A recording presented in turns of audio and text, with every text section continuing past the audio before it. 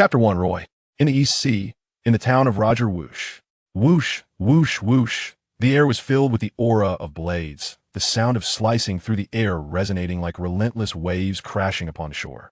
A fierce gust stirred the atmosphere, crafting gentle currents that dissipated into the sea breeze. It was a young boy, merely in his teens, practicing his swordsmanship by the seashore. The scorching sun cast its rays upon him, reddening his sun-kissed skin, yet his demeanor remained unflinching, his gaze resolute as he tirelessly repeated the simple motions of wielding his blade, over and over again, even in a state of extreme exertion. His hand, though slightly trembling, failed to waver. His unwavering spirit, his movements remained as precise as ever. Brother Roy is truly amazing. Not far from a boy, several peers, their cheeks flushed, clenched their fists in encouragement. 3001. 3000 has already completed his training quota. Why isn't he stopping? One round-faced boy, counting, appeared somewhat bewildered. Another boy, slightly taller and more robust, exclaimed with enthusiasm, "Fool! Brother Roy said he aims to push his limits today and complete 4,000 sword swings. That's incredible. I wonder when I can be like Brother Roy. I too wish to become a formidable swordsman." The last boy, wearing glasses, clenched his fists, his eyes filled with yearning whoosh, as Roy completed his 4,000th sword swing. Ding. Congratulations on completing 4,000 sword swings. Experience 10. A voice echoed in his mind view, attributes Roy thought, and a virtual panel materialized before his eyes. He was not surprised by this, for he was well aware that only he could perceive it. Occupation: swordsman. Strength: 11. Speed: 13. Skills: basic swordsmanship LV 311300, cross/LV 255200, combo /LV 178100, thrust LV 189100. Experience points: 10. Upon seeing his current attributes, Roy could not suppress a smile. After sheathing his sword, he rubbed his sore shoulders and arms, waving to the boys nearby. "Let's go home and grill some fish." "Can we eat grilled fish today?" "That's fantastic. Long live my brother." "I haven't had the grilled fish my brother makes in half a month, by the way, Brother Roy. Can I invite others?" "Of course," Roy replied with a smile and a nod. The boys cheered and dashed home to summon their parents and friends, eager to indulge in a feast at Roy's place. This scene attracted the attention and envy of many onlookers. It is well known that Roy's grilled fish is a delicacy in Rog Town. There is a saying, "No one can resist the fish grilled by Roy." Regrettably, Roy seldom cooks, leaving many to lament their longing for his renowned dish. Upon returning home, Roy found his residence nestled by the seaside, complete with an enviable little courtyard in his abode. A distinct atmosphere permeated the space. The walls were adorned with an array of bounty posters featuring pirates. Some of these notices had taken on a slight yellow hue, suggesting their age, while others were affixed to the wall with a knife. The portraits of the individuals marked with A. Cross A. Few were rather new, evidently having been recently posted. Upon closer inspection, a commonality emerged. They all depicted pirates operating within the East Sea. To others, this was quite extraordinary, yet for Roy, it was merely a reflection of his habits, professional habits. To be precise, for he was a bounty hunter. Ever since he had inexplicably arrived in the pirate world with the aid of a mysterious system, Roy had endured a challenging period in his former life. The boy named Roy had been the archetype of an orphan from the starting orphanage. However, after his transmigration, Roy dedicated himself to diligent practice with the sword, completely overcoming the procrastination that had plagued his previous existence. As time passed, he gradually established a firm footing and made many enthusiastic friends. "Roy, it's wonderful. I can enjoy your grilled fish again. Today I brought you a gift." A voice called out. Turning towards the sound, Roy beheld a plump gentleman. The man appeared to be simple-hearted, yet his eyes glimmered with shrewdness, betraying a somewhat cunning demeanor. "Uncle Eben," Roy exclaimed with a smile, glancing at the gift in Uncle Iben's hands. It was a sword sheath. "Why do you keep giving me sword sheaths, Uncle?" Roy responded, both amused and perplexed. "I intended to gift you a new sword, but the weapon shop has been struggling lately," Uncle Eben lamented, feigning tears that were non-existent. "Well, this marks the 5th sheath you've bestowed upon me. I suppose I can make use of them for quite some time," Roy conceded, accepting the sheath with a sense of resignation. Despite Uncle Iben's frugality and penchant for wealth, Roy held no ill feelings. Rather, he felt deep gratitude and respect for him. Roy could never forget how, when he first traversed into this world, Uncle Iben's assistance had been pivotal. Without it, he might have perished in an unknown corner. Before long, guests began to arrive one by one, most bearing gifts, and many bringing freshly caught fish. Rog Town, situated by the sea and serving as an entry point to the Grand Line, was one of the most renowned ports in the East Sea. Numerous townsfolk relied on fishing for their livelihood. Thus fish was abundant here as Roy grilled fish. He engaged in conversation with his guest Roy. Did you truly slay that pirate valued at 5 million berries, known as Dos the Shark? And what of the one valued at 10 million berries, Black Gundalando? I heard that Colonel Smoker is your friend. Has he invited you to join the Navy? Don't they often recruit powerful bounty hunters?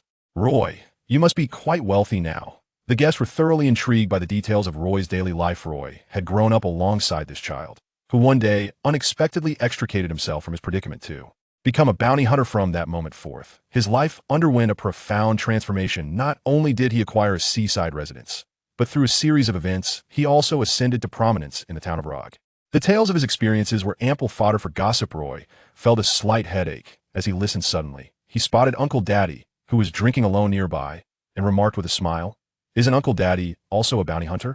Why don't you inquire about him?" "Ha ha! Daddy was once a naval captain."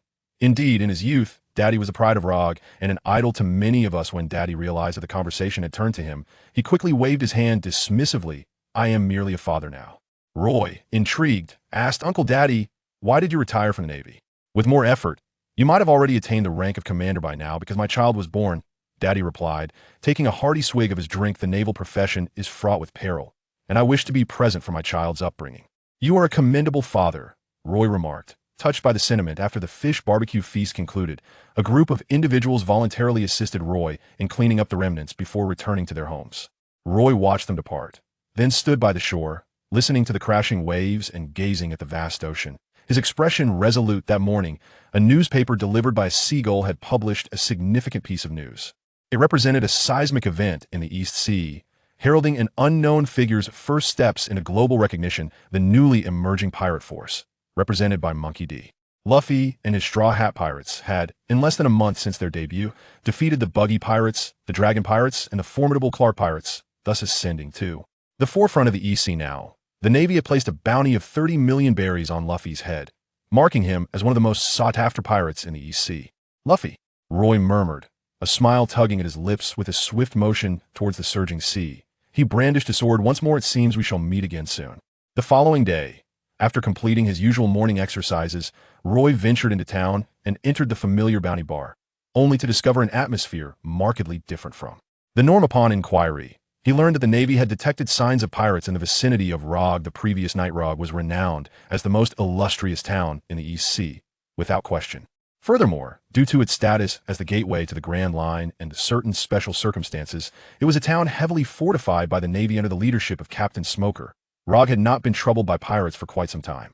However, ever since the bounty of 30 million berries was announced for the Straw Hat Boy, the entire East Sea had erupted with excitement. Numerous bounty hunters were sharpening their blades, poised for action. Even some cunning and sly pirates have resolved to join forces with bounty hunters, setting their sights on the alluring bounty of 30 million berries. Not only could this enhance their own worth, but it also promised potential gains. What could be more enticing? "Hey, Roy, have you heard about that Straw Hat kid?" A familiar face approached Roy. He was Scarloo, a bounty hunter of the town, renowned for having hunted down a pirate with a bounty of 8 million berries, making him one of the most formidable bounty hunters in the area. "Are you interested in him?" Roy raised an eyebrow, intrigued. "Isn't the 30 million berry bounty enough to frighten you off, or has it instead fueled your courage?" "If it were just me, I certainly wouldn't say." So Scarloo chuckled. "You must not have heard the Navy is planning a major operation. The East Blue Branch is preparing to deploy forces in Rog Town to capture the Straw Hat Pirates and eliminate Luffy and his crew." Roy was taken aback. "How do you know Luffy will come?" Scarloo replied, "I heard it from the Navy headquarters. It seems Luffy's crew intends to enter the Grand Line. You know, no pirate can resist the allure of the Grand Line. Heh, it appears their dreams may soon come to an end." Roy's expression was ambiguous as he shrugged. "You certainly are confident," Scarloo continued. "With Colonel Smoker on our side, along with so many bounty hunters, even if he is a pirate worth 30 million berries, we will surely bring him down. So, Roy, I know you're not a coward. Are you interested in joining this endeavor? All right, count me in when the action starts. Once we succeed, regardless of who captures Luffy, a portion of the bounty must be shared. You're aware of the rules, right?" "Absolutely." Scarlett nodded in agreement and returned to the crowd. Continuing to build alliances, Roy remained seated, composed and observant at that moment. The bounty hunters gathered in the bar were mostly seasoned veterans, having hunted pirates with bounties exceeding 5 million berries, with some even having claimed the heads of those with bounties over 10 million berries. The few unrecognized individuals had long been excluded from the ranks. To be honest, in the East Blue, where the average bounty is around 3 million berries, these individuals could be considered formidable prestigious figures among bounty hunters. It was no wonder they felt such confidence. Little did they realize whom they truly faced. That was the protagonist. Moments later, he chuckled softly, leaving the bar and heading toward the Navy branch in Rog Town. "Mr. Roy, are you here to collect your bounty?" "Indeed." Roy nodded. "I dealt with the shark pirates, who had a bounty of 5 million berries a few days ago, but their ship sank. However, there are witnesses. We have it on record the bounty is ready. Please follow me." A young naval officer chuckled. "Tell me, does Mr. Roy truly have no intention of joining the Navy? At a youthful age, enlisting could lead to an illustrious future. Who knows? You might even ascend to the rank of Rear Admiral, a dream cherished by countless individuals." Roy replied, "Does that include you?" Certainly. With a glimmer of aspiration in his eyes, the young officer clenched his fist and declared, "I joined the Navy to uphold justice. Those vile pirates incessantly disrupt the harmony of the seas. If allowed to flourish, they will surely shatter the hard-won peace of the world. As a member of the Navy, it is imperative to suppress the pirates' menace."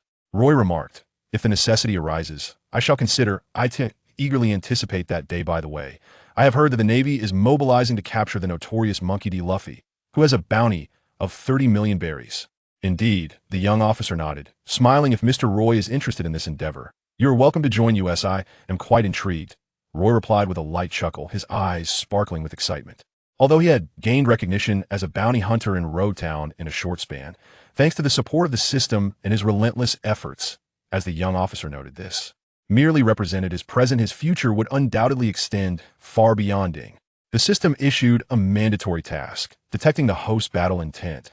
"Monkey D. Luffy is approaching Rog Town. Please engage Luffy in a duel, regardless of the outcome." Task reward: Sword Technique Tornado, Strength 5, Speed 5, Experience 100.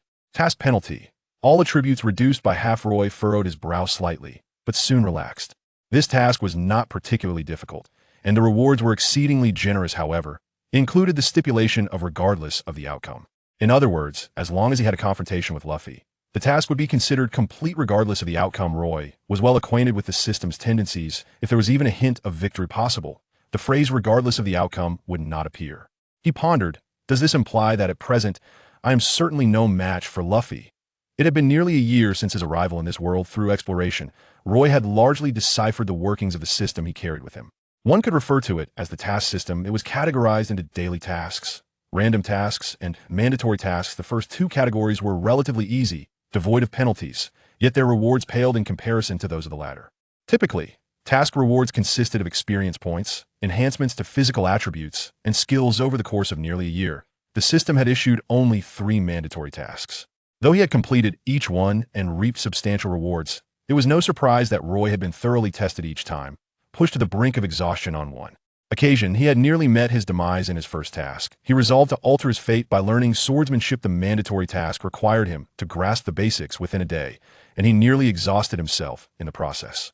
Ultimately, the owner of the weapon shop, unable to bear the sight of his struggle, offered guidance, allowing him to barely achieve the requisite proficiency. On the second occasion, having acquired a modest proficiency in swordsmanship, he resolved to become a bounty hunter to improve his living conditions. The mandatory task required him to slay a pirate with a bounty exceeding 500,000 berries within 3 days. Roy racked his brain and ultimately sought the guidance of Daddy, who assisted him in becoming a competent bounty hunter. On the third occasion, he confronted a pirate with a staggering bounty of 10 million berries. Although he had no intention of acting recklessly, the compulsion of the task mandated that he eliminate this formidable pirate. With no choice but to exert himself to the utmost, he ultimately succeeded in slaying his adversary, albeit sustaining grave injuries in the process. This instance marked not only the third compulsory task, but also his debut in the limelight following the defeat of the pirate with a 10 million berry bounty. Roy's reputation began to spread beyond Rog Town, earning him a modest degree of fame in the East Blue. He frequently received invitations from nearby island towns, seeking his assistance in repelling pirates. The task concerning Luffy constituted the fourth compulsory assignment, which appeared to be less daunting. The rewards for the tasks are surprisingly generous. I truly wish to see how much I still fall short compared to the protagonist. In Roy's eyes ignited a fierce determination as he tightened his grip on the knife, departing from the naval branch. Roy arrived at the underground casino in Rog Town and encountered a man with a grass-green mohawk, a short dagger strapped to his waist. At that moment, the fierce-looking mohawk man was aggressively kicking a lecherous fellow, delivering a relentless barrage of blows. The unfortunate victim trembled in fear, too intimidated to retaliate. as the Mohawk man unleashed his fury. Daring to cheat in my territory? You must have a death wish. Who sent you to stir trouble? Do you not realize that this is my domain? Over 100 streets in this area belong to me. Remember that. Do not let me see you again, or I shall flay your skin off. Upon finishing his tirade, the Mohawk man snorted derisively and shot a sidelong glance that sent another shiver down the spine of the lecherous man. Still lingering? Get lost, he roared. The lecherous man hastily scrambled to his feet and fled in a panic. Boss. At that moment, a subordinate approached the Mohawk man. What is it? He inquired, tilting his head slightly, his eyes moving casually, exuding an air of arrogance. Brother Roy has arrived. He says he needs your assistance. Upon seeing the Mohawk man striding toward him, Roy smiled warmly. What brings you to me, Roy? Bartolomeo asked, his expression still brimming with arrogance. Yet he treated Roy with a newfound seriousness, a stark contrast to his usual flippant demeanor. The surrounding lackeys were not surprised. They all understood that Roy was their boss's most esteemed friend, without exception. Roy said, I am in search of someone. A mocking laughter erupted from Bartolomeo, who replied, Roy, half of Rog Town is under my dominion. You have indeed come to the right person. Speak, whom do you seek? I shall bring them before you at once, for you to deal with as you wish. Monkey D. Luffy, a pirate with a bounty of 30 million berries. Roy said, perhaps he is yet to arrive in Rog Town, but the moment he sets foot on this land, I must be the first to know. 30 million berries as a bounty? Bartolomeo stroked his chin. This is quite a prominent figure. Do you truly believe you can confront such a pirate? No problem. I shall inform you once I receive any news. Thank you. Roy nodded. I shall take my leave now. You know where to find me. Wait, Roy, Bartolomeo called out. Have you given any thought to what I mentioned last time? If you would be willing to be my second in command, we could indulge in a life of luxury together. Far superior to your current existence as a bounty hunter. It's exhausting work for meager rewards.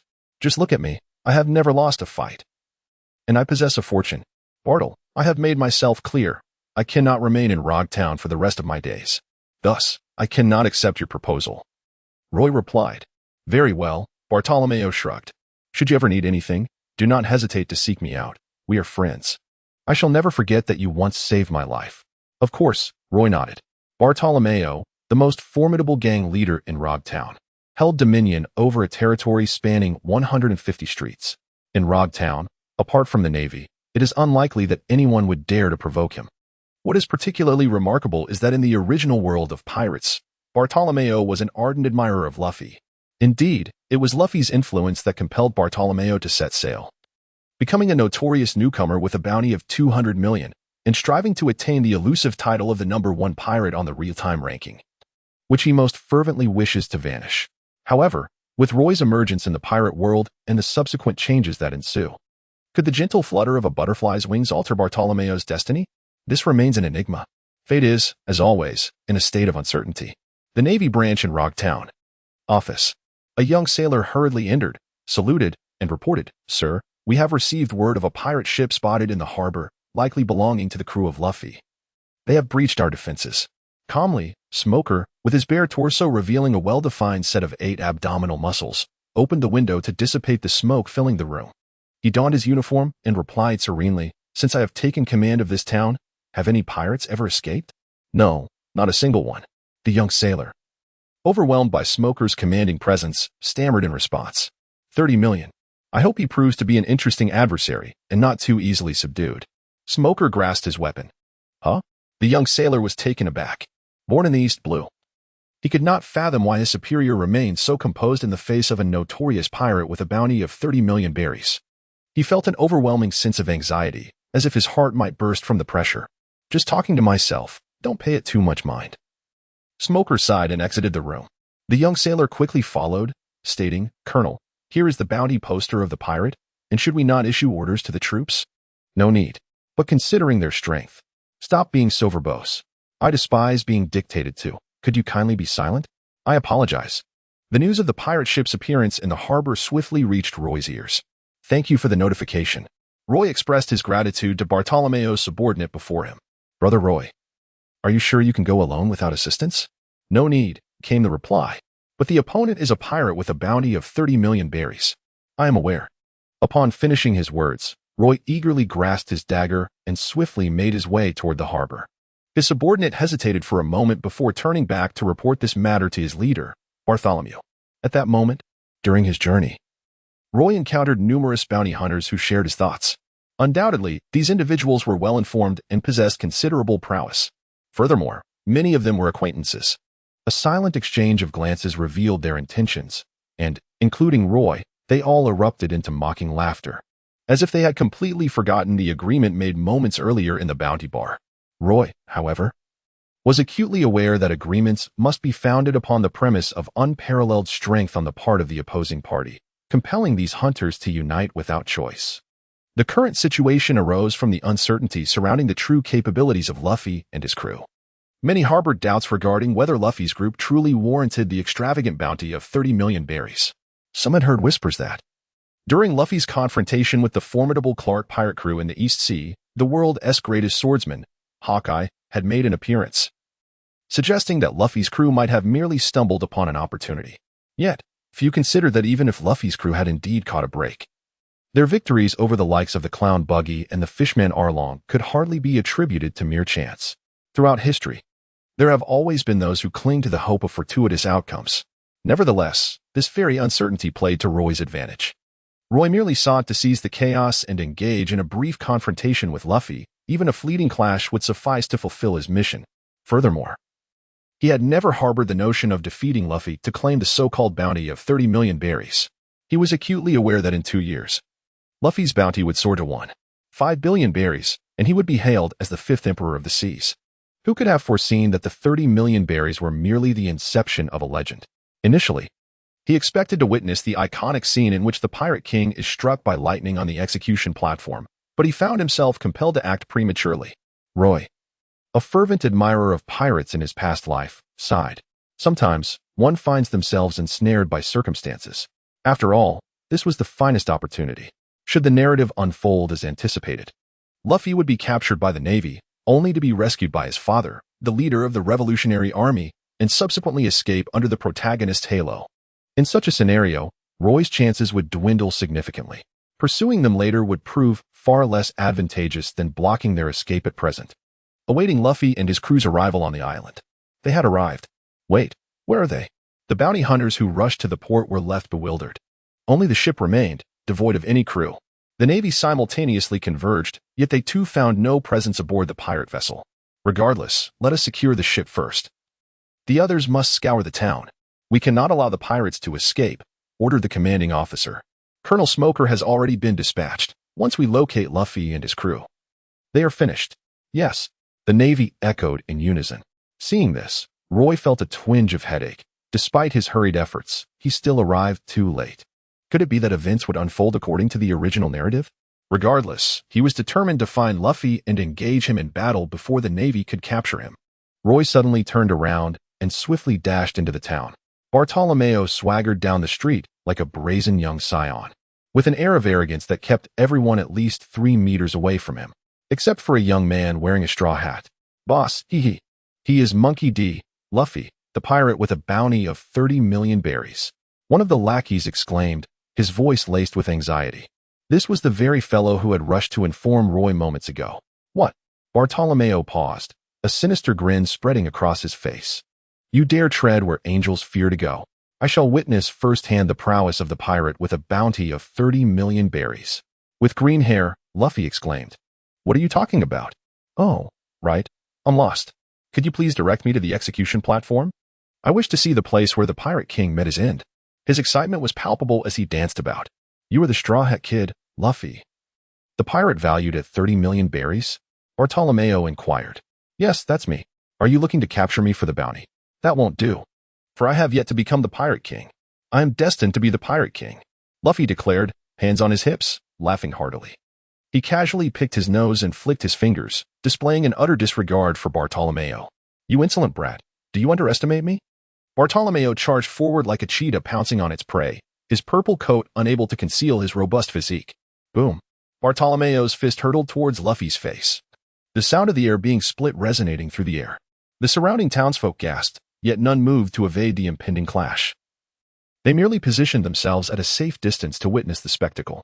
In the world of pirates, such brawls were commonplace. and no one found it peculiar unless the Navy intervened to apprehend significant criminals or if formidable warriors engaged in grand duels. Generally, onlookers reveled in the chaos, as it was a human instinct. In the next moment, to everyone's astonishment, Bartolomeo was sent flying backward. Crash! He carved a trench into the ground before crashing into the shop behind him, creating a disarray of decorations. It seemed he had overexerted himself. Luffy remained unfazed. Suddenly, voices erupted from behind him. There he is. It's Luffy, the pirate with a bounty of 30 million berries. Capture him. The bounty hunters, having just entered the town, had spotted Luffy. Oh no. Luffy scratched his head, mumbling to himself in mild distress. Have I been discovered? I cannot be captured. He hurriedly took flight. Suddenly, the glimmer of a blade flashed. A fierce aura, laden with an astonishing momentum, surged towards Luffy's chest, akin to the lethal claws of a ferocious beast. Intent on tearing him apart, Luffy's gaze flickered, and he effortlessly evaded the assault. The blade shimmered once more, swiftly transforming into a cross-slash, obstructing Luffy's advance. Anticipating the young swordsman's attack, Luffy executed an elongated whip kick, unleashing a tremendous force that cascaded like a tidal wave, forcing the young swordsman to retreat. He then leapt out of the throng and vanished onto the rooftop in a blur. Pursue. He must not escape. A band of bounty hunters relentlessly chased after him. Meanwhile, the young swordsman, having faced Luffy in that fleeting moment, halted his pursuit. His hand, still gripping the sword, trembled slightly. After a brief silence, he reflected on the overwhelming power of Luffy's kick. No one could have anticipated that such formidable strength lay concealed within that seemingly frail body. Nevertheless, the young swordsman remained undaunted. No one understood better than he that a bounty of 30 million berries was not Luffy's limit. This was merely the beginning, and likewise, it was my own commencement. Roy gradually regained his composure. As he recalled the voices echoing in his mind, he felt a surge of strength swelling within him. Nearly a third more than before, and a smile tugged at the corners of his lips. Ding! Congratulations, host, on completing the task. You have acquired the sword technique Tornado, granting 5 strength, 5 speed, and 100 experience points. Crackle, crackle, crackle. He moved slightly, the sound resonating explosively throughout his body. He examined his attributes. Profession, swordsman strength, 16 speed, 18 skills, basic swordsmanship LV, 311, 300, cross/LV, 255, 200, combo/LV, 178, 100, thrust LV, 189, 100. Tornado LV, 100 experience points, 110. After a moment of contemplation, he allocated all his experience points to the sword technique Tornado. Tornado LV, 210, 200. Upon upgrading Tornado to level 2, fragments of memories flashed in Roy's mind, filling him with joy. Tornado was an area of effect skill, perfectly addressing his previous limitation of having to strike one enemy after another in the face of overwhelming numbers. Roy. Suddenly, a familiar voice jolted him from his thoughts. The voice was infused with unbridled fury, akin to an enraged bull, shrouded in a veil of crimson. Bart. What is the matter with you? Roy arrived slightly late, only to witness Luffy being cornered, without discernment of the individual responsible for the blockade. That scoundrel. I shall not let him escape unscathed, Bartolomeo exclaimed in exasperation. In all honesty, being struck by Luffy, despite the force of the blow, resulted in but a trivial injury. What incensed him the most was the sheer humiliation. The formidable leader of the underworld, reigning over more than 100 streets in Rog Town, was disgracefully bested by an outsider. It was known that he had never tasted defeat in his previous brawls. Should this information circulate, he would undoubtedly become a subject of ridicule. No. Bartolomeo surveyed the surroundings, his fierce demeanor successfully intimidating the onlookers. More alarmingly, the news had already spread. Straw Hat Luffy, you shall not evade my wrath. Bartolomeo commanded his subordinates to scour for the whereabouts of Straw Hat Luffy, vowing to capture him for a thorough reckoning. Roy was momentarily taken aback, a smile escaping his lips. It dawned upon him that the individual he encountered at the outset was none other than Bartolomeo. Intriguingly, judging by Bartolomeo's current fervor, a desire to devour flesh and drink blood, it seemed he would not evolve into an ardent admirer of Luffy. Could this be a shift in the future? Suddenly, a wave of complexity washed over Roy's mind. Tap, tap, tap. Luffy sprinted with all his might, evading the relentless pursuit of bounty hunters. At that moment, Smoker was making his way toward the harbor when he caught wind of their shouts. Had he stumbled upon them? With a cigar clenched between his teeth and a brow arched in curiosity, Smoker transformed into smoke, drifting swiftly toward the source of the commotion. The young naval officer beside him was left in a state of astonishment. "Colonel, where are you going? Please take me with you." Roy observed Bartolomeo's growing interest in Luffy, and he did not intervene. Luffy is not a character inclined towards bloodshed, so he harbored no concerns regarding any potential danger posed by Bartolomeo. As for Luffy's fate, whether it could be altered by Bartolomeo's actions if the protagonist's aura were truly so feeble, Luffy would have likely perished long ago in the forest of Windmill Village alongside his two brothers. As he watched Bartolomeo storm away in a fit of rage, Roy also set off, recalling a rather intriguing matter. If he was not mistaken, Zoro should currently be at a weapon shop in a nearby town. The renowned swords, Sandai Katetsu and Yubashiri, ought not to be so easily claimed by Zoro, for that would certainly grant an undue advantage to that fellow.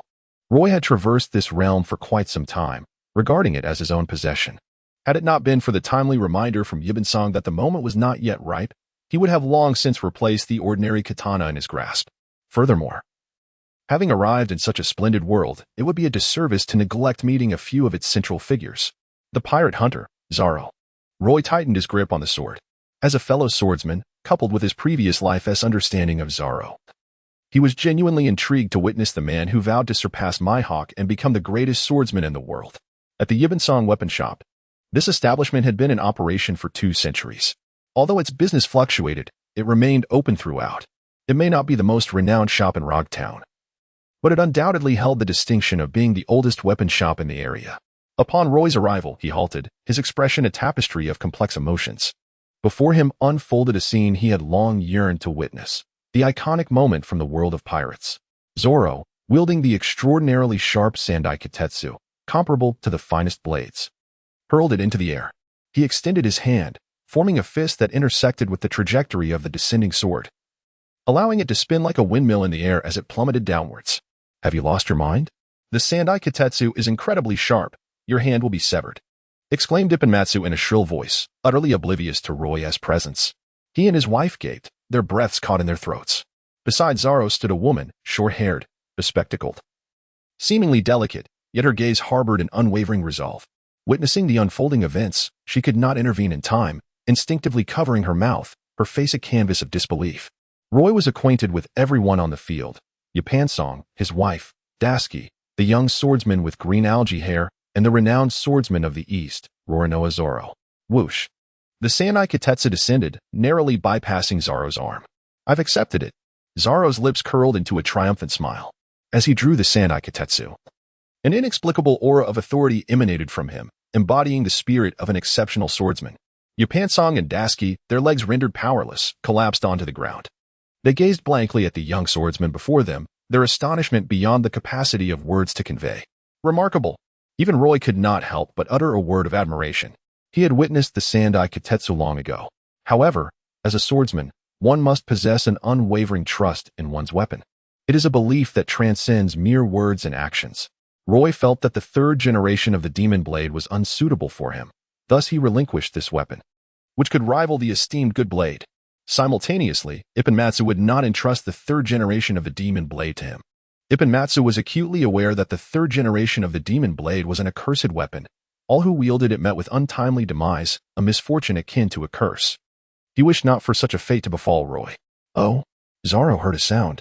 The instinct of a swordsman alerted him to the presence of a kindred spirit. Turning around, he beheld Roy, who stood with an air of dignity and his sword at his waist. Swish! Roy smiled warmly as he slowly drew his blade. "Pirate Hunter Roronoa Zoro, it's a pleasure to meet you. I am Roy," he declared, suddenly lunging forward with his sword aimed at Zoro. "I am a bounty hunter." Clang! The blades clashed, the sound of metal striking metal ringing out with a resounding clarity. The sharp echo spread through the surroundings. Ipponmatsu, his wife, and Dasky were momentarily dumbfounded. They had not anticipated that the two would engage in combat, especially not the usually gentle Roy launching a sudden attack. "Roronoa Zoro." Dasky quickly regained her composure, her irritation mounting. She never imagined that the swordsman she found quite appealing would turn out to be the very pirate who had joined Luffy's crew. Swish! She unsheathed her own sword, Shiyu, one of the renowned 50 excellent blades. She intended to rush forward, but abruptly halted. As a fellow swordsman, She felt it was against the principles of a warrior to overwhelm a duel with an unfair advantage. Damn it. Dasky gritted her teeth, remaining rooted to the spot as she sheathed Shiyu once more. Clang, clang, clang. The battle between Roy and Zoro rages on. The two engage in combat, maneuvering from the weapon shop to the street outside. Bystanders clear the area, standing at a distance, eagerly awaiting the outcome of their clash. A bounty hunter, is it, Roy? Zoro exclaims, brandishing the legendary sword Sandai Kitetsu, unleashing a ferocious aura that forces Roy back with a powerful strike. He then aims the tip of his blade directly at Roy's eyes, a smirk playing on his lips. I have been a bounty hunter myself, and I have heard of your name. Indeed, you are a remarkable swordsman. But is merely being remarkable enough? Roy retorted, a fierce fire igniting in his eyes. After a brief clash of blades, he realized that his recently amplified strength had granted him the qualification to engage in an initial battle with Zoro. Ding. The random task system detected the host's intense fighting spirit. The host is requested to duel with Zoro. Task rewards will be distributed based on performance. Based on performance? This implies that defeat or victory is possible. In any case, the possibility of task failure does not exist. Furthermore, due to the nature of it being a random task, there are no penalties involved. This suits me perfectly. Roy chuckled mischievously, feeling the blood coursing and boiling within him. That surge of fervor transmitted to Zoro, instantly illuminating his thoughts. So that's it. Zoro, momentarily dazed, erupted into a hearty laugh. Do you wish to challenge me? Then come on. Wait a moment. Roy stepped into the shop once more, casually finding a modestly priced katana, which he tossed to Zoro, saying, I know you wield 3 swords, so I won't take advantage of you. Heh, enjoy the battle. I shall ensure your defeat is swift. Zoro received the sword, his words sharp and unyielding. Yet, within him, a newfound admiration for Roy began to blossom. In a heartbeat, Roy vanished from sight, reappearing beside Zoro, executing a series of spinning slashes that surged like cascading waves. One sword style, Aido slash. Zoro, undeterred, drew his katana. In the next instant, a blinding arc of light cleaved through the air, an astonishing force colliding with Roy's whirling blade. The clash resonated with thunderous intensity. Roy took a few steps back, realizing that he could not match Zoro in sheer strength. Perhaps he could rely on speed instead. Roy remains undeterred. Zoro has practiced swordsmanship since childhood, whereas he has only trained for a mere year.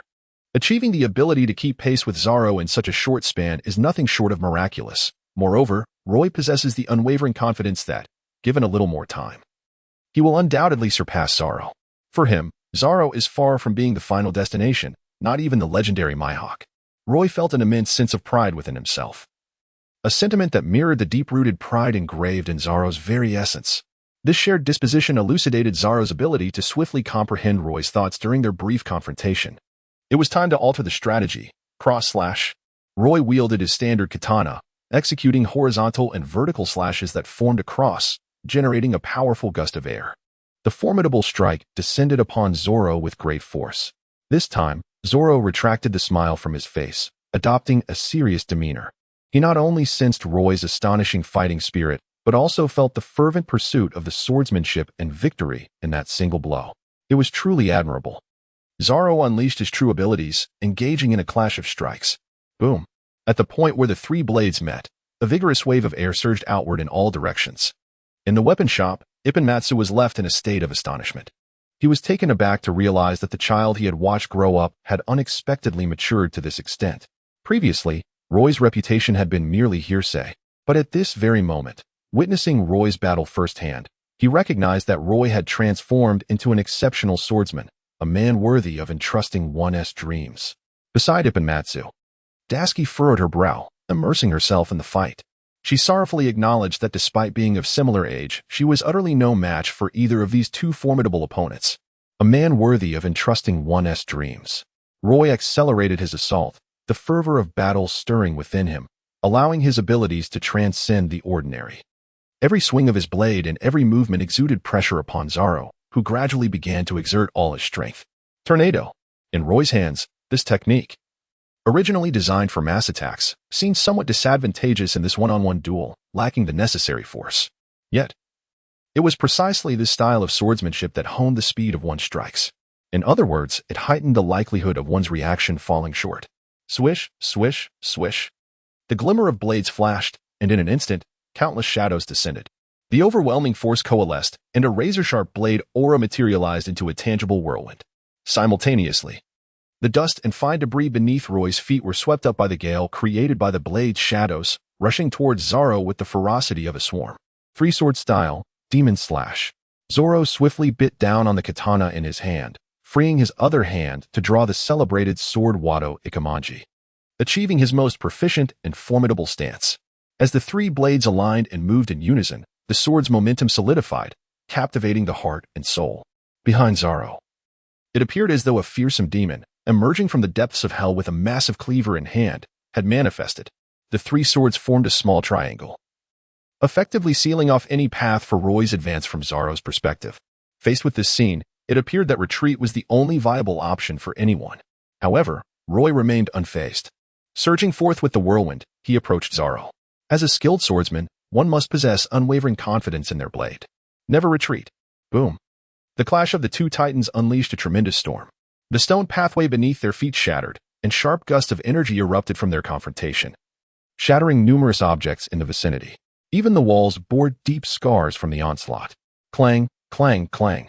Amidst the swirling dust of the battlefield, the sound of metal striking metal resonated once more. The distant onlookers instinctively held their breath, marveling at the extraordinary swordsmanship and astounding power displayed by the two combatants.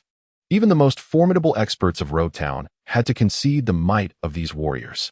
Yet, unbeknownst to them, a battle of equal magnitude was unfolding at the execution platform, just a few streets away. Through the haze, Dashki observed the indistinct figures of the two, her sense of defeat growing stronger. Having trained in swordsmanship since childhood and diligently striving since joining the Navy, she believed she had achieved commendable success. However, she never anticipated that today she would encounter two peers whose sword skills clearly surpassed her own. No, it was not merely a hint of superiority. She simply could not measure up to these two contemporaries. The pirate hunter Zoro aside, it was Roy who left her utterly astonished. Roy and she are acquaintances. As a renowned bounty hunter in Rog Town, Roy has made quite a number of connections within the local Navy branch. Even Smoker, a man of considerable pride, recognizes Roy's talent and once extended an invitation for him to join the Navy, which Roy graciously declined. If her memory serves her right, Roy is merely 17 years old. Younger than her. I shall not relent. Dashki adjusted her mindset, transforming her frustration into motivation. She tightened her grip on Shiyu, her resolve ignited. Crack. A crisp sound echoed. Someone's sword is broken. Who could it be? Dashki abruptly looked up, realizing that a victor may have emerged from the duel. Beside her, Matsumoto also caught the sound. His expression tense. As the owner of a weapon shop, he certainly understands the significance of that noise. However, Roy is a child he has watched grow up. Zoro is a swordsman he holds in high regard. He wishes for neither of them to be harmed. If he must choose, well, it is best that Roy remains unscathed. Who is Zoro? Forgive me, we are not acquainted. Thunder rumbled. The sun was shrouded by clouds, and dark clouds began to engulf the sky. The atmospheric pressure dropped, heralding a tempest. Rog Town, nestled by the seaside and steeped in a lifelong bond with the ocean, is home to residents who can instinctively sense the impending arrival of a colossal storm. Yet, this is merely the overture. In an instant, the heavens and the earth shift in hue, as fierce winds whip up dust and debris. Nevertheless, the onlookers outside a certain weapon shop remain steadfast, eagerly awaiting the final outcome. What is a little rain when one can witness such drama unfold? Under the relentless onslaught of the howling winds, the dust surrounding Roy and Zoro dissipates completely. The scene before them comes into full view. Zoro stands resolutely with his three swords, sheathing his blades. He offers Roy a smile, one that conveys the thrill of having found a worthy opponent. Indeed, Roy's blade has shattered. I have succumbed to defeat. Roy maintained his composure. Yet a flicker of disappointment and unwillingness lingered in his eyes. The duel held no further necessity. As a swordsman, he had lost because his blade had shattered. No, I did not emerge victorious. Zoro asserted, the reason for your defeat lies not in your skill but in the superiority of my sword. Roy, in my heart. Today neither of us has triumphed. We stand at an impasse. However, in our next encounter, I shall surely determine the victor. Until next time. Upon hearing Zoro's words, Roy felt his inner dissatisfaction and disappointment dissipate entirely. Zoro, next time, I shall prevail. He reignited his fighting spirit and erupted into laughter. I shall await you in the Grand Line. As Zoro spoke, he swiftly vanished from the sight of the crowd. Ding! Task completion rate too low. No rewards for the mission. The voice of the system echoed in Roy's ear, yet he paid it no heed. His gaze still fixed upon the direction in which Zaro had departed, the tumultuous blood within him gradually subsiding. Zaro had left. Phew. Roy let out a deep breath. His fighting spirit lying dormant within, awaiting the next eruption. Dashki hesitated for a moment, ultimately refraining from pursuing him. She understood all too well that even if she were to follow, it might not suffice to impede him. It would be a futile endeavor. Suddenly, Roy's voice broke the silence, his expression grave. Roy turned around, a look of bewilderment etched upon his face. I had always felt that the moment had not yet arrived. But it is only now that I realize I have been lagging behind. The time has long since come. Ibn Song swiftly ascended the stairs, retrieving his ancestral heirloom. This is Snow Walk. Dashki found it familiar and flipped through her notebook, immediately recognizing the blade. Indeed, the sword featured a black lacquered hilt, with a chaotic blade resembling a small T-shaped design, and the scabbard was exquisitely ornate. Ibn Song declared solemnly, "This is Snow Walk." Roy understood. After the initial surprise, he solemnly accepted the snow blade. "Today, it shall be your sword." Ibn Song felt a twinge of nostalgia. Yet the conviction reflected in his demeanor and gaze starkly contrasted with his previous avaricious and shrewd self. "Oh, the father of the child. I have never seen you so generous before," exclaimed Ibn Song's wife in astonishment, whispering in his ear. "That is because Roy has matured into a man worthy of entrusting dreams." She continued, "I firmly believe that the snow blade will make its mark upon the seas in his capable hands."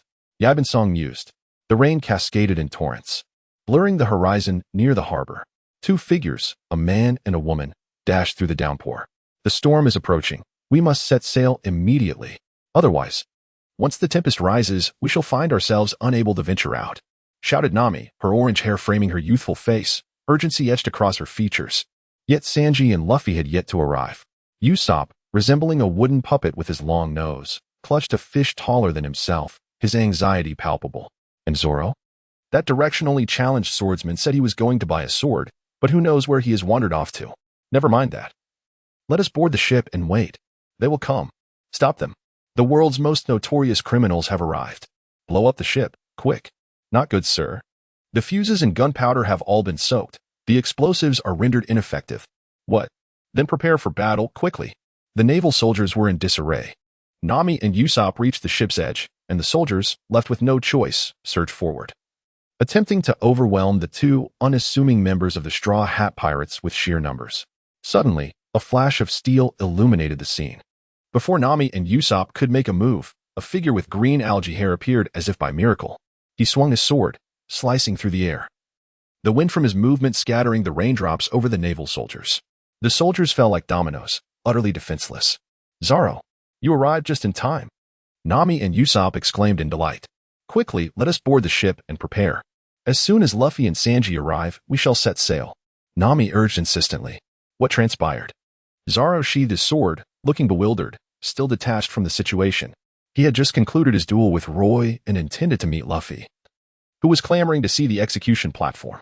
Instead, he had inexplicably found himself at the harbor, confronting Nami and Usopp amidst a standoff with the Navy. It was only natural that he would draw his sword in assistance. Nami explained, "The Navy from Rog Town has set their sights on us, along with the clown buggy and a woman named Alvida." "I see," Zaro nodded. "Shall I go retrieve them?" "No. Luffy and the others will undoubtedly come." Usopp set down the enormous fish he had been cradling, instilling a sense of inexplicable confidence in Luffy. Roy held the snow with an affectionate grip, reluctant to sheath it back into its scabbard.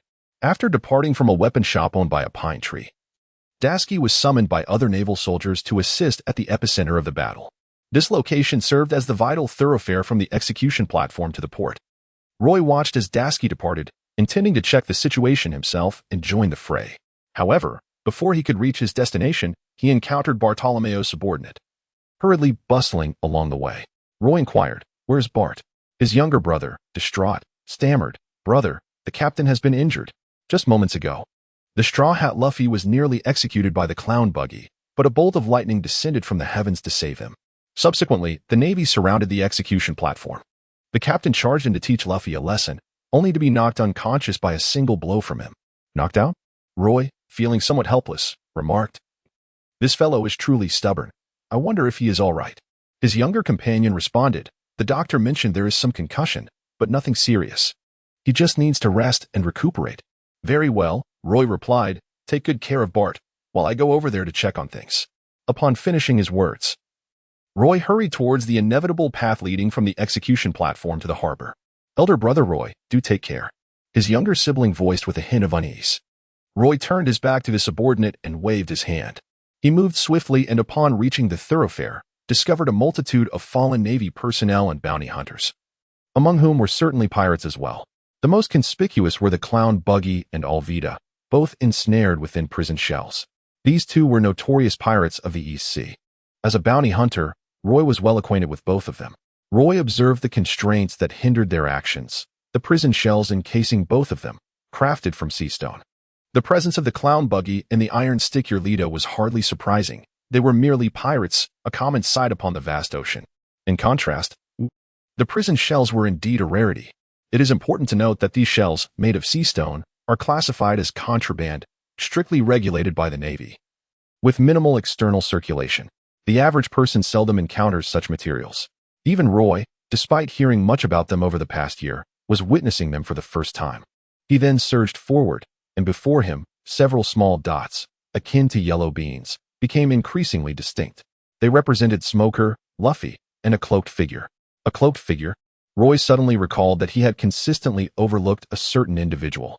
This person possesses a remarkably high profile within the realm of pirates, yet conducts himself with such profound discretion that he is often forgotten. Monkey D. Dragon. Dragon is the son of Garb and the father of Luffy. The son of a naval hero may sound like a second-generation figure, but in reality, this is merely the most inconsequential aspect of his identity. He is also recognized as the world's most notorious criminal, having repeatedly overthrown the governments of numerous kingdoms, earning the title of leader of the Revolutionary Army. Boom. Roy's scattered thoughts were abruptly gathered. The storm had fully arrived.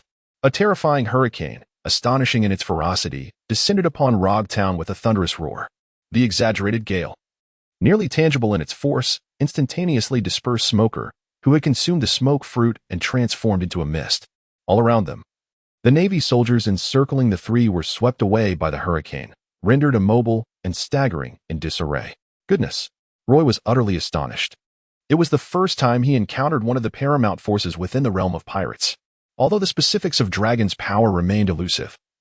Merely uttering the name of the leader of the Revolutionary Army would evoke no doubt regarding his superiority over the 4 emperors or admirals of the Navy.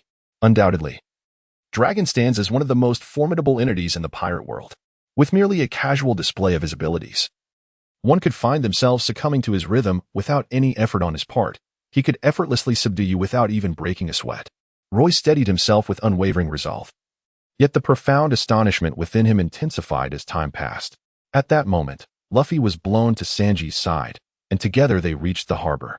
The tempest raged on, while their ship, the Going Merry, was swept away from the shore by the storm's ferocity.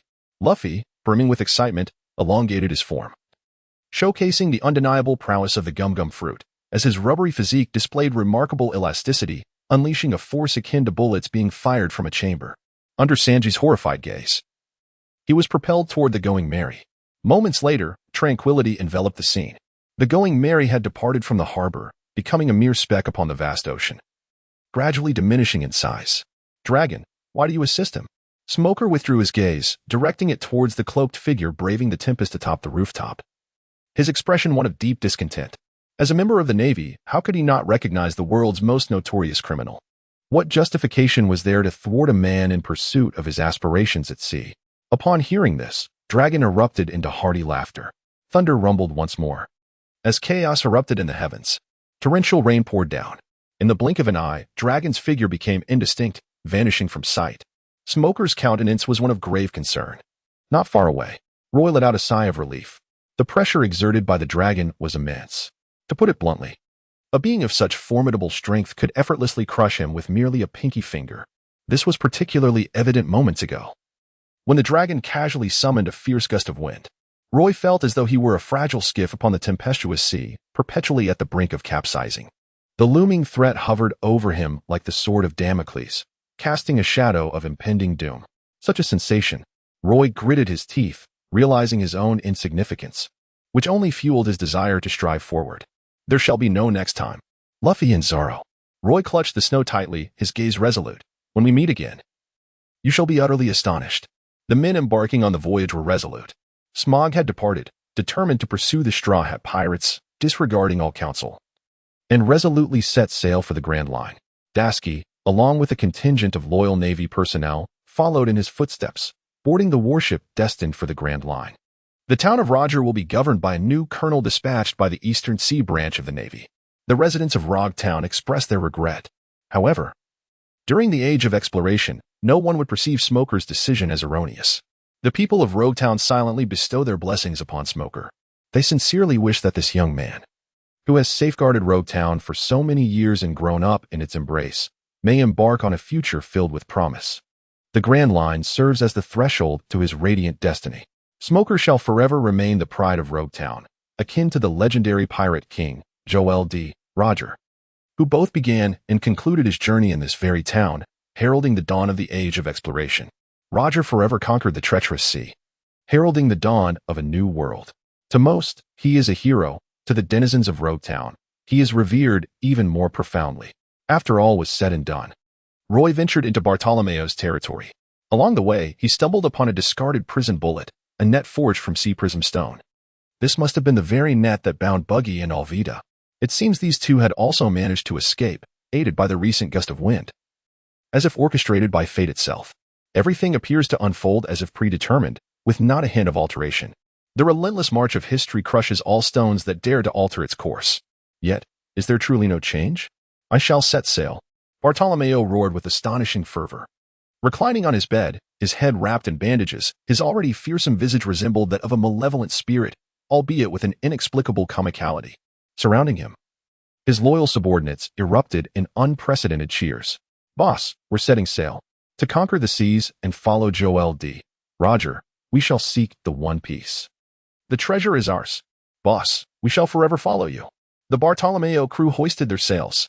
The room resonated with the frenzied shouts of its occupants. Excitement and exhilaration coursed through the hearts of all present. Creak. Setting sail? Roy pushed the door open.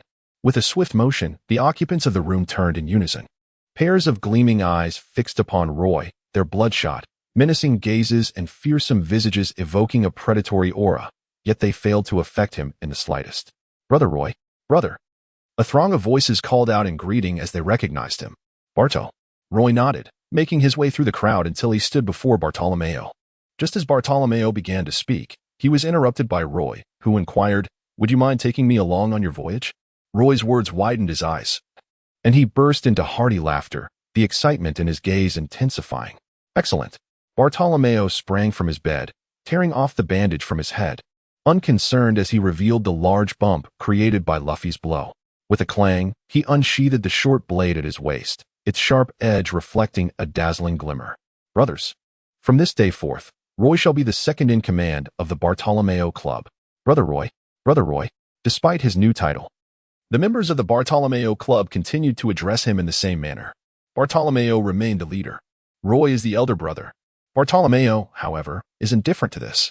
With a grin that reveals his slightly sharp teeth glistening coldly, he waits for the clamor of the crowd to gradually subside before exuberantly proclaiming, "Brothers, let us topple Straw Hat Luffy. We are the finest." After making a pact with Bartolomeo to set sail together, Roy returned home.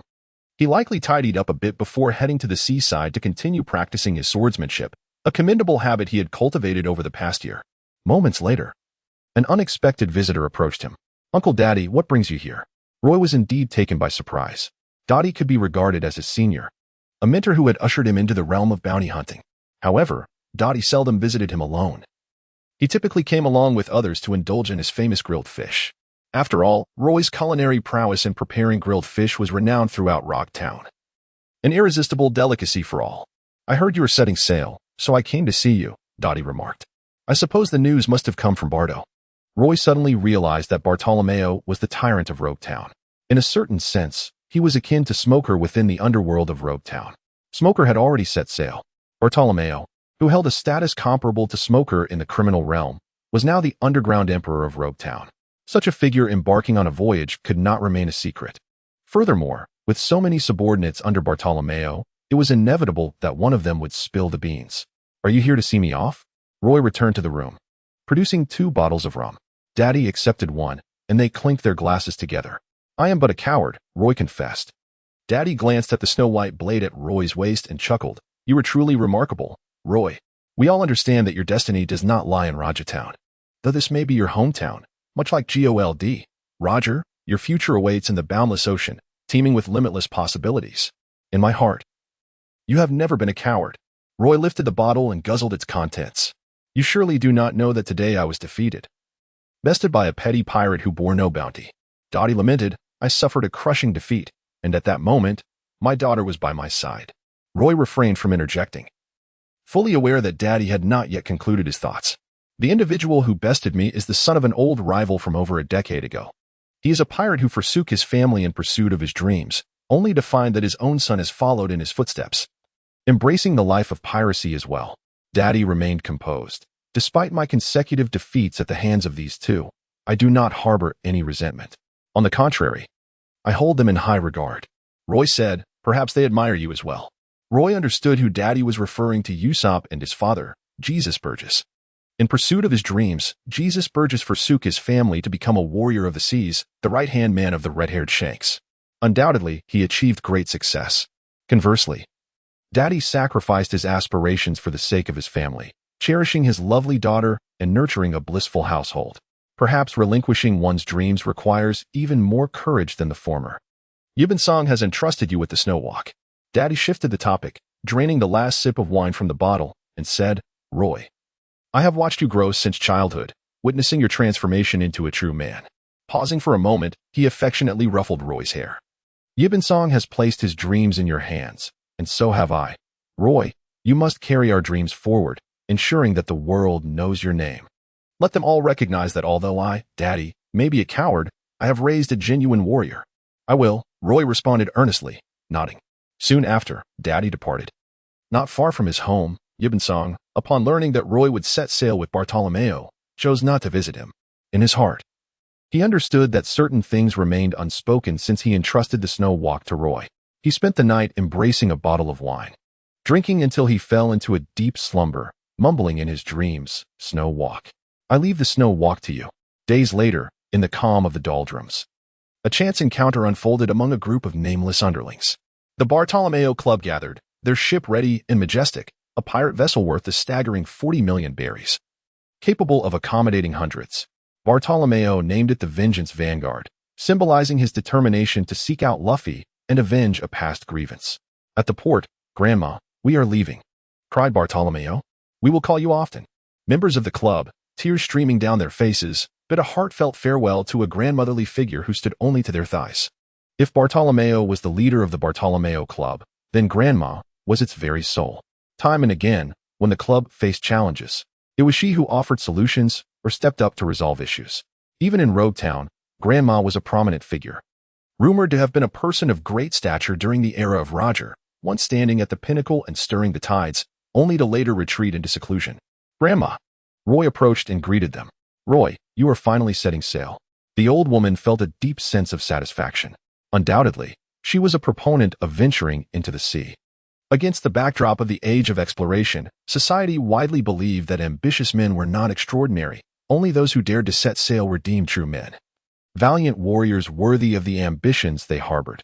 In certain circles, the old woman epitomized the archetype of a hawkish supporter. Roy, Brother Roy, a group consisting of Yibin-song, Dottie, and several younger lads stood on the shore, watching as Roy and his companions boarded the ship. Roy waved goodbye to them. With a swift motion, the sailors aboard the ship retracted the anchor and released the entangled ropes, allowing the Bartolomeo pirate crew to gradually depart from Rog Town. The mournful sound of a horn echoed across the waters, drifting far into the distance. On the shore, the townsfolk remained steadfast, unwavering in their positions. Only when the Revenge Vanguard vanished completely from the horizon and the radiant sunlight kissed their faces did they come to their senses. In the span of just a few days, Smoker had departed, Bartolomeo had left, and now Roy was gone. It was time for the youth to venture out into the world beyond. Aboard the Revenge Vanguard, Bartolomeo unveiled a gift bestowed upon him by his grandmother, a box. Could it be that Grandma has sent me some secret weapon? He pondered, a spark of excitement igniting within him. She had instructed him to wait until he was far from the harbor before opening it, which only intensified his curiosity, rendering him unable to contain himself any longer. Now, having distanced himself from the port, he finally succumbed to his impatience. Roy was equally curious. He resolved to assist Bartolomeo in opening the box. Within lay a fruit, remarkably grotesque yet adorned with an extraordinary and peculiar pattern. A devil fruit. Roy was taken aback, suddenly realizing the nature of the fruit before him, the barrier fruit. This was originally meant for Bartolomeo. Congratulations, Bart. To be honest, the former Roy had once yearned for the powers of a devil fruit, but now, equipped with a system, he found himself disinterested in such abilities. Moreover, all users of such powers possess a fear of the sea, a glaring weakness. His current ambition was merely to strengthen himself step by step, shaping himself into a true, invincible being devoid of vulnerabilities. The Doldrums. This peculiar region in the pirate world lies along the sides of the Grand Line, a band of areas where the absence of wind renders navigation perilous. More importantly, the waters of the Doldrums are home to a multitude of sea kings, heightening its dangers and presenting formidable challenges in the pirate world. Few pirates would dare traverse the Doldrums en route to the Grand Line. For many, it would be a path to certain doom, except for the Navy. Under the research of Dr. Vegapunk, the world's most esteemed scientist, renowned for surpassing human intelligence by 500 years, it was discovered that naval ships equipped with sea stone could emit an aura akin to the ocean, allowing them to navigate the Doldrums without incident. This innovation rendered the Grand Line accessible to all seas. The primary issue of Sea King attacks was thus resolved, leaving other challenges trivial for the technologically advanced Navy. This indeed exemplifies a unique strategy of the Navy. After all, the demand for sea stone aboard naval vessels is immense, likely only fulfillable by the Navy itself, while other factions are unlikely to meet such a criterion. Returning to the matter at hand, a naval ship was presently sailing towards the Doldrums in the East Blue. This vessel, unlike the one Smoker had embarked upon, was far larger and more imposing, capable of accommodating hundreds, if not thousands, of personnel. Were Smoker present, he would immediately recognize that such a ship could only be commanded by a vice admiral-level leader in the Navy. In other words, at least one high-ranking officer of the vice admiral rank was aboard this colossal vessel. "Vice Admiral Garp, we are nearing the Doldrums," exclaimed a young naval soldier, saluting a robust elder. Both in demeanor and action, the soldier exhibited profound respect for the elder. As a hero of the Navy, Iron Fist Garp was undeniably a childhood idol to countless individuals across these seas. It is no exaggeration to say that many chose to join the Navy due to Garp's significant contributions over the years. Garp nodded, waving his hand. A group of soldiers, understanding his intent, swiftly retreated, leaving him alone at the forefront of the ship's deck, lost in thought as he braved the wind. Several images flashing through his mind. Luffy has set sail. A bounty of 30 million berry for Bailey. How amusing. This lad is still far from it. Have you returned for him? Certainly, albeit only in part. Nevertheless, one should never miss the growth of one's offspring, should they? Father. Garp emerged from his reverie, a hint of concern in his eyes. As a hero of the Navy, he had made numerous contributions to the peace of the seas and the world. Yet, it was precisely due to his relentless dedication that he had missed out on familial bonds. He found himself uncertain whether this was right or wrong. His son had become a leader of the Revolutionary Army, a most notorious criminal. His two grandsons, seemingly fated, had both set sail to become pirates. One had already ascended to the rank of captain under one of the four emperors. The other had recently embarked on his journey, and upon doing so, had garnered a bounty of 30 million berry, setting a new record in the East Blue. Tragically, none of his descendants had inherited his will. The Navy. Could it truly be so dismal? A report came in, Vice Admiral Garp. We have spotted a pirate ship ahead. Suddenly, a shout drew his attention, raising his brow. A pirate ship? Garp gazed in the direction indicated by the soldier, and indeed saw a vessel of considerable size, adorned with a pirate emblem on its sails. Its hull pristine, suggesting it had recently set out to sea. With his years of experience, he discerned that the pirates aboard were undoubtedly a band of novices. Garp inquired, "Have their identities been determined?" "The Vengeance Vanguard," the soldier replied, shaking his head. "I have never heard of this ship. They must be a group of nameless rookies. Set sail, but perish midway," he mused. "Captain." A subordinate rushed in, breathless. "What is it?" Bartholomew had just consumed the barrier fruit and was busy adapting to and honing his newly acquired abilities, hardly having the leisure to attend to his crew. "It's bad. Captain, we've encountered a warship. The warship is approaching us. What should we do? We cannot outrun them. The Navy is coming." The crew of the Vengeance Vanguard wore expressions of worry, their voices tinged with urgency. What? Bartholomew froze, his expression shifting. Yet, he was never one to succumb to threats. A wicked grin spread across his face. Since we cannot evade them, let us confront them head-on. Attack. Long live the captain. Defeat the Navy. Inspired by Bartolomeo, a group of underlings brimmed with courage. The Bardo Club is certainly no breeding ground for cowards among pirate crews. Under the capable leadership of Bartolomeo, every member of the pirate crew exhibits an admirable fighting spirit. Although Bartolomeo may occasionally appear unreliable, he undoubtedly embodies the qualities of a worthy captain. After this bout, our Bardo Club shall surely possess our own bounty. And only then shall we be regarded as true pirates, Bartolomeo proclaimed, urging his subordinates to prepare for battle. Meanwhile, Roy's expression grew serious as he approached Bartolomeo and spoke slowly. Bart, those naval forces are not to be underestimated. He had just returned from the deck, having clearly observed the warships advancing toward the Avenger.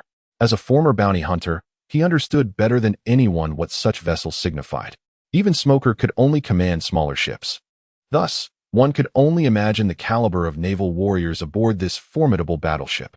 At the very least, they were of the admiral level. Boss, they're here. They've arrived.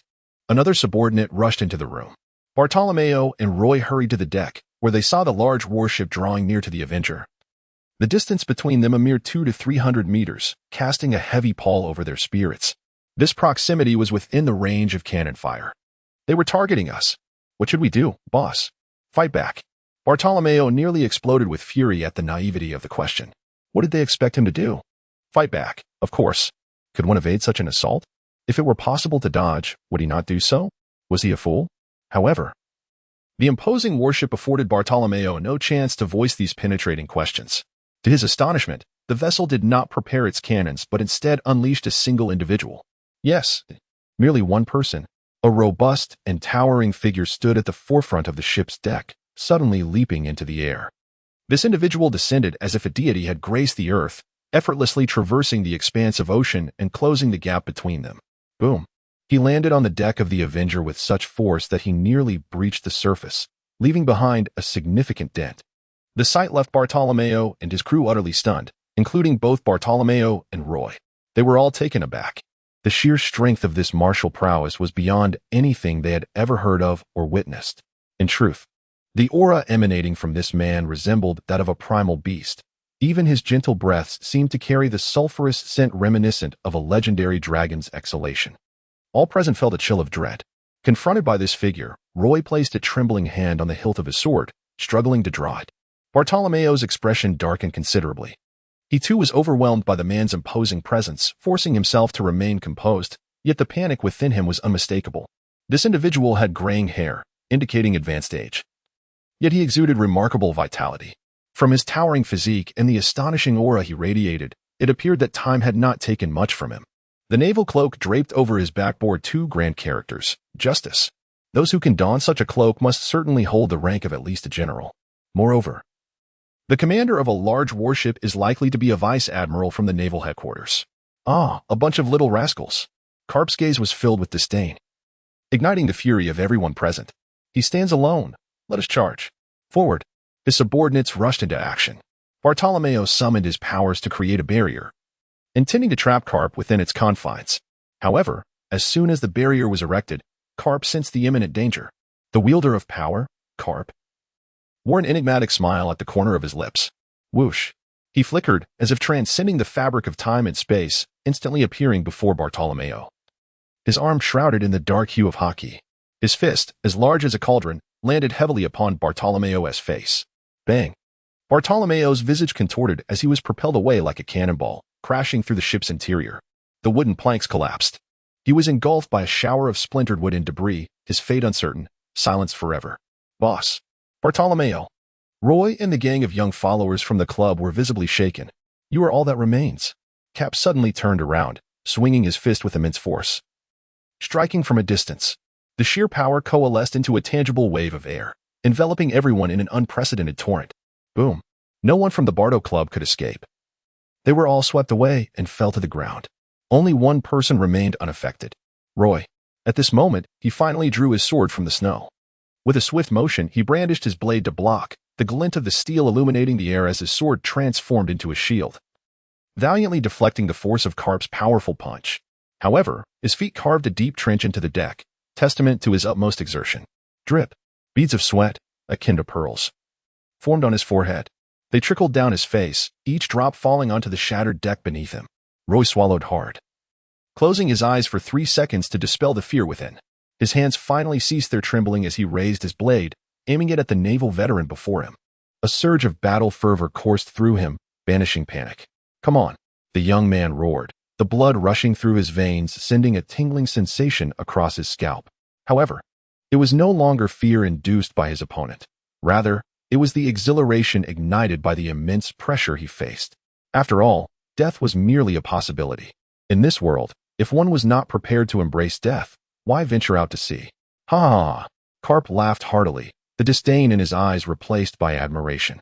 With years of naval experience, he had apprehended countless pirates and encountered numerous fledgling seafarers, dreamers who were better described as warriors of the ocean. Roy resembles the latter, youthful yet brimming with potential. Moreover, his youthful visage evokes thoughts of another, Luffy. Intriguing. Garp beckoned to Roy. "Young lad, it appears you are ready. Come forth for a spirited duel." Whoosh. Roy pressed forward, stepping decisively as he wielded his blade, channeling all his vigor and spirit into this singular strike. The natural world seemed to yield to the depths of his heart.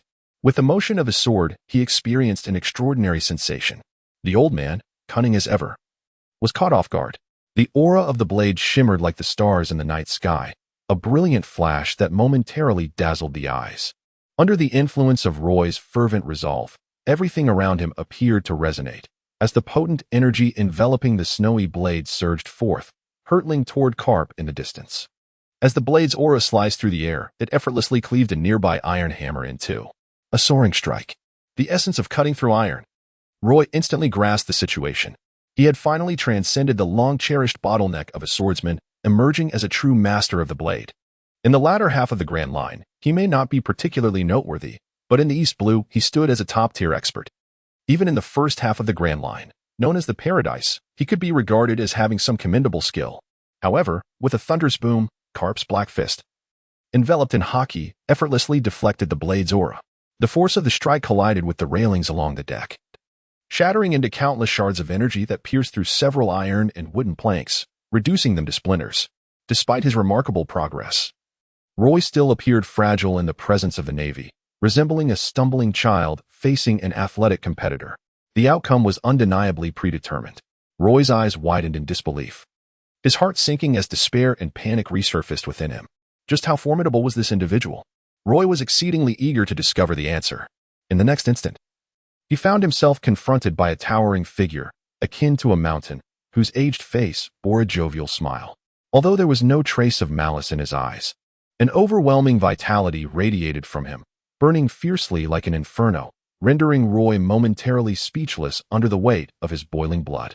A fist, the size of a clay pot, loomed before him, and he was unable to react in time. With no opportunity to wield his blade, he could only watch as the fist descended gradually upon his head, shrouding him in darkness. Moments later, the warship arrived alongside the Revenge Vanguard. Navy soldiers boarded the pirate ship, finding all adversaries incapacitated and unconscious, which was hardly surprising. This was the might of the naval hero, Garp. For Garp, such a skirmish was hardly even a warm-up. It was merely a trivial distraction, akin to swatting at mosquitoes out of sheer boredom. He ordered the capture of all those who had captured him, binding them and tossing them into the ship's prison. A pink-haired naval youth, while transporting pirates, suddenly cried out in alarm. "It's Roy. How could he possibly be a pirate?" His eyes widened as if he had witnessed something utterly extraordinary. "What is wrong, Kobe? Do you recognize this pirate?" inquired the golden-haired Barumaber, confusion etched across his face. It seemed that, according to Kobe, this individual was not a pirate at all. "He is a renowned bounty hunter from the East Blue," Kobe replied, swallowing hard as he recalled, 2 months ago, when I was aboard Alrita's ship, I caught a glimpse of him from a distance. On that occasion, he had slain a pirate with a bounty exceeding 10 million berries, causing Alrita to flee in terror. Oh, Garp, who was not far away, raised an eyebrow upon hearing Kobe's words. This young man was previously a bounty hunter? Yes, Kobe replied nervously as Garp approached. His name is Roy.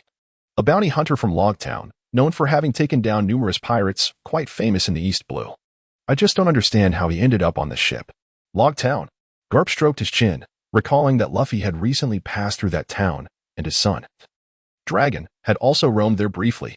He murmured to himself. Interesting. When Roy opened his eyes once more, he found himself enveloped in darkness.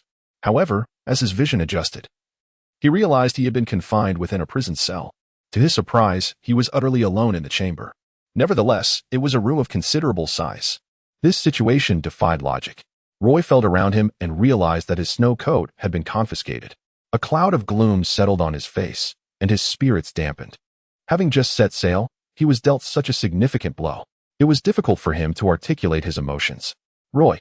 Suddenly, he heard someone calling his name. A flash of sunlight streamed in. Having just adjusted to the darkness, Roy raised his hand to shield his eyes. And then he saw a young naval officer with pink hair approaching him. Roy, I am Kobe, the boy said. Vice Admiral Garp wishes to see you. What? Roy was taken aback. Who wishes to see me? The naval hero, Admiral Garp. KB reiterated, adding further details. Frankly, Roy was even more astonished. The vice admiral he had faced aboard the Revenge Vanguard was none other than the legendary naval hero, Garp, whose renown echoed across the seas. No wonder his defeat had been so devastating. Roy was overwhelmed with 1,000 curses trapped in his throat, while his heart raced like a stampede of 1,000 alpacas. What a stroke of misfortune this is. Encountering Luffy and Dragon in Rog Town is to be expected. After all, the narrative demands it. Such occurrences have always been woven into the fabric of the pirate world. Roy did not pursue the matter. However, encountering Garp's warship shortly after setting sail was quite perplexing. Do you harbor a grudge against the monkey family? The duel was clearly arranged with Zoro. Theoretically, Bartolomeo should have embarked on his journey around the same time in the original pirate world. Yet he did not cross paths with Garp there and eventually emerged 2 years later as a super rookie with a bounty of 200 million. Why is that? Could it be that the butterfly effect of Roy's actions is too profound? No. It must be that this rascal Bartolomeo set sail without consulting a navigator, allowing his underlings to foolishly steer the ship. It is all Bartolomeo's fault. With that thought, Roy felt a sense of clarity and lightness. Under Kobe's guidance, he once again encountered the robust and formidable naval hero, Vice Admiral Garp, who appeared remarkably youthful despite being in his 70s. Kobe saluted, exchanged greetings, and exited the room. At that moment, only the two of them remained in the spacious chamber. Roy stood motionless, locked in a gaze with Garp. Their eyes clashed, and Roy seemed to behold a conflagration, searing his vision, causing him to instinctively avert his gaze. Ha ha. Garp bellowed with laughter, tinged with a hint of schadenfreude, remarking, though you set sail under the banner of a pirate crew, being apprehended by me merely 2 days into your voyage hardly paints you as a band of ruthless villains. Rather, it seems you are simply the unluckiest of souls. Roy remained silent. For reasons unknown, he sensed that Garp harbored no ill intentions towards him. Roy, through my investigation, I have learned that you were once a bounty hunter in Rog Town. This indicates that you are not a villain of the most heinous sort. Moreover, you have mastered the sword to a remarkable degree within just a year of training. Garp chuckled lightly before adopting a serious demeanor. I offer you an opportunity. Join the Navy, and I shall absolve you of your sins. What? Roy was taken aback. Join the Navy? Are you not afraid that I might feign compliance and then defect? Would you? He added. By the way, your companion. Garp regarded him with a cool gaze, as if questioning not would you, but rather dare you? I can agree to your proposal, but I have one condition. Roy's facial muscles twitched, and after a brief silence, he finally spoke. Go on, he urged. Cap casually nodded in acknowledgement. Roy said, I hope you can spare my friends. They are not bad people. Of course. This is contingent upon my ability to persuade them to return to Rog Town and refrain from venturing out to sea again. Indeed. Our Navy could certainly use a man who values camaraderie as you do, he continued. Upon hearing this, Garp wore a half-smile, his eyes reflecting a mixture of approval and mockery. However, he interjected, I must clarify that your friends need not concern you prior to your awakening. They had already consented to my request to join the Navy. What? Roy was bewildered. All his previous concerns had been rendered irrelevant. By the way, they have just changed into naval uniforms, starting as common soldiers, cleaning the warship. Did you not notice? Garp feigned confusion, his performance exaggerated. Old man you. Roy gritted his teeth, realizing with clarity that he had been deceived. You have misjudged me, he declared. How could the Navy be more contemptible than a swordsman such as myself? Are you truly the legendary marine hero, Garp? Why not pursue a life as a pirate instead? Roy harbored a deep-seated resentment within, which lingered unspoken until he exited Carp's chamber. Naturally, due to Carp's formidable might, he dared only to grumble internally, refraining from voicing his discontent. The memory of their previous confrontation, marked by Carp's overwhelming presence and the jarring sensation of a fist colliding with his head, remains vividly etched in his mind. Ahem. Roy is not afraid. He simply knows he cannot win and does not wish to endure a futile beating. If he were to fall, so be it. Regardless of whether he becomes a Navy officer or a pirate, he harbors no psychological aversion to either path. To set sail? Both serving in the Navy and being a pirate entail venturing into the sea. Had he known this beforehand, he should have accepted Smoker's invitation to join the Navy when it was first offered. Otherwise, he would not have found himself in such a predicament today. Roy found himself ensnared by Cap, unable to match him in strength, while the latter's cunning was formidable. It was evident that the days ahead would be fraught with difficulty. With a furrowed brow and a troubled expression, Roy encountered Bartolomeo and others, who were diligently cleaning the deck in their naval uniforms. "Roy, it is truly a relief to see you unharmed," Bartolomeo exclaimed, sporting a bandage wrapped around his head that lent him a rather comical appearance. Yet, his concern for Roy was genuine. He continued with a note of joy, "Fortunately, that old man did not deceive me. Otherwise, I would have pursued him relentlessly. Brother Roy." Brother Roy. A group of comrades from the club gathered around him. Roy was indeed somewhat curious. How did that old man persuade you? He claimed that as long as I agreed to join the Navy, our club, along with you, would be spared from calamity, allowing for redemption. As Bartolomeo spoke, his eyes suddenly ignited with fervor, and he continued, "He also revealed to me that Luffy is his grandson. And the reason he returned to the East Sea this time was to retrieve Luffy, which aligns perfectly with my intentions. Luffy, I shall not let him escape." Roy felt a sense of helplessness.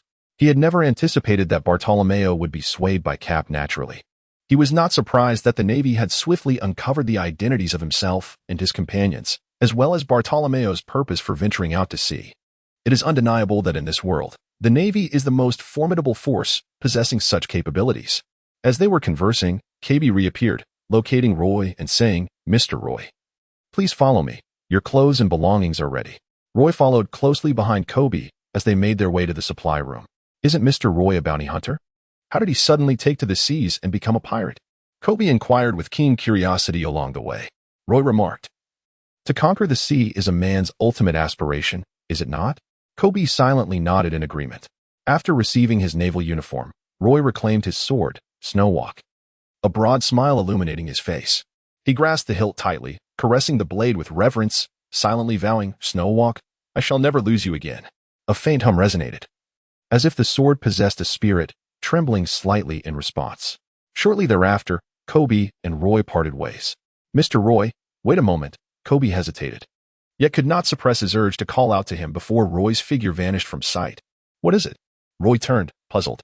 Kobe, alluding to their past, gently reminded him, "Because of your history as a pirate, despite your enlistment in the Navy, there are still many aboard who harbor resentment towards you." "Thank you, I understand," Roy replied. Roy nodded with a smile, displaying an air of nonchalance. Kobe, observing Roy's carefree demeanor, found himself momentarily taken aback. He sensed not a trace of tension emanating from him. If he were in Roy's position, surrounded by those he did not particularly like aboard the warship, he would undoubtedly be restless, tormented by thoughts of why it was so, striving to win others' favor and integrate into the collective. Roy is distinct. An innate pride emanates from him, coupled with an unwavering confidence that suggests nothing could possibly shatter his resolve. He resembles Luffy, who possesses a unique charm capable of rescuing him from the depths of despair. Before Kobe, the silhouettes of these two figures intertwine. In this moment, he seems to comprehend what it truly means to embody the essence of a protagonist of the era. Roy departed from the logistics room and made his way to the deck. He, along with Bartolomeo and others, engaged in the task of cleaning the deck and tidying the entire warship. This was the work designated for the foot soldiers. Yet, no one uttered a complaint. Although Bartolomeo and his companions were accustomed to the ironclad discipline of Rog Town, it did not imply a lack of intelligence on their part. It is not merely a matter of bowing to authority. Rather, it is the mark of a wise individual to recognize the times. After all, the one who commands this warship is well known to all. The naval hero, Vice Admiral Garp, is a figure renowned across these boundless seas. long before their birth. He had already earned the title of naval hero, a man of exceptional prowess who had repeatedly cornered the pirate king, Roger, into dire straits. Roger conquered the seas, while Garp triumphed over Roger. This illustrates the formidable nature of the man. Bartolomeo recalled his initial encounter with Garp, during which he had the audacity to boast, and suddenly comprehended the meaning of ignorance being bliss. Roy remained remarkably calm, having witnessed Garp's cunning and sly nature akin to that of a fox. It was challenging for Roy to reconcile him with the image of a naval hero. "Hey, the deck is filthy. Are you Roy? Come over here and clean it up." Suddenly, a voice rang out from a naval officer aboard the warship. He held the rank of sergeant, towering in stature, with a fierce countenance and a noticeable scar across his forehead. In contrast to the representation of justice embodied by the Navy, this man resembled more of a pirate. Roy furrowed his brow slightly. He narrowed his eyes and gazed intently at the sergeant, approaching him to clear a patch of ground beneath his feet. "Hey, your mop just touched my foot." The sergeant's expression was one of arrogance as he nudged the mop handle held by Roy with his foot, displaying a lack of respect. As Roy cast his gaze upon him, the man raised an eyebrow. The remaining naval soldiers, who had been intently observing the unfolding situation, silently gathered around this figure. Witnessing this, Bartolomeo and his companions ceased their tasks, stood upright, and fixed their fierce eyes upon the encroaching naval soldiers, as if awaiting Roy's command. The naval soldiers formed a circle. Roy and others were encircled like a sandwich, with both sides emanating an air of fierce determination, refusing to yield. Roy surveyed his surroundings and felt a sense of inevitability. After Kobe's warning, he had anticipated that their group might encounter conflict with the naval personnel aboard the warship. However, he had not expected this day to arrive so swiftly. It came upon them with startling abruptness. Without uttering a word, Roy cast aside the mop, drawing his blade with a swift motion. The glimmer of the sword flashed ominously. The onlookers witnessed a fleeting glint of cold light, and the scarred soldier's eyes rolled back as he collapsed to the ground. On this man's face, in addition to the existing scars, a fresh crimson cut now marred his skin. Roy wielded the back of his knife. Were it the blade, that individual would surely lose his head. Ha! Upon witnessing Roy's action, Bartholomew instantly became invigorated. He raised a hand and shouted, "Brothers, grab your weapons and vanquish this band of Navy men. Charge! Let us annihilate them." The younger members brandished mops, brooms, rags, and even buckets, surging towards the encircling naval soldiers like a swarm. Excitement radiated from every face, devoid of panic or dread. Their previous low-profile and diligent work were not born from fear, but rather a desire to avoid trouble. A show of force? Roy could only assert that they had mistaken the person. After a single swipe of the mop, a chaotic brawl ensued. Of course, the true catalyst for the tumult was not merely the act of mopping, but rather a confluence of various factors leading to this outcome. Nevertheless, none of the combatants deemed the skirmish to be undesirable, for it was precisely the result they sought. At the very moment the fray commenced, or more accurately, at the instant Roy unsheathed his sword, Garp pushed open the door and stepped outside, leaning against the railing to gaze upon the sea. A tremendous gust of wind surged forth, causing his cloak of justice to ripple defiantly. Youth indeed possesses an invigorating vitality. Garp remained unfazed, leisurely retrieving a box of donuts from his pocket, savoring each bite with great delight. His gaze slightly distant, as if he were observing the melee on the deck with keen interest. With a resounding crash, Bartolomeo sent a naval soldier flying, rekindling the exhilarating sensation of invincibility he once felt in Rog Town, his excitement intensifying. "Brothers, let these worthless Navy scum know our might," he bellowed, brimming with arrogance, nearly forgetting his own identity as a member of the Navy. The underlings of the Bartle Club surged forward, clashing with all the naval soldiers present on the deck.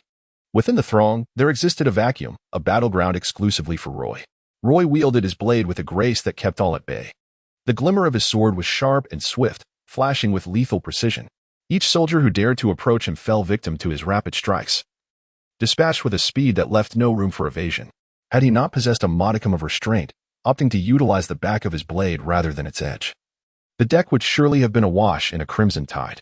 Truth be told, many soldiers begrudgingly acknowledged Roy's formidable prowess, recognizing the undeniable strength he wielded. Yet, none were willing to bow to him. The Navy harbored its own sense of pride. Individuals like Roy, who had joined the Navy under the banner of piracy, often found themselves among the most disparaged and least trusted within the ranks. What did strength matter when the Navy's vast expanse ensured that there would always be someone more formidable, unless one could ascend to the upper echelons of the Navy? Attaining the ranks of captain, rear admiral, or even admiral, and ultimately marshal, could they hope to command respect? At that point, even those who might dare to belittle you would hesitate to defy you. In the world of piracy, the law of the jungle prevailed, survival of the fittest, where the strong reigned supreme, and the victors wrote history. This societal norm was more pronounced and widely accepted than in the earthly realm he once inhabited. If you were weak, you deserved the scorn. If you were strong, all your actions were justified. Roy comprehended this principle. Bartolomeo, once the leader of the underworld in Rog Town, undoubtedly grasped it even more profoundly. Thus, when confronted with hostility from these individuals, they acted without hesitation. They opted to subdue first and negotiate later. It was only in this manner that the sailors aboard the warship would accord him the respect he rightfully deserved. Even if they found him disagreeable, they would refrain from any disrespectful behavior. To some extent, the reason Roy chose to join the Navy was because he understood that he had no alternative but to comply with Garp's demands. Brothers, I stand alone. Let us unite. The Navy was on the brink of collapse. Roy wielded his sword, relentlessly advancing the front lines. The Navy forces faced consecutive defeats, ultimately compelled to regroup, aligning themselves meticulously before charging once more towards Roy. Tornado. As Roy wielded his blade, a tempest surged forth. The blade danced with the wind, effortlessly toppling the advancing Navy men, who were rendered powerless against the soaring edge of his weapon. Although they sustained no grievous injuries, the defeated sailors rose, overwhelmed by humiliation, and chose to vacate the battlefield, mindful of their dignity. In a true theater of war, they would have perished multiple times under Roy's onslaught. Their current plight merely a trifling wound. Thus, the vanquished voluntarily withdrew, establishing an unspoken rule amidst the chaos. The members of the Bartolomeo Club adhered to this principle as well. However, unexpectedly, the tumultuous fray did not diminish in numbers with the departure of some. As word of the clash on the deck spread swiftly, drawing soldiers from afar, some came merely to spectate, while others intended to lend assistance. During this unfolding drama, the onlookers perceived the Navy's dwindling strength and felt an overwhelming sense of urgency. They could not allow Roy and his allies to triumph unchallenged, prompting many to join the fray. Meanwhile, the Bartolomeo Club remained intact, with those who had been compelled to withdraw unable to return, witnessing their ranks dwindle while their adversaries swelled. Consequently, the balance of the battlefield began to level out. How shameless! Do you still dare to proclaim yourselves as champions of justice? Many among the Bartolomeo Club's members seethed with indignation. Those who had retreated were barred from re-entering the fray, while the Navy's numbers fluctuated only slightly. This predicament rendered Roy's faction increasingly beleaguered in the melee. Truth be told, despite the considerable number of retreating club members, they had repelled a greater number of Navy soldiers through the combined efforts of Roy and Bartolomeo. Thus, any disruption of the established order would ultimately disadvantage Roy and his companions. Moreover, an array of soldiers awaited their turn to enter the fray. It would be wiser to maintain the status quo for at least. The contest remained evenly matched. On Roy's side, a glimmer of hope for victory began to emerge. At this moment, amidst the chaos of battle, Roy discerned the intentions of the naval soldiers opposing him. They sought to employ a strategy of attrition, intending to exhaust him until he could no longer wield his sword. Humph, he scoffed, resolved to see whether they would tire him first or if he would succeed in repelling them all. Whoosh! The glint of blades flashed as the air crackled with energy. A wild tempest surged, swirling with the falling snow, unleashing a fierce current infused with the sharpness of his sword's aura, proving nearly insurmountable. Roy resembled an unstoppable warrior, consumed by the fervor of battle. It seemed as though an inferno blazed behind him, creating an impenetrable barrier of flames that deterred anyone daring enough to approach. Before his foes could launch their attacks, the blade in his grasp had already swept towards their vital points. Suddenly, the exhilarating snow danced and sang a blissful melody. Have you not dined? Come forth. Roy broke into a hearty laugh, sensing the emotions conveyed by snow, his fighting spirit soaring to its zenith. Whoosh! The glint of blades danced through the air as soldiers retreated in disarray, either felled or too intimidated to advance. The underlings of Bartolomeo erupted in jubilant cheers. Big brother, take them down. Roy is invincible. Bartolomeo, witnessing the defection of his subordinates, felt a twinge of displeasure. As the leader, despite the fact that they had all been reduced to mere naval lackeys, he knew he must maintain his authority. With a fierce resolve, he amplified the power of his devil fruit abilities. A barrier swept across the battlefield, toppling numerous soldiers. Meanwhile, a blurred shadow descended from the heavens like a meteor. Following closely was a cascade of dazzling blade light, reminiscent of cherry blossoms in full bloom, petals drifting gracefully in the air. Clang! In a moment of urgency, Roy swiftly reacted, crossing his sword to block the strike, yet he was still pushed back several meters by the incoming slash, leaving a faint mark on the deck. He looked up to see the newcomer. It was Major Campbell.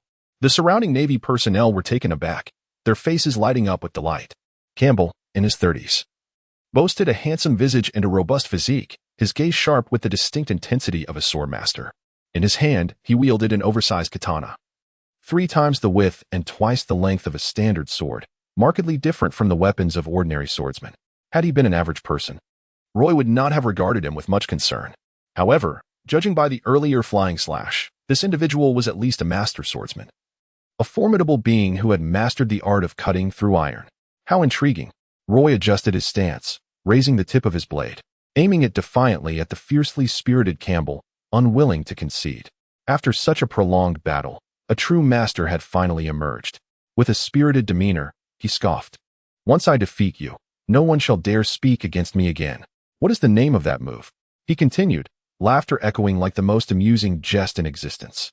However, Campbell's expression darkened, a chilling aura washing over the surroundings, causing the temperature to plummet. He replied, "Young man, many may have the potential to defeat me in this world, but you are certainly not among them. Prepare to witness." Roy responded, his grip on the knife tightening gradually, causing the air to tremble. Campbell's presence surged with intensity. As their gazes locked, it was as though sparks ignited between them. The currents of air resonating and intertwining with the briny sea breeze, striking their faces.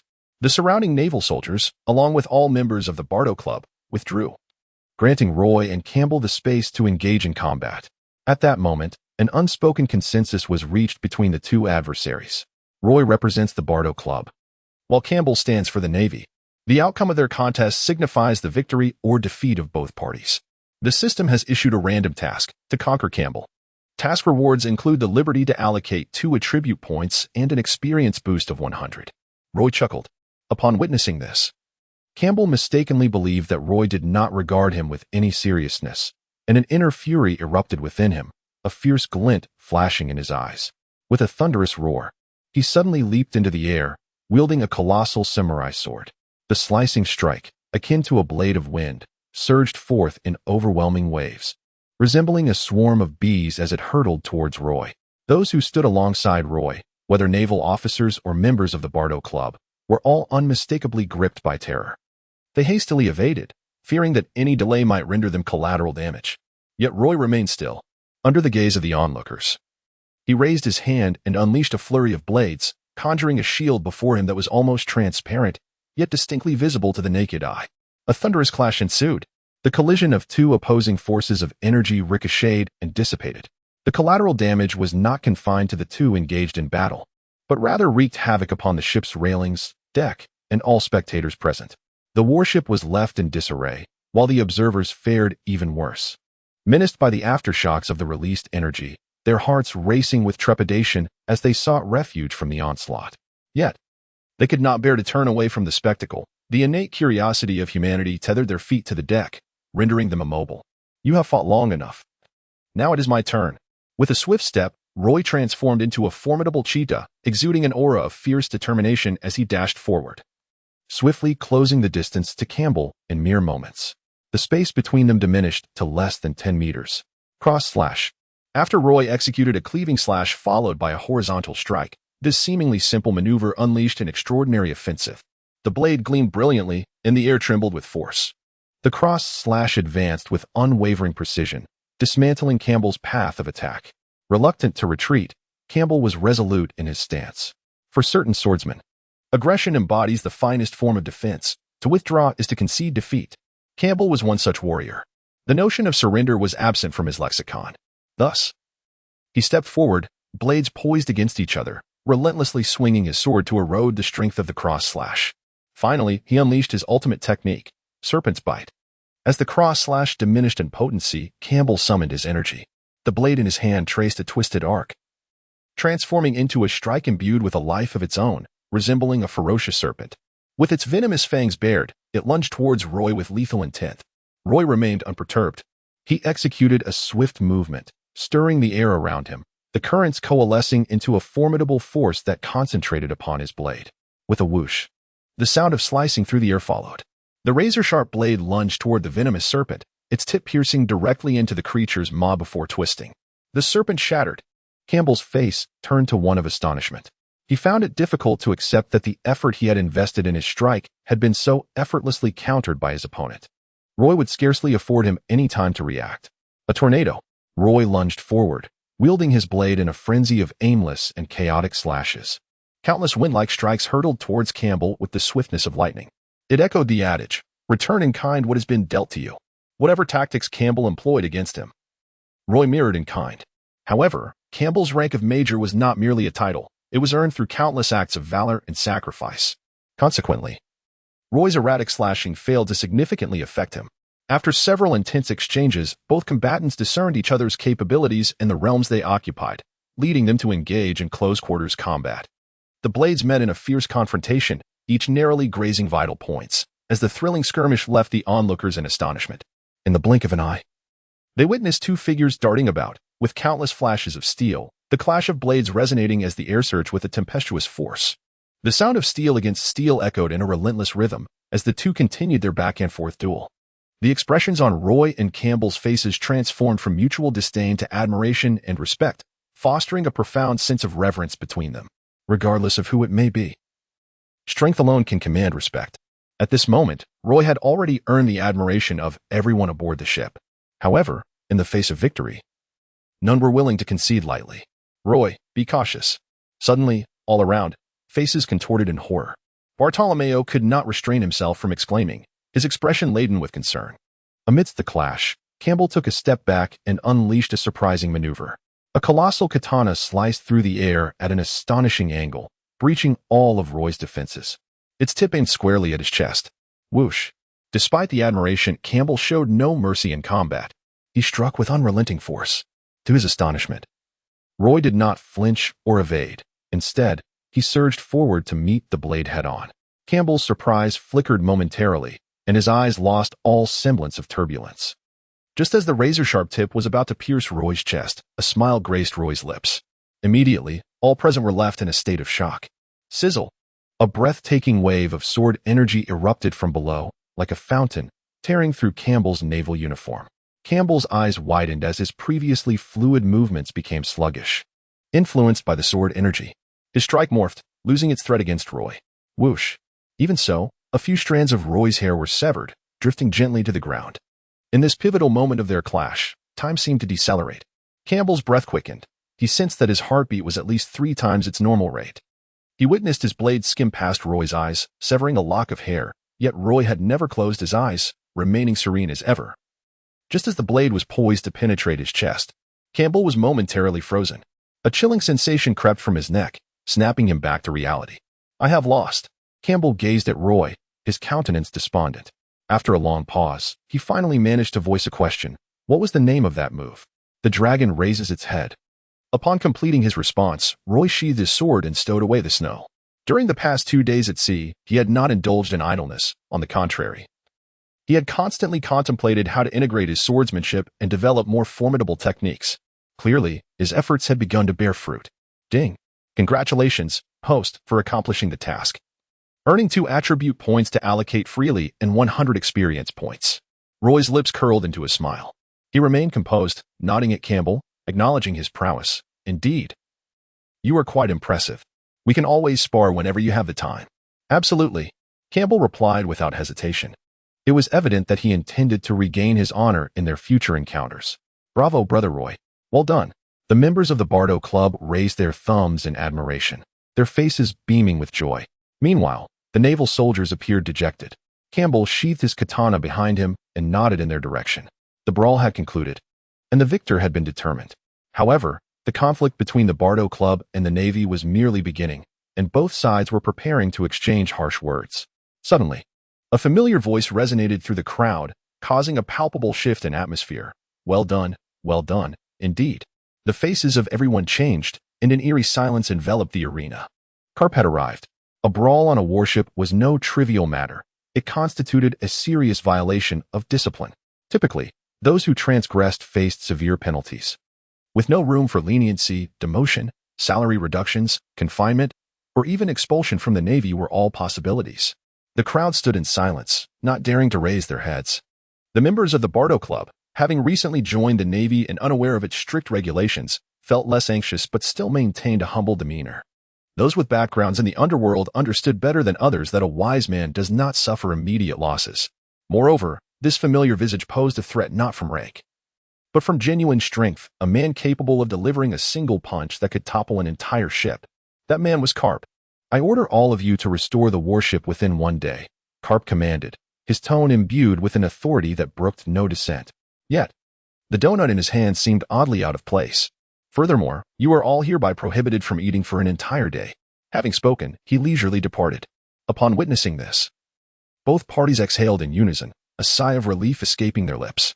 In this shared gesture, a fleeting camaraderie was born between them, a sense of solidarity against a common adversary. They bore no resentment, for according to naval protocol, the punishment meted out by Carp was evidently a heavy hammer raised only to fall gently, stirring not a speck of dust. However, only Roy and Campbell understood the underlying truth. The skirmish that transpired today was, in part, orchestrated by Carp himself, who had intentionally allowed the situation to escalate. With differing stances, conflict was inevitable, and among men, fighting often serves as the most effective means of resolving discord, particularly in the world of pirates. After the clash, grievances were aired, fostering a fresh perspective on their relationship, ultimately leading to friendship. Carp, that cunning old fox, had anticipated every aspect of this outcome. He delightfully resolved the issues aboard the warship and retreated to his quarters, opening a box of donuts, leaving Roy and the others to contend with the chaotic aftermath of the brawl that had left the ship in disarray. They toiled for 3 years, patching and mending, nailing here and adding planks there, until the vessel was sufficiently restored. As long as it could sail, it posed no problem. Through their collective labor, misunderstandings between the club members and the naval soldiers were resolved. As night fell, Carp unexpectedly organized a party aboard the warship. He completely forgot the punishment he had imposed earlier about not eating for a day, bringing forth the beer, barbecued meats, and large drumsticks seized from the Vengeance Vanguard, allowing everyone to revel in song and dance, enjoying a delightful evening together. "Let me tell you, brother, had I not gone easy on you, you would have been sent flying," Bartolomeo, blushing and thoroughly inebriated, boasted while embracing a naval officer. This officer was none other than the scar-faced Nikolai, the very one who had ignited the initial melee. "Am I supposed to fear you?" Nikolai retorted defiantly, equally intoxicated. The two swayed unsteadily, engaging in playful banter and nonsensical sparring. "Hey, why do you have 3 heads? And your third leg is so long. Hee hee hee hee hee." Even Carp, partaking in the festivities, became overly exhilarated and unwittingly intoxicated, collapsing beside them in a deep slumber. At this moment, he did not resemble a hero whose fame echoed across the seas. Rather, he bore a striking resemblance to a brigand who had devoured all and yet refused to acknowledge his deeds. The only individual who appeared to maintain a semblance of normalcy was Roy, who had departed the battlefield early this evening. He made his way to the opposite end of the deck, gazing at the boundless ocean. After a moment of contemplation, he reached a resolution. He allocated his available 2 points of freedom attributes to enhance his speed, while the surplus of 100 experience points was invested in his skill, Dragon Rising. Profession, Swordsman Strength, 16 Speed, 20 Skills, Basic Swordsmanship LV, 3, 60,300, Cross/LV, 2, 70,200, Combo/LV, 2, 78,200, Tornado LV, 2, 55,200, Dragon Rising LV, 2, 32,200. In recent days, he had made considerable progress. The experience points in each of his sword techniques had seen a modest increase due to his diligent practice. Roy regained his focus and wielded his sword. Whoosh! The sound of slicing through the air was sharper, signifying an increase in speed. A smile emerged on Roy's face, reflecting his satisfaction with the outcome. After contemplating for so long, he ultimately chose to enhance his speed rather than his strength, as he now clearly understood his advantages. There is a saying from his past life: in the realm of martial arts, speed is unparalleled. Fully showcasing the advantage of speed would allow him to exhibit a more dazzling performance in battle. Conversely, if he were to allocate points to strength, Striving for a balance between power and speed would render him rather mediocre. Mediocrity, in many respects, signifies a lack of specialization.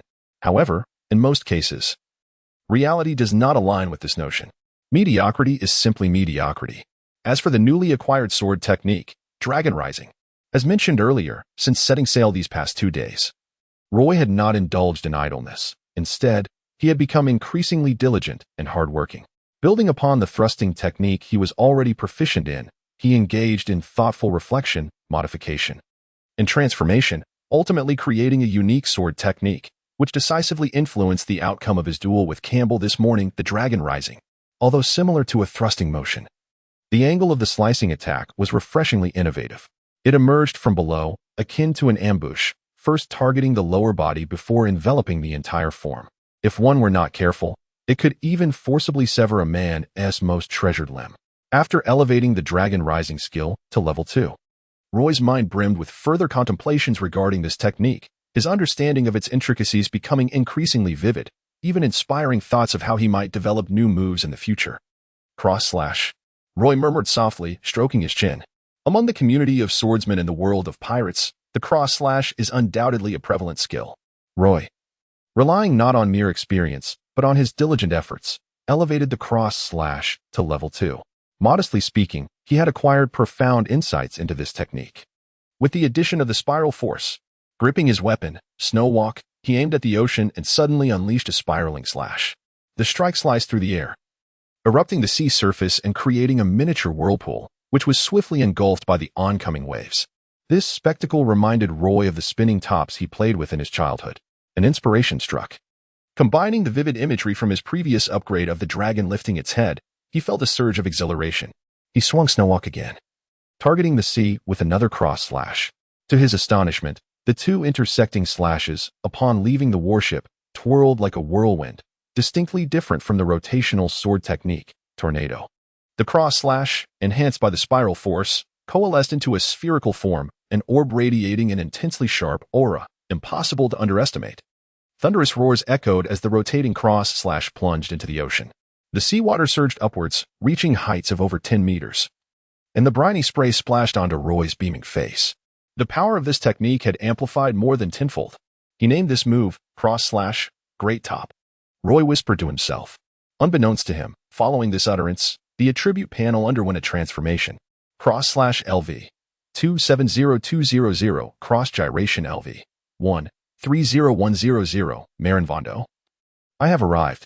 Having developed a brand new technique, Roy eagerly practiced, completely oblivious to the passage of time, allowing the dazzling starlight above and the high-hanging moon to envelop him. Tap, tap, tap. After an indeterminate span, footsteps echoed behind him. Campbell, having shed his worries at the party, had indulged in drink, collapsed on the deck, and dozed off amidst the throng. Upon groggily awakening, he intended to head to the restroom. However, he inadvertently caught sight of a familiar figure at the opposite end of the deck. He was momentarily taken aback, his expression a tumult of emotions, as if a knife had been plunged into his heart. There are always those exceptional individuals who possess greater talent and exert more effort than you. He remained silent for a moment.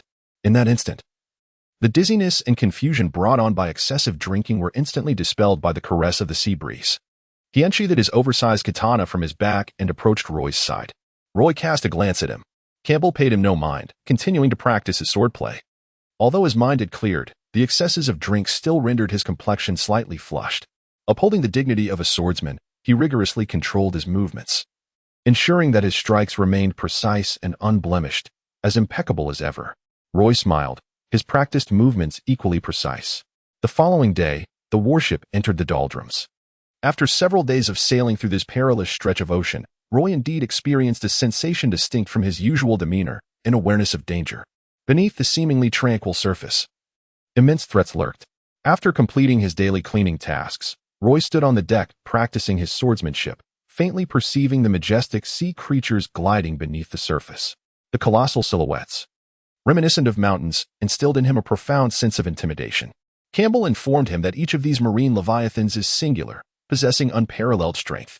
Even the feeblest among them could rival a rear admiral in the Navy, while the mightiest might prove insurmountable, even for a fleet admiral. Consequently, The doldrums represent a domain that none dare to venture into upon the seas.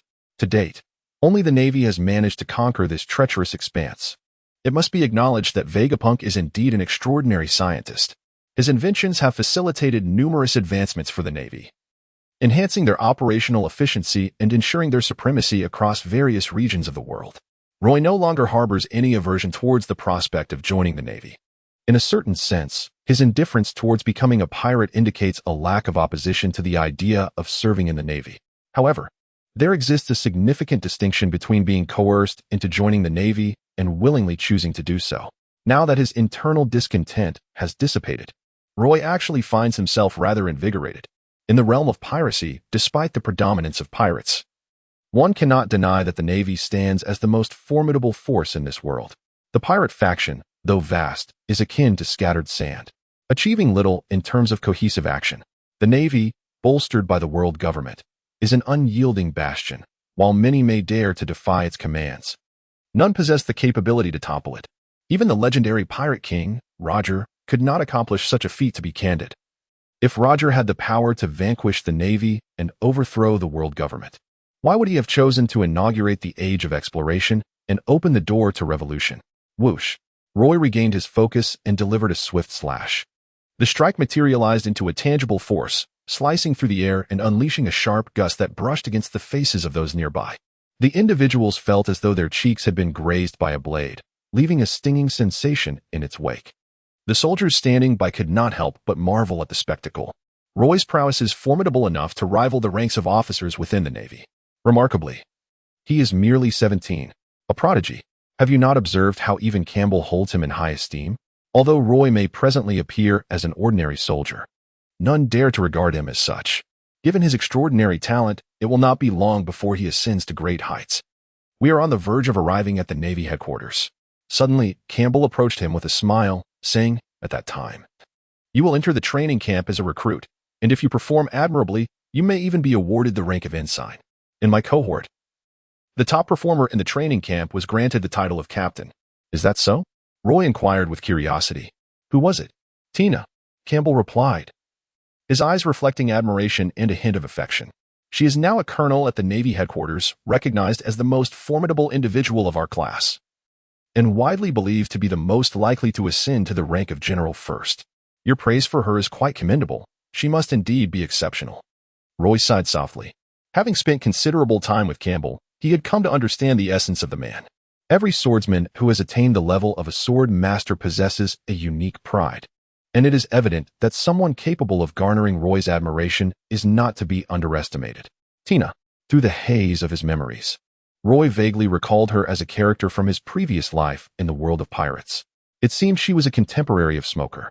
With this thought, a hint of intrigue flickered in Roy's eyes as he suddenly turned to Campbell. "What's the matter?"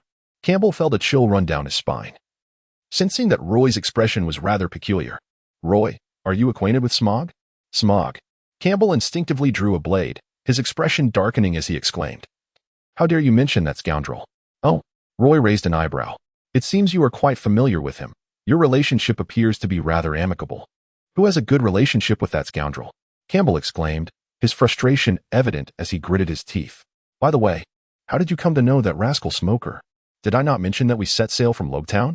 "Smoker is the colonel of Rog Town and has resided there for several years." Roy chuckled softly.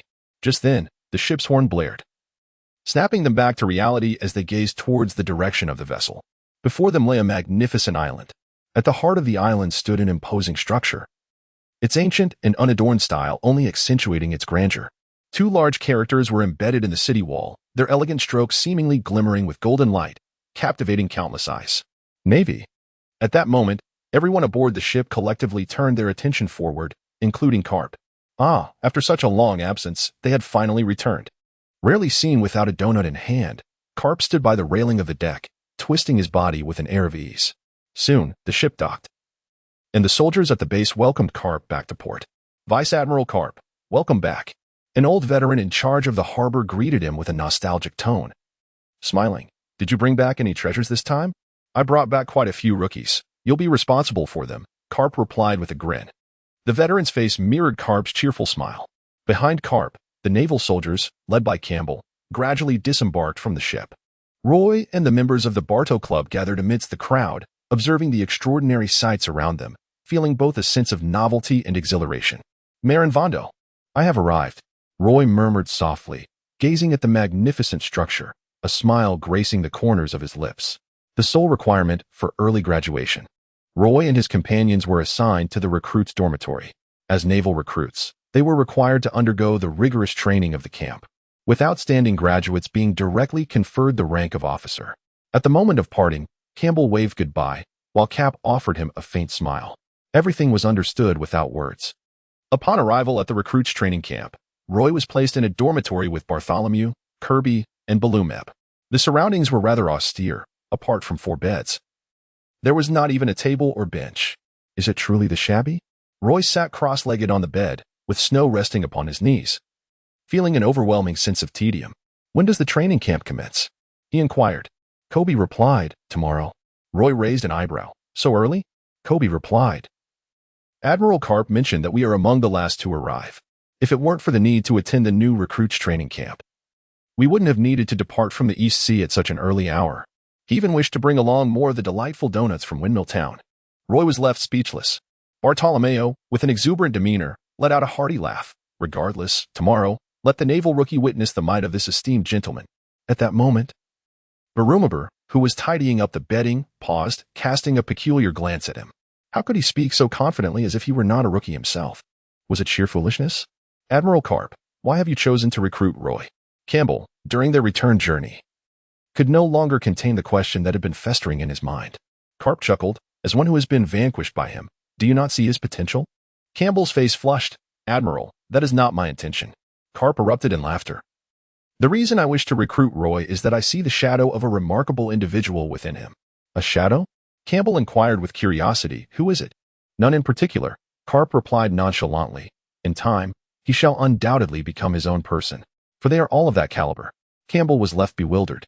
What did it mean to see the shadow of someone in Roy, yet that person was no one in particular? Do the esteemed leaders always speak in such enigmatic terms? The following day, Roy and others were swiftly assembled. This training camp, comprising approximately 2,000 individuals, predominantly consisted of robust men, with scarcely any women present. Resembling a monk's congregation, Roy and Bartolomeo stood in the front row, gazing at the man who approached them slowly, their heartbeats gradually quickening.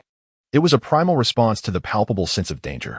The figure bore a cloak of justice draped over his shoulders, yet beneath it, he was bare-chested, clad only in a triangular piece of attire that revealed his entire bronze-hued physique, muscles coiling and bulging, exuding a raw, beast-like explosive power. A major general. What could be ascertained first was the adversary's rank, rather than his identity. Roy was somewhat taken aback. It appeared that the Navy headquarters placed immense importance on the training of new recruits, as evidenced by the appointment of a rear admiral as the camp commander. Upon closer inspection, the instructors flanking the rear admiral were uniformly commissioned officers, predominantly lieutenant colonels, with a few colonels among them. Such a level of investment in training elucidated why, even amidst the relentless waves of piracy, the Navy could consistently ensure a steady influx of talent across its various departments, thus avoiding any embarrassing generational gaps. Joining the Navy, Roy felt, was indeed a judicious decision. I am Rear Admiral Maynard of the Navy headquarters, proclaimed the man as he stood firmly on the elevated platform. Over 2,000 pairs of eyes were fixed upon him, their gazes intense, as if they were eager to devour him. Yet, this man named Maynard exhibited no signs of anxiety, appearing remarkably at ease.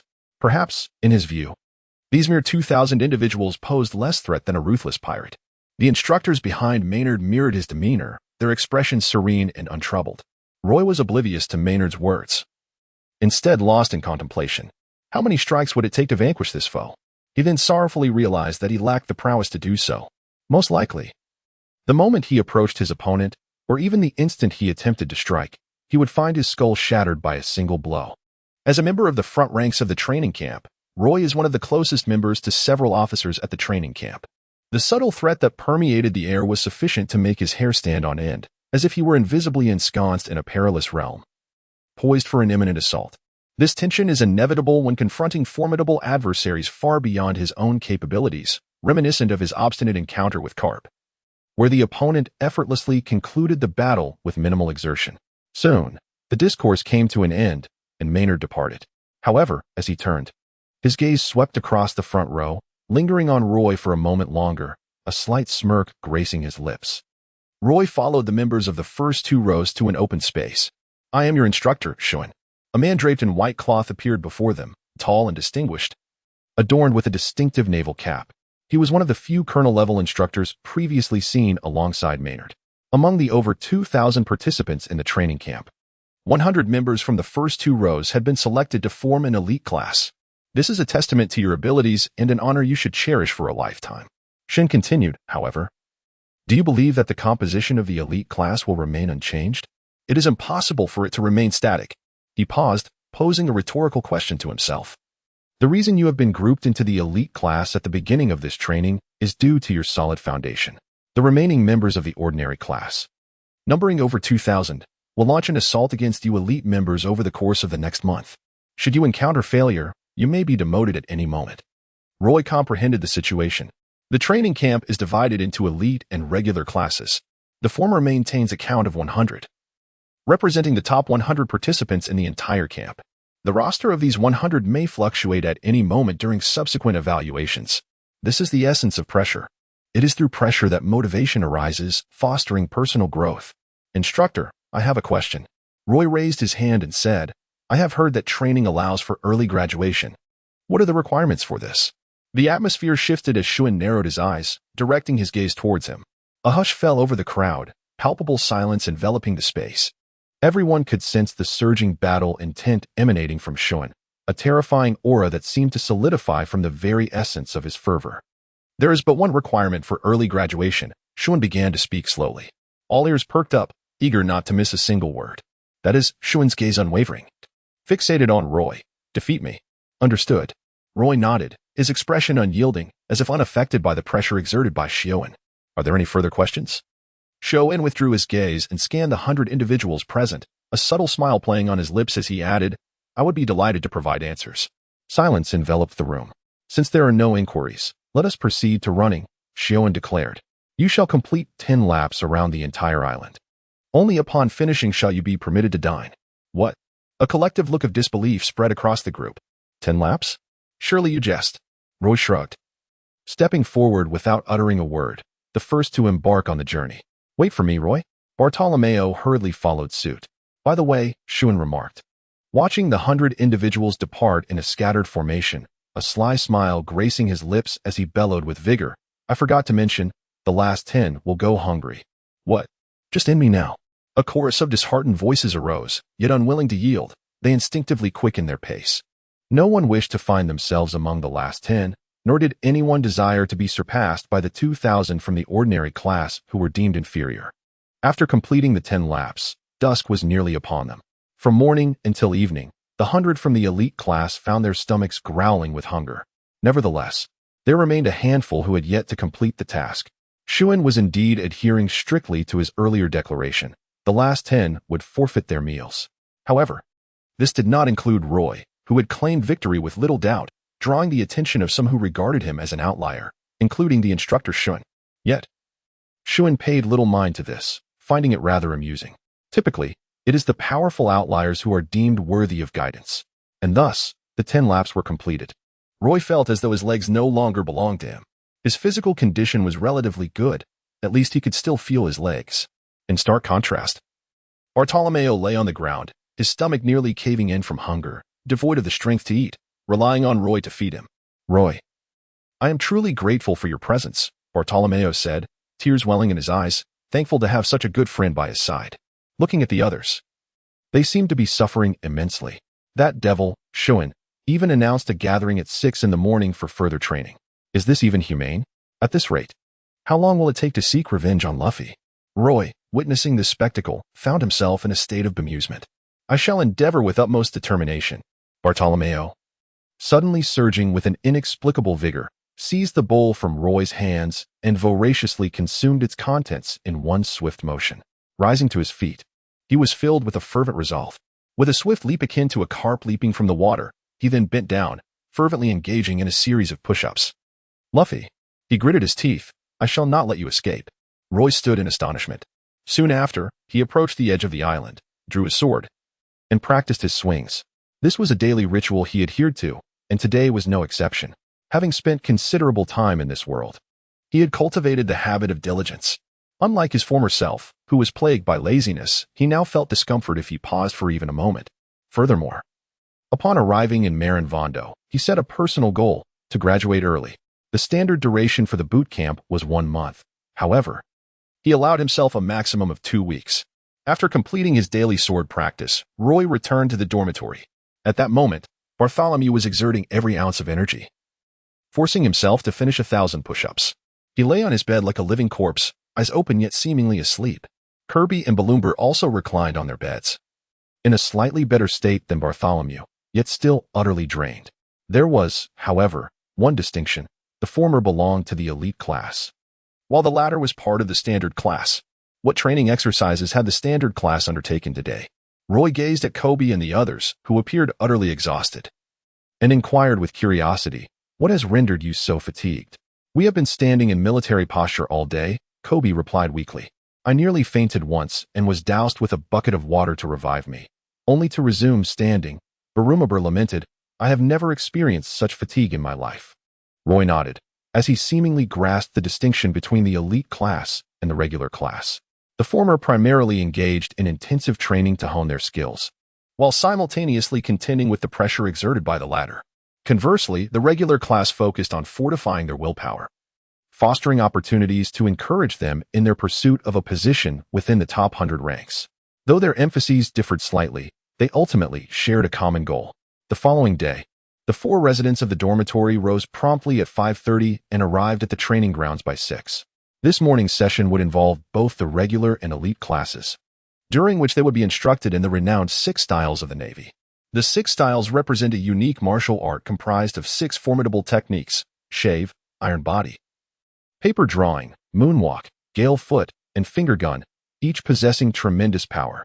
Mastery of all 6 techniques would grant even those endowed with devil fruit abilities a fighting chance. Widely acknowledged as a martial art that transcends the limits of human physicality. Although rigorous training is essential for acquisition, there are a select few who can discern the technique's subtleties after a mere glance. Due to their practicality, several naval officers are proficient in some of these techniques. Standing upon a high platform, the instructor briefly elucidated the movements and intricacies of the 6 styles. Subsequently, the 2 classes dispersed for practice.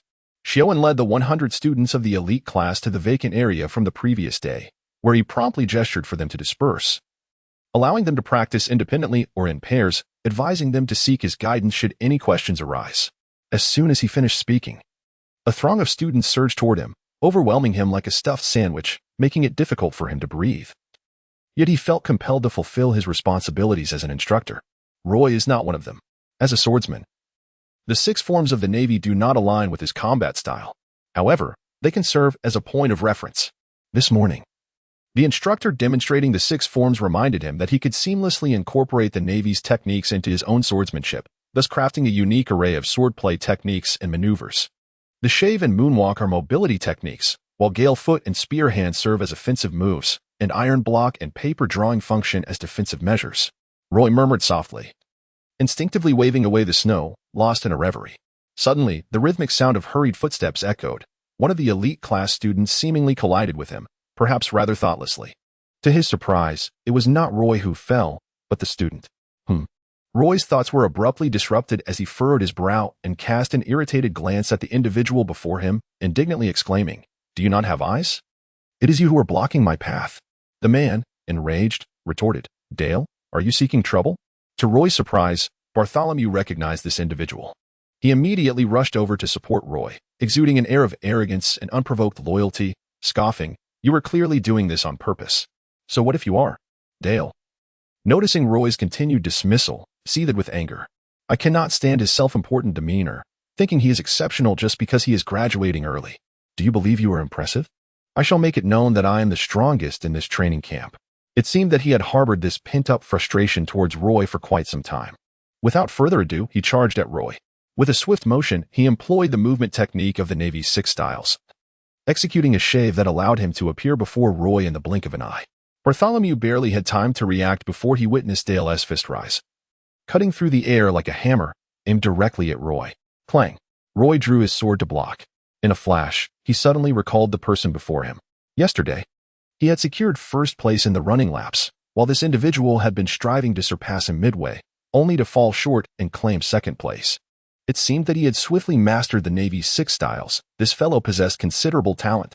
A fleeting thought crossed Roy's mind, and with a swift motion, he used his snow-covered hand to push Daller back, stepping forward with an impassive expression, relentlessly closing the distance. The fight had commenced, and it could not conclude in a lackluster manner. Moreover, he had been eager to test his thoughts on a worthy opponent, and such an opportunity, presented so conveniently, must not be allowed to escape. The skirmish instantly captured the attention of all 100 members of the elite class. As the Sea Army de la Sea Army of a training camp comprising over 2,000 individuals, none amongst them would consider themselves inferior. A brawl served as a definitive means of establishing hierarchy and inevitability. Observing the conflict offered an early glimpse into the strength of their adversaries. A spectacle they were more than eager to witness. The individual wielding the knife had secured first place in yesterday's running, while his opponent had claimed second. How fascinating! The crowd buzzed with excitement. However, Shuin remained unperturbed, believing it prudent to ascertain the capabilities of certain mavericks within his class during this confrontation. Yet, after merely a dozen seconds of observation, he had anticipated the outcome and withdrew his gaze. It had become abundantly clear Roy was destined to lose. Indeed, he was utterly outmatched by Daller, appearing to lack any means of retaliation. Whispers of speculation filled the air around him. Shuin shook his head and sighed. The students were still too youthful. What did it mean to lack the ability to counter? It was a matter of being at ease and in control. Suddenly, a whoosh pierced the air, signifying a shift in the tide of battle. Roy endeavored to integrate the techniques of the Navy's 6th style into his swordsmanship. In this brief skirmish, he indeed discovered several insights and made substantial progress. It was time to conclude. He exhaled deeply and gazed at his opponent, Darl. Darl was seething with rage, his fury palpable. The words that escaped Roy's lips made him feel like a mere sparring partner, as if he could be dispatched at any moment, merely serving to hone Roy's skills. Indeed, it was over. With gritted teeth, Darl bellowed, "Boy, remember this lesson." Swish. In an instant, Roy's figure became indistinct. Dar's pupils constricted as he lost sight of Roy. The next moment, a chilling sensation swept across his neck, and his heart followed suit, turning cold. "Do not make me wait too long," he thought, bewildered. How is this possible? How did he vanish in the blink of an eye? Is that Shafe? No, it certainly resembles it, but it differs in fundamental ways. The trainees stood in stupefied silence, unable to comprehend Roy's lightning-fast reversal of fortune and the extraordinary prowess he ultimately displayed.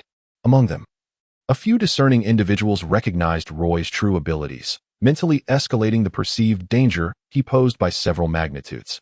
Shun lifted his gaze, entirely unfazed by Roy's victory.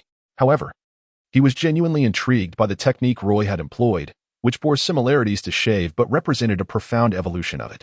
In essence, it was a technique uniquely tailored to Roy himself. Roy transformed the conventional techniques into his own personalized style, while the essence remained unchanged. The manner of expression was entirely distinct. Such talent is rarely matched in this training camp. Shuin admired this deeply. He recalled the question Roy posed upon their first meeting yesterday, a smile gracing his face. "Come on, lad. Come challenge me soon, and let me temper your youthful exuberance." Shuin cast a keen glance at Roy, feeling a surge of anticipation. Just as this thought crossed his mind, he found himself surrounded once more by a throng of elite students. The rejuvenated learners, brimming with determination, vowed not to be outdone by Roy. The cacophony of inquiries enveloped Shuin, reminiscent of the exhilarating sensation of being a celebrated star. Was it a painful yet joyous experience? Nonsense. Being swarmed by a host of flies brought nothing but torment, devoid of any joy. Suddenly, Daller collapsed to his knees, a visage of defeat. He had always believed himself to be the strongest in this training camp, yet he never anticipated being so decisively vanquished by Roy today. And without the slightest chance to retaliate, Roy sheathed his sword, casting not a glance at him, and greeted Bartolomeo. "I'm heading over there to practice." "Very well." Bartolomeo nodded, casting a disdainful glance at Darl, as if he were the one who had triumphed over him. This news rapidly spread. In this training camp of 2,000 individuals, there were certainly many who relished gossip. Just yesterday, during the physical assessment of the elite class, achieving second place had attested to Darl's innate talent. Today, in combat, his execution of the technique known as Soru further demonstrated his extraordinary comprehension of martial arts. Yet, He had unexpectedly become a vanquished opponent, defeated by the very same technique employed by his adversary, one of the top contenders. Even if the opponent was indeed the champion, it was still a matter of great lamentation. Roy remains incredibly formidable. Upon hearing the news, Kirby from the ordinary class clenched his fists, a surge of fighting spirit igniting within him, and he immediately dragged his companion Balloomber to engage in practice. What? Balloomber, fatigued and disheartened, replied. Haven't we just finished training? Don't you aspire to enter the elite class? All right, fine. Balloomber gritted his teeth, the latent strength within him awakening. Nearby, their instructor observed with approval, nodding at the training state of the two. Others, upon hearing the news, filled with ambition and a fierce competitive spirit, regardless of their exhaustion, rose once more to push their limits. The unwilling to strive were ultimately few. The instructor barely spared a glance at them, for it is universally acknowledged that diligent individuals are more cherished in any realm, while those lacking effort often grow accustomed to being overlooked, sinking into mediocrity. In a certain office, has the list of potentials been submitted?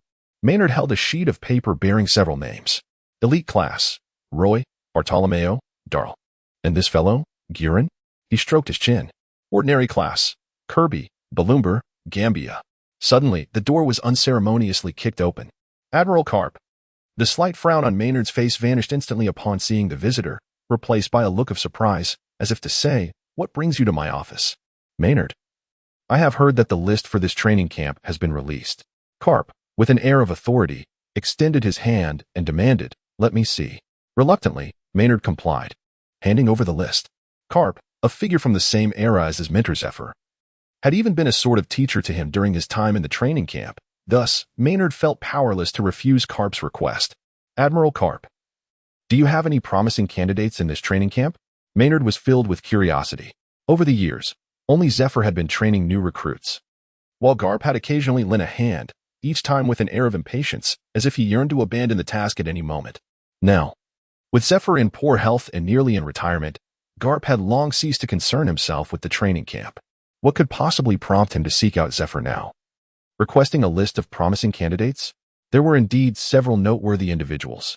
Garp did not conceal this, nodding as he remarked, on my recent trip back to the East Blue, I encountered quite a few promising talents. Maynard chuckled. Are they on the list? If not, it would be quite the embarrassment for me. After saying this, Garp tossed the list back to Maynard and swaggered away. Maynard felt a sense of helplessness. In the Navy headquarters, few dared to be so brazen. In other words, the seasoned veterans were dwindling, as many had perished in the relentless pursuit of justice. Aside from the sheep-loving admiral, only Zephyr, Garp, and a handful of familiar faces remained. As Maynard pondered this, he compared the list and was astonished to discover that over half of the names originated from the East Blue. Experience still reigned supreme. In the training ground, an open area awaited. Roy occupied a secluded corner, and after the recent, attention-grabbing battle, no one dared to disturb him any longer. He spoke with increasing fervor about the fusion of his thrust technique with the moonwalk and consecutive slashes, envisioning a transformation akin to Luffy's Gear Second. His eyes sparkled with excitement as he continued. As for the finger gun and gale kick, they can be replaced with slashes. They hold little significance for me and can be disregarded. Suddenly, the system announced a new task, to develop a new sword technique within 2 days. Task reward, 200 experience points. Roy raised an eyebrow. Within 2 days? The timeline was indeed pressing, yet not insurmountable. However, it would be even more advantageous if someone were willing to spar with him, providing guidance and insights. He chose to disregard the individuals in the training camp, including Shun. Only those who shared the path of the swordsman could truly comprehend his struggles. Thus, he resolved to seek out a fellow swordsman.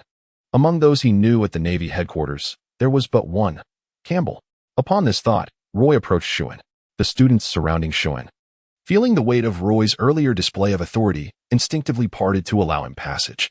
I request to practice alone, Roy stated candidly. Practice alone? Shun raised an eyebrow, as if struck by a realization, and nodded in approval. I grant you permission. Thank you, Roy replied before turning to depart. Wait, Shun suddenly called out to halt Roy. Roy turned around, his expression serene, yet there was a hint of bewilderment evident in his demeanor. Do not keep me waiting for too long. Shun replied with a subtle smile, his gaze betraying a glimmer of sharp insight. That shall not be the case. Roy suddenly realized. a surge of combat spirit igniting within him as if flames were kindling around his being, filled with confidence. He laughed heartily. Just you wait. Task accomplished. You wish to combine the Navy's sixth style to forge a new sword technique? Campbell, noticing Roy's entanglement with him, scoffed, a splendid idea. But I am merely your vanquished foe. What insights could I possibly offer you? Is it not entirely natural for a junior to seek guidance from a senior? Roy speaks with a charming eloquence and possesses striking good looks, which instantly brings a smile to Campbell's face. He confidently pats his chest and declares, "Leave it to me." However, despite his bravado, a sense of unease lingers within him. During their time aboard the warship, he witnessed Roy's formidable prowess, not solely in combat, but also in his extraordinary talent. On that fateful evening at the party, he observed Roy meticulously refining the technique known as the cross-gyroscope, transforming it into a nearly flawless swordsmanship. Such a combination of diligence and innate ability renders a person like him one of the most formidable individuals in existence, without exception. Suddenly, a thought crossed Campbell's mind. Since you have proposed this concept, surely you must have some ideas of your own? Roy nodded, confirming his thoughts. Campbell, his excitement palpable, exclaimed, "Then let us engage in a friendly duel, purely focused on swordsmanship, without employing any existing techniques. I believe this sparring session will aid you in refining your concept. What say you?" "I am more than willing to oblige." Roy smiled faintly, yielding effortlessly to the situation. He could naturally surmise Campbell's intentions, after all. His departure from the training camp to seek out Campbell was precisely for this purpose. With a swift motion, both drew their blades, facing each other. Campbell, sharpening his resolve, was finally about to witness the long-awaited scene he had envisioned. "Kid, we agreed to duel solely in swordsmanship, so do not blame me for taking advantage of you." He laughed heartily, brimming with confidence. A mere contest of sword techniques was entirely different from an actual battle. Combat encompasses various factors, including stamina, tactics, and adaptability. Swordsmanship, on the other hand, is a manifestation of a swordsman's comprehension of the art. Having trained for many years, Campbell knew that Roy had only practiced for a year. If he were to lose, it would surpass mere embarrassment. He might as well leap into the sea to end it all. "Come on."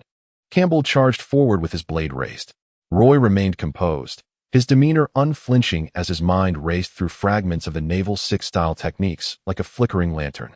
With a swift motion, he wielded his blade, infusing it with his own understanding. Clang, clang, clang. The two engaged in a fierce exchange, neither conceding an inch. Their exquisite swordsmanship unfolded like a blooming rose, captivating yet perilous with hidden thorns. Moments later, with a swift motion, one katana was dislodged, soaring through the air. Whoosh! The other blade plummeted like a meteor, tracing a graceful arc as it fell with a piercing sound before landing at Campbell's feet. Campbell's expression twitched. He had actually lost. The straightforward duel of skills had proven to be immensely rewarding. Roy sheathed his sword, beads of sweat glistening on his forehead. Clearly, the duel with Campbell's exquisite swordsmanship had placed him under immense pressure.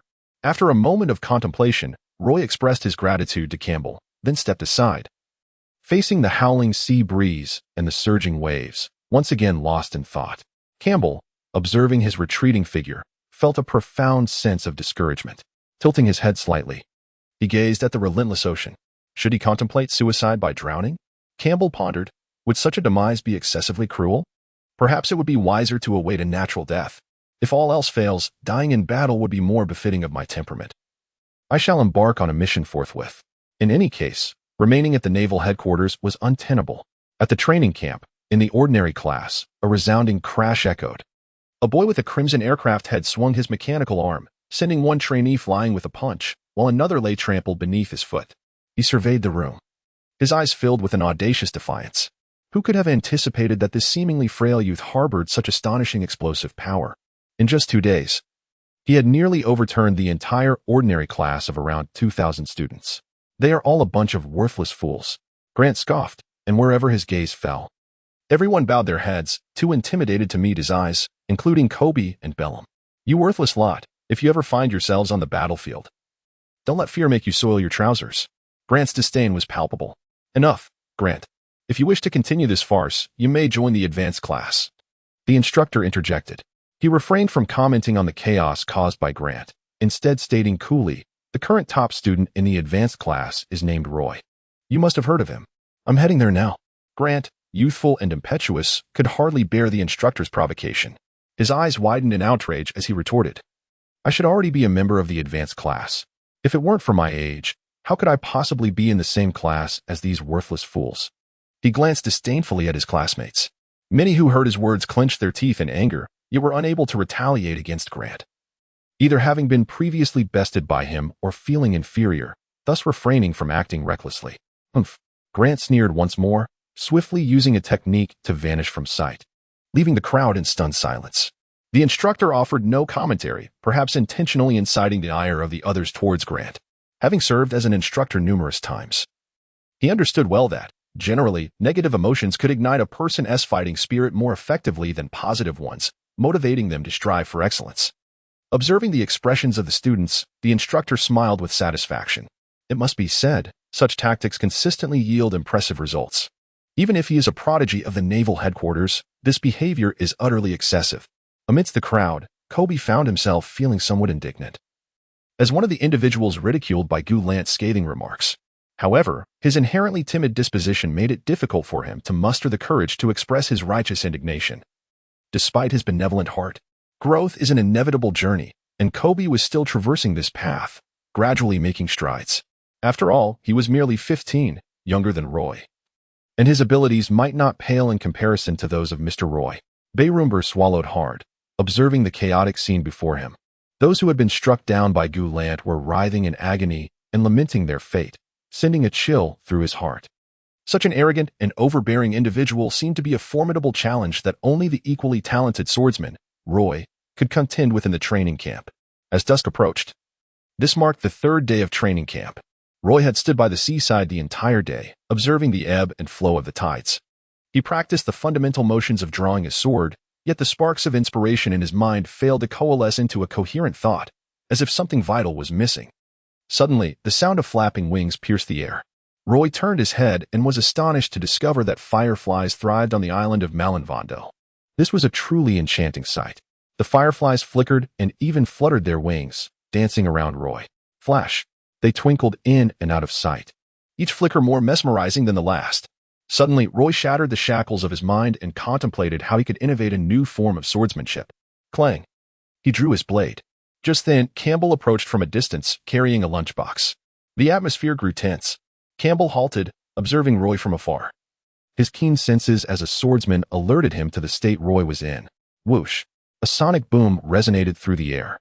The blade's gleam pierced the surrounding darkness, tearing through the tranquil ambience by the sea. Boom! Before Roy, the ocean erupted, its surging waves pierced through, revealing a vast hollow chasm. The frothy spray surged forth, cascading back in a dazzling display. Some droplets fell to the ground, dampening the earth, while others splashed against his face. Ding! Task accomplished. Reward, 200 distributable experience points. 21 instant kills. Roy revealed a long-awaited smile.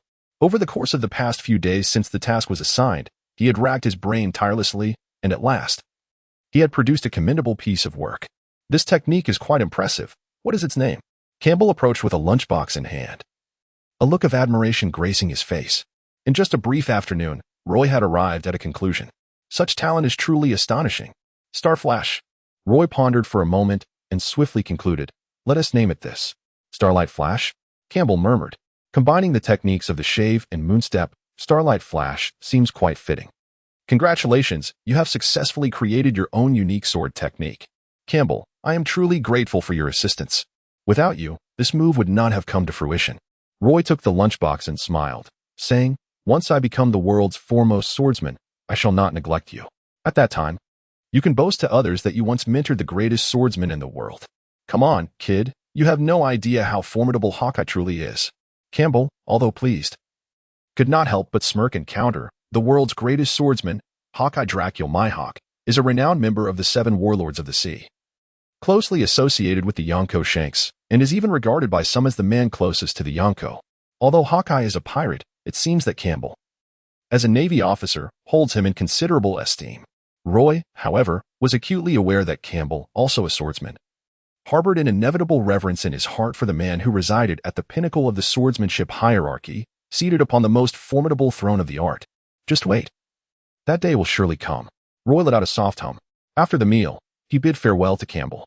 Having accomplished his task, there was no need to linger any longer. Campbell watched Roy's departing figure and and suddenly recalled the words he had just spoken, for reasons unknown. Campbell sensed that in the not-so-distant future, Roy would undoubtedly navigate the winds and waves towards his aspirations, setting sail with determination. Upon returning to the training camp, Roy sensed an unsettling atmosphere among his comrades. The day's training session was supposed to conclude, yet every member of the elite class present wore a pallid expression, seemingly engulfed in despondency. Many cast glances at Roy, their lips trembling with unspoken words, overwhelmed by an indescribable discomfort. Moreover, Roy encountered Daler. The poor fellow appeared even worse for wear than during their skirmish the previous day, his face a canvas of bruises, his spirit utterly depleted. Teetering on the brink of existential doubt. "Roy, you have finally returned," cried a figure, abruptly lunging towards him. Clad in tattered garments, with swollen, darkened eyes and a visage marred by contusions, the ghastly sight startled Roy profoundly. Bang! Roy did not hesitate and kicked out. "Who is playing tricks?" "It's me," the shadow replied tearfully as it drew closer. Roy discerned a clue and stared in astonishment at the wretched figure before him. Tentatively, he inquired, "Bardo?" "It is I." The figure nodded in a manner reminiscent of a chick pecking at grain. "What has happened to you?" Roy was taken aback, after just one day apart. How had Bartholomew been reduced to such a state? Who could have done this? Roy pressed his hand against the blade, a faint furrow creasing his brow. His bond with Bartolomeo, cultivated over the years, required no further elaboration. Now witnessing his friend in such a dire state, Roy would not remain passive. Did they truly believe he lacked temper? Bartolomeo appeared suddenly at a loss for words. Who could it be? Roy was indeed quite curious. Bartolomeo, who had mastered the power of the fruit, could undoubtedly be considered a formidable force in the East Blue, despite the Navy headquarters being a gathering of elite talents within the training camp, who besides the instructors possessed such prowess. Bartolomeo lingered, seemingly feeling a sense of embarrassment. Suddenly, a figure approached. It was I. Glance stood tall, his gaze sharp as a blade, piercing through Roy with a cold smirk. "I once thought the elite class was something exceptional, but it appears to be merely a handful of kittens, and now only you remain." After a pause, Glant continued, "Roy, I have heard that you are acknowledged as the top of the elite class, the very best in the entire training camp. Do you wish to challenge me?" Roy gazed upon the innocent visage of Bartolomeo and suddenly comprehended why this fellow felt a twinge of embarrassment. With a decisive interruption, he cut off Kirinth, dismissing any further trivialities. He nodded and said, "Enough of the chatter, let us proceed directly." "Very well." Kirinth laughed heartily, showing no hesitation. He ascended into the sky with a graceful moonwalk, unleashing a whirlwind kick that sliced through the air like a blade, hurtling towards Roy with lethal intent. Roy remained unperturbed. In an instant, he vanished from the sight of the crowd, swiftly drawing his blade. In the following moment, a myriad of shimmering lights, akin to countless blades, surged through the heavens, soaring toward the sky. A whisper escaped Roy's lips, "Star flash." Meanwhile, in the sky, Grant executed a strike with his foot, which landed precisely on the ground, momentarily halting his movement. The onlookers exhibited expressions of sheer astonishment. With a series of tearing sounds, Grantha's garments erupted, transforming into delicate fragments akin to snowflakes that drifted slowly to the ground, revealing the sinewy muscles beneath. It was evident to all present that the slowly descending remnants of fabric were the sole testament left in this world, severed by an unfathomable number of Roy strikes. With widened eyes, Grant plummeted to the earth, creating a crater upon impact. Pain surged throughout his body, particularly in his posterior and spine. Yet, he appeared oblivious. His expression somewhat dazed, as if awakening from a profound dream, utterly unprepared for the predicament his challenge had culminated in. He was devoid of any capacity for resistance. Anyone with the ability to perceive could discern Roy's unequivocal triumph, a victory so resounding that it left no room for dispute. Roy sheathed his sword with a calmness akin to the stillness of a deep pool, casting a fleeting glance at Grant. A chill enveloped Grant's heart. For he discerned the truth. This current champion of the training camp had never regarded him as a worthy adversary.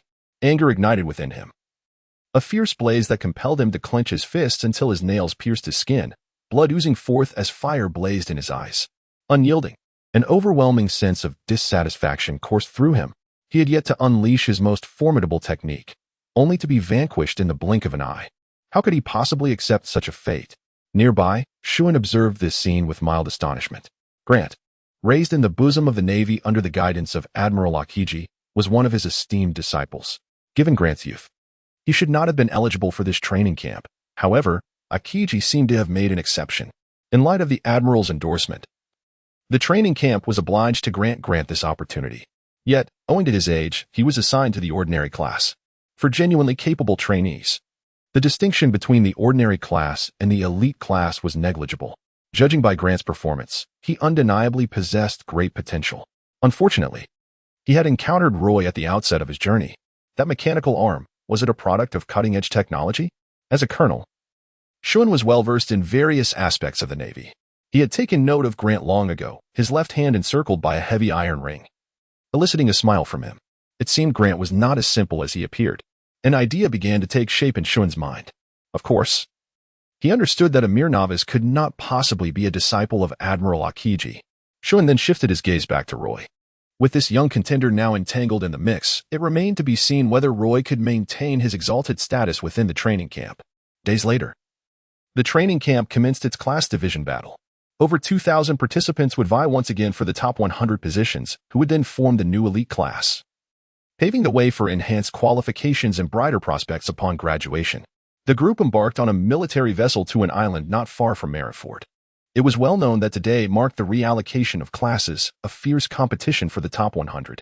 Shun announced, "This island is called Cameron Island, home to numerous beasts. Though for most of you, they pose little threat." No one believed the class division battle would be that straightforward. All listened intently. Shun continued, "The island harbors many creatures, but only 100 of them will bear specially designed bells around their necks. Your objective is to secure these bells and protect them. You are to return to the vessel within the designated 12-hour time frame. Ultimately, the 100 who obtain the bells will become the new elite class members and join the ranks of the top 100. Upon receiving a signal from the other instructors, Xiao-In imparted a few final instructions. While competition among the classes was permitted, any engagement must be measured, and lethal force was strictly prohibited. Furthermore, following the sighting of the naval signals, no further combat was to occur. Those who possessed bells were allowed to return with them, while those without were to depart from the elite class. Do you understand? As he concluded, his voice rose in emphasis. A resounding affirmation echoed as everyone nodded in unison, their expressions resolute. No one wished to be expelled. The top 100 positions not only signified strength, but also represented honor. Very well, off you go. Xiao-In gestured with his hand. 100 individuals leaped from the warship, charging towards Cameron Island. The over 2,000 students in the regular class, unwilling to be left behind, hurriedly followed in the footsteps of the 100, all rushing into the lush, verdant forest teeming with towering trees. Roy strolled leisurely through the dense forest. Regarding the top 100, he held no particular thoughts, for it was inherently within his grasp. In recent days, his reputation had spread throughout the training camp, reaching its zenith upon his triumph over Gurinth. It is hardly surprising that, apart from the obstinate Gurinth, no one dared to vie with him for the bell. Speaking of Gurinth, he truly gave Roy a headache. This fellow incessantly challenged him to duels, facing defeat time and again, yet persistently returning for more. Indeed, quite a nuisance. Were Gurinth an adversary, Roy would have swiftly dispatched him long ago. Despite the training camp having commenced merely a week prior, Roy resolved to expedite his plans. Following the division battle, he intended to challenge Shun and apply for early graduation. Shun, a colonel in the main division, undoubtedly surpassed Campbell in terms of strength according to rank and capability. From Shun's usual instruction and the instinctive prowess he exhibited, it was evident that he possessed extraordinary skill in physical combat. Furthermore, Shun was also a wielder of a devil fruit ability. On one occasion, he inadvertently revealed his fruit's power, which conjured vivid memories in Roy's mind. He was a user of the rust fruit. In the previous world, Snowfall had succumbed to his corrosion. Zaro, utilizing the autumn water he had acquired from the legendary swordsman Longma, replaced Snowfall, burying the corroded remnants beneath the terrifying three-masted ship of one of the 7 warlords of the sea, Moonlight Moria. Roy contemplated this as he drew forth his sword. Squinting against the dappled sunlight filtering through the dense, lush foliage of the forest, he resolved, "This time, you shall not share the same fate." In Roy's mind, the visage of Uncle Song flashed through, and he tightened his grip on the hilt of his knife. "I had promised Uncle to ensure that your name would echo across the vast ocean." Suddenly, the ground began to tremble slightly, and a cacophony of footsteps erupted, with faint voices engaged in conversation. The sound of bells tinkling, soft yet distinct, captured Roy's attention. It seemed that a beast adorned with bells had been discovered, and now numerous individuals were relentlessly pursuing it. This could be described as a serendipitous discovery, achieved without any considerable effort. Roy strode purposefully towards the source of the sound he had captured, soon encountering a throng of individuals engaged in the pursuit of a wild boar. The beast charged wildly, tossing several people aside as if they were mere obstacles. In a frenzy, the boar charged directly at Roy, resembling a heavy truck laden with cargo. With each step it took, the ground trembled slightly beneath its weight, creating a rather terrifying spectacle. Behind the boar, the hunters showed no signs of surrender. Their numbers lent them strength. What was a mere wild boar in the face of such a multitude? Suddenly, as they mused on this, a glimmer of steel flashed through the air. The boar emitted a piercing cry, collapsing with a thunderous thud, its lifeblood flowing freely and rapidly pooling into a crimson sea beneath it. The wails of despair echoed far and wide, startling a flock of birds perched upon the branches of a towering tree. It had met its demise. Roy stepped forward to detach the bell from the short-legged wild boar, casually retrieving a leg he had severed. With a stay of 12 hours on the island ahead, he pondered that to maintain a satisfactory quality of life, one must utilize the resources at hand. The pig's trotters were quite commendable, promising a replenishment of collagen. With the task completed, the bell was secured. Roy turned around, only to be abruptly halted by an irate voice. "You scoundrel, you shall not leave." An enraged shout emanated from behind him. "Return the bell in your possession. We have searched tirelessly to capture this wild boar. You have snatched both our prey and our bell, and you think you can depart so easily? Hey, do you not recognize him?" One of his companions seized the arm of the man who had called out to Roy, his tone tinged with urgency.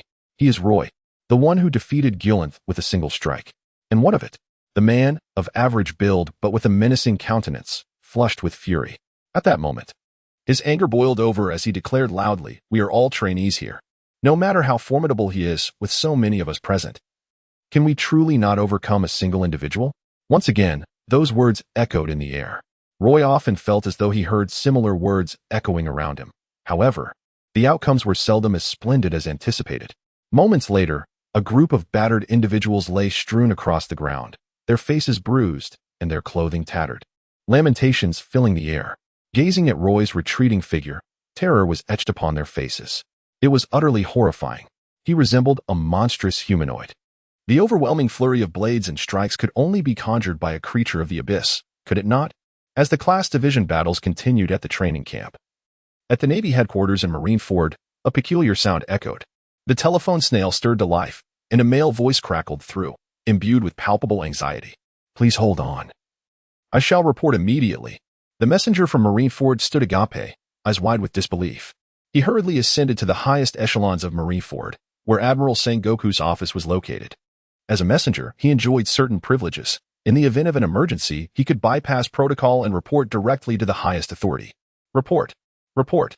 The messenger gasped, astonishment still lingering in his gaze. At his desk, Admiral Sengoku, immersed in paperwork, felt a weight settle in his chest as he scrutinized the messenger, his brow furrowing in concern. "What is it?" "Admiral Sengoku, a message has arrived from Colonel Smoker stationed in Alabasta. It confirms that the mastermind behind the turmoil in the Alabasta Kingdom is none other than Crocodile, one of the 7 warlords of the sea."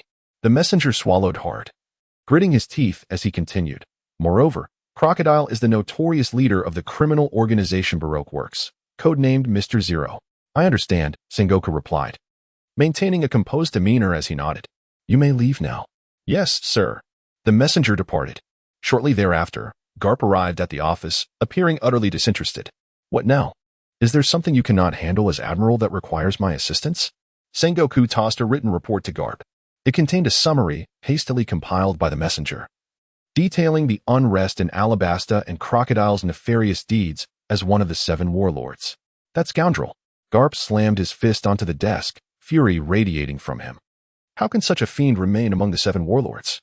"I suspect Crocodile's ambitions extend beyond Alabasta," Sengoku remarked, sidestepping Garp's query as he unveiled his deepest intuition.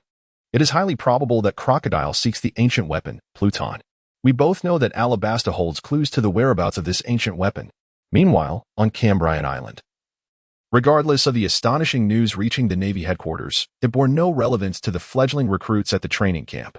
These nascent sailors, barely on the cusp of being considered part of the official Navy, were wholly engrossed in the class division battles, pouring all their efforts into determining their fate and future. Roy continued to wander the uninhabited island of Camlon, a place where the traces of wild beasts abound and the air is thick with the essence of untamed nature. This environment sparked a surge of inspiration within him. The stones, the towering trees, and the sheer cliffs all resonate with the primal spirit of the wilderness, as if they were imbued with a profound idea. An idea? Roy wandered through the surroundings, profoundly affected. Suddenly, he beheld a magnificent white wolf before him. This creature was a common breed in the pirate world, distinguished by its prominent fangs, hence the name Fong Wolf. However, this particular Fong Wolf was markedly different. Its body had grown excessively, as if it had been subjected to hormones. Measuring approximately 4 meters in length and 2 meters in height, it possessed fangs that were at least half a meter long, sharp and elongated. The fangs glinted ominously in the sunlight, while its fierce eyes radiated an astonishing aura of menace. Could this creature truly be as harmless to the trainees as the instructor had asserted? Roy squinted, realizing that the situation before him was vastly different from his expectations. In his line of sight, beneath the colossal direwolf's feet lay the lifeless bodies of 3 spotted deer, 2 adults and a fawn, a family of 3. Their flesh bore the marks of savage bites. The blood nearly drained away, revealing glimpses of stark white bones. Yet, Roy discerned that the eyes of the deer, still unclosed, retained a flicker of light, a testament to the instinctive yearning for life that had been abruptly frozen at the moment of death. Suddenly, the enormous dire wolf, with its keen senses, detected Roy's gaze and shifted its ferocious stare in his direction. In that instant, it propelled itself with powerful hind legs, its agile body lunging toward Roy. Stretching through the air, the creature's elegant form concealed an abundance of peril. In a secluded corner of the forest, Kirby and Balumeb were on the move together. Ever since they disembarked from the warship, they had been wandering through the woods for quite some time. Their prolonged search yielded no encounters with the elusive beasts adorned with bells, leading them to feel utterly unfortunate. After running for so long without a single jingling sound, they had reason to question the authenticity of their mission, doubting the validity of the game rules relayed by their instructor. Was there truly a bell in this forest? The absence of any signs for so long felt like a cruel twist of fate. We've been searching for nearly 4 hours, Kirby. Are we sure we're not in the wrong place? Balumeb lamented, his spirits diminished. We could still see a few beasts not long ago, but now there's not a living creature in sight. Are you certain there are bells on the island? I'm not the instructor. How would I know? Kirby replied, rolling his eyes, a vague unease stirring within him as he sensed an unsettling presence watching him and Balumeb. After a moment of hesitation, he suggested, "Shall we try a different location? For some reason, I find this place quite ominous." Balumeb shook his head, correcting Kirby's misapprehension. Ominous? You're mistaken. Don't forget what the instructor said. The beasts on this island pose no threat to us. Our caution should be directed toward our fellow naval training camp students. No, that's not what I mean, Kirby stammered, his expression growing increasingly frantic. For reasons unknown, his heart raced, a physiological response triggered only in the presence of truly horrifying creatures. Balumeb. Kirby suddenly raised his hand, trembling as he pointed behind Balumeb. What is that? What? Balumeb turned around and beheld a mass of darkness approaching. As he focused, he discerned a lion, as massive as an elephant, advancing toward them, its paws nearly half a meter wide, its stature reminiscent of a truck weighing several tons. Roar! The mighty lion emitted a thunderous roar. Kobe and Barumber clearly observed that a blue fabric strip, stained with fragments of flesh and blood, hung from the sharp teeth of the lion. Whether it was human flesh, they could not ascertain. What they did know with certainty was that the torn fabric dangling from the beast's fangs undoubtedly belonged to a cadet of the training camp. Someone had perished. Kobe and Barumber were left dumbfounded. What on earth was happening? Hadn't it been said that the beasts on this island posed no threat to the cadets? That their enemies were not the wild animals at all? Stop dawdling, run, Barumber urged, pulling Kobe along, who snapped back to reality and sprinted faster than Barumber. Kobe, wait for me. The two raced through the lush forest, their feet barely touching the ground.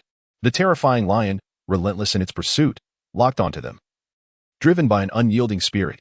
In their frantic escape, Kobe and Barumber stumbled upon even more horrifying discoveries. Scattered throughout the vast forest lay numerous mangled corpses, with remnants of limbs and severed arms clearly visible in corners like beneath trees and half buried in mounds of dirt, gnawed upon by beasts, their bones soaked in blood. The clothes strewn about were unmistakably from the naval training camp, indicating they were once their classmates. As they ran, they noticed some corpses were missing half of their heads. Upon closer inspection, they recognized faces of acquaintances they had seen often but never spoken to. What had transpired? Countless questions swirled in their minds. Yet in the face of this dire predicament, Kobe and Barumber swiftly cast aside their doubts and queries. They had no time to ponder. It was too overwhelming. The lion thundered behind them, crashing through the dense underbrush. Towering trees, deeply rooted in the earth, were uprooted by the lioness brute force, showcasing the majesty of the king of beasts. Its colossal form surged forward with terrifying velocity, striking like a bolt of lightning towards the two. The ground trembled as if a cataclysm had descended upon them.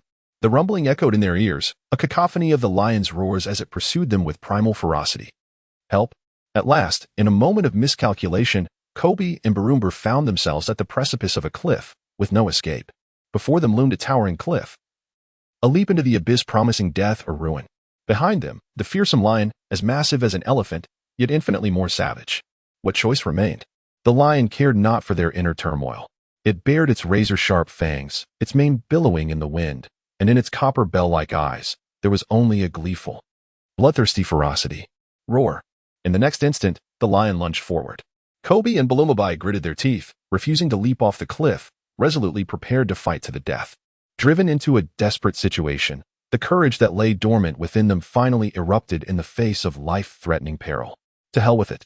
They closed their eyes, disregarding their fate, and with a synchronized determination, charged forward with clenched fists. Whoosh! Suddenly, a brilliant flash of light sliced through the air. Boom! The lion was instantly engulfed in a torrent of crimson blood. Then, as if struck by a speeding locomotive, it was violently hurled to the left, crashing heavily to the ground. Kobe and Balumabai sensed something amiss. Upon opening their eyes, they found the space before them eerily vacant. The once relentless lion, which had instilled a sense of hopelessness in them, now lay to their right.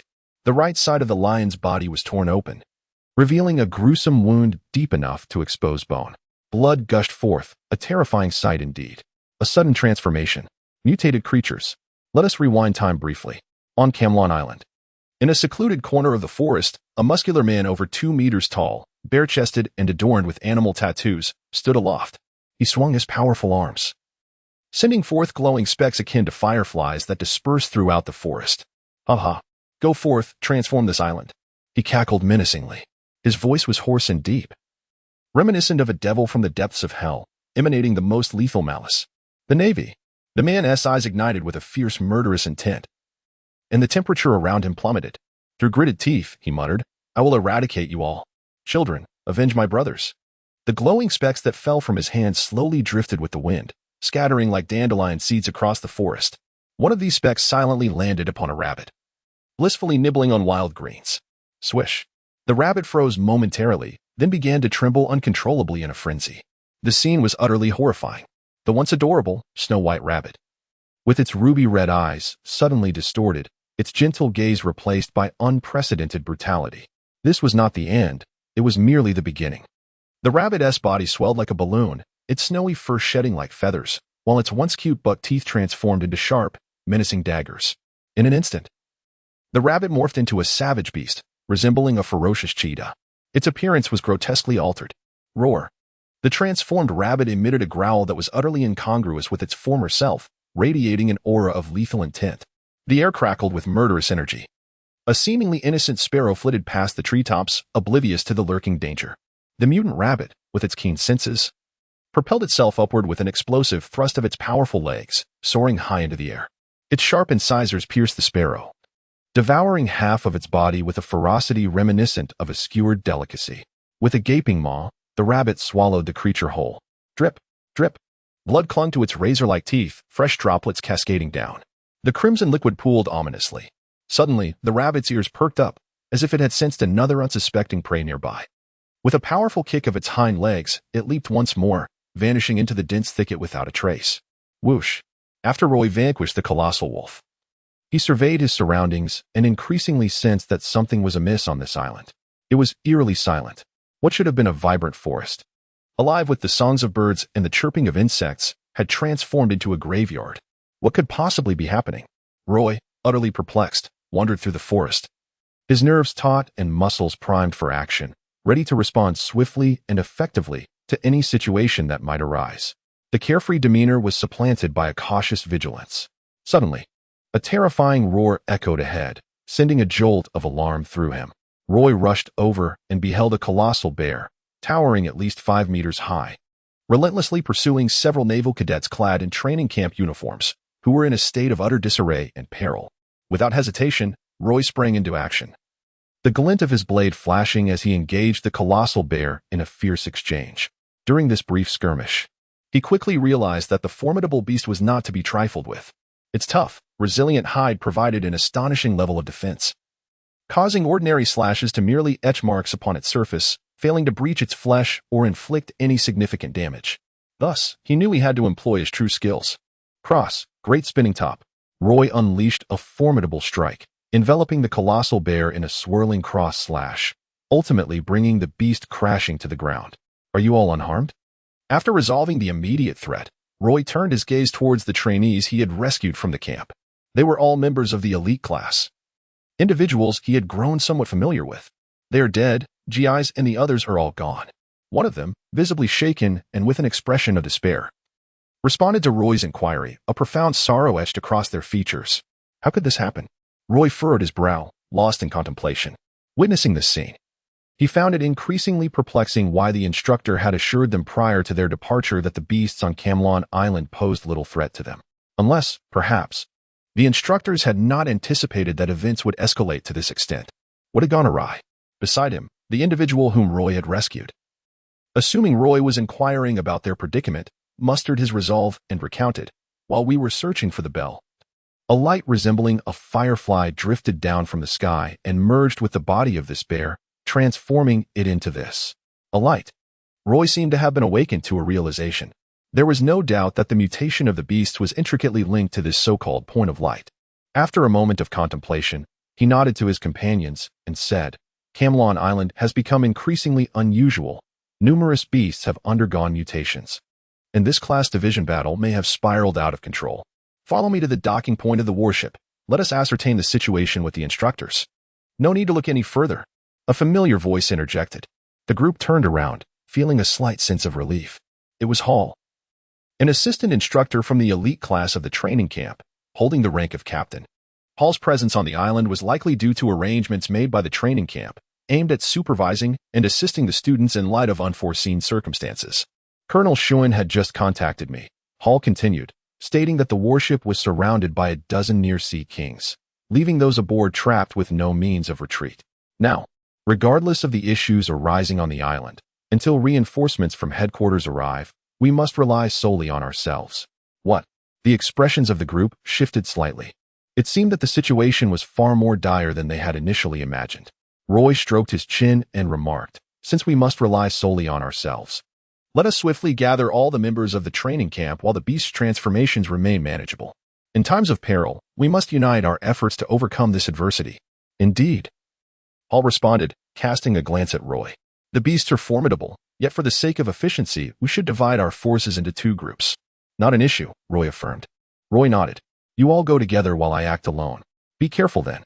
Wait, where shall we meet? On the northern side of the island, near the beach. There is a spacious clearing that I believe is particularly suitable. It's settled then. The 2 parties parted ways. Roy began to dash through the forest, rescuing numerous individuals and explaining the situation before directing them all towards the assembly point located to the north of the island. However, despite the considerable number of lives he saved, the toll of the deceased was far greater. As he traversed the path, Roy encountered at least dozens of corpses, along with countless severed limbs and dismembered body parts. It can be surmised that the other group, which had split from him, faced a similarly grim fate. Many trainees from the camp had perished, and the circumstances were exceedingly dire. The forest was shrouded in a pall of blood. Roy also discovered that the proportion of mutated animals in the forest was increasingly high. He occasionally observed scattered luminous points drifting through the woods. However, these points seemed to exclusively affect the animals, entirely disregarding humanity itself. What, then, is the origin of these luminous points? Roy followed the direction from which the glimmering light emanated, yet he could find no trace of relevance. Help! He suddenly heard a familiar cry not far away. In a swift motion, he darted forward, employing a graceful stride to navigate through the obstacles of the woods, swiftly making his way through the air. A crisis loomed. An unknown adversary, a massive male lion, was relentlessly pursuing Kirby and Bulameb. Roy had wandered through the forest for quite some time, rescuing numerous individuals and accumulating considerable experience from battles with these mutated beasts. Most of them possess tough hides and resilient flesh, rendering ordinary slashing attacks ineffective for a swift kill. Thus, it was best to unleash his ultimate move, Star Flash. With a swift stroke of his blade, Roy unleashed a powerful slash that cleaved through the air, striking the mighty lion.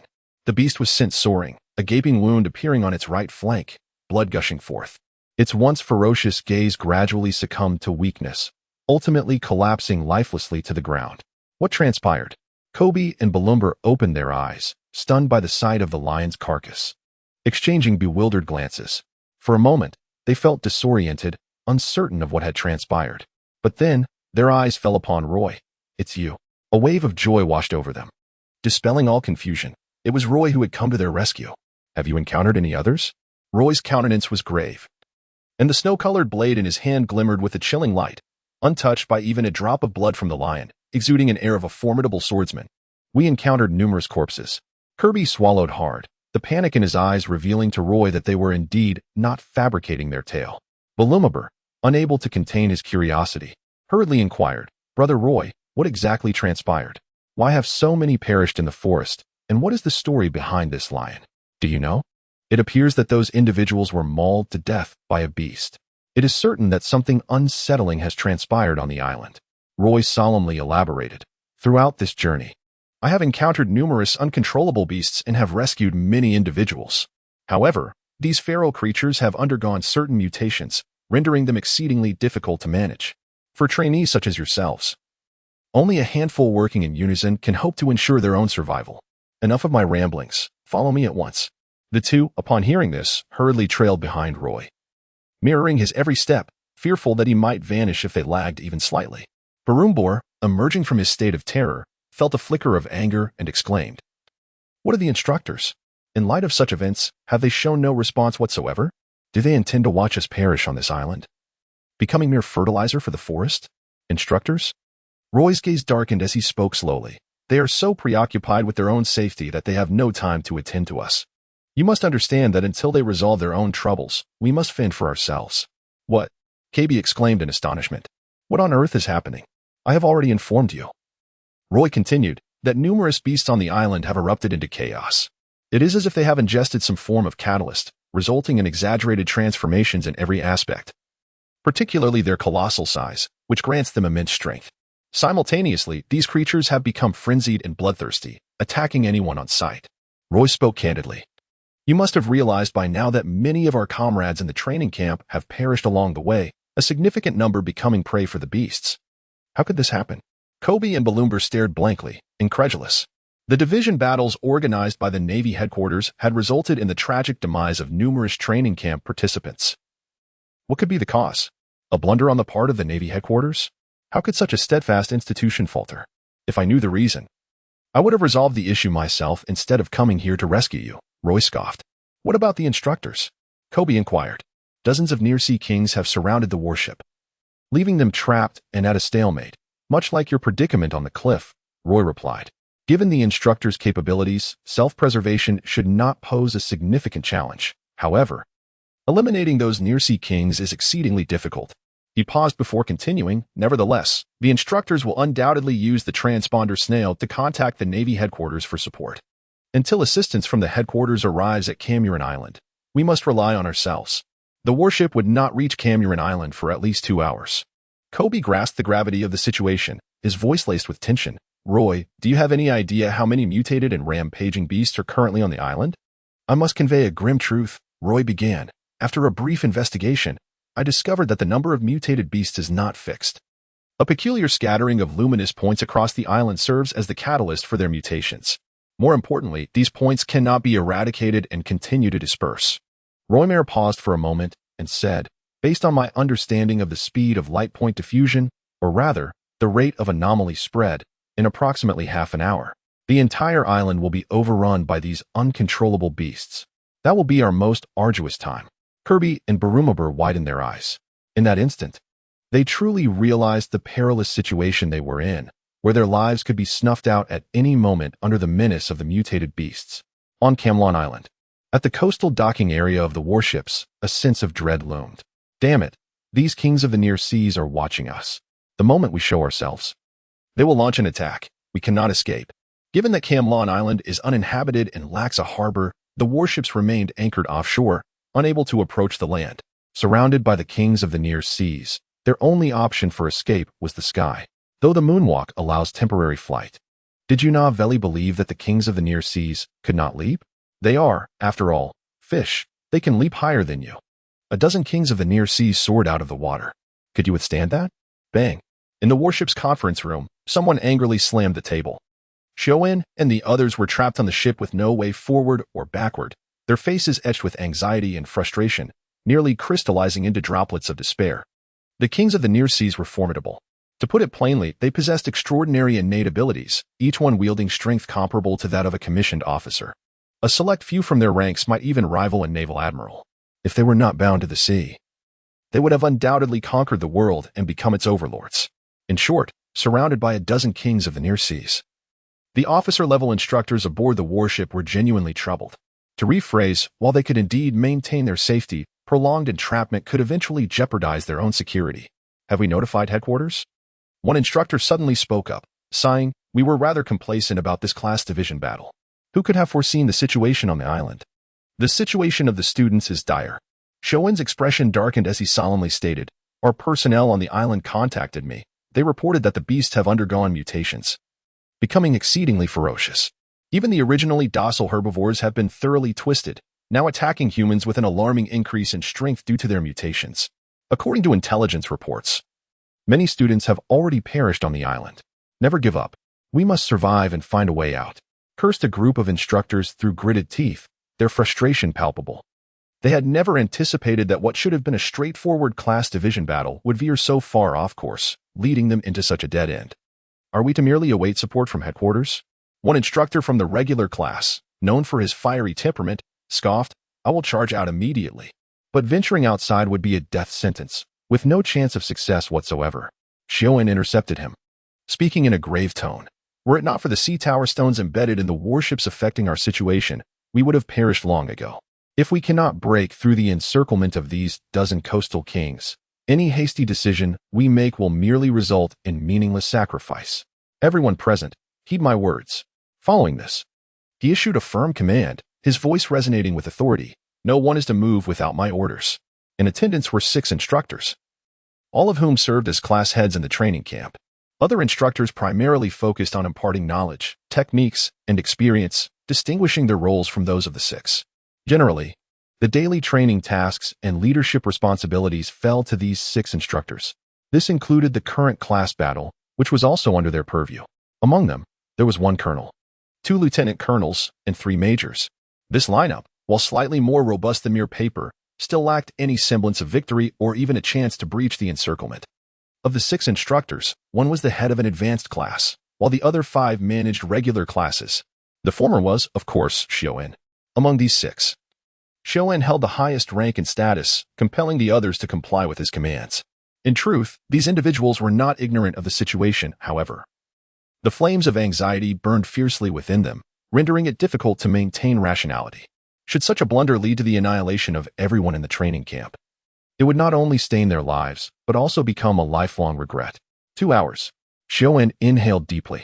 Rest assured, reinforcements have been dispatched from headquarters, with Major General Minard taking personal command. If they can endure for 2 hours, all can be salvaged. As he spoke, he exhaled slowly. Yet a glimmer of light flickered in his eyes as the image of a certain individual flashed through his mind. "Roy, you are the most exceptional young man I have ever encountered, and the most remarkable student I have had the privilege to teach. Do not let me down." Xiaoyan closed his eyes, whispering to himself. On the island, Roy, accompanied by Kobe and Balumeb, traversed nearly half the island, arriving at a vast clearing near the northern beach. This area was flat and unobstructed, offering a broad vista. Its open terrain alleviated concerns about ambushes from wild beasts, rendering it a relatively favorable location. Presently, the clearing was occupied by approximately several hundred individuals who had formed small groups. Upon Roy's return, they regarded him with admiration, nodding in acknowledgement, their gestures infused with respect. All present were acutely aware of the gravity of their situation. Without Roy's leadership, they would undoubtedly be fighting in isolation. and those lacking strength would have likely been torn to shreds by the mutated beasts lurking in the forest. In a sense, Roy was their savior. Thus, we spent the next 2 hours in this place. Roy addressed the two individuals beside him, stating, "This crisis has arisen with alarming swiftness. We must unite our efforts to navigate through these turbulent times." "Understood," replied KB and Balumabur, nodding resolutely, their expressions embodying determination.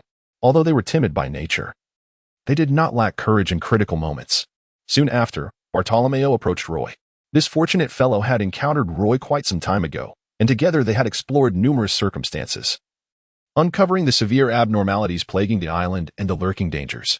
Subsequently, Roy resolved that Bartolomeo should swiftly make his way to the open space to inform the gathered students about the peculiar situations on the island and exchange information in hopes of overcoming the impending challenges together. "We currently have approximately 700 individuals here," Bartolomeo remarked. "However, there are likely others in the forest who have not yet made contact, survivors from the training camp. For instance, Gilinth. I refuse to believe that fellow could be vanquished by a few mutated beasts." Another individual appeared before Roy, the Gambia chief advisor of the Bartolomeo Club. As Bartolomeo's most loyal subordinate, he shared a profound bond with Roy. "Brother Roy," Gambia said, despite being older than Roy. He adhered to the pirate world's principle of respecting strength. He took pride in referring to the younger Roy as brother, considering it an honor to follow such a formidable leader. Gambia continued, "We have organized numerous students into teams. They have left naval signals in the forest. Should any remaining survivors sense something amiss, they should be able to follow these signals to reach us." "Excellent," Roy replied. Roy nodded and said, "Inform them that as long as we can endure for a maximum of 2 hours until the headquarters arrives, we will achieve complete safety." However, Gambia hesitated for a moment and replied, "Someone informed us upon reaching the clearing that those mutated beasts seem to be gathering, much like us. Is someone controlling them?" Roy experienced a moment of clarity and swiftly reached a conclusion. However, this was not the most distressing news. Gambia sighed. "Were those beasts advancing towards us?" Roy's expression shifted. "Indeed." Gambia paused for a moment in silence before nodding. "Is everyone aware?" Roy glanced around, observing the expressions of everyone present, and noted that despair did not seem to cloud their faces. He immediately grasped the situation, his eyelids fluttering slightly. It appeared that they were all aware. "Brother Roy, we are all prepared," Gambir declared. "Indeed, since separation offers no chance of victory, it is far better to unite and confront these beasts head-on, to see who ultimately yields." Bartholomew laughed heartily. He had always been a headstrong individual, and even when faced with dire circumstances, he would not grant his enemies any respite. "We are the Navy. This vast ocean is our dominion," someone shouted. "We are the Navy." Navy. The spirits of the crowd soared. Those cadets who lacked courage and felt trepidation were inspired by the unwavering determination radiating from their comrades. "Let us prevail. Defeat them. We must all return alive." Amidst the throng, Paul observed the group's fervor, his expression a mix of emotions. Subjecting the training camp members to such peril undoubtedly reflected a grave miscalculation on the part of the Navy's headquarters and its organizers. Regardless of whether this was their intention, the blame could be laid at their feet. His heart ached. Faced with so many young individuals, he felt the burden of guilt was his to bear, not theirs. The vitality exuding from these young souls represented their indomitable will to cling to hope and the unyielding spirit of the Navy. It was evident that if given the opportunity to grow, they would undoubtedly become the pillars of the Navy's future. Especially Roy, no matter who the puppet master is. "You will come to regret this," Paul silently vowed. He swore to himself that he would lead these cadets out of Cameron Island alive. 27. The excuse of the week. Given that uncertainty reigns over all matters at present, let us seize this opportunity while the frenzied mutated beasts have yet to strike. We still have time to devise a better strategy to secure victory in this battle. Roy wore a serious expression and stated earnestly, "The aberration of the beasts is inextricably linked to those peculiar luminous points that hover in the forest. If we can trace the origin of these lights, we may uncover the mastermind behind this calamity and spare more lives from sacrifice." Bartolomeo looked troubled. He was not particularly inclined towards intellectual pursuits. Although not foolish, his years of experience as a leader in the underworld had taught him that, oftentimes, brute force proved more effective than intellect. Nevertheless, they must make an attempt, regardless of the odds. Roy spoke briefly with Gambia before swiftly departing the clearing. Gambia and Bartholomew exchanged glances and sighed, particularly the former. Bartholomew, with his carefree demeanor, perhaps failed to notice, yet Gambia astutely detected the choice of words Roy had employed. To avert further sacrifices, this implied that some sacrifices were indeed inevitable. Roy, you mustn't act foolishly. Gambia inhaled deeply. Ding. The system has issued a random task to rescue the imperiled Girinth. As the future of the Navy, should he perish on this island, it would constitute a tremendous loss for the fleet. The host is urged to exert every effort to alter Girinth's fate and restore him to his rightful path. Task reward: 3 to all attributes, 100 experience points. As Roy had just departed from the open space, a voice from the system resonated in his ears. Granth? Has this fellow encountered peril? Roy furrowed his brow slightly. Although he found Grant to be particularly bothersome, as a fellow trainee in the same camp, there existed a certain camaraderie between them, even to the extent of being considered friends. Even in the absence of this mission, he could not simply stand idly by and witness Grant come to harm. However, the pressing question remained: where exactly was Grant? Could it be that he had encountered the nefarious puppeteer behind the scenes? Roy stroked his chin thoughtfully. He could almost ascertain that the transformations on Camlon Island must have been instigated by a sinister puppeteer lurking in the shadows. Who could this individual be? Is it a man, a woman, or perhaps something else altogether? The identity matters little. Nevertheless, this is precisely the moment Bartolomeo often speaks of when it comes to resolving matters with a firm hand. Roy stealthily ventured into the forest, searching momentarily until he discerned the faint glimmers of light drifting through the trees. Following the direction of the wind, he meticulously pursued these luminous spots, prioritizing the areas where the light was most concentrated.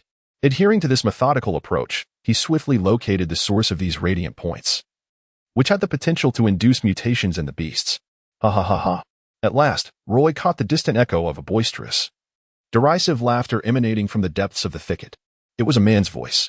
Such a brazen and imperious laugh was something Roy had never encountered from any individual during his time in the training camp. It was almost conclusive. This was a stranger. Could it be the architect of this malevolence? Roy's gaze flickered as he slowed his pace, holding his breath.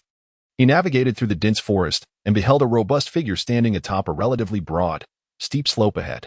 The man, bare-chested and adorned with intricate animal tattoos, bore a fierce countenance, his eyes reflecting an indescribable madness and brutality. As he waved his arms, motes of light burst forth, carried away by the wind. Witnessing this scene, even a fool would recognize that the mastermind behind it all was none other than this man. Roy Bin intended to unsheath his sword and engage in a fierce battle for hundreds of rounds, but suddenly halted both his steps and movements. He realized that someone was swifter than he. It was you orchestrating this chaos. Perish in obscurity. A slender figure with crimson hair emerged first from the depths of the forest, soaring like a meteor descending from the heavens, before crashing down with a thunderous force. His left arm was ensnared by an iron ring, revealing a mechanical limb. Glant. Upon encountering his silhouette, Roy instantly comprehended why he had not seen him at the training camp gathering, and he swiftly realized the rationale behind the system's issuance of the urgent mission to rescue Grant. It became evident that this young man had already discerned the impending danger and intended to single-handedly vanquish the enemy. A commendable ambition. Yet, he had succumbed to the folly of arrogance, acting impulsively. Grant remained oblivious to the stark contrast between his grandiose aspirations and the harsh reality he faced. According to the system's assessment, had Roy not intervened, Grant would undoubtedly have met his demise here, becoming a trivial casualty in the annals of naval history. With a swift motion, Grant's mechanical left arm compressed. With a resounding crack, visible shockwaves radiated in all directions.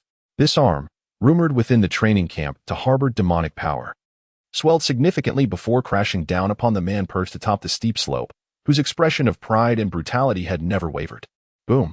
The tattooed man raised his hand to block. From the epicenter of their confrontation, a powerful gust surged forth like a tidal wave. Surrounding trees rustled vigorously, and the ground's gravel transformed into swirling dust, enveloping the two figures in a haze. As the dust danced around, Roy's vision was obscured.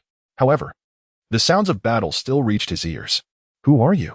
Grant demanded fiercely, his voice laced with fury as he interrogated his opponent. "Why are you doing this?" "The Navy killed my brother. I will make them pay." The tattooed man erupted into laughter, genuinely reveling in Grant's anger, and bellowed, "You Navy scum. Do not even think about leaving this island. When the Navy reinforcements arrive, I will bury you all together." Roy was taken aback. He had not anticipated the audacity of this individual's plan. The target of this person extended beyond mere recruits like himself in the training camp. It also encompassed the reinforcements dispatched by the Navy headquarters. Did this individual truly comprehend that the support would be led by Rear Admiral Maynard? A Rear Admiral. He was a pillar of strength for any faction within these waters. In other words, he was an acknowledged powerhouse of the sea, renowned across various maritime domains. Unlike the local tyrants of coastal towns, this tattooed man actually dared to seek the assassination of a Rear Admiral. Roy furrowed his brow. Although he harbored doubts regarding Gu Lant's potential for success, he certainly did not anticipate that the adversary he encountered would prove to be so formidable. Regardless of the circumstances, one who dares to voice such assertions must possess a modicum of genuine skill. Nevertheless, Roy remained unflustered. He composed himself, maintaining an outward calm while his inner emotions surged, and his fighting spirit gradually intensified, with blood coursing through his veins. From the moment he discerned that a hidden hand was orchestrating the upheaval on Camlon Island, Roy understood that, apart from engaging in a fierce battle, there was no alternative. Given that this confrontation carried the possibility of death, and abstaining would inevitably lead to demise, why not exert every ounce of strength in the struggle? Moreover, did Roy venture out to sea out of fear of death? Quite the opposite. Had he remained in Rog Town, he and Bartholomew would have reigned as its sovereigns. In the realm of piracy, venturing forth symbolizes dreams and embodies a man's aspiration. To fear death is merely an excuse of the weak. As the dust settled on the battlefield before Roy, the figures of Grant and the tattooed man became distinctly visible once more. At this moment, Grant was panting heavily, his defiant gaze fixed upon his adversary. Beads of sweat cascading down his cheeks, indicating that his stamina was nearly depleted. In stark contrast to his disheveled appearance, his opponent exuded an air of calm confidence. Who am I? A most intriguing question. The tattooed man maintained an expression of serene composure, seemingly unfazed by the intense skirmish that had just unfolded, as if it had scarcely taxed his strength. I am a beast whisperer, Oki. As he spoke, the tattooed man subtly raised his hand, as if silently summoning something. From all corners of the forest, a resounding cacophony erupted, echoing with a chorus of roars, as if in response to his call. Roy suddenly turned around and was taken aback. The man who called himself the Beast Whisperer, known as Oki, was communicating with a group of frenzied, mutated beasts. In other words, he was showcasing his abilities. A Beast Whisperer, a wielder of a devil fruit power? Roy squinted. Contemplating the situation, it seemed quite fitting for him to control the frenzied beasts. No wonder he dared to proclaim his intent to obliterate the reinforcements dispatched by the Navy headquarters. He realized he had no choice but to intervene. If he hesitated any longer, Glant would likely succumb. Boom. Oki and Glant clashed once more. The two engaged in a fierce struggle. In comparison to Oki, Glant's slender figure resembled that of a kindergartner. Meanwhile, the ferocious power residing within Oki surged relentlessly towards Glant. Frankly, Oki's combat prowess exceeded Glant's expectations. The latter, overwhelmed and unable to withstand the onslaught of colossal force, found himself involuntarily digging deep furrows into the ground with his legs. He raised his arms defensively, trembling slightly, exhibiting signs of fatigue. Swish. Roy seized the opportunity, drawing his blade with swiftness. He fiercely brandished his sword, countless brilliant flashes of light slicing through the air, carried by the currents into tangible strikes that thunderously descended upon the unsuspecting Okaya. Grant took advantage of the moment to retreat, widening the distance between himself and Okaya. Yet Roy did not retreat. Instead, he surged forward. With a fierce stomp, he executed a swift maneuver that brought him almost instantaneously before Oak. A brilliant flash erupted.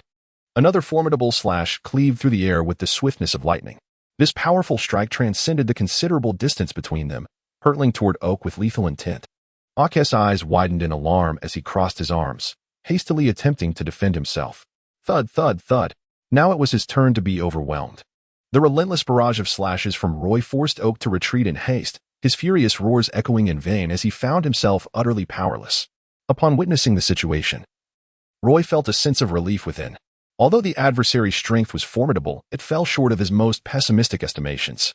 To speak unabashedly, having previously engaged with the formidable Admiral Garp, he could easily discern the disparity between his opponent and Garp, estimating that they were separated by countless versions of himself. Oak was merely at the Rear Admiral level at best. On an island teeming with beasts, he might leverage his unique fruit abilities to incite a rebellion among the animals, employing a strategy of overwhelming numbers to resist a lieutenant commander, or perhaps even a few of the weaker middle commanders. Yet, when it comes to his own combat prowess, there was simply no comparison. You truly believe you can eliminate reinforcements from the headquarters and bury us all on this island? Dream on. Roy let out a cold chuckle. He continued to wield his blade, engaging in combat with the finally responsive Oki. Who are you, kid? Oki's expression shifted, as the pressure exerted by Roy far surpassed that of the earlier red-haired fool. I am but a nameless pawn. Roy unleashed a spiraling strike while calmly providing his answer. However, once you have been vanquished by me as an act of mercy, I shall reveal my name to you before your last breath. Roy was merciless with his words. I shall tear your mouth apart, grind it into a pulp, and feed it to my pets. Indeed, his condescending tone ignited Oki's fury. He swung his fist, as large as a cauldron, unleashing a speed that belied his massive stature, and swiftly appeared before Roy. With a whoosh, his fist, like a hammer, cut through the air, accompanied by a piercing sound of sonic boom. Roy stood his ground, unswerving and resolute, engaging in combat with a fierce determination. The clash was intense and visceral, propelling the battle into a fervent crescendo. Oki struck without mercy, unleashing the immense power that resided within him, fueled by his profound hatred for the Navy. In his rage, it poured forth like a deluge, overwhelming in its force. For a moment, Roy found himself at a disadvantage. Yet, leveraging his agility, he deftly evaded attacks, occasionally countering with his blade. Employing guerrilla tactics, he sought to slow the pace of the confrontation, leaving his mark on Oki with swift, incisive strikes. Gulant, wishing to assist Roy, was swiftly rebuffed. Do not complicate matters. Go where you belong, Roy commanded, his words unyielding. Gulant's expression flickered with indignation and frustration. Yet he found himself unable to counter Roy's dismissal. With a huff, he turned away, vanishing from sight.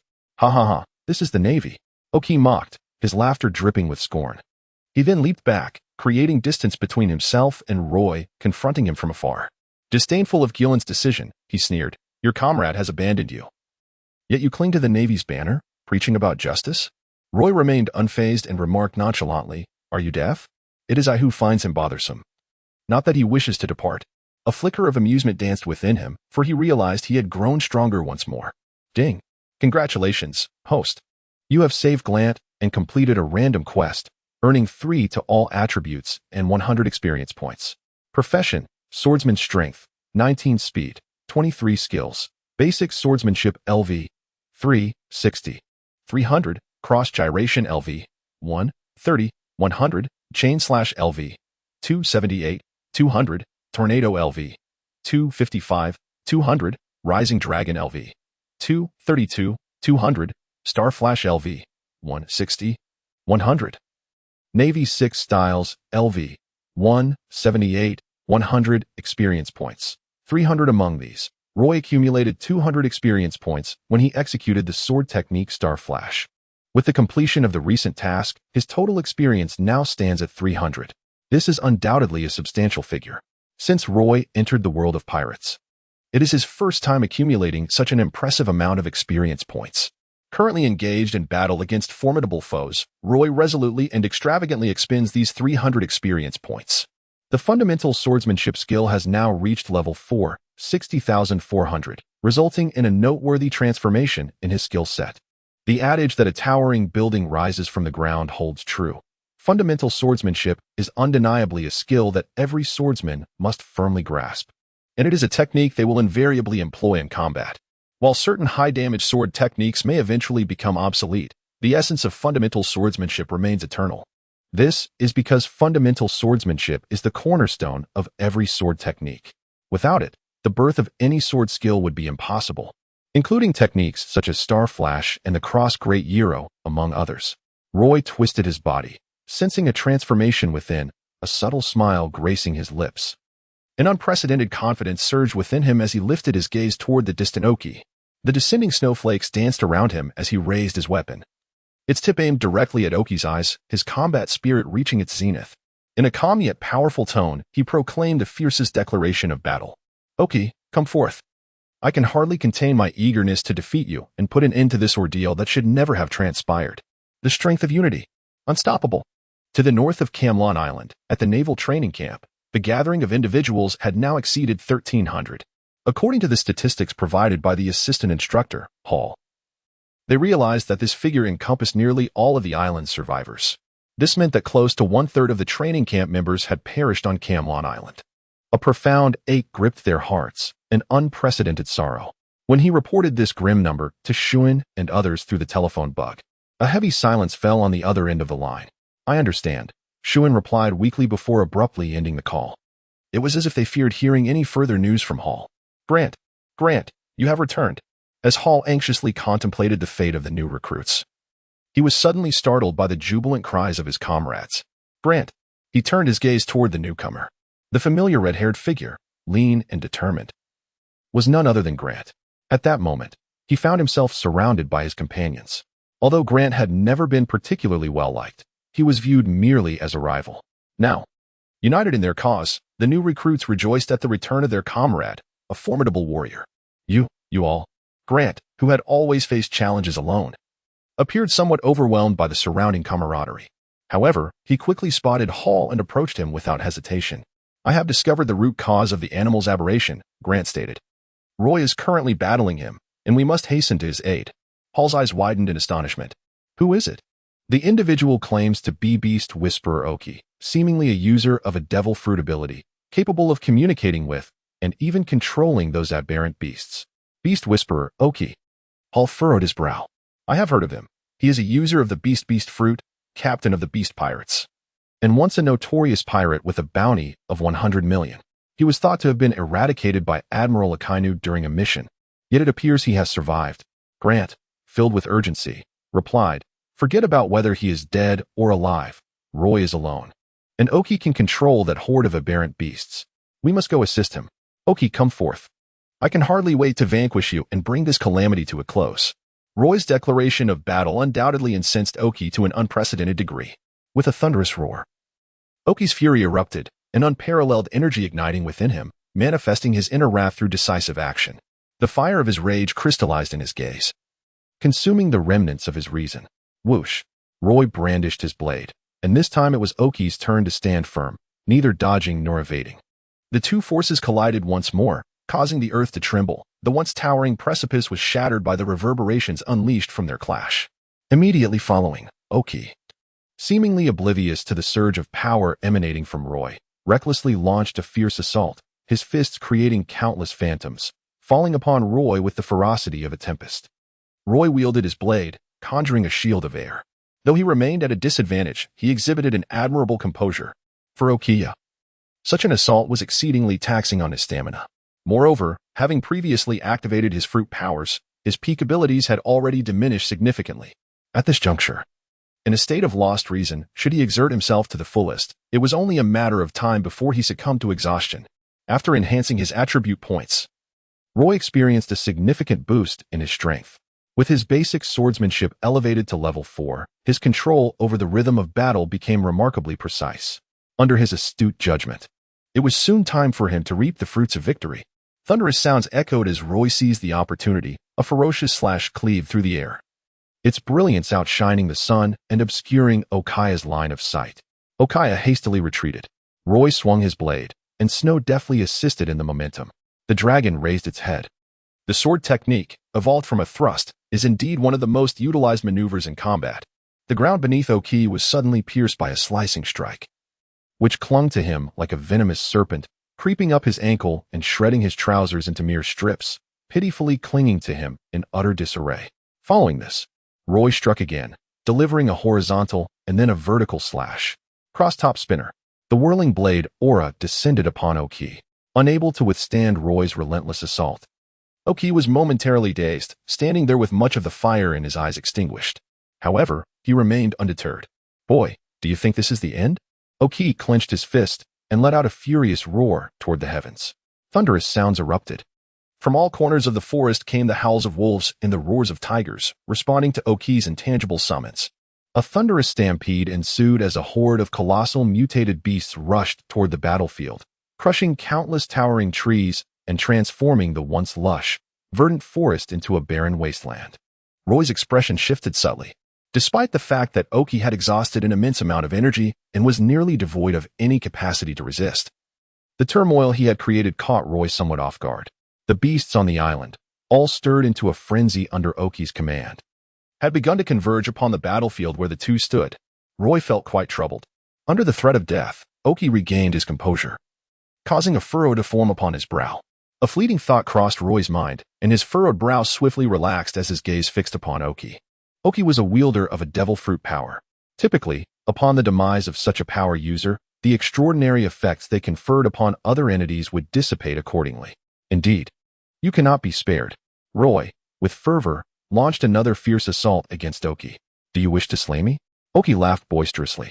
Then let us see whether you will extinguish my life first, or if my pets shall arrive to devour you, followed by your pitiful companions. Suddenly, the rampaging mutated beasts halted in their tracks. Throughout the forest, the sound of war drums echoed, accompanied by familiar battle cries. Charge forth, brethren.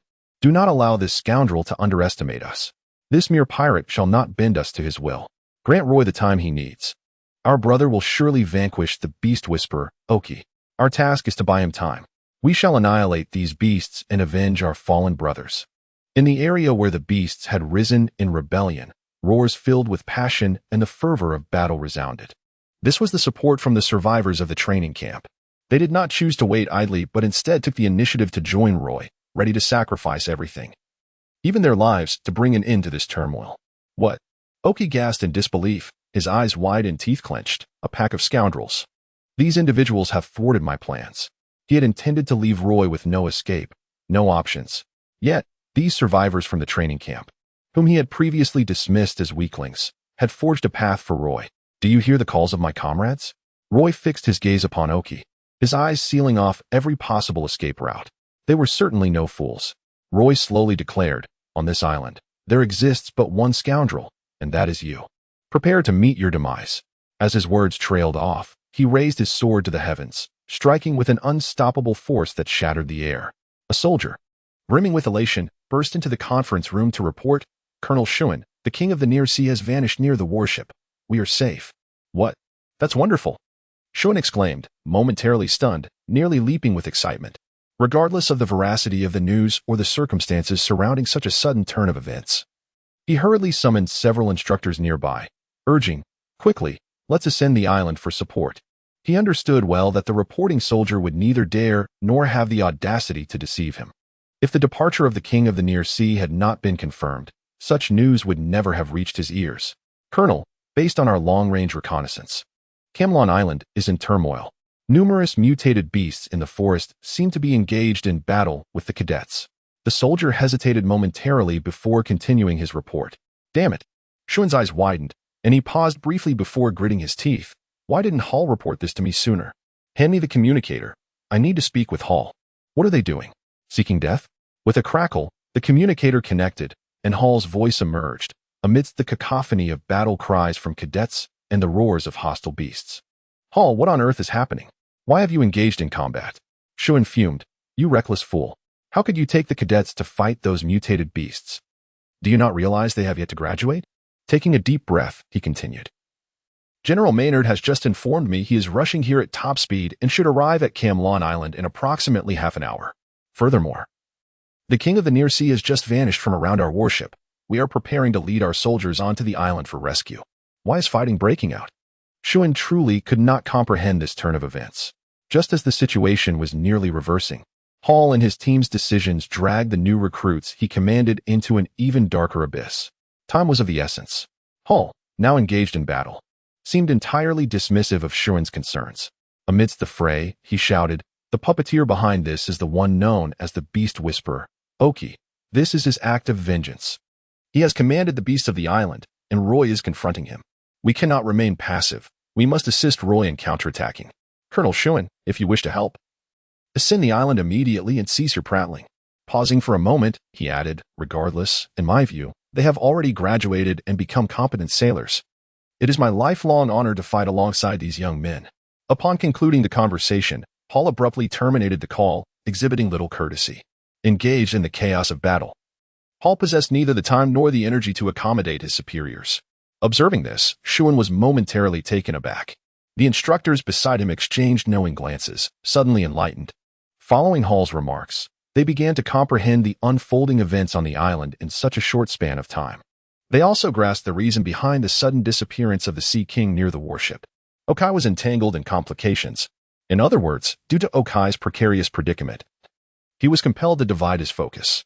Furthermore, as a beast whisperer, Okai, a notorious pirate with a bounty of 100 million, was certainly a familiar figure to these officers of the Naval Academy.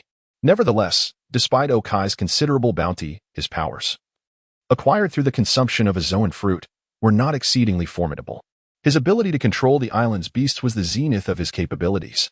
Once his attention was diverted, how could he possibly muster the additional strength to continue commanding the Sea King? In fact, whether Okai could even exert control over the Sea King remained a significant question. Shuin, also a wielder of a devil fruit power, speculated that Okai's current limitations would only allow him to attract the Sea King to the vicinity of the warship, instilling a sense of intimidation that deterred any reckless actions. Indeed, Okai had managed to achieve this. However, it was nearly impossible for him to exert his influence over the formidable Sea Kings solely through his abilities. Although theoretically, the powers bestowed by a devil fruit have no defined limits, the human vessel of such powers is inherently constrained. As for Okai, that detestable fellow clearly did not possess the prowess to transcend human limitations and elevate his powers to their pinnacle. If he did, he would not resort to clandestine schemes, but would instead confront the Navy headquarters openly. Setting an ambush on Camland Island, while seemingly audacious, revealed his underlying cowardice. The warship emitted a piercing whistle, hastening toward the shore. As they approached within mere dozens of meters from the land, Shuin and the other instructors eagerly leaped into action, employing moonwalk techniques to soar onto Camland Island. A thunderous roar echoed across the island, reverberating like the voice of thunder. Reaching the ears of the 6 instructors who had just arrived, their expressions shifted dramatically, and they became acutely aware of the grave circumstances prevailing on Camland Island. They once again employed their moonwalks, rushing into the battlefield of the forest. The instructors have arrived. Shuin, you are here. Splendid. Let us vanquish these beasts. The students, emboldened and invigorated, fought fiercely. These exceedingly ferocious mutated beasts seemed to have awakened an alternate persona within them. The pent-up fury, once confined in despair, erupted like a torrential flood, manifesting in their decisive actions. In the distance, the battle between Roy and Oki is in a state of utmost intensity, teetering on the brink of desperation. With unwavering focus, they engage in their duel. Both have unleashed their full potential. However, a portion of Oki's attention is diverted towards the aberrant beasts. Consequently, Roy gains the upper hand, relentlessly pressing Oki. Oki feels a sense of frustration, yet remains powerless. Oki, the beast whisperer, can you truly aspire to annihilate both your opponent and the reinforcements? Roy had been at a stalemate with him for quite some time. Although he held the upper hand, he could not resolve the situation directly, so he began to taunt him with scathing words. You can't even defeat me. It's no wonder your companions fell to our navy. Admit it. Oki, you are nothing but a worthless fool. It's hardly surprising you've ended up in such a predicament. Oki's face twitched in anger, his fury igniting like a raging flame. Yet, he had already pushed himself to his limits and found himself powerless against Roy. Unless he relinquished control over those beasts and redirected all his energy, he had little hope of resisting Roy and avoiding his demise. However, doing so would shift the advantage to Roy and his companions. The beasts he controlled would become as disorganized as scattered sand and could even turn against each other, making them no match for Roy and the other members of the training camp. Moreover, Oki had noticed that several formidable instructors, previously stranded on the warship, had just managed to reach Camlon Island. Overall, his plan had been declared a failure. Oki was engulfed in torment, his anger indescribable, as if he were a gas canister ignited, filling his very being with flames that left no crack untouched. Suddenly, sensing a fleeting moment of distraction from Oki, Roy seized the opportunity to strike fiercely. With no elaborate moves, but with every ounce of his strength expended, he unleashed a devastating blow fueled by his passion. Die! Roy roared as the snowstorm swirled around him. The long blade cut through the air, its gleam resembling a fleeting shadow, producing a sharp and piercing sonic boom akin to thunder resonating through the heavens. Amidst the cacophony, the blade's radiance flickered like lightning, vanishing in the blink of an eye. Roy infused his fervor for battle, his fury towards Oki, his sorrow for the fallen comrades, and his unwavering resolve not to betray the trust of his allies into a seemingly ordinary yet earth-shattering strike that stirred tumultuous waves. Thunderous rumblings echoed. Oki's expression morphed into one of sheer terror. This notorious pirate, with a bounty of 100 million, appeared momentarily dazed by the thunderous blow that summoned lightning.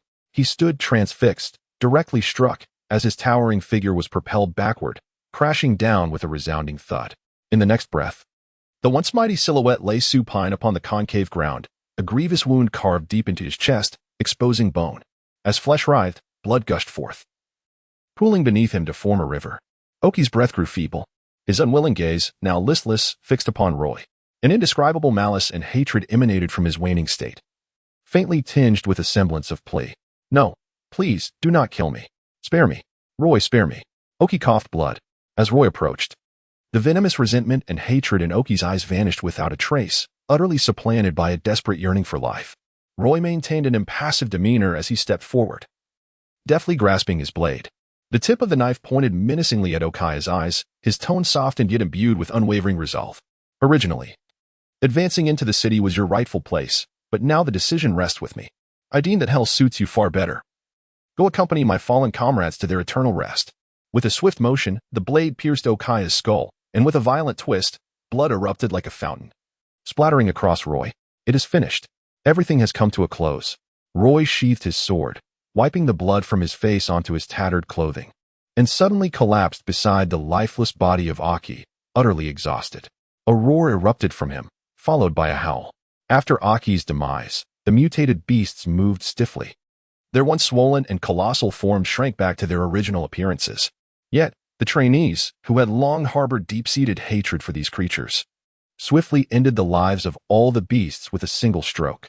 The upheaval on Camlon Island was undoubtedly a war for the trainees and even for Hall, the assistant instructor who had genuinely participated in the pirate extermination operations. In the midst of war, no one is innocent, and neither are the animals.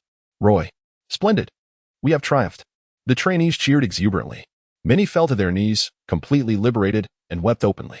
In this tumultuous upheaval, numerous individuals lost comrades, and many more lost friends. Even the Bartolomeo Club, which had always traveled in packs, mourned several casualties and missing members. Breathing heavily, Bartolomeo looked towards Roy and broke into a broad grin. "Brothers, let us celebrate today." He laughed heartily. "Our leader is brilliant." The entire Bartolomeo Club cheered. Despite having become part of the Navy, their habits from the underworld remained ingrained. Bartolomeo was the leader, while Roy was the elder brother. This custom was likely to remain with every member of the Bartolomeo Club for their entire lives. At this moment, the instructors, who had just arrived on the island and barely offered assistance for 10 minutes, sighed, unsure whether to lament their lack of effectiveness or to rejoice that it was finally over. Ironically, the few remaining official Navy soldiers from the warship hurried to the battlefield only to find the fighting had already ceased. They were somewhat bewildered. Nevertheless, in any case, Roy had achieved great merit in this battle. He had slain a notorious pirate with a bounty of 100 million, and by quelling the turmoil on Camlon Island, he had saved over 1,000 trainees currently on the island. In the eyes of instructors like Shuan, his accomplishments surpassed those of any previous training camp graduates. As for the so-called class divisions and graduations, as Assistant Instructor Hall stated, this batch of new recruits had effectively graduated early after experiencing the upheaval on Camlon Island. The remaining over 1,000 trainees would all be considered early graduates. Moments later, a large warship rushed at top speed towards Camlon Island. Fortunately, the support from the naval headquarters arrived 40 minutes ahead of the originally planned 2 hours. Without pushing the warship to its limits, it would never know its true speed. However, it was both regrettable and fortunate that the battle had already concluded. "Vice Admiral Maynard, we have arrived," a school official reported to Maynard, urging him to proceed and greet our heroes.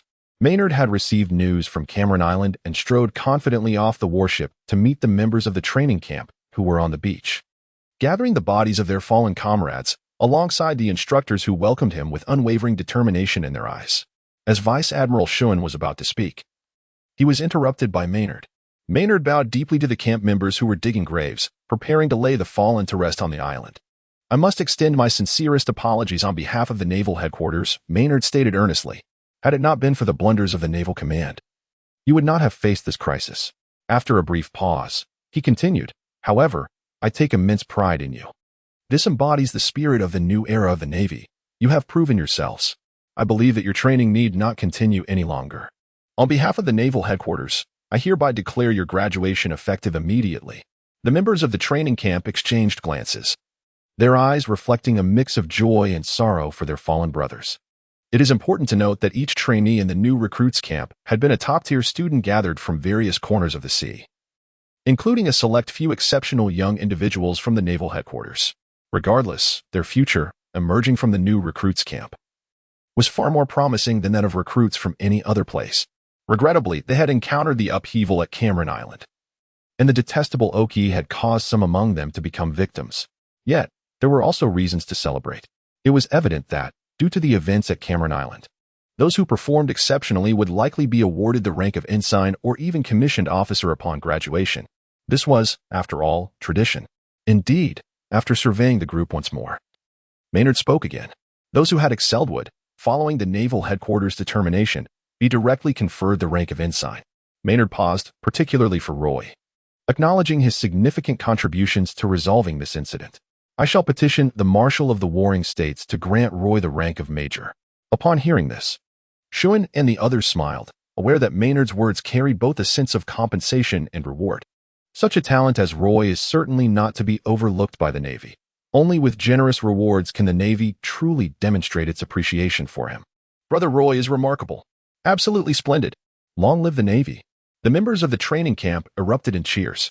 The significance of Roy's contributions during the change at Cameron Island is evident to outsiders, but those within the circle comprehend it even more profoundly. It can be unequivocally stated that without Roy, everyone would have perished here. Thus, the recognition he receives is indeed well-deserved. After today, I shall address you as Major Roy, Hall remarked, looking at Roy, who appeared weak and had yet to recover from his exhaustion, offering a sincere smile. Having served in the Navy for many years, Hall's tenure as an instructor has not been short. While his accolades may be few, his efforts have been substantial. As a result, he has managed to rise to the rank of lieutenant. In the Navy, where ranks abound and officers are as numerous as dogs, the title of lieutenant may seem trivial. However, in more remote regions, it still represents a significant position. Based on this trajectory, it is likely that in a few years, Hall will ascend to the rank of officer. Yet, even after enduring the trials, he does not dare to dream of achieving a higher rank. Roy is exceptional. Having just joined the Navy, he has already achieved remarkable feats, akin to ascending to the pinnacle of success overnight, beginning his career as a major. At merely 17 years of age, coupled with his outstanding performance in the training camp and during the Cambrian Island incident, he undoubtedly has a promising future ahead. If he continues to progress steadily, within a decade, the position of admiral will be well within his grasp. Upon hearing this, Roy smiled faintly and remained silent. Having only set sail for a month, receiving such an honor and possessing an unlimited future is undoubtedly a cause for celebration. However, this readily attainable prospect holds little significance for him. The title of the world's greatest swordsman is the sole aspiration he is willing to dedicate his life to pursuing. Roy can hardly forget the feelings of helplessness and despair that overwhelmed him upon his arrival in this world, when he truly hit rock bottom and lost all sense of security. Had it not been for the assistance of Uncle Song and others, he might not have survived even 3 days. Thus, he resolved to alter his circumstances. The memory of the first time he grasped a blade, the exhilarating rush that surged through him at that moment, along with his aspirations and dreams for the future, remains vivid to this day. In this realm, the sword became his truest companion, with Bartolomeo relegated to a distant second. As twilight approached, the crescent moon hung faintly in the sky. The surviving members of the training camp scoured the entirety of the forest, gathering every victim, every fallen comrade, and their severed limbs, diligently laying them to rest. Subsequently, Menard personally transported a large stone and sculpted it into a 5-meter-tall, 2-meter-thick monument devoid of any inscription. Let us move on. The past is behind us. And for those who remain, life must persist. Menard clapped his hands, his voice resonant and solemn. You must remember that we are the Navy, and pirates will always be our adversaries. As members of this esteemed force, each of you must comprehend that in such times, no pirate is innocent. Understood. The remaining 1,200 trainees stood in formation, responding in unison with fervor. Menard, along with the formal Navy personnel and instructors such as Hall and Shuan, observed this scene.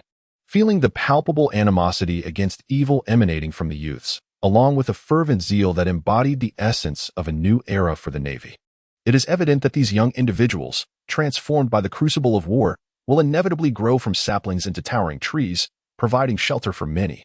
This, indeed, epitomizes the greatest virtue of the Navy. Let us return. With a wave of his hand, Maynard and his entourage boarded the warship, making their way back to Navy headquarters. Upon arriving at Marine Ford, night had already fallen. Roy and his companions disbanded on the spot and returned to their dormitory to rest. There was a brief interlude. As each member of the training camp departed the warship, they approached Roy and saluted him, a gesture of both gratitude and respect. Roy acknowledged each salute with a nod, his neck nearly straining under the effort, yet he felt no pain. After this exchange, Roy, Bartholomew, KB, and Balumeb returned to their dormitory. The four of them lay down and soon closed their eyes, their breathing gradually becoming steady. In total, it had only been a day. But for those who had directly participated in the events of the Camuland Island incident, that single day felt as though it had spanned a century. After seeing everyone off, Maynard made his way directly to the highest level of Marineford, to the office of Admiral Sengoku. How did it go? Sengoku inquired upon Maynard's arrival, seemingly awaiting his presence. Unexpectedly, Garp was also present in the office, casually propping his leg up while intently gazing at Maynard. Before my arrival at Camuland Island, the trainees led by the rookie Roy had eliminated the mastermind behind the incident, the Beast Whisperer, Oki. Maynard, unperturbed, calmly recounted the events that had transpired. I believe that after the trials of the Camuland Island incident, they have qualified for graduation. Thus, this session of the rookie training camp should come to an end. He continued, among them, Roy has performed exceptionally well. Given his significant contribution to this incident, as he was the one who slayed the Beast Whisperer Oki, I am prepared to bestow upon him the rank of Major. As for the other trainees, a select few will be granted the rank of Ensign, while the remainder will start from the rank of Sergeant. Major? Sengoku stroked his beard and chuckled. Roy, it seems you hold him in high regard. I believe he will be the future of the Navy, Maynard responded earnestly. Very well, let it be as you say. Sengoku discreetly glanced at Garp before waving his hand, suggesting it was time for Maynard to take his leave. Understanding the subtle cue, Maynard exited the office, allowing Sengoku and Garp some privacy. Sengoku, my judgment is indeed sound, Garp boasted, bursting into laughter after Maynard's departure. In truth, the impact of the Camuland Island incident on the Navy headquarters was neither negligible nor trivial. Sacrifices within the Navy are a constant reality. The loss of 800 naval cadets from this session of the rookie training camp was merely the tip of the iceberg in the grand scheme of things. However, due to the fact that this incident could have been averted and the responsibility lay entirely with the Navy headquarters oversight, it necessitated serious attention from the higher-ups. It certainly appears to be a promising candidate worth nurturing, Sengoku remarked. Zhanghua nodded, not denying the truth. After hearing Maynard's description, even Zhanghua had to concede that Roy, in the turmoil of Camelon Island, was indeed the most dazzling star, a true talent. Regardless of Zhanghua's thoughts, Karp remarked, the training camp has concluded, and I intend to bring a few individuals here for my private training. Zhanghua raised an eyebrow, asking, are you attempting to learn from ZFA? No, Karp shook his head. I shall never step back into the shadows. It is merely my restlessness. Suit yourself. Zhanghua replied nonchalantly, continuing, do not forget our previous discussion. In a few days, we will convene the 7 warlords meeting to expel the sand crocodile from the ranks and select more authoritative figures from the new world. At that time, we will need a few individuals to stand as representatives. Karp, whatever you wish. Karp's expression darkened as he interrupted Zhanghua, coldly stating, the 7 warlords, in my view, are utterly unnecessary. If you seek someone, look for Ahi. With that, he turned and departed. Had he known, being a vice admiral for a lifetime might not have been so bad. Zhanghua sighed, watching Karp leave in a huff, suddenly feeling a twinge of envy for Karp's unencumbered freedom. As a fleet admiral, despite his high position, only Zhanghua understood the meaning of being constrained. The Navy, hailed as the mightiest military force on the seas, was still under the jurisdiction of the world government. Even the fleet admiral could feel powerless at times.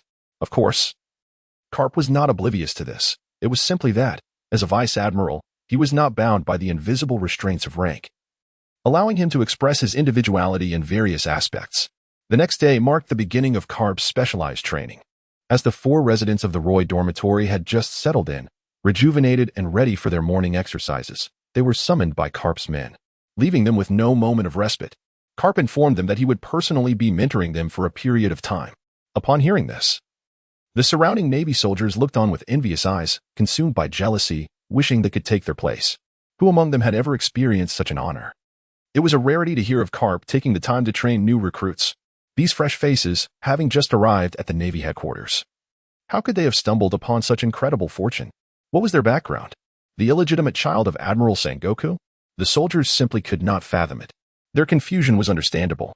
The intricate details surrounding the Cambrian Island incident had not been made public by the Navy headquarters, yet those well-informed within the ranks were aware of the general circumstances. These ordinary soldiers indulged in much gossip. However, the true insider information about significant events remained beyond their reach. They were only aware of one fact: a prodigious talent had recently emerged from the recruit training camp, achieving the rank of major upon debut and shattering the camp's records. When Karp announced his intention to personally conduct special training for them, KB and the others were ecstatic. Even Bartolomeo's eyes widened, and though he feigned indifference, his heart was brimming with uncontainable joy. Roy was equally eager. Although Captain Garp held the rank of only a vice admiral, his reputation on the seas surpassed that of any admiral within the Navy, rivaling even the esteemed figures of the world and standing shoulder to shoulder with the four emperors. After all, this seemingly eccentric old man was once known as Iron Fist Garp, who relentlessly pursued the pirate king, Roger, and earned his place as a legendary figure within the Navy. Indeed, if there exists a name in these waters that can instill fear in pirates, causing them to tremble and cower, Garp undoubtedly ranks among them. You two, Garp commanded, addressing the trio aside from Roy, must first master the 6 styles and enhance your physical abilities. Particularly you, Kobe and Barumabur. Your progress has been far too slow. Go and double your training. Garp quickly assumed his authoritative role, turning to Bartolomeo. You need to hone your abilities, too. While the barrier fruit grants absolute defense, look at yourself. You can only create a barrier the size of a shield, leaving yourself inadequately protected. How can you rely on your fruit's abilities to safeguard your comrades? He paused, then continued. During the recent incident at Camuland Island, although your performance was commendable, had your abilities been fully realized, many lives could have been saved. The trio, spurred on by Garp's words, immediately plunged into intense training. They understood the truth in his statements, without a doubt. This was especially true for Bartolomeo, who recalled the comrades he had lost from his club, a surge of unnameable anger igniting within him. If only he could have expanded his barrier, he might have protected his friends. Perhaps they would not have perished. As they set sail, Bartolomeo, as the leader, felt the weight of his failure in not fulfilling his duty to ensure the safety of his subordinates. Witnessing their fervent determination, their faces twisted with resolve as if confronting a nemesis, Roy found himself momentarily stunned. He then turned to Garp, awaiting further instructions. And as for you, Garp mused, stroking his chin, let us train in hockey. What? Roy was initially bewildered, followed by an overwhelming ecstasy. Hockey. In the realm of pirates, this is an unequivocally advanced skill. Across the vast seas, few have managed to master it. It can be said that pirates who possess hockey are, at the very least, worth 100 million. Moreover, those in the Navy who have fully developed their hockey skills are, at a minimum, of the rank of admiral. Roy was taken aback when Karp expressed his intention to teach him hockey. It was truly beyond his expectations. It seems you are familiar with hockey, Karp remarked, raising an eyebrow. From Roy's demeanor, Karp inferred that he possessed a certain understanding of this extraordinary technique. I have heard that hockey is a unique form of martial prowess. Roy calmly stated, hockey is an essential ability that ordinary individuals must possess to combat the powers of devil fruit users.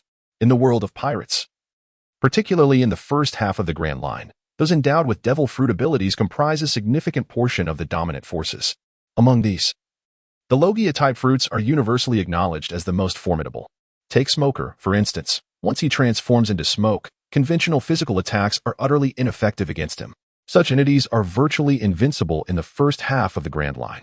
Hockey serves as a crucial means for ordinary people to enhance their combat prowess and confront these formidable devil fruit users. Indeed, Karp nodded in agreement, as you have articulated. The purpose of hockey is to provide those who have not consumed a devil fruit with a vital tool to contend with these extraordinary powers. Roy nodded thoughtfully. He inquired, as a swordsman, how can I ensure that the amplification of my hockey transcends the mere surface of my blade for optimal effect? Karp elucidated. The answer lies in relentless practice and enhancement. Hockey is an inherent potential that resides within all humanity. It is an innate ability derived from one's aura, the essence of combat, and the spirit of struggle. When individuals master the manipulation of these imperceptible sensations, their willpower transforms into a formidable weapon. Roy seemed to grasp the concept and murmured, so, if I wish to imbue my sword with a formidable aura, I must cultivate a stronger will. That is essentially the idea. Karp nodded in agreement, observing Roy's contemplative demeanor and choosing to remain silent, allowing him to arrive at his own understanding. Roy reflected upon his previous life, recalling Zaro after 2 years of rigorous training. Who could have anticipated that the Zaro, merely embarking on his maritime journey, would, 2 years hence, confront the highest-ranking officials of the Don Quixote family in Dressrosa, under their dominion? There, he would engage in a breathtaking battle against Pika, the wielder of the stone fruit, a clash that would leave the world in awe. With a distant launch into the heavens, soaring thousands of meters above, he delivered an earth-shattering strike. That single slash reverberated throughout the world. Roy was then filled with fervent passion, eager to wield a cleaver and slay a pig. Now, immersed in this world, he could genuinely appreciate the unwavering will and profound inner strength that Zaro would exhibit 2 years hence when making such a decisive move. Willpower? Roy suddenly looked up and asked Karp, "What should I do?" Karp replied, "It is quite simple. Engage in battle incessantly. There are 3 types of hockey: armament hockey, observation hockey, and conqueror's hockey. Except for conqueror's hockey, which can only be attained by those possessing royal qualities, the first 2 can be thoroughly mastered through relentless practice." Pausing for a moment, he continued, "Mastering these 2 forms of hockey is equally straightforward. As I just mentioned, it entails continuous fighting and enduring blows." What? Roy remained momentarily stunned. Being beaten? 33 thresholds. The vast sea stretched endlessly before him. A small boat, resembling a throne, drifted upon the surface, upon which sat a man with piercing yellow eyes akin to those of an eagle, adorned with a small mustache, a black top hat embellished with white fur, and a burgundy-patterned shirt complemented by a black trench coat.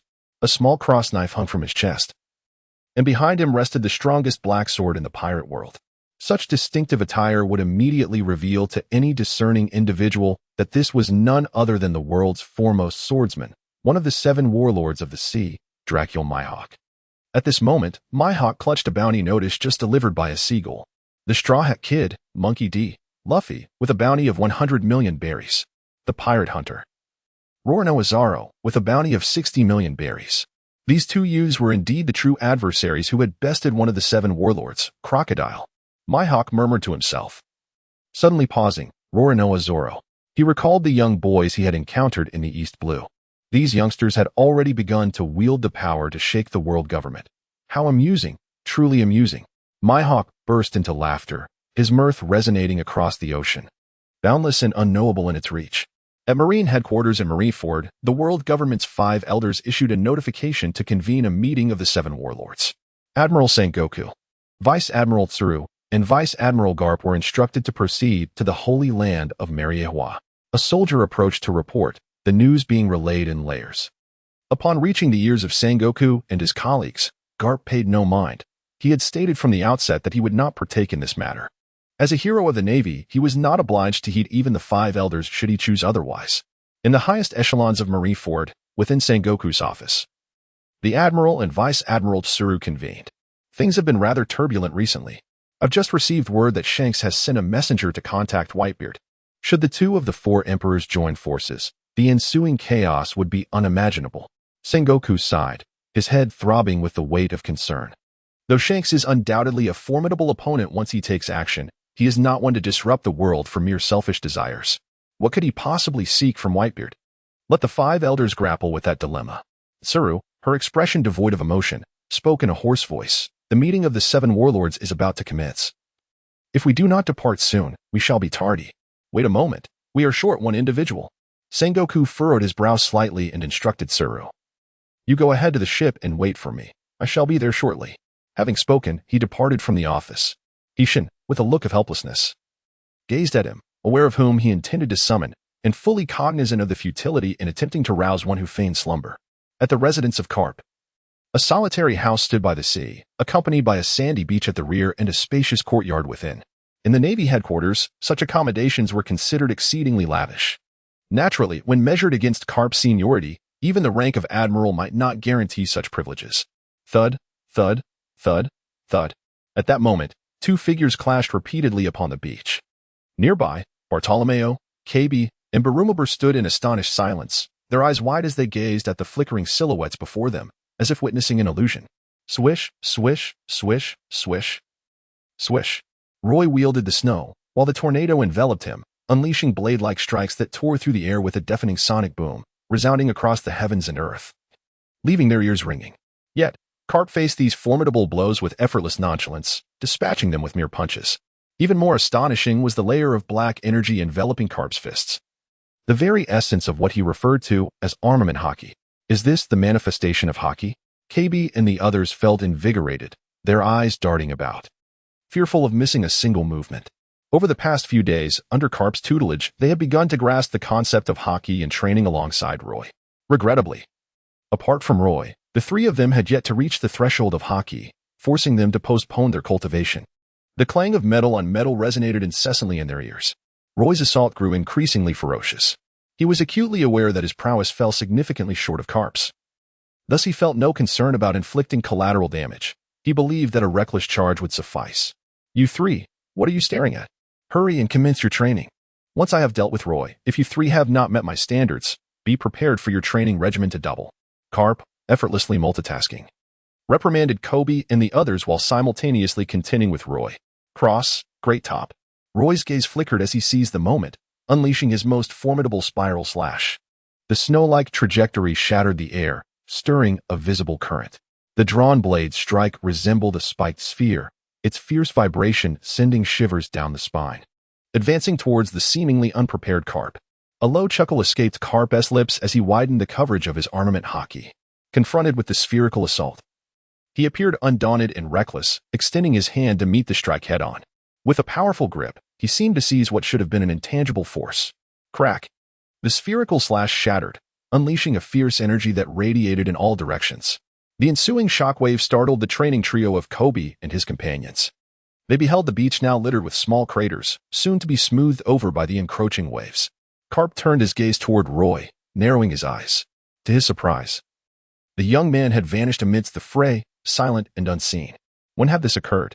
Intrigued, Karp reflected on how he had previously underestimated Roy, inadvertently granting him the opportunity for ambush and counterattack.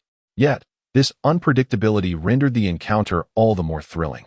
Should the battle devolve into a one-sided affair as before, it would only signify that Roy had made no progress. Such a scenario would negate the essence of training. Whoosh! Old man, the battle is far from over. Roy descended from the heavens like a meteor, wielding his blade with the grace of a dancer amidst the swirling snow. The glimmer of the blade flickered, and the air surged with intensity. In the throes of battle, his muscular arms seemed shrouded in a delicate veil of darkness, though he remained blissfully unaware of this transformation. However, Karp did take notice. You still have a long way to go, young one. Karp's eyes sparkled with fervor as he roared with laughter, standing firm to face Roy's strike head-on once more. It must be said that he had subtly raised his expectations of Roy in that moment. Clenching his massive fist, he enveloped it once again in armament hockey, rising to meet the impassioned slash. With a thunderous boom, the beach erupted into a gaping chasm, sand and stones soaring high into the air. The fierce collision of forces produced tangible shockwaves that rippled outward. KB and his companions hurriedly dodged. Whoosh! A figure was flung aside, landing precisely at their feet. Without needing to look, they recognized it was Roy. Kid, when it comes to taking a beating, you better do it properly, Karp remarked, shaking his hand behind his back, feeling a twinge of pain, yet maintaining an impassive demeanor as he addressed Roy. Do you think you can turn the tide now? Let me tell you, it's far too early for that. Roy stood up silently, his face bruised and battered, sheathing his sword back into its scabbard. Over the past few days, he had grown accustomed to Karp's teaching methods, well aware that Karp seldom had anything positive to say and often chose to ignore him. Although he had lost the recent match, he had discovered a sense of clarity during the final strike. Armament hockey.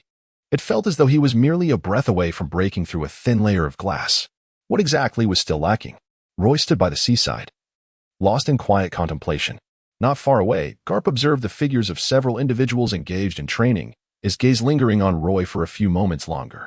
Just moments ago, during their sparring session, the additional power that surged from Roy was undoubtedly the manifestation of hockey. In just a few days, he had begun to grasp the very threshold of this formidable skill. Karp felt a twinge of surprise, yet an overwhelming sense of gratification washed over him. He smiled broadly, thinking to himself, this young man has truly not let me down. At the Holy Land Mariehua, during the Seven Warlords Conference, Karp suddenly raised an eyebrow and turned around. Karp, it's time to set off. Sengoku addressed him. in addition to discussing matters concerning Crocodile. We must also deliberate with the Gorosei regarding the potential joint actions of those troublesome individuals, Shanks and Whitebeard. You must accompany us.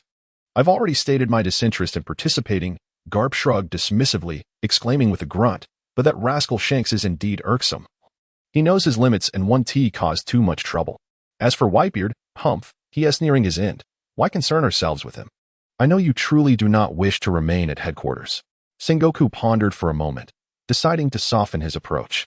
If you are willing to accompany me to Mariewa, once the meeting concludes, you may take your apprentices out to explore before returning. His implication was clear, as long as you accompany me, I will allow you to pursue your grandson. Deal. Garp's eyes lit up at this proposition, and without hesitation, he complained, why didn't you mention this sooner? Had I known, I would have agreed right away. Sengoku sighed. He understood that Garp's irritation was not directed at him. Rather, it stemmed from the frustration of witnessing Luffy roam freely, unrestrained. The recent upheaval caused by Luffy had even stirred the world government, crossing the thresholds of tolerance for both the Navy and global supremacy. To resolve this principal instigator swiftly, rather than allowing the world government or others to take drastic measures, Sengoku resolved to represent the Navy and provide Garp with an opportunity, a chance for redemption. The ship is already at the harbor, let us not dawdle, Sengoku remarked before turning to leave. Garp waved to the 4 individuals on the beach, calling out, gather up. Everyone, pack your belongings. I want to see you at the harbor in 20 minutes. The harbor? The 4 individuals exchanged glances, and after a brief moment, they boarded the warship alongside Garp, setting sail for the holy land of Mariewa. During this journey, they learned of the ship's destination and the forthcoming 7 Warlords conference that they were about to partake in. The convening of this conference was prompted by the defeat of one of the 7 Warlords, Crocodile, the Sand Alligator, at the hands of the Straw Hat Boy, Luffy. Coupled with a series of events in Alabasta, the world government resolved to strip Crocodile of his title and imprison him in Impel Down. Simultaneously, they sought out new warlords from among the pirates of the New World, individuals willing to serve as auxiliary forces to the Navy in times of need. Upon learning of the matter, Roy found himself devoid of significant expectations. He was well aware of the original narrative. This so-called 7 warlords indeed bolstered the power of the Navy and the world government to a certain extent. However, the 7 warlords functioned as a double-edged sword, signifying that while one could reap benefits, it was equally easy to inflict harm upon oneself. Regardless, Roy was now a member of the Navy. More importantly, he did not repudiate his current identity. Having traversed from Earth, he had always resided within a stable societal framework, and upholding order and justice had long been his guiding principle. Yet, the distinct nature of the pirate world left him momentarily bewildered. His days spent in Mariewa rekindled feelings reminiscent of his past life on Earth. For someone like him, perhaps embracing the role of a lifelong maritime guardian as a Navy officer was indeed a commendable endeavor. Will all the 7 warlords attend the conference? KB inquired, his excitement tinged with trepidation. The mere thought of ascending to the holy land Mariewa and encountering the legendary 7 warlords, renowned for their formidable reputations, elicited an involuntary surge of emotion within him. Moreover, the catalyst for this event was none other than his benefactor, Luffy, the man with a bounty of 100 million. Impossible. Bartolomeo scoffed. Although he had now become a Navy officer, his initial voyage had been driven by the aspirations of the Bartle Club, which was firmly aligned with piracy. It seemed that his ambitions had now shifted towards aspiring to the rank of admiral. His gaze instinctively drifted in the direction of Sengoku. How might he eliminate that old man to ascend to power himself? Bartolomeo habitually approached problems with the mindset of a gang leader. Suddenly, Sengoku felt an unsettling chill and turned, surveying the area with suspicion. In the corner, the dialogue among the few of them continued unabated. Roy remarked that pirates are a group of lawless and reckless individuals. Although this incident is related to them, it has no real impact on their affairs. The Navy would not lower its status by selecting an individual whose strength and identity do not align with the other 6 warlords of the sea to assume the position of the new warlord. Therefore, their attendance is inconsequential. This implies that few warlords will indeed attend the upcoming meeting, correct? Balumabur finally comprehended this. Indeed, Roy nodded, assessing from memory that perhaps 2 or 3 individuals would suffice. Mariewa, a place renowned across the globe, serves as the headquarters of the world government. Nestled between the first and second halves of the Grand Line, atop the Red Line, and is one of the 2 routes leading to the New World. The journey from Navy headquarters to Mariewa is not a great distance. especially with naval vessels utilizing the channels established by the Navy itself. Shortly after their departure, the ship came to a halt. "We have arrived," Sengoku called out, being the first to disembark. The Chief of Staff of the Navy, Admiral Tsuru, accompanied by the legendary Garb, followed closely behind Sengoku. As for Roy and his companions, the four of them remained aboard the ship, alongside other soldiers, awaiting the return of the others. The participants of this meeting included the 7 Warlords of the Sea, a faction of pirates recognized for both their formidable reputation and strength, placing them among the elite within the pirate community. In contrast, the Navy's representatives were expected to be of at least the rank of Admiral. Observing the Navy's lineup, one could note the presence of Fleet Admiral Sengoku, Chief of Staff Tsuru, and the renowned hero Garb, although no admirals were present. This assembly was formidable enough to rival the simultaneous arrival of 3 admirals. Even should the 7 warlords cause upheaval in Mariewa, they could undoubtedly be subdued. What are the identities of Roy and others? Their presence in Mariewa can largely be attributed to the patronage of Carp. To be deemed worthy of wandering through Mariewa is a far-fetched notion. Indeed, a brief moment passes. 2 pirate ships arrive almost simultaneously, and from them emerge 2 men. One of them, boasting golden short hair and a towering stature, dons sunglasses and a flamboyant pink feather coat paired with cropped trousers, his feet adorned with pointed shoes. The other, clutching a book with the title Bible embossed on its cover, possesses an even more exaggerated physique, resembling a small giant, akin to a genuine bear. The distinctive traits of these 2 individuals are unmistakable. The former is one of the 7 warlords of the sea, the Night Demon, Don Quixote da Flamingo. The latter, also a warlord, is known as the Tyrant, Bartholomew Kuma. Upon their arrival, all soldiers at the port of Mariewa instinctively tightened their grips on their weapons. An intangible pressure enveloped the area. The sentiments of those aboard the warships mirrored those of the soldiers on the port. Da Flamingo surveyed his surroundings. Although his accompanying crew was intercepted and denied entry at the port, he remained entirely unperturbed, wearing a brazen and peculiar grin. His laughter pierced the air, intensifying the already grave atmosphere. The tyrant, Kuma, spoke softly, taking the lead as he made his way towards the palace within Mariewa. Roy and his companions stood upon the warship, gazing into the distance as the 2 figures receded. It was only when the duo vanished entirely from sight that the tension residing in everyone's hearts began to gradually dissipate. Roy inhaled deeply. Although the superficial pressure had dissipated, the weight upon his heart intensified, to grow stronger. The moment he laid eyes on the 2 individuals, memories of his initial encounter with Carp and the feeling of being adversaries surged forth within him. After witnessing so much brilliance, Roy yearned to transcend the role of a mere spectator in this narrative, arriving in this world. If he could not wield his own destiny and instead allowed fate to dictate his actions, what distinction was there between himself and a mere waste? Suddenly, he noticed a commotion in the distance. A small black dot gradually approached, growing larger as it neared. It was a vessel resembling a throne, acknowledging defeat, yet refusing to succumb. The world's greatest swordsman, Dracul Mihawk. This throne-like ship was emblematic of Mihawk. In this realm, none dared to replicate his vessel or impersonate his identity. Dracul Mihawk, the world's foremost swordsman, had arrived. The fact that even Mihawk was present at the 7 warlords meeting was astonishing. He had not even attended Mariewa when appointed as a warlord. Was he genuinely here to partake in the assembly? The soldiers at the harbor murmured among themselves. The warships. Roy instinctively tightened his grip on the snow, his gaze unwaveringly fixed upon the vast ocean, where the world's foremost swordsman approached. Roy? Bartolomeo sensed something amiss with Roy, having known him for such an extended period. He was well aware of the thoughts occupying Roy's mind. This was, after all, Mariewa. Without waiting for him to finish, Roy leapt from the warship, landing at the edge of the port. Clang! The blade was drawn. What was that young man attempting? Was he daring Mihawk, the world's greatest swordsman? Did he have a death wish? He was still too young, too impulsive. No one intervened. Bartolomeo and his companions understood that they could not halt him, while the others were merely intrigued, eager to witness the unfolding spectacle. HM? Mihawk slightly lifted his gaze, his eyes settling upon Roy. The 2 stood at a considerable distance apart, one on the shore, the other on the sea, without uttering a word. A single glance exchanged between them spoke volumes. Roy's expression remained impassive, yet the keen intensity of his gaze was as sharp as that of a hawk, undeterred by the tumultuous battle spirit seething within him.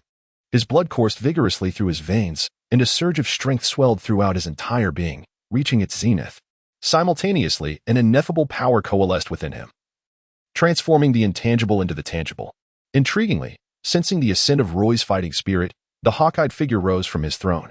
He suddenly recalled another young challenger, one who refused to bear the scars of battle in secrecy and insisted on confronting his foes head-on. With a swift motion, he drew his blade, known as Knight, bestowing upon Roy a measure of respect. The blade had been unsheathed. Knight, one of the 12 supreme great blades, was a weapon of unparalleled lethality.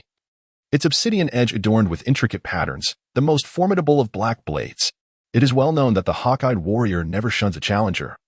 Yet he does not brandish his black blade for every opponent. Clearly, he held this young man in high regard.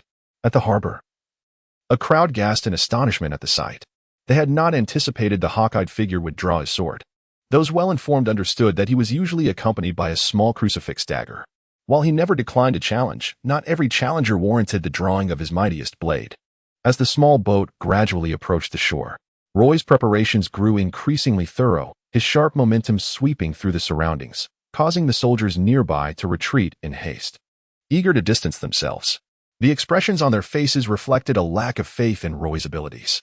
Even the soldiers aboard the warship who had accompanied Roy to Mariewa, along with Bartolomeo and others, did not believe he could triumph over Mihawk. This was an undeniable truth. One was the world's foremost swordsman, while the other was merely an ordinary naval soldier. There was simply no basis for comparison. No one understood why Roy would initiate a challenge that was certain to end in defeat, perhaps even death, except for Mihawk. It is only by acknowledging the disparity that one can strive earnestly to close the gap, regardless of the distance between adversaries. If one cannot even dare to recognize the difference, how can they ever become a true swordsman? Crack. The small vessel docked. Mihawk, the Hawkeye, stepped off the ship with a deliberate grace, nodding towards Roy in a manner that seemed to convey, "Let us commence swiftly. I have a meeting to attend." Roy took a deep breath and raised his sword high. Hawkeye stood at the water's edge, with the boundless sea stretching behind him. Apart from the sharpness in his gaze, he imposed no pressure on Roy or the soldiers behind him. Yet, the mere presence of Hawkeye was an overwhelming force. The world's greatest swordsman. Such a title, renowned across the globe, was not self-proclaimed. It was earned through countless strikes, each one carving his legacy. Roy's countenance darkened as he transformed pressure into motivation. The latent power within him surged forth, akin to an overwhelming tide crashing against the shore, creating a tumultuous wave that reverberated through the air.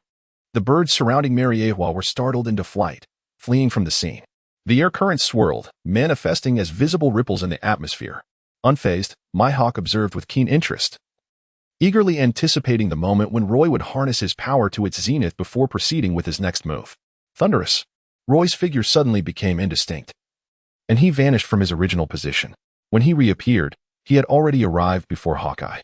The once silver glimmering blade of the snow sword was now ominously enveloped by an invisible force of darkness. It was Haki. Under the immense pressure exerted by Hawkeye, Roy had finally begun to grasp the Haki that Captain Garp had taught him. For an ordinary individual, Haki merely envelopes their body. However, for a swordsman, it is essential to command the sword in one's hand as if it were an extension of oneself. Only after mastering Haki can one envelop the blade, transforming it into a black sword, rendering it indestructible. A flicker of surprise crossed the yellow eyes of Dracula Mihawk. He could undoubtedly discern that Roy was still quite young. To have begun mastering Haki at such a tender age was undoubtedly a mark of genius. Yet, in these vast seas, prodigies were not a rarity. He himself was a genius. Otherwise, he would not have wielded a black sword to carve his name across the oceans, earning the title of the world's greatest swordsman. Others were equally astonished. As soldiers stationed in Mariewa, their experiences surpassed those of ordinary soldiers, and they were no strangers to Haki. Roy, so youthful, still exhibiting a hint of innocence upon his visage, has astonishingly mastered the art of armament Haki. A prodigy indeed.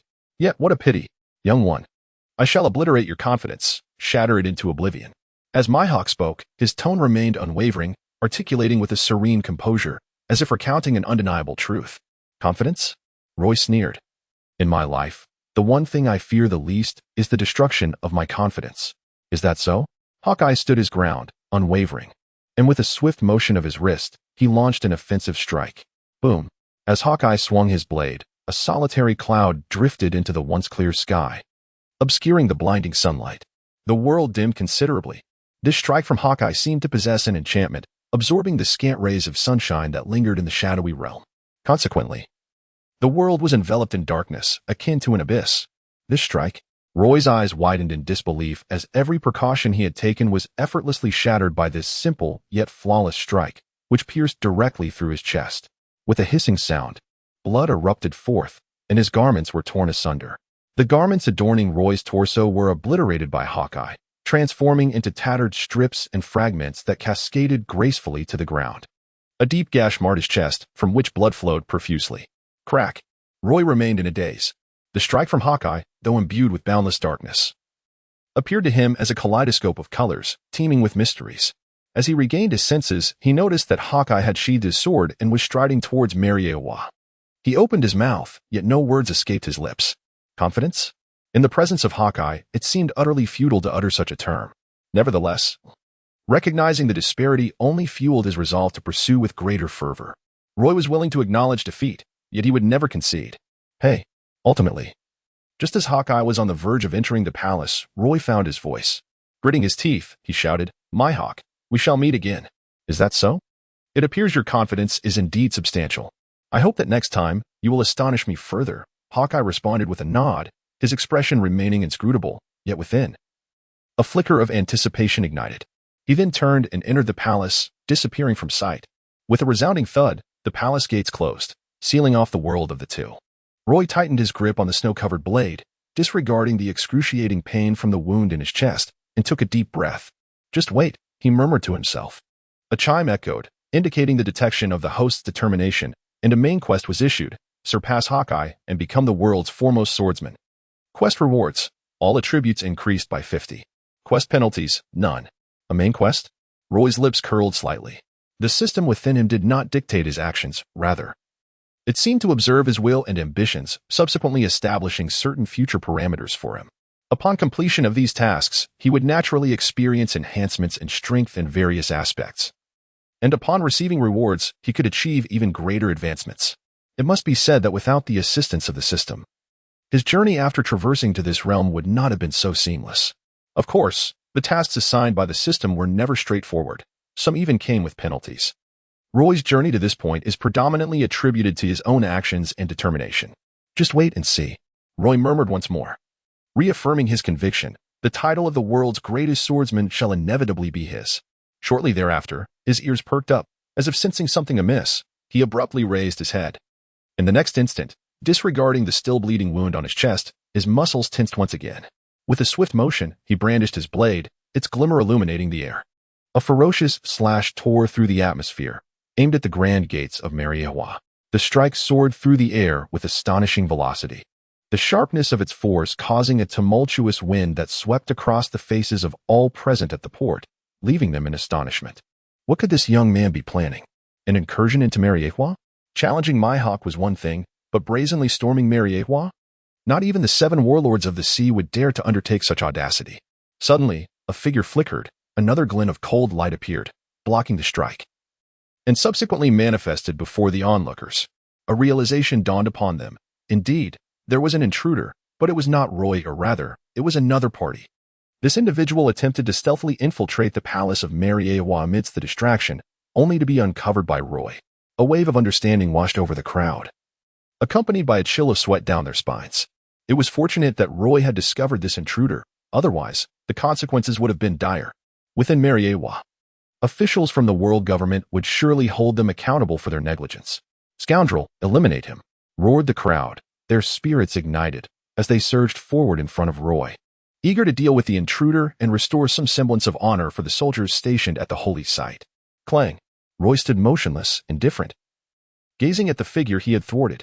The fellow wore a grand black top hat, donned in a theatrical costume, and wielded a curved cane reminiscent of an umbrella. Alas! He had been discovered. What a predicament! With a sigh, he surveyed the soldiers rushing towards him and twirled his cane. Roy discerned that it was a cane sword, identical to the weapon wielded by Brooke, the skeleton who would eventually become a member of the Straw Hat Pirates. Earlier, when Roy detected this individual's intent to infiltrate Mariewa, he noticed the white wings sprouting from his back. However, at the moment Roy launched his attack, the individual was momentarily hindered, prompting him to retract his wings into his body as he descended to the ground, a user of a devil fruit ability. Upon reflection, Roy, leveraging his familiarity with the original narrative and the distinctive traits of the individual in question, deduced their identity. They are the navigator of the Blackbeard pirates, later becoming the captain of the 5th ship, endowed with the powers of the bird fruit, originally a security officer from the West Blue. This individual gained infamy due to excessive use of force, ultimately resulting in their exile and descent into piracy. Known by the moniker Demon Policeman, their true name is Lafitte. Lafitte's visit to Mariewa appears to be a strategic maneuver to secure the position vacated by Crocodile following his removal from the 7 warlords of the sea, in favor of Blackbeard. Regardless of the circumstances, this individual is indeed a pirate, having recently faced defeat at the hands of Mihawk, and is now poised to exact their frustration upon you. Roy tightened his grip on the knife in his hand. Before him, the soldiers charging toward Laphite suddenly halted, their eyes glazing over, frozen in place. In the next moment, Laphite drew his blade. With a swift flash, the gleam of the sword erupted, sending countless shattering strikes radiating in all directions, causing the soldiers to collapse one after another. Alas, how has it come to this? Laphite felt a pang of distress. To be honest, it was akin to lighting a lamp in a toilet to dare to strike and marry Geos alone, an act tantamount to courting death. Yet, the circumstances left him no choice. Action was imperative. Suddenly, his expression shifted, and he darted forward, wings sprouting from his back once more, allowing him to hover midair. Where he had just stood, the ground lay cracked from an exaggerated blow, a significant chasm gouged into the earth. Laphite's grave gaze turned to Roy. To recklessly rampage and marry Geos, you truly have little regard for your life, Laphite. Roy slowly spoke. Do you know me? Lafitte, though somewhat surprised, found it not entirely unexpected. Having served as a sheriff in the West Sea for such an extended period, his notorious reputation for brutal killings had made him infamous. It was only natural that he had garnered some renown as a pirate across these waters. It seemed that this young man possessed a great deal of confidence, believing he could leave me here. Lafitte grinned, his eyes gleaming with ferocity as he scrutinized Roy from head to toe, contemplating how he might dismember him into pieces. Roy spoke softly. You must have arrived a moment too late. Otherwise, you would comprehend the source of my confidence, wouldn't you? Just as Raffit began to respond, he was interrupted by Roy's assault. With a swift motion, Roy executed a moonwalk and soared into the air.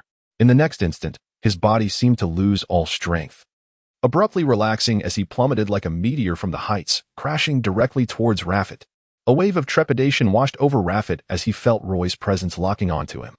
No matter how he attempted to maneuver, he remained within the scope of Roy's attack, rendering any effort to escape futile. As a fledgling swordsman, he understood all too well that the most effective way to confront another swordsman was not through defense, but rather through a counteroffensive. Thus, gripping his blade, he flapped his wings and ascended straight upwards. A thunderous sonic boom erupted as Raffit struck upward, wielding his sword to carve a crosshair aimed directly at Roy. Roy maintained an impassive demeanor, his grip firmly clutching the snowfall blade, which rotated in harmony with the movement of his wrist. Since enduring relentless training sessions with Carp over the past few days, where he faced ceaseless challenges, he had sought every possible means to enhance his prowess. Cultivating his haki was one aspect, yet he also engaged in daily sword practice. He could not solely rely on haki to advance his skills. Thus, the creation of new sword techniques became another avenue of his diligent efforts. He had indeed made progress, descending from above with the ferocity of a meteor. He harnessed the immense force of his fall, merging it with his slashing attack to forge an innovative sword technique. This concept continued to evolve, culminating earlier today in his confrontation with Carp, where this technique finally took shape. Roy bestowed upon it a most fitting name, Meteor. As La Fate suddenly flapped its wings and soared towards Roy, it discerned a deep, yet unmistakably suppressed voice emanating from him, tinged with excitement. Have you ever witnessed a strike descending from the heavens? What? Remember this well, for it is called Meteor. Roy swung his blade with a decisive motion. The crescent-shaped strike, encased in a tangible radiance of the sword's light, descended with a thunderous force. This strike, imbued with an unparalleled and colossal power, bore down upon Laphite, imposing an unprecedented pressure upon him. A sense of dread flickered in Laphite's mind. In the next moment, a gruesome gash tore through his chest, and after a brief suspension in midair, he plummeted to the ground, crashing down without a hint of resistance. The earth shuddered as it was struck, leaving a gaping crater in its wake. Roy's body flickered once more. In the next instant, he stood before the fallen Rafite, the blade poised at Rafite's throat. With a gulp, Rafite swallowed hard, the shock in his eyes unmistakable. He, the formidable demon patrolman who roamed the Western Sea, had been vanquished by a youth who appeared no older than 20, and it was done with such elegance and precision, as if he had offered no resistance whatsoever. "Do you have something to say?" Roy gazed at him with a calm demeanor, his elevated position casting a shadow of humility and helplessness upon the prostrate Lafitte. He felt the weight of defeat, vanquished by a youth no older than 20. "What is your name, boy?" Lafitte inquired, his eyes fixed intently upon Roy, as if striving to engrave his image indelibly in his mind. Roy fulfilled Lafayette's wish. Immediately, the remaining soldiers hastily gathered, fastening the sea-stone chains upon Lafayette. After expressing their profound gratitude to Roy, they escorted Lafayette away toward the dungeons of Mariewa for interrogation, intending to relay the results to Sengoku and the others who were convening. "How remarkable you are." In the sacred land of Mariewa, within the palace conference room, several individuals were seated around a massive circular table. The Navy's justice cloak draped over a chair, and a small lamb lay sleeping upon the table. While the atmosphere was heavy with tension, it also bore an inexplicable absurdity. 3 of the 7 warlords were present, which was quite unexpected. Sengoku's gaze traversed the faces of the 7 warlords, ultimately settling on the stoic Dracul Mihawk. Even the most unlikely of attendees had arrived. "I came here merely to alleviate my boredom, as the construction project on our island has been progressing too smoothly," Don Quixote da Flamingo remarked, uncharacteristically bold. He plopped down at the round table, his eyes also fixed on Mihawk. "It truly astonishes me that the world's greatest swordsman has returned to partake in this tedious meeting." "I am simply here to observe," Mihawk replied calmly, "for I find the pirate under discussion rather intriguing. However, after listening for a while, I am met with mere drivel. If the Navy and the 7 warlords continue to maintain an adversarial stance, I must question whether I have stumbled into the wrong gathering." The tyrant, Bartholomew Kuma, sat in silence, indifferent to their exchange, engrossed in a book that bore the semblance of a Bible. "Dracul," Carp observed with a cold gaze, his brow furrowing upon hearing Mihawk's words. The discussion of the pirate in question could only pertain to the Straw Hat crew, who had defeated Crocodile, and the selection of a new warlord, excluding the ousted Crocodile. "Luffy?" Carp seethed internally, his teeth clenched. "Just you wait. You're finished." Suddenly, the hurried sound of footsteps echoed in the room. A soldier rushed in, whispering something to Sengoku. Yet, the individuals surrounding him were anything but ordinary. The soldier's words, no matter how softly spoken, reached their ears, piquing their interest as they raised their eyebrows. "Bring him in," Sengoku commanded. Scanning the room and noting the expressions of those present, he nodded to the soldier. Lafayette was escorted into the conference room. Drip, drip. The wounds inflicted by Roy's strike on Lafayette were deep, revealing bone beneath. The untreated injuries bled profusely, leaving a trail of blood that culminated before Sengoku and the others. His expression devoid of emotion. Sengoku spoke with calm authority. "Do you wish to see us?" Drip, drip. Thick, viscous blood pooled beneath Lafitte, who appeared utterly indifferent to the pain, as if it were a mere afterthought, instead breaking into a sharp, mocking laughter. "Ah, I did not anticipate such a dire predicament." He chuckled. "I meant no malice. I merely wished to propose a candidate for the new warlord of the sea. However, the new generation of the Navy is indeed brimming with talent." Kapu, displaying evident impatience, retorted, "Boy, spit it out quickly. I have no time to waste on your theatrics." Though captured, he could not forget his captain's directive. Lafitte paused, then declared, "My captain, Blackbeard, would be the most fitting candidate for the new warlord of the sea." A seemingly obscure figure dared to claim the mantle of warlord. Sengoku regarded him with a cold gaze. "To ensure success, we have meticulously devised a comprehensive plan." Lafitte remained unflustered, exuding the confidence of a strategist rather than a prisoner ensnared in dire straits. "Oh?" Kapu raised an eyebrow, intrigued. Not just Kapu, but Sengoku, Tsuru. And the 3 warlords turned their attention to Lafitte, eager to uncover the significance of this plan. "The warlords are defined by their renown," Lafitte continued slowly. "If we manage to eliminate a pirate with a bounty exceeding 100 million, we should rightfully earn this coveted position, should we not?" Meanwhile, aboard the warship, the soldiers accompanying Sengoku and the others to Mariewa found themselves rather bored, having waited for quite some time at the port of Mariewa. However, this did not include Roy. Roy's chest wound has been treated, and the naval soldiers stationed in Mary Geos display an extraordinary enthusiasm towards him. Strength is, and always will be, the most esteemed path to earning respect. Roy not only dares to challenge the world's foremost swordsman, but also effortlessly neutralizes an intruder attempting to stealthily infiltrate the Mary Geos palace. The prowess he exhibits is deserving of universal admiration. With a resounding creak, the palace doors swing open and a procession emerges from within. Roy and the others immediately rose to attention and saluted. "Well done," Sengoku nodded at Roy. Garp walked behind Sengoku alongside Tsuru, and as they passed by Roy, Garp winked at him, leaving Tsuru somewhat speechless. "Young man, as the future of the Navy, I look forward to your future achievements," Tsuru advised Roy before departing. Garp remained behind. "Vice Admiral Garp, don't we need to return to the warship?" Kobe timidly inquired. "Return to the warship for what?" Garp rolled his eyes and erupted into a thunderous laugh. "I have splendid news for you all. We are free. Roy, due to your intervention against Lafitte and your preservation of the Navy's honor, the officials of the world government wish to commend you.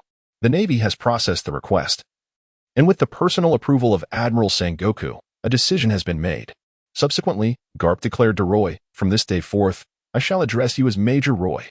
Roy was taken aback. Could it be that he had already attained the rank of colonel? Although he was aware that capturing Lafayette at the gates of Mariewa had brought significant prestige to the world government and the Navy, ensuring that the higher echelons would not forget to reward him, he had not anticipated such a swift promotion. It had only been a few days. Yet he had crossed a threshold, drawing closer to the upper echelons of the Navy, specifically to the rank of general. As the saying goes, a soldier who does not aspire to become a general is not a commendable soldier.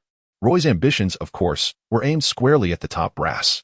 His companions, Bartolomeo and others, cast envious and resentful glances his way.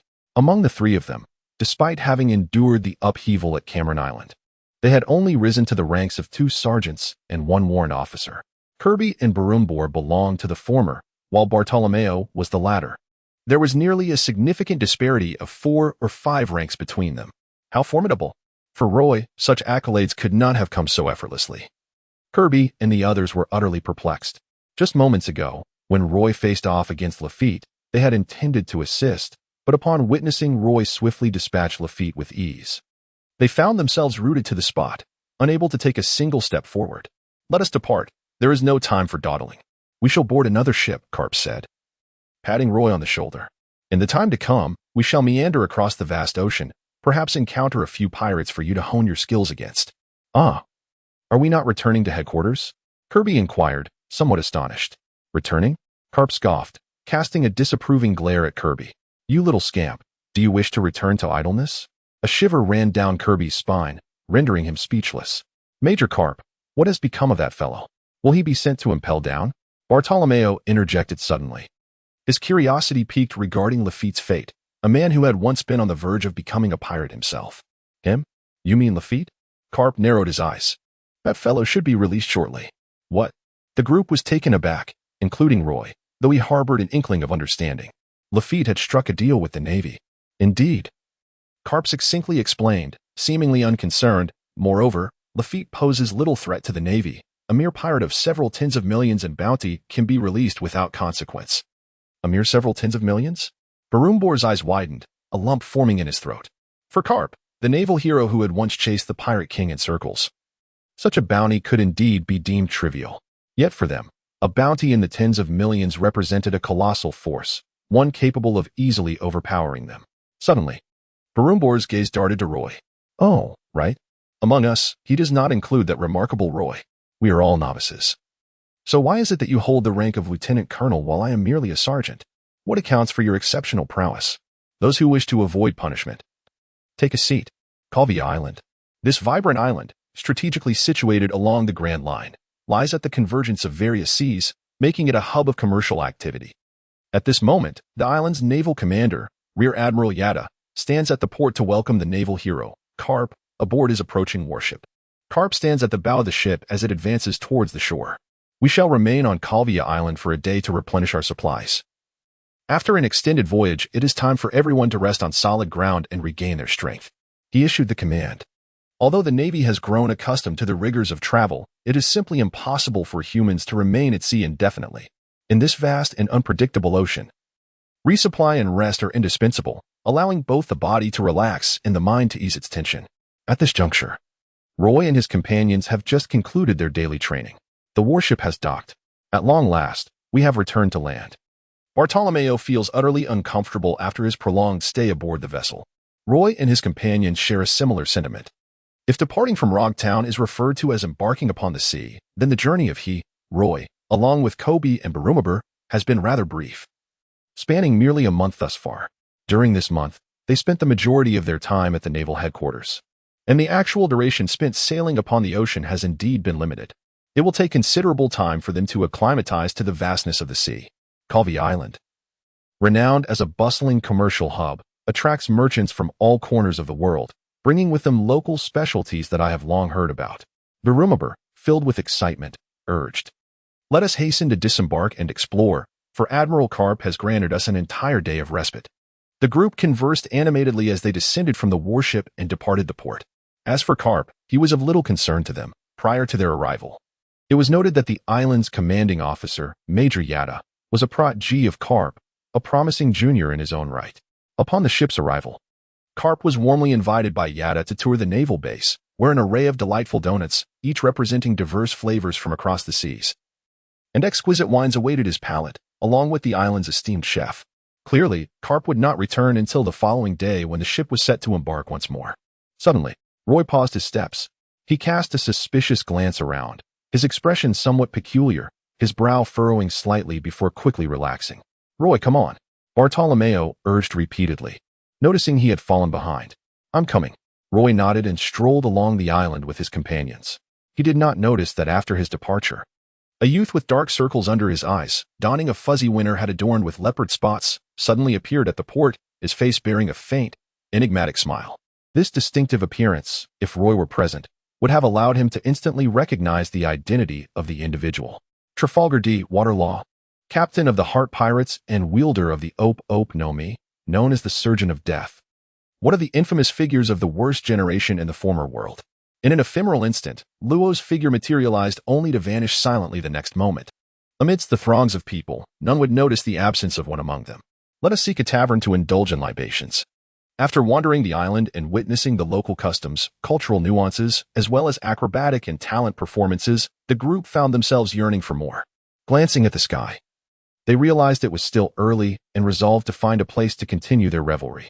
Having served as a sailor for a month, where each day was filled with training or hardship, the rare opportunity for leisure felt akin to the abrupt end of a 3-month holiday after the rigors of an examination. This day, therefore, was to be embraced in unrestrained indulgence. Indeed, it had been quite a while since one had savored the pleasures of drink. Roy felt a flutter of excitement as he followed Bartolomeo into a tavern. The remaining duo, KB and Barumabur, readily acquiesced. Owner, for pints of beer, for glasses of rum, and a platter of roasted meat alongside 2 plates of grilled fish. "Oh, and do add a generous amount of chili," Bartolomeo declared with a hearty thump on the table, exuding exuberance. In the world of pirates, taverns are perpetual melting pots of diverse crowds, yet they remain beloved haunts for many. Previously, during his tenure as a bounty hunter in Rog Town, Roy would often scour taverns for tidbits of information about pirates, engaging in exchanges with fellow hunters. As for Bartolomeo, he commanded over 100 streets, with numerous renowned taverns under his dominion. Thus, wherever they ventured, upon entering a tavern, it felt akin to returning home. Bartolomeo was at ease, reveling in the surroundings that suited him perfectly. However, ever since their arrival, the atmosphere in the tavern had turned notably subdued. The Navy, clad in their uniforms, they had not donned civilian attire. In taverns such as this, the Navy was generally an unwelcome presence, as these establishments often served as gathering spots for the dregs of society. The Navy, as the enforcers of order, was their mutual adversary. "What brings the Navy here?" murmured the patrons. "These young lads must be greenhorns, ignorant of the rules." They jeered, their voices laced with malice. Some patrons, disheveled and armed with knives and handguns, presented a fearsome visage. Others chimed in, seemingly eager for a spectacle. Yet, many understood that these young Navy recruits, appearing rather inexperienced, were likely to face ridicule. Bartolomeo raised an eyebrow, glancing at Roy. KB and Barumabur, unaccustomed to such environments, flushed with embarrassment and indignation upon hearing the derisive comments. They were unfamiliar with societal norms, akin to fresh university graduates stepping into the world. Such individuals often share a common trait: thin skins. Conversely, Roy and Bartolomeo were seasoned in the ways of the world, having traversed various taverns in Rog Town, and were well equipped to handle such situations. With a decisive click of his tongue, Bartolomeo stood up. a cold smirk gracing his lips as he approached the most vocal and malevolent instigator of the mockery. This individual was a towering figure, nearly 3 meters tall. With a muscular build and a bare torso, adorned with a scar that stretched from the corner of his eye to the corner of his mouth, twisting grotesquely as he spoke. Well, young lad, do you wish for me to silence myself? The scarred man laughed heartily, casting a dismissive glance at Bartolomeo, unconvinced that this green-crested naval officer could pose any threat to him. However, in the next moment, Bartolomeo demonstrated that the Navy is not to be trifled with. With a resounding thud, Bartolomeo delivered a punch that sent the scarred man flying. Overwhelmed, the scarred man crashed into the table behind him, causing the cups to spill their contents onto the floor, splattering several patrons. The onlookers in the tavern were left in stunned silence. Kobe and Barumabur were utterly astonished. Roy maintained a serene expression. You scoundrel, dare to lay a hand on us? Brothers, dispose of these 4 Navy officers and let these little brats understand that we are not to be trifled with. A man, his face contorted with rage, shouted defiantly. Suddenly, with a swift motion, Roy unsheathed his blade, its cold gleam flashing. In an instant, the provocateur, whose face was flushed from drink and who had incited a brawl, found his garments torn asunder. He sensed a sharp aura enveloping him, sending chills down his spine. And a wave of overwhelming fear surged through his mind as if doused with icy water, bringing him to acute awareness. At that moment, a blade was pressed against his neck. Those who wish to avoid a beating, take a seat, he commanded. Roy surveyed the surroundings, his tone calm. Of course, those who seek trouble may continue to stand. As his words echoed through the venue, an eerie silence enveloped the crowd. One could hear a pin drop. Trafalgar Law. Navy scum, I shall slay you all. A scarred man, bruised and battered, snarled like a wild beast. All of you, come forth and annihilate them. Upon hearing this command, several patrons in the tavern tore at their clothing, their appearances transforming into fearsome visages that instilled dread. Pirates. Suddenly, someone recognized the group. They are pirates. Run. The remaining patrons shrieked and fled, desperate to avoid being caught in the fray. Realization dawned on Kirby as he grasped the truth. This fellow was indeed a pirate, which explained his vehement hostility towards them. Roy and Bartolomeo were not surprised. In light of this, they decided to proceed without hesitation. Bartolomeo gestured, unleashing the power of his fruit, conjuring a semi-transparent, glass-like barrier that advanced ominously towards the scarred man. A user of abilities? The scarred man was taken aback. Witnessing Bartolomeo's formidable display of strength, he felt a pang of regret. He had indeed struck a wall of iron. However, with no retreat available, he steeled himself. What of ability users? After years of navigating such perilous waters, he had indeed dealt with them before. Drawing a pistol from his holster, he revealed a cruel smile to Bartolomeo, Roy, and the others, exuding confidence as he pulled the trigger. Bang, bang, bang, bang. The scarred man fired 4 shots in rapid succession, flames erupting from the muzzle as bullets whizzed forth. Clink, clink, clink. In the next moment, the bullets, akin to small peanuts, fell to the ground, producing a delightful chime reminiscent of wind chimes. Bartolomeo remained utterly unfazed, his barrier rendering the bullets utterly ineffective. Meanwhile, the bullets aimed at Roy and the other 3 were deftly sliced apart, scattering into 6 fragments that danced erratically on the ground. What manner of barrier is this? And that swordsman, his blade can sever bullets? Such a young swordsman. The scarred man was left in a state of astonishment, as if his mind were adorned with countless question marks. In the blink of an eye, his subordinates had been thoroughly dispatched by Roy, Kirby, and Barumabur, requiring little effort at all. Roy requires no introduction. Beside him, Kobe and Bartolomeo have significantly enhanced their abilities through relentless training. Moreover, following the events on Cameron Island, certain realizations have taken root within them, marking a profound transformation compared to their former selves. Confronting a few insignificant pirates is hardly a challenge. No. The scarred man immediately surrendered, pleading, "Do not kill me. You are the Navy. You cannot kill indiscriminately. I surrender. I surrender." How boring. Bartolomeo retracted his barrier and placed a foot upon the scarred man's chest, gesturing with his chin towards Roy and the others. The implication was clear. Let us escort these pirates back to the base. Kobe procured some ropes, and the group of pirates was bound, arranged in a line, and led in the direction of the naval base. As they departed, Bartolomeo casually seized a handful of roasted meat. Roy did not forget to take his beer. At the harbor, a massive merchant vessel lay docked. While the surface of the ship appeared tranquil, tumultuous currents roiled beneath. Bang! A hand struck the wooden table with force. The thick, solid wood splintered explosively, sending shards flying. A man clad in a helmet and a trench coat stood before the debris, his fury palpable. The light blue hair beneath his helmet burst forth, resembling a Scion's iconic hairstyle. "You worthless rabble!" he bellowed, his eyes, hidden beneath the helmet, fixated menacingly on the lackey before him. "When the Navy captured them, did they reveal our identities?" "And no, I do not know," the lackey stammered, trembling under the man's formidable presence, fear evident in his quivering voice. "When I escaped, they had already been taken. I do not know how they explained themselves to the Navy." "Another useless fool," the man seethed, his gaze shifting from interrogation to disdain. "Please, Lord Gladiolus, spare me. I did not mean to truly." Years spent among the ranks of pirates had imbued the lackey with a keen sense of perception. Sensing the murderous intent, he inwardly lamented, repeatedly bowing his head in supplication. He knew all too well the man's temperament, and cursed his own foolishness for returning to report. The fate that awaited him was far worse than imprisonment at the hands of the young Navy officers. Bang! In the next moment, the lackey's head exploded like a watermelon. Witnessing this horrifying scene, those nearby recoiled in shock, rendered mute by fear. Useless, devoid of value. Gladiolus's face remained expressionless beneath his helmet, yet his visible eyes radiated an icy chill. "Send a few men to investigate the whereabouts of those captured fools, including the young Navy officers who apprehended them. If necessary, eliminate them all," he commanded. "Remember, leave no trace." "Understood."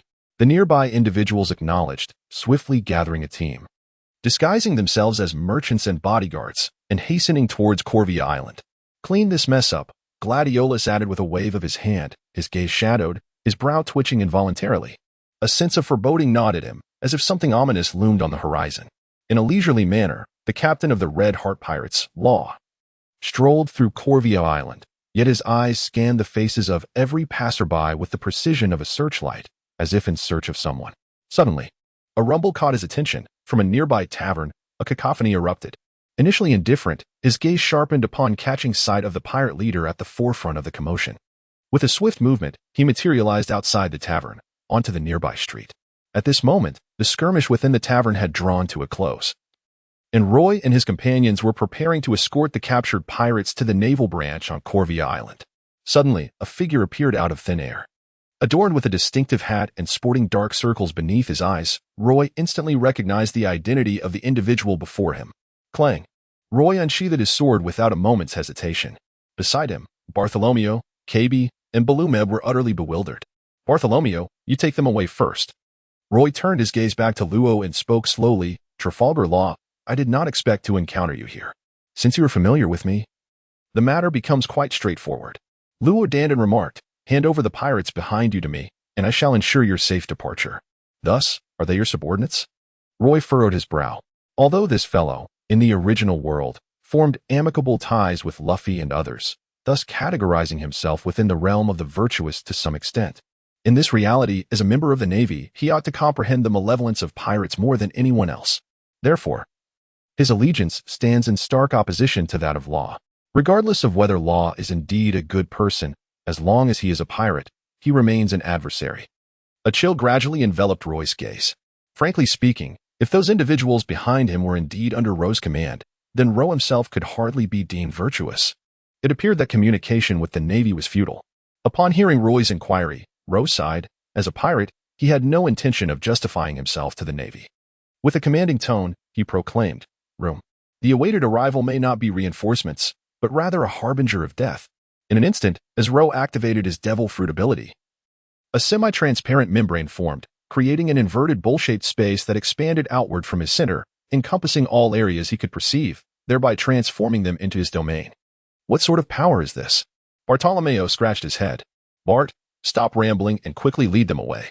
Roy wore a serious expression and said in a low voice, "This individual is formidable. Go to the branch for reinforcements while I hold him off." "What?" Bartolomeo was seldom privy to such a demeanor from Roy. However, he quickly grasped the gravity of the situation. If Roy had spoken thus, there must be sound reasoning behind it. "Let us go." Bartolomeo decisively waved his hand, beckoning his companions, KB and Balumeb, as they swiftly departed with the captured pirate. "Attempting to leave, are we?"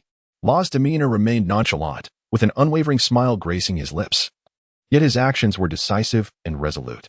Noticing Bartolomeo and the others preparing to depart, he swiftly maneuvered, traversing the spatial force field he emanated, and instantaneously arrived beside Bartolomeo. This skill surpassed the Navy's sixth technique, shave, as it fundamentally involves a high-speed movement imperceptible to the naked eye.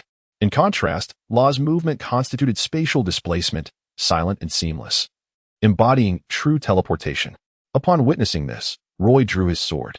Enveloped in the color of hockey, he took a step forward and, in a flash, repositioned himself to stand before Bartolomeo, albeit with his back turned to him, as he charged towards Law. Clang! The sword, imbued with hockey, clashed violently against Law's blade. The cursed sword known as KK, as they moved simultaneously. The force of the collision stirred the air, causing Roy's hair to flutter and revealing a look of astonishment on Law's face. Hockey? With a deft maneuver, Luo leveraged the force transmitted through the blade by Roy Schweig, propelling himself backward in a graceful leap.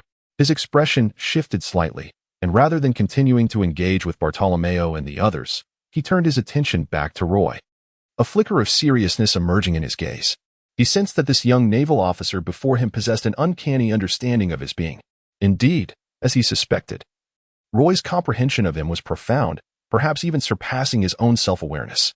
To begin with, he was intimately acquainted with Luo's abilities, not to mention his lineage, which Roy seemed to grasp thoroughly. Setting aside the discussion of lineage for the moment, let us focus solely on his capabilities.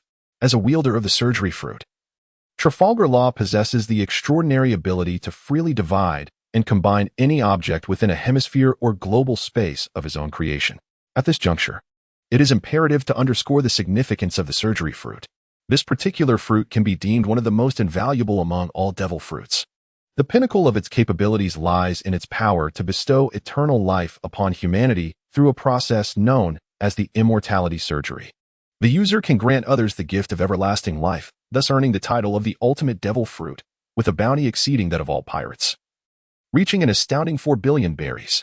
However, only individuals of considerable talent can harness this ability, and the cost is the complete exhaustion of the user's vitality, leading to their demise. Therefore, one might argue that the surgery fruit appears to be at a disadvantage in combat. Yet, this is not the case. There are no impractical fruits, only those who fail to wield their abilities correctly. In Law's hands, the capabilities of the surgery fruit, even in terms of combat prowess, should not be underestimated. Law typically wields his sword, the onigiri, to employ his cutting abilities, subsequently utilizing the spatial force field created by his devil fruit powers to manipulate his opponent's movements at will. Moreover, the substances he can sever are devoid of limitations concerning hardness, material, or distance. Only those who have mastered the hockey of armament can defend against his cutting prowess. Reflecting on this, Law feels a profound sense of relief. Fortuitously, during his maritime ventures, he acquired the mastery of armament hockey. Otherwise, facing Law, a wielder of the Opop no Mi, the battle could have easily tilted overwhelmingly in his opponent's favor. Whoosh! With a deft twist of his wrist, Roy sent Snow spinning in tandem. If you wish to rescue your crew, first you must conquer me. Roy fixed his gaze upon Law, refraining from making any hasty moves. Bartolomeo and the others had successfully extricated themselves from their entanglements and were en route to the base in search of reinforcements. As long as they could delay for a sufficient amount of time, Law would be unable to escape. It was evident that Law was cognizant of this fact. "They are not my crew," he suddenly remarked in a calm tone.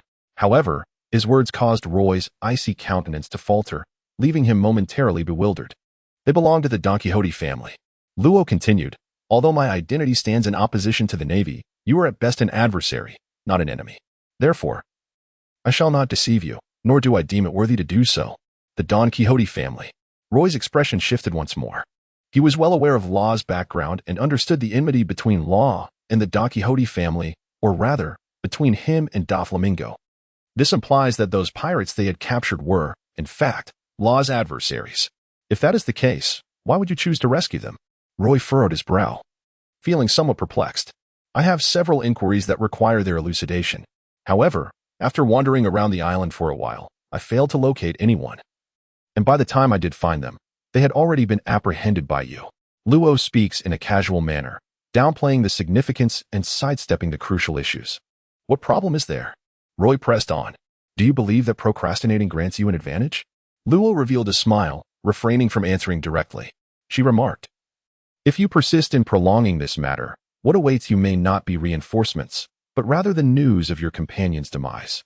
You, being a naval officer, must be more aware than I of the true nature of the Don Quixote family. What? Roy's expression shifted subtly as a thought crossed his mind, grasping the essence of Luo's intent. After a moment's hesitation, he cast a penetrating glance at Luo before swiftly departing, vanishing from Luo's sight. As Luo observed the situation, the smile on his face deepened. In the next moment, he vanished. Let us hasten and escort these ruffians to the headquarters, then swiftly return to support Roy. Bartolomeo gritted his teeth. Kobe and Barumabur nodded, quickening their pace considerably. They were acutely aware that it was Roy who had shielded them from danger. Previously, the young man in the hat, who had intended to strike them, moved with such speed that their eyes could scarcely register his presence, appearing before them in an instant. Undoubtedly, had a confrontation ensued, none among them, apart from Roy, would have stood a chance against that individual. Trafalgar Law? They committed to memory the name that Roy had often mentioned, vowing to collect information on this character and ensure that he was made aware of their strength upon their next encounter. Why are we not there yet? Bartolomeo expressed his impatience, glancing at the unfamiliar path and questioning his companions. Anxious and restless, he yearned to turn back immediately to assist Roy in battle. We are nearly there. Just a few more streets to the headquarters, Kobe replied, beads of sweat on his brow. Behind them, the bound pirates followed suit, their steps echoing forward. Yet unexpectedly, as they ran, the pirates seemed to sense something, each revealing a peculiar smile in unison. Bartolomeo and the others, preoccupied with their urgent journey, overlooked the change in the pirates' demeanor. The group arrived at a corner. Suddenly, a gunshot rang out, a bullet hurtling towards the fleeing Kobe and Barumabur. As for Bartolomeo, a knife, stealthily thrust from an unknown origin, was poised at his back, silent and deadly. Unrelated to the main text, some say that when a person passes away, they do not truly vanish, their spirit continues to exist somewhere. It is only when they are forgotten by all that they truly die. In the film Coco, it is pondered, when a book is forgotten, does it also meet its demise? No. Dear reader, let me clarify. When a book is possessed yet receives no votes of appreciation, it has already perished. In a flash of insight, Bartolomeo detected the impending danger from behind and reacted, conjuring a barrier. As for Kobe and Barumabur, having trained extensively under Karp's guidance, it was improbable that they could fail to evade even 2 bullets. The trio, realizing they were under attack, quickly positioned themselves back to back, scanning their surroundings for their assailants. Where could the enemy be? The gaze, akin to a searchlight, scoured every corner of the street. The surrounding crowd dared not to linger. An assault on the Navy is indeed a grave offense. It is evident that the assailants are likely ruthless criminals, who would not dare to remain and quickly distance themselves. Soon, the street was devoid of any presence save for their group and the bound pirates. They must be here to rescue someone. Bartolomeo remarked coldly, you must exercise caution. Those who dare attack the Navy are undoubtedly a band of the most vicious scoundrels. Could it be a subordinate of Trafalgar Law? Bellamy inquired. It is quite possible. Kobe nodded, unaware of the conversations transpiring on Law's side. With such a commotion, the branch on Carivia Island will surely receive word. As long as we can hold them off, reinforcements will arrive. Then, we can hasten to assist Law. He spoke with unwavering confidence in Law. Truth be told, they believed Law would not fail. His talent and strength displayed throughout their journey had already earned their deep admiration. Even Bartolomeo found his perspective on Law shifting, his emotions becoming complex. He had thought they were all mere bronze, only to discover that Law had ascended to the status of a king. Suddenly, as the trio conversed, a dozen dark figures emerged, surrounding them like a sandwich. Brother, save me. Quickly, kill them and untie the ropes from my hands. Those damned Navy scum. I will personally slay them. The bound pirates erupted in raucous laughter. In an instant, the dark figures brandished their blades, slicing through the pirates' throats. Bartolomeo and his companions instinctively took defensive stances, yet they were left dumbfounded by the actions before them. Were these cloaked figures not here to rescue the pirates? They exchanged bewildered glances, unable to comprehend the situation. Capture them, Bartolomeo shouted decisively. However, the figures exchanged glances, leaped into action, and with a series of agile maneuvers, vanished before the trio. Chase them, Bartolomeo commanded without hesitation. Wait. Kobe called out urgently. Bartolomeo, we still need to find support at the branch. We shall split up. You go seek reinforcements while I follow these individuals. They have committed murder outright. There must be a hidden agenda. Bartolomeo asserted with conviction. Very well, but be cautious. Kobe and Bellamy responded reluctantly, seeing Bartolomeo's firm determination. Yet, while they deliberated, Bartolomeo had already set off, trailing the dark figures as they disappeared down the street. Roy, filled with concern for his companions, resolutely concluded the battle with Luo Wei and darted towards the direction where Bartolomeo and the others had fled. Suddenly, he caught sight of several dark figures rushing towards the port, instinctively sensing the murderous intent emanating from them. Shortly thereafter, he noticed Bartolomeo relentlessly pursuing the shadows. Roy, Bartolomeo exclaimed, his face alight with surprise. Bartolomeo, what is happening? Roy was somewhat perplexed by Bartolomeo's actions. The pirates had been slain by none other than those who had just rushed past. Bartolomeo hastily clarified, urging, we must pursue them. We cannot allow them to escape. Let us go. With that, the two swiftly followed in pursuit. During this endeavor, Roy began to ponder. Law sought to extract answers from the mouths of the slain pirates. Yet those who possessed the knowledge had already perished. Could it be that the Don Quixote family orchestrated these deaths to prevent the few captured pirates from revealing their secrets, effectively silencing them? As the relentless pursuit continued, Roy instinctively turned his head, sensing something amiss. A fleeting glance over his shoulder revealed nothing but emptiness. How to deal with their tenacity? Among the fleeing figures clad in black, one furrowed his brow, feeling a sense of disdain towards the two relentless pursuers behind them. There seemed to be no other option but to eliminate them. Yet they were Navy personnel. Killing them would lead to complications, even if trouble arose. That was a concern for another day. Very well, let us proceed with the kill. Having made their decision, the group of cloaked figures abruptly veered, arriving at an uninhabited stretch of coastline, then swiftly turned to confront Roy and Bartolomeo, encircling the pair. A swift resolution was imperative. Without further ado, the assailants brandished their weapons and lunged at the two before them. Clang! Roy drew his blade, fully aware that a direct inquiry would yield no results. Thus, he resolved to subdue them first. Cross-great gyroscope, he unleashed a spiraling slashing strike that cleaved through the air, targeting the several dark-clad figures that had rushed towards him. Bartolomeo acted with even greater decisiveness, conjuring a barrier to thwart the enemy's assault. Subsequently, he manipulated the barrier's form, ensnaring the movements of the black-clad assailants. The duo swiftly dispatched their adversaries with ease. Yet, in the next moment, an unexpected turn of events occurred. A figure clad in a hat appeared as if teleported, and before the two could react, he whisked away the apparent leader among the dark figures. Roy fixated on this fleeting individual, akin to a shooting star.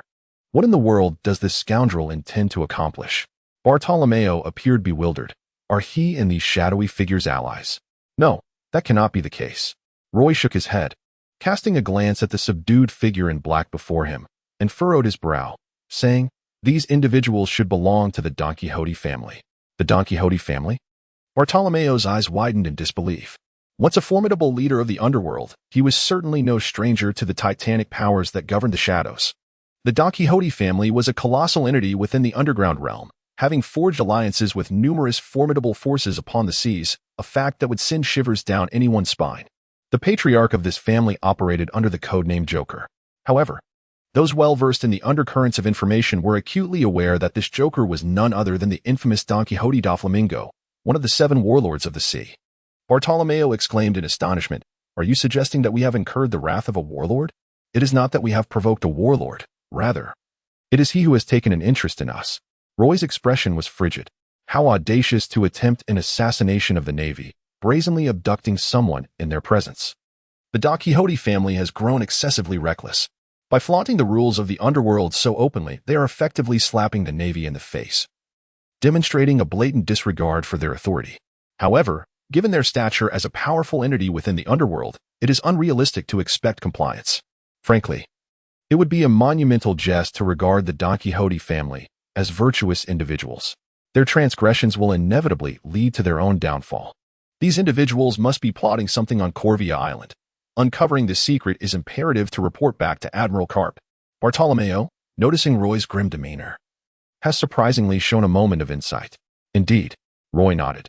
The reason he had just rescued a figure cloaked in black was undoubtedly linked to this secret. On the other side, after dragging a man in black, Luo discarded him onto the ground, releasing his spatial force field, and fixed his indifferent gaze upon the figure. Speak, Luo inquired, enunciating each word with precision. Where is your vessel? Which family officials have arrived for this handover? Revenge. he pondered, cannot be entrusted to another. On the shores of Corvia Island, the beach lay before him. Roy and Bartolomeo stood before the fallen black-clad figures, all of whom lay unconscious, their hands and feet bound by a vine they had found in the wilderness. However, before these individuals succumbed to their fate, the two had skillfully extracted vital intelligence regarding the Don Quixote family from their lips. It was quite astonishing to discover that the island of Corvia served as one of the strongholds of the Don Quixote clan. Bartolomeo stroked his chin thoughtfully. Given Corvia's thriving commerce, attracting merchants and tourists from all corners of the globe, it was not surprising that it had become a base for the Don Quixote family. Roy maintained a serene demeanor. The Don Quixote family had operated in the underworld for many years and would not overlook such a strategic location. What shall we do next? Bartolomeo suddenly inquired. Shall we hand them over to the Navy for detention and then join the main force to eradicate the Don Quixote family's outpost? Bartolomeo recalled. Vice Admiral Garp mentioned that we have only 1 day of respite.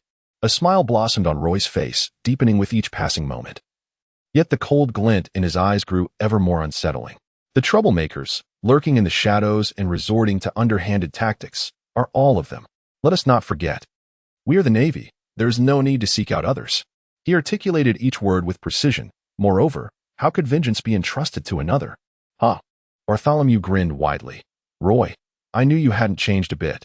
Still as stingy as ever. But I like it. At the port, throngs of people surged, merchants, tourists, and passers-by weaving through the crowd. Dressed in a myriad of vibrant and colorful garments, they exuded the warmth of Corvia Island. Amidst this bustling sea of humanity, a young man donning a hat walked slowly, a katana slung at his waist, making his way directly toward one of the merchant ships. Inside the merchant vessel, Gladiolus raised an eyebrow, seemingly sensing something amiss. Rising from his seat, he swiftly approached the bow of the ship and quickly locked his gaze onto the young man in the hat. Roy.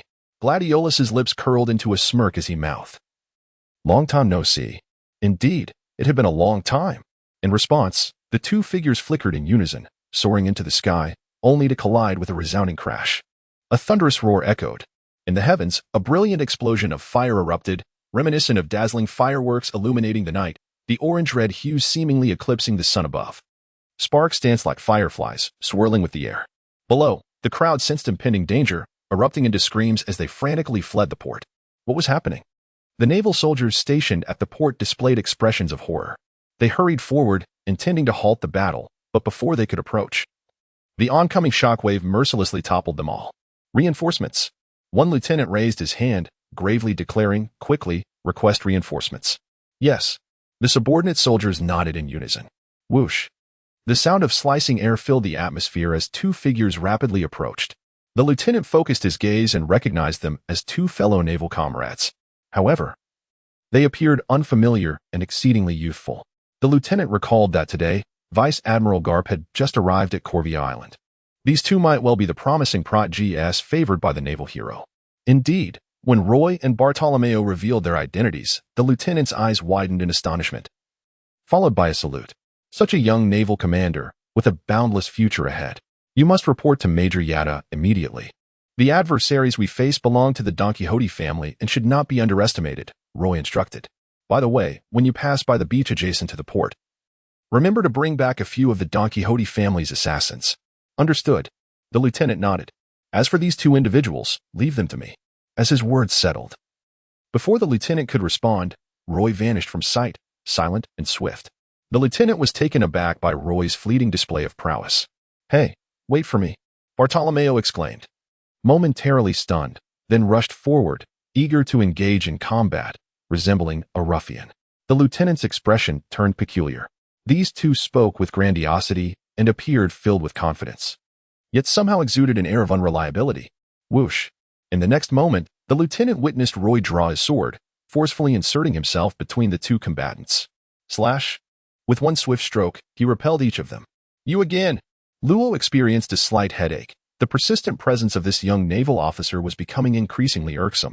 The Navy? Gladius displayed an expression of disdain. This is not a battle for you to interfere in. This territory falls under naval jurisdiction. You might as well deliver that statement in a prison cell. Roy casually remarked. I believe advancing to the city suits you best. His seemingly dismissive attitude towards the other party thoroughly infuriated the already irritable Gladiolus. You're courting death, boy, Gladiolus exclaimed. sweeping his hand to unleash a multitude of explosive projectiles directed at Roy. As a wielder of the bomb fruit, he was by no means a weakling in these waters. Otherwise, he would not have secured his position within the Don Quixote family, nor would he have become a trusted confidant of Doflamingo. Roy remained unfazed, wielding his blade with precision as he struck through the air. The projectile detonated mid-flight, unleashing a powerful shockwave. Immediately thereafter, Gladius surged toward Roy. With a swift motion, a translucent barrier materialized, obstructing his path. Bartolomeo, handle this fellow. I will take on Roy. Upon witnessing the situation, Roy turned on his heel. His demeanor only served to infuriate Gladiolus further. The latter felt as though Roy had dismissed him entirely, and the anger simmering within him threatened to burst forth. Damned! Damned! Damned! Gladiolus seethed with rage, the flesh encased in his black armor swelling with an ominous energy, radiating a destructive force. Bartolomeo, however, remained largely unfazed. His barrier fruit provided him with an almost impenetrable defense. While he recognized that Gladiolus was also a fruit user, he was confident that he would not be rendered powerless in their confrontation. Moreover, after enduring rigorous training under Carp, he was no longer the Bartolomeo of yesteryears. The outcome of this encounter was still uncertain. On the other side, it appeared to be our second face-to-face meeting. Roe let out a sigh. Seeing Roy once again standing in front of him, he felt a sense of helplessness. You should understand that I harbor no ill will towards the Navy. My sole objective lies with the Don Quixote family. However, you are a pirate, and I am a naval officer. It is only natural for me to apprehend you. Roy, with an impassive expression, declared, if you have anything to say, we shall converse leisurely after I apprehend you. Before the battle commences, might I inquire your name? Roy. Whoosh. In the next moment, Roy unsheathed his blade. In an instant, a flurry of slashes ensued, resembling a tempestuous storm, with countless strikes manifesting as translucent blades of wind, visibly stirring the air into ripples. Room. With a low growl, Luo unleashed a wave of spatial force, causing it to ripple outward. At this moment, Roy summoned the power of armament hockey with unwavering determination, launching himself from above. A meteor descended from the heavens, cleaving through the air with a force akin to a genuine shooting star, enveloped in an unprecedented magnitude of power. The cataclysmic waves it unleashed sent shivers down one's spine. Certainly. Here is the refined and improved version of the text in English. Roranoa was certainly not foolish enough to confront the challenge head-on. With a swift motion, he harnessed the spatial force field to propel himself forward rather than retreating. Boom. Evading the assault of the meteor, Roranoa collided directly with Roy. Clash. The duel between Snow Walk and Ghost Cry erupted in a dazzling display of sparks as their blades intertwined. The edges of their swords reflected the determined faces of Roy and Roranoa, embodying an unwavering resolve and decisiveness beyond the ordinary. In a tavern on the island of Corvia, a sudden creak announced the entrance of a server, interrupting the conversation of several individuals within. Master Joker, trouble brews at the port. Lord Gladiolus is engaged in battle with the Navy, and Trafalgar Law is also present, the server reported, his expression fraught with urgency. Law? In the room. A man clad in a pink feather coat and wearing sunglasses erupted into raucous laughter. Hee, how intriguing, how intriguing. Let us go and witness this. Slowly rising, Doflamingo's imposing figure cast a large shadow under the room's illumination. Abruptly, an indescribable pressure enveloped the atmosphere, instilling a sense of tension among those present. Beads of sweat forming on their foreheads. Unexpectedly, a routine patrol yielded such significant developments. Striding confidently out of the room, his voice thundered in the ears of all. Law. This time you shall not escape. Boom. The battle between Roy and Luo rages on. Their blades clash incessantly, sparks flying as fierce strikes slice through the air, creating a resounding, piercing noise that reverberates across the harbor. Luo utilizes his fruit ability to continuously teleport within the spatial force field. Roy keenly perceived Ro's movements and, employing one of the Navy's 6 techniques, the shave, resolutely kept pace with the accelerated tempo of Ro's combat. The relentless onslaught left Ro in a state of vexation. The two engaged in an intense battle, neither willing to yield. Not far off, the clash between Bartolomeo and Gladius mirrored this fierce struggle. The former's barrier fruit epitomized absolute defense, while the latter's bomb fruit signified an extraordinary level of destructive power. However, a dilemma arose. The latter could not breach the barrier created by the former, and the former's attacks posed little threat to the latter. The situation was exceedingly tense, creating an atmosphere of palpable anxiety. Boom. A whirlwind. The dragon lifts its head. Roy exerted himself to the fullest, simultaneously unleashing two sword techniques.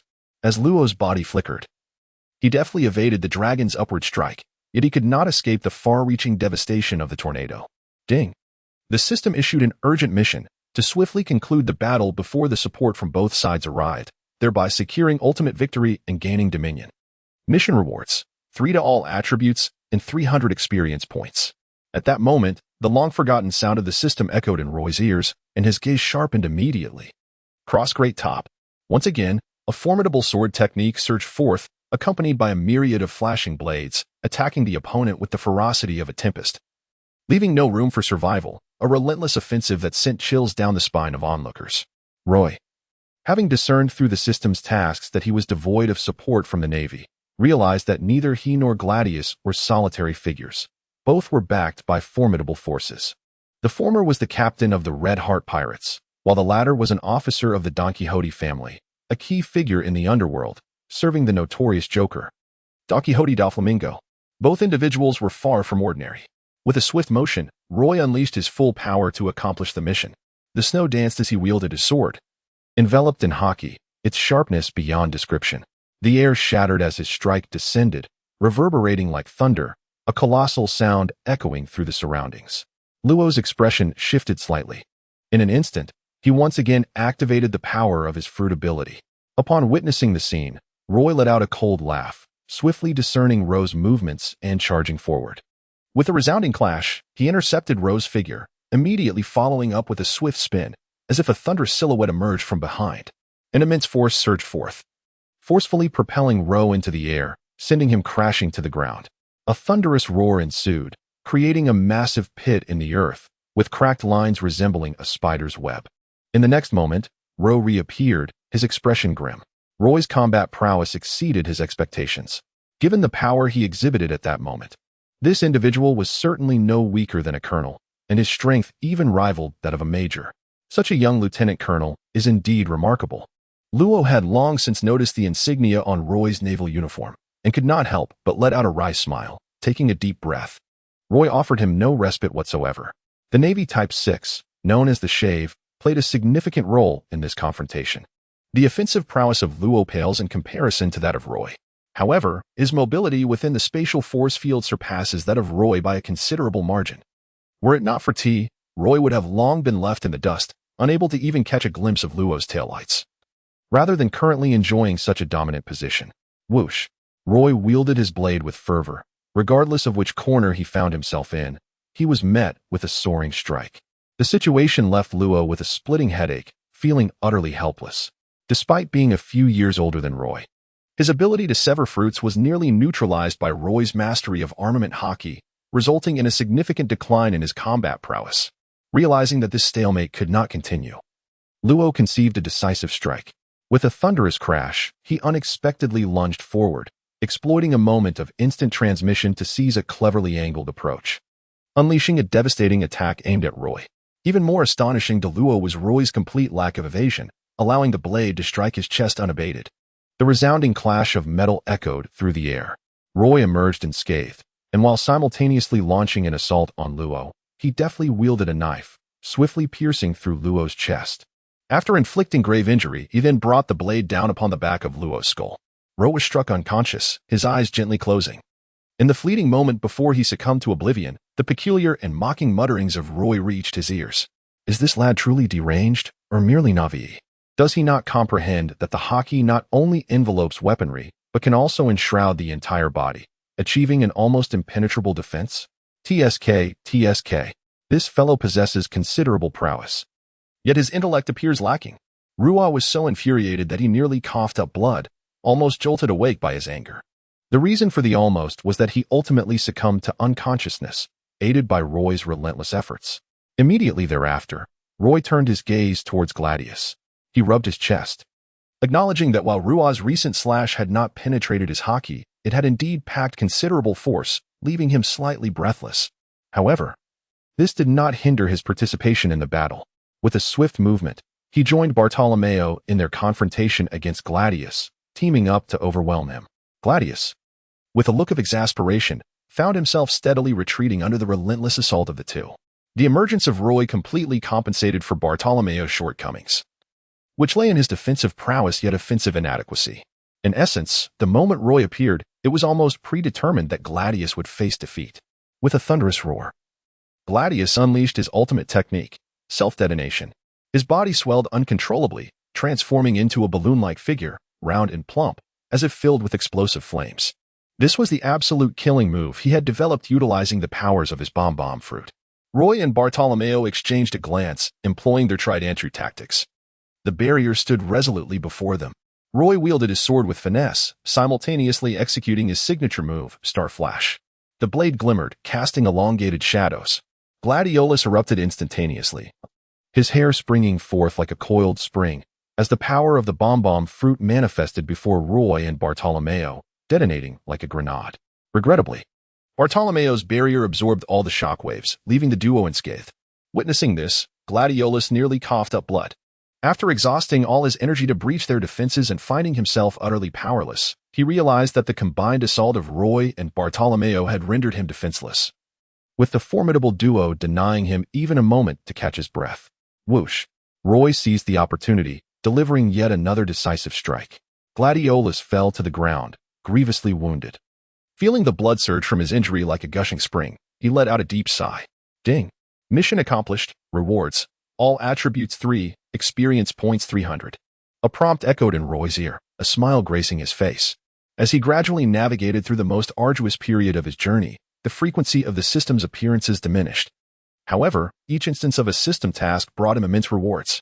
If one could say that his diligent training was aimed at elevating his lower limits, then the emergence of the system served to continually expand his upper limits, providing him with a brighter future and greater potential to confront the challenges that lay ahead. Upon receiving his reward, he focused his thoughts and allocated all 300 experience points to his foundational swordsmanship. Thanks to his relentless dedication and practice, his basic swordsmanship had significantly advanced. With the addition of these 300 experience points, his technical swordsmanship broke through the ceiling of level 4. Ascending to a new realm at level 5, complemented by the enhancement of 2 significant attributes by the system, Roy clenched his fist, witnessing his own improvement at a pace visible to the naked eye. Boom. Oh dear. How embarrassing it is for Gladius and Ro to be so easily defeated by mere children. A brazen voice, overflowing with arrogance and hubris, rang out. Young man, would you be interested in leaving the Navy and joining me instead? Roy and Bartolomeo felt an overwhelming pressure encroaching upon them, reminiscent of an impending tornado. As the world around them dimmed and the skies grew bleak, in an instant, a towering figure materialized, clad in sunglasses and a pink coat, his features unmistakable. The pupils of the two men contracted. Don Quixote da Flamingo, how do you fare, my young naval friends? Join me in conquering these seas. What future does a naval career hold? Even as an admiral, are you not merely a lapdog of the world government and the celestial dragons? Da Flamingo bellowed with laughter, extending his arms as if to embrace Roy and Bartolomeo.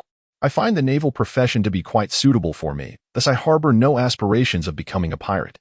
Roy calmly declined Da Flamingo's jesting invitation, yet the gravity reflected in his eyes betrayed his inner turmoil. The overwhelming presence of Da Flamingo loomed large and unrestrained, devilish aura that bore down upon him like a colossal mountain, rendering him somewhat breathless. Conqueror's hockey. Roy suddenly recalled that Don Quixote da Flamingo was indeed a man of regal potential.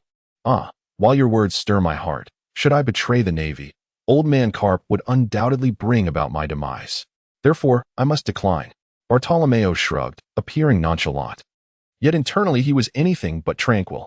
Both men instinctively sensed the oppressive aura emanating from Da Flamingo. That extraordinary presence swept across the entire port, as if the very atmosphere shifted, cooling, heralding an impending calamity, akin to a colossal hand grasping their hearts. It was a sensation of life and death being held in the hands of another, profoundly unsettling and ominously foreboding. What a pity, Da Flamingo remarked, his smile fading. Might I request that you step aside? My subordinate has been injured by you, and I must escort him home. What seemed like a peaceful statement from Da Flamingo was laced with an air of superiority. Roy and Bartolomeo furrowed their brows, sensing the malice emanating from Don Quixote da Flamingo. Taking a deep breath, they stepped aside to grant him passage. Though they were resolute, they were not fools. Faced with Da Flamingo, a formidable figure among the 7 warlords of the sea, who had dominated the seas for years, they acknowledged that even united, their chances of victory were slim.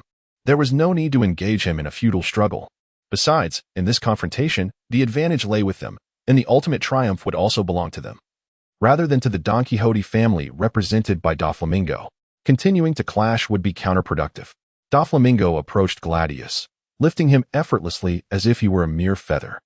It seemed as if ethereal sprites danced around him, manifesting countless transparent threads that surged into Gladius's body, mending his damaged internal organs and visible wounds. Subsequently, he turned his attention towards Law. Doflamingo, that lad named Trafalgar Law does not appear to be one of your subordinates, a voice interjected, not Roy S. nor Bartolomeo S., but that of Carp. Doflamingo suddenly raised his head, gazing toward the harbor, where a street led directly to the naval base on Corvia Island. At the end of that street, in the open space facing the harbor, stood a group of individuals, with Carp at the forefront. Behind him were Rear Admiral Yada, along with Kobe and Helmeppo, accompanied by their naval soldiers. To find you here, Vice Admiral Carp, is quite the surprise, Doflamingo remarked with a smile, seemingly genuinely taken aback by Carp's presence. These two Navy officers before you are promising juniors I have my eye on. Carp scoffed, crossing his arms, his demeanor icy. Doflamingo, I do not wish to pass judgment on your actions, but you would do well to refrain from frequently appearing before me. I apologize for tainting your vision. I shall take my leave. Doflamingo inclined his upper body slightly, adopting a gentlemanly posture, yet his towering frame and ostensibly smiling, yet sinister face, rendered him an odd sight. However, before I depart, I must retrieve my family member, he continued, advancing toward Law. For over a decade, Law had been his quarry, and even now, that fact remained unchanged. Wait, Carp halted him. Trafalgar Law is a prisoner of the Navy. He has never been a part of the Don Quixote family. Doflamingo, allowing you to take the person in your grasp is already a favor from me. Mark my words. Leave now, or do not blame me for being unkind. He spoke with an explosive intensity, waves of air visibly radiating from him. The expressions of those surrounding him shifted subtly. The pressure exerted by Captain Carp primarily bore down on Doflamingo. Doflamingo halted, his demeanor seemingly calm, yet his feet had subtly sunk into the earth, clearly burdened by the weight of Carp's formidable presence. Acknowledging the gravity of Carp's words, he cast a penetrating glance at him before vanishing in an instant. Dear gentlemen, do not forget my words. The doors of the Don Quixote family are ever open to you. Though his figure had faded, the chilling laughter he left behind, along with his invitation to Law and his companion, echoed through the ravaged port, sending shivers down spines. Everything came to a close. Captain Carp, Roy and Bartolomeo approached and saluted Cap. This time, they executed it commendably. Cap nodded at the two of them, acknowledging Trafalgar Law, the young man who was also a pirate with a bounty exceeding 100 million. You have once again achieved merit. Naturally, he would not heed the last words spoken by Doflamingo. However, when it came time to express his praise, he habitually overlooked Bartolomeo. After all, the wounds on Law's body were inflicted by blades, which clearly were not the work of Bartolomeo. It was thanks to their assistance that he managed to endure. Roy, however, had not forgotten and casually mentioned it. Bartolomeo nodded in satisfaction. Rest assured, I shall report your achievements to higher authorities. Await your promotion. Carp laughed heartily, elated by the turn of events. He believed that his decision to recruit Roy and others, who had strayed from their paths, upon returning from the East Sea was indeed astute. It had become evident that Roy and his companions possessed remarkable talent, particularly Roy himself. In merely a month, Roy had accomplished several remarkable feats, transforming from an ordinary soldier into a lieutenant colonel, achieving what many other recruits could only dream of. Adding to this, today he had captured Trafalgar Law, a notorious pirate with a bounty exceeding 100 million. Undoubtedly, Roy had proven himself worthy of a promotion to colonel. Youth is indeed a source of power, Yada remarked. The future of the Navy appears far brighter than I had anticipated. Ha ha ha, General Carp, let us return and celebrate. Let us go back for a drink. Carp waved his hand, instructing someone to place handcuffs made of sea stone on Roy and attend to his wounds. Subsequently, he draped his arms around Roy and Bartolomeo's shoulders, striding towards the Navy's base on Corvia Island. Well done. Ha ha ha ha. I truly have an eye for talent. Throughout the journey, Carp reveled in self-congratulation. General Carp remains as sharp as ever. Yada timely offered a compliment.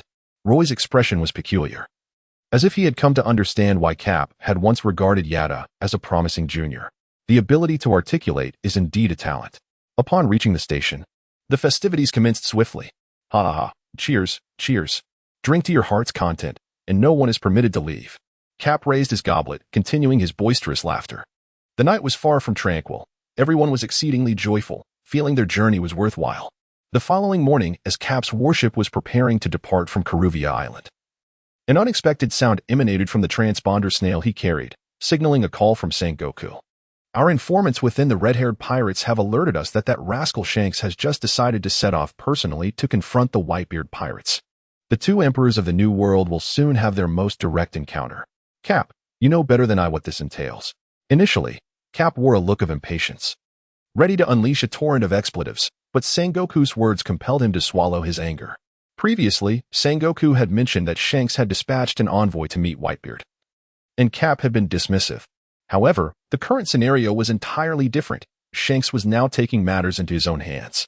As recognized emperors of the sea, even their mere movements could trigger seismic shifts, let alone a direct meeting. It would undoubtedly result in an unprecedented tempest upon the ocean.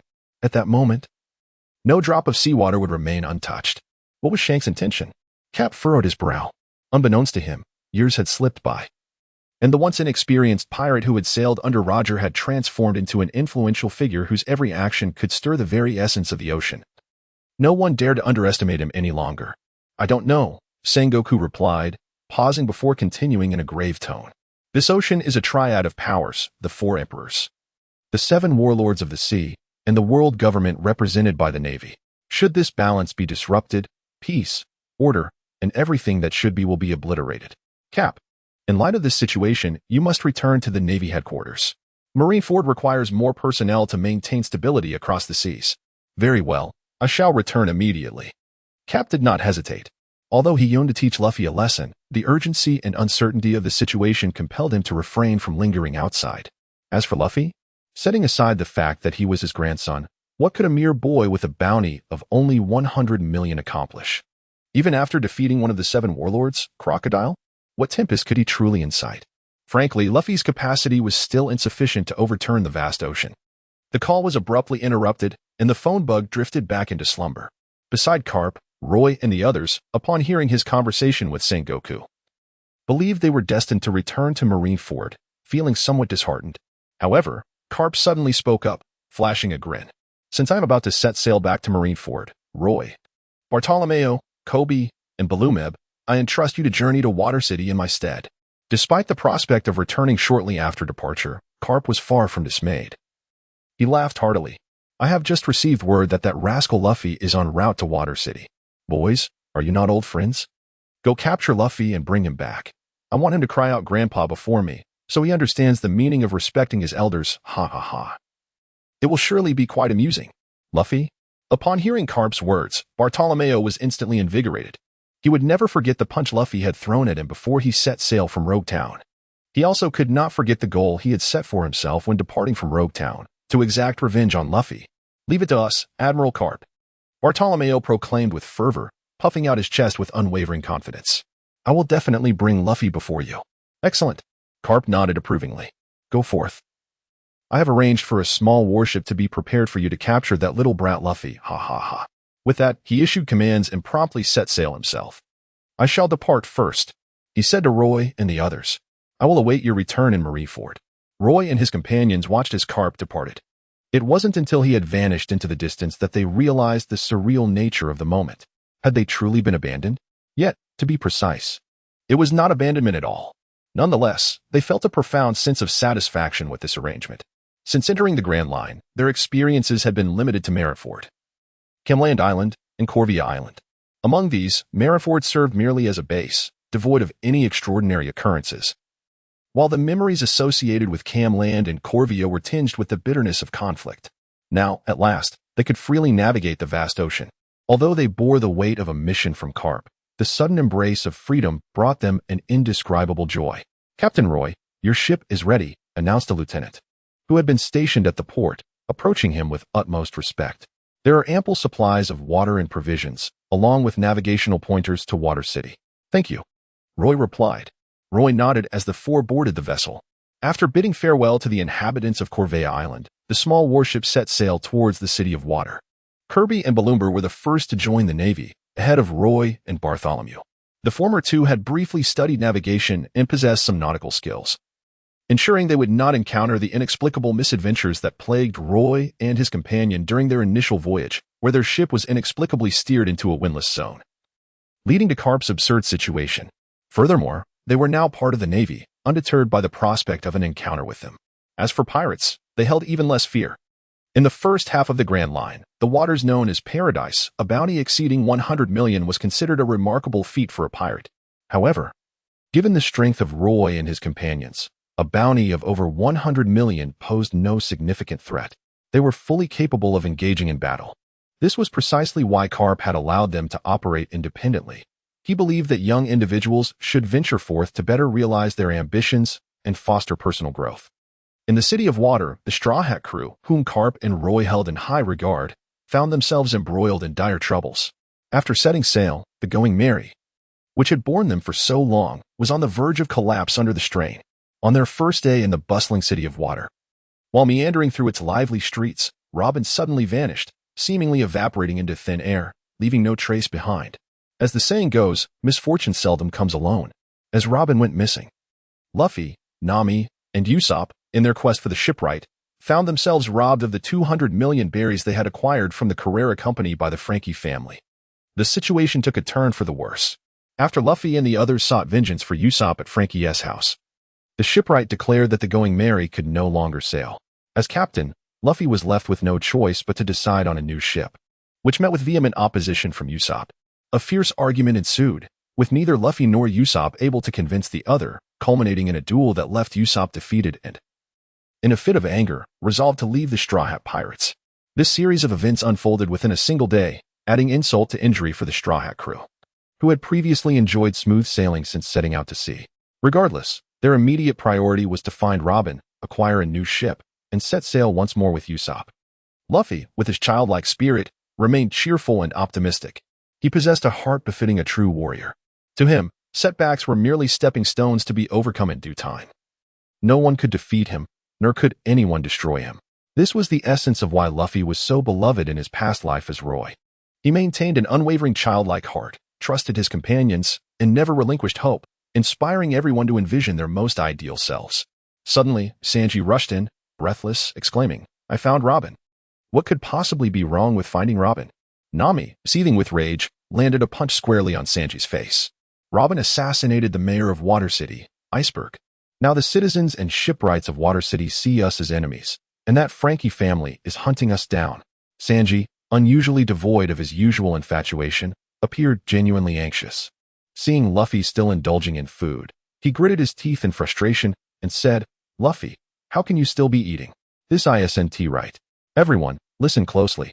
We must understand what is happening. How could Miss Robin suddenly go and assassinate the mayor of Water City?" After 2 days of sailing, they finally arrived at Water City. Transitioning from the initial exhilaration of freedom to a more subdued demeanor, they had gazed at the monotonous sea for what felt like an eternity. Their journey was not solely for the vastness of the ocean, but to experience the uniqueness of each island. Water City was indeed a distinctive place. Its intricate waterways, alongside the surface transport, included channels that extended down from high points within the city, a remarkable gift from the sea. Moreover, Water City boasted the famous sea train, crafted by the world's greatest shipwright, Tom, who had once aided the pirate king, Gold, Roger, in constructing his pirate ship. Regrettably, Tom was ultimately executed on the charge of constructing ships for the pirate king. What a splendid city it is. Roy sighed and then remarked, "Let us proceed. The station navy has been notified and awaits us at the port." As he spoke, the small warship gradually approached the shore, while the vessels in the harbor deftly maneuvered to give way. It is no surprise to Roy and his companions. The Navy holds immense prestige in this world. Aside from the lawless pirates who disregard their authority, the islanders from various territories and the wandering bounty hunters harbor a profound respect for the Navy. Generally speaking, this respect is manifested in the principle of deference to naval vessels. As a warship approaches the shore, all accompanying ships willingly yield and make way. Roy and his companions, adorned in Navy uniforms, nodded in gratitude to the helmsmen of the vessels they passed. Subsequently, Kirby and Barumab quickly docked the ship. The group disembarked and met with the Navy representatives from the Water City. "Good day, Colonel Roy. I am Peters," introduced a man of the rank of Major. "Are you the commanding officer of the station Navy in Water City?" Roy raised an eyebrow and glanced around, surprised to find no one of higher rank than himself. A major? In such a vast island as Water City, it seemed utterly illogical for the naval commander to hold merely the rank of a major. Strictly speaking, although I am the station naval officer of Water City, I am not its true master. Water City has its own mayor, known as Ace Bagul, whom you may also refer to as the Ice Mountain. The Ice Mountain is greatly beloved by the islanders, thus the Navy does not require a substantial presence for governance. Peters understood the source of his curiosity and elucidated. Furthermore, due to the proximity of Judicial Island to Water City, the station naval forces are not permanent, but rather operate on a rotation system, with personnel from Judicial Island replacing them at regular intervals every month. Oh, now it all makes sense. Roy nodded as the group entered the city. Colonel Roy, did you arrive in Water City at the behest of Vice Admiral Carp? Peters inquired. Indeed, we have come for the Straw Hat Pirates, Bartolomeo interjected eagerly. Before we set off, we received word that the Straw Hat crew was en route to Water City. If I'm not mistaken, they should have already arrived. Major Peters, are you aware of their whereabouts? The Straw Hat crew? Peters exchanged glances with his subordinate, visibly hesitant. It seems you possess intelligence. Please do share it with us. Roy raised an eyebrow, sensing the hesitation among Peters and the others. Noticing their continued reluctance, he adopted a tone that combined courtesy with authority. Major Peters, we have been ordered to apprehend the Straw Hat crew, and this directive comes directly from Vice Admiral Garp. You are well aware that Vice Admiral Garp is not one to be trifled with. Gulp. Peters swallowed hard, feeling a sense of resignation. Whether Garp was easy to deal with or not was beyond his knowledge, but he was acutely aware that Garp was not to be underestimated. The title of Navy hero was not conferred lightly. Garp had navigated the seas for decades, earning that esteemed title long ago. Back in the era of GOLD, Roger, Garp had engaged in battles of wits and strength against monstrous pirates, all while he himself was just a playful child enamored with mud. The group came to a halt, and Roy and the others fixed their gaze on Peters. Very well, Peters finally conceded, his tone tinged with reluctance. The day before yesterday, when the Straw Hat crew first arrived in Water City, they committed a grievous offense and are now wanted. A grievous offense? Kobe exclaimed in surprise. What exactly did they do? Peters explained. One of the members of the Straw Hat Pirates, known as the Son of the Devil, Nico Robin, committed an atrocious act by attempting to assassinate Mayor Ace Buggy, resulting in the mayor's injury. As it stands, the entire populace of Water City has turned against the Straw Hat crew. To my knowledge, all the islanders and shipwrights are actively pursuing them. Assassinating the mayor of Water City? Bartolomeo exclaimed, his expression one of disbelief. While he harbored animosity towards the Straw Hat crew, he had not anticipated their audacity to such an extent. Assassinating the mayor was not merely a provocation against the citizens of Water City, but also a challenge to the Navy itself. What happened next? Roy's countenance remained serene, as if he had anticipated the unfolding events. He continued to inquire. On the evening following the assassination, they infiltrated the residence of Ace Bagu, seemingly embroiled in a conflict, where a fierce battle ensued. Peters hesitated momentarily and remarked, according to the information I have received, they were preparing to set sail last night, though their destination remains unknown. Is that so? Roy responded unequivocally to Peters, stating, we shall not accompany you back to the naval base. Should the need arise, we will seek you out. Peters understood that his performance had left Roy dissatisfied. Yet he could only nod reluctantly. Not to mention the fact that Roy held a higher military rank, he had no authority to command him. In truth, even if his rank surpassed Roy's, he would still hesitate to issue any directives. After all, Roy and his comrades hailed from Marineford, loyal to Vice Admiral Garp, and were esteemed individuals under the aegis of a naval hero. Meanwhile, he, a mere major, had little sway over Garp's trusted allies. Once he had spoken, Peters wisely took his leave with his men. Roy and the others watched them depart. Kirby and Barumab exchanged a glance before turning their attention to Roy. Kirby remarked, I believe Major Peters is concealing a great deal. There must be some peculiar circumstances at play. Roy nodded in agreement, stating, in that case, let us temporarily disperse and gather intelligence. We shall reconvene at the naval vessel in 2 hours. Very well. The remaining 3 complied with Roy's directive and scattered. Roy pondered for a moment before inquiring with a passerby about a location. Initially reluctant to respond to his question, the stranger's demeanor shifted upon noticing Roy's naval uniform. Noble sailor, you must assist Mayor Bing in apprehending the murderer. I shall, Roy replied. Roy swiftly darted towards the direction indicated by the passerby.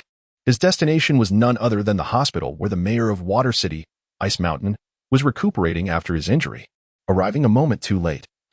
His objective was the judicial island. "Mayor, you ought to rest." The attending physician brusquely confiscated the documents before Ice Mountain, casually pocketing his prized fountain pen. "Well, very well," Ice Mountain conceded, feeling somewhat helpless.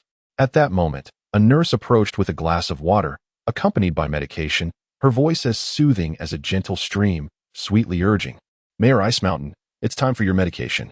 "I understand. I will take it." "Please, step outside and allow me some solitude," Ice Mountain replied.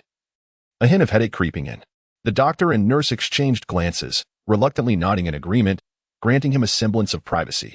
After taking his medicine, Ice Mountain approached the hospital window, gazing out at the bustling cityscape. Vibrant, colorful, Frankie. Although he had dedicated much to this city, witnessing the scene before him, he could not feel the unparalleled joy and pride he once did. Instead, a sigh escaped his lips. He recalled the conversation from the previous night and the intelligence his subordinates had delivered today, his concerns gradually mounting. "Frankie?" A calm voice emerged from behind him, seemingly having caught his murmured thoughts. "Mayor Ice Mountain, are you worried about your fellow disciples?" A stranger had inexplicably appeared in his hospital room. Ice Mountain's pupils constricted as he whirled around, fixing his gaze on the newcomer. Before him stood a young man, a sword at his side. Clad in a conspicuous naval uniform, surprisingly already holding the rank of officer at such a tender age. "Lieutenant Colonel?" Ice Mountain squinted, feeling a surge of irritation. "Naval officer. Is barging into someone else's room your idea of hospitality?" "You may call me Roy. The circumstances were unexpected. I apologize for my rudeness." Roy said, "I am one of the naval officers under the command of Vice Admiral Carp, dispatched to capture the Straw Hat crew." "Vice Admiral Carp?" With a stoic expression, Iceberg inquired. "That naval hero?" "Indeed." Roy nodded, his expression remaining composed. Opposite him, the mayor, embodying an icy demeanor, gradually softened from his earlier irritation and spoke slowly. "So, Colonel Roy, you have come here to see me regarding the Straw Hat Pirates? If that is indeed the case, I regret to inform you that I cannot provide you with any leads, for I am utterly uninformed about them." Roy smiled faintly and inquired, in light of this, "I wish to pose a question to you, Mayor Iceberg. Although Nico Robin from the Straw Hat crew attempted to assassinate you unsuccessfully, is she truly the one who harbors the intent to kill you? This query holds great significance for me, and I hope you will respond earnestly."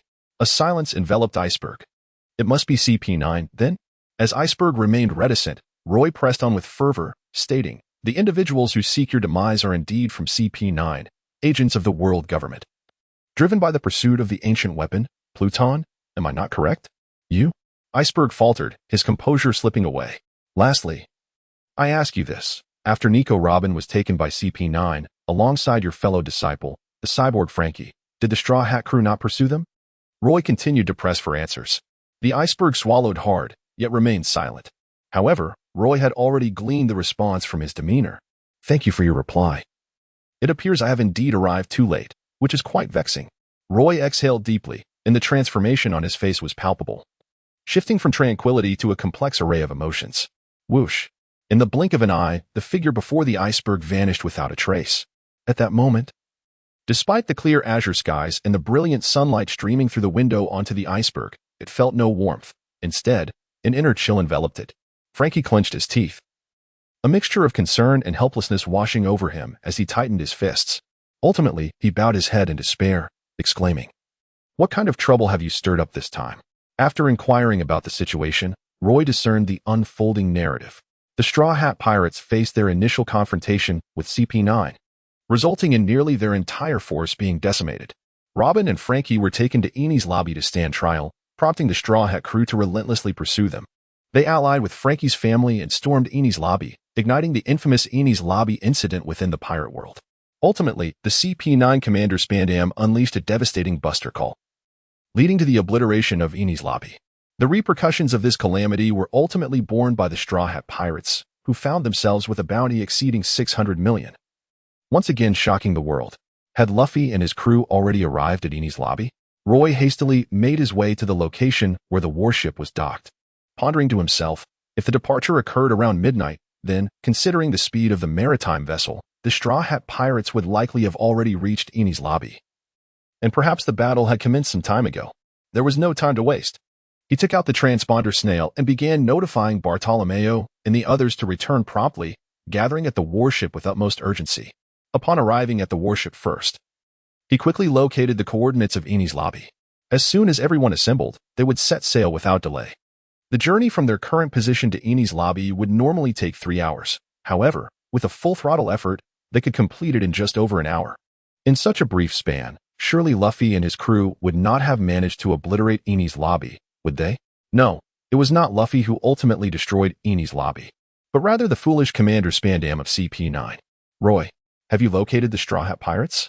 Where are they? Where is that rascal Luffy? I must go and teach him a lesson. Bartolomeo and the others arrived. Let us set aside these matters for now. Time is of the essence, and we must act swiftly. Roy commanded. KB, Barumab, swiftly set sail and navigate towards Justice Island with utmost haste.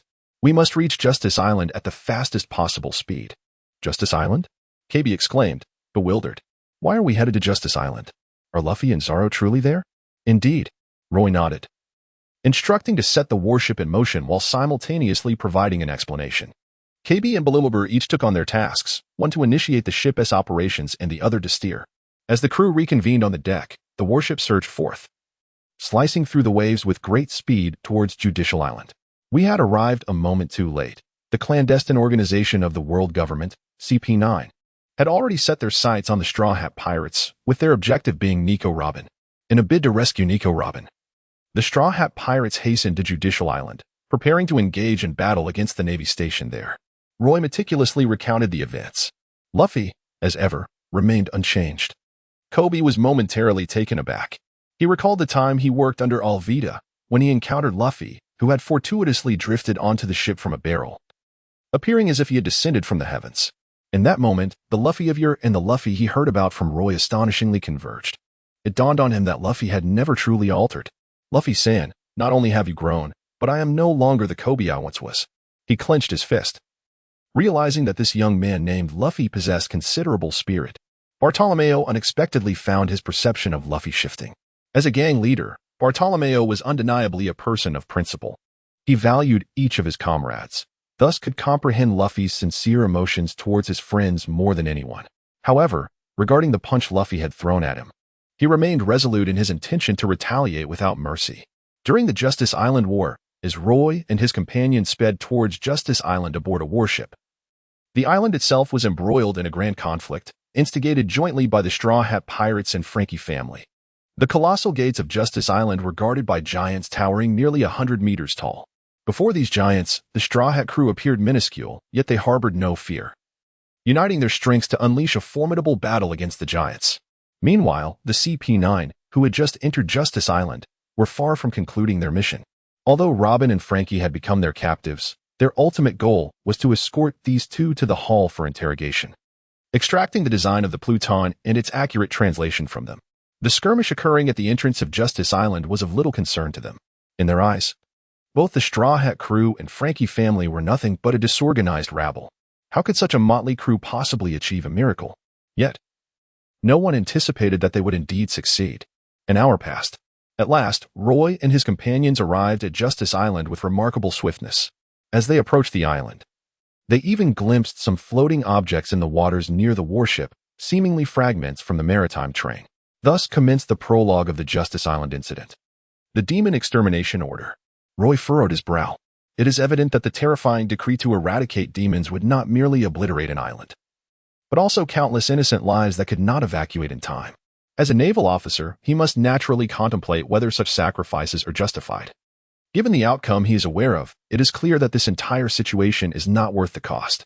First and foremost, the decree to exterminate demons must be thwarted. Roy made a decision, contemplating that, in terms of the Straw Hat Pirates, capturing them would be ideal, but their absence would not be a cause for concern. The expressions of those around him were equally grim. The situation had escalated to this point. The Straw Hat Pirates had forcefully invaded Judicial Island, an outcome no one wished to witness, not even Carp. They understood that Luffy was Carp's grandson, which led their party to focus on the objective of capturing Luffy alive since their departure.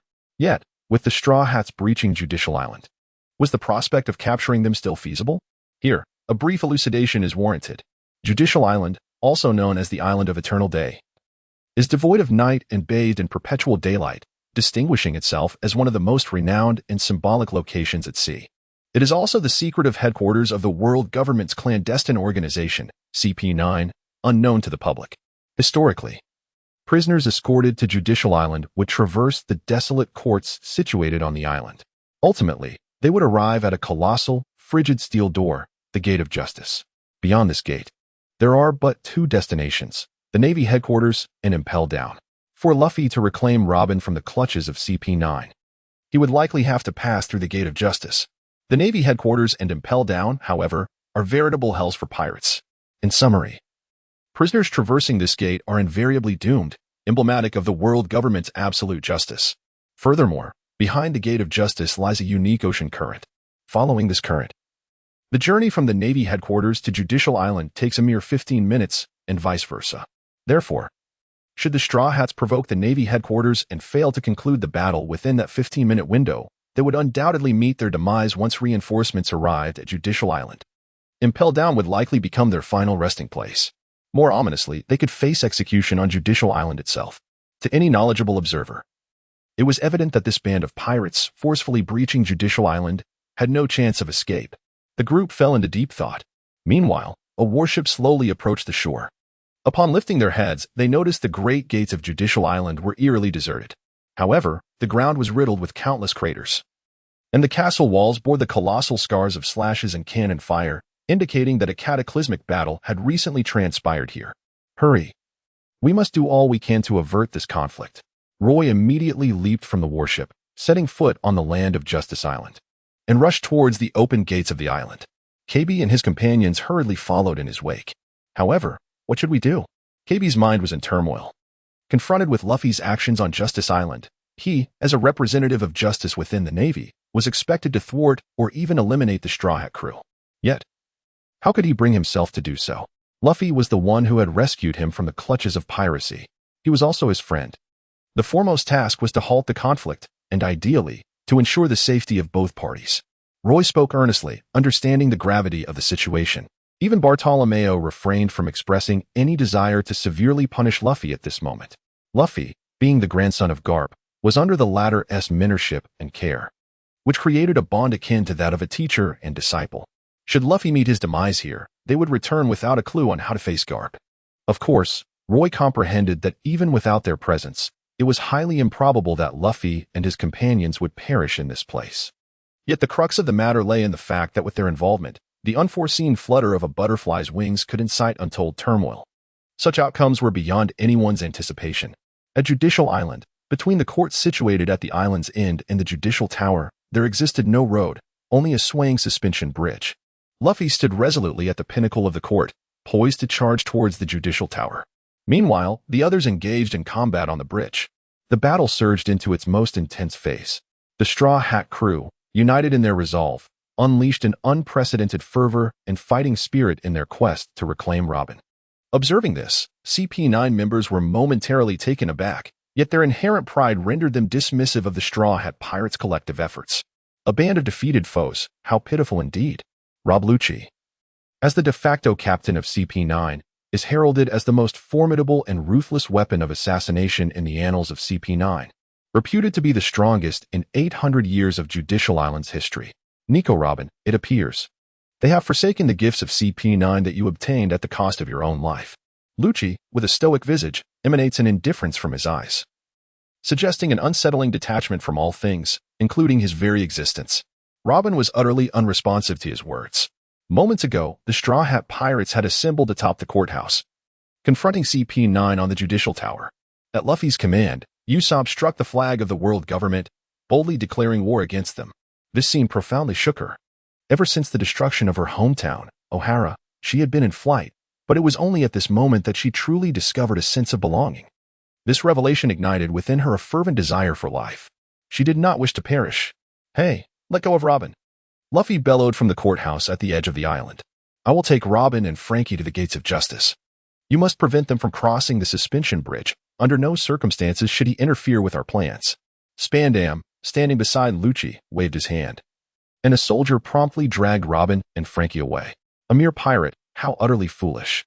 He laughed heartily. You have forced my hand. The sounds of battle echoed in the distance. Roy's ears twitched, his movements quickening as his speed surged. KB and the others were left far behind. Ahead, a battle unfolded. Though it was likely not the Straw Hat crew, it could be the Frankie family, who had joined in the assault on Eni's lobby alongside the Straw Hat pirates. Regardless, I shall advance and seek out our companions. You must follow closely and at the utmost speed. Suddenly, he uttered a brief statement before vanishing in an instant. Whoosh. Roy traversed the terrain with the precision of a Naval Six-style shave. The combat skills, typically reserved for battle, appeared seamlessly integrated into his movements, showcasing his mastery over these techniques. In contrast, KB and his companions found themselves outpaced, merely spectators to Roy's fleeting silhouette. We must hasten our pursuit, KB resolved, clenching his fists for encouragement. Luffy and the others may require my assistance. I must intervene to avert this conflict. Before long, Roy encountered two giants of the tribe. These colossal figures, originally part of the Navy branch stationed at Judicial Island, now seemed to have turned against their former allies, fiercely attacking the Navy soldiers guarding the entrance. Without mercy, the giants struck, sending soldiers flying as if they were mere golf balls, their massive clubs serving as the unforgiving clubs. In the face of such formidable giants, the ordinary soldiers stood no chance of resistance, quickly succumbing and falling to the ground, their fates uncertain. Roy furrowed his brow. It became evident that this battle had already claimed numerous lives. He hastened forward, brandishing his blade. Brothers, rescue Captain Frankie and vanquish these Navy scoundrels. If this invasion was orchestrated by Luffy and his comrades, then Frankie's family would serve as the primary force against the Navy soldiers. It was a clash of equals. Soldier against soldier, a surprisingly reasonable confrontation.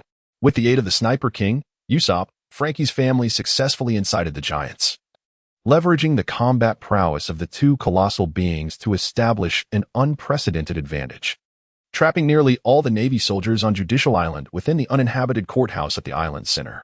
Their actions significantly contributed to Luffy and his companions, who were stationed at the far end of the island, allowing them to engage CP9 without external interference.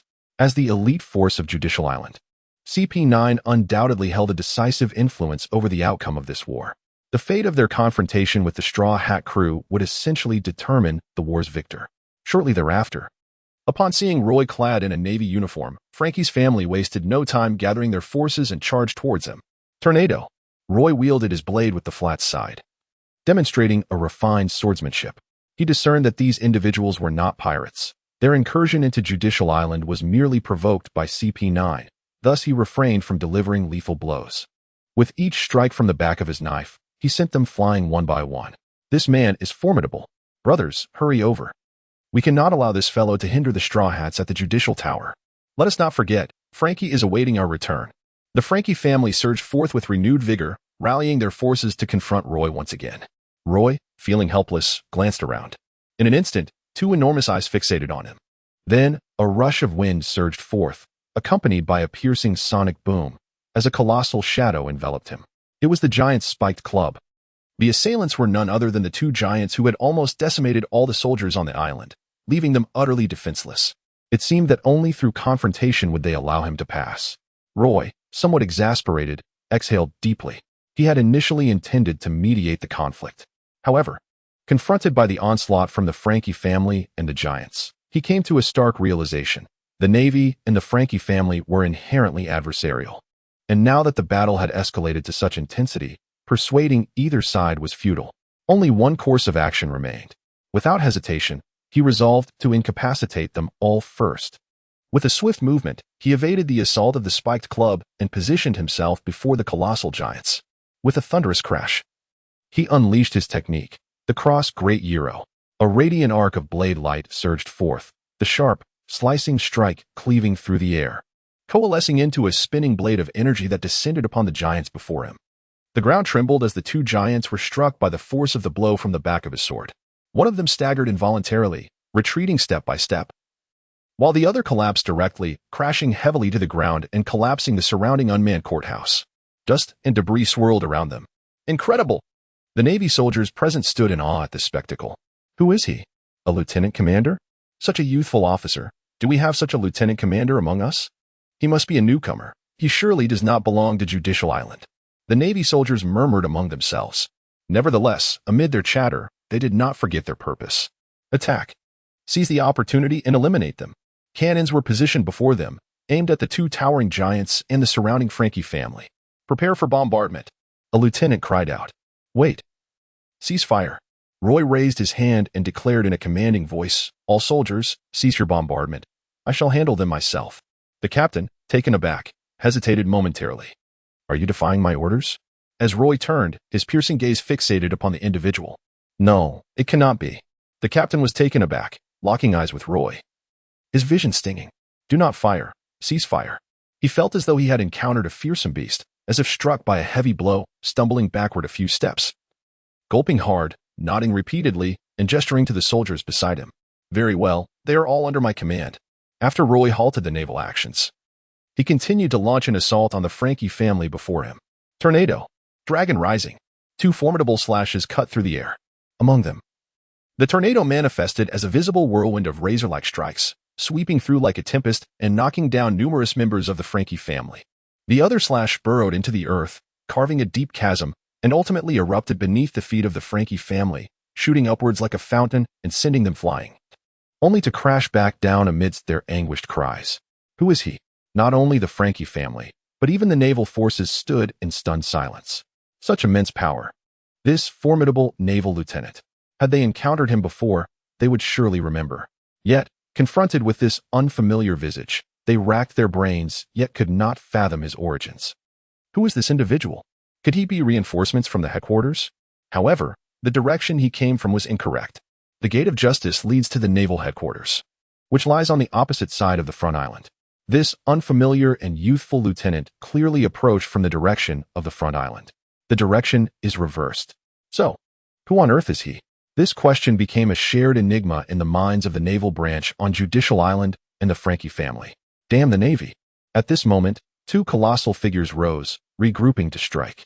With one hand each, they swung through the air towards Roy, almost as if attempting to swat him like a mosquito. Watch out. Not far away, Kobe and others, who had just arrived at the scene, were met with this spectacle. Their eyes widening in disbelief. They had no time to intervene, only managing to utter instinctive cries. Lieutenant! The surrounding soldiers stared in alarm, their faces etched with urgency. Here it comes again. Roy felt a surge of agitation. These individuals clung to him incessantly, consuming precious time. What if Spandam were to suddenly fall ill or an unforeseen calamity were to arise, prompting the execution order to be enacted prematurely? No one on the island would survive. Not even him. It is you who are forcing my hand. Roy pivoted his wrist, the blade now facing forward. He was serious. Indeed. I am a person of excellence and kindness. In the fleeting moment when the massive hands of the two giants were about to converge like colossal boulders, a glimmer of cold light emerged, reminiscent of a ray of sunlight piercing through the darkest hour, suddenly sweeping past the windows of every dawn. Crack. The giant's hands hung suspended in midair. Pain. Excruciating pain.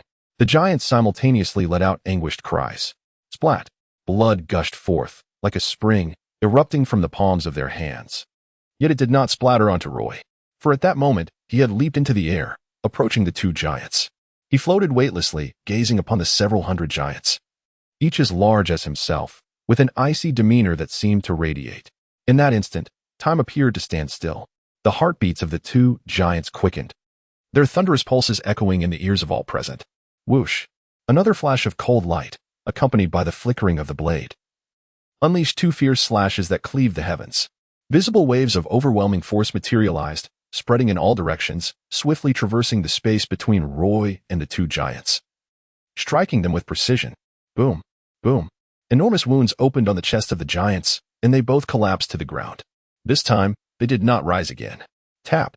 Roy fell to the ground, turned around, and gazed at the entire Frankie family before him, utterly unconcerned about the possibility of the giant attacking him once more. This time, he showed no mercy. Given the physical prowess and recuperative abilities of the giant race, neither of the two would perish, but they were certainly destined for severe injuries.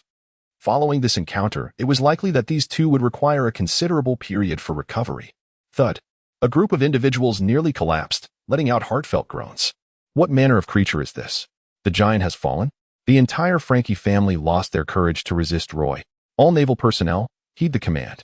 Roy said softly. You all stay here. I shall venture ahead to take a look. Why, yes, sir. The second lieutenant stammered. Even the naval personnel were intimidated by the formidable prowess Roy exhibited at that moment.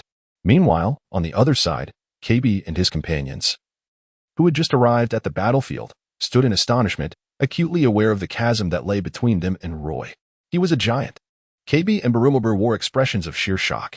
Bartolomeo shared their sentiment, but he possessed a deeper understanding of the terror that Roy invoked. It was not merely his strength but also his remarkable progress. Over a month ago, while they were still in Rog Town, their abilities were nearly on par, with Roy only slightly stronger. However, after setting sail, he consumed the barrier fruit, significantly enhancing his power. Roy had entered a phase of rapid growth, particularly after joining the Navy's new recruits training camp, where his rate of advancement exceeded all expectations, leaping over thresholds daily. Now, standing before Roy, KB felt it was impossible to catch up, engulfed by a sense of inadequacy. KB, leave one person here. I will notify you later. Roy pondered for a moment before addressing the three individuals behind him. Without waiting for a response, his figure vanished once more, flickering towards the judicial tower. Balumeb, you shall remain here, he instructed. Kobe and Bartholomew exchanged glances and, in unison, resolutely abandoned Balumeb. What? Balumeb exclaimed, bewildered, ignoring him entirely. Kobe and Bartholomew hastened after Roy's departing silhouette. Balumeb, on the verge of tears, watched their figures fade away, a sense of frustration welling up within him as he was left behind. Why must I stay? I wish to go too. Roy raced towards the judicial tower. At that moment, a voice echoed in his ear. Ding. The host's desire has been detected. The system has issued a random task. Please prevent the destruction of Judicial Island while simultaneously fulfilling Captain Carp's request to apprehend the Straw Hat Pirates, alive. Task rewards. All attributes 3, experience points 100. Roy was taken aback. For quite some time, he had grown accustomed to the idiosyncrasies of the system. The system issued tasks solely based on Roy's thoughts, effectively allowing him to set his own goals, which the system would then monitor, refine, and present in the form of mandatory assignments. Upon the successful completion of these tasks, he would receive rewards that enhanced his capabilities. A desire? The system employed such terminology, indicating that my determination to prevent the downfall of Judicial Island was more profound than I had realized. Roy was quite taken aback. However, as a competent naval officer, it is my duty to avert disasters. Indeed, I am a remarkable and benevolent individual. With this thought in mind, he made his way to the courthouse at the far end of Justice Island. Opposite the courthouse stood the Justice Tower, connected by a suspension bridge. At this moment, the bridge was only partially lowered, suspended in midair, not fully descended.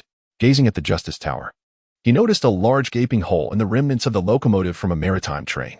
Within the tower, the faint sound of sonic booms and thunderous roars reverberated. Roy was aware that the battle within the Judicial Tower had commenced.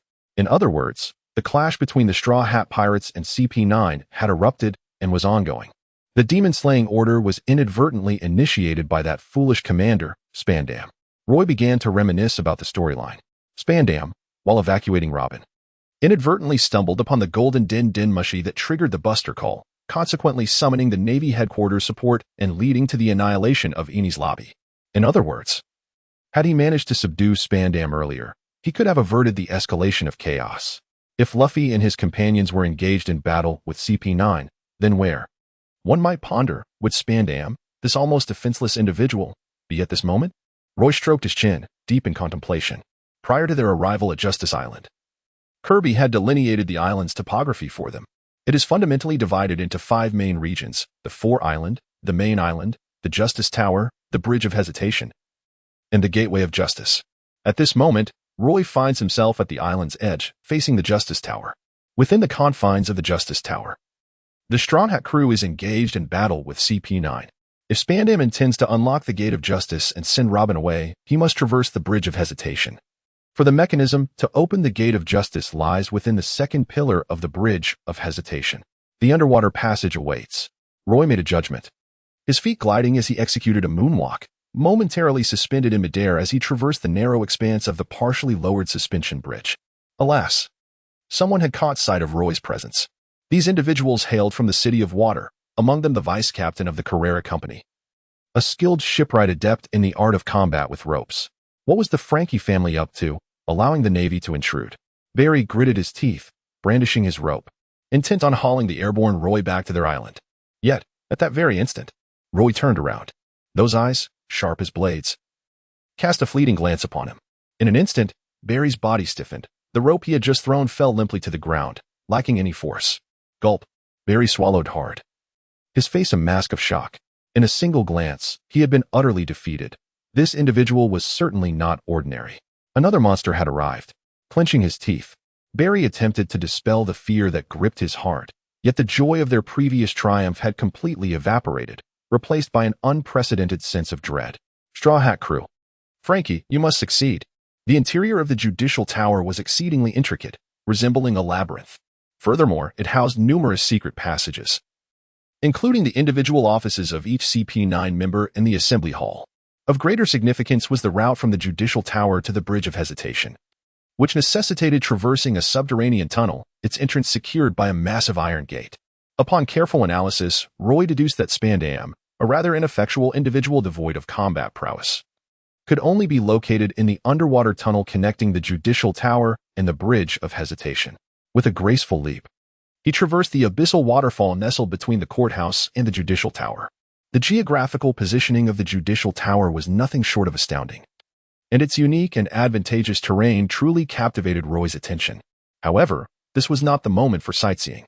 Like a wraith, he darted through the breach created by a maritime train's collision with the judicial tower, swiftly making his way inside. Without a moment's hesitation, he propelled himself downward towards the depths of the tower. Admittedly, the interior of the judicial tower was a labyrinthine enigma, rendering it difficult for him to navigate. Nevertheless, the location of the underwater tunnel was unmistakable. Descending was the only course of action. Whoosh! The shadow stirred a fierce gust of wind. Roy, upon encountering the wreckage of the train at sea, noticed two individuals whose expressions remained tranquil, seemingly indifferent, before they vanished in an instant. Inside the locomotive, Grandma Coco and Zimny beheld Roy's fleeting figure, their faces etched with terror as an ominous realization dawned upon them. The uniform worn by Roy distinctly signifies his identity, a Navy officer. Judging by his recent actions, his strength is undoubtedly formidable. At this moment within the judicial tower, an intense battle rages between the Straw Hat Pirates and CP9, and amidst this tension, the sudden arrival of a Navy officer is hardly a welcome sight. Luffy and Coco's expressions darken. Let's go, that damned woman. Spandam, donning a mask, boasts short purple hair, a prominent dark nose, and conspicuous dark circles under his eyes, barely qualifying as handsome. Had it not been for his long tenure with CP9, which rendered him irritable and volatile, he might have garnered more admiration. At this juncture, Spandam drags a tall woman behind him, her hands shackled by sea-stone chains, as he pulls her up the staircase. They are in the pillar passage of the Bridge of Hesitation, where the Justice Gate can be activated to send Robin into Impel Down. As the commander of CP9, he has his sights set on the design of Pluton. Should he succeed in creating the legendary and fearsome ancient weapon, the world government would undoubtedly reward him handsomely. Power, wealth, and everything he desires would come pouring in. Yet, he never anticipated that 5 years of CP9's efforts would be reduced to ashes by Frankie with a mere flame.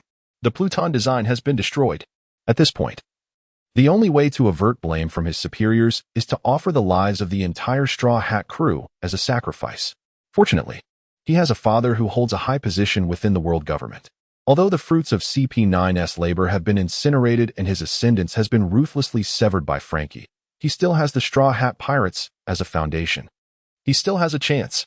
Nevertheless, the more Spandam contemplates, the angrier he becomes. He yanks forcefully, hastening Robin towards the switch for the Justice Gate. Simultaneously, he retrieves a den mushy from his pocket. His gaze remains fixed ahead, and before he can utter a word, a swift and lethal slash cuts through the air, aiming directly at his arm. The underwater passage, the Bridge of Hesitation. Roy was certain he had arrived at the right location. He could faintly hear footsteps. That scoundrel Spandam surely wasn't hastening his pace with Robin in tow. At this moment, Robin was no longer the despondent figure yearning for death that she once was. Thanks to the unwavering efforts of the Straw Hat crew, she had rekindled her desire for life. The Straw Hat Pirates were diligently working to rescue her, and the newly invigorated Robin was not one to easily surrender. Just ahead, Roy's eyes sparkled with excitement as he swiftly darted forward, his speed surging once more. Ahead, he spotted two figures. With just a glance, he instantly recognized them as Spandam and Robin. In the next moment, Roy's eyes widened in astonishment. The fool Spandam had produced a golden transponder snail, unaware that he was not merely holding an ordinary transponder snail. All CP9 members, heed my command, he declared. while simultaneously pressing the transponder snail. Whoosh! In a bid to thwart the fool from annihilating Judicial Island, Roy swiftly traversed the distance with a decisive slash. A thunderous roar erupted, reverberating through the corridor like a clap of thunder. Who is it? Spandam was taken aback by the unforeseen strike. Thud! The communication snail he held slipped from his grasp and clattered to the ground. Roy let out a sigh. Evidently, the fool Spandam had yet to activate the transponder snail. Who are you? Spandam inquired upon noticing the young swordsman who had appeared behind him. Clad in a naval uniform, the young man was unmistakably a lieutenant colonel. In terms of rank, Spandam, as the commander of CP-9, should have had the upper hand over this lad. You insolent fool, as a member of the Navy. Why would you assault me? Spandam glared furiously at Roy, calling him an idiot. Roy spoke softly, and with a graceful gesture. Snow pointed at the phone bug beneath Spandam's feet, saying, "Take a look for yourself. Behold what lies at your feet." Spandam lowered his gaze, his eyes widening in astonishment. The golden phone bug. The Demon Slayer order. Roy coldly remarked, "Do you truly wish to bring about the ruin of Judicial Island? Even if your intention is to thwart me, your demeanor is utterly infuriating." Spandam, speaking with an air of superiority, commanded, "Listen here, boy, I demand to know your name. Then, obediently follow my orders and assist me in escorting this woman to the port of the Bridge of Hesitation, and you shall garner immense credit for your efforts." "I beg your pardon, but I am not your subordinate," came the reply. Roy spoke softly. "This woman is to be taken with me. She is my objective." "What?" Spandam was taken aback, drawing the sword from his waist and pointing it at Roy. "Who exactly are you? As a member of the Navy, you are bound to obey the orders of your superiors. Are you defying me?" "Nevertheless," he added, "yet, my superior is Vice Admiral Garp," Roy remarked, before our departure. "Admiral Garp commanded me to apprehend the Straw Hat Pirates, while you have plunged Judicial Island into chaos, nearly inciting a purge that would annihilate it. I have ample reason to believe you are not a competent superior." "Scoundrel!" Spandam, consumed by fury, brandished his elephant sword, exclaiming, "You insolent wretch! I shall teach you a lesson." With that, the sword in his hand unexpectedly elongated, lunging towards Roy with ferocity. Roy swiftly evaded the sword-like assault, utilizing a swift movement to position himself beside Spandam. With a deft motion, he reversed his grip on the blade and struck Spandam's head with the hilt of his knife. Spandam was rendered unconscious, collapsing to the ground without uttering a word, his vision fading to black. It seemed that there would be no further errors. Only a few members of the Straw Hat crew remained. Roy picked up the golden telephone bug from the ground, deciding to temporarily safeguard it for Spandam. Nearby, Robin was taken aback. She never anticipated that there would be a naval officer bold enough to defy Spandam on Judicial Island. As the chief of CP-9, Spandam wielded considerable authority, and in many respects, he was the ultimate power on Judicial Island. The naval personnel stationed there treated him with the utmost respect. Yet, this young officer before her not only dared to challenge Spandam, but also struck him down with ruthless efficiency. "Ah, what a Vice Admiral Garp!" Robin widened her eyes, her beautiful gaze filled with astonishment. "Is that the name of the naval hero?" "Hostility. A change in attitude. Nico Robin, I have long admired your name. You are even more exquisite than I had envisioned." Roy turned around, observing the astonished Robin, his expression remaining unchanged, tranquil as ever. "Who exactly are you?" Robin paid no heed to the teasing remarks of the other party. She was acutely aware that in her current state, she could scarcely contend with Spandam, let alone escape the grasp of Roy. Moreover, years of evasion had honed her perceptive abilities. She sensed no malice emanating from Roy. At that moment, Roy was guiding her back, towards the direction of the Straw Hat Pirates, and his urgency seemed to dissipate. Instead, he inquired, "Vice Admiral Garp, the naval hero, is he not? Your superior, what could possibly draw such a prominent figure to focus on the Straw Hat Pirates?" Roy raised an eyebrow. "It appears you are yet unaware that Monkey D. Luffy is the grandson of Vice Admiral Garp." "What?" Robin was utterly astonished upon hearing this revelation. The naval hero Garp, a man once relentlessly pursued by the Pirate King and renowned for his formidable reputation alongside the myriad of sea monsters, was, astonishingly, Luffy's grandfather? His grandson. A burgeoning pirate who had recently set sail, had already vanquished one of the 7 warlords and earned a bounty of 100 million berries, thus qualifying him as a significant figure in his own right. With a grandfather in the Navy, and an esteemed hero at that. The irony of the situation was simply too dramatic to comprehend. Robin could hardly believe it. "So, you are here to apprehend Luffy?" "Indeed." Roy nodded, stating, to be precise, My objective is every member of your Straw Hat Pirates. I have pursued you all the way from Water City." Kobe and Bartolomeo hastened to follow Roy towards the Judicial Tower. However, Roy's speed was astonishingly swift, and in the blink of an eye, the two lost track of him. Fortunately, there was only one path from the courthouse to the Judicial Tower. Standing on the suspension bridge of the courthouse, they gazed down at the abyss of the waterfall and then across at the Judicial Tower, their faces twitching with unease. "If we fail to catch up, Roy surely won't hold it against us, right?" Kobe gulped, his expression reflecting fear. After training extensively in the Navy's 6 forms, had he not yet mastered the moonwalk? Bartolomeo shot him a sidelong glance. "You know how to do it, don't you?" Kobe hesitated. "Stop hesitating and move," Bartolomeo exclaimed, swiftly leaping into the air, employing the moonwalk to commence his aerial journey. By the time he reached the Judicial Tower, Kobe had yet to make a start. "What are you waiting for?"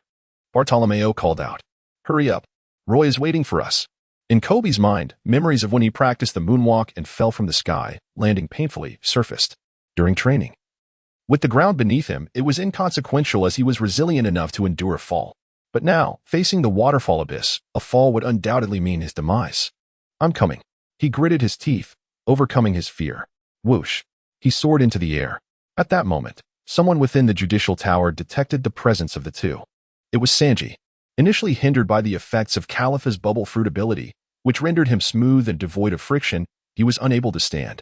However, a sudden deluge of bathtub water cascaded upon him, washing away the bubbles and restoring his vitality. Just as he regained his ability to move, he spotted the 2 Navy members attempting to cross the waterfall abyss, and a sense of urgency washed over him. He knew that the Navy could not possibly be allies. Moreover, judging by their movements, they were formidable opponents. They must be dealt with swiftly. Bang! Without hesitation, upon seeing the rubble beneath him, he kicked it towards Kobe. The debris shot forth like bullets, striking Kobe and disrupting his balance. "This is bad." Hit by the rubble, Kobe froze, losing his equilibrium and plummeting straight into the waterfall abyss. Was this how it would end? "I have let down you all, Vice Admiral Garp, Roy, Luffy." Kobe's eyes widened. And in that fleeting moment, a multitude of thoughts rushed through his mind, but the predominant feeling was one of guilt. Kobe. Bartolomeo's heart raced with urgency. In the midst of the crisis, his mind raced, and he swiftly activated the barrier fruit, creating a protective shield beneath Kobe. The roar of Bartolomeo stirred Kobe from his stupor. Regaining his senses, the fervent desire for life propelled him to seize the singular opportunity to survive. With a swift motion, he pivoted, planting his foot on the barrier, and swiftly dashed towards the Judicial Tower. A sigh of relief escaped Bartolomeo as beads of sweat trickled down his cheeks, softening the once menacing visage he wore.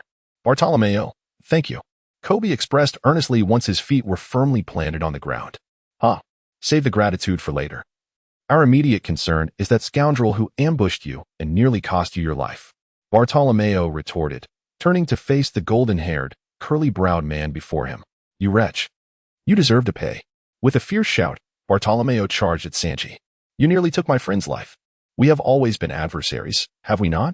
Sanji lit a cigarette, his demeanor icy. He may not revel in the act of killing, yet faced with such dire circumstances, refraining from violence would not endanger just his enemy, but himself as well.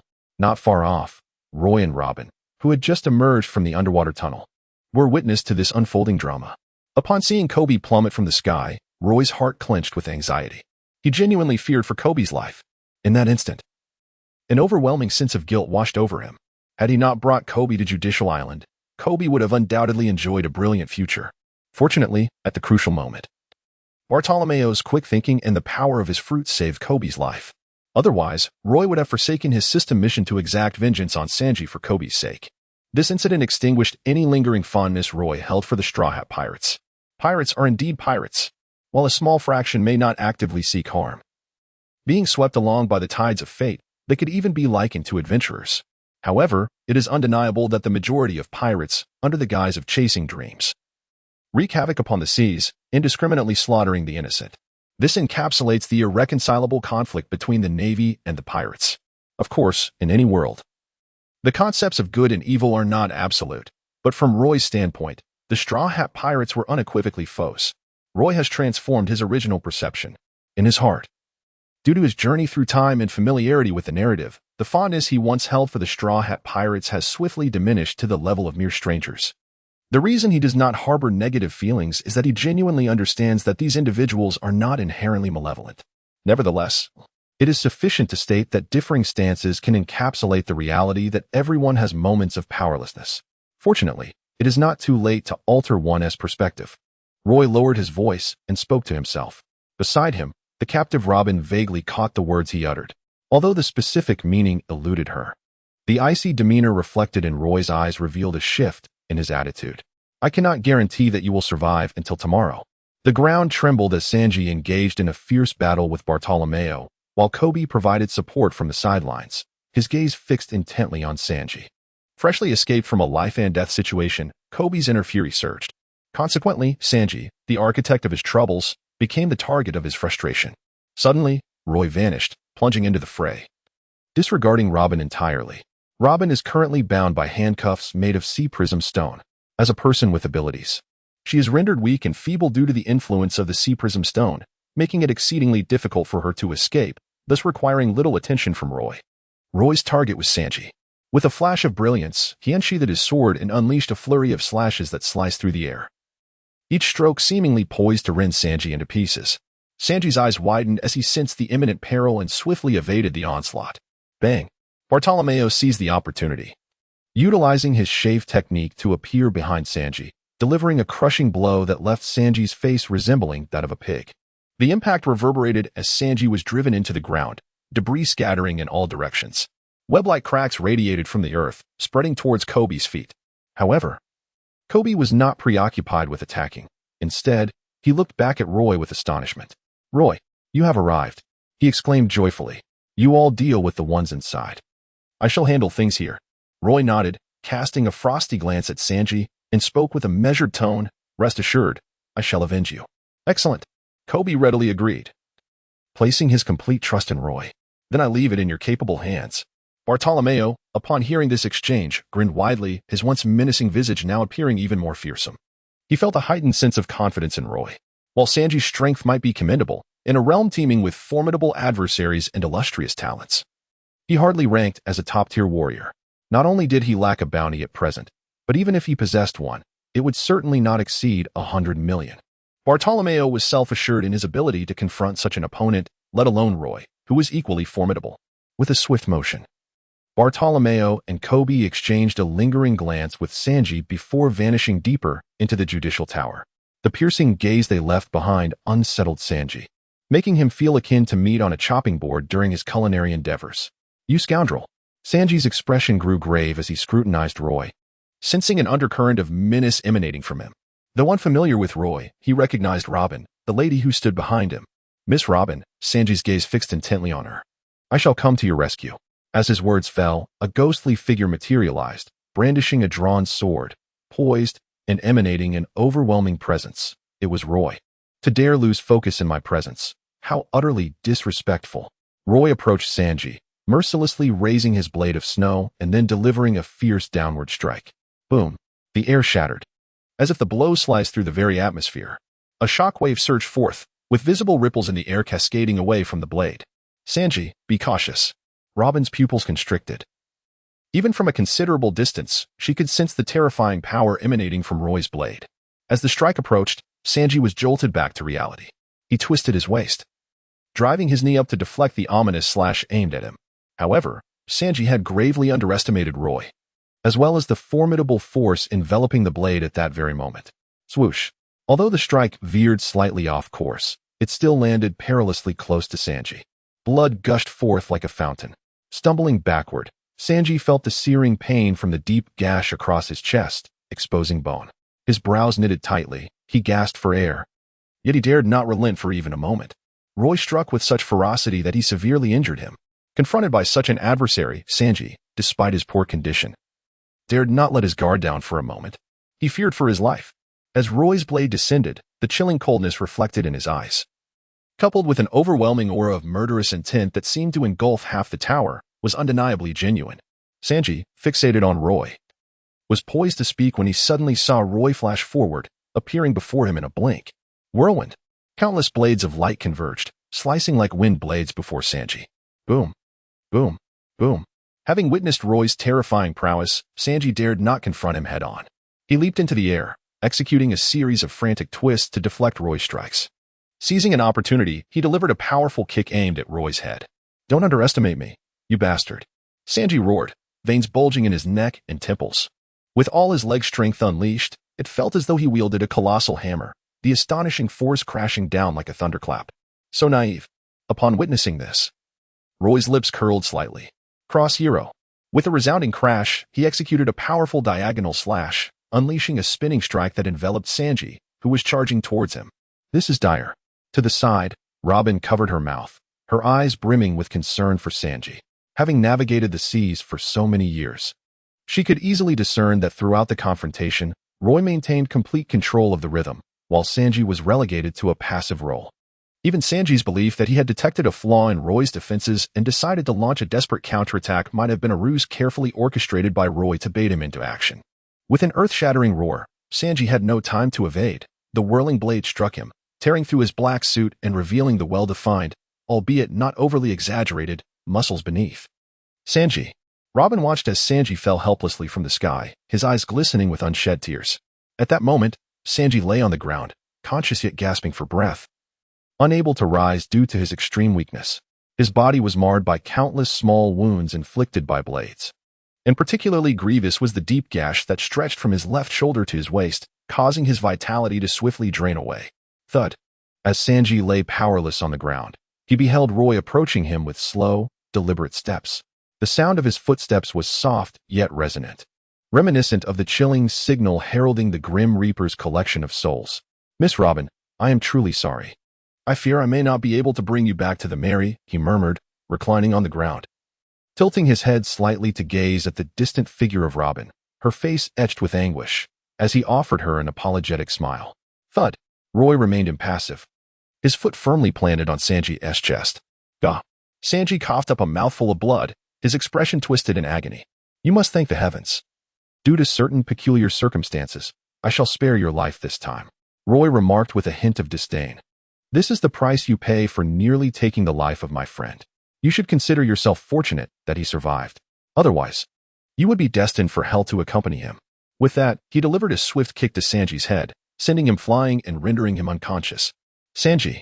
Robin let out a startled cry and dashed towards Yamazato.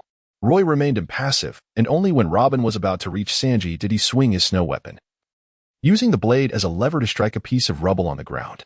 Whoosh. The fragment struck Robin's calf. Thud. Robin fell, her heart heavy with bitterness. She turned to look at Roy, somewhat perplexed by how someone who had been so amiable moments ago could suddenly transform into such a cold and unfeeling figure. A flash of insight struck her as fleeting images rushed through her mind like a reel of film. Yes, it all began when Sanji nearly killed that young Navy officer. "This fellow is not destined for death. There is no need for you to rush in recklessly." Roy, brandishing a knife, maintained a tranquil expression, however. His words were laced with a palpable intent to kill as he remarked, "Let me offer you one final warning. Do not entertain thoughts of fleeing. Otherwise, I cannot guarantee that anyone from the Straw Hat Pirates, aside from Luffy, will witness the dawn of tomorrow. After all, among you, only Luffy's grandfather holds the position of my superior, does he not?" 54. A fierce battle. The interference of a third party. Robin's heart seemed to sink to the depths of the ocean. She stared blankly at Roy, as if she wished to etch his visage deeply into her mind. Roy, however, chose to disregard her, turning instead towards the interior of the Justice Tower. "Stay here, and if I do not see you upon my return, everyone, save for Luffy, shall meet their demise." With that, he vanished. Roy swiftly departed, pursuing Bartolomeo and Kobe. Within the deeper recesses of the Judicial Tower, fierce combat raged on. As CP9 and the Straw Hat Pirates continued their brutal struggle, Roy strode forward with purpose, the sound of slicing air resonating in his ears, accompanied by familiar roars and murmurs. In an instant, he recognized the fierce clash of battle. Zoro was engaged in combat. Bartolomeo and Kobe were absent, likely engaged in another skirmish. With a swift motion, Zoro faced his opponent, Kaku, the second strongest member of CP9. Kaku, a user of the giraffe fruit, possessed a mastery of the six styles. His swordsmanship was equally formidable. Wielding dual swords, he could simultaneously execute the six styles Gale Foot, thus dubbing himself a practitioner of the four-sword style. Notably, Kaku appeared to have an extensive knowledge of the Gale Foot techniques, showcasing a diverse array of moves. In the clash of Zoro's three-sword style against Kaku's four-sword style, the balance of power seemed to favor the latter. This marked the second encounter between Zoro and Kaku. During their first duel, Zoro had been effortlessly defeated. At the outset of this battle, Zoro struggled to gain the upper hand, finding himself overwhelmed by the prowess of this CP9 elite, depleting his energy significantly. However, since embarking on his journey, Zoro's growth was unmistakable. Having comprehended the essence of cutting steel in the kingdom of Alabasta and ascended to the ranks of a swordsman, he had made remarkable progress, his strength having more than doubled compared to before he set sail. After reflecting on his previous defeat, Zoro had honed his skills further. Thus, in this second confrontation, although he was initially on the defensive, he gradually began to dictate the rhythm of the battle. Exhausted but resolute, Zoro seized an opportunity, pouring forth his newfound swordsmanship that he had cultivated at sea. Three-sword style, leopard, string, strike. With this technique, he sent Kaku flying, and as he inhaled deeply, a vision of a bloodied hellish Ashura seemed to manifest behind him. Demon Chi, nine-sword style. Ashura, one mist silver. This represented the evolution of his three-sword style, the culmination of his ultimate mastery thus far. With a resounding crash, Kaku was finally vanquished. Sighing in relief, Zoro's senses remained alert. He detected the approach of another presence. The crisp sound of footsteps, accompanied by the whoosh of rapid movement, swiftly reached his ears. Kaku lay unconscious, no longer a threat, prompting Zoro to pivot and confront the source of the sound, only to be taken aback by the sight of someone he had thought he might never encounter again. "Roy!" Zoro exclaimed, his eyes widening in recognition. This was the boy with whom he had engaged in a brief but memorable clash in Rog Town, leaving an indelible impression upon his mind. "Zoro, it has been a long time." Roy's calm gaze rested upon his opponent, his tone indifferent yet tinged with a hint of disappointment. With a swift motion, he brandished his blade, its cold gleam reflecting the light. "I had intended to engage you at your peak, but it appears I must seize this opportunity of your vulnerability." Roy, feeling helpless, soon reined in his emotions as his fighting spirit surged. "Are you now a member of the Navy?" Zoro inquired, instantly comprehending everything upon seeing the uniform adorning Roy. "Indeed." Roy nodded, declaring, "I have received orders from Vice Admiral Karp to arrest every member of your Straw Hat Pirates." "Come on then." Zoro laughed heartily. Undeterred by the recent hard-fought victory, his fighting spirit soaring to new heights, reminiscent of his fierce battle with Kaku. This time, it was a true confrontation. Whoosh. With those words, Zoro was the first to strike, his body flickering as he assumed a stance midair. Three-sword style, extreme tiger hunt. The immense threat sent a shiver down Roy's spine. He understood all too well that even though Zoro had expended much of his energy, he was far from an easy target to bully. Meanwhile, Bartolomeo and Kobe had arrived on another front, where the battle between the Straw Hat Pirates members Usopp and Nami and CP9's Gabra unfolded. Gabra, a user of the dog fruit in its wolf form, was the only CP9 member capable of freely attacking in his iron block state, making him exceptionally formidable, nearly on par with Kaku, the second strongest of CP9. The outcome of their clash was never in doubt. Previously, Nami had engaged in a fierce battle with CP9's Lion, only to see it defeated by Chopper. Nami then took Sanji's place and overcame CP9's Califa. Now, nearly exhausted, she was hardly a formidable opponent. As for Usopp, he was not skilled in close combat and had yet to mature into the stronger version of himself from 2 years later, making him no match for Gabra. The two were not only being overwhelmed by Gabra, but Usopp was also tricked by Gabra's wolf transformation, choked by the neck, and on the verge of losing consciousness. At that moment, Bartolomeo and Kobe arrived on the scene. In the original narrative, Sanji was supposed to arrive here, but having been defeated by Roy, the storyline naturally shifted, with Bartolomeo and Kobe taking his place unexpectedly. "Usopp," Nami gasped, tears streaming down her face as she beheld Gabra's grip around Usopp's throat. "Please, let him go. Don't kill him," Nami pleaded with Gabra. "As a pirate, one must be prepared for the consequences, little girl." Gabra roared with laughter, the ferocity evident in his wolfish eyes, unmoved by her desperation. Whoosh. The arrival of Bartolomeo and Kobe captured the attention of the three combatants. "Who are you?" Gabra frowned, having never encountered these two at Eni's lobby. In other words, how could the Navy possibly appear in the Judicial Tower, aside from CP9 and the Straw Hat Pirates? The Navy. Nami's expression shifted once more. Regardless of the circumstances, the Navy was undoubtedly a formidable adversary, which meant that in such a critical moment, another opponent had emerged.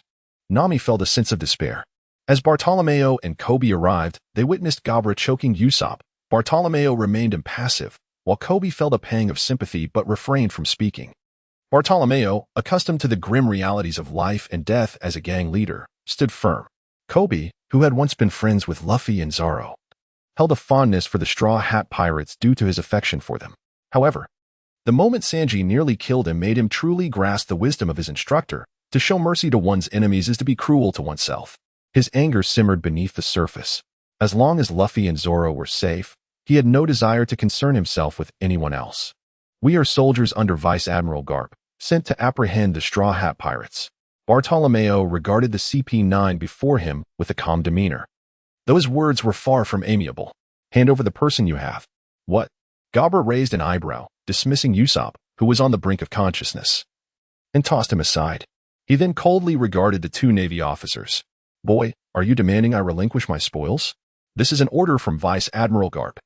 Bartolomeo stood his ground, facing the Wolfman radiating palpable malice, his own aura surging, creating a powerful wave that matched his opponent's intensity. The clash of titans loomed. Meteor versus Great Tornado. Zoro sensed an extraordinary threat emanating from Roy. He understood that since setting sail from Rog Town, both he and Roy had undergone profound transformations. Upon their first encounter, Zoro recognized their striking similarities. There would be no stagnation. This conviction burned steadfastly within their hearts. Three-sword style. Zoro brandished his three swords, unleashing a flurry of blinding slashes that hurtled towards Roy like lightning. The sharp wave of energy stirred visible currents of air, the piercing sound reaching Roy's ears. Yet he remained unfazed. However, to Zoro's surprise, as he launched his assault, he sensed a flicker of disappointment in his opponent's gaze. Enraged, Zoro's fury erupted. Though his stamina was depleted and his combat prowess diminished, Roy had underestimated him. Boom. As the strike approached, Roy remained still, wielding his sword Snowfall with a nonchalant grace, seemingly exerting minimal effort. Clang. The sharp attack was effortlessly parried by Snowfall, dissipating into the ether. What a pity! As Roy witnessed Zoro's figure flicker once more. Charging towards him, his expression shifted slightly. Whoosh. Zoro, with a blade clenched between his teeth and two swords firmly grasped in his hands, unleashed a ferocious assault upon his adversary. An overwhelming force seemed to pierce through the very fabric of space, betraying the fact that he had just endured a grueling battle, which had ostensibly drained much of his vitality. Swish. Yet, Zoro's strike met only emptiness. Just as the three blades were about to sweep past Roy, he blurred and vanished from sight. Zoro's pupils contracted, his countenance altering in disbelief. A threat emerged from behind him.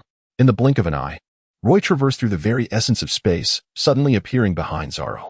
The blade swung once more. Boom. The strike descended with the ferocity of thunder from the heavens. Zoro, coming back to his senses, found himself unable to react due to his physical state, and ultimately, a deep gash appeared on his back. Splat. Blood erupted forth as Zoro staggered forward. Roy stood firm, refraining from seizing the opportunity to attack, instead watching as Zoro halted and then turned to face him once more. After this brief exchange, Zoro profoundly realized the extent of Roy's remarkable progress, far surpassing his expectations. Back in Rog Town, their confrontation had ended in a stalemate. In truth, he had been the one with the upper hand, possessing a strength that was undeniably superior to Roy's at that time. Now, however, Roy had become an enigma, his abilities unfathomable. Even at his peak, Zoro could not claim certain victory, especially considering his current state of severe exhaustion and diminished power. In this moment, you are not my equal. Roy gazed intently at the algae-haired swordsman before him and solemnly declared, if you surrender unconditionally, I can assure you that I shall not take your life. This extends to your companions as well, should they choose to capitulate. I will not harm a single hair on their heads. There are only warriors who meet their demise in battle, and none who yield. Zoro's expression turned grave. With a swift motion, he lunged once more at Roy. Roy felt a sense of resignation, yet he was not disheartened. Zoro's response aligned closely with his expectations. Thus, there was but one path left to pursue. Roy shook his head, gripping the snow tightly in his hands, and collided forcefully with Zoro. The clang of metal resonated, a crisp sound echoing in all directions. Boom. Roy spared no mercy and exerted himself to the fullest, given that he was still in the prime of his physical condition. His speed, strength, and reflexes were in an exceptionally ideal state. Zoro, on the other hand, was different. After battling and defeating the second strongest member of CP9, he had expended a tremendous amount of energy. Even though his fighting spirit remained undiminished, his combat capabilities were severely affected. Thud, thud, thud. Roy held the upper hand, while Zoro found himself retreating step by step. Cross Big Euro.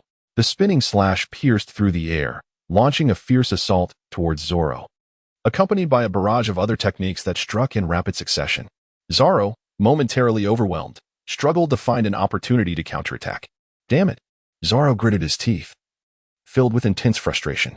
Just over a month ago, Roy was no match for him even at full strength. Today, although Zoro was not at his best, he was far from utterly weak, yet still found himself unable to retaliate against Roy's relentless onslaught. In a daze, it felt as though their positions had reversed. To fall behind is to invite punishment. Those born and raised in the world of pirates understand the truth encapsulated in this phrase better than anyone else. You have no chance left. Roy remained expressionless.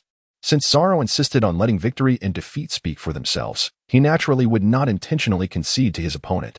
To triumph, one must decisively seize this battle. Star Flash. A formidable sword technique was unleashed. Countless flashes of blades shimmered, and the sharp strikes sent shivers down the spine. Zoro once again sensed an overwhelming threat, and at that moment, Roy's figure flickered, the snow walk blade continuously brandishing, already in front of him. Clang! The blades clashed. Zoro furrowed his brow, as an immense force surged from the snow walk in Roy's hand, akin to the relentless waves of the sea, crashing one after another. Staggering. He could not bear the burden and was ultimately forced to retreat. Roy seized the opportunity. Under Zoro's astonished gaze, snow was enveloped at a visible pace by an indescribable black force. Haki, what is this? Although Zoro did not comprehend it, he could discern that Roy had unleashed his ultimate technique. Boom. Roy leapt into the air, his willpower transforming into a tangible flame that raged around him, causing the very air to boil. In the next moment, he had locked onto Zoro, who had just plummeted from the heights. This was dire. Zoro realized the gravity of the situation and summoned all his strength, positioning 3 blades before him. With the last of his energy, he unleashed the essence of the 3-sword style. 3-sword style, black rope, great tornado. Zoro aimed at the descending Roy and struck with all his might, followed by a surge of ascending air created by his slash, erupting violently from below like a geyser. Meteoric fall. Roy unleashed his ultimate move simultaneously. A burst of swordsmanship manifested as a crescent-shaped slash that streaked across the sky like a meteor, descending straight for Zoro below. The rising whirlwind brushed against Roy's face, his garments flapping violently in the gale, the sharp gusts and vibrations stinging his skin. Yet, his expression remained resolute, betraying no sign of wavering. As the invisible flames ignited within him and his eyes reached a boiling point, the thunderous roar of a great dragon reverberated throughout every corner of the space. Meteor versus Black Rope, Great Tornado. Inside the Justice Tower, in a shadowy corner, Frankie urged, "Hey, wake up. Have you completely passed out?" He held up Chopper, who had succumbed to exhaustion after defeating his opponent with 3 rumble bulldozers during the prior battle. Gritting his teeth, Frankie clutched 2 keys meant to unlock the sea stone handcuffs binding Robin. "Where are you, Robin?" He scanned the surroundings, his gaze frantic, until he stumbled upon an unconscious figure in the underwater passage. A familiar face. Spandam. Isn't this the guy who took Robin? Why is he out cold here? Where is Robin? Frankie felt a moment of bewilderment upon seeing Spandam, quickly replaced by a sinister grin. After all, Spandam was hardly an upstanding individual. Confronted with this old nemesis, Frankie felt no need to feign kindness. "I never imagined you would fall into my hands," he laughed heartily, his eyes glinting with malice. With a swift motion, he slapped Spandam awake. As Spandam's eyes fluttered open and he beheld Frankie, he froze, flailing ineffectually as he attempted to threaten him. But to no avail. It was well known that Spandam possessed minimal combat prowess, and his most formidable weapon, the Sword of Justice, lay at his feet. Nevertheless, Frankie seized him by the collar, lifting him off the ground. "Where's Robin?" Frankie demanded coldly, his demeanor exuding an intimidating aura, ready to inflict another slap if necessary. In truth, Frankie secretly hoped Spandam would prove resilient, refusing to speak, which would give him all the more justification to eliminate him. That woman was taken. Spandam, surprisingly more perceptive than Frankie anticipated, began to spill the beans. "The one who took her is a Navy officer, not affiliated with Judiciary Island. I don't know him. But he mentioned his superior is Vice Admiral Kizaru." He came to Judiciary Island to apprehend the Straw Hat Pirates, and Robin was one of his targets. I suspect that wretched man has returned to the Justice Tower to find the rest of the crew. The Straw Hat Pirates faced a complete rout. What? After Robin was taken away by that individual, she was subsequently seized by a contingent of naval forces that seemed to appear out of nowhere. Frankie let out a profound sigh. He genuinely believed that the Straw Hat crew was rather unfortunate. Robin was captured and remained silent. Yet the Straw Hat Pirates fearlessly pursued her to Judicial Island. Suddenly, a naval officer emerged from nowhere, extending a menacing hand towards them. This unexpected third party. Wait. Frankie suddenly realized the words that had just escaped Spandam's lips. Vice Admiral Carp? You mean that naval hero? Frankie's eyes widened in disbelief, and he felt a shiver run down his spine as he stared incredulously at Spandam. The Navy that took Robin, are they not the subordinates of Carp? The naval hero who was ordered to apprehend the Straw Hat Pirates? Indeed, Spandam nodded, casting a condescending glance at Frankie. He then laughed heartlessly, seemingly oblivious to his precarious situation. Kid, I must say, you've chosen the wrong allies. Spandam mocked, ha ha ha. A bunch of ridiculous pirates, thinking you can conquer Judicial Island. Who gave you the audacity? But had Judicial Island not already been overrun by pirates? Frankie, filled with disdain, retorted, you came here, didn't you, to escape? Spandam. Frankie had no intention of engaging in a prolonged conversation with Spandam. Dismissing the boastful words, he swiftly repeated Roy's earlier actions. Spandam, infuriated and humiliated, was about to respond when he saw Frankie's fist magnifying before him, and then darkness enveloped him as he lost consciousness. Frankie did not kill him. He simply discarded him on the ground and, holding Chopper in his grasp, turned to flee back to the Judicial Tower. His current objective was to deliver the key to Robin. After Robin tended to Sanji's wounds while he lay unconscious, her expression was one of profound despondency, lost in contemplation. Roy's warning lingered vividly in her mind, as a chilling sensation gradually enveloped her heart. Through her observations, it was evident that Roy's combat prowess had undoubtedly reached an exceptionally elevated level. The vast majority of the Straw Hat Pirates would stand no chance against him, save for Luffy. However, at this moment, Luffy was likely engaged in a fierce battle with Rob Lucci, the mightiest among CP9. With Roy being a naval officer sharing a nearly identical background with Lucci, should they join forces, Luffy would find himself at an insurmountable disadvantage. Ultimately, no matter how one calculates, arranges, or speculates, there appears to be no justification for Luffy's victory. In other words, the Straw Hat Pirates are fated to be the vanquished. Could it be that she is truly a harbinger of misfortune? Robin felt a sense of despair. Tap, tap, tap. The sound of hurried footsteps approached. Turning her head, she saw Frankie carrying Chopper. Robin, I finally found you, Frankie exclaimed, his eyes sparkling upon seeing her. He quickly took out a key, attempting to unlock the sea prism stone handcuffs binding her wrists. With a decisive click, the fifth key proved its utmost utility. Robin successfully escaped. Hurry, Frankie urged Robin, suddenly taken aback by the sight of Sanji beside him. Previously, he had encountered Sanji and was aware that he was a member of the Straw Hat Pirates, possessing considerable strength. Yet now, he lay on the ground, his eyes rolled back, ensnared in a profound state of unconsciousness, difficult to rouse, and even if awakened, incapable of movement. The wounds on his body indicated that he had sustained severe injuries. If not treated promptly, he could suffer lasting internal damage, potentially affecting his future abilities. As Frankie spoke, a thought crossed his mind. He had been injured by a Navy officer named Roy. Robin gazed at Frankie, a hint of despair in her voice as she explained, Roy claims to be an underling of Rear Admiral Carp, and he possesses formidable strength. The confrontation between the Straw Hat Pirates and CP9 is already daunting, and with his involvement, the likelihood of our complete annihilation is significant. What? Frankie exclaimed in astonishment. Then we must hurry to assist them. Robin interjected, Roy has stated that if we surrender, he can guarantee our lives, as Luffy is the grandson of Rear Admiral Carp. Shaking her head, she continued, however, if I flee, and he returns to find me absent, all those he has captured, save for Luffy, will meet their demise. Frankie was taken aback. Such a threat seemed uncharacteristic of a righteous navy. Nevertheless, he was not entirely surprised, after all. He had encountered a multitude of individuals over the years. Hypocritical navy personnel? This world was replete with them. Frustrated, Frankie raked his fingers through his hair and gritted his teeth, saying, even so, we cannot simply surrender and allow him to capture us. Robin bit her lip and retorted, however, according to my calculations, the likelihood of our escape from Judicial Island is nearly non-existent, even if we manage to break free through resistance. What significance would our escape hold if someone were to perish in the struggle? In any case, I shall never surrender without a fight. Frankie scoffed. Is that so? Suddenly, a voice echoed through the air. To Frankie, this voice was utterly unfamiliar, yet to Robin, it resonated with an eerie familiarity, akin to the whisper of a devil. Roy. Robin suddenly looked up. Frankie gazed at Roy, who was approaching slowly, along with the shadow he carried in his hand, his eyes betraying an uncontrollable shock that spread continuously. Zorro.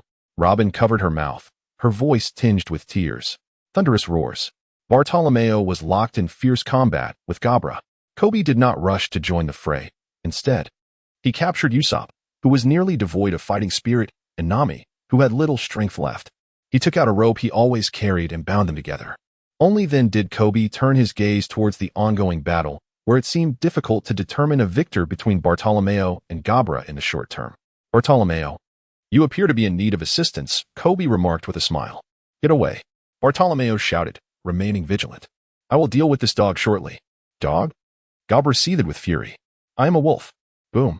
The two clashed, with Gabra crashing into a barrier that soon vanished, causing him to lose his balance and lean forward, teetering as if he might fall. Bartolomeo smirked, raising his leg to deliver a fierce knee strike that sent Gabra flying. Whoosh. In the next moment, one of the Navy's 6 styles, Sar. Gabra's eyes widened as he realized that his opponent was also affiliated with the world government, undoubtedly an elite from the Navy Academy, as one could not access the Navy's 6 styles otherwise. However, this realization came a bit too late. Boom. He was heavily struck down by Bartolomeo, creating a massive crater in the ground. The enormous pit enveloped him, with cracks spreading beneath Kobe's feet, showcasing the terrifying power behind that blow, instilling fear in all who witnessed it. At least, Usopp and Nami felt a chill run down their spines. What monstrous beings are these? If the two of them were to duel against the fighters before them, they would likely perish within mere exchanges. Indeed, it was no exaggeration. It would be death, not mere defeat. In that moment, both felt a wave of despair wash over them. This battle at Judicial Island now seemed to be an utter rout for the Straw Hat crew. 57 The mountain pressing down on the Straw Hat crew. Boom. Roy tossed the unconscious Zoro, whom he had been holding, to Robin. Robin utilized her fruit abilities to extend multiple arms, gently embracing Zoro before gradually placing him on the ground. I am truly pleased that you made the decision to prevent the situation from deteriorating further. Roy turned his gaze towards the two before him, a smile gracing his lips as his eyes lingered momentarily on Robin, Chopper, Sanji, Zoro, and Frankie. He pondered within himself. Excluding these 5 individuals, there remained 3 members of the Straw Hat Pirates, Usopp, Nami, and Luffy. The first 2 possessed little combat prowess, and it is reasonable to assume that Bartolomeo and Kobe could handle them with ease. However, the true challenge lies with Luffy, the most formidable adversary of them all. Hey, what kind of expression is that? Frankie, seething with rage at Roy's seemingly condescending demeanor, exclaimed, Do you look down upon me? With that, he raised his hand towards Roy and launched an attack. Behold the might of this esteemed gentleman.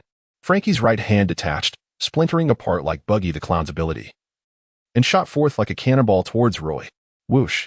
Yet, just as his hand was about to collide with Roy, the latter's form became indistinct. Boom. Roy vanished from his position, and the ground beneath him instantaneously erupted, leaving a colossal indentation from Frankie's powerful strike. In the next moment, Roy's figure materialized behind Frankie. Frankie, be cautious. Upon witnessing this scene, Robin instinctively gasped. Bang. Frankie, momentarily stunned by Robin's words, had yet to react when he was sent hurtling backward, crashing against the nearby wall, his vision swirling. Bang, bang, bang, bang. As an adversary, Roy showed no mercy. He lunged forward, wielding his weapon with ferocity, delivering relentless strikes upon Frankie. Frankie found himself utterly defenseless against such a barrage. Each powerful blow landed squarely upon him, and had he not been augmented, his human vitality would surely have been exhausted long ago. You wretched fiend. Frankie lay sprawled on the ground, racked with pain and incapacitated. He watched as Roy drew nearer. Please, I beg you, do not take his life. Robin crossed her arms, utilizing her fruit abilities to impede Roy's movements. She refrained from launching an assault, fully aware that she was no match for him. A mindless attack would only exacerbate the situation. At this juncture, the most favorable outcome would be for the Straw Hat Pirates to be apprehended in their entirety, though they would lose their freedom. It would spare them from the grim fate of death. Roy would hand them over to Admiral Karp. At that moment, the fate of the Straw Hat Pirates would be determined by Admiral Karp. Stopped in his tracks by Robin, Roy turned back to glance at her. Noticing her tear-filled eyes and pleading expression, he nodded slightly. With a thunderous sound, he lifted Frankie to Robin's position, fastening the sea stone handcuffs upon him. Roy spoke to Robin. Robin had no choice but to comply obediently.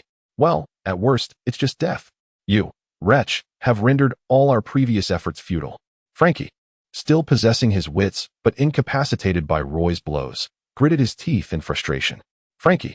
Roy felt a twinge of annoyance as he pressed his foot against Frankie's chest, gradually applying more force. Noticing the pain etched across Frankie's face, he leaned closer and said, "Your family is currently in the deserted courthouse on Judicial Island. I assume no one has informed you yet that during my passage through the island, I captured them all." Frankie's eyes widened in disbelief, his expression shifting to one of sheer horror. "Those are your family, aren't they?" Roy bore a faint smile, yet there was no trace of mirth in his eyes. "You," Frankie bellowed, "damn Navy, I forbid you to lay a hand on them." Then obediently heed my words. Roy spoke in a frigid tone, "Otherwise, everyone will perish." "I never jest." "Huh." Frankie's fury erupted. His chest heaved violently as he gasped for breath, struggling to contain his rage, glaring fiercely at Roy, yet rendered utterly speechless. Roy gazed at him calmly, fearing that he might choke on his breath. However, Roy understood that it was not an inability to speak that rendered Frankie silent, but rather a profound fear of inciting his wrath. Ultimately, it was the captivity of Frankie's family by Judicial Island, stemming from the threats posed by his own kin, that truly instilled terror in him. "It seems you possess a keen sense of awareness." Roy nodded in satisfaction. Click. Robin once again fastened the sea tower stone handcuffs. "You all must remain here honestly. That is the outcome everyone desires. Otherwise, the consequences will be dire." Roy picked up the keys from the ground, turned around, and waved at Robin behind him. Tap, tap, tap. He finally vanished from the sight of Robin and Frankie. Crunch, crunch. Frankie gritted his teeth, his eyes filled with a hatred so palpable it seemed to coalesce into knives, ready to pierce through the entire judicial tower. Damn the Navy. He found himself immobilized, yet his fists remained tightly clenched. Meanwhile, Robin watched Roy depart, biting her lip, a hint of sweetness lingering in her mouth. In that moment, Roy's presence loomed like a great mountain, pressing down on every member of the Straw Hat Pirates, including Frankie, who had yet to become a crew member. They all acutely felt the immense threat emanating from Roy. In the current judicial tower of the Roy dynasty, battles continue to rage. He feels assured about Robin and Frankie's choices. It is evident that these two do not lack the desire to escape. Rather, they are paralyzed by fear. The distinction between wanting and daring is crucial. The former can be attempted, while the latter is an endeavor no one would willingly undertake. In the world of pirates, some regard their comrades with disdain, while others cherish them as family, refusing to allow any harm to befall them. The Straw Hat Pirates belong to the latter group. Targeting a comrade is akin to striking a serpent at its vital point, delivering a fatal blow. Roy had no desire to exhibit such brutality. Indeed, it was undeniably brutal. Utilizing his comrades as a means of intimidation seemed wholly incongruous with the principles of the Navy. However, Roy found himself reluctant to compromise with the Straw Hat crew. From the moment Sanji nearly took Kobe's life, the fury that erupted within him made it abundantly clear that the Navy and pirates were irreconcilable adversaries, incapable of harmonious coexistence. This also awakened Kobe to a more profound understanding of what it truly meant to confront pirates. Previously, regardless of his contemplations, he had been rather naive in his assumptions. A thunderous roar startled Roy from his reverie. He lifted his gaze to witness the battle between Bartolomeo and Gabra nearing its conclusion. Bartolomeo had Gabra firmly on the defensive. While the reasons behind Bartolomeo's conflict with CP9 remained unclear, the situation resonated with Roy's inner foreboding. Their emergence as a third party, aligned with CP9's objectives, was bound to incite controversy. And controversy, after all, is but a precursor to conflict. Roy directly incapacitated Spandam, not only due to the fact that this incompetent individual could inadvertently trigger the demon-slaying order, but also with that consideration in mind. "Roy," Kobe exclaimed with a look of astonishment upon seeing Roy's arrival. The sheer force of their actions left Nami and Usopp utterly astonished. Upon encountering Usopp and Nami beside Kobe, Roy commanded, "Escort these two to the location where you first entered the judicial tower, along with my captives." Proceed to the port near the Gate of Justice and notify Admiral Karp to arrive at Judicial Island post haste. Kobe, taken aback, replied, "You have indeed captured the members of the Straw Hat Pirates, leaving only Luffy." Roy nodded and glanced at Bartolomeo and Gabra. "Bart, hurry up. KB needs you over here." "I will take care of him soon." Bartolomeo ground his teeth in frustration. Despite being amidst a fierce battle, his keen senses allowed him to hear Roy's words, filling him with a sense of deep resentment. Roy has already dealt with everyone except for Luffy, and yet his battle continues. Does this not imply that he is inferior to Roy? Even if this is the case, Bartolomeo would never concede to being outmatched. "You lot, do you underestimate me?" Gabra, consumed by rage, unleashed his power, the wolf claws howling as he forced Bartolomeo back with a desperate surge, then, with a swift pivot, charged towards Roy like a bolt of lightning. "Wait." Bartolomeo was taken aback, his eyes widening in shock, and without a moment's hesitation, instinctively called out to Roy, "Roy, he is mine." Kobe, witnessing the werewolf Gabra charging towards him, wore a peculiar expression, frozen in place. It was not fear, but rather a sense of Gabra's overestimation of his own abilities. Then, he caught a glimpse of Roy's expression. Ah, Roy was smiling. A joyful grin that suggested the other was marching towards his own demise. Gabra's fury intensified. "You filthy Navy scum, I will kill you." His transformation into a werewolf made him increasingly volatile, both in temperament and movement. His fur bristled, emanating a sheen akin to steel needles, and his elongated claws glinted with a chilling radiance as they lunged straight for Roy's heart. Roy remained completely still. In Gabra's eyes, this was a sign of sheer terror. A triumphant smile involuntarily crept across his lips. Just then, the wolf-like claw was about to descend upon Roy, and he could almost feel the warmth and rhythm of Roy's beating heart. In essence, Roy had become the meat on his chopping block, entirely at his mercy. Clang. However, to the astonishment of everyone present, when Gabra's razor-sharp claws made contact with Roy's body, a sound akin to metal clashing resonated through the air. "What?" Bartholomew and KB were left dumbfounded. The bound Usopp and Nami wore expressions of utter disbelief. The former was somewhat unfazed, but the latter, having engaged with Gabra briefly, was acutely aware of his formidable strength. Such a claw, if it had struck them, would undoubtedly have pierced their bodies. Yet Roy had withstood this blow with remarkable resilience. What manner of creature is this? Usopp and Nami were struck with shock, their eyes revealing a sense of despair, as if they were plunged into an abyss devoid of hope. Iron? Gabra was momentarily taken aback. He pressed harder, attempting to penetrate Roy's body and impale him upon his claws. Yet, he failed. Roy's body bore no resemblance to the hardness of iron. He found himself incapable of penetrating it. Not iron? Countless thoughts flitted through Gabra's mind, ultimately settling on the most astonishing possibility. Boom. Just as Gabra regained his senses, a flash of bladed light descended upon him. Subsequently, a gaping wound, deep enough to expose bone and vaguely reveal internal organs, appeared from his shoulder to his waist. Gabra was hurled backward, the excruciating pain in his chest overshadowed by the incredulity in his eyes, which erupted like a volcano, filling every corner of his being. "Is this dominance?" he murmured, his body carving a trench into the ground before collapsing helplessly. Bartholomeo's lips twitched. He had anticipated that a fool would willingly throw himself onto Roy's blade, leaving no need for him to intervene. Gabra lay on the ground, his entire body trembling. An indescribable terror spread within him, as if the Grim Reaper, wielding a scythe, had descended upon him, saturating every pore of his body with the tension-laden air. Tap, tap, tap. Roy advanced towards him with a knife in hand. Gabra swallowed hard, feeling his limbs grow weak and unresponsive, rendered motionless as he could only watch helplessly as Roy approached. With another strike of the knife's back, he finally succumbed, his breath faint as he closed his eyes for the last time. Roy refrained from taking lethal action. CP9 operates as a clandestine entity under the aegis of the world government, with the Navy also falling within its jurisdiction. Though their organizational structures differ, they ultimately belong to the same overarching authority. Following this incident, the ensuing conflict with CP9 is destined to come to the attention of high-ranking Navy officials, including Garp, and subsequently reach the ears of the world government. While Garp could easily bear the brunt of the consequences for Roy, sparing the life of a CP9 member would prevent the situation from spiraling further out of control. After all, he is a Navy officer. Should he irrevocably offend the world government, his place within the Navy could become untenable, leaving him no choice but to revert to a life of piracy. Departing Bartolomeo recognized that Roy no longer required his assistance. Thus, he exchanged farewells and, alongside Kobe, escorted the captives away. They heeded Roy's instructions, preparing to head to the port to summon Garp to Judicial Island to address the pirate crew established by his grandson. Roy stood still, contemplating for a moment before making his way into the depths of the Judicial Tower in search of the last remaining member of the Straw Hat Pirates, Luffy. This fellow must be engaged in a fierce battle with the leader of CP9, Rob Lucci. However, the Judicial Tower now exuded an eerie tranquility, devoid of any sounds of conflict. Had they both departed from the tower? Roy furrowed his brow.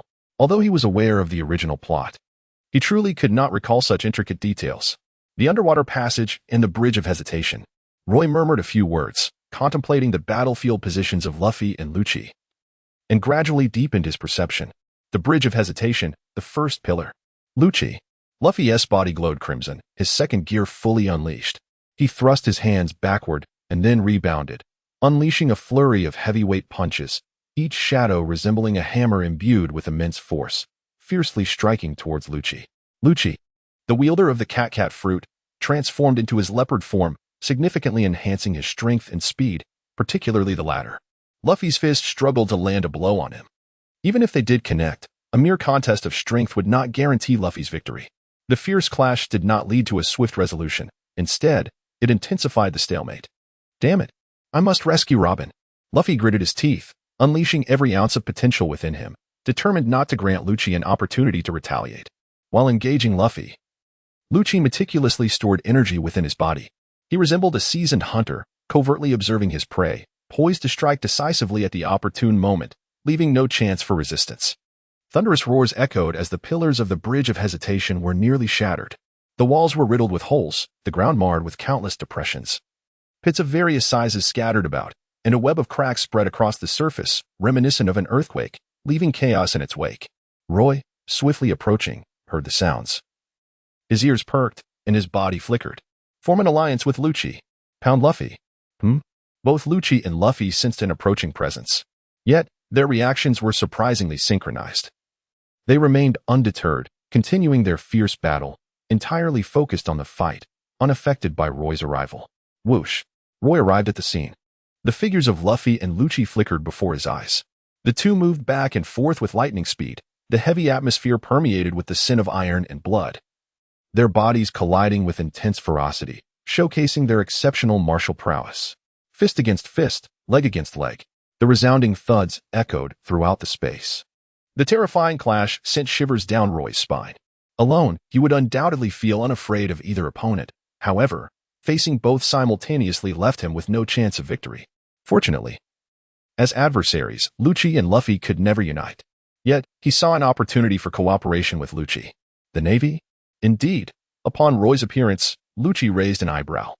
Everything about the stranger, apart from his uniform, was exceedingly unfamiliar. After a rapid mental search and analysis, Lucci quickly deduced that Roy did not belong to the Judiciary Island's ranks. He was an unexpected third party, likely a reinforcement.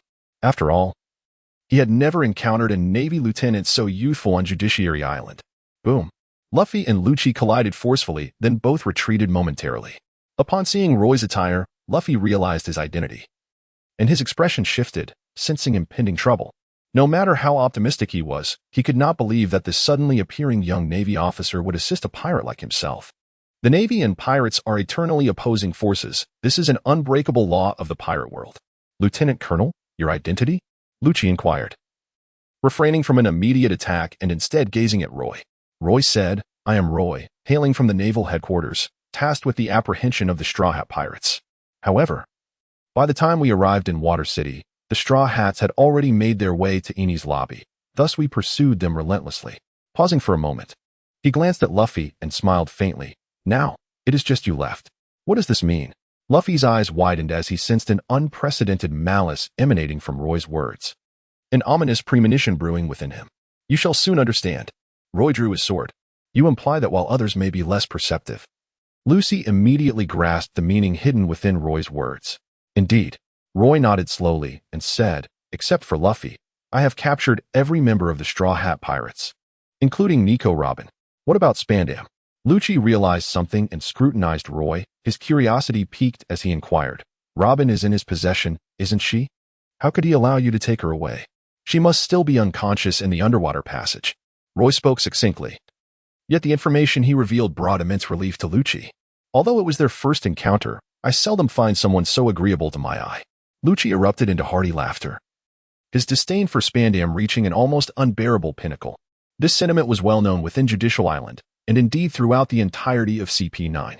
Were it not for Spandam's position as a superior, he would have struck him down without hesitation. Are you saying you've captured Robin, Zoro, and Sanji? Luffy finally grasped the situation, his expression morphing into one that was indescribable, teetering between disbelief and reluctant acceptance. In the next moment, an extraordinarily fierce aura erupted from him. Luffy's presence surged once more, akin to a fearsome beast, his every breath sending chills down spines. Indeed, they stood at the port just outside the gates of justice. Roy, undaunted, fixed his gaze intently upon Luffy. Observing the fury etched upon Luffy's face, he chuckled. Are you really considering striking me?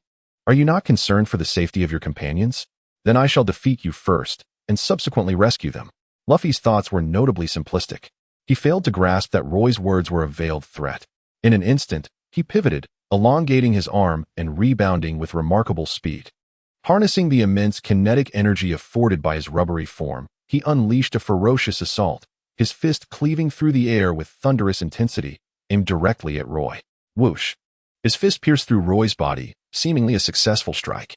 Yet, Luffy's expression remained unchanged, his eyes still alert, as he retracted his fist and surveyed his surroundings. He was acutely aware that his blow had not made any tangible impact. In other words, he had struck only a mere illusion. The true Roy resided behind him. With a resounding crash, Luffy forcefully stomped the ground, employing the same technique, darting away to reappear behind Roy. The velocity of both combatants was astonishing, mirroring the earlier clash between Luffy and Roronoa when Roy had first arrived. It was a contest of speed and strength. Roy continuously swung his blade, delivering fierce slashes. Yet Luffy's reaction speed surpassed Roy's expectations. Luffy often managed to evade and advance, retaliating with powerful punches. As the exchange ensued, the intensity of the battle escalated rapidly. Observing this, Lucci did not hesitate and chose to assist Roy, and the two launched a combined assault on Luffy. In an instant, Luffy found himself at a disadvantage, nearly being pinned to the ground. If it could be said that prior to Roy's arrival, his battle with Lucci was evenly matched, now, with Roy and Lucci's collaboration, Luffy could only passively endure the onslaught, unable to find even a moment to counterattack, and even when he did, he could not seize the opportunity. Their attacks came like a tempest, relentless and unyielding, leaving Luffy no respite. Damn it! Luffy gritted his teeth, his heart ablaze with fury, unleashing every ounce of his potential. With his comrades captured, he could not remain composed. Initially, only Robin had been captured, but now, apart from her, everyone else had also become prisoners. He finally recognized his own vulnerability. I am destined to become the Pirate King. How can I allow myself to stagnate here? Luffy roared, unleashing a flurry of punches. Pushing his second gear to its utmost limit, his reddened skin shimmering with an inexplicable glow, blood vessels bursting in his eyes, spreading relentlessly. Lucci, upon hearing this, remained unresponsive, a flicker of disdain flashing in his gaze. Roy smiled gently. In his previous life, he might have found this scene exhilarating, eagerly anticipating Luffy's triumph. However, in this life, his understanding has shifted. Pirates, for the most part, are a rabble who regard human life with disdain. As for the minority who cherish life, they cannot adhere to the law. Thus, it can be said that this world has strayed from its rightful path from the very beginning.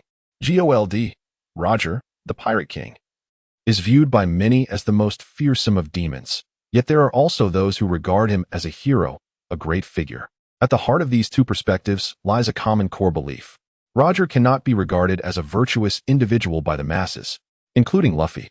The original narrative reveals that after he chose to set sail and pursue his dream of becoming the Pirate King, he may have performed numerous commendable deeds, yet inadvertently committed acts that significantly altered the global landscape, jeopardizing peace and even resulting in the sacrifice of countless lives.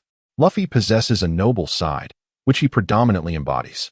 However, even so, he cannot be deemed a good person by the general populace. His virtuous traits surpass those of an ordinary individual. Yet the repercussions of his flaws are likewise more severe than those of a typical person. The appearance of Admiral Akiji, the Gate of Justice. Gear 3rd.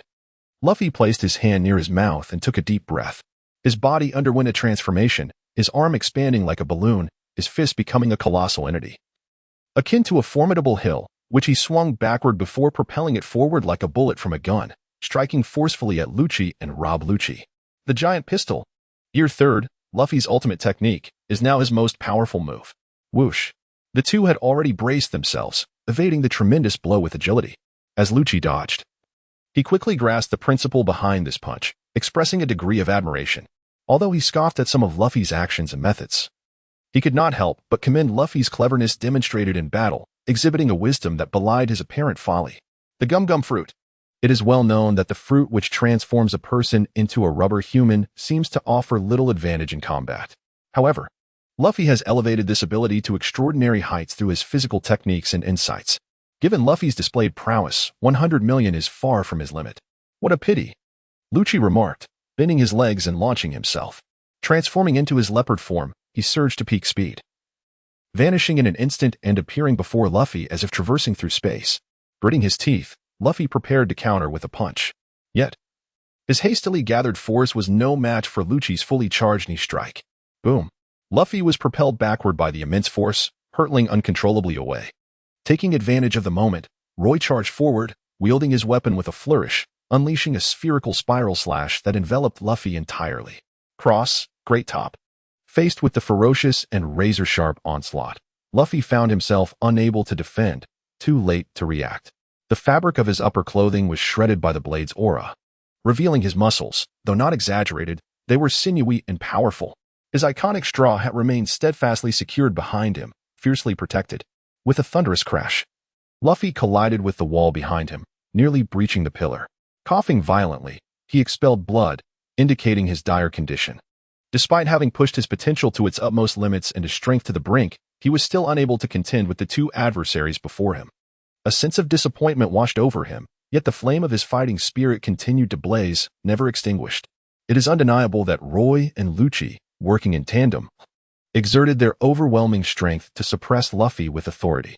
In a one-on-one duel, either of them would struggle to achieve victory against Luffy, as the combatants were closely matched. Ultimately, such battles often come down to luck and willpower. In the original narrative, Luffy and Lucci's confrontation hinged upon their resolve and, admittedly, a stroke of fortune. However, the unfolding events at Enies Lobby had been irrevocably altered with Roy's involvement. At this moment, Luffy was not the man he would become 2 years hence. He had yet to experience true growth. With his present abilities, facing Roy and Lucci, even a successful surge of power would not guarantee triumph. It was reminiscent of the days when Roy trained his haki against Carp, enduring daily beatings. Unless Carp refrained from retaliating, in the face of such overwhelming strength, all other factors appeared trivial. Lucci, time is running short. Roy cast a glance at Lucci and remarked, if we delay any longer, reinforcements will soon arrive from headquarters. At that point, you shall find yourselves in quite an embarrassing situation. Understanding the gravity of the situation, Lucci's expression darkened as he nodded in agreement. With a resounding crash, both men unleashed their attacks simultaneously, charging towards Luffy. Unyielding, Luffy clenched his teeth, propelled by a fierce determination, and faced them head-on. He refused to concede defeat. At Justice Island, on the Bridge of Hesitation, Bartolomeo and his companions had once again taken their positions. They had just alerted Vice Admiral Garp and re-established contact with Barumabur, who remained stationed on the island, arranging to meet at the port of the Bridge of Hesitation. At the bridge's end stood the Gate of Justice, a colossal iron door that blotted out the sun and severed the currents of the sea, positioned at the far side of Justice Island's entrance. Under Bartolomeo's command, someone ventured into the interior of the second pillar of the Bridge of Hesitation to activate the mechanism of the Gate of Justice. The enormous iron door, adorned with the Navy's emblem, opened a narrow gap. Instantly, the surrounding waters became tumultuous, the current shifting dramatically as countless tiny whirlpools swirled beneath the rushing tide, merging, dissipating, and reappearing. With the aid of this current, the journey from Marineford to Justice Island would take a mere 15 minutes. KB marveled at the vastness of the ocean, reflecting, this turmoil is finally reaching its conclusion. No, Bartolomeo corrected him. The upheaval has already subsided. Luffy will not escape Roy's grasp.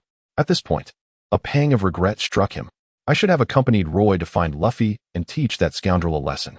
He could not shake the memory of being sent flying by Luffy back in Rog Town, a humiliation for any man. Oh, Has the turmoil at Justice Island come to an end? A languid voice echoed, causing the ambient air to chill, as if frost were forming on the ground. The soldiers at the port gazed at the newcomer, their eyes widening in disbelief. Bartolomeo and KB stood frozen in shock. The figure was tall, clad in a white vest and deep blue shirt, adorned with a green eye patch across his forehead. He approached the port leisurely, riding a small bicycle that glided over the sea, freezing the water beneath him as he passed. His iconic appearance and formidable abilities allowed everyone to instantly recognize him. Could it be? Indeed, it was Admiral Akiji. KB felt a surge of excitement. The Admiral! Before they had joined the Navy, the three admirals of the Marine headquarters had been legends upon the seas. With their unmatched strength, they suppressed countless pirates, instilling fear in all. Admiral Akainu, Admiral Akiji, and Admiral Kizaru, these three represented the pinnacle of power within the Navy and the world government, standing as stalwarts at the apex of the world. But why was Admiral Akiji here? Perceiving the curiosity of those present, Akiji alighted on the shore with a smile, stating, "I happen to be in the vicinity and," upon hearing of the developments here, decided to pay a visit. His gaze swept over the captured Straw Hat pirates. Kazan, handcuffed in sea stone, exchanged a complex look with Robin. "Congratulations," Akiji sighed, gradually approaching Robin. "It appears you have discovered a purpose worth striving for, surrounded by companions willing to risk their lives for you, which undoubtedly imbues one with a profound motivation to persevere." Robin remained silent, offering him a dismal smile, her eyes filled with bitterness. "Hey, Bartolomeo, Kobe, I have arrived." A warship gradually approached the harbor. At the bow stood Barumub, who had departed from the previous island. He arrived at the port before the Gate of Justice, joining Bartolomeo and Kobe. Barumub was taken aback upon encountering a stranger in control of the situation. However, upon closer inspection, he was left speechless. Congratulations to the host for completing the task, preventing the demise of Judicial Island and fulfilling Karp's request, capturing all members of the Straw Hat crew. Reward, all attributes 3. Experience points 100. Roy sensed a remarkable enhancement in his physical abilities. He effortlessly allocated all his experience points to his foundational swordsmanship. With a mere thought, he accessed his attribute panel. Class, Swordsman Strength, 25 Speed, 29 Skills. Basic Swordsmanship LV, 5, 198, 500. Cross Great Gyroscope LV, 3, 178, 300. Tornado LV, 3, 17, 300. Dragon Rising LV, 3, 39, 300. Starflash LV, 2, 11, 200. Marine 6 Styles LV, 224, 200. Meteor LV, 1, 77, 100. Armament Hockey LV, 1, 78, 100. Since embarking on his journey at sea, his progress has far surpassed the efforts of the previous year. His overall strength has multiplied several times over. "This is merely the beginning," Roy murmured softly, gazing at Luffy sprawled on the ground, a faint smile gracing his lips. At that moment, Luffy lay on the earth. His eyes rolled back, his physical endurance not only having reached its zenith but also having been compelled into a state of shock. Roy could clearly see the intense resentment lingering on Luffy's face, his fists clenched tightly, refusing to relent. Huffing and puffing nearby, Roosh released his fruit ability, his expression betraying his exhaustion. Although the 2-on-1 skirmish had been unexpectedly exhilarating, he and Luffy had engaged in a prolonged duel prior to Roy's arrival, depleting their energy to a point of feeling utterly drained. As he observed Luffy lying on the ground, he approached slowly, a frigid expression welling up in his eyes. He clenched his fist, poised to deliver a final blow to Luffy. "Wait a moment." Roy halted him, saying, "You cannot kill him." "Why?" Lucy raised an eyebrow, a smile playing at the corners of his mouth. "It's the first time I've witnessed the Navy pleading on behalf of a pirate. His grandfather is Admiral Karp," Roy remarked. "If you kill him, CP9 cannot protect you." According to the original storyline, during the Marineford War, Akainu slayed Ace, prompting Garp to express his suppressed fury and declare his intent to kill Akainu. Had it not been for Sengoku restraining him, Garp, nearly overwhelmed by rage, would have surely engaged Akainu in battle. Luffy, being Garp's grandson and the protagonist, deserves no lesser treatment than Ace. Moreover, the actions of CP9 starkly contradict Garp's principles, representing two entirely opposing paths. The notion of dark justice is merely a fade employed by the world government to sanitize its authority. It is evident that even if Garp were to kill Lucci in a fit of anger, neither the world government nor the Navy would dare to reprimand this naval hero. Rather, it would be Lucci who would pay the ultimate price. Garp, the naval hero? Lucci furrowed his brows, realizing that Roy was one of Garp's subordinates. It dawned on him why Roy had arrived at Eni's lobby. As it turned out, Roy's objective was not to assist in quelling the uprising, but rather to aid the Straw Hat Pirates. How utterly laughable! Lucci displayed a sardonic smile, his eyes reflecting a chilling indifference as he muttered to himself. The grandson of a naval hero is actually a pirate. How ridiculous.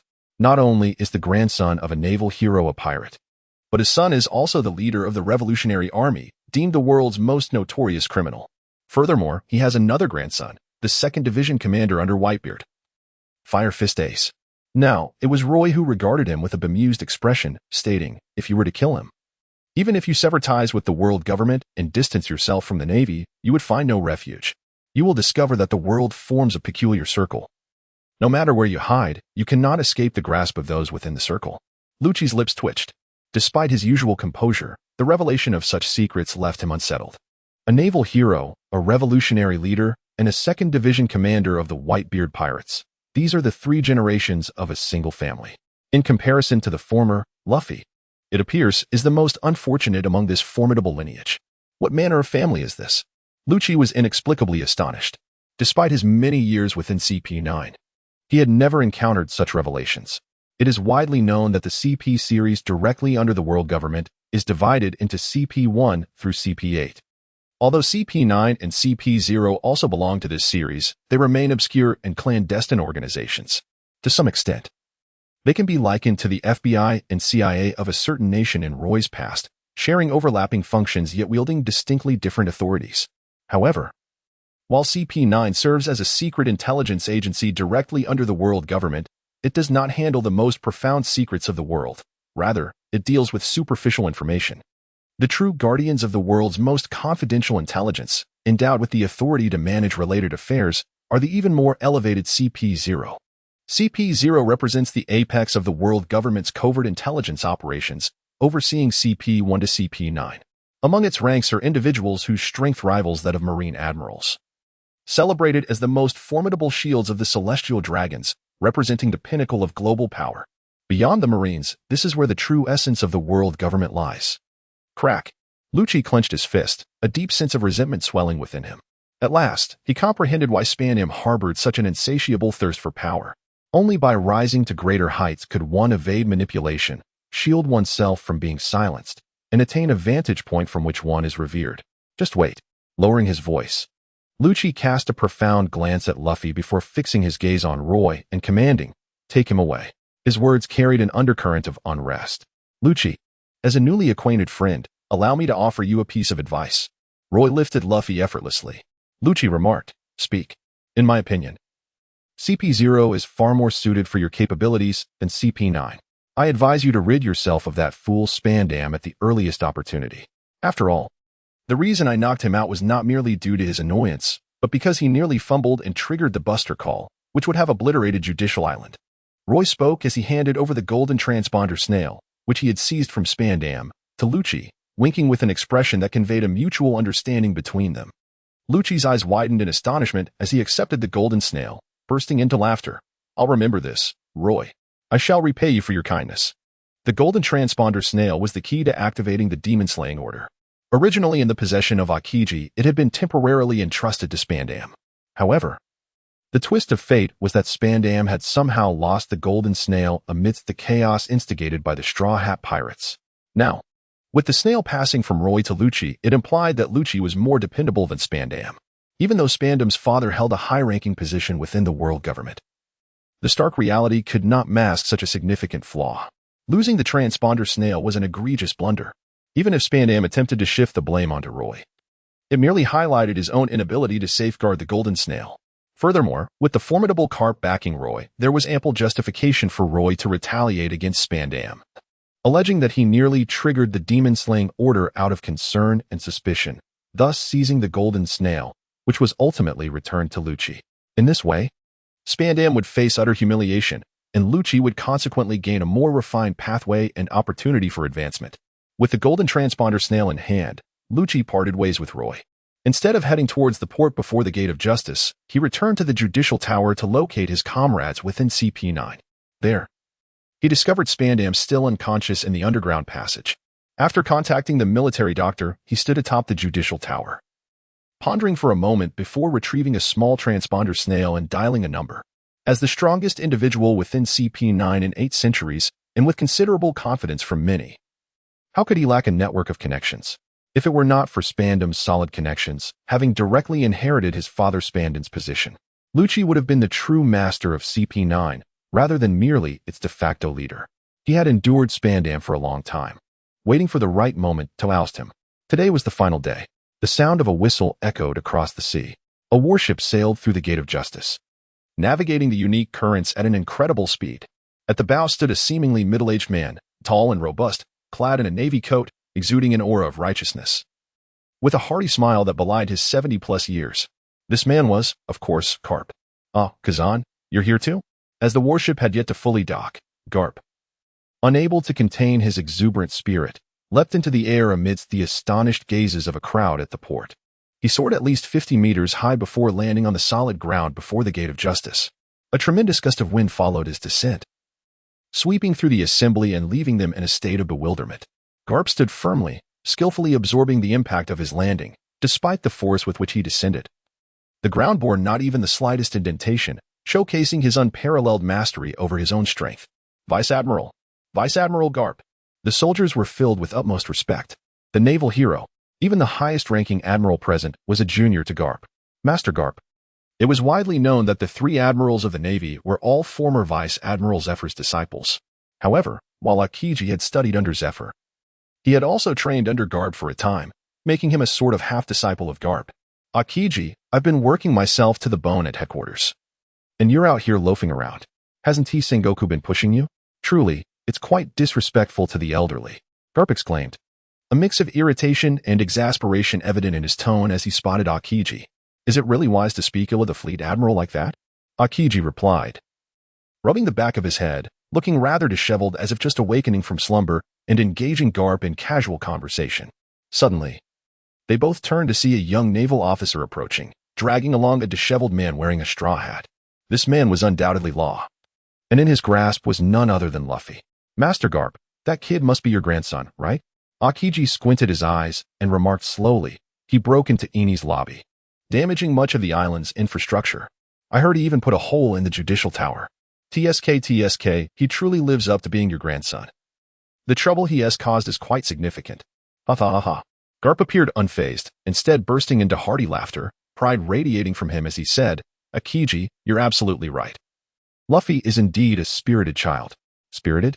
That is quite the understatement, Akiji thought, feeling a headache coming on as he gazed at Garp, unable to comprehend the source of his inexplicable pride. Fortunately, the incident at Eni's lobby, though loud and tumultuous, resulted in relatively minor consequences. Otherwise, even Garp would find it difficult to shield them. While the Straw Hats appeared fierce, their actions were surprisingly measured. Many were injured, yet few perished, with 2 unfortunate souls falling victim to debris thrown by the aftermath, certainly a burden the Straw Hats must bear. However, if one were to categorize this upheaval as a war, the casualty figures would hardly align with such a term, rendering it a miracle in its own right. This was indeed a stroke of luck for the Straw Hats. "Bring the medics to treat them and escort them back to headquarters," Garp bellowed with laughter. "I shall personally discipline them." Understood. The soldiers surrounding them overheard the conversation between the 2 individuals. They realized that someone as prominent as Garp would partake in the incident at Judicial Island. It turned out that the protagonist was his grandson. In their astonishment, they also harbored a sense of curiosity. The grandson of the naval hero was, in fact, a pirate with a bounty exceeding 100 million. It was rather amusing. However, had they known the true identities of the monkey family's 3 generations, their amusement would likely have transformed into sheer terror. Luffy and his companions were escorted onto the warship. Garp turned to Roy, Bartolomeo, Kobe, and Barumabur. "You all have performed admirably. I have high hopes for you," Garp remarked with a smile. "Since your enlistment in the Navy, your performance has far surpassed that of previous recruits, particularly you, Roy. In just a month, you have already attained the rank of Lieutenant Colonel. Considering today's events at Judicial Island, along with your recent capture of Trafalgar Law, I shall recommend to Sengoku that you receive the designation of a naval prodigy. If approved, you may very well be promoted directly to Brigadier General." "Brigadier General?" Roy's eyes widened in astonishment, unable to maintain his composure. now a lieutenant colonel. He estimated that upon the resolution of this matter, he could ascend to the rank of colonel in the coming 6 months. He aspired to elevate himself to the rank of brigadier general. Although the title of brigadier general might seem somewhat awkward, straddling the line between colonel and major general, it nonetheless conferred the status of a general officer. Among pirates, such an individual would undoubtedly command a bounty exceeding 100 million. However, according to Garp, once he returned to the Navy headquarters, should Sengoku agree to grant him the genius treatment, he could leap 2 ranks and be honored with the title of brigadier general. Genius treatment? Akiji murmured in surprise, scrutinizing Roy from head to toe with a sense of nostalgia. It appears I have indeed encountered an extraordinary junior. What exactly is genius treatment? It was a term he had never encountered before. The soldiers surrounding them exchanged perplexed glances, having never heard of such a concept. The genius treatment is a privilege reserved for elite soldiers freshly graduated from boot camp, often referred to as the highest honor for newcomers. For nearly a decade, there has been a saying within the Navy that every new recruit granted genius treatment is destined to become a future admiral. Among them, a captain from Judicial Island. Suppressing his excitement, explained to his subordinates, in recent years, the Navy has seen a surge of talent, yet none have qualified for the genius treatment. Do you know who were the last 2 individuals in our Navy's history to receive this honor over 20 years ago? Who were they? A captivated crowd, brimming with curiosity, leaned in. The captain did not respond immediately, but instead directed his gaze towards Akiji. Could it be Admiral Akiji? And the other? The realization dawned upon everyone, their faces reflecting shock and eagerness to learn the identity of the second individual. The captain articulated slowly, "He is Admiral Akainu. As for my personal remarks, with a hint of apprehension, let me clarify, 2 chapters have indeed been updated today. I generally post twice a day. And I distinctly recall a time when I managed 3 updates, rarely only 1. There are those who unjustly tarnish my reputation. A few days ago, Lord Xingye informed me that my work would be launched at midnight on the 1st. I initially intended to stockpile some drafts, but, alas, recent circumstances have led to me only sleeping for 2 hours today. After a flurry of activity, I finally completed 2 updates for today. The plan is as follows. It is now 7:40 p.m., and I will promptly begin writing updates post-launch. After midnight, I shall update according to what I have written. I will continue writing upon waking the following day and will update then. Currently, I have only 200 collections. I do not expect subscriptions to reach 100. I would be grateful for anything approaching that milestone, as it would allow me to say I have a 3-digit subscription. Otherwise, if I disclose a 2-digit number, people will likely respond with indifference, and that would be rather embarrassing. Upon further contemplation regarding additional chapters, I have devised a modest proposal. For every 20 monthly votes, an extra chapter shall be added. Furthermore, should the cumulative donations reach 50 soft currency, equivalent to 5,000 starting coins, another chapter will be added. Currently, there have been 19 donations received. Additionally, for every 50 new subscriptions, an extra chapter will be rewarded. My expectations are indeed humbly set, akin to a devoted admirer. It has been quite some time since we last saw Ace and Blackbeard, the formidable admirals Akainu and Akiji, both of whom were granted the status of prodigies over 20 years ago, now stand as admirals within the Navy, wielding immense power and serving as a deterrent against countless malevolent forces upon the seas. It is challenging to envision that in their youth, they shared similar beginnings. It is no wonder that it is said, every new recruit who enjoys the privilege of prodigious status is destined to become an admiral in the future. Kobe and his companions were left awestruck.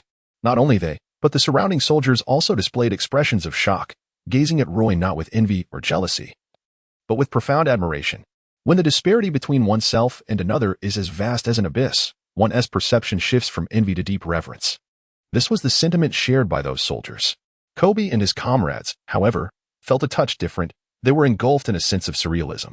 Having joined the Navy almost simultaneously with Roy, who had promised to struggle alongside them, they now found him surging ahead, as if he had sprouted wings, leaving them far behind. After praising Roy, Vice Admiral Garp announced the rewards for Kobe and his companions for their valor in safeguarding Judicial Island. Their ranks would be elevated to at least lieutenant. Vice Admiral Garp remarked that, aside from the Straw Hat crew, there was also a group of captives. The Frankie family hailing from Water 7. The Lumiber hesitated for a moment before stepping forward to report, "What shall we do with them?" The Frankie family? Garp stroked his chin contemplatively, as he had already received a comprehensive report regarding the incident. given the brief time between his departure from headquarters to Judicial Island. Coupled with the intelligence acquired from the world government and the Navy, he possessed a fair understanding of the turmoil that had unfolded. The Frankie family were not pirates. Rather, they were skilled shipwrights from Water 7. During the invasion of Judicial Island, they were not the primary combatants, resulting in minimal casualties to the Navy. Their actions primarily focused on thwarting the assault.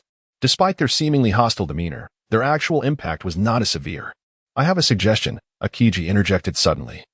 Possessing knowledge comparable to Garp's. Since they are all shipwrights, they should excel in repair work. Why not allow them to partake in the reconstruction of Justice Island? They shall be released as soon as the island is restored to its former glory. A splendid idea. Garp cast a profound glance at Akiji and nodded. "Let it be so." With that, he turned away. "Let us depart," he addressed Roy and the others with a nod. "Set sail." "Wait for me, Captain Garp. I shall hitch a ride back to headquarters on your vessel. Cycling is rather exhausting." Akiji followed in Garp's footsteps, casually instructing the soldiers nearby.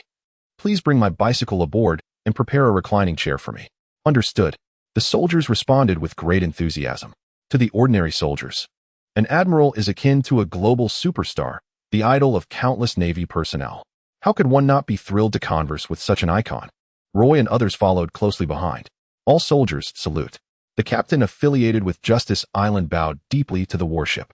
The ship of Garp swiftly set sail, passing once more through the gates of justice, embarking upon the unique current that connected to headquarters. In the distance, Lucy caught sight of the receding vessel, a faint smirk gracing his lips. After the ship departed, Garp disregarded Akiji and the others, striding directly into the ship's interior, having heard that Luffy and the others had awakened. It appeared that Garp was preparing to find Luffy to test whether the Iron Fist of Love still possessed its formidable strength. Meanwhile, Akiji lounged on a deck chair, gesturing to Roy. "General Akiji." Roy greeted calmly, yet his curiosity was piqued. It was their first encounter, and he was perplexed as to why Akiji sought him out. Akiji, without any preamble, stated, "Roy, I have heard of your accomplishments. In just a month, you have ascended to the forefront of the new generation, indicating your exceptional talent worthy of the Navy's utmost cultivation. However, I know that you do not yet comprehend the implications of being the highest-ranking newcomer." Roy indeed felt bewildered. The highest-ranking newcomers signified the strongest among them. Akiji continued, "Typically, within a certain period, there is only one exceptional newcomer bestowed with the title of genius. This individual will face immense competition from the entire new generation of the Navy. Should they falter, all honors will slip away. Both Akainu and I experienced this. He is 6 years my senior, and we have not only contended with our peers, but have also been rivals for many years." Akiji appeared to reminisce. "Roy, what I mean is, you will be regarded as the most outstanding among the new generation of the Navy, and many will harbor resentment. In other words, you will become a thorn in the side of the entire new generation of the Navy." "A thorn in the side?" Roy smiled, finding the situation amusing. "As far as I know, the Yellow Ape has a disciple named Sabaody." Akiji remarked that he is the captain of the Navy Headquarters Science Unit and serves as a bodyguard for Vegapunk. Sabaody? Roy remembered this individual. In the original narrative, Bartolomeo had encountered the worst generation on Sabaody Archipelago, even engaging in a brief skirmish with Luffy. Akiji remarked, "I recall that a few years ago, Bartolomeo aspired to compete for the title of the strongest rookie, seeking to join the Navy in the most formidable manner possible. However, he failed, which is why he is not a part of the Navy now. I believe you will be quite intrigued by you." "So do I." Roy tightened his grip on the snow-walking blade. In the waters near Water City, in a certain town, the captain declared, "We've gathered enough supplies. Let us set sail." Lafitte glanced at the man beside him. He was a rugged, burly middle-aged man, with wild black hair lending him an air of flamboyance. Missing a few teeth and adorned with a thick mane of hair, he exposed his chest with pride. "If there are any high-bounty pirates nearby, go find and eliminate them." The man laughed heartily. "Our preparations are ample. What we need now is a suitable target." Someone shouted, "I've said it before, it's Straw Hat Luffy. That guy has defeated a warlord and has a bounty exceeding 100 million. But Captain, you don't seem to regard him highly. And finding him now is quite the challenge. A bounty of only 100 million for Straw Hat? That is far too trivial," the man proclaimed loudly. "Our debut must be nothing short of spectacular. We are a pirate crew destined to conquer the world, and at the very least, we need a bounty of 200 million to demonstrate our might, compelling the Navy and the world government to acknowledge our warlord status." "Straw Hat, Luffy, Suddenly, a man wearing a cowboy hat, bare-chested, with the Whitebeard pirates tattooed on his back, perked up at the mention. His ears twitched, and he flickered into position just a short distance from the man. Ace? The man displayed a look of surprise. Captain, it's been a while. Blackbeard. Ace's tone was low, his murderous intent rising. Indeed, it has been a while. A lavish lineup. An ominous premonition. Bang. Carp's love-filled fist stunned the Straw Hat pirates. Luffy. You scoundrel. I intended to mold you into a Navy officer, and yet you dare to sneak out and become a pirate. What is so great about that red-haired fellow? What sort of sorcery has he cast upon you to make you heed his words so readily? Roger was also a scoundrel. Carp roared, his voice filled with exasperation, yet devoid of malice, resembling a grandfather's complaints to his grandson. The other members of the Straw Hat crew, along with Luffy himself, were taken aback. Grandpa, he exclaimed, staring at Carp in disbelief, swallowing hard, momentarily forgetting his identity as a Navy captive. Grandpa. The crew of the Straw Hats stood in stunned silence. No one had anticipated that Luffy's grandfather was a vice admiral in the Navy. Only Robin and Frankie, who had received advance notice from Roy, were somewhat prepared for this revelation, though their faces still bore the unmistakable marks of shock. The hero of the Navy, he is indeed Luffy's grandfather. Such news exists like the enigmatic fruit of a devil, leaving one utterly astounded. We have arrived at the headquarters. Roy conversed with Akiji for a while, and before they realized it, the warship had arrived at the port. The group swiftly navigated through the unique ocean currents, returning to the naval headquarters at an impressive speed. Garp did not emerge. He remained in the ship's cabin, imparting a stern lesson to Luffy with his formidable iron fist of love. Come with me, Akiji said. Teacher Garp has instructed me to take charge of you from now on, as he is quite occupied with matters of family education today. Where are we going? Roy inquired with curiosity. To the headquarters conference room, Akiji replied. We need to discuss the treatment of geniuses, which requires the participation of the Admiral and several others for review. Although Teacher Garp has submitted your information, do you truly believe that such a significant decision can be made so easily? Understood. Roy nodded. He followed Akiji disembarking from the ship, making his way towards the conference room on the highest floor of Marineford. To his astonishment, upon arriving at the meeting room, he found it already occupied by several formidable figures. Marshal Sengoku, Chief of Staff Tsuru, his training camp's chief instructor, Vice Admiral Maynard, as well as Admiral Akainu and Admiral Kazuru. With Akiji by his side, all three admirals of the Navy were gathered here, as though preparing for some monumental battle. The scene was truly awe-inspiring. Honestly, with such an assembly, Roy suspected they could even take on the four emperors. Gulp. He had always considered himself a composed individual. Yet in the face of such an imposing gathering, he could not help but swallow hard, especially when the piercing gazes of these heavyweight figures converged on him, scrutinizing him from head to toe. For the first time, Roy felt that the atmosphere in Marineford was extraordinarily oppressive. His heart seemed to be gripped tightly by an unseen hand, making it difficult to breathe. Sit down, the green pheasant casually commanded, nonchalantly taking a seat beside the yellow ape, entirely unfazed by the stifling ambience that surrounded them. Consequently, another gaze scrutinized Roy. Roy's anxiety intensified, beads of sweat forming on his forehead. Upon witnessing his demeanor, Sengoku offered a slight smile, lifting the document in his hand and articulating each word with precision.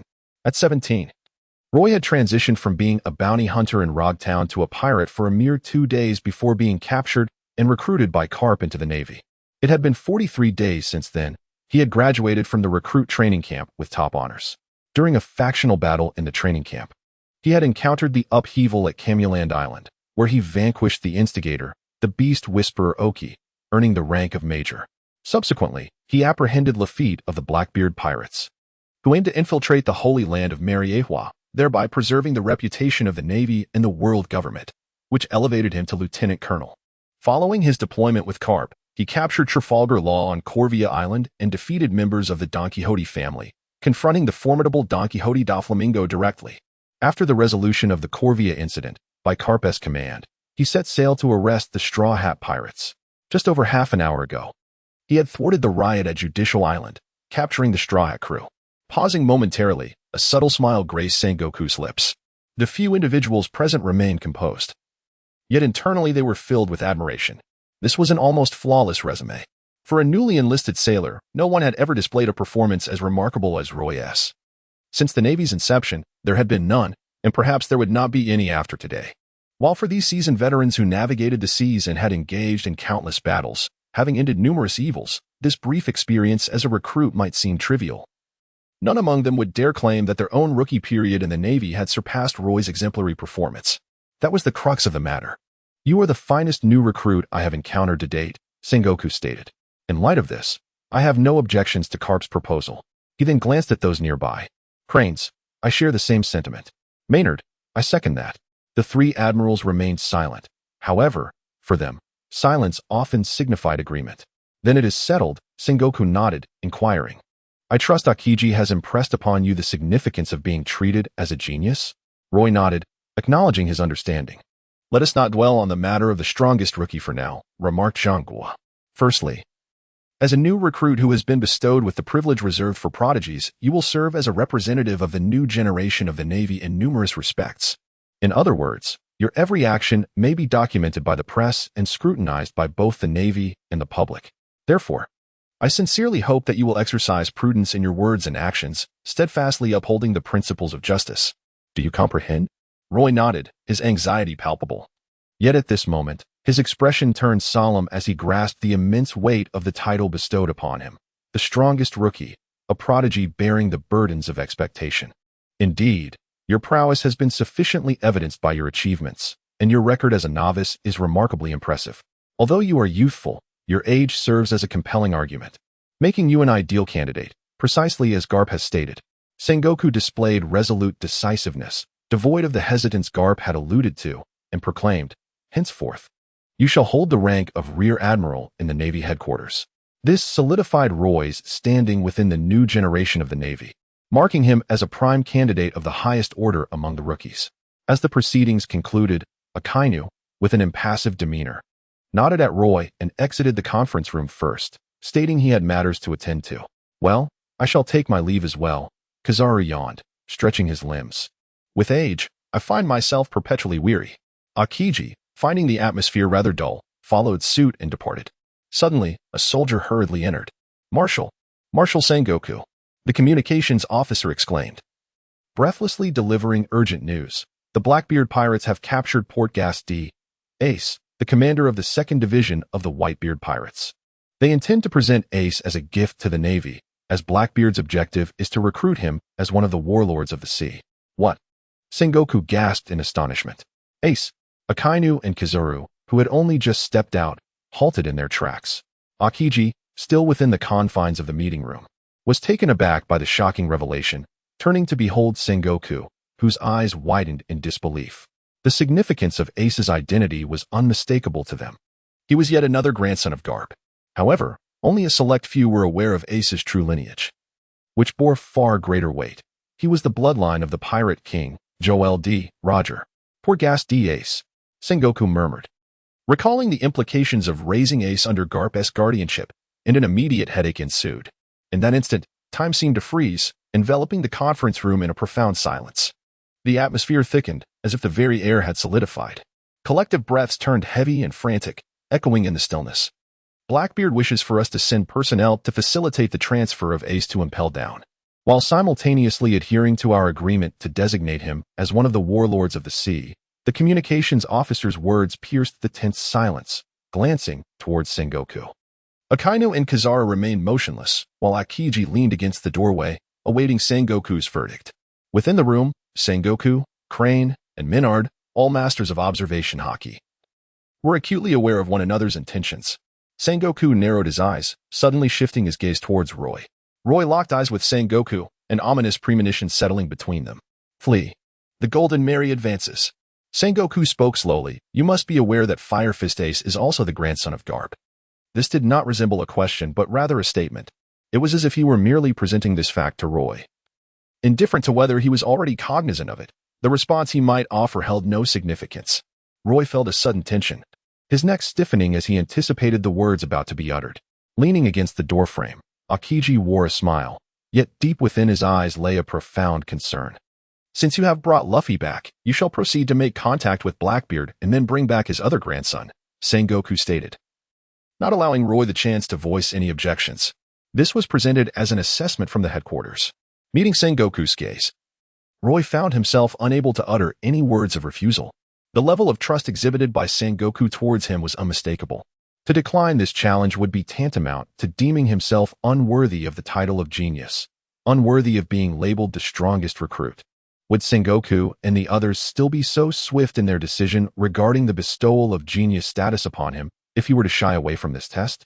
Moreover, Roy held a genuine interest in Portgas D. Ace, the son of the Pirate King, the grandson of Garp, the brother of Luffy, and the adopted son of Whitebeard. Each of these identities was enough to astonish the world. He was the catalyst for a significant turning point in the original narrative. To meet him and bring him back to the Navy headquarters would fulfill a long-held desire. Very well, Roy spoke succinctly, nodding at Sengoku. I instructed them to make preparations for our imminent departure. Sengoku remarked with a smile, to those capable, more labor is required. I appreciate your assistance, Roy. He gestured for the messenger to take Roy to brief him on the situation, observing Sengoku's troubled expression. It was evident he wished to refrain from intervening before Ace's arrival at headquarters. Moreover, given his friendship with Garp, he found it difficult to engage frequently. Ace's stature was well understood not only by the upper echelons of the Navy but also within the world government. Once news reached the world government, it was certain that someone would be unable to resist seeking him out. Upon hearing Sengoku's decision, the reactions of the gathered individuals varied. Crane maintained a stoic demeanor. Maynard's countenance darkened slightly.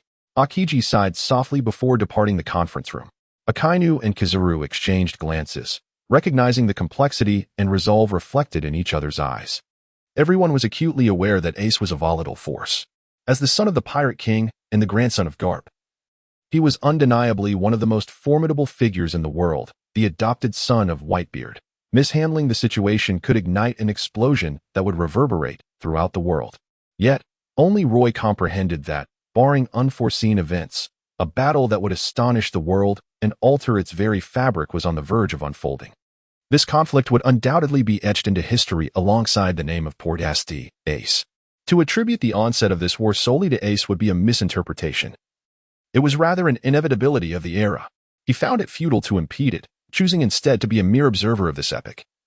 Witnessing the curtain fall on a legend, the messenger escorted Roy away, delivering the organized documents to him. Major, he reported, the warship and soldiers are in preparation. Expected to set sail in 1 hour. Under Sengoku's directives, soldiers accompanied Roy. The appointment of the brigadier general was still in process. Thus the soldiers continued to address him as Major. Roy was unfazed. He nodded to the soldiers beside him and said, "We shall rendezvous at the port later. I must now seek out Admiral Karp. Where is he?" The soldier replied, "Admiral Karp has remained at Marineford Port since his arrival." "Oh?" Roy nodded, feeling a twinge of confusion as thoughts flitted through his mind. Suddenly, he began to speculate about Karp's actions, and his curiosity grew even stronger. "I shall go and take a look." He quickened his pace, the distant Marineford harbor coming into view. It was evident that the warships under Karp's command still lay anchored in the port. To his surprise, a figure that should have remained restrained was causing an uproar aboard one of the vessels. Luffy. Utilizing his rubbery abilities, Luffy swung wildly across the deck. Karp's forehead bulged with veins as he leapt forward, delivering a fierce punch that sent Luffy soaring. "Behave yourself, Luffy." Like a firework shot into the sky, Luffy crashed down onto the harbor, creating a substantial crater upon impact. A group of soldiers was taken aback, astonished that Vice Admiral Karp could be so harsh with his own grandson. Yet, upon reflection, it was understandable. His grandson, raised in the Navy's embrace, had suddenly transformed into a pirate, boasting a bounty exceeding 100 million, having vanquished one of the 7 warlords, and capturing considerable attention as a rising pirate star. They must have been utterly bewildered. "Luffy, are you all right?" At that moment, the crew of the Straw Hat Pirates gathered at the harbor. Seeing Luffy seemingly injured, they rushed to his side, encircling him with expressions of concern. Robin's hands remained shackled. With no significant injuries, her complexion was relatively fair. Meanwhile, Zoro and the others, having received treatment from the ship's doctor and benefited from some time to recuperate, appeared more invigorated, and their faces had brightened considerably. Roy approached slowly. Robin and the others recognized his silhouette, their expressions darkening with unease. They were no strangers to Roy, the young naval swordsman who had captured them one by one, demonstrating his prowess as perhaps the most formidable adversary they had encountered since setting sail. Garp nodded at Roy. His interest piqued as he observed the concern etched upon the faces of Luffy's crew, which was no mere facade, prompting a hearty laugh from him. Suddenly, a tremendous roar echoed. The soldiers surrounding the Straw Hat Pirates were violently sent sprawling. "Grandpa, take this," Luffy exclaimed, placing his hand to his mouth. And for the first time amidst the spirited chase with Garp, he boldly retaliated. Without mercy, he unleashed his ultimate technique, third gear. The fist, rapidly inflating, swelled to the size of a hill, striking down towards the unsuspecting Garp with the force of a giant. Zoro, Sanji, Usopp, and Nami, each struggling against their grievous injuries, managed to lift their ship's doctor, Chopper, who had succumbed to exhaustion from overexertion, and they charged towards the shore. The ground beneath them erupted. The sea prison stone handcuffs in Robin's possession miraculously unlocked at that moment. The handcuffs clattered to the ground. The soldiers surrounding them were suddenly ensnared by arms that burst forth from beneath their feet, swiftly incapacitating them as they were hurled skyward. Ultimate wind cannon. Frankie erupted in laughter, merging his hands to unleash an air cannonball. As Kobe and the others escorted them away, Frankie deftly snatched the number 5 key from the ground. Anticipating this very moment, an opportunity.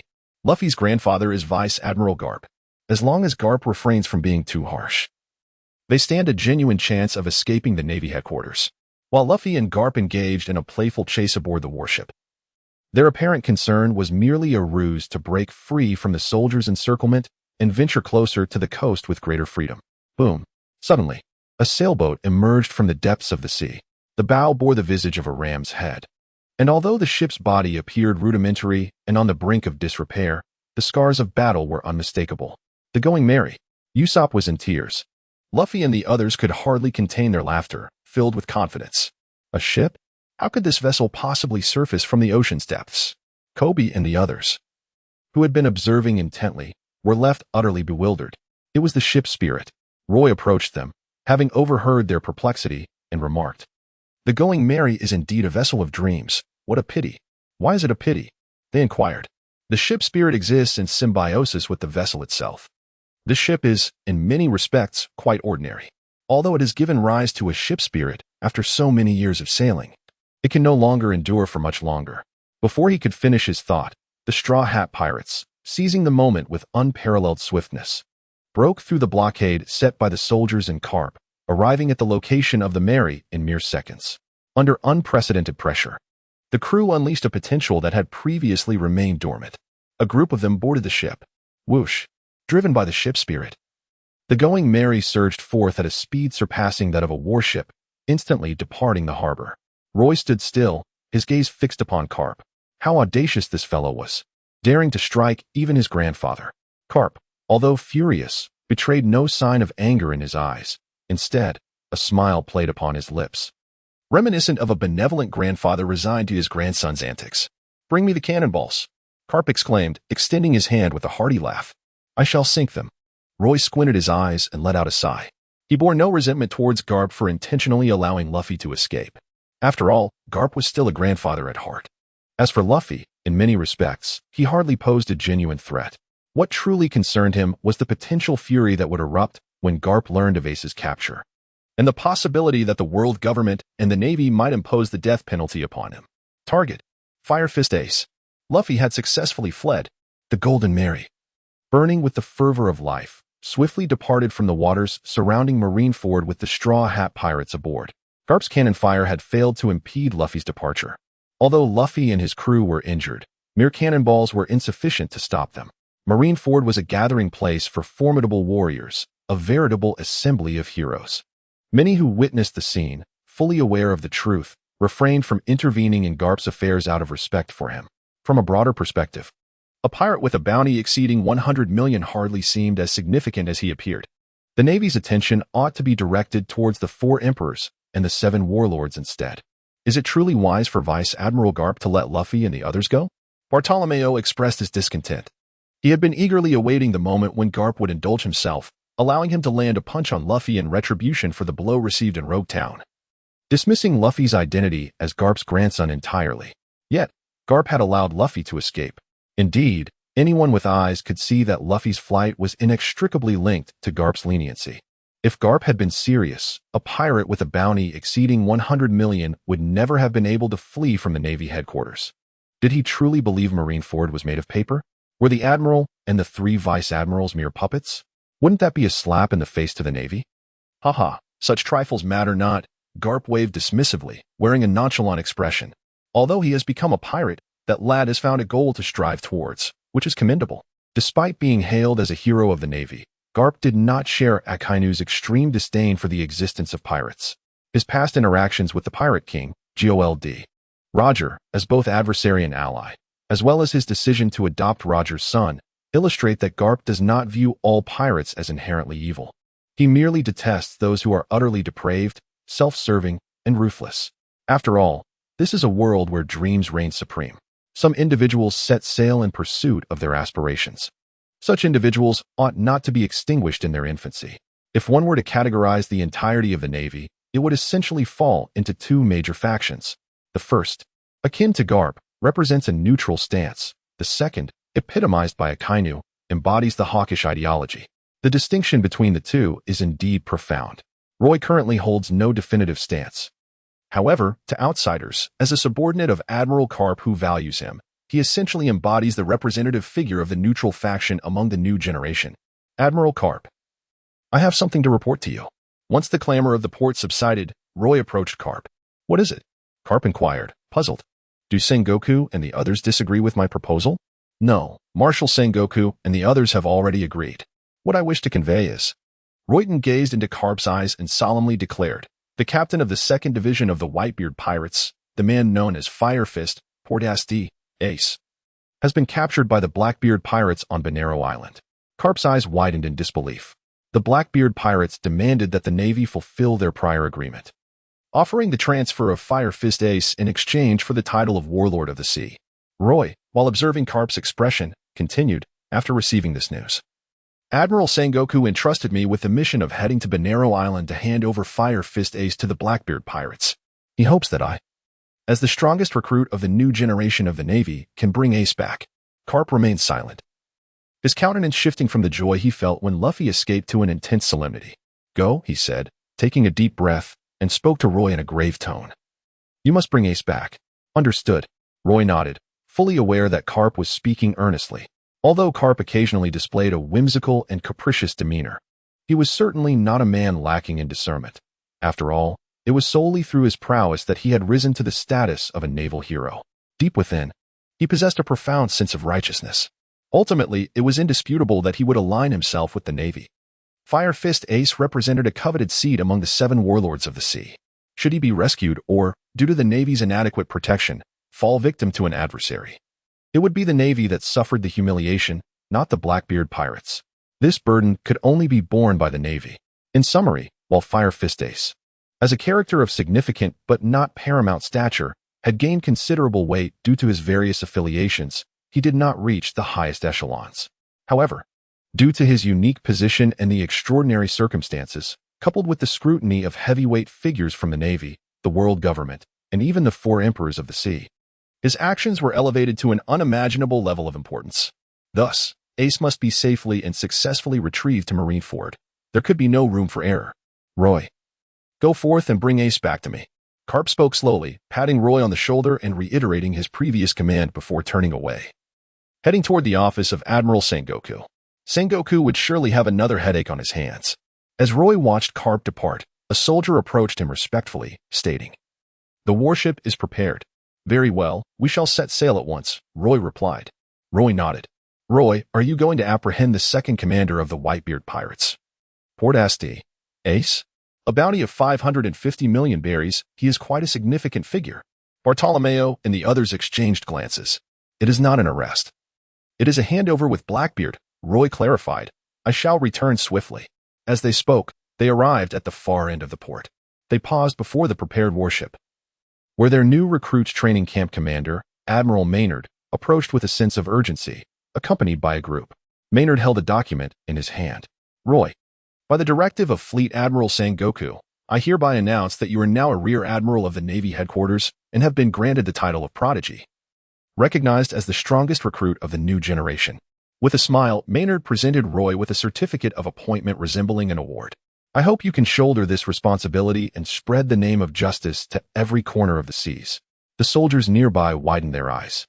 All present were from the Navy headquarters, and they were certainly not uninformed. a prodigy, the strongest recruit of the new generation, if their memory served them right. Such titles had not been heard in the Navy for over 20 years. In an instant, sharp gazes swept over Roy like swords, eager to discern what set the strongest recruit apart from them. Besides being a bit more handsome, younger, and holding a higher rank, what truly distinguished him from them? Some felt a sense of indignation. With you by my side, I could win while lying down, can you? Thank you. Roy accepted the appointment letter and saluted Maynard. I am setting off, he declared, and subsequently boarded the ship. The warship, under the helmsman's deft maneuvering, emitted a resounding blast from its horn, reverberating to Capel, who stood upon the city walls. His gaze traversed the vast distance, settling upon Roy, who stood resolutely at the bow of the vessel. Capel's companions from the warring states gazed at his retreating figure, exhaling a sigh of resignation. May the winds be at your back. Return safely. Bartolomeo and others shouted towards the warship from the port. Currently, Roy holds the rank of Brigadier General, granting him the authority for independent operations. However, they are merely lieutenants, and there remains a considerable journey ahead before they can freely lead a naval squad on missions. Roy smiled and nodded at them. The bow of the ship turned, heading towards Bonero Island. Braving the fierce winds of the sea, he stood at the prow, gazing into the horizon with eyes sharp as blades, instilling a sense of awe. Fire fist ace, I am coming. In a momentous turn of events, the Straw Hat Pirates had gained notoriety. Their actions at Judicial Island and the Navy headquarters were diligently reported by the Seagull reporters, who vigilantly hovered above various locations around the globe, compiling news to present to Morgans, the president of the World Economic News Agency and one of the four kings of the underworld. Though Morgan's agency bore the title of World Economic, it is ironically led by a figure whose true race remains unknown, possessing the ability of the bird fruit, albatross form. Morgans, who perpetually retains his albatross appearance, relishes in gossiping about the major powers of the world and emerging characters, often bestowing them with nicknames. The notorious era of the previous generation was largely orchestrated by Morgans, ultimately gaining universal acknowledgement. Surprisingly, the Straw Hat Pirates, having recently stirred up significant trouble, seemed to have caught Morgan's favor. After assaulting Judicial Island, they were escorted to the Navy headquarters by the heroic Marine, Carp, as the principal instigators of the riot. Such a monumental event undoubtedly fell within the realm of Morgan's news coverage. What was even more astonishing, and in Morgan's view, destined to become a headline-worthy story, was the fact that the Straw Hat crew had managed to escape from the formidable Marine headquarters, eluding the grasp of the legendary hero, Carp. It is worth noting that years ago, when rumors circulated that Pirate King Roger had been captured by the Navy, his rival, the formidable Shiki, known alongside Roger and Whitebeard, was incredulous and chose to confront the Navy headquarters in Marineford alone for confirmation. The ensuing battle between the then Admiral Sengoku and Carp against Shiki resulted in near devastation of half the town of Marineford before a victor emerged. Shiki was ultimately defeated and incarcerated in the world's largest prison, Impel Down. Shiki was once a man nearly assured of a position among the four emperors. Many, including Morgans, believed that had Shiki not acted impulsively, there was a significant chance that the current four emperors would have included a fifth.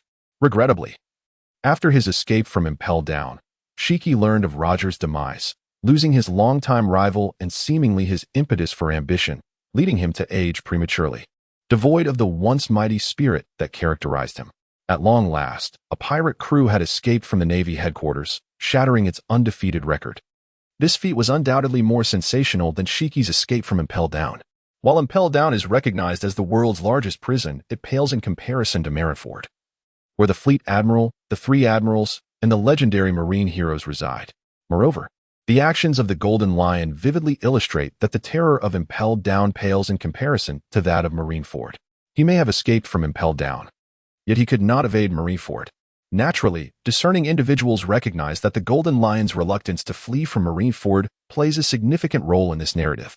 Nevertheless, contemporary observers tend to focus more on outcomes than on the underlying reasons. Morgans, a man of remarkable intellect, undoubtedly perceives the exaggerated claims surrounding the Straw Hat crew's escape from Marineford for what they are. However, for a journalist, especially the proprietor of a newspaper, embellishment has become an instinctive aspect of the profession. In essence, this is splendid. One word, exaggerate. Elevate the Straw Hat crew. For only then will consumers be compelled to purchase the newspaper. Such is the norm of the media. Breaking news. Breaking news. Morgan's grin widened. This newspaper would surely see a surge in sales. It is not every day one witnesses the Navy headquarters making a spectacle of itself, particularly with the involvement of the renowned naval hero whose name resonates across the globe. Furthermore, another news report lay in Morgan's grasp, and he suddenly felt a twinge of headache. This publication concerned the four emperors and seemed to carry equal weight to that of the Straw Hat crew. Which story deserves the front page? Morgan stroked his chin, scrutinizing the report with growing uncertainty. The Whitebeard pirates have suffered disgrace. The 2nd Division commander, mightiest, Ace, has been captured. The Blackbeard pirates are set to become the new warlords of the sea, shocking the world. Firstly, to garner attention, the title must be lengthy.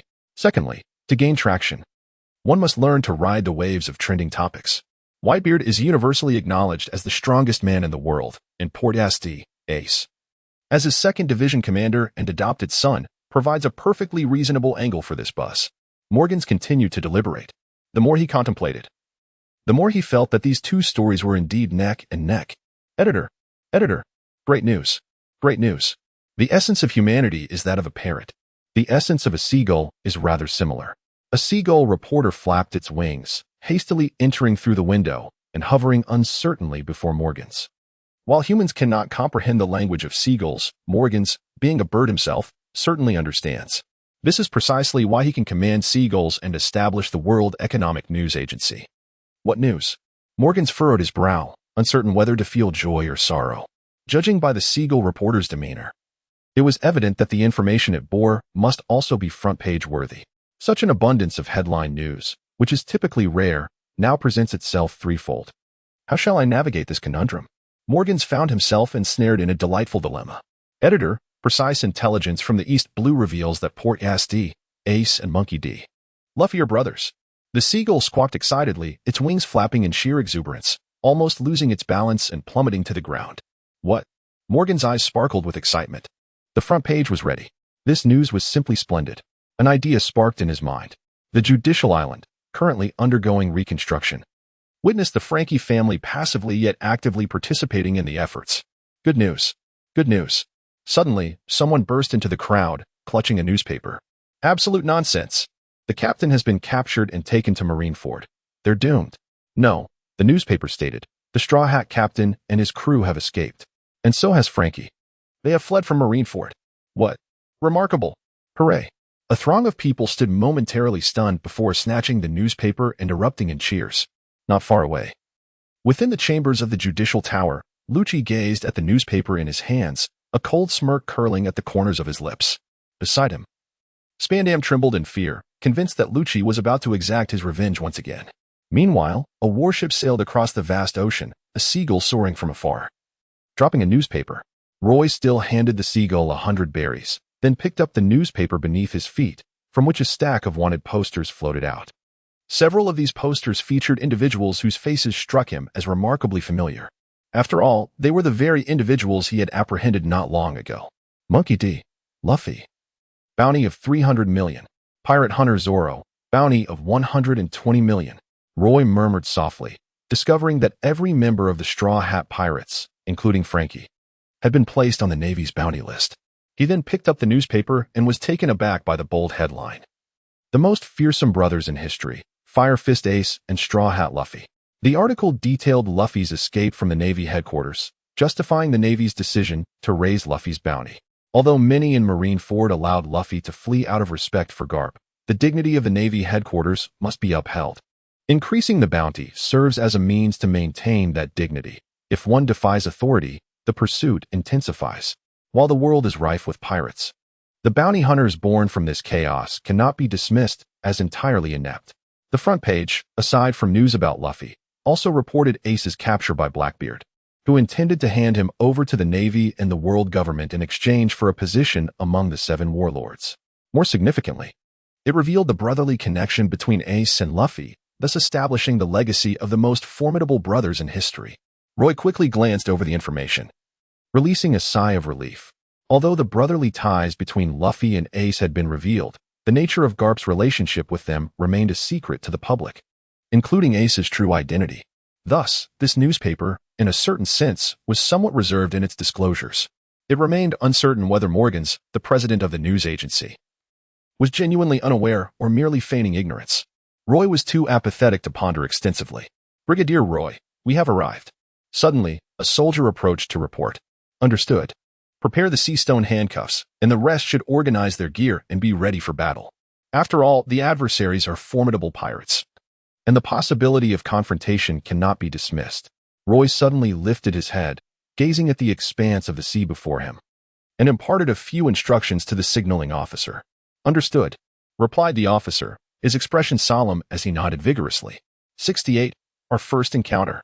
A challenge from Bosch's. "Captain." The Navy approaches.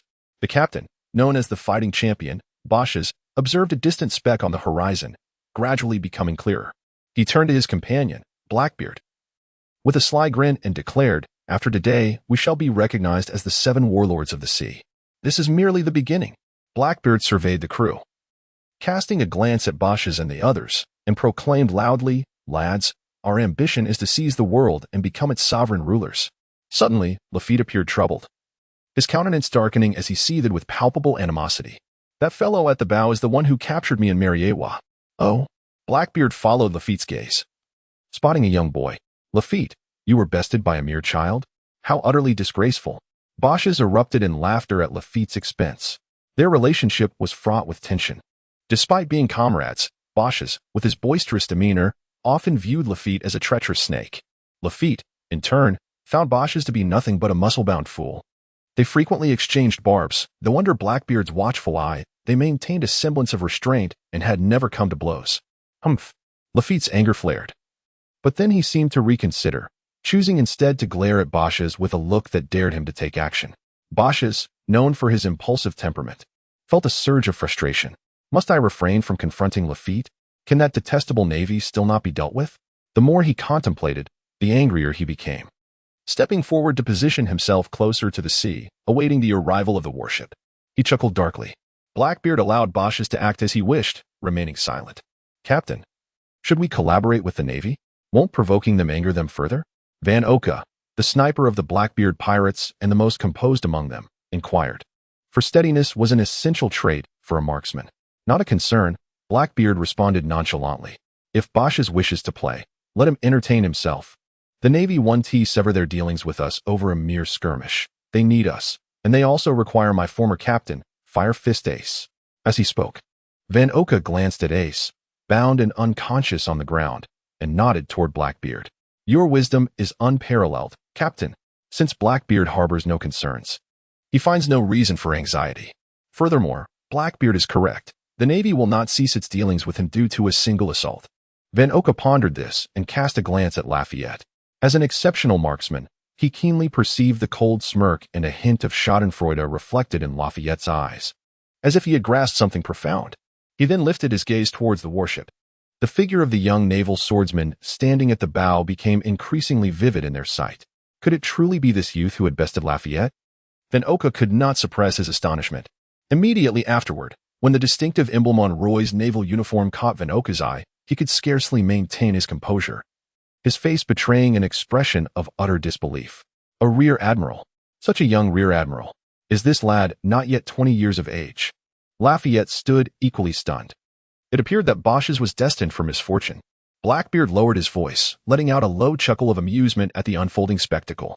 Their ship's doctor, Poison Q, remained expressionless, appearing gravely ill, lost in his own thoughts and entirely disengaged from the conversation between his captain and comrades. The warship drew closer. Blackbeard and his entourage came into Roy's view. Behind Roy, soldiers were fully armed, some wielding firearms, others brandishing blades. Their expressions were grave, poised and ready for combat at a moment's notice. That fellow Roy encountered a towering figure among the ranks of the Blackbeard pirates, a man of exaggerated musculature adorned with flowing purple hair. He approached with a commanding presence, his gaze firmly fixed upon the warship, locking onto Roy with unwavering intensity. This formidable individual was none other than the champion of combat, Kazash's Bosch's. Roy immediately recognized the identity of the burly man, even from a considerable distance. He could sense the malice emanating from Bosch's. How intriguing. With a swift motion, he unsheathed his sword. The mighty warship emitted a thunderous horn, gradually approaching the shore. "Everyone, prepare." The order from the signal officer rang out, and the soldiers aboard the ship lined up with precision, weapons at the ready, their eyes fixed on the enemy. The atmosphere was tense. Blackbeard and his companions remained unfazed. Although the ordinary soldiers were armed, their presence posed negligible threat to them, hardly deserving of their regard. "Kid, I've heard you're quite formidable. Let's spar a bit," Bashes cackled, his gaze locked onto Roy as he drew closer to the coast. An aura of hostility erupting that made Roy's hair stand on end. "Show me, you little brat, what skills you possess to represent the Navy." With that, Bashes could no longer contain himself. He leaped forward, charging towards the warship, his fist raised. Crack, crack, crack. The soldiers behind Roy could not help but aim their guns at Bashes. "Wait." Roy raised his hand to halt the proceedings, then declared, "No one is permitted to act without my command." "Understood." The commander nodded, swallowing hard. The pressure exerted by Bashes was formidable. His immense presence loomed like a colossal mountain, weighing heavily on the shoulders of all the soldiers. "Prepare to receive." Bashes swung his fist downwards, momentarily suspended in the air. His fist, as large as a cauldron, seemed to disrupt the very atmosphere, unleashing an undeniable force that surged forward, carrying a fierce wind, striking like lightning towards Roy, who stood resolutely at the bow of the ship. The impact was imminent, a wave of forceful boxing. Whoosh! Roy swung his sword, unleashing a slash that cleaved the air, directly confronting the incoming force of a punch. Boom! The collision of the slash and the punch erupted in midair. The surging energy surged forth like crashing waves, radiating in all directions. The soldiers aboard the warship were swept off balance by the gusts generated by the residual shockwave, struggling to keep their eyes open. The messenger officer fared slightly better, swallowing hard. Having anticipated Roy's strength, he was astonished to find that the power displayed so casually far exceeded his expectations. "Oh, this young naval officer truly surprises me," Blackbeard mused, casting a scrutinizing glance at Roy before turning to Lafitte, saying, "You have no reason to feel disgraced in defeat." Lafitte remained silent, his demeanor calm, yet his eyes betrayed a hidden astonishment. From their brief encounter, he realized with shock that this young swordsman, who had previously bested him, had made remarkable progress. The ease with which Roy now wielded his strength was a stark contrast to the fervent vigor he exhibited during their previous clash at Mariewa just days prior. Back then, Roy's ferocity had been almost overwhelming. "This boy," Lafitte murmured, subconsciously gripping his cane tighter, envisioning Roy in its place. "Surely, you are not a traitor?" "What?" Not only were Blackbeard and his crew taken aback, but even Basis himself was awed by the effortless grace and nonchalance Roy displayed in his movements. As he executed a kick midair, a sense of impending danger enveloped him, sending shivers down his spine, prompting him to evade instinctively. In the next instant, Roy vanished from his original position. Swish! He launched a fierce attack towards Basis, who was still mid-action, hurtling toward him with a directness akin to a gentle sea breeze, silent and unyielding. Roy's blade had fallen before Basis, unleashing a tremendous force that, accompanied by a fierce energy, sent Basis hurtling away. With a clang, Basis struggled to resist, involuntarily propelled backward for dozens of meters, twisting midair before crashing down not far from Blackbeard and his crew.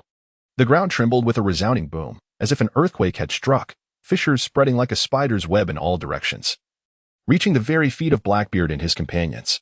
How tragic! Upon witnessing Basis's pitiful state, Lafitte's resentment towards Roy dissipated in an instant, replaced by an uncontainable glee. Just over a fortnight prior, he had been bested by Roy, albeit in the sanctum of Mariewa, a place heavily guarded as the residence of the celestial dragons. Thus, despite his failure to infiltrate, he bore no shame, merely a lingering sense of indignation. Moreover, Lafitte had accomplished his true objective in Mariewa. He successfully established connections between Blackbeard and the Navy. Even if Basis harbored disdain for him, it would be unwise to mock Lafitte over such a matter, as it would only serve to belittle himself. However, upon encountering Roy in person for the first time, Basis was taken aback by the youth's appearance, rendering him somewhat unable to restrain his thoughts. As Basis retaliated, he quickly realized that his circumstances were starkly different from Lafitte's at that time. This was no Mariewa. This place, recently pillaged by the Blackbeard pirates, could be considered a part of their territory. To be humiliated in such a manner on his own ground was a true disgrace. Damn it! Basis seethed with rage, the echoes of Lafitte's mockery ringing in his ears. Blackbeard and his crew maintained their stoic expressions. Yet Basis sensed the hidden disdain from his captain and the scorn of his comrades. He was determined to prove that he was no weakling. What had just transpired was merely an accident, but now he was ready to fight seriously. With fury fueling him, Basis regained his footing. His right arm, the one that had clashed with Roy's strike, throbbing with pain. He could distinctly feel the dent in his metal bracer. Huh. Roy curled his lips into a faint smile, too indifferent to respond. The bounty on Basis was a mere 20 million berries, even inferior to that of Lafitte. While he might possess comparable strength to Lafitte, he certainly fell short of reaching the billion mark. At this moment, the Blackbeard pirates had only recently been established. Aside from Blackbeard Marshal D. Teach, the other members had yet to mature, far from becoming the formidable captains of the Yonko fleet 2 years hence. Nor were they the powerful new recruits of the warlords of the sea that emerged following the Impel Down incident in the original narrative. Nevertheless, regardless of the era, the most formidable figure in the Blackbeard pirates remained its captain, Blackbeard himself, a proponent of strength, driven by immense ambition. Willing to bide his time for 20 years to achieve his goals. Such a tyrant. His success was no mere happenstance. Roy disregarded Bosch's furious roars as he descended from the warship onto the shore, slightly tilting his head to regard the disheveled Blackbeard. With a hearty laugh, Blackbeard met his gaze, scrutinizing him from head to toe before exclaiming, "Hey there, lad. Are you interested in leaving the Navy to join me in conquering the world? If you wish to recruit me, you'll have to stand in line." Roy replied nonchalantly, "Doflamingo stands before you. If you were to eliminate him, perhaps I might reconsider my stance." The Night Demon, Don Quixote Doflamingo? Blackbeard was momentarily taken aback, then burst into a raucous laughter, exclaiming, "How intriguing, how utterly delightful. Ha ha ha ha. Young man, are you disregarding my presence?" Bosch's, increasingly incensed, felt the flames of fury within him erupt like a volcano, engulfing his inner world with a torrent of molten rage, filling every crevice of his being with ire. "I shall slay you." His eyes burned crimson as he clenched his fists, shattering the air with a primal roar, charging once more toward Roy. Boom. Bosch's raised his arm and delivered a powerful elbow strike. The wave elbow. The force cleaved through the air, carrying with it a nearly tangible pressure. A shockwave that surged towards Roy with explosive ferocity. Oh, the smile on Blackbeard's face widened.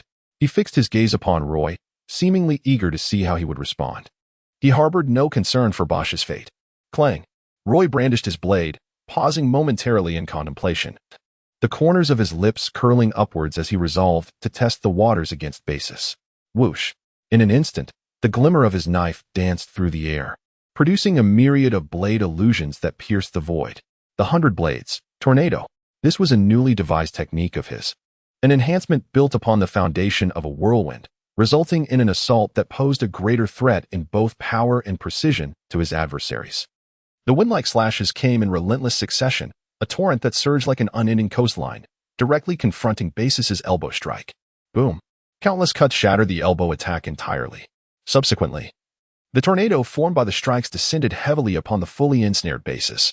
Amidst the violent collision, the sands along the coastline were swept into a swirling tempest, gradually shrouding Basis's figure in dust, obscuring him from the gaze of onlookers. Yet, Roy, along with the black-bearded comrades, could still perceive Basis's silhouette through the obscuring haze. Humph. Roy sheathed his sword. Blackbeard's gaze turned slightly frigid, yet his expression remained impassive. The warship finally docked. Roy waved his hand, and the messenger hurriedly approached him, quickening his pace. "Disarm." "Roy, huh?" The herald was taken aback, unable to comprehend that Roy had just engaged in combat with the crew of the Blackbeard pirates. Yet he ordered them to disarm. Could it be that Roy is not an undercover agent for the pirates? The pirates will not act again. Let the soldiers disarm themselves and bring over the sea stone handcuffs in preparation for the arrival of the individuals. Roy repeated once more, "Yes, understood." The officer, hesitant and unwilling, nodded before returning to the warship to relay the command.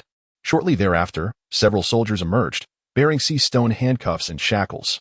They glanced at Roy, who in turn looked towards Blackbeard. At that moment, the dust that enveloped Bosch's dissipated, leaving all present in a state of astonishment, their hearts racing in unison. Lafitte's expression twitched, realizing that Roy had indeed shown him mercy back then. Then Oaken narrowed his eyes, remaining silent. The ship's doctor, Poison Q, lingered apart from the others, looking dejected alongside his pet horse, Zhuang Zhuang. At this juncture, Bosch's lay unconscious on the ground, seemingly in a state of shock from a severe blow. Blood pooled beneath him. His right hand severed at the wrist, and his body was riddled with wounds of varying severity, some deep enough to expose bone, others carving away chunks of flesh, leaving smooth pieces scattered amidst the crimson puddles, a true tragedy of humanity. Not far away, the officer's lips twitched involuntarily as he looked up at Roy.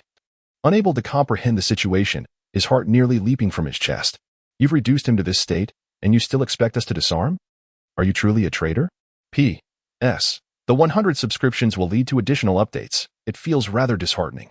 Upon reflection, perhaps for the next increase, 150 subscriptions will suffice. It seems more prudent to refrain from further thoughts on that. Continuing to seek monthly votes and subscriptions. P.S. 2. I have calculated the word count. This segment is not chargeable as it is included in the comments, and some may not see it. Thank you for your understanding. 70 golden lions. The legend never fades. The officer's concerns were undoubtedly unwarranted. Roy and Blackbeard share an unspoken understanding. The latter would certainly not sever ties with the Navy merely due to Bosch's injury. Among intelligent individuals, many sentiments require no verbal exchange to reach consensus. Though one is a naval officer and the other a pirate, they both comprehend each other's objectives and the fervor with which each pursues them.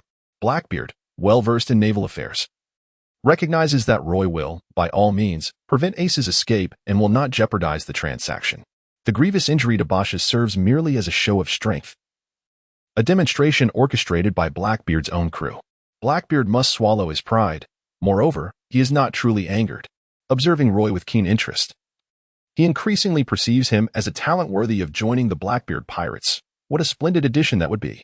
As for Roy, if one were to claim that his understanding of Blackbeard ranks second, no one in this world could lay claim to the first position. Blackbeard, as the most formidable antagonist in the original narrative, possesses a distinct, ruthless charisma. Firstly, he is a man brimming with ambition. Secondly, he is a man who will stop at nothing to achieve his goals. After investing 2 decades in the Whitebeard pirates in pursuit of a fabled fruit, fate led the prize into the hands of a friend. In a ruthless turn, he murdered his longtime companion, the captain of the 4th Division, Sachi, and forcefully betrayed Whitebeard to forge his own path. This reveals his indifference towards comrades, fixating solely on his own interests. Which holds greater significance? Bosch's or the warlords of the sea? It is an answer easily discernible even with the most rudimentary thought. Poison Q, go check on Bosch's. Blackbeard commanded with a hint of impatience. If he is not dead yet, drag him away. Understood. Poison Q leisurely mounted his sturdy steed and ambled toward Bosch's. At such a sluggish pace, by the time he reached Bosch's, the latter might well have bled to death. Hurry up, Poison Q grunted weakly, urging his horse to quicken its pace. Nay, the horse responded lethargically. Truly, they exemplify a master-servant relationship, both lacking in vigor. Then Oka, unable to endure the sight, leaped into action, bounding to Bosch's side. I shall take him now. Roy glanced at Ace, who remained in a state of unconsciousness, and nodded towards Blackbeard. Is this fellow going to be all right? Poison Q administered a sedative. He won't die. Blackbeard cast a fleeting glance at his former captain, his eyes reflecting a chilling indifference, and grinned. He will awaken in due time. Excellent. Roy turned around. The soldier beside him, trembling, replaced the unconscious Ace's handcuffs with sea-stone ones and led him toward the recently docked warship. Hey, Blackbeard called out loudly, noticing Roy's reluctance to engage in further conversation. Navy, do not forget my invitation. The doors of Blackbeard are always open to you. Roy waved his hand dismissively, uninterested in replying as he led Ace, who had been dragged away, onto the ship. Being exceptionally gifted can indeed be a burden. With too many potential suitors, it becomes challenging to discern who is the true love. In the Grand Line, the first half, lies the Paradise Sea, an uncharted territory. A colossal island floats amidst the sky, traversing through pristine white clouds. Those fortunate enough to behold it believe it to be the fabled Sky Island. Yet, only the pirates residing on the island understand its true significance. It is the domain of the notorious pirate Shiki, the Golden Lion, a survivor from the era of the Pirate King, Roger, who once single-handedly invaded the stronghold of Marineford. This is Floating Island, the base of the flying pirate crew. For over a decade, although Shiki has remained in obscurity following the demise of the Pirate King Roger, he has not vanished completely, nor does he intend to retreat into the shadows. Since his escape from Impel Down, he has been discreetly gathering a crew, plotting his grand return to the world of piracy. After his escape, he even met with Whitebeard, declaring his intention to orchestrate a magnificent comeback, to enlighten the new generation of treasure seekers on what it means to be a true pirate. In other words, Shiki aims to announce his resurgence with a grand feast. Perhaps by obliterating the East Blue, transforming a vast expanse of ocean into a desolate wasteland. Such an act would undoubtedly amplify his notoriety, allowing his name to resonate throughout every corner of the sea. He wants everyone to recognize that a legend remains a legend, never to fade into obscurity. Indigo, has the new IQ serum been perfected? Shiki mused languidly from his throne, addressing his first mate. It has been nearly 20 years. I have idled for 2 decades. What nonsense about the 4 emperors? I will make this world understand that there can only be one sovereign of piracy, both in the past and in the future. He abruptly descended from his throne, only to squat on the ground, playfully engaging with his massive pet. This creature had been injected with the IQ serum, akin to the abilities of the beast whisperer Oki that Roy had encountered, enabling animals to grow colossal and ferocious. However, no matter how savage an animal may be, it remains a mere chick in the presence of a more monstrous being. Undoubtedly, Shiki embodies such a monster. Captain, Shiki. Suddenly, a subordinate rushed before Shiki, kneeling fervently as he excitedly announced, "Big news. Major news. What is it?" The subordinate's face flushed, his voice trembling with anticipation. "Our informants from the New World have relayed a message. The pirate king Joel D. Roger has a son still living." "What?" Shiki sprang to his feet, locking his gaze onto the subordinate. "Roger's son. Who is he?" "Ace." The subordinate exclaimed fervently, the 2nd Division commander of the Whitebeard Pirates, the Fire Fist, Port Yasti. Ace, with a bounty of 550 million berries. Ace, the Whitebeard, ha. How amusing it is that he has actually acknowledged Roger's son as his adopted child. The Golden Lion laughed heartily, his voice resonating like thunder. The subordinates present and Indigo felt their ears ringing, their heads pounding. "Boss Shiki, Ace has been captured." What did the subordinates manage to say through the pain? According to reliable intelligence, Blackbeard Marshal D. Teach, formerly the 2nd Division commander of the Whitebeard Pirates, has killed the captain of the 4th Division, betrayed the Whitebeard Pirates, and established his own crew. Ace pursued him relentlessly but was ultimately defeated and captured by Blackbeard. The Golden Lion's expression turned mocking. Blackbeard has made a deal with the Navy, with the former warlord Crocodile imprisoned and stripped of his title. Blackbeard intends to exchange Ace for the vacant warlord position. The subordinate continued, "The Navy should have already contacted Blackbeard. Ace may have already fallen into their hands." "What splendid news. Truly splendid." The Golden Lion laughed maniacally, his excitement growing. "What right does that ailing old fool Whitebeard have to be called the world's strongest man? He cannot even protect his own adopted son. What right does he have to wield Roger's son? Ha ha. Only I am worthy of having Roger's son submit to me. Bring forth my orders. Set sail at full speed. Locate the Navy ship transporting Ace. I shall rescue Roger's son from their clutches and make him my subordinate." With a grand gesture, the Golden Lion altered his plans. Intelligence no longer mattered. The East Blue was insignificant. If he could recruit Roger's son as his subordinate, it would signify his superiority over Roger. 20 years ago, their confrontation had ended without a victor, and now Roger lay dead. He had thought it was all over but never expected that Roger had a son. Ha ha. The Golden Lion was exhilarated, his laughter echoing wildly. "Roger, you never saw this coming, did you? Though you may refuse to submit to me. Your son cannot escape my grasp." Boom. At that moment, the sky darkened ominously, clouds enveloping the floating island. Thunder rumbled, and lightning flashed across the heavens, illuminating the Golden Lion's face, a reflection of a man whose ambition knows no bounds. Near Bonero Island, a pirate ship was racing against the winds upon the sea. "Rest assured, Brother Larugo, my information is infallible. Fire Fist Ace is indeed in these waters," boasted Court, the vice-captain of the Amig pirate crew, patting his chest with pride. "I've heard whispers of his presence. He carries a bounty of 550 million berries, and I've instructed the crew to tread cautiously." Court continued. "Captain Shiki said that as long as we can trace Fire Fist Ace, we need not confront him directly to be accepted as the 51st crew under the command of the legendary Golden Lion. This is an unprecedented opportunity, Brother Larugo." Golden Lion is a name that resonates alongside that of the Pirate King. With a half-mask obscuring his face and his skin darkened, Court brimmed with excitement. "Indeed, this is a splendid opportunity," replied Larugo, maintaining a calm demeanor, though lacking Court's fervor. He lowered his voice and spoke slowly. "Once we join the Golden Lioness crew, we must seize this chance to bolster the strength of the Amig pirate crew. Perhaps soon, we shall emerge as the new Golden Lion pirates." "Understood." Court grinned widely and nodded vigorously. Suddenly, The sound of hurried footsteps approached. A gaunt, scar-faced pirate reported anxiously to Court, "Vice Captain, we have spotted a naval vessel ahead." "What shall we do?" "A naval vessel?" Court and Larugo exchanged glances. It was rumored that a man named Blackbeard had captured Fire Fist Ace, intending to trade him to the Navy in exchange for a vacant position among the 7 warlords. Having navigated the Paradise for so long, Larugo had gathered some intelligence. He was already aware of the defector from the Whitebeard pirates, one of the 4 emperors. The thought of Whitebeard, the world's strongest man, still astonished him. Yet, until now, he had dismissed such tales as mere gossip, never imagining that by some twist of fate, his Amig crew would find themselves entangled in this murky affair.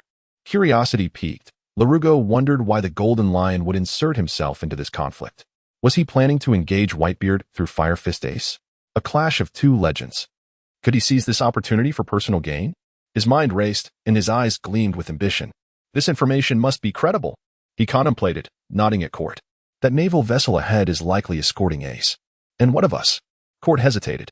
Inform Captain Shiki, they should be heading this way. For now, we will trail behind the naval ship at a distance and await the Admiral's arrival, Larugo instructed. Understood. Commander Roy, we have detected a pirate ship trailing behind us.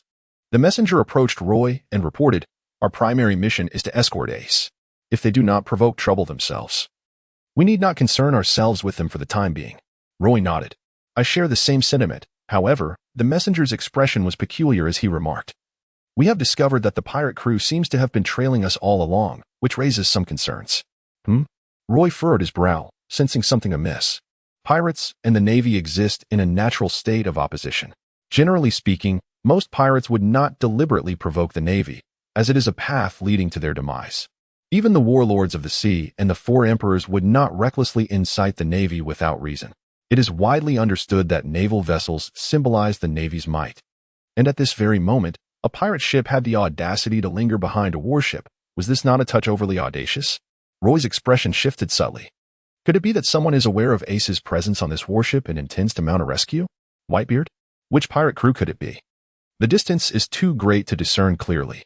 Arm the soldiers and prepare for battle at a moment's notice. Understood.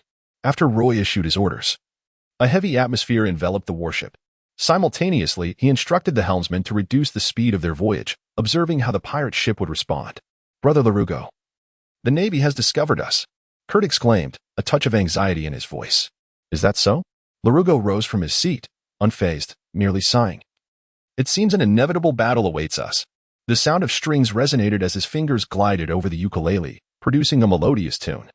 Let us demonstrate our strength to the Navy and make it clear to Admiral Golden Lion that allowing us to join him was indeed a wise decision. Larugo smoothed the quivering strings, a cold smile curling at the corners of his lips. I shall prepare at once. Kurt replied, invigorated. The pirates are approaching. The messenger returned to Roy's side. I have seen them. Roy stood at the bow of the ship, gazing intently at the movements of the pirate vessel, his expression inscrutable. Prepare the soldiers for combat, he commanded. Gunners, remember to aim carefully at the enemy, when the distance is sufficient. I shall board their ship and engage them in close combat. Isn't that rather perilous?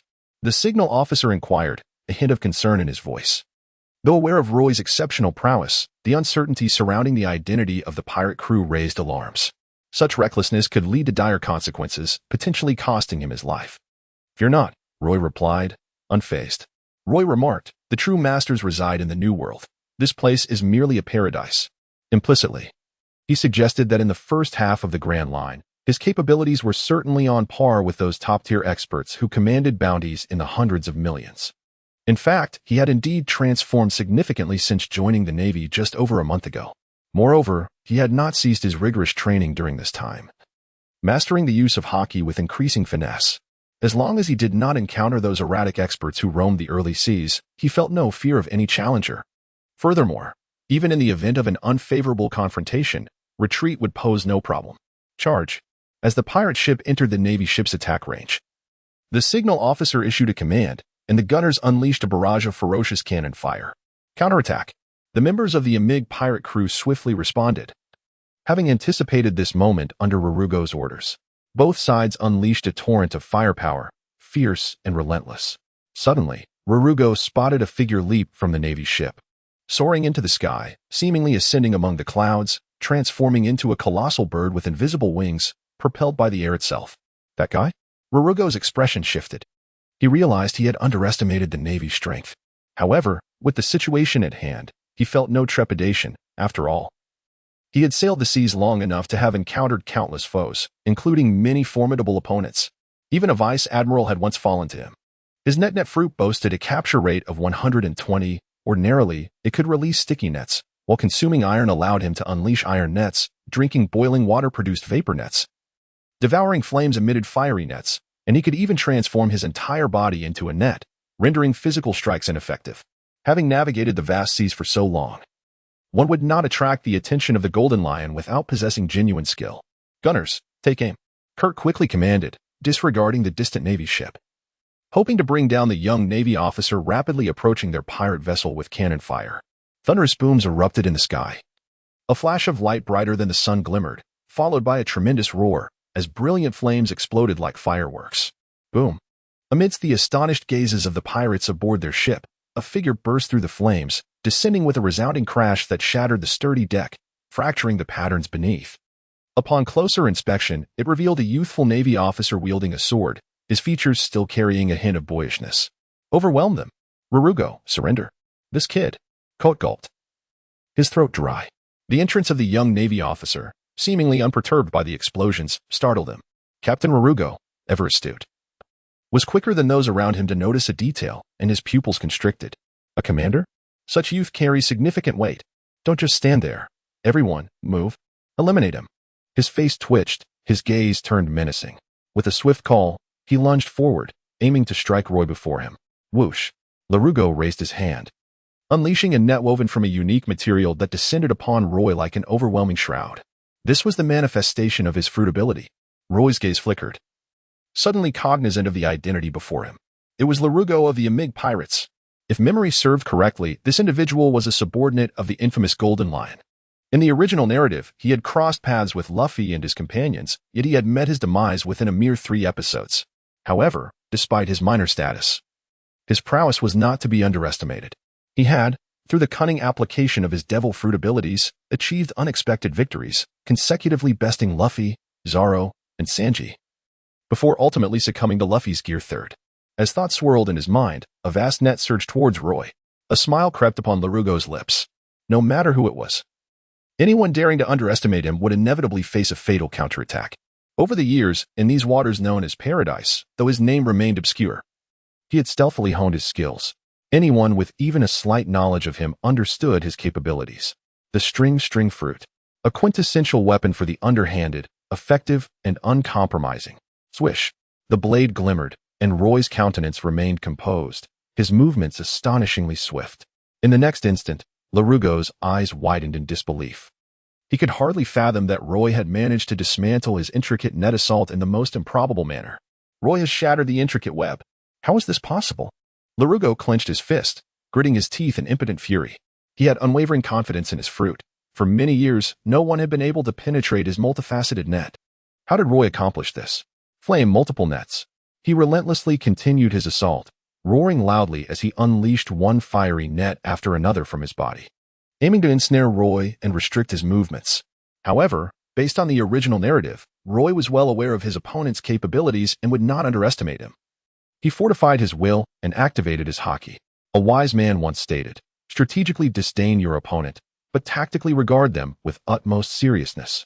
In this vast and boundless ocean, tales of downfall in the most trivial of circumstances abound. To some extent, the former warlord, Crocodile, is a prime example of one who stumbled into a mere ditch. Fully prepared for the fruit abilities of Larugo, Roy summoned his haki. This is the nemesis of all Logia-type fruits and holds a certain restraining effect on the other 2 categories as well. Although the net fruit is not a Logia type, Roy's activation of haki allows him to impose pressure on it. The blade of his sword was enveloped in a veil of darkness as Roy advanced, unleashing a powerful slash that not only tore through Larugo's fiery nets but also sent shockwaves into the crowd, cleaving down all foes aboard the pirate ship who dared to approach him. Subsequently, Roy pointed his sword at Larugo. "You scoundrel!" Larugo realized the gravity of the situation. This young Marine commander was astonishingly formidable. Boom! Kurt, the second strongest of the Amig pirate crew, witnessing Larugo's predicament, bravely stepped forward, aiming his dual-mounted machine guns at Roy. Rat-a-tat-tat. Bullets the size of peanuts erupted from the barrels, their speed akin to lightning, as flames continuously spewed forth, causing the machine gun barrels to glow red-hot. The fire spreading relentlessly from the muzzles. Roy raised an eyebrow, his figure becoming indistinct, vanishing from sight in an instant. What? Upon witnessing this, Kurt's heart was engulfed by a profound sense of dread, prompting him to flee without a second thought. Years of combat experience had imparted to him the grim realization that his current predicament was likely more perilous than that of his elder brother, Lugo. Boom. Yet, he was still a moment too late. Roy appeared in midair and unleashed a swift slash towards Kurt. Whoosh. The cutting force sliced through the air. A crescent-shaped blade of elegance, landing heavily upon Kurt, who had unwittingly exposed his back. He fell forward, a massive gash appearing on his back, blood gushing forth. First mate. Brother Kurt. The pirate crew erupted in a cacophony of terrified cries. Roy drew ever closer. Laruko felt beads of sweat forming on his forehead, as he realized that his abilities were being restrained by Roy. How could this be? Laruko, who had always sailed smoothly through life, relying on his fruit powers to traverse the seas, could hardly believe that he found himself in such a predicament today. It felt as though he had truly encountered an insurmountable obstacle. Swish, swish, swish. The slashes came at him once more. As Laruko dodged, he finally observed the peculiar characteristics of the blade that Roy held. The blade was darkened. This was unlike any ordinary knife. In an instant, enlightenment struck him. Yet it felt as if he were plunged into an icy abyss, enveloped by despair. Laruko's heart skipped a beat, his body trembled, as he surmised the nature of the power his opponent wielded. Haki. In a sense, this was a force that frequently manifested only in the latter half of the Grand Line, the New World. Haki, after all, was a power specifically developed by humanity to counteract those with fruit abilities. In the paradise of seas dominated by ability users, those capable of harnessing Haki were few and far between. Laruko could never have imagined that he would find himself in such misfortune. Ironically, this formidable obstacle had not intended to engage them. It was they who had recklessly collided with it. Whoosh, whoosh. Roy flickered like a specter, gliding past numerous individuals aboard the pirate ship. Each of these unfortunate souls fell victim to his blade. Though their bodies remained intact, they collapsed to the ground, bleeding profusely from their wounds. The remaining gunners and soldiers aboard the warship found themselves at a distinct disadvantage, faltering against the relentless onslaught. In stark contrast to the disciplined Navy, the pirates exhibited a disorganized demeanor, suffering continuous setbacks under the absence of cohesive leadership. Yet, Larugo refused to concede defeat. He still had a glimmer of hope. Suddenly, as Roy unleashed his merciless fury, ruthlessly reaping through the ranks of the pirates, Larugo forced himself to remain composed. Formulating a plan, he shouted towards Roy, "We surrender." Raising his hands in submission, he faced Roy, seemingly relinquishing all resistance in a desperate bid for survival. The surrounding crew members exchanged glances, their expressions filled with uncertainty. Ultimately, dejected and disheartened, they cast down their weapons, kneeling on the ground with their hands clasped atop their heads. Some executed the gesture with a familiarity that evoked sympathy, with their captain having surrendered. Any further resistance seemed futile. Moreover, many had already harbored thoughts of capitulation. In light of Roy's displayed prowess, the prospect of victory appeared utterly bleak, prompting the crew to consider early surrender as a means to alleviate their suffering. Upon hearing the words, Roy halted his actions.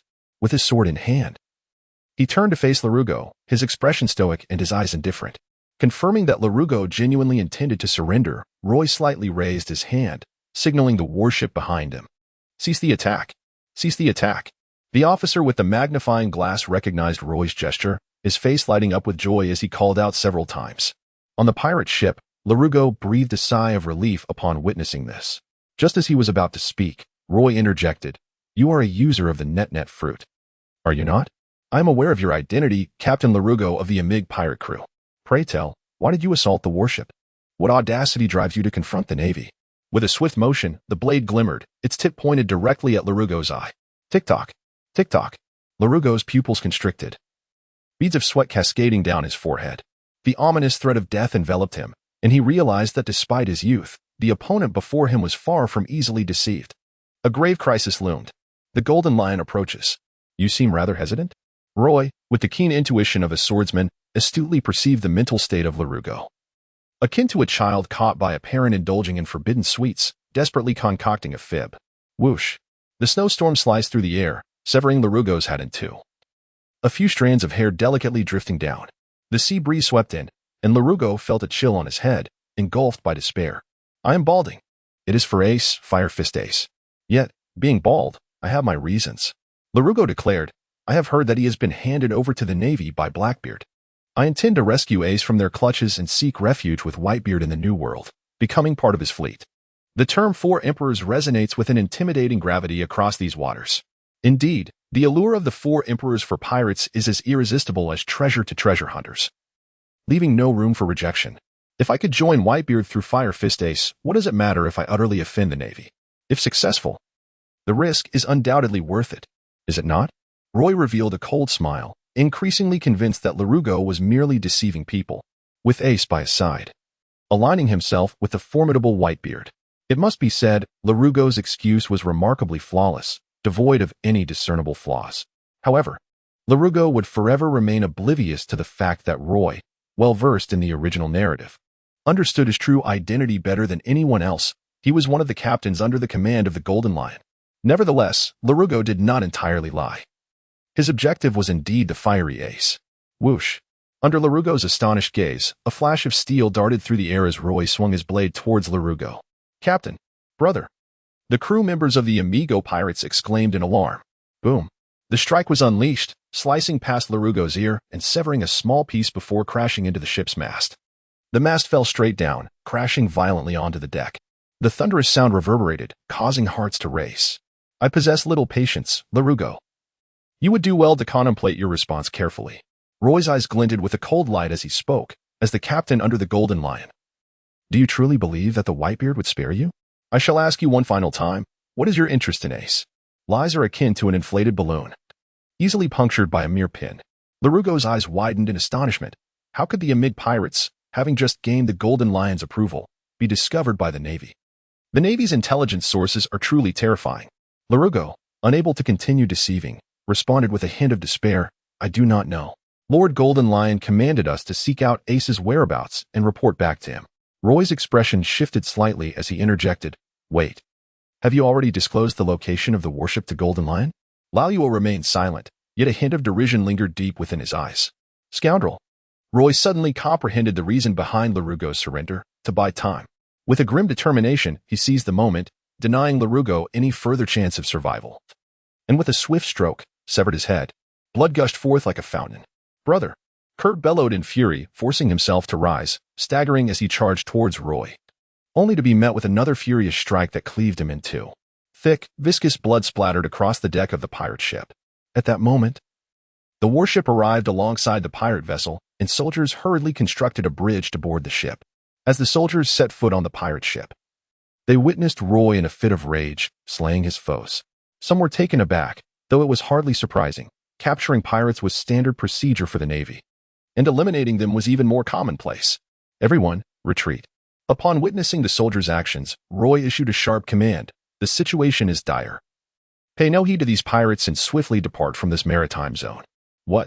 The signal officer was taken aback. There is no time for explanations. Set sail immediately. Yet, the signal officer gestured towards the surrendering pirates. No need to concern ourselves with them. I have already dispatched their captain and first mate. These insignificant minions are incapable of stirring any trouble. Roy, with the messenger in tow, leapt back onto the warship. He commanded the helmsman to set sail swiftly. With Roy's grim expression and persistent urging, the soldiers hastily returned to the vessel, disregarding the recently captured pirates. The warship departed from the pirate ship, hastening towards its predetermined destination. The surviving pirates aboard the Amig pirate ship were left in a state of bewilderment. Why were they released? This naval force was hardly stringent. Nevertheless, as a group of shifty-eyed rogues watched the warship recede into the distance, a wave of sheer ecstasy washed over them. Freedom! Brigadier Roy, why are we leaving? The messenger questioned, perplexed. Have we not already subdued them? The gravity and seriousness etched upon Roy's face made him acutely aware that an unknown predicament had undoubtedly arisen. We are being watched. Roy took a deep breath. Who? The messenger remained perplexed. The Golden Lion. Roy spoke each word with deliberate emphasis. The messenger's expression froze, his eyes widening in disbelief. He commanded the helmsman to navigate away from this area at the utmost speed. Roy said, I will now contact Marineford to send someone to escort us to Impel Down. Understood. The messenger nodded vigorously. Soon after, The remnants of the Amig pirate crew swiftly fled in the opposite direction of the warship. Among them, some intended to find a new leader to continue their adventures, while others had already resolved to return home to live as ordinary citizens, deeming the sea too perilous. Suddenly, a colossal shadow enveloped them, while a light still shone in the distance. What is happening? Someone looked up and discovered a magnificent island suspended above them. Birds flitted around the island, and the weathered rocks, alongside the small saplings emerging from the crevices, vividly indicated that what they beheld was no illusion. What is this? A sky island? A group of people fell into profound astonishment. Wait, I heard that the base of the Golden Lion is a floating island? Shiki? As the crowd buzzed with excitement, a tall and imposing man slowly descended from the island, resembling a deity with the power of flight. Miraculously, a ship's wheel protruded from his head, and his golden hair flowed down to the ground like a lioness mane, both his hair and beard shimmering in golden hues. Even more astonishing was the absence of feet, replaced instead by two swords that gleamed with a chilling light. Shiki. The remnants of the Amig pirate crew were abuzz with exhilaration. His iconic attire made it immediately clear who he was. The Golden Lion bore the marks of battle all over his body. For instance, the ship's wheel on his head was a remnant of his injuries sustained during the great battle known as the Battle of Edwar against the pirate King Roger. Removing it could pose a life-threatening risk, which is why it remained with him to this day. His feet, on the other hand, had been severed by his own hand during his escape from Impel Down. This was the legendary figure who once roamed the seas, a titan who looked down upon the four emperors, each scar telling a tale of profound impact. HM? The Golden Lion scanned everyone with a commanding presence, the sea swirling as if in applause for him. Fire Fist Ace, where is he? A grave crisis. No way out for Roy. I don't know, came the trembling reply. In the lofty gaze of the Golden Lion, an air of supremacy was palpable. Upon hearing this, the Golden Lion's expression subtly shifted, sending shivers down their spines. Someone hastily added, Ace may be on that warship we encountered earlier. The naval brigadier on that ship killed our captain and first mate. The remnants of the pirates quaked with fear. The Amig pirate crew was tightly controlled by Captain Relugo and first mate Kurt, their crew members mere puppets obeying the commands of the two, with no autonomy at all. Where's the warship? The Golden Lion raised an eyebrow, impatiently interrupting the speaker. The warship had departed. In unison, they pointed toward the vessel's direction. Over there. A bunch of worthless fools, wasting my time. The Golden Lion glanced at the bow of the pirate ship, realizing it was sailing in the opposite direction of the warship, and a surge of fury overwhelmed them. Suddenly, with a thunderous roar, the sea became tumultuous, waves crashing and tossing the pirate ship violently. In the horrified eyes of the remnants of the Amig pirates, they suddenly noticed the colossal ship beginning to levitate, gradually suspended in midair. Shiki, Chief, have you seen the Golden Lion? A sense of foreboding swept through their hearts. With another deafening boom, the waves surged to unimaginable heights, and the pirate ship, now inverted, sped headlong toward the towering wave. No. Shiki, spare us. The pirates cried out in terror, some weeping profusely, others succumbing to their fears in a state of utter helplessness. Life and death manifested in myriad forms. Ultimately, the monstrous wave engulfed the pirate ship suspended in the air. The Golden Lion remained indifferent, his gaze still simmering with remnants of rage, allowing the ship to sink into the abyss. Many surviving pirates, after their desperate cries, gradually lost strength and sank beneath the waves. Humph! They watched helplessly as the Golden Lion, with a disdainful snort, swiftly departed toward the direction of the warship, accompanied by the miraculous floating island. Moments later, the sea returned to tranquility, occasionally graced by the flight of seagulls, bearing no trace of the recent tragedy where lives had been claimed. The remnants of the pirate ship were slowly erased by the vast ocean. Those who sought to venture out to sea could never fathom the countless bleached bones hidden beneath these expansive waters. Marineford. Carp was indulging in a feast of donuts. Recent events had troubled him greatly, and the only remedy was to eat more to alleviate his vexation. Suddenly, the telephone snail on his desk rang. He answered it absent-mindedly, and on the other end was Roy's voice. Vice Admiral Carp, I have urgent news to report. What did you receive about Ace? You weren't going to tell me that. Wait, you just mentioned the Golden Lion, Shiki. How could he be interested in Ace? Wouldn't it be better to simply become a legend instead of stirring up trouble? Upon receiving Roy's information, Carp immediately rose and made his way to Sengoku's office. Within 10 minutes, he exited the office and hurried toward the Marineford port, where he awaited the arrival of another individual. Admiral Akainu. Several warships, fully prepared, swiftly departed from the harbor, heading towards the coordinates relayed by Roy. Sengoku stood atop the walls of Marineford, watching with a worried expression as the ships carrying Garp and Akina sailed away. He recalled his recent conversation with Garp. I have received precise intelligence from Roy. The Golden Lion has set his sights on Ace. The warship escorting Ace is now under threat. I must set sail immediately. What? Sengoku's face expressed disbelief. The man who had vanished for 2 decades, first defeated by Roger, then captured by the Navy, and ultimately escaping after severing his own legs and breaking free from his shackles. Why would he suddenly take an interest in Ace? Did he uncover Ace's true identity? Sengoku. Garp's expression shifted. Garp, at this point, you can no longer keep it a secret. Since Ace was captured by Blackbeard, many matters we wish to avoid discussing have resurfaced. The information has already leaked. You know the Navy and the world government have never been a solid front. Regardless, I must stop the Golden Lion. I am setting sail right now. Sengoku, you cannot prevent me. The image of Garp storming out flashed in Sengoku's mind. Sighing, Sengoku conceded. This time, he truly had no grounds to stop Garp. The Golden Lion Shiki. During the era of Pirate King Roger, that man was a tremendous threat to the world government, surpassing even the 4 emperors, with only the strongest among them, Whitebeard, being his equal. With such a colossal threat looming once again, what calamity would the world face? Sengoku was filled with trepidation.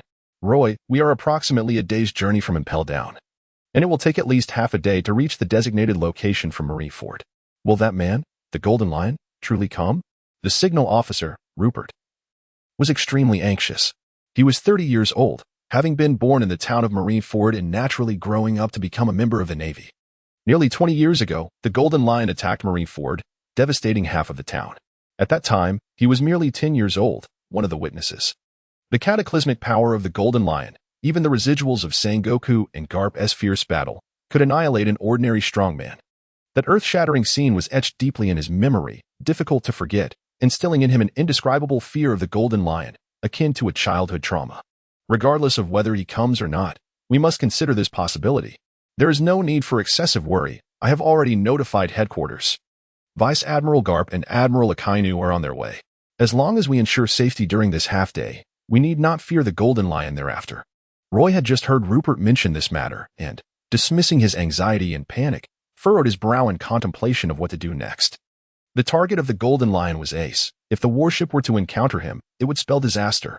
One could easily surmise that, given the Golden Lion's brutal nature, everyone aboard the warship, save for Ace, would meet a grim fate. Bang! Roy clenched his fists, beset by an excruciating headache. After a brief moment, the waves became tumultuous, surging unpredictably, with spray incessantly battering the hull of the ship, causing the warship to sway. It felt as though a harbinger of danger had arrived. Behind the vessel, on the distant horizon, a small black dot emerged. As this dot gradually approached, it brought with it a vast shadow, eclipsing the sun, reminiscent of the ominous clouds that engulf a city during a storm. The sky darkened, and the temperature plummeted. The frigid sea breeze, infused with a hint of briny mist, struck his face. Roy's expression darkened, a chill creeping into his heart. Was that the floating island? The Sky Island? Was that legend truly real? Aboard the warship, everyone was struck by the terrifying sight. Only Roy comprehended its significance, realizing that the situation had fallen into the worst-case scenario. The Golden Lion had utilized the powers of his float fruit to create a magnificent floating island, serving as the base for his flying pirate crew, or rather, the Golden Lion pirates. Essentially, the mere sight of this miraculous island heralded the arrival of the Golden Lion. As the shadow approached, a golden figure, floating like a deity, gradually neared the warship. Rupert's eyes widened in unprecedented terror, as if he had been transported back 20 years to his childhood, a time when he was utterly defenseless. Swiftly, he glanced at Roy, only to find his face etched in solemnity. With a metallic clang, he drew his sword, shook his head, and spoke slowly. We are surrounded by the sea. There is no retreat. Unlabeled ding. The system detected the host's resolve and issued a random mission for survival. Escape from the clutches of the Golden Lion. Mission reward. All attributes 3, experience points 200. A familiar voice echoed in Roy's mind as he took a deep breath, fully aware that danger loomed near. Beside him, Rupert's complexion turned ashen. He clenched his fists, gritting his teeth, with a hint of distortion evident on his face. Just as Roy had stated, there was no retreat for them. Come forth, Golden Lion. I fear you not, Rupert murmured, summoning all his strength to conquer his inner trepidation. Boom! The tempest roared forth. The magnificent golden figure approached the warship. The floating island behind him hung in the sky like a moon, yet this moon was perilously close to the sea's surface, exuding an intimidating presence that inspired fear in the hearts of onlookers. Swish! The soldiers behind Roy, artillerymen gathered, aimed their weapons at the Golden Lion. The remaining soldiers clutched their arms, their faces etched with anxiety, and an uncontrollable fear surged from the depths of their eyes like a gushing spring. They all recognized their adversary. He was a relic of a bygone era, a legendary figure of the past, the pirate admiral known as the Golden Lion Shiki, who once stood alongside the Pirate King. Faced with such a formidable pirate, they found themselves bereft of choices and entirely lacking in retreat. The Navy? Ha ha ha ha ha. The Golden Lion observed the scene, still towering like a deity, exuding an unparalleled authority and revealing a cruel smile as he cackled. How nostalgic. After so many years, this is the first time I have seen a naval ship, and it stirs within me a fervent desire for destruction. Gulp. Rupert swallowed hard. The fear he had managed to suppress began to resurface within his heart. Roy inhaled deeply, clutching the snow tightly in his hand as he fixed his gaze upon the Golden Lion. He pondered incessantly, yet could find no glimmer of hope for victory. Casting a glance at the soldiers behind him, he felt an inexplicable sense of responsibility weigh upon his shoulders. Having brought these soldiers forth, he was determined to ensure their safe return. His desire extended beyond mere survival for himself. He yearned for the lives of his men to be preserved alongside his own. Roy pondered for a moment and said, Golden Lion, I can entrust Ace to you, but I hope you will spare us. Are you negotiating terms with me? The Golden Lion inquired, surveying Roy with keen interest. From Roy's gaze, he discerned only anxiety and tension, failing to perceive the fear that other soldiers harbored towards him. You do not fear me? The Golden Lion asked. Roy unsheathed a glimmering blade and, instead of responding directly, retorted, You've merely lived a few more years than I have. Why should I fear you? The Golden Lion erupted into laughter, a sound both unexpected and oddly appreciative. As his gaze roamed over Roy, scrutinizing him from head to toe, it seemed he had come to a realization, his lips curling into an enigmatic smile as he remarked, Young man, you do not resemble a naval officer. Rather, you embody the spirit of a pirate. He discerned within Roy a distinctive quality, one not of recklessness, but of fearless defiance against power and a profound self-assurance. Such traits seemed somewhat discordant in a naval officer yet were indispensable in a pirate. Faintly, the Golden Lion perceived a reflection of his past adversaries from 2 decades prior within Roy. He grew increasingly convinced that Roy possessed what the people of this era lacked most profoundly. Young man, would you entertain the idea of joining my ranks? The Golden Lion, seemingly taken with Roy, extended a lavish offer. Eliminate the Navy behind you, align yourself with me, and submit to my authority, and you shall preserve your life. Rupert and the others' expressions darkened, not out of concern for Roy's decision, but because they recognized the gravity of the situation. An inevitable confrontation loomed between their faction and the Golden Lion. This battle would be fraught with peril, a struggle where survival was uncertain. Upon hearing this, Roy narrowed his eyes, his expression grave. The words of the Golden Lion were unmistakably clear. He would not spare these naval soldiers. After years of reemergence, today had finally ignited his desire to take action personally. How could he be swayed by Roy? A transaction? For the Golden Lion, only those of equal standing merited such an exchange. In his eyes, the only person of comparable status was the Pirate King, Roger. No one else, not even Whitebeard, commanded his respect. At this moment, while his primary target remained Ace, he might extend a modicum of mercy. Should Roy demonstrate submission, he would consider sparing him. As for the naval soldiers, a person unable to ensure their own safety held no ground to negotiate. Thus, there was nothing left to discuss. Roy, in despair, pointed his blade at the Golden Lion. Do you intend to strike at me? The Golden Lion erupted in laughter, as if he had just encountered the most absurd joke, his golden brows quivering with amusement. Youngster, do you truly remain unaware of the chasm that lies between us? Roy remained silent. Yet the blade of Snow's weapon remained pointed unwaveringly at the Golden Lion, the implication unmistakable. Very well. The Golden Lion's eyes gleamed with a mischievous glint as he mocked. If you surrender, Ace, I shall spare the soldiers at your back. However, you must acquiesce to one condition. What condition? Roy inquired. You must remain here as my captive. The Golden Lion declared. Roy, do not concede to him. Rupert interjected urgently. Pirates are a treacherous lot. He will not honor his word. I accept your terms. Roy took a deep breath, no longer concerned about the task of survival. At this moment, ensuring the safety of the soldiers behind him became his foremost objective. Ha ha ha ha ha, splendid, truly splendid, the Golden Lion remarked, nodding. Bring Ace out. Roy turned to Rupert and urged, hurry up. Reluctantly, Rupert dragged Ace, who remained unconscious and sprawled on the ground like a lifeless pig, onto the deck. It must be acknowledged that Dr. Q, the ship's physician of the Blackbeard pirates and one of the highest bounty members among Blackbeard's earliest crew, possessed remarkable skills. After years of research on the IQ drug, the Golden Lion could immediately discern Ace's condition and remained unfazed. His first mate, Indigo, as the doctor of the Flying Sky Pirates, surely had the capability to awaken Ace. Indeed, I appreciate those who adhere to the rules, he remarked, nodding as he descended onto the warship, standing amidst a throng of naval soldiers with an air of calmness.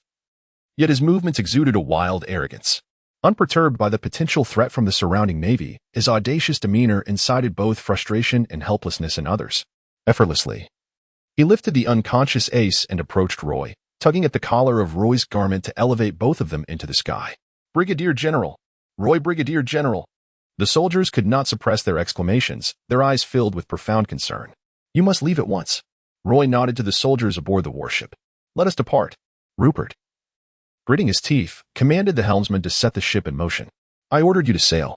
Rupert shouted furiously, his eyes aflame with rage. With a rumbling sound, the warship began to move. The Golden Lion remained suspended in midair, yet he did not rush to depart. Instead, he watched the vessel slowly fade into the distance. Roy instinctively sensed something amiss. He raised his gaze towards the Golden Lion, capturing the mockery and cruelty glimmering in its eyes, and was struck with horror. Golden Lion, you. In that moment, Roy's vision strained towards the horizon. Ha, my dear boy. Do you know why I hold such a fondness for those who adhere to the rules? The Golden Lion cackled maniacally, beneath the shadow of the floating island. His expression gradually morphed into one of madness, his eyes gleaming with astounding ferocity. Because it is the rule-abiding individuals who are the easiest to manipulate. A crushing defeat. The seething spirit of vengeance. In Roy's line of sight, the distant warship suddenly ascended, reversing its course to collide with a surging wave. What is happening? The warship is out of control. It is the Golden Lion. Rupert immediately grasped the unfolding situation. He turned to face Roy, who was ensnared in the clutches of the Golden Lion, and revealed a bitter smile. Farewell, Brigadier. Boom. The waves engulfed the warship. The vessel shattered.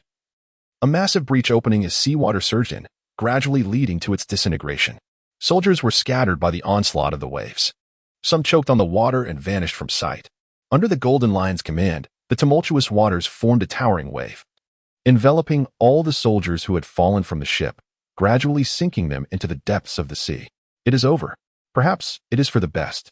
Rupert's thoughts flickered with this notion in the fleeting moment before he lost consciousness. Golden Lion. Roy's eyes turned crimson in an instant, his fury swelling like a volcanic eruption, shaking the very foundations of the earth. He beheld the warships succumbing to the depths of the sea, his comrades struggling one by one, ultimately succumbing to the watery abyss. His efforts and compromises, mocked by the Golden Lion, appeared both tragic and absurd. Grasping the snow tightly in his hand, he unleashed an unparalleled force, as if igniting all the latent potential within him. I shall slay you. The snow began to be enveloped in a shroud of darkness, the armament color merging with his immense strength as he thrust towards the Golden Lion's heart with tremendous might. Bang! Yet, in that fleeting moment before his blade could truly graze the Golden Lion, Roy was propelled backward, his body hurtling away. Roy was hurled by the Golden Lion, soaring through the air from an altitude of approximately 100 meters, plummeting straight towards the ocean's depths. At such a velocity of descent, the surface of the water bore little distinction from that of solid concrete. Roy inverted his body, swiftly regaining his balance. With a moonwalk-like motion, he propelled himself into the air, launching towards the Golden Lion with the speed of a bullet. You thought. Roy brandished his blade, unleashing a myriad of slashes that sliced through the air, descending upon the Golden Lion like a bolt of lightning. Is this how it ends? 100 blades, tornado. Countless strikes rained down before the Golden Lion. Clang, clang, clang. Beneath the Golden Lion's feet, the renowned swords Sakura Ten and Muko Kaze were deftly wielded by his feet, extinguishing each of the incoming slashes with precision. A swordsman? The Golden Lion sneered, his expression rife with mockery. Commendable strikes indeed, but still not sufficient. To slay me, you must do far better. With a twist of his body, his movements became a blur, imperceptible to the naked eye. Lion, Thousand Cuts Valley. Swish, swish, swish, swish, swish, swish, swish, swish. Like the force of a thunderclap, countless slicing attacks were unleashed by the Golden Lion, overwhelming Roy with an onslaught. The crescent-shaped strikes pulsated with terrifying power, sending shivers down one's spine. Although the Golden Lion possessed the abilities of a devil fruit user, his most formidable techniques did not rely on these powers in combat. His greatest pride lay in his swordsmanship. In many respects, the powers of the devil fruit were merely tools for dealing with lesser foes. And for Roy to receive such treatment was a mark of respect from the Golden Lion. Nevertheless, such respect was something Roy would rather forego. "You bastard!" Roy gritted his teeth, his inner fury clashing violently as he wildly brandished his snow-laden weapon, shattering the relentless onslaught of slashing strikes. Yet, the terrifying force that accompanied each blow seemed potent enough to obliterate everything in its path, exerting an almost overwhelming pressure upon him. Thunderous roar. Roy ultimately plunged into the sea, creating a tremendous splash. Subsequently, tranquility enveloped the scene, as Roy's figure vanished entirely from the Golden Lion's sight. HM? The Golden Lion scanned the horizon, failing to detect any trace of Roy. After all, he was a formidable power user. Despite harnessing the abilities of the float fruit to manipulate a portion of the seawater, forming towering waves or water mountains, the sea remained his Achilles heel. He would avoid unnecessary contact with it to prevent any unforeseen calamity. Thinking of using the sea to escape? The Golden Lion chuckled darkly, his thoughts igniting as the ocean beneath his feet roared to life, surging violently with waves crashing upon waves, as if he were ensconced in a tempest. The water surged nearly 100 meters high, conjuring a terrifying scene reminiscent of impending disaster. Amidst the tumultuous currents created by these monstrous waves, Roy found himself relentlessly buffeted back and forth, struggling to maintain his breath. "Kid, if you manage to survive, come seek your revenge." The Golden Lion laughed heartily, his demeanor brimming with arrogance, dismissing Roy entirely. Having achieved his objective of capturing Ace, he abandoned any notion of further engagement with Roy and ascended into the sky. The colossal shadow gradually receding. Moments later, the monstrous waves finally subsided, allowing sunlight to pierce through once more. Coughing and spluttering, a head emerged from the depths as Roy, having been thrust underwater by the Golden Lion, forced himself to adapt to the sea in order to survive. Once submerged, the cold water enveloped him, instilling an immediate sense of calm. Given the circumstances, it was imperative to think rationally. Engaging in a direct confrontation with the Golden Lion was impractical. Roy recognized the formidable nature of his strength, which exceeded his expectations. In the original narrative, around this time, Luffy had defeated one of the 7 warlords, Gecko Moria, only to encounter the Golden Lion shortly thereafter and subsequently triumph over him. The fate of the Golden Lion remained uncertain, leaving the question of whether he had been apprehended by the Marine shrouded in mystery. How could Luffy possibly defeat such a formidable opponent? Apart from the protagonist's halo, Roy found no viable explanation. He glanced skyward, noting that it was still early. Carp and Akainu had only just departed from Marineford and would not arrive here for at least half a day. Moreover, the Golden Lion's arrival had come sooner than Roy had anticipated. Coupled with the breakdown of communication from the naval ships, he and Carp had lost their mutual bearings, wasting an excessive amount of time. If revenge was to be sought, under such time constraints, the Golden Lion would have long since vanished. "I will find you to exact my vengeance." Roy also heard the words left behind by the Golden Lion as he departed, and his crimson eyes were filled with intense murderous intent. He floated upon the sea, contemplating for quite some time, before finally retrieving a snail phone from his pocket. Despite having endured the depths of the ocean alongside him, the snail phone remained vibrant and lively. In many respects, the vitality of the snail phone is comparable to the formidable creatures established by Kaido in the world of pirates. Haha. The call was soon answered, and a familiar voice resonated. "Captain Roy, I never anticipated you would reach out to me. Have you changed your mind and decided to leave the Navy to join us? Teach, are you interested in a collaboration?" Roy's voice was low and deliberate, yet it conveyed his profound anger in an instant to the person opposite him. "Oh? What do you mean?" Blackbeard was momentarily taken aback. "Ace has been captured," Roy stated, "and the one who took him is the Golden Lion." The Golden Lion. Blackbeard's eyes widened. Even he was taken aback upon hearing that name. How could the Golden Lion have any interest in Ace? He had vanished for 20 years, and now, suddenly reappearing, was he planning to wage war against Father? After a brief pause, as if realizing something, he exclaimed, "Wait a moment, Roy. You didn't call me to join you in taking down the Golden Lion, did you?" "Precisely, Teach. Don't tell me you're afraid." Roy chuckled coldly, stating that defeating Ace would merely grant you fleeting fame, but if you were to slay the Golden Lion, it would elevate you to divine status. "Have you made up your mind? Would you care to join me?" In collaboration with Blackbeard, Our target is the Golden Lion. Ha ha ha ha ha ha. Blackbeard's thunderous laughter resonated, and even from a great distance, Roy could discern the boundless ambition in his voice, as simulated by the transponder snail. It's a deal. Blackbeard's succinct response brought a sigh of relief from Roy. Where are you? Blackbeard then inquired. I am the only one left. Traversing the route from Bonero Island to Impel Down, riding the currents, you shall see me shortly. And the Golden Lion? He is in the nearby waters. If you arrive swiftly, we may yet catch up with them. What if we are late? If we are tardy, perhaps I shall no longer have need of you. Understood.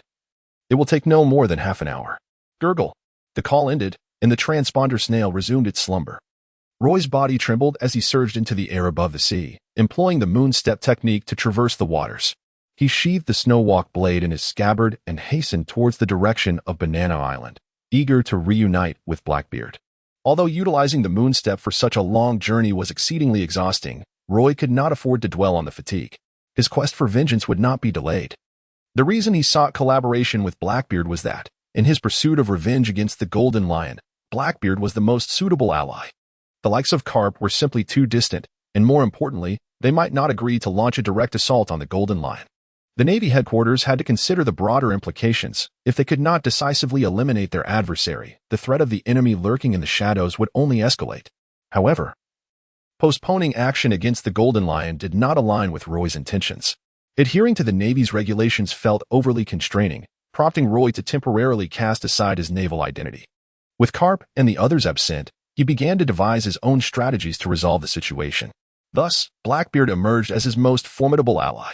It had been previously noted that Blackbeard was a man brimming with ambition and arrogance, with the power he had long coveted now within his grasp. How could he possibly refrain from being intrigued by the Golden Lion? If he could slay a legend, he too would ascend to legendary status. Ding. Life-saving mission accomplished. All attributes 3, experience points 200. Allocating all experience points to basic swordsmanship, Roy was astonished to discover that his proficiency had reached level 6. A deeper understanding of swordsmanship erupted within his mind. Coupled with the renewed power surging within him, Roy felt his strength elevate to an entirely new tier. His personal attributes now stood at 28 points in strength and 32 points in speed. Throughout his journey, he discerned that the speed he exhibited now was on an entirely different plane compared to his former self. A mere increase of 3 points in speed had wrought such a transformation. Could it be that 30 points represented a threshold? The Golden Lion. Roy grasped the snow in his hands, and a voice echoed in his ears. Ding. The system has detected the host's intense desire for revenge. Wield your blade of vengeance against the Golden Lion and triumph over him by any means necessary. Task reward. 5 to all attributes, 300 experience points. In the alleyway leading from Marineford towards Bonero Island, Kobe hurried to Kapu's side, reporting urgently, It's bad, Vice Admiral Kapu. The signal from the warship has vanished. We can't locate it anywhere. What? Kapu fixed his gaze on Kobe, his presence suddenly magnified. Kobe felt as if he were facing a mighty lion awakening from slumber, the overwhelming aura nearly rendering him breathless. Noticing Kobe's distress, Kapu adjusted himself slightly and asked in a deep voice, Where is Roy? We can't get in touch with him. Kobe shook his head, his expression fraught with anxiety and concern. Damn it. Kapu gritted his teeth, a fierce murderous intent radiating from him. The Golden Lion. Blackbeard was indeed swift. They advanced at full speed, maneuvering a row of wooden rafts across the sea, their pace unrelenting. When Roy and Blackbeard finally met, Blackbeard scrutinized the disheveled Roy and chuckled. Roy, apart from those clothes, you look no different from a pirate. The overwhelming aura of killing intent emanating from Roy made even Blackbeard's crew, seasoned in the ways of life and death, feel a chill of trepidation. The Navy?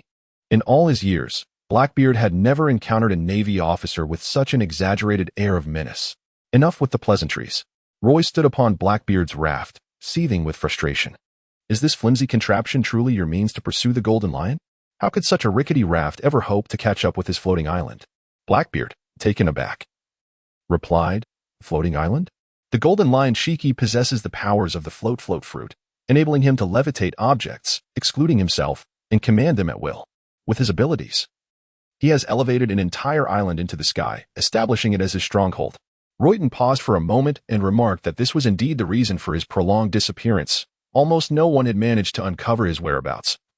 For the Golden Lion resided in the heavens. Blackbeard stroked his chin, expressing his intrigue at the revelation. Suddenly, Roy became aware of a pair of resentful eyes. Bosch's. Why is he still accompanied by this useless individual? Roy disregarded his gaze and turned to Blackbeard, expressing some dissatisfaction.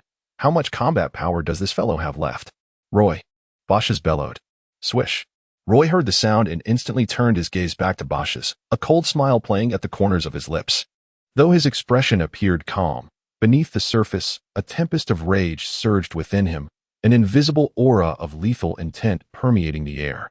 Roy's fury towards the Golden Lion had never dissipated. It was merely suppressed by his sheer will. Should Bosch's dare to provoke him, even igniting the slightest flicker of his wrath, he would not hesitate to eliminate Bosch's in the presence of Blackbeard. A chill ran down Bosch's spine, and his hair stood on end. The palpable aura of murderous intent emanating from Roy was unmistakable. How could he possibly remain oblivious to it?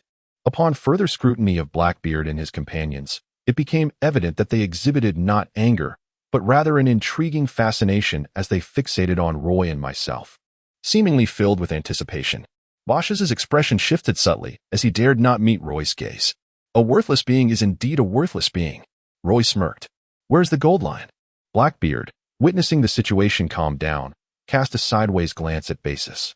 Clearly, in the juxtaposition of Basis and Roy, it was Roy, the naval officer, who exhibited the fearlessness typically attributed to pirates. He increasingly felt that Basis seemed ill-suited for Blackbeard's crew.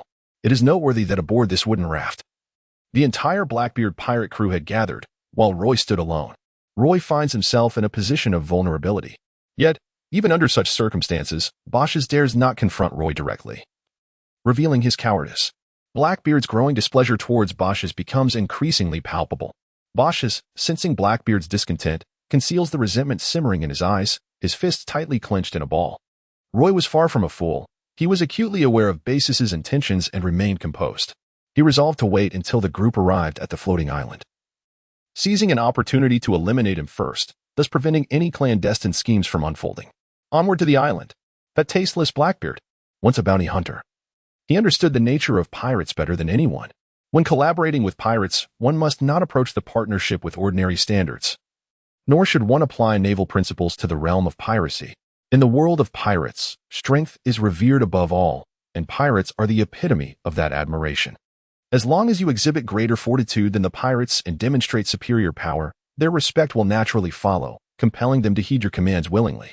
Let us act. Blackbeard grinned widely. Find the Golden Lion and slay him. Seize all that he possesses, his status, power, and strength shall all belong to us. With that, he made his way toward that direction. Roy pointed in a direction, coolly remarking, however, I harbor doubts regarding whether your raft can indeed catch up with the floating island of the Golden Lion. Heh. Rest assured, you shall not be disappointed. Blackbeard nodded. Whoosh. Immediately, under their manual guidance, the raft surged forth with astonishing speed, swiftly sailing towards the direction in which the Golden Lion had departed. The Golden Lion returned ace to the floating island, making his way back to his palace. Boss Shiki. Indigo expressed reverence upon witnessing the Golden Lion's return, then glanced at the unconscious Ace in his grasp, astonished. Is this Ace? Indeed, he has been poisoned. Quickly, administer the antidote, the Golden Lion commanded, tossing Ace to Indigo before returning to his throne, where he sat down heavily, his gaze deep and fixed upon Ace's face, reminiscing about the past, as if he discerned the visage of another within Ace's outline. After a while, Ace gradually regained consciousness, and upon seeing the unfamiliar surroundings, a moment of confusion crossed his face. However, the sea-stone handcuffs remained on him, and he did not feel he had escaped from peril. Yea, Boss Shiki, he is awake. Indigo reported to the Golden Lion. The Golden Lion nodded, descending from his throne to approach Ace. Ace recognized the unfamiliar figure ahead, adorned with a ship's helm atop his head, golden hair, and dual swords at his feet. Such a distinctive appearance could only belong to one person, the Golden Lion Shiki. Ace's eyes widened in shock. It's you. Ho, boy, you bear an uncanny resemblance to Roger. Seeing you evokes memories of the days when I stood against him over 20 years ago, the Golden Lion mused. Those memories as vivid as yesterday. Ace, disliking the topic, frowned and said, You saved me from Blackbeard? Blackbeard? What a trivial matter, the Golden Lion replied, taken aback. I rescued you from the hands of the Navy. So, what do you say? Join me. That fool Whitebeard is hardly worthy of the son of the Pirate King. Do not insult my father. Ace retorted angrily. I am not the son of the Pirate King. What is he to me? You have spirit. The golden lion gave him a thumbs up. However, you will ultimately submit to me. He then waved his hand, instructing to take Ace away. Indigo ordered the guards to confine Ace to a room. The chamber was well appointed, and despite his captivity, Ace found the treatment quite comfortable. In the floating island palace, Indigo turned to the golden lion, saying, "Boss Shiki, did you not wish to recruit him? Why not attempt to persuade him? He is not Roger." The golden lion shook his head, sighing. Ever since Roger's demise, he had felt an extraordinary solitude, leading him to choose a period of seclusion. Today, upon encountering Ace, he realized that Ace was, after all, a different person. Regardless of how closely his foreign trade resembles that of Roger, he is not the formidable Gold. Roger, the man who gazed down upon the world, heralded the dawn of a new era, and is universally acknowledged as the Pirate King. Thus, the Golden Lion suddenly lost interest. As twilight approached, Van Oka, Lafitte, and Poison Q exerted themselves to the utmost while paddling the makeshift raft. Even their pet horse, Zhuang Zhuang, did not shirk from the labor, and the group was utterly exhausted. Particularly, Zhuang Zhuang, transcending species, extended its tongue and collapsed upon the raft, panting heavily. Even the still feeble Basis, despite having lost a hand to Roy, demonstrated remarkable tenacity. Striving to paddle with the single hand that remained, Roy found himself almost reluctant to take his life. Ultimately, he resolved that upon reaching the floating island, he would grant Bosch's a swift and painless demise, a form of acknowledgement and reward for his diligent efforts. In the end, both Blackbeard and Roy took to the battlefield. Everyone on the raft was utterly exhausted. As dusk approached, they finally caught up with the floating island. The island obscured the twilight glow, casting a vast shadow across the sky. Beneath the floating island, the sea resembled a true night, as if shrouded in ominous clouds, and an eerie chill permeated the air. It was a truly magnificent spectacle. Blackbeard revealed a cruel smile, brimming with a desire for destruction. However, rather than wreaking havoc, they should first consider how to ascend. Roy was utterly exhausted, panting heavily. Earlier, he had engaged in a fierce battle with the Golden Lion, which had drained an immense amount of his energy. Although their confrontation was brief, facing such a formidable opponent as the Golden Lion left Roy with no reserves. Moreover, during his escape through the sea, the Golden Lion had unleashed a tsunami that nearly overwhelmed him. The dual exertion, compounded by the hours spent assisting Blackbeard in crafting a makeshift raft, had left Roy harboring a deep resentment towards Blackbeard. This world was indeed filled with all sorts of individuals, despite being a designated Shichibukai. He couldn't even secure a proper pirate ship. A raft? What a disgrace. Blackbeard gazed at the towering Sky Island, contemplating for a moment. Flying up was unrealistic, so they would have to climb. The Sky Island was simply too high. Of course, with Blackbeard's strength, maintaining prolonged aerial jumps to reach the Sky Island would pose a significant challenge, yet such exertion would deplete his stamina. It was crucial to remember that they were soon to face another battle against the Golden Lion. Furthermore, there was an encumbrance among them. Blackbeard cast a discreet glance at Basis. While he could abandon him if necessary, the moment for such a decision had not yet arrived. Thus, they would climb.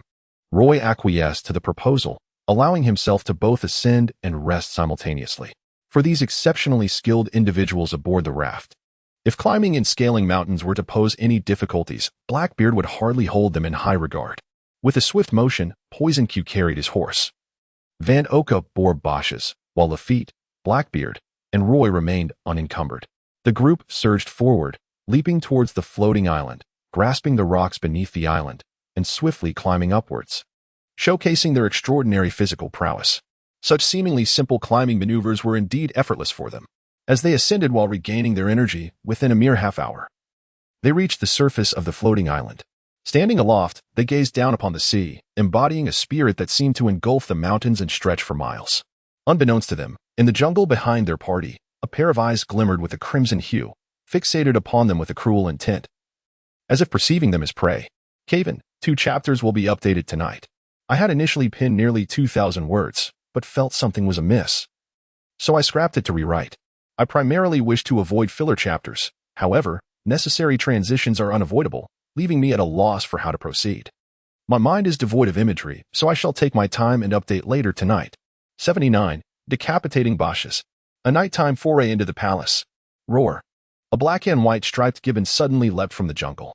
The gibbon let out a fierce roar, unleashing a speed beyond the naked eye's capacity to comprehend, instantly reaching Roy and the others. Roy and Blackbeard were taken aback. "Oh, this bear appears quite delectable, just as I find myself feeling hungry."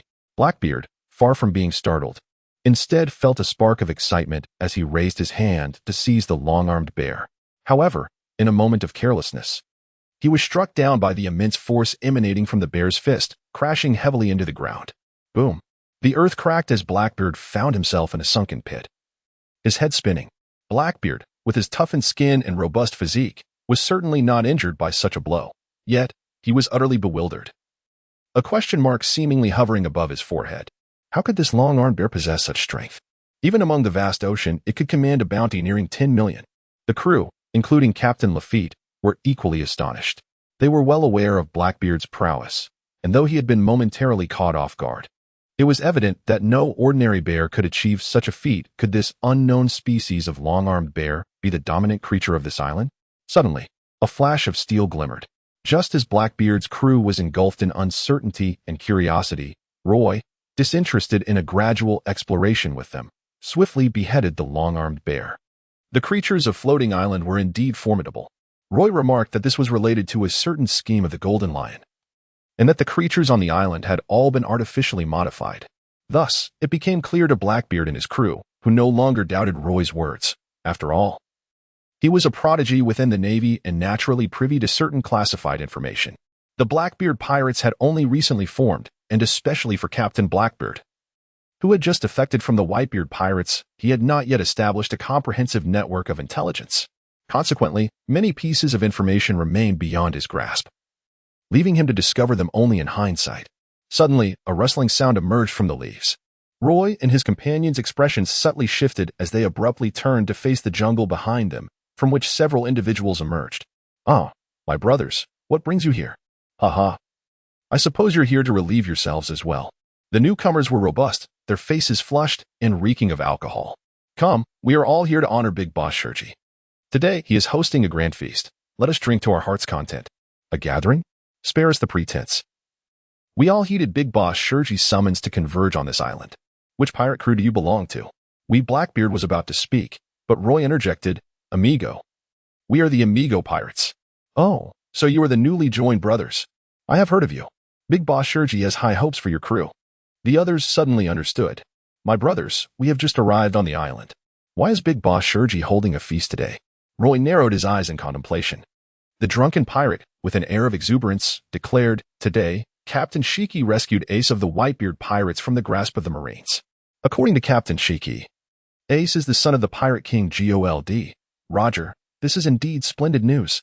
If Ace can be brought under the banner of the Golden Lion, we not only gain a formidable ally, but also ascend to greatness. At this juncture, the inebriated pirate's words fell on deaf ears, save for Roy. The members of the Blackbeard pirates stood in stunned silence. The former was already privy to this information, while the latter only knew Ace as Whitebeard's adopted son, completely unaware that he was the offspring of Gold. Roger, the very pirate king. What? Blackbeard's expression twitched as he could not contain his astonishment. Ace is truly the son of Gold. Roger? Is it possible that the bloodline of that man has been passed down? Indeed, Captain Shiki would not deceive us. He is the Golden Lion, the arch-nemesis of the Pirate King. Though he spoke thus, the revelation was genuinely staggering. The shock lingered on Blackbeard's face. The Golden Lion's reputation was well established. A man of such stature would hardly resort to falsehoods. Blackbeard held a begrudging respect for the Golden Lion. Come. Enough chatter. Let us indulge in some libations," a pirate urged. "I hear that Lord Shiki intends to unveil his experimental results tonight. His long-schemed resurgence has reached the preparatory phase and is poised for execution. Once he utterly annihilates the East Blue, the entire world will once again echo with the name of the Golden Lion. Let us go." Blackbeard chuckled heartily, stepping forward to embrace the shoulder of the pirate, leading the way into the depths of the jungle towards the town. Lafitte and the others followed closely behind. Roy observed with great interest the actions of Blackbeard, glancing at the nameless pirate beside him. This unknown pirate seemed unaware that, in terms of the original narrative's trajectory, aligning himself with the Golden Lion was far from the pinnacle of his existence. Rather, it was the camaraderie with Blackbeard that marked his true moment of significance. Under the guidance of the nameless pirate, they arrived in a bustling town filled with pirates, alive with raucous revelry. As the nameless pirate had mentioned, a grand celebration was underway, the air thick with the scent of alcohol, and the streets teeming with flushed-faced men. Occasionally, one could spot women, bare-chested, passionately engaging in heated debates, their robust physiques and solid muscles rivaling those of men. "Brother, join us.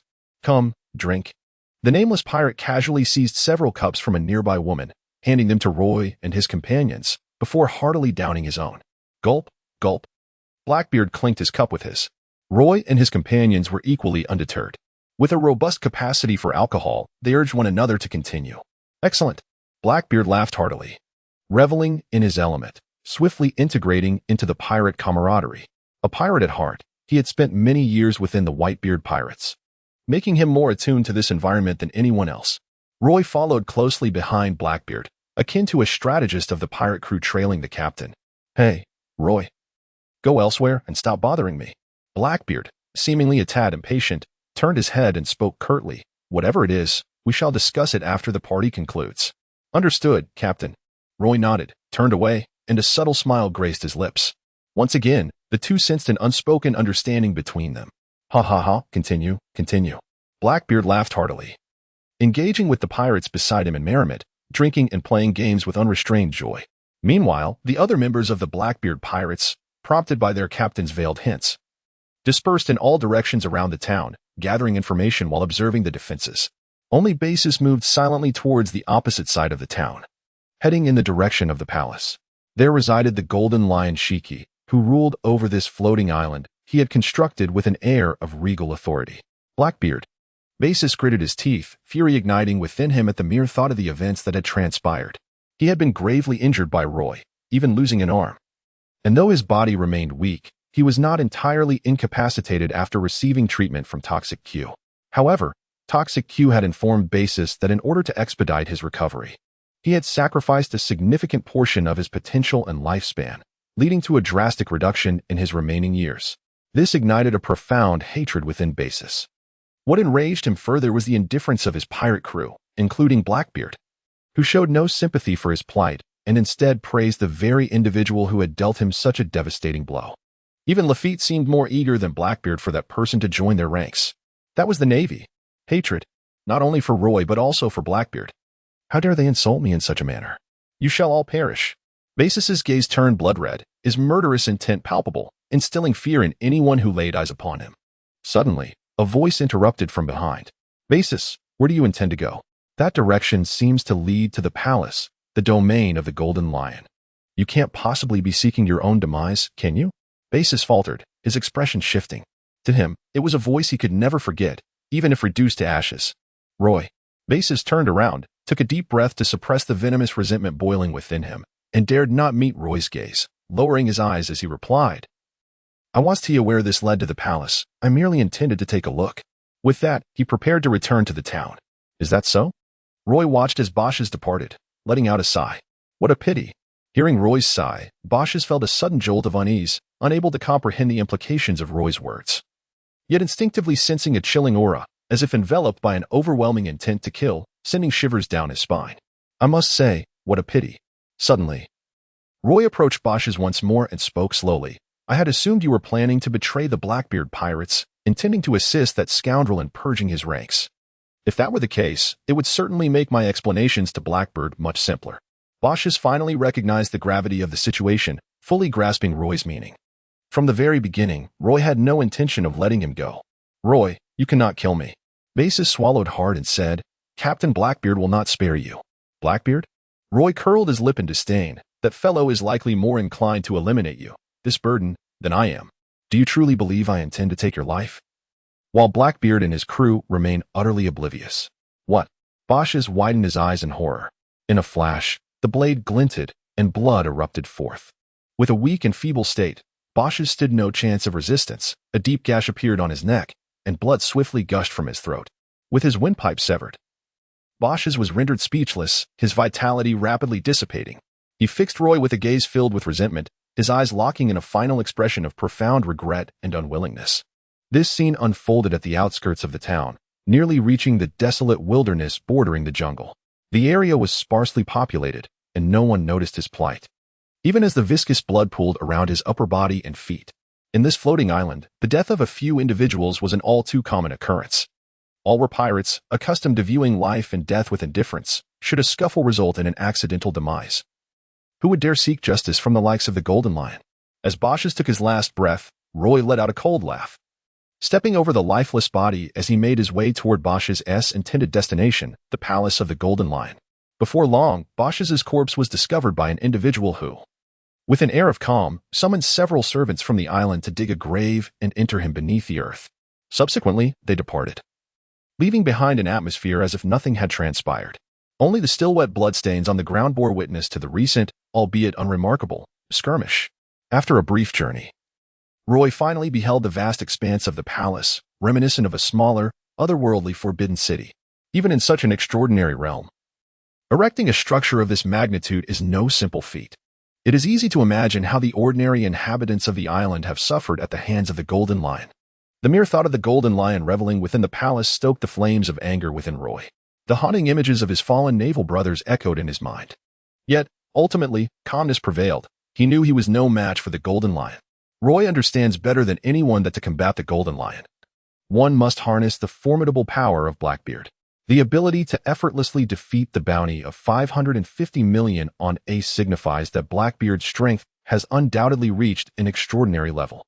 Furthermore, not long after, Blackbeard's acquisition of the fruit within Whitebeard during the Marineford War was not merely a stroke of luck. It was primarily due to his overwhelming prowess. Clearly, the 2 decades of Blackbeard's accumulation of strength, coupled with the abilities granted by the dark fruit, have endowed him with sufficient power to upend all existing authority. Ace ought to be within the palace. Roy stroked his chin, pondering. The most formidable threat on the entire island was the Golden Lion, followed closely by the pirates under his command. He thought of the reveling pirates in the nearby town. There is strength in numbers. Even though most of those pirates posed little danger to Roy and his companions, if they united their efforts, they could amass a formidable force, not to be underestimated.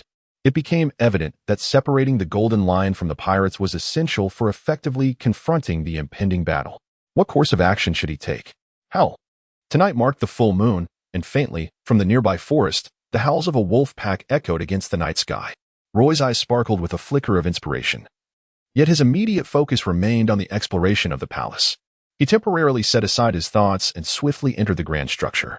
Within the palace, Indigo was immersed in his subterranean laboratory, diligently researching new species. However, to call it a laboratory would be a misnomer.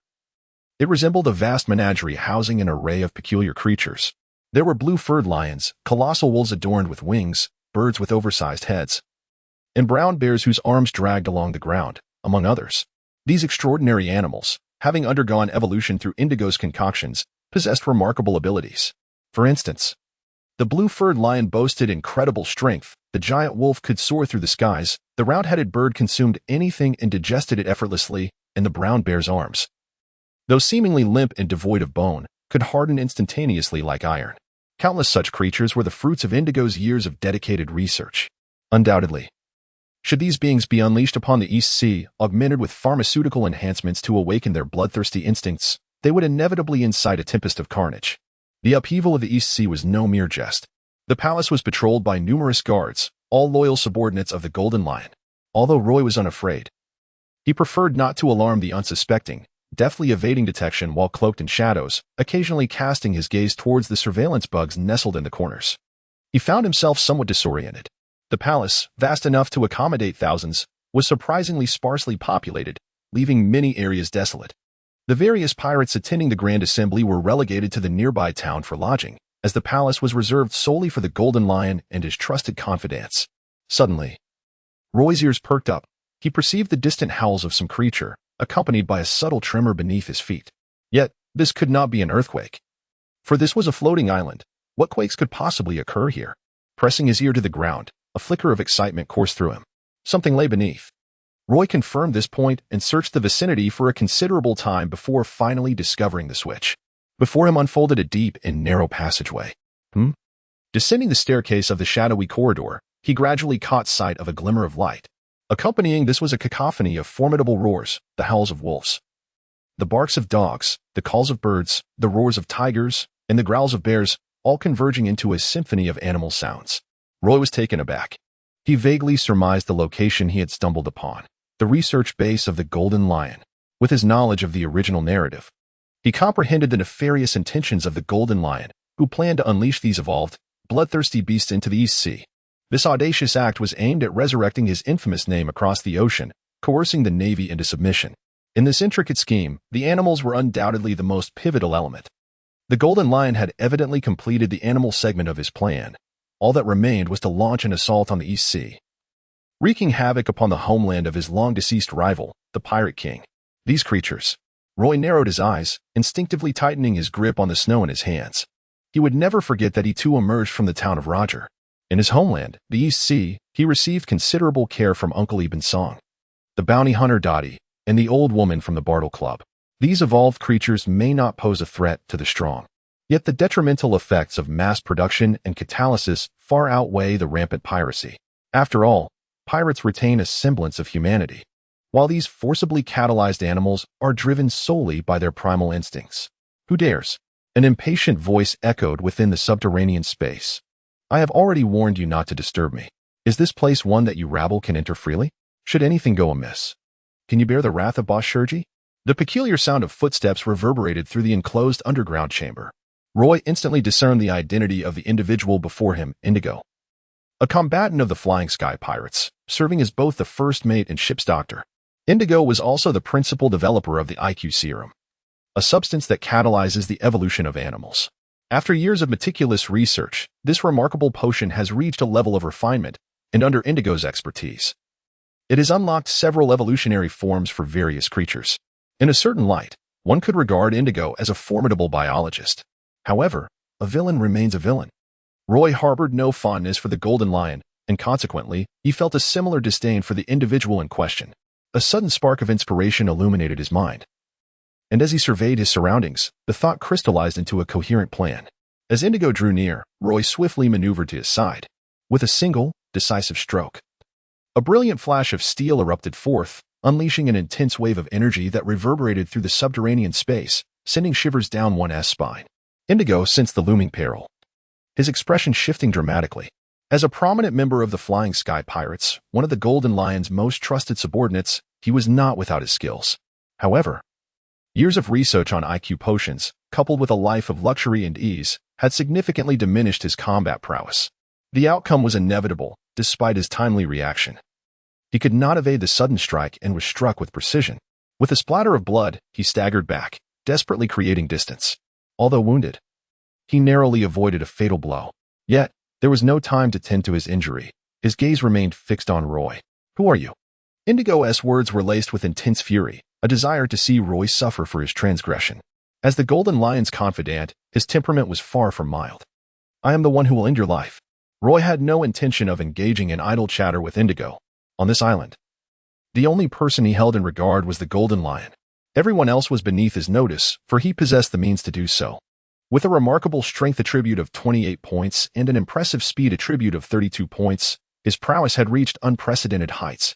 Moreover, having surpassed level 6 in swordsmanship bestowed upon him countless options in terms of offense, Roy's current prowess, even amidst the formidable ranks of the Navy, can be regarded as that of an absolute master, especially when faced with the long-declined Indigo. Whoosh! Indigo charged towards Roy, although wounded by Roy's strike. Indigo believed it to be a result of a sneak attack, thus he regarded him with a modicum of respect, yet did not fully acknowledge his threat. Boom! An astonishing burst of sparks exploded from Indigo's palm, erupting through his gloves. Flames and shockwaves combined, unleashing tremendous power directed at Roy. Fire magic. Roy, with an expressionless visage, discerned the contempt directed at him from Indigo's furious gaze, eliciting a silent derision within. Having basked in privilege for far too long, Indigo was destined to bear the consequences of his hubris. Swish, swish, swish. Roy executed an upward strike, a fierce slash erupting from the ground beneath him, aimed directly at Indigo. The force of the attack sent Indigo soaring, enveloped by countless sharp blades of air. The dragon raised its head. What? Indigo was struck with panic, attempting to retreat, yet Roy closed the distance once more. The elegant snow-cutting blade loomed larger before him, its exquisite T-pattern on the edge momentarily mesmerizing him. What a magnificent weapon! A sudden, errant thought crossed his mind. In the next instant, a sharp pain pierced his neck, the world spun around him. And as he caught sight of a familiar set of garments, darkness engulfed him, and he lost consciousness in an instant. Blood began to spread. The creatures of the subterranean realm, sensing the scent of blood, erupted into a frenzied roar, relentlessly battering against the iron bars before them. Their eyes ablaze with a crimson hue, seemingly ensnared in a state of utter madness. Roy remained impassive, undeterred by the surrounding creatures. After swiftly eliminating Indigo, he disregarded the lifeless body beneath him and retrieved his phone bug to contact Blackbeard. "Hello, what is it?" After a considerable pause, Blackbeard finally answered, the surroundings eerily tranquil. A stark contrast to the cacophony that had accompanied Roy's departure. Blackbeard replied, "I have reached a secluded location. Feel free to speak freely. I have devised a plan. But I require your assistance." Roy exclaimed, 81. Riot. Set the protective forest ablaze. "No problem, you say?" Blackbeard interjected, promptly agreeing without allowing Roy to finish.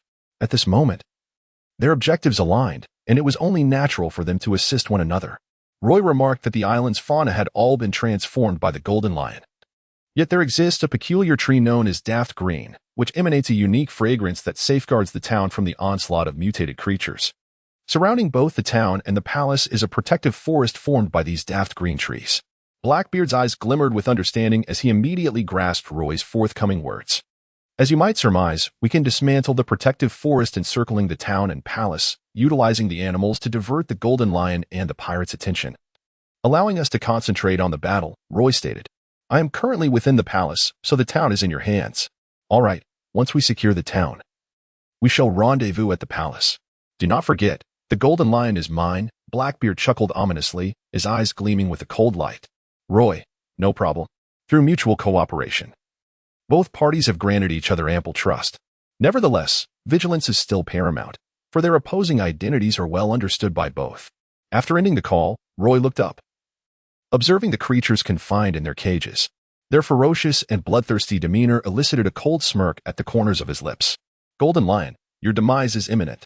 Suddenly, the palace was engulfed by the blaring sound of alarms as a cadre of guards, armed and hurried, made their way to the underground laboratory. Chaos reigned throughout the palace. Roar. One after another, terrifying beasts erupted from the subterranean research facility, launching an assault on the palace, reducing its exquisite architecture to rubble and dust. "Over here, over here. Fire your weapons, aim for its eyes. The long-armed bear is swift, ensnare it with a net first, do not engage in direct confrontation. A few of you. Join me in subduing the blue-furred rabbit. Its meat is delectable, and if we dispatch it today, we shall feast later." How could we eat rabbits? The guards united in a fierce duel against the animals. The battle unfolded with remarkable fluidity, their coordination impressively seamless. However, amidst the relentless skirmishes, their expressions were strikingly uniform, all bearing an alarming pallor. Despite their extensive experience, having resided on the floating island for so many years, they had never witnessed such a mass uprising of creatures. It was an unprecedented wave of beasts. It was evident that all the animals from the underground research facility had escaped. Even more shocking news was yet to come. A guard ventured into the desolate underground laboratory, only to stumble upon a corpse, his face paling instantly, paralyzed in fear. In the grand hall of the palace where the Golden Lion resided, a sense of urgency arose.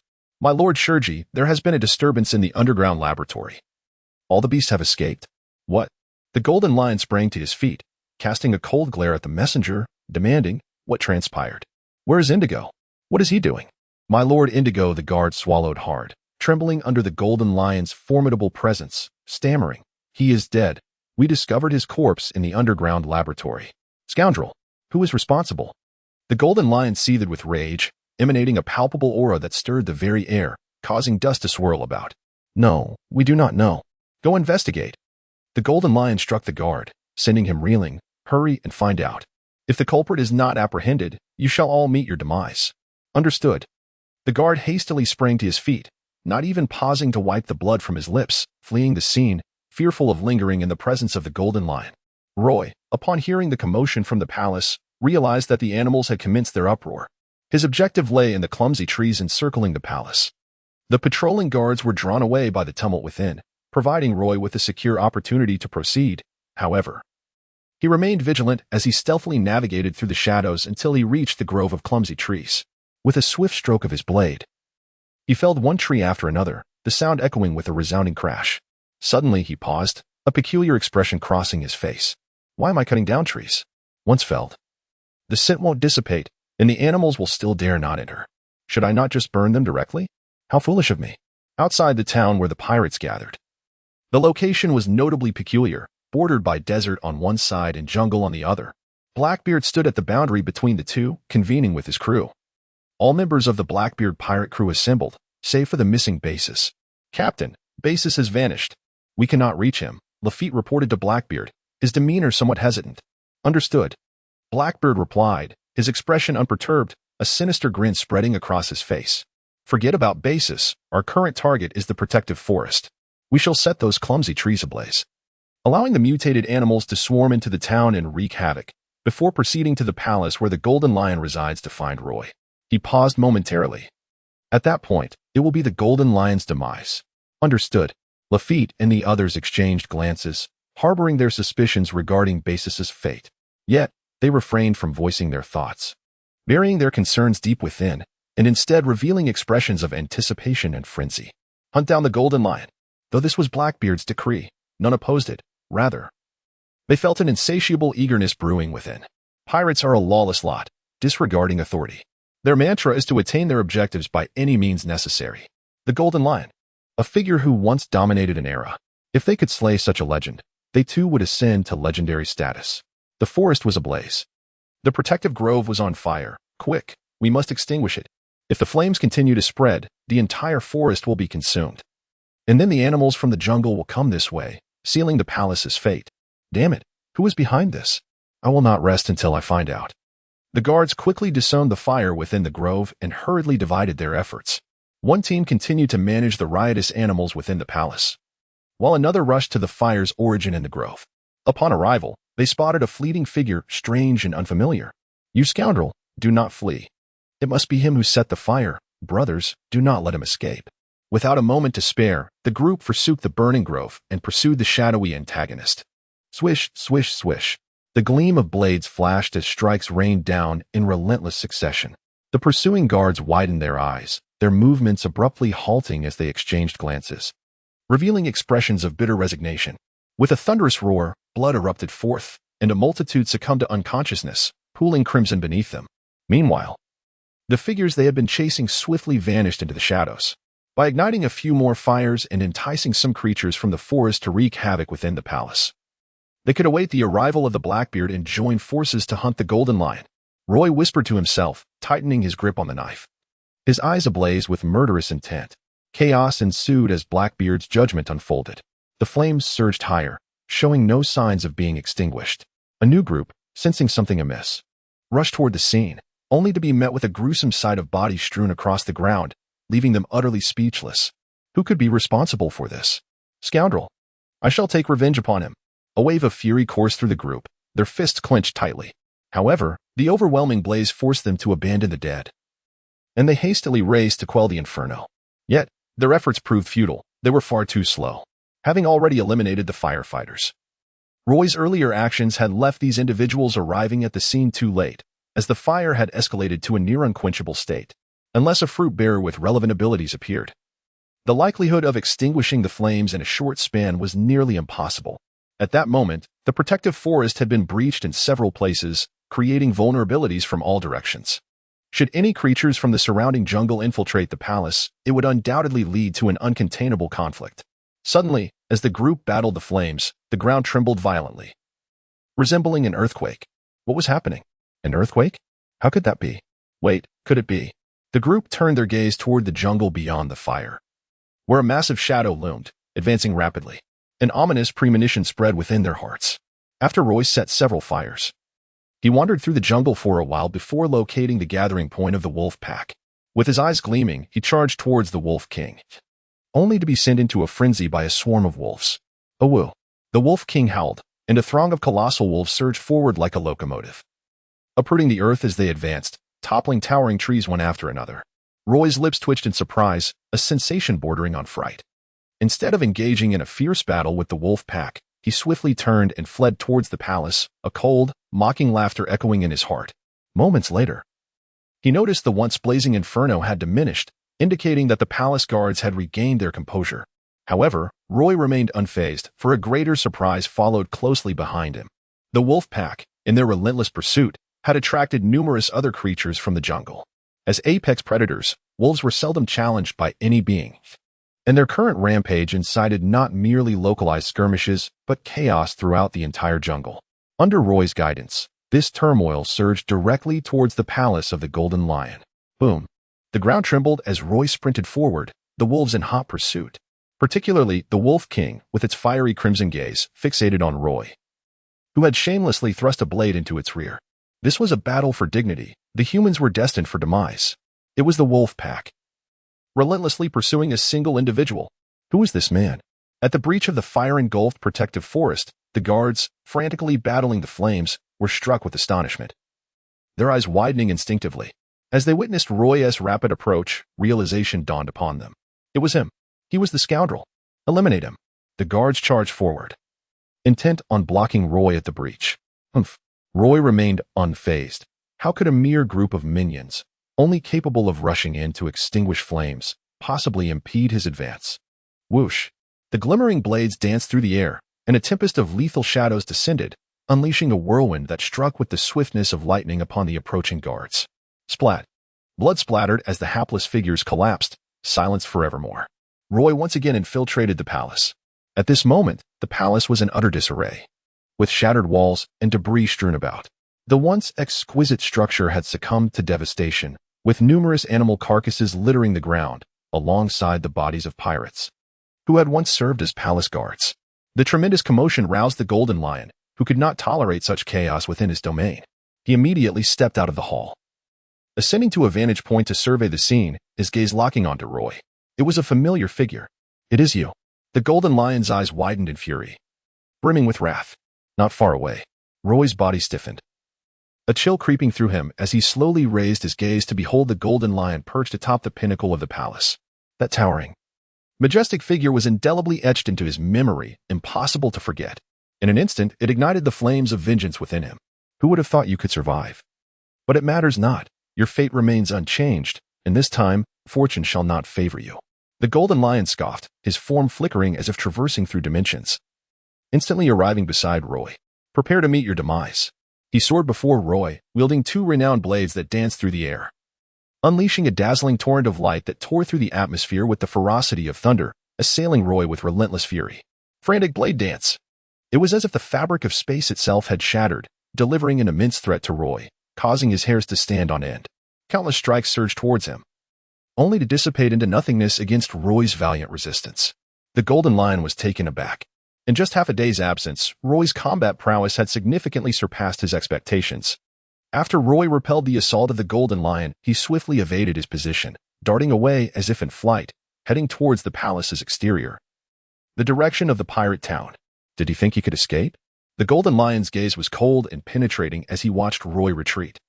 His aura remained fixated on Roy, showing no urgency to pursue. He was utterly unconcerned about Roy's potential disappearance. He gestured to his guards. Shiki, restore my palace to its original state with utmost haste.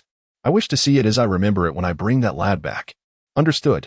Also, station someone at Ace's quarters. Ensure no one rescues him. Acknowledged. With his subordinates' affirmations, the Golden Lion's form became indistinct, suddenly vanishing from the spot, creating a powerful shockwave. Blackbeard and his crew had set fire, consuming a significant portion of the protective forest, yet no one detected any irregularities. The pirates in the town continued to feast and revel, oblivious to the impending danger. Or perhaps, within the Golden Lion's territory, they felt an unwavering sense of security. Captain, an animal approaches.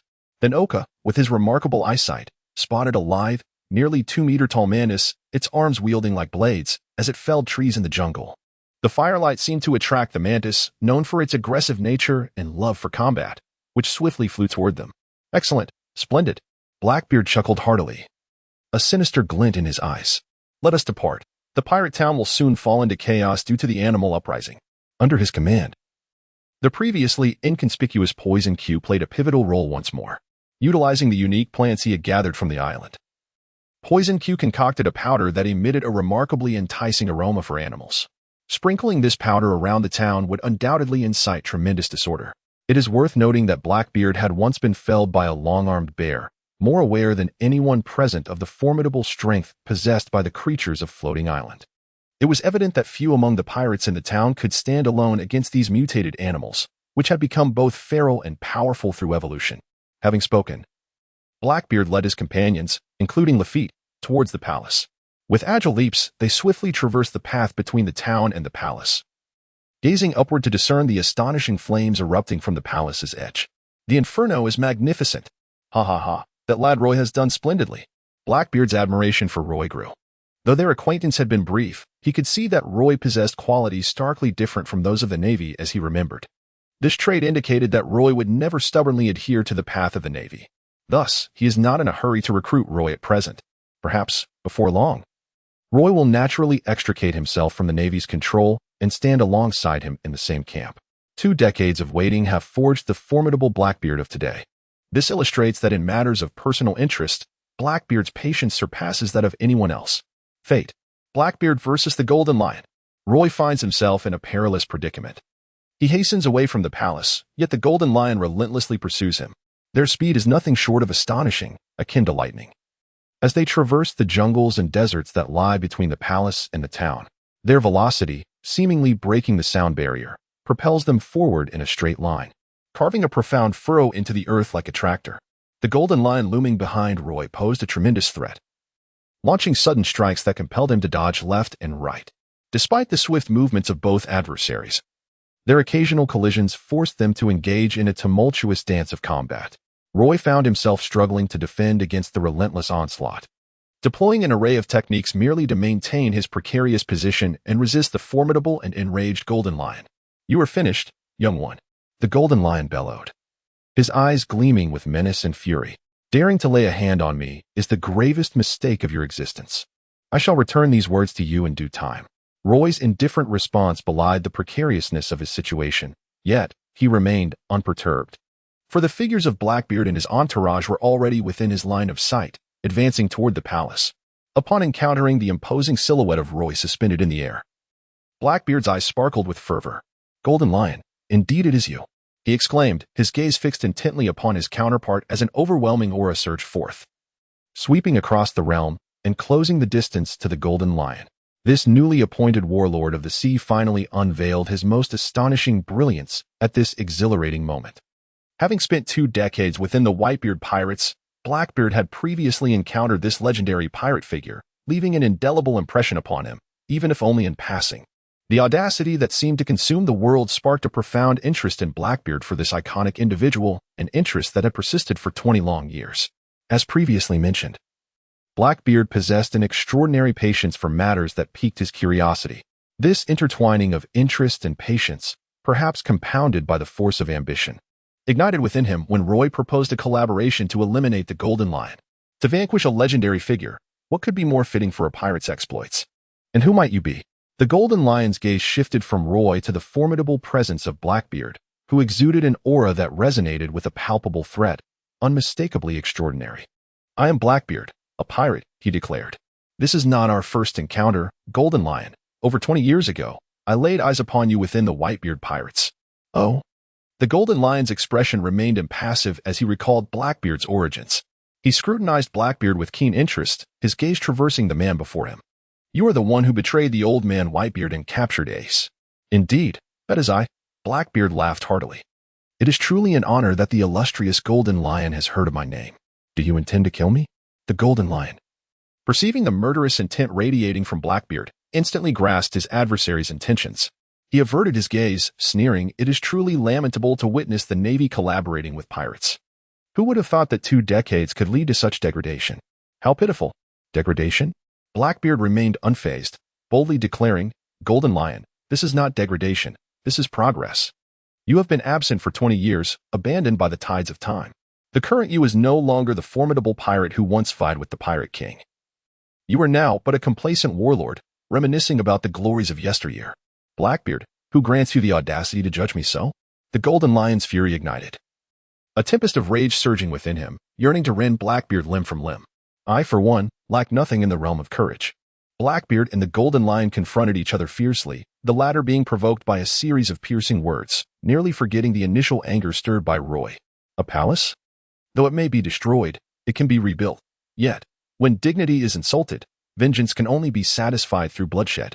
As for the crew members surrounding Blackbeard, such as Lafitte, They stood firm amidst the burgeoning tension, albeit with a hint of trepidation. The terrifying energy emanating from the two clashed violently, stirring up flying sand and stones and unleashing tumultuous waves. Visible ripples in the air radiated outward from their epicenter, resembling the concentric circles created upon the surface of a lake. Roy narrowed his eyes. As Blackbeard and Gold Lion exchanged banter, they simultaneously showcased their formidable prowess. It was evident that once these two, brimming with latent energy, decided to strike, the impact would be nothing short of cataclysmic. However, the moment had not yet arrived. Roy was acutely aware of the course of action he needed to take. The emergence of the Golden Lion, though it incited a profound fury within him, did not prevent him from maintaining his composure. It was indeed prudent to reserve his wrath for the moment of true confrontation. The time for that was not yet upon them. With a thunderous roar, the Golden Lion and Blackbeard clashed. The earth trembled as the dense layers of the island's soil were upheaved by the Golden Lion, creating a colossal whirlwind of earth that surged forth like monstrous waves towards Blackbeard. Unfazed, Blackbeard emanated a dark luminescence from his being. This was the light that consumed all in its path.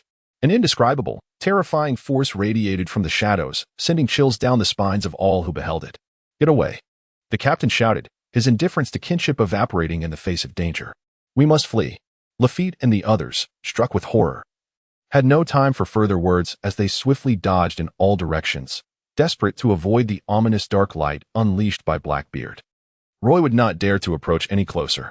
His expression was one of profound gravity, although it was his first encounter witnessing Blackbeard exhibit the powers of the dark fruit.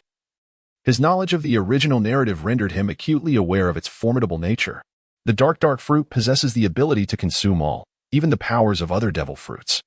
Blackbeard can, through mere contact, devour the abilities harbored within the bodies of their wielders, rendering them powerless. Ace met his demise in such a manner at Blackbeard's hands. The astonishment does not end there.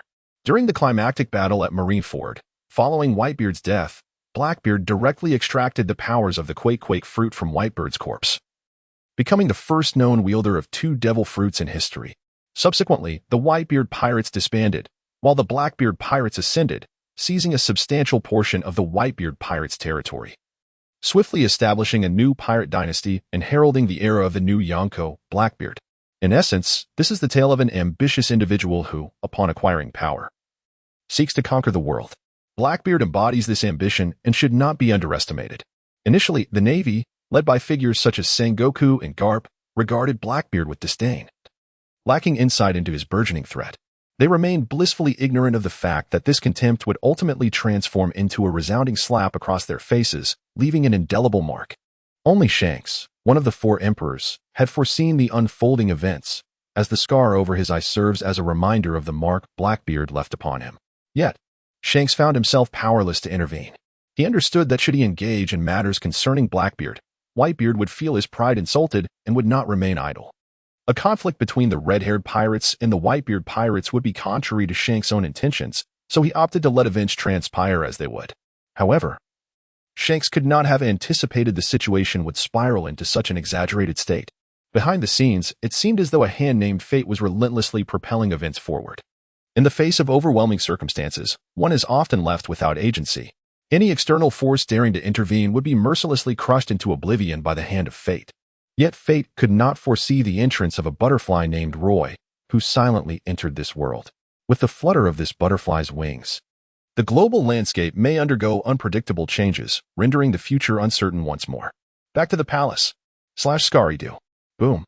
The battle between the Golden Lion and Blackbeard erupted suddenly. With the powers of the float fruit utterly crushed in the face of the dark fruit, whether it be soil, rubble, seawater, or withered wood, all were consumed by the brilliance of the dark fruit. In other words, the abilities of the Golden Lion were directly overwhelmed by those of Blackbeard.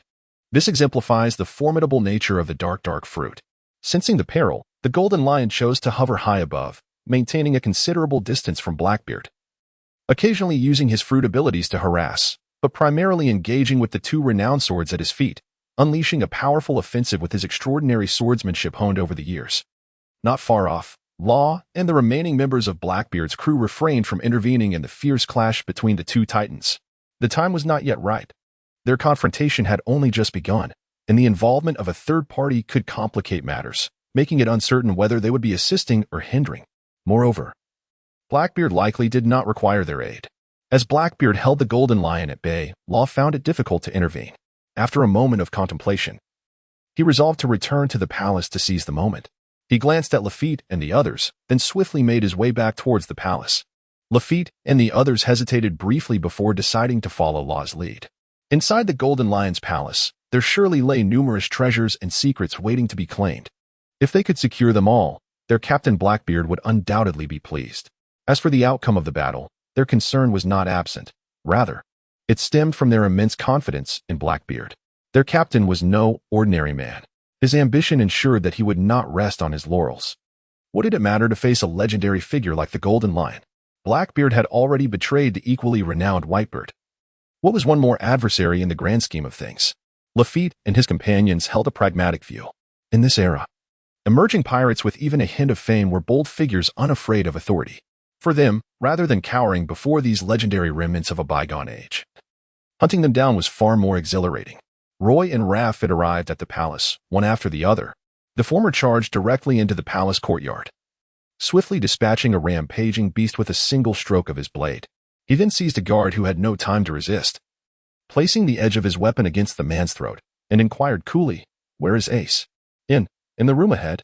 The guard, devoid of any defiance, complied promptly under the threat of death. "Excellent." After clarifying the situation, Roy made a decisive move and rushed towards the room mentioned by the guard.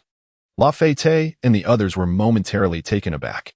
They observed that the entire palace was nearly overrun by rampaging beasts, and to interfere recklessly would be akin to courting disaster, especially since they were in opposition to the Golden Lion. It was inconceivable for them to assist their adversary in resolving his troubles. These creatures were birthed through the influence of potent potions. The previously unremarkable Poison Q's eyes suddenly sparkled with realization as he inhaled deeply, sensing a peculiar aroma in the air. "We must find the potion," Lafayette declared with immediate resolve. "If we can seize the fruits of the Golden Lion's two-decade endeavor, the captain will undoubtedly be pleased." During their time in the pirate town, they had gathered sufficient intelligence regarding the Golden Lion scheme. The plan to unleash evolved beasts upon the East Sea, thereby causing chaos and compelling the Navy to retreat, was undoubtedly a closely guarded secret from the Navy and other pirates. However, for those among the Golden Lion's crew, it was not particularly difficult to uncover, especially since the Golden Lion had half-heartedly revealed his intention to surprise his crew, allowing them to witness firsthand the prowess of the IQ potion and the evolved creatures. It seemed they were now witnessing it. A sly grin spread across Lafayette and his companions' faces. If all went according to plan, the pirate town, ignited by Blackbeard's explosion, would now be under the dominion of the rampaging beasts. Those reveling pirates would likely suffer grievous losses. Roy and the crew of the Blackbeard pirates, driven by divergent objectives and still in a phase of collaboration, found themselves unwittingly racing towards their respective goals. Roy searched for a long time, vanquishing numerous foes along the way, and finally arrived at Ace's chamber. His certainty stemmed from an encounter with an orangutan named Scaridu. This creature was a rare beast of the floating island, a term denoting the scarcity of such high-level animals. Apart from its inability to speak, it possessed an exceptionally high intelligence, comparable to that of an adult, and its physical strength reached remarkable heights, ranking it among the elite combatants of the Golden Lion pirates. Upon Roy's arrival, Scaridu, standing at the door, brandished its fists, causing the air to crackle with a fierce energy. Though it harbored no significant malice, its demeanor served as a warning to Roy. This was a forbidden zone, and regardless of his identity, any further approach would be unwise. In truth, Scaridu presumed Roy to be a pirate who had inadvertently wandered into the palace under the Golden Lion's command, and thus urged him to maintain his distance from the room. After all, the Golden Lion had commanded that Ace be guarded, ensuring that he was not rescued.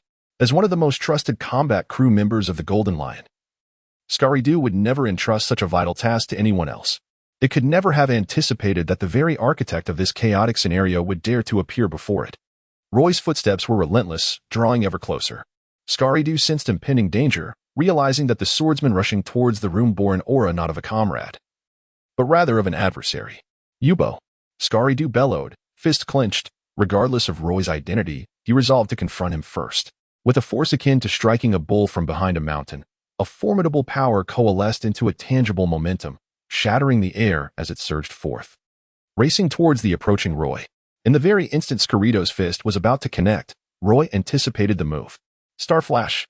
The radiant blade gleamed like the twinkling stars in the night sky, overwhelming Scarito's vision to the point of nearly blinding him. Yubo. The blade's energy shattered Scarito's punch, crashing heavily into the gorilla's massive frame, which subsequently smashed through the wall behind it. A deep gash marred its chest, blood gushing forth uncontrollably, pooling beneath its fallen form. There's no time for further entanglement. I bid you hasten your demise. Roy let out a low growl, dashing forward with an ethereal grace, leaving behind a series of afterimages in his wake. He swiftly arrived before Shikarito, unleashing a piercing sound that shattered the air. The tremendous force coalesced into a devastating strike. Boom. The astonished Ace watched in disbelief as Shikarito's body was mercilessly torn apart by the overwhelming slash, transforming into a grotesque spectacle of blood and flesh. Yet, not a flicker of concern marred Roy's countenance. His gaze remained unperturbed as he turned towards the man in the room, shackled with sea-stone handcuffs. Having spent a considerable amount of time in the world of pirates, Roy had evolved from a man slightly averse to taking lives to one whose heart now bore no tremor at all. This transformation encompassed more than just a shift in identity. It reflected a profound deepening of his understanding of the world and himself, alongside a rapid development of his own power.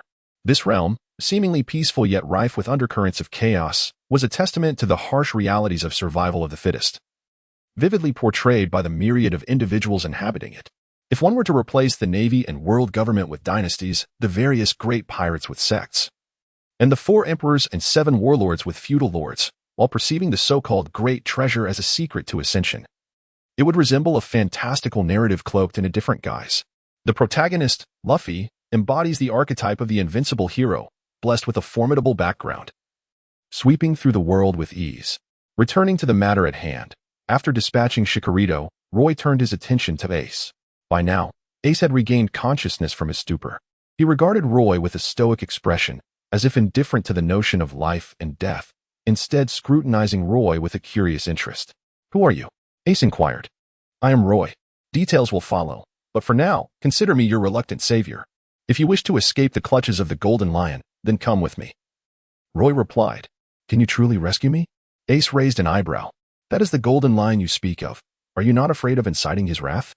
"The Golden Lion is preoccupied at present. After tonight, this world may very well be devoid of his presence," Roy said lightly. "What? Are you not a fool, Ace?" In an instant, Ace comprehended Roy's intentions. "Hunting the Golden Lion? What audacity!" Ace exclaimed in astonishment, scrutinizing Roy from head to toe before bursting into hearty laughter. "I must say, I have a newfound admiration for you, kid. You remind me of my brother, Luffy." Roy furrowed his brow and remarked, "Both you and Luffy are my captives. I am who I am. Do not associate me with anyone else. Do you know Luffy? Have you captured him?" Ace was taken aback, scratching his head in confusion. "When did this happen?" "Probably around the time you were captured by Blackbeard. I was ordered by Vice Admiral Garp to apprehend the Straw Hat Pirates," Roy replied while leading Ace out of the room. However, even though Luffy was captured, he managed to escape from Marineford. "Escaped from Marineford?" Ace's eyes widened in astonishment as he stared at Roy. "So, you are part of the Navy? Otherwise, what would I be?" Roy paused for a moment, turning back to cast a cryptic smile at Ace. "It seems you have always perceived me as a pirate." Ace cleared his throat twice and replied, "Cough, cough, you appear somewhat different from the Navy, I recall."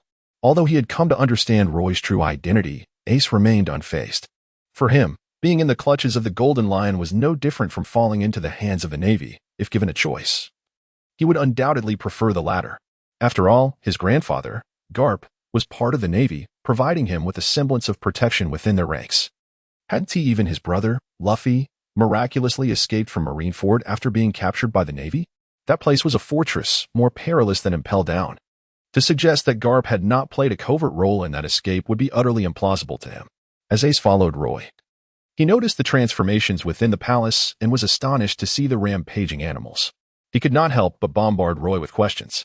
"What you just mentioned implies that the Navy has begun its assault on the Golden Lion, doesn't it?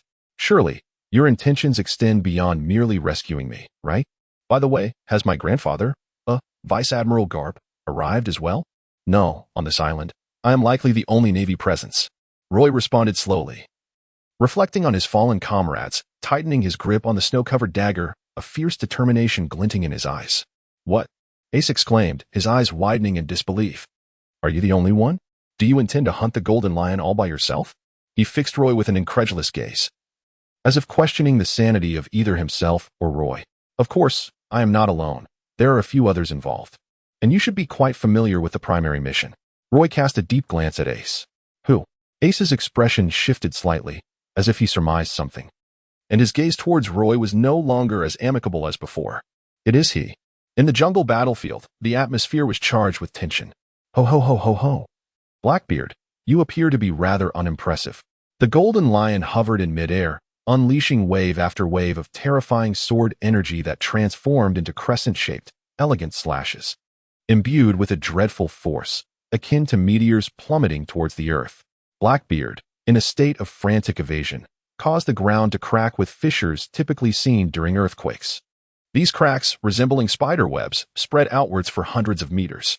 Blackbeard found himself at a complete disadvantage.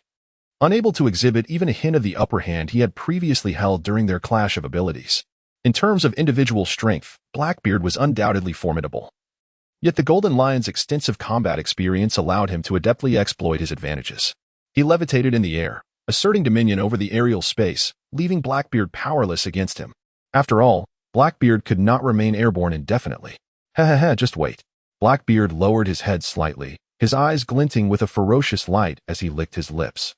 Having absorbed the powers of the dark fruit, his physique was unique, requiring him to endure double the damage from enemies. Thus, he remained cautious during this confrontation with the Golden Lion.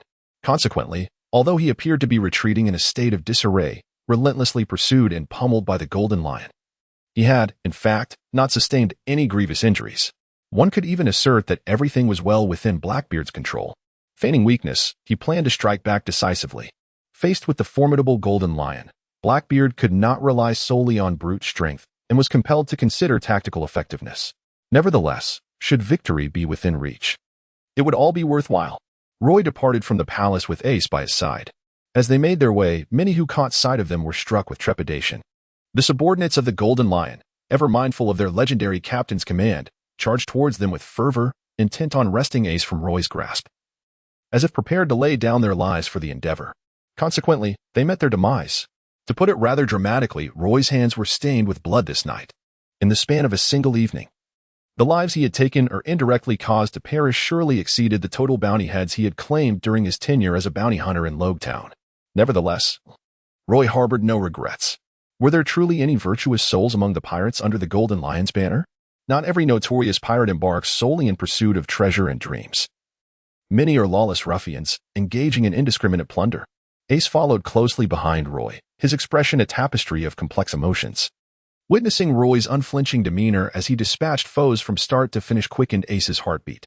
For someone hailed as the Fire Fist, killing was hardly a matter of consequence.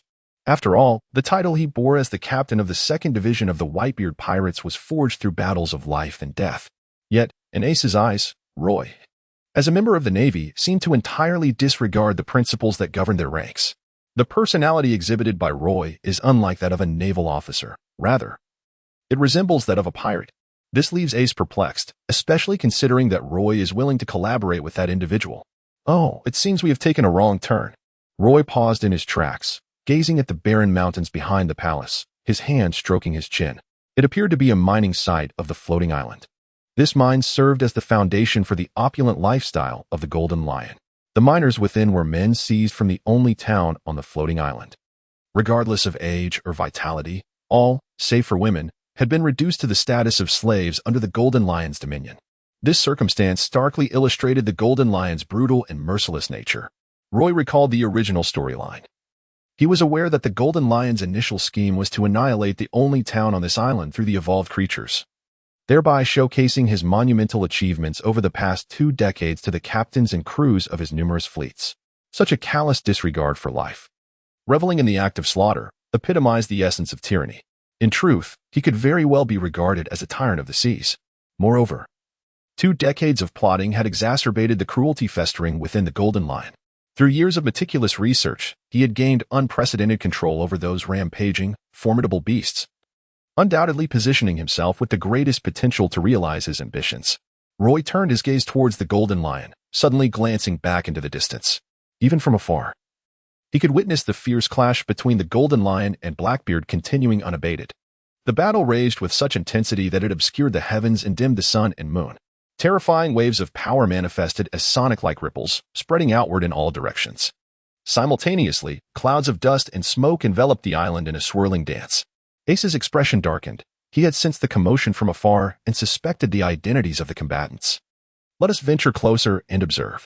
Roy redirected his gaze back to the mine, a spark of inspiration igniting within him as he forcefully dragged Ace into the depths of the excavation. "Stay back," echoed through the cavern, where a throng of men had assembled, wielding shovels and other implements as makeshift weapons, their eyes fixed ominously on Roy and Ace. The leader, swallowing hard, summoned his courage to declare, "Do not approach us. We have reached a consensus. We shall not join your ranks, nor will we assist you in any act of murder. Rest assured, I am not a pirate." Upon encountering their tattered garments and emaciated forms, Roy discerned that the Golden Lion would not treat them with kindness. He sighed inwardly, softening his tone to exude as much warmth as possible, and said, "I am with the Navy. My purpose for coming to the floating island is to hunt the Golden Lion." The atmosphere surrounding them immediately lightened. The leader was overjoyed, exclaiming, "Are you truly Navy?" "Indeed," Roy affirmed with a nod. The miners, upon hearing his declaration, wore expressions of skepticism. However, the leader, possessing a greater acumen, understood that the minions of the Golden Lion held a deep-seated fear of this legendary figure from a bygone era. They typically remained silent, not daring to speak as boldly as Roy. The mere audacity of his words suggested that his identity was likely genuine. "So, are you here to rescue us?" the leader inquired tentatively. "Yes," Roy replied. "I have come to inform you that this place will soon transform into a battlefield. You must return to your village swiftly and evacuate the residents of the floating island. The Golden Lion's attention will not be directed towards you. Even if he discovers your escape, he is unlikely to act against you." "Splendid." The man rejoiced, tears of gratitude welling in his eyes. "I cannot thank you enough." "Kind sir, may I know your name?" "I am called Roy," he replied. Roy urged, "You must leave at once. The pirates on the island are preoccupied with their own affairs. You still have the opportunity to escape, but if you delay, it may be too late." "Very well. We shall depart immediately." The man, commanding respect among the miners, gestured decisively, and a throng of voices echoed in agreement. "Benefactor, your kindness shall not be forgotten." With that, the man led the miners away with great haste. "You have finally performed a duty befitting a naval officer," Ace remarked, his tone laced with a hint of sarcasm, as he regarded Roy with newfound respect. Until now, Roy had traversed a path of relentless slaughter, sparing not a single soul, which had left Ace astounded. "I can discern that my alliance with Blackbeard has colored your perception of me. I am aware of your extraordinary lineage. Not only are you the foster son of Whitebeard, but you are also the grandson of Marine hero Garp. Furthermore, I know your true identity. You are, in fact, the son of Gold Roger." Roy watched the miners depart, his gaze lingering coldly on Ace. "You." Ace's eyes widened, feeling as exposed as an unpeeled orange standing before Roy. "Of course, none of this can conceal your true identity as a pirate." Roy's eyes glinted with menace as he spoke slowly. "Perhaps you are unaware, but it is because of you that all my comrades were slaughtered by the Golden Lion, their bodies sinking to the depths of the sea, leaving me no chance to retrieve them." He paused. "I should have struck you down with a single blow. However, out of respect for Vice Admiral Garp's kindness and Admiral Sengoku's orders, I shall refrain from doing so." He tightened his grip on the knife in his hand, an aura of murderous intent emanating from him, seemingly eager for Ace's defiance. Ace, sensing the gravity of the situation, turned pale, fixating on Roy in silence. "So, it would be wise for you to remain silent." Roy's icy voice brushed against Ace's neck as he warned, "Should you truly provoke my wrath, I shall not concern myself with your identity. After all, whether it be Admiral Garp, your biological father, or your godfather, none of them are present to shield you. Are they?" Ace, with a keen sense of self-preservation, promptly sealed his lips. He had no desire for demise at this moment. While the alliance between Roy and Blackbeard ignited a fiery indignation within him, he discerned the helplessness that underpinned Roy's words. Given the current predicament, Blackbeard undeniably stood as the most advantageous ally. Moreover, as events unfolded, their scheme had attained a level of perfection that was beyond reproach. They had effectively cornered the Golden Lion, driving him to the brink of despair, while liberating Ace from his clutches. Frankly, should their plan proceed without a hitch, and should the Golden Lion indeed meet his downfall this very night, the names of Roy and Blackbeard would undoubtedly echo throughout the vast seas. Suddenly, the heavens erupted in a dazzling display of light, as if the sky itself was being torn apart by a colossal hand of power. A terrifying shockwave, accompanied by bursts of flame, surged across the floating island, causing the very earth to tremble in resonance with the tumultuous sky. This was the clash of forces between the Golden Lion and Blackbeard. The cataclysmic energy ignited sparks in the air, capturing the attention of the entire floating island. The battle between the Golden Lion and Blackbeard had entered a fervent climax. It was time. A fleeting thought crossed Roy's mind. He grasped Ace's arm and swiftly made their way to the jungle battlefield where both parties clashed. The floating island occupied a tumultuous sea.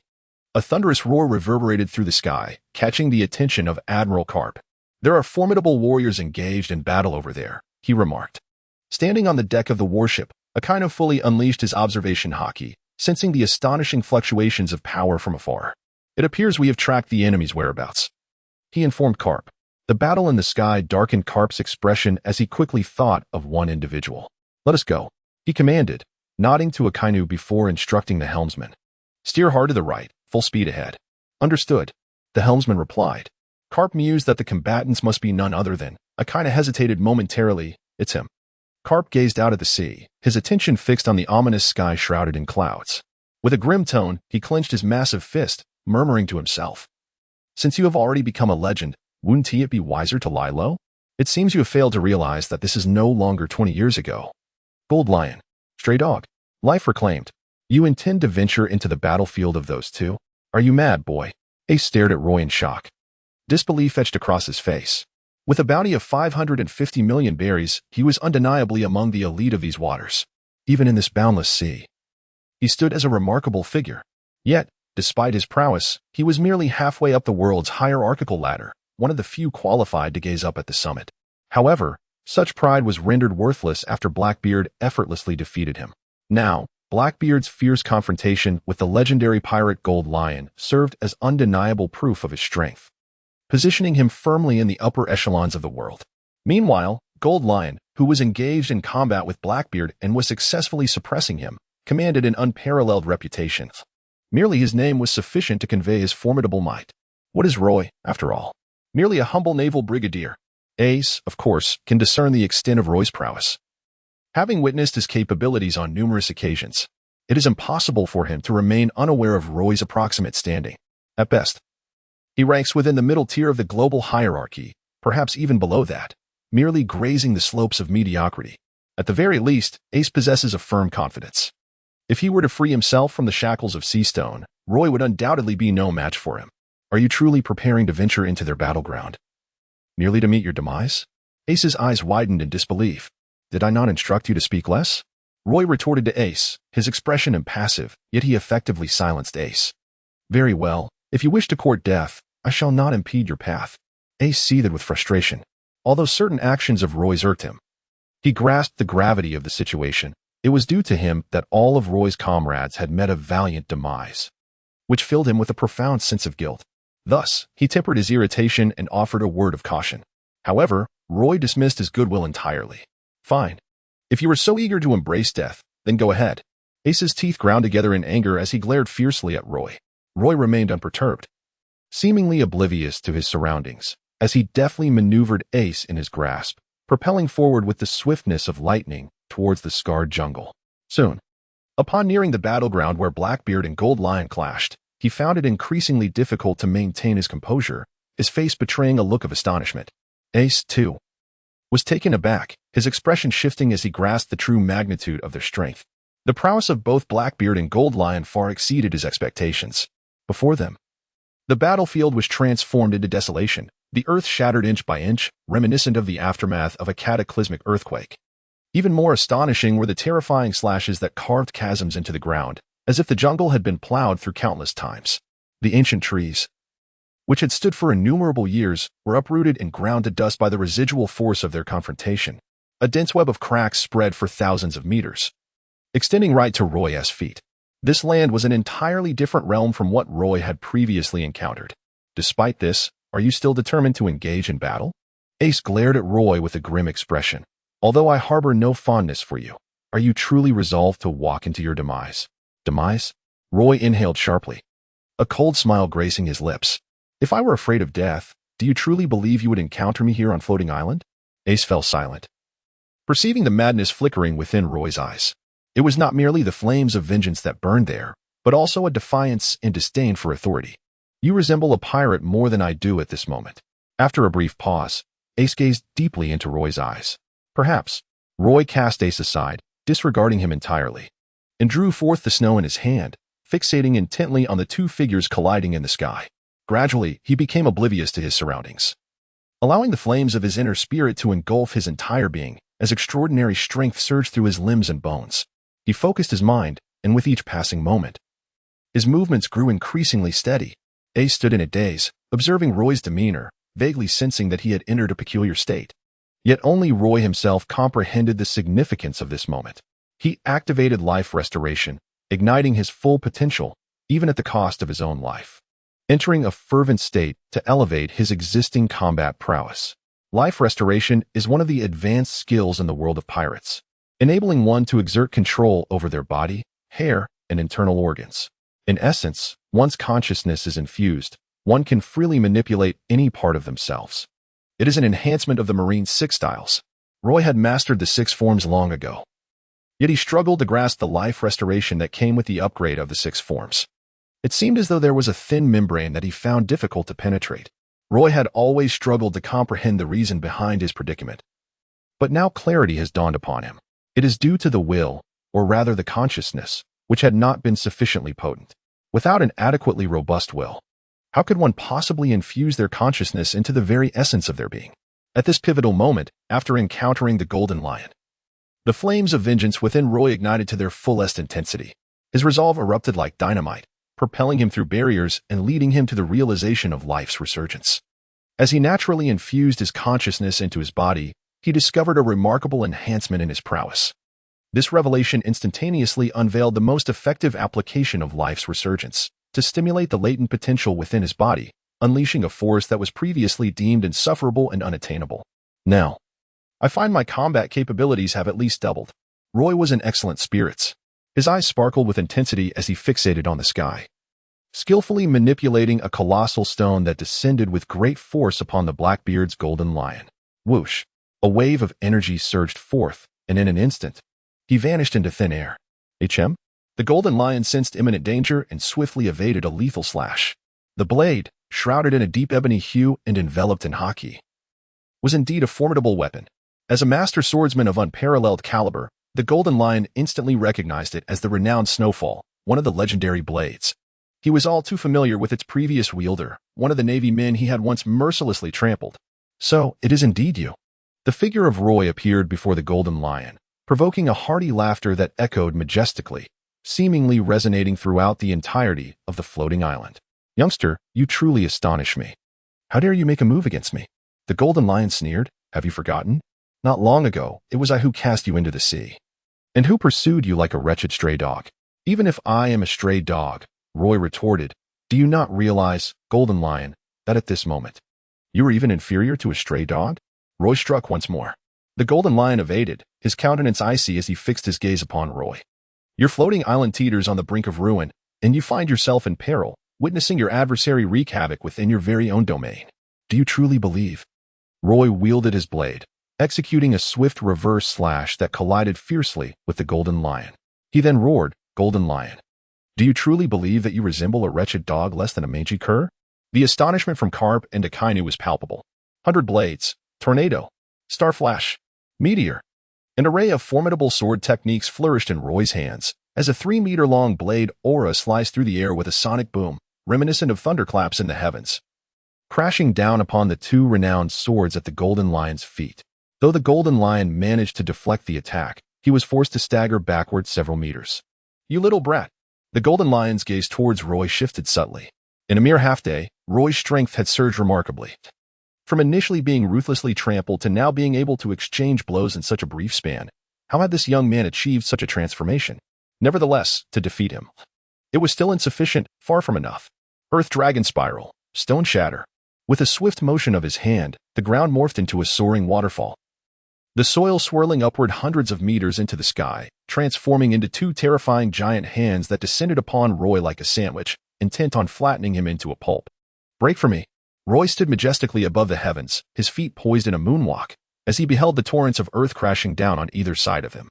Veins bulged on his forehead, and a fierce aura erupted with thunderous intensity. Snow executed a horizontal slash, unleashing a colossal beam of light that swept across the sky. Flashing like a constellation. Boom. The strike shattered one of the earthen layers. Subsequently, Roy flickered to another side, breathing heavily, his gaze fixed intently on the golden lion. In that instant, Blackbeard seized the opportunity to launch a surprise attack. The golden lion hurriedly raised a defense, yet was unable to fully withstand the onslaught of power emanating from Blackbeard. In a fleeting moment, he was sent tumbling to the ground, crashing down like a meteor, and creating a vast crater in the already shattered earth. Roy wielded his blade. The silhouette of the golden lion vanished from the pit, reappearing behind Roy in a blink. As the two renowned swords beneath his feet traced elegant yet perilous arcs. Clang! Roy twisted his body, and 3 blades collided. The air surged, ruffling the golden lion's mane and causing Roy's garments to flutter audibly. This rascal! In the distance, Ace watched intently, swallowing hard. He was bewildered. He could hardly believe that Roy truly possessed the capability to engage the golden lion in such a formidable manner. As for Blackbeard, although he was reluctant to admit it, he had to concede that this fellow had indeed ascended to a position atop the world's hierarchy. 20 years prior, the golden lion possessed the power to dominate. At that time, he was recognized as the strongest man in the world, even preceding Whitebeard in this regard. It was conceivable that even Whitebeard may not have been a match for the golden lion.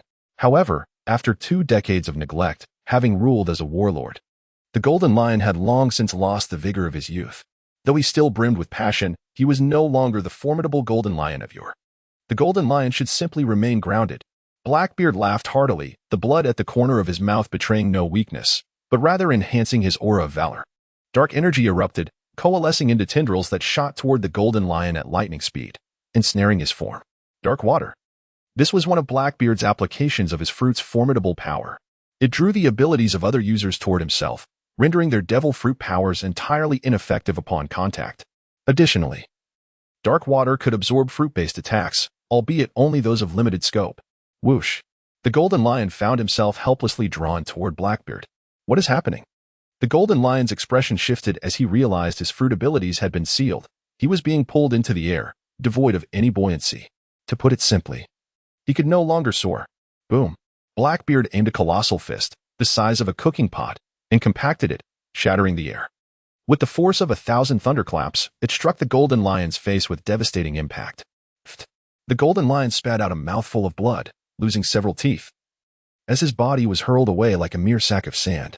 Whoosh, whoosh, whoosh, whoosh.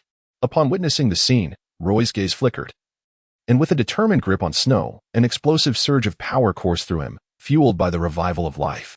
He unleashed a formidable strike, the cross-great gyroscope. The sound of slicing echoed as the golden lion's garments were torn asunder, revealing his sinewy, powerful muscles beneath. The scars from previous wounds, along with the fresh gashes inflicted by the onslaught, rendered him a figure of considerable intimidation. Yet, both Roy and Blackbeard were acutely aware that the golden lion's defeat was imminent. He could not escape their grasp. From a distance, Ace's expression froze in disbelief, his eyes wide with incredulity. He could hardly comprehend that Roy and Blackbeard had managed to corner such a legendary figure. The golden lion now walked a perilous tightrope, as if he were on the brink of retribution from the two adversaries. In the waters beneath the floating island, Carp wore a grave expression as he surveyed the sky, where the island was cloaked in clouds, instantly pinpointing the location of the golden lion. The float fruit, having engaged in numerous battles with the golden lion in the past, he was well aware of the latter's formidable abilities. This grand island, suspended in the heavens, was undoubtedly a hallmark of this legendary figure from the era of Roger. There are 3 individuals engaged in combat? Akainu's brow furrowed in confusion. One was undoubtedly the golden lion, but who were the other 2? There appeared to be a swordsman among them. Let us investigate further. Carp inhaled deeply and spoke resolutely. Today, we must apprehend the golden lion. He shall no longer roam free. Understood. Akainu nodded in agreement, fully endorsing Carp's resolve. With a swift motion, the 2 vanished from the ship's confines, materializing hundreds of meters above in the air. It was as if they exerted no effort at all, ascending effortlessly. In the blink of an eye, they soared thousands of meters high, their figures shrinking into mere black dots until they vanished into the clouds, completely out of sight. In awe, KB and Balumeb stared, swallowing hard as they once again felt the overwhelming strength of Carp and Akainu, a naval hero and an admiral. The might of the Navy was embodied by such terrifying figures. Bartolomeo fixed his gaze on their disappearing forms, resolving within himself to become such a formidable warrior. Roy. He clenched his fist tightly. Ever since he learned of the disappearance of Roy and the warship he was aboard, his spirits have plummeted into despair, remaining in silence until now. In reality, Roy's fate is uncertain, and there remains a glimmer of hope for his survival. Yet, everyone is acutely aware that this prodigious swordsman, recently hailed as the strongest new recruit of the Navy, is likely to have met a tragic end. This is due to their encounter with the legendary pirate, Gold Lion. The chances of survival are nearly non-existent. After all, it is Gold Lion. Even those civilians who have paid little attention to the pirate world have heard of his illustrious name. Damn it, Roy. We promised to make our names resonate across the seas together. How could you? Bartolomeo gritted his teeth. Over there. After Carp and Akainu arrived on the island, they leaped once more, ascending to the heights of the floating island, gazing down upon the entire expanse. They spotted the three engaged in battle. They were taken aback in unison. Shocked. A legend has fallen. Roy struck fiercely, each slash slicing through the fabric of space, his eyes ablaze with crimson fury, his body trembling with intensity. Yet, his strength showed no signs of waning. Instead, it surged ever more powerfully. Blackbeard stood to the side, his gaze predatory, transformed into an onlooker akin to Ace, observing with keen interest as the exhausted Golden Lion found himself overwhelmed by Roy's relentless assault. At this juncture, it was evident to all, Roy, Ace, Blackbeard, and even the Golden Lion himself, that one side had irrevocably lost the chance for a comeback. That side, unmistakably, was the Golden Lion. Ever since Blackbeard's arrival had depleted much of the Golden Lion's strength, Roy had entered the fray with a vigor that was distinctly different from before, instantly securing what had once been an uncertain victory. A low chuckle escaped Blackbeard as he sensed a piercing gaze. He turned to see Ace, who glared fiercely at him. Without uttering a word, Ace shifted his focus back to the clash between Roy and the Golden Lion. This was the Golden Lion's final struggle. Golden Lion. Do you believe that being revered as a legend by others truly makes you a legendary figure? Roy gritted his teeth as the snow, enveloped in armament, came crashing down. The Golden Lion blocked it, his visage twisted in fury. He could not bear the thought of his own defeat, even if it seemed inevitable. He would refuse to accept it. Brat, do not let your triumph cloud your judgment. The Golden Lion bellowed, his voice resounding with wrath. Do not think that occupying the advantageous position will lead to my downfall. I am the Golden Lion, and my only worthy adversary is Gold. Roger. Do you believe you are worthy? You are not. Roy sneered as life surged back, squeezing every ounce of energy and potential from within him. With a fierce burst of strength, he unleashed a flurry of strikes, akin to a tempest, illuminating the air with countless glimmering blades that descended upon the Golden Lion. Clang, clang, clang. The Golden Lion continued to parry, while Roy's words flowed unabated. How can someone like you be deemed a legend? You are nothing but a malignant growth cast aside by the tides of time, a scourge despised by all upon the vast ocean. Roy raised his blade, striking with a force that resembled a long rainbow, piercing through the chest of the Golden Lion. The Golden Lion widened its eyes, its defiant gaze unwavering, fixated upon him. Ding. Mission accomplished, all attributes 5, experience points 300. A surge of power coursed through Roy's being. Coughing, he pondered. Why?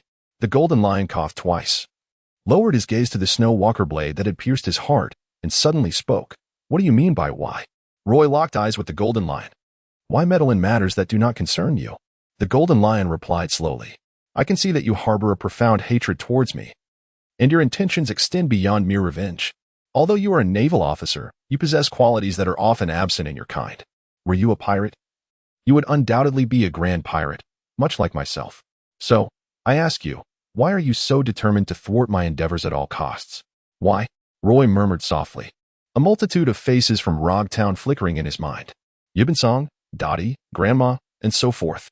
One familiar visage after another, each representing his most cherished and heartwarming memories in this world, akin to family.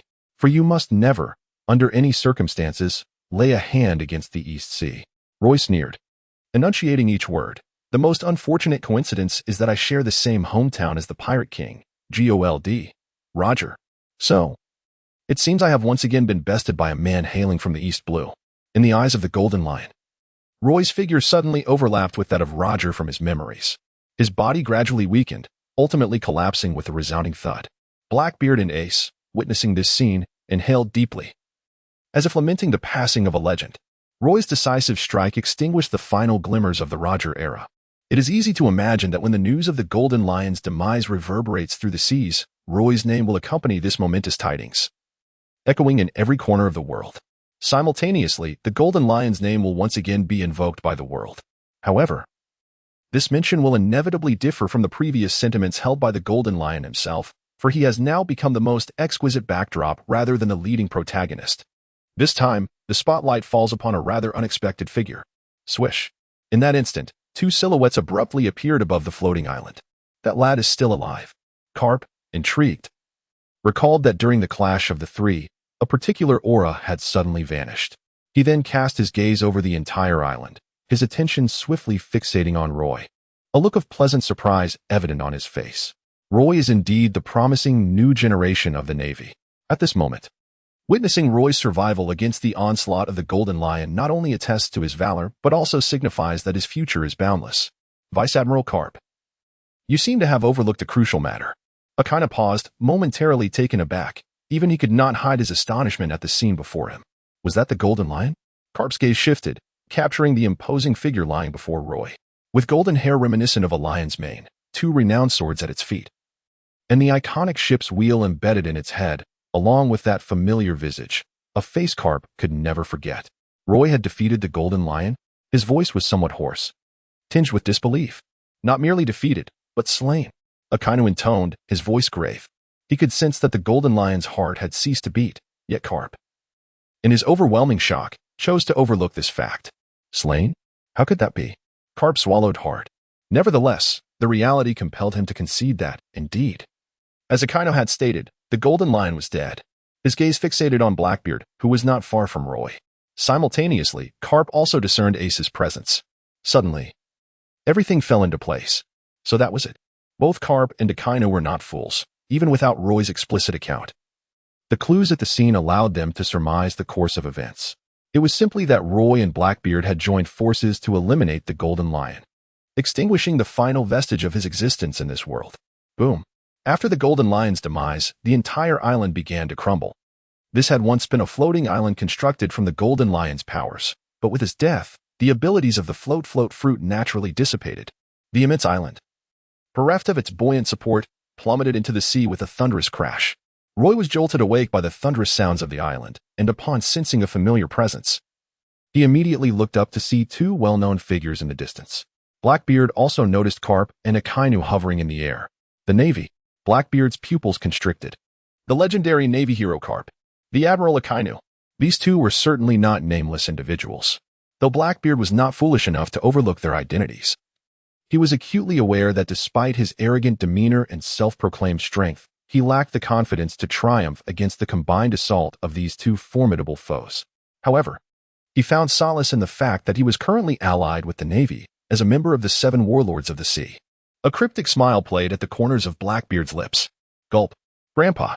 In the distance, Ace, upon spotting the familiar figures, swallowed hard, feeling an overwhelming urge to flee the scene. With no hesitation, he took off running. Carp smirked, a mischievous glint in his eye, and in a flash, he appeared beside Ace, delivering a swift kick that sent Ace flying. You little rascal, running away upon seeing your grandfather? Do you wish to experience the Iron Fist of Love? With another swift movement, he delivered what he affectionately termed the Iron Fist of Love, striking Ace squarely on the forehead, causing his eyes to water and a large bump to swell on his head. You scoundrel! Carp exclaimed, visibly enraged. I raised you and Luffy with the intention of molding you into the strongest recruits of the Navy, yet you both chose the path of piracy. What do those scoundrels, Shanks and Roger, have to offer? Grandpa. Ace, unable to retaliate, glared at Carp in indignation. Enough. Let's go. Carp sighed, revealing a hint of resignation. Your identity has been exposed, and this time, I cannot offer you much assistance. Ace, everything now hinges on the machinations of the world government and the Navy. I will do my utmost to ensure you remain safe and impel down. At the very least, I can guarantee your life.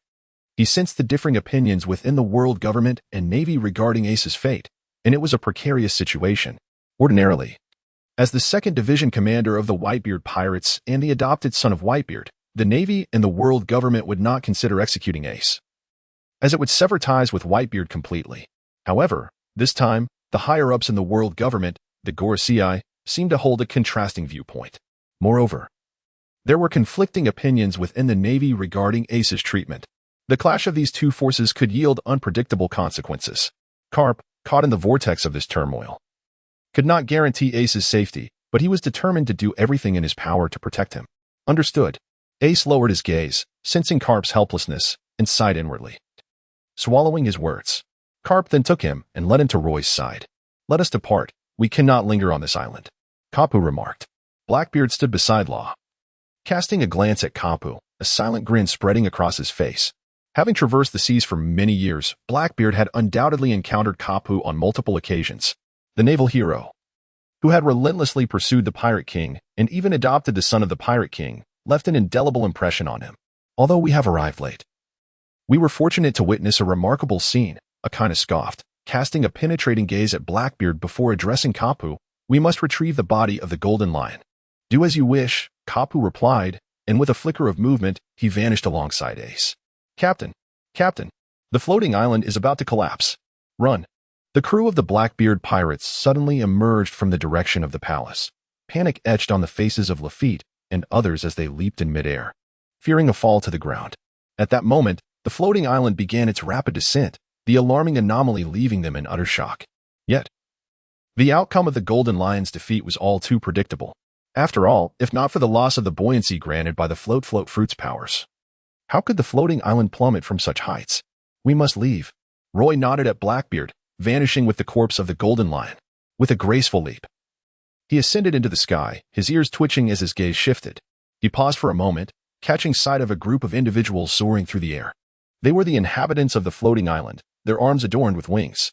Roy cast a glance before averting his gaze. This scene was well within his expectations. Benefactor? Thank you immensely. The Golden Lion has perished. How splendid. Benefactor. The residents of Floating Island, upon seeing Roy and his companions, waved their hands and shouted excitedly at him. Roy waved to them, heading towards the warships in the waters below. Akainu, hearing the commotion, cast a glance at the soaring inhabitants, moving faster than Roy, albeit just a step slower than Carp. Blackbeard and his crew trailed closely behind. Whoosh! A group of individuals arrived successively at the warship. The island behind them crashed into the sea, unleashing towering waves and tumultuous tides that collided violently. The warship rocked yet remained steadfast upon the surface, unyielding to the encroaching waters. Admiral Akainu, Vice Admiral Carp. Soldiers gathered, their spirits lifted upon seeing Roy. Brigadier General Roy, we are overjoyed to see you safe. Roy. Bartolomeo and the others were more direct, disregarding Carp and Akainu, swiftly surrounding Roy. Blackbeard and his crew, embodying the essence of pirates, stood nonchalantly aboard the warship, their defiance evident as they faced the encircling navy, unperturbed and intrigued by the ship's arrangements. Unfortunately, it was not a raft. Blackbeard mused internally. With his unique aesthetic, he found only rudimentary vessels like rafts appealing. Take him away, Carp ordered, tossing Ace to the soldiers. Ace had no time to resist as he was dragged into the warship as prison. Subsequently, Carp and Akainu exchanged glances and approached Roy. Well done, Akainu spoke first. The defeat of the Golden Lion, Roy, will undoubtedly reverberate throughout the world. You shall be recognized as the strongest newcomer of the Navy's new generation. None shall dare to question your prowess. Carp patted Roy on the shoulder. What? Bartolomeo and the others were bewildered. It was only then that they noticed the imposing figure Roy held aloft, with golden hair, the iconic helm, and dual swords at his feet. Thud. Was that the corpse of the Golden Lion? For the Navy, the slaying of the Golden Lion was undoubtedly a resounding victory. The fallen on Roy's previous warship have all been honored with the title of Navy Martyrs. This seems to represent the most perfect conclusion. Yet, only Roy feels an overwhelming fatigue and exhaustion that resonates deeply within. After a brief exchange with Garp and Akainu, he retreats to his quarters aboard the ship to rest. Throughout this battle, Roy has gained much power, fame, and honor. These are treasures coveted by all, including Roy himself. However, he is truly weary. The tension of the fight has left him feeling that without several days of uninterrupted sleep, he cannot possibly recuperate. Bartolomeo and the others do not disturb him.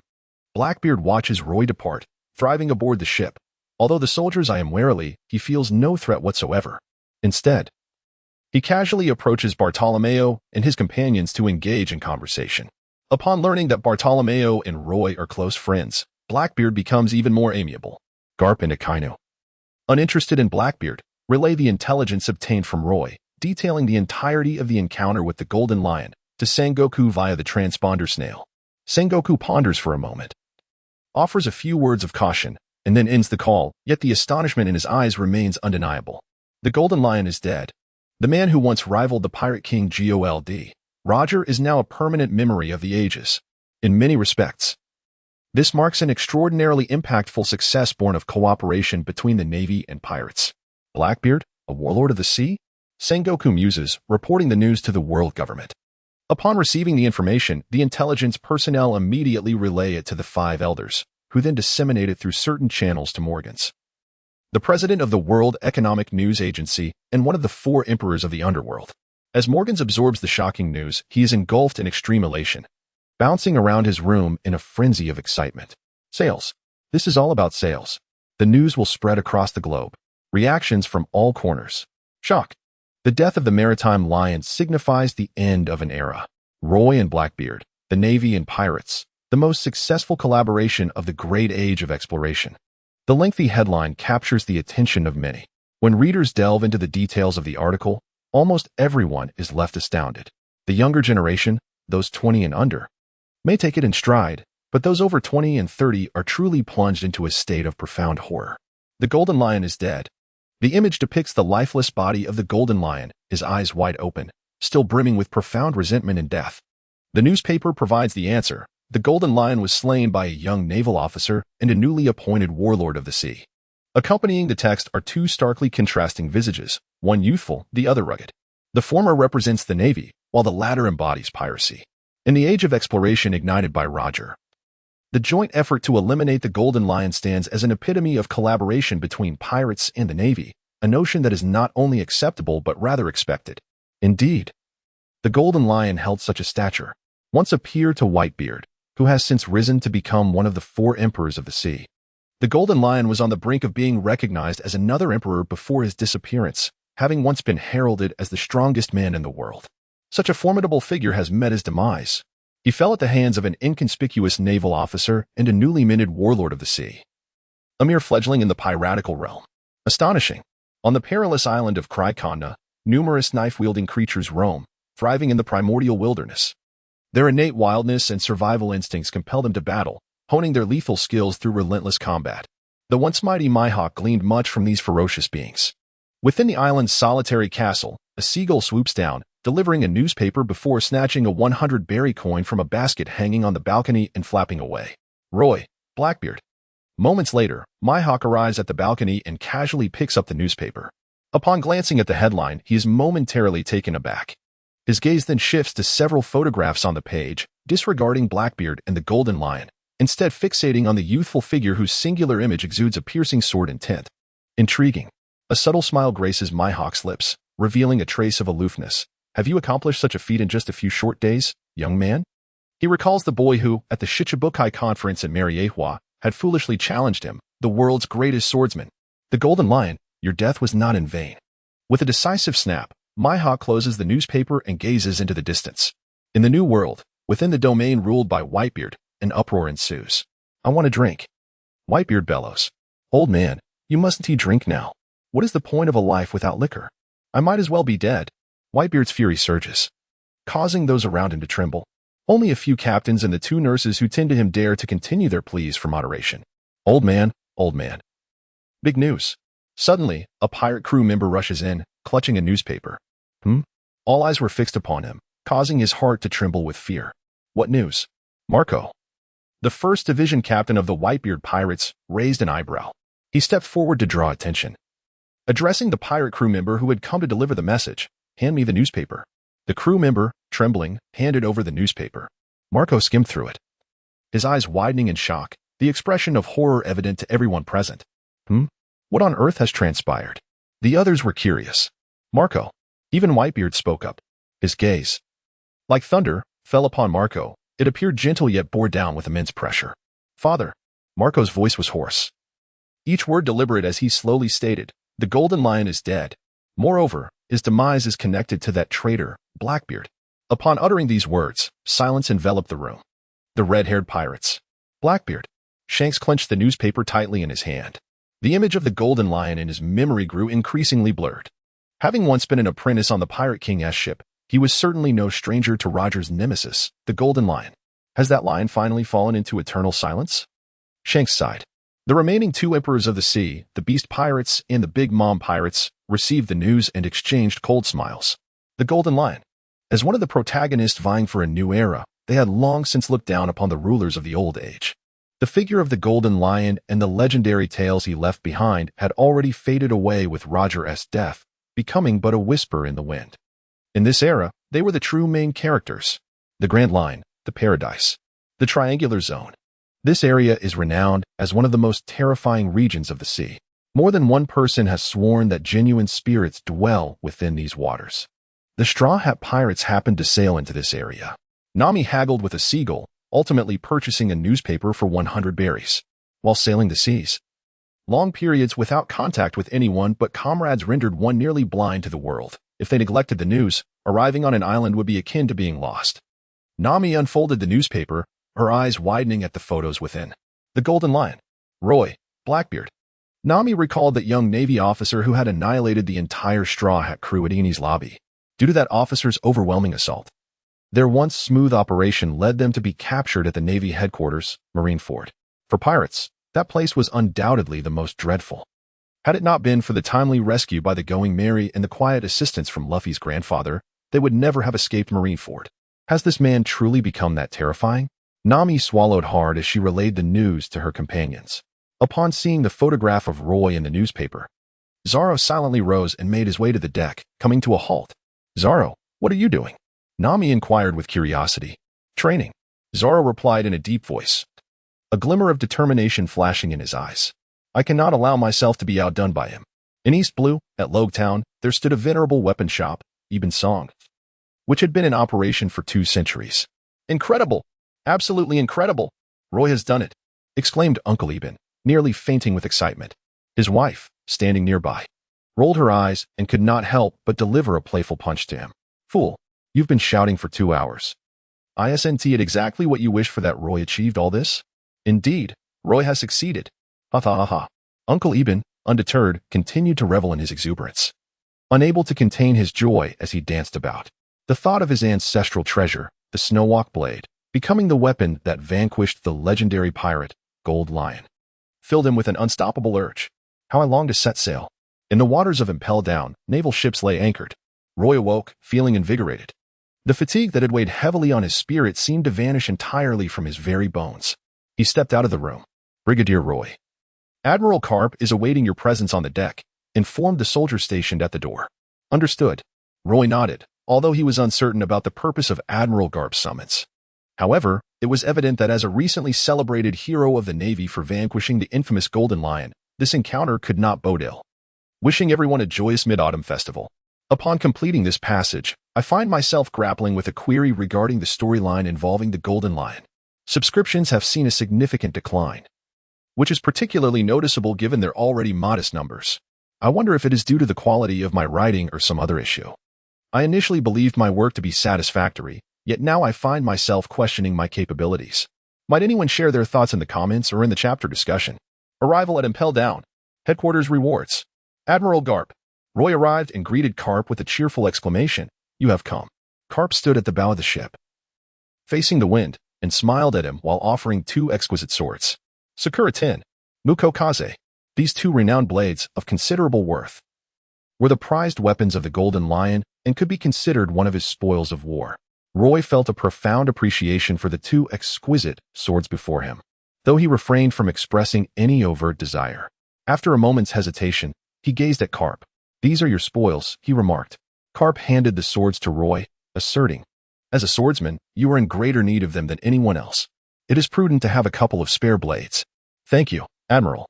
Roy nodded, accepting the 2 renowned blades, his fingers gliding over them as their icy chill penetrated his palm. Young man, although you have only slumbered for a mere half-day, the demise of the Golden Lion has swiftly resonated across the seas, leaving the world in astonishment. Roy, you and Blackbeard have gained notoriety. Carp chuckled heartily. As the most formidable new recruit of the Navy's new generation, no one will doubt your capabilities now. Henceforth, you are entirely entitled to lead a team independently, bearing the name of the Navy to uphold justice across the globe. Roy understood. Carp intended to inform him of the commendation from the headquarters. along with certain tangible rewards bestowed upon him. Firstly, the renowned blades, Sakura and Withered Wood, were among these accolades. Secondly, the autonomy granted to him, typically reserved for those of the rank of Rear Admiral, also constituted a portion of his rewards. Roy pondered for a moment and said, "Vice Admiral Garp, I have a request." "Speak freely," Garp replied. "I wish to transfer Bartolomeo to the team under my command." "No problem." Garp paused briefly before continuing. "However, while your autonomy has indeed been elevated, your rank will remain temporarily at the level of Brigadier General. Sengoku and I had initially intended to promote you to Major General. But due to your relatively short tenure in the Navy, such a rapid advancement has already set a historical precedent. When I proposed this, many voiced their opposition, including Admiral Akainu, who believed that you should take the time to consolidate your position." Roy replied nonchalantly, "It's perfectly fine. Brigadier is sufficient." He continued, "Rest assured. In my perspective, merely enhancing autonomy along with Sakura and Mugo as tangible compensation does indeed seem rather stingy. Thus, I petitioned the world government on your behalf, leveraging your substantial achievements to procure a privilege for you." Garp smiled at Roy and remarked, "This so-called privilege, in certain respects, can also be regarded as an opportunity to significantly elevate your prowess." "What do you mean?" Roy listened to Garp's words, and with a hint of curiosity, he mentioned the world government. "You must have heard that the scientific division of the world government has developed a technology that enables weapons to consume devil fruits." Garp continued, "I understand that you may not be particularly interested in devil fruits, yet one cannot deny the allure of granting your treasured sword the formidable powers of a devil fruit." "Can they?" Roy's eyes widened. This was indeed an excellent opportunity for enhancement. Shuezo, being one of the renowned 50 masters of the quick blade, might currently match his prowess. However, as his strength surged rapidly, it would inevitably become a shortcoming in the future. Even with the application of haki, there is no guarantee that Shuezo would consistently accompany him on his journey. Allowing Shuezo to consume a devil fruit would undoubtedly be a viable solution to this dilemma. This also reflects that Garp and Sengoku are truly commendable superiors, striving to compensate for the deficiencies within the Navy. "How splendid!" Roy saluted respectfully and expressed his gratitude, saying, "I would be immensely grateful if you could allow Snow to possess the powers of a devil fruit. Naturally, it would be preferable for you to provide the devil fruit yourself." Garp replied, "If you are unable to supply the devil fruit, I could swallow my pride and request the world government to select one for you. However, I cannot assure you that the devil fruit provided by the world government will achieve the desired effects." Roy contemplated. "I shall seek the fruit myself." "No problem. Once you are prepared, inform me at your earliest convenience." Garp advised that the time should not exceed 1 month. "Understood." Roy nodded. The dialogue concluded. Roy bid farewell, clutching Sakura and Miku as he returned to his quarters. Shortly thereafter, the warship arrived at Impel Down. A group disembarked from the vessel. Under the watchful gaze of Admiral Akainu, Ace was escorted into Impel Down by soldiers, and soon the heavy cell door clanged shut, sealing him within the 6th level. "Haha. Vice Admiral Garp, Admiral Akainu, long time no see." Hannibal, the deputy warden of Impel Down, greeted the two prominent figures with a hearty laugh. "Hannibal, where is Magellan?" Akainu grunted, his expression a mix of authority and disdain. "Is my arrival with Vice Admiral Garp not worthy of the warden's personal reception?" The warden is indisposed." Hannibal chuckled, adding, "If Admiral Akainu could petition Fleet Admiral Sengoku and the world government to elevate me to the position of warden, I would be eternally grateful." "Hannibal, you scheming rascal, do you seek to usurp my position?" Suddenly, an unbearable stench began to permeate the air, enveloping the entire space. Except for Garp and Akainu, everyone present, including Roy, covered their noses in revulsion. A towering figure emerged, shrouded in an indescribable ominous aura, capturing the attention of all. This man was none other than Magellan, the warden of Impel Down. He possessed the powers of the poison fruit, capable of exhaling toxic gases and unleashing lethal liquids from his body, forming poisonous dragons to assail his foes. His formidable strength earned him the title of the trump card of Impel Down, due to the effects of the poison fruit. Magellan was saturated with toxins. He spent 10 hours a day suffering from gastrointestinal distress and 8 hours in slumber. His subordinates dared not approach him closely, and even visitors were required to don gas masks in advance. Roy and his companions, in a moment of negligence, failed to don their gas masks and soon began to feel a sense of dizziness enveloping their heads. "The chief has arrived. Quick, flee. If we do not escape now, it will be our doom." The antidote: hasten to procure the remedy. The soldiers advancing into the city instantly fell into a state of panic. Roy exchanged glances with the others. "You may withdraw for now," Cap gestured to them with a wave of his hand. Roy nodded and departed from the space, which, though not entirely enclosed, was saturated with the toxic gas emanating from Magellan. For Carp and Akainu, such toxins were negligible. However, prolonged exposure would inevitably lead to poisoning. Without timely intervention, the consequences could be fatal. Astonishing. Bartolomeo was somewhat taken aback, while Kobe and Barumabur looked on with wide eyes. The mere aura exuded by Magellan was sufficient to repulse them, underscoring his formidable strength. Yet, Carp and Akainu were able to converse with Magellan without any apparent effect, further highlighting the disparity in their powers. Three-sword style. The debate between Carp and Akainu. Carp, the Vice Admiral, and Akainu, the Admiral, had come to impel down not only to escort Fire Fist Ace but also for other directives. Magellan, clutching his stomach and wearing a pained expression, spoke up. Akainu stated, "Fire Fist Ace is a formidable warrior under Whitebeard, and his status is exceptionally unique. To prevent Whitebeard from orchestrating a prison break, you must exert maximum effort to safeguard Impel Down during this period. We cannot allow a repeat of the Golden Lion incident. The Golden Lion serves as a dire warning and the greatest shame in the history of Impel Down. There shall never be a second prison escape." Magellan pounded his chest, gritting his teeth, and declared, "Admiral Akainu, Impel Down will not disappoint you." "I hope so," Akainu scoffed, displaying his disdain. Carp. "Under no circumstances are you permitted to inflict torture on Ace." Carp suddenly interjected. "Whatever you intend to do to Ace must receive approval from the Navy. Understood?" "Understood." Magellan nodded. Akainu remained silent, casting a penetrating glance at Carp before turning to leave. "Admiral Akainu, are you leaving already?" Hannibal asked, somewhat bewildered, as he ventured, Admiral Akainu, Vice Admiral Carp, should you reconsider my recommendation to become the Warden of Impel Down?" Bang. Magellan's fist slammed Hannibal to the ground. "How outrageous. Hannibal, you are not worthy to be my superior." Magellan exhaled toxic fumes. "Please, spare me, Director." Hannibal's face turned purple. "Let us go." Carp disregarded their bickering and waved his hand. "There are numerous matters awaiting our attention back at Marineford." "Very well," came the reply. Magellan promptly resumed his serious demeanor. The warship set sail once more. Utilizing a unique maritime current exclusive to the Navy, the crew swiftly returned to Marineford. Carp and Akainu wasted no time. Upon disembarking, they hastened to the headquarters meeting room in search of Sengoku and others. Since Ace's capture, Carp's spirits had been low due to the profound discord between the world government and the Navy regarding Ace's fate. The world government demanded the death penalty for Ace, aiming to deter all pirates. Conversely, the Navy believed that mere imprisonment sufficed, as executing Ace would undoubtedly provoke the Whitebeard pirates' ire. Such an outcome could lead to a fierce conflict between the Navy and Whitebeard, with far-reaching and unpredictable repercussions. Yet, the world government wielded considerable influence within the Navy. Even with the opposition of Admiral Sengoku and the Navy's hero Carp, a significant faction emerged, openly supporting the world government. Currently, the Navy was divided in its stance. Due to the absence of these two prominent figures, a consensus had yet to be reached. However, Carp was acutely aware of the situation. The likelihood of the Navy retaining control over Ace's fate was bleak. Ultimately, the Navy was subordinate to the world government, functioning as a branch rather than an independent entity. Ace's situation was dire.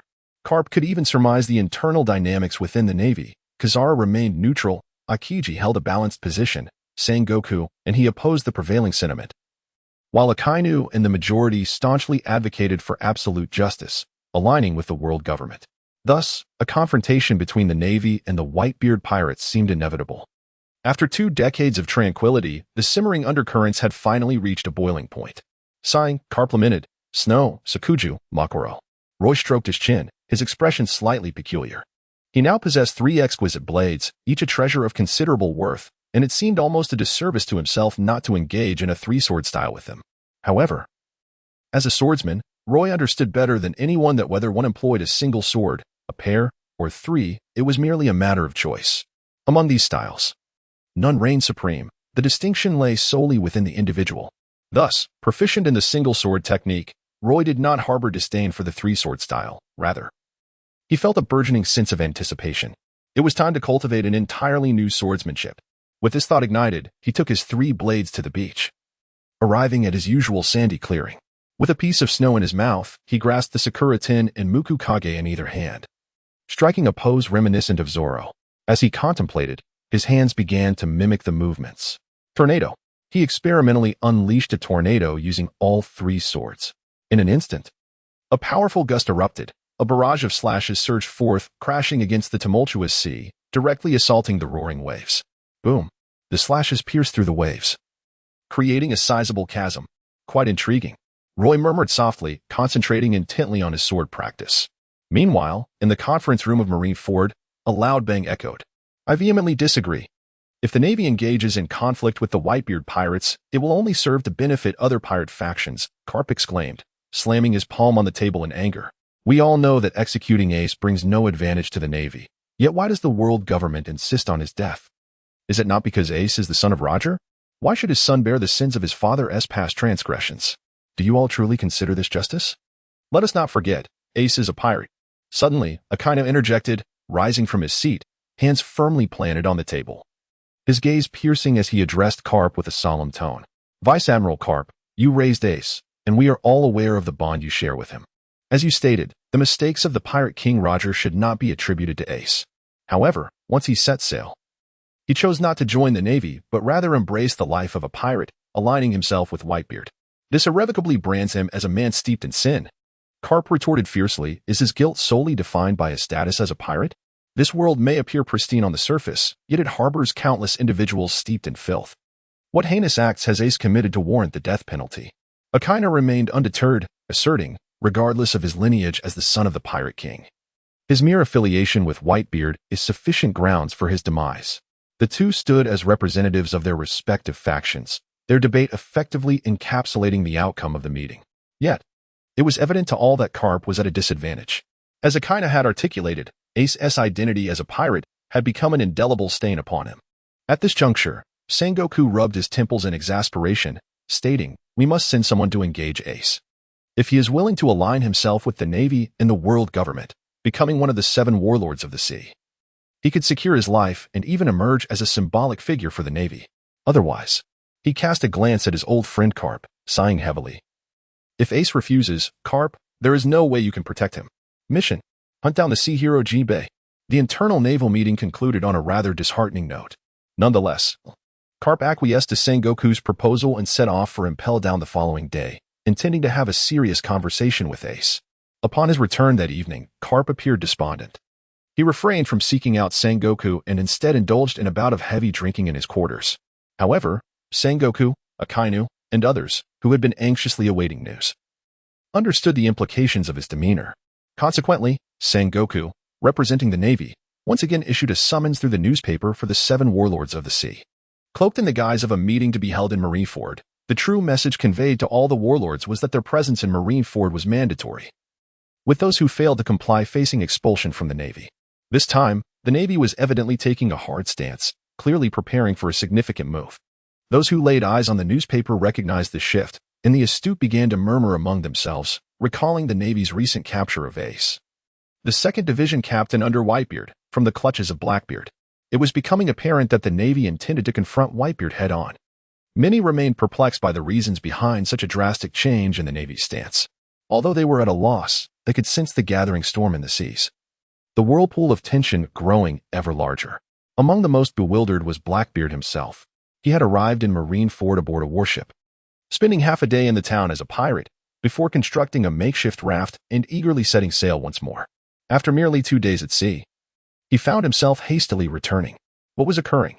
Blackbeard could not decipher the situation either, but he decided to bide his time, waiting for clarity before returning to Marineford. He had no intention of relinquishing his newly acquired status as one of the 7 warlords. In Marineford, within the office of the Admiral, Sengoku seethed with frustration as he received reports from his subordinates regarding the responses from the warlords. His face darkened as he realized that, aside from a handful of individuals who provided accurate replies, the majority had completely disregarded the compulsory summons.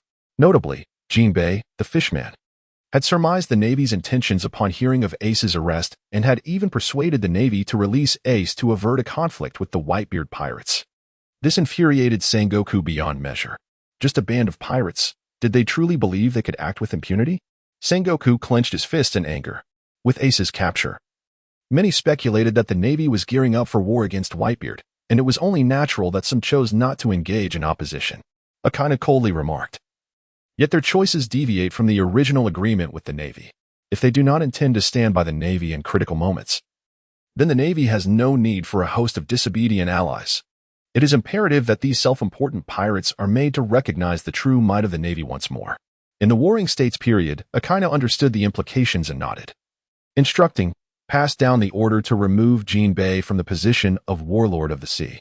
The Navy has remained tranquil for too long. It is time to take action. Akina spoke slowly. Jinbei is merely the beginning. Over the past few days, Luo Yi had been diligently practicing his swordsmanship, indifferent to the tumultuous events unfolding outside. He allocated all the 300 experience points gained from defeating the Golden Lion to enhance his basic swordsmanship. Although his basic swordsmanship level did not surpass level 6, it allowed him to master various techniques with remarkable agility. Regardless of the swordplay style, he grasped them swiftly, including the three-sword style. With a flurry of movements, he executed several simple techniques of the three-sword style, skillfully weaving his three blades, unleashing slashes that soared into the sky, shattering the clouds into fragments. While honing his three-sword style, he also diligently pursued the study of the two-sword style. Roy, witnessing the results, nodded in satisfaction. Following the battle at Floating Island, his strength had multiplied significantly. This was not only evident in the increase of his attribute points, but also in the rapid enhancement of his combat prowess. Although he currently held the modest rank of a brigadier general, he possessed unwavering confidence in his abilities, rivaling even some of the vice admirals within his division in terms of combat effectiveness. Roy, came the voice of Bartolomeo from afar. The fleet admiral seeks you. Understood. Roy sheathed his three knives with determination, proclaiming, I shall go at once. Upon Roy's arrival at the marshal's office, he found that General Maynard had arrived ahead of him and was awaiting his presence alongside Marshal Zhangua. Marshal Zhangua, General Maynard. Roy pushed open the door and encountered two familiar figures, which left him somewhat perplexed. Nevertheless, he maintained his composure and inquired, Is there something you wish to discuss? Roy. One of them began, I presume that Garb has informed you of your newfound authority at the rank of Vice Admiral. Your performance among the new generation of the Navy has certainly earned you the title of the strongest recruit. Sengoku's expression remained serene, exuding an air of quiet authority. However, you are still quite young and lack experience. Therefore, I have a mission in mind. I intend for you to accompany Vice Admiral Maynard on this assignment, so you may glean invaluable experience. The next time, you shall lead a team on your own. Of course, I have no objections. Roy nodded and said to General Maynard, General Maynard, I kindly seek your guidance. No need for guidance. You are already remarkably proficient, Maynard replied with a smile, patting Roy on the shoulder. He held a deep admiration for this young naval swordsman who had emerged from the training camp he had once led. Now, may I inquire what the mission entails? Roy pondered for a moment, realizing that he was still unaware of the intricate details of this mission, and thus he inquired. To hunt down one of the former 7 warlords of the Sea Knight Jinbei. Sengoku pronounced each word with deliberate emphasis. Maynard remained composed, seemingly having already been informed of this by Sengoku. Roy, however, struggled to maintain his composure, his eyes widening in astonishment at the shocking news. Jinbei has been removed from the 7 warlords? He was taken aback, unable to suppress his inquiry. When did this occur? This was the resolution we just reached in the meeting, Sengoku retorted angrily. Jinbei has no intention of adhering to the Navy's orders and even went so far as to persuade the Navy to release poor Dasti, Ace, which is a grave affront to the Navy, taking advantage of the situation while feigning innocence. How could such a thing possibly exist in this world? A mere pirate, so utterly lacking in self-awareness. Understood. Roy has come to understand the situation. In essence, the Navy intends to deal with Ace, which will inevitably lead to a confrontation with Whitebeard. However, Jinbei, as one of the 7 warlords, not only refrains from aiding the Navy but also engages in subtle exchanges with their adversary, Whitebeard, inciting the Navy's ire and inviting peril upon himself. Nevertheless, it is worth noting that Roy distinctly recalls from the original narrative that Jinbei was captured by the Navy and imprisoned in Impel Down, sharing the same cell as Ace. How then did Sengoku employ the term hunt in this context? Yet, this detail is of little consequence. For Roy, the pursuit of the 7 warlords presents a far greater challenge. He tightened his grip on the blade in his hand, a slight smirk gracing his lips. Let us proceed, he declared. Maynard responded, the warship is ready. 95, Sabaody Archipelago. The Sun Pirates. Roy followed Maynard to the harbor, where Bartholomew had been awaiting his arrival. As Roy engaged in conversation with the warring states, he received news of their impending voyage, prompting him to reach the harbor ahead of Roy, where he awaited both Roy and Maynard. Although Bartholomew was unaware of the specifics of the mission, he knew that he would once again set sail alongside Roy to undertake a certain task. The involvement of Vice Admiral Maynard from headquarters suggested that this mission was indeed extraordinary. Upon Roy's arrival, Bartholomew could not contain his curiosity and approached him, inquiring, "Roy, what is our purpose this time?" "We are to capture pirates," Roy replied. "Is it truly worth mobilizing so many of us for pirate capture?" Bartholomew scoffed then, as if suddenly enlightened, asked in bewilderment, "Wait, who exactly are we going after?" Roy said, "The former warlord of the sea, the fishman Jinbei." "What? Marvelous." Upon hearing this, Bartholomew's eyes widened, and he felt no fear. Instead, his excitement surged within him. He clenched his fists, a fierce smile spreading across his face as he chuckled lowly. "This time, I shall ensure those pirates recognize my might." Sabaody Archipelago. This island, situated near the Navy headquarters, is formed by the world's largest red tree known as the Archim vine, with its roots protruding above the water's surface. It has become known to the world as the Sabaody Archipelago. Moreover, the Sabaody Archipelago serves as a crucial gateway to Fishman Island, making it a necessary passage for pirates from all four seas venturing into the New World. The place is bustling with a diverse crowd. Among them, the renowned warlord of the sea, the fishman Jinbei, is currently leading his son pirates in a brief stay. "Captain Jinbei, your actions will surely provoke the Navy. What if they strip you of your title as warlord and send people to hunt you down? Wouldn't we be in grave danger here at Sabaody Archipelago?" The Navy headquarters is just nearby. The expression on Aladdin, the vice captain and ship's doctor of the Sun Pirates, was rather grim. Although he did not oppose Jinbei's actions and secretly supported him, he could not help but contemplate the potential consequences. "Aladdin, remember this. If the Navy comes after me, I will bear the entire responsibility alone. You must not engage with them. Retreat at a distance to avoid further escalating the conflict." Jinbei, possessing a profound sense of responsibility and courage, understood Aladdin's concerns better than anyone. Therefore, when he made the decision that placed the Sun Pirates in a precarious situation, his mind was already equipped with a strategy, ensuring that his companions would not be dragged down with him. Should something go awry, Jinbei resolved to shoulder all blame alone, sparing the Sun Pirates from suffering alongside him. Alas, Aladdin sighed. He comprehended that Jinbei's choice to defend Whitebeard rather than align with the Navy as a warlord stemmed from the debt of gratitude owed to Whitebeard for Fishman Island and the Sun Pirates. It is essential to note that the Sun Pirates are composed of fishmen, with their base naturally located in the deep-sea Fishman Island. 2 decades ago, when Roger heralded the dawn of the Great Pirate Era, countless pirates flocked to the New World, turning Fishman Island, a necessary transit point, into chaos. It was Whitebeard, one of the 4 emperors, who stood up to protect Fishman Island and maintain its peace. Now, the Navy plans to strike at Whitebeard through Ace, should conflict arise.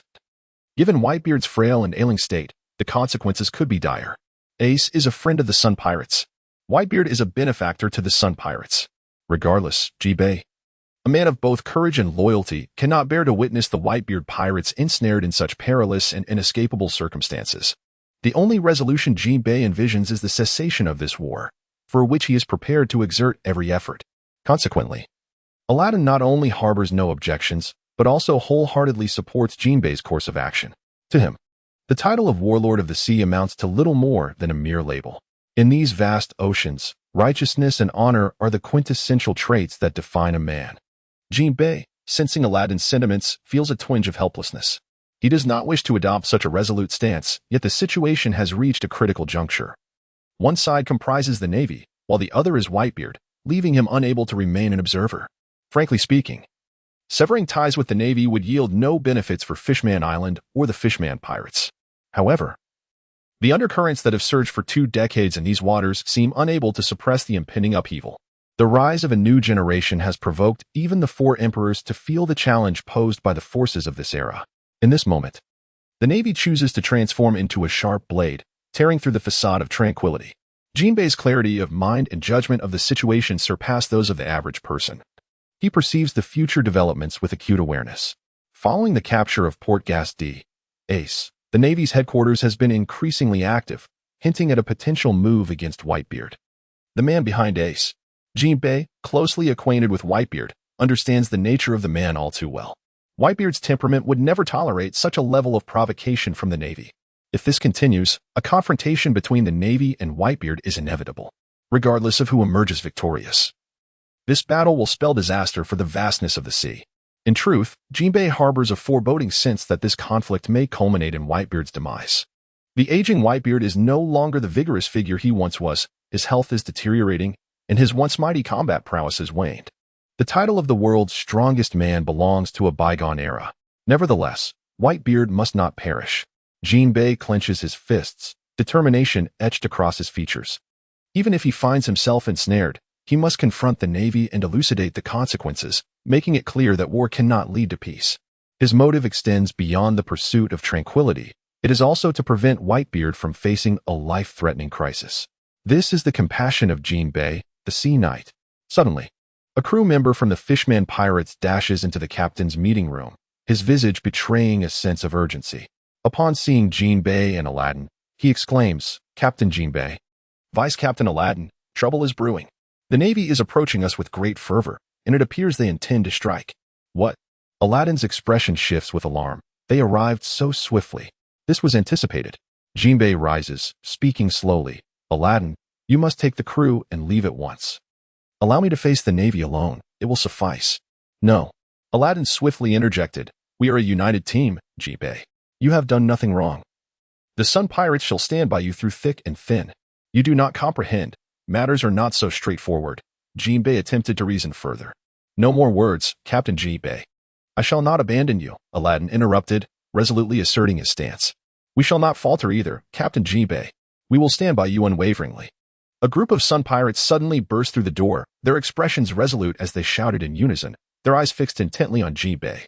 Though the specifics eluded them, they could surmise that the Sun Pirates had severed ties with the Navy. Jinbei had forfeited his title as one of the 7 warlords, inciting the Navy's ire and pursuit. At such a critical juncture, how could they forsake their captain and depart? If they were to leave, it would not be a retreat, but an act of betrayal. A rift. Navy versus Sun Pirates. Jinbei's expression shifted as he surveyed his comrades, letting out a deep sigh.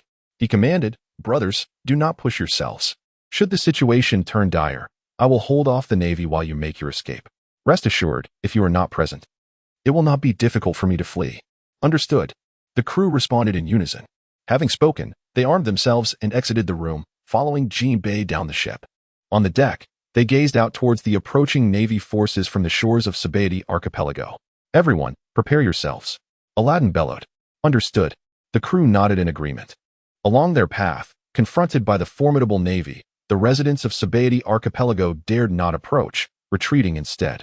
Although the Navy was stationed there, the locals had not witnessed such a display in a long while. What had provoked such a massive Navy encirclement? With curious eyes, they watched as the Navy advanced towards the port, the very location of the Sun Pirates. The 7 warlords? Jinbei was indeed one of them. A considerable force upon the seas. He led the Sun Pirates, established by the legendary Fisher Tiger, a merman who had once stormed Mariehua and liberated thousands of enslaved celestial dragons of various races, thus becoming a figure of renown. Upon realizing the Navy's target was one of the 7 warlords, Jinbei, the onlookers could not help but widen their eyes. Sensing that a tempest was silently brewing across the world, they recalled the recent newspaper articles regarding the summons of the 7 warlords. Could the Navy's pursuit be related to this? Maynard. Upon encountering the muscular figure at the forefront, Jinbei's expression shifted subtly. Maynard, as a vice admiral in the fleet, was a formidable character, renowned for his prowess and bearing the title of the Pursuer. He was a valiant warrior within the ranks, well known across these vast seas. And even in the formidable New World, he was far from being an inconspicuous figure. When Jinbei's gaze fell upon the young man beside Maynard, he was momentarily taken aback. This familiar visage was linked to the demise of the Golden Lion, a name he had recently encountered in the newspapers, an impression that lingered vividly in his mind. The strongest recruit of the new generation of the Navy, Roy. Jinbei widened his eyes in astonishment. These 2 prominent figures were leading the Navy soldiers to encircle the Sun Pirates, evidently intent on preventing their escape. Their records spoke volumes. The former was an established powerhouse, his strength needing no elaboration, while the latter was undoubtedly the mightiest among the new generation of the Navy. The newspapers had reported that he was one of the key figures responsible for the defeat of the legendary pirate, the Golden Lion, with the other being none other than Blackbeard, a notion that was almost unfathomable. Although the Sun Pirates were no weaklings, being one of the 7 warlords of the sea, they were certainly not comparable to the Golden Lion. The Golden Lion, as a once designated emperor of the sea, held a reputation and strength that were universally acknowledged. Roy, having successfully dispatched the Golden Lion, has undeniably demonstrated his prowess, firmly establishing himself among the elite of the world and earning the respect of many. What? Roy, the Navy officer who vanquished the Golden Lion? Astonishing. He is a formidable figure of the new generation of the Navy. Rumored not only to have slain the Golden Lion, but also to have had confrontations with the notorious Don Quixote da Flamingo. This young man is no ordinary adversary. Brothers, exercise caution. A group of individuals turned their gaze towards the Navy ranks, fixating on the 2 leaders at the forefront. After a series of events, Roy has finally transcended the role of a mere background character, emerging as the focal point, the most prominent figure, whether it be quelling the chaos on Judicial Island, confronting Doflamingo, or vanquishing the Golden Lion. These feats are regarded by many as remarkable, particularly the latter. Having accomplished such extraordinary deeds, Roy has undoubtedly earned the right to be valued. Now, no one, including the 7 warlords, dares to underestimate him, save for the 4 emperors, of course. Such formidable pirates often disregard even the admirals of the Navy, acknowledging only the likes of Carp and Sengoku as worthy of their attention. Ji-Bei, while celebrated as a hero of the sea, has behaved in a manner that starkly contrasts with the noble ideals of a true hero. Minard, upon catching sight of the Sun Pirates' movements, spoke with a hint of anger in his tone, exclaiming, "The Navy has never wronged you," extending ample respect. Yet, Ji-Bei, how have you reciprocated? I initially believed that the ones to refuse would be Doflamingo, Boa Hancock, or Mihawk, but to my astonishment, the first to reject the Navy was you. Minard's words reached Ji-Bei's ears, who clenched his teeth and retorted loudly, "This battle does not align with my principles of righteousness, Minard. The Navy has never wronged me, yet I cannot betray Whitebeard. The Whitebeard pirates were my benefactors and the benefactors of Fishman Island. I shall never compromise on this matter." "Very well, then there is nothing more to discuss," Minard replied, though his expression betrayed no hint of regret. With a swift movement, he appeared before Ji-Bei, his iron fist clenched tight, ready to unleash a devastating blow. Boom. A shockwave erupted, radiating in all directions. Ji-Bei, employing Fishman karate, summoned his immense strength to withstand the onslaught of the punch. "Then brace yourself for the judgment of the Navy," Minard declared, unfazed, as he launched another punch, forcing the sea hero Ji-Bei back. He bellowed, "To stand against the Navy, you must pay the price. Accept the wrath of the Navy until it scorches your Sun Pirates to ashes." Humph. Ji-Bei let out an angry grunt, incensed by Minard's words. "Minard, I had initially intended to negotiate with the Navy to spare my crew, and I willingly offer to return to the Navy headquarters with you." Ji-Bei gritted his teeth. "There is nothing to discuss. The Navy cannot afford to lose," Minard replied coldly. "Impel Down is the rightful place for all of you. Now you must grovel, Ji-Bei. This is hardly your style." Indeed, as Minard asserted, the Navy possessed the overwhelming advantage. With matters having reached this point, there was no room for sentiment. Since Ji-Bei had chosen to become an enemy of the Navy, he must accept the consequences of that choice. If one were to commit a foolish act without facing repercussions, could it still be deemed foolish? Roy, act swiftly. Ji-Bei is in my hands. Maynard turned back briefly to instruct Roy. In truth, there was no need for Maynard to elaborate, as Roy had already commenced his actions. At the moment of the clash between Maynard and Ji-Bei, Roy led the naval soldiers beside him in a swift charge towards the crew of the Sun Pirates aboard their ship. His adversary was Aladdin, the vice captain and doctor of the Sun Pirates, whose combat prowess, while not overwhelmingly strong, was nonetheless formidable. Thunderous clashes echoed through the air. Roy unsheathed his sword, executing a crescent strike from above. Aladdin, fixated on the Navy, commanded everyone to respond the moment Roy made his move. "Attack," Aladdin proclaimed, seizing his trident to counter Roy's incoming katana. The clash of metal resonated loudly. Unfazed by the interception of his assault, Roy's lips curled into a cold smirk. With lightning speed, his left hand drew the Sakura tin from his waist, thrusting it upward towards Aladdin's heart. Disaster! Aladdin gasped in shock, momentarily neglecting the pressure from the snow walk. He hastily retreated to evade the thrust of the Sakura tin, only to overlook the descending strike of the snow walk.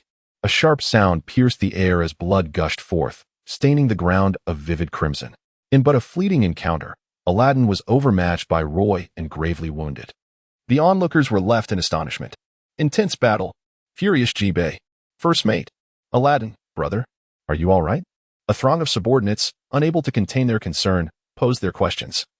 Yet were compelled to refocus as they were relentlessly pressed by the soldiers before them, retreating under a barrage of attacks. The Navy held the upper hand, overpowering the Straw Hat pirates, who struggled to regain their footing. Damn it! Jinbei's expression darkened at the sight. Minard relentlessly engaged him, leaving no opportunity to assist his crew. Even as the first mate, witnessing Aladdin's peril, he could only watch in fury. Minard, do not force my hand. Jinbei readied himself, unleashing the full might of fishman karate. In an instant, the ocean's currents converged, surging upward to form a ribbon-like column of water, launching like a high-pressure cannon at Minard. This was the fishman karate's formidable technique. The gun wave, capable of projecting water waves over great distances with explosive force. The attack arrived with such swiftness that Minard had no time to evade. Instead, he braced himself, crossing his muscular arms to absorb the strike. Boom. His expression shifted as the terrifying shockwave from the gun wave knocked him back, carving a massive trench beneath his feet, forcing him to stumble several meters before regaining his balance. Seizing the moment, Jinbei pressed the attack, momentarily overpowering Minard. However, despite this tactical advantage, he remained at a disadvantage.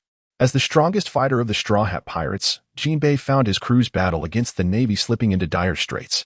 If this impasse continued, the annihilation of the Straw Hat pirates would become inevitable. Yet, faced with Minard, Jinbei struggled to swiftly overcome the somewhat renowned naval officer, leaving him unable to assist his comrades. Curse it! Jinbei, feeling a surge of urgency, unleashed his relentless assault, each strike executed with unwavering determination, targeting Minard's vital points with the fervent desire to reduce him to lifelessness in the blink of an eye. Yet, Minard was no feeble adversary. Despite temporarily finding himself at a disadvantage, it did not imply that Jinbei could secure an easy victory over him. The air was filled with the sound of fists colliding, a cacophony of thunderous impacts as they exchanged blows with the ferocity of a raging storm. Each technique showcased in exquisite detail. Minard, resolute in his strategy to prolong the encounter, found Jinbei caught in a dilemma, unable to devise a solution to the predicament. With gritted teeth, Jinbei resolved to trade blows with Minard in hopes of hastening the conclusion of their battle. Then, with a resounding crash, Minard's fist connected with Jinbei's chest. Utilizing fishman karate, Jinbei summoned a powerful surge of water, propelling Minard violently several meters away. In a swift motion, Jinbei closed the distance, pinning Minard to the ground and unleashing a torrent of strikes upon him. Though dazed and disoriented, Minard had not forgotten to retaliate. Roy, wielding twin blades, unleashed an enhanced version of the dual-wielding tornado, effortlessly dispatching the underlings rushing towards him. He then turned his attention to Aladdin, the vice-captain of the Sun Pirates. Aladdin glared at him fiercely, a relentless stream of blood flowing from a deep gash on his chest. Yet, there was no hint of fear upon his countenance, rather, his fighting spirit soared. Boy, the Sun Pirates never concede defeat, Aladdin proclaimed, brandishing his trident as he charged forth once more. Boom. Roy executed a dual-wielding slash, propelling Aladdin once more into the air. Shortly thereafter, he observed Maynard being forcefully subdued by Jinbei. Bartolomeo, he called from a distance, I entrust this Aladdin to you. Understood. Bartolomeo, employing one of the 6 styles known as Saru, instantaneously appeared beside Roy, simultaneously assaulting the now rising and visibly weakened Aladdin. Jinbei. Aladdin's expression shifted as he saw Roy abandon him, and a sudden gust of wind compelled him to evade. Upon closer inspection, it was Bartolomeo's fist that approached him. Do you truly believe anyone can bully me? Aladdin seethed with rage upon realizing the change of adversary. At that moment, Roy was indifferent to the thoughts of Aladdin and others, his figure launching forth like an arrow released from a bow, with his twin blades swirling. He stirred the air into a tempest, fiercely advancing towards Jinbei, who was relentlessly attacking Maynard. Not good. Jinbei sensed the impending danger and swiftly attempted to evade. However, a slicing strike tore through the air, grazing his arm and leaving a shallow crimson mark. Turning around, he confronted Roy. Without hesitation, Jinbei clenched his fist tightly and unleashed a powerful strike from a distance. 5,000 tile-pressing fist. The formidable shockwave surged forth like a distant thunderclap, manifesting as a visible force that surged towards Roy, imbued with a terrifying power that sent shivers down the spine. Roy crossed his twin blades, confronting the force of the punch. With a sudden spin, he unleashed a decisive slash. Dual blade technique. Death spiral. This was a swordsmanship he had developed through further research on the spiral force. The might of 5,000 concentrated punches was significantly diminished under the entwining onslaught of his dual strikes. The two forces clashed mid-air, generating waves of formidable energy. In an instant, the scene was filled with swirling dust and debris. The bubbles suspended in the air of the sham body archipelago burst one after another under the impact of the energy waves, releasing droplets of mist. Whoosh! Roy advanced with determination, his two blades radiating an unparalleled brilliance as they struck with ferocious intensity, akin to a thunderous assault, forcefully pushing Jinbei back. At last, Menard found a moment of respite. Rising to his feet, he beheld Roy taking his place, engaging in a fierce battle with Jinbei. His face twitched in irritation as he turned, seething with rage, and charged toward the Sun Pirates. This matter is far from over. Boom, boom. Roy and Jinbei clashed fiercely, wielding their respective blades and bare fists in a relentless exchange. The intensity of their battle unleashed powerful shockwaves, creating deep craters in the ground all around them. Nearby soldiers and pirates dodged frantically, fearing the wrath of such terrifying energy. The clash of strikes and forceful punches reverberated through the air, causing the atmosphere to tremble as if the very earth itself were being upturned. On the island of Sabaody, many onlookers sensed the ferocity of this confrontation, their curious gazes drawn from a distance, eyes wide with astonishment. Could this young man truly be the strongest recruit of the new generation of the Navy? A middle-aged man, with long, curly hair and a white beard, wearing glasses, observed the remarkable battle from a considerable distance. The entire island seemed to shudder under the impact of their confrontation. This peculiar man bore a distinctive scar running vertically through his right eye, which lent a sharpness to his otherwise mild demeanor. Time is indeed merciless. He took a swig from a flask, a hint of color rising to his cheeks. Has it truly been 20 years since such an extraordinary new generation emerged? With a booming voice, he remarked as the battle entered its most heated phase. Jinbei was now fully enraged. He had intended to surrender and plead for the Navy to spare the Sun Pirates. However, aspirations often clash with harsh realities. If the situation continued as it was, under the overwhelming pressure exerted by Roy and Maynard, would the Sun Pirates even survive if he were captured? Young man, does the Navy always feel compelled to annihilate in order to demonstrate its might? Jinbei bellowed, his voice resonating with thunderous intensity. Do you truly believe that I am a man without a temper? With a swift motion, he raised a hand, conjuring a sphere of water. A terrifying wave of energy surged forth from Jinbei, emanating a colossal threat that sent chills down Roy's spine. Roy squinted, recognizing the technique. It was the Fishman Karate. One of its most formidable secrets, the Wulai Strike. The outcome of the battle was at stake: plum blossom skin versus meteoric rain. The Wulai Strike, an ultimate technique of Fishman Karate, involves gathering a sphere of water within the palm, unleashing a powerful impact upon the adversary, capable of penetrating through their very being. This technique, inherently potent, amplifies the user's explosive power. When executed by Jinbei, it resonates like a cataclysm, a surging wave reminiscent of a colossal ocean swell. As the water sphere detonated in his hand, it surged forth like a cannonball, hurtling towards Roy with devastating force. Roy's energy was completely restrained by Jinbei.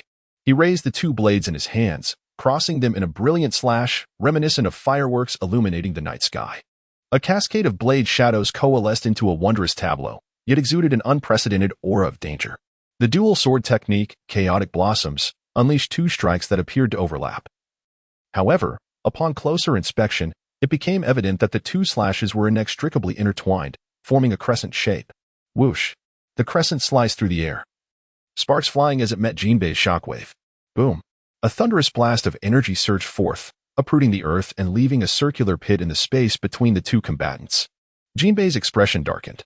You seem rather displeased. Is it because you believe your Sun Pirates are innocent?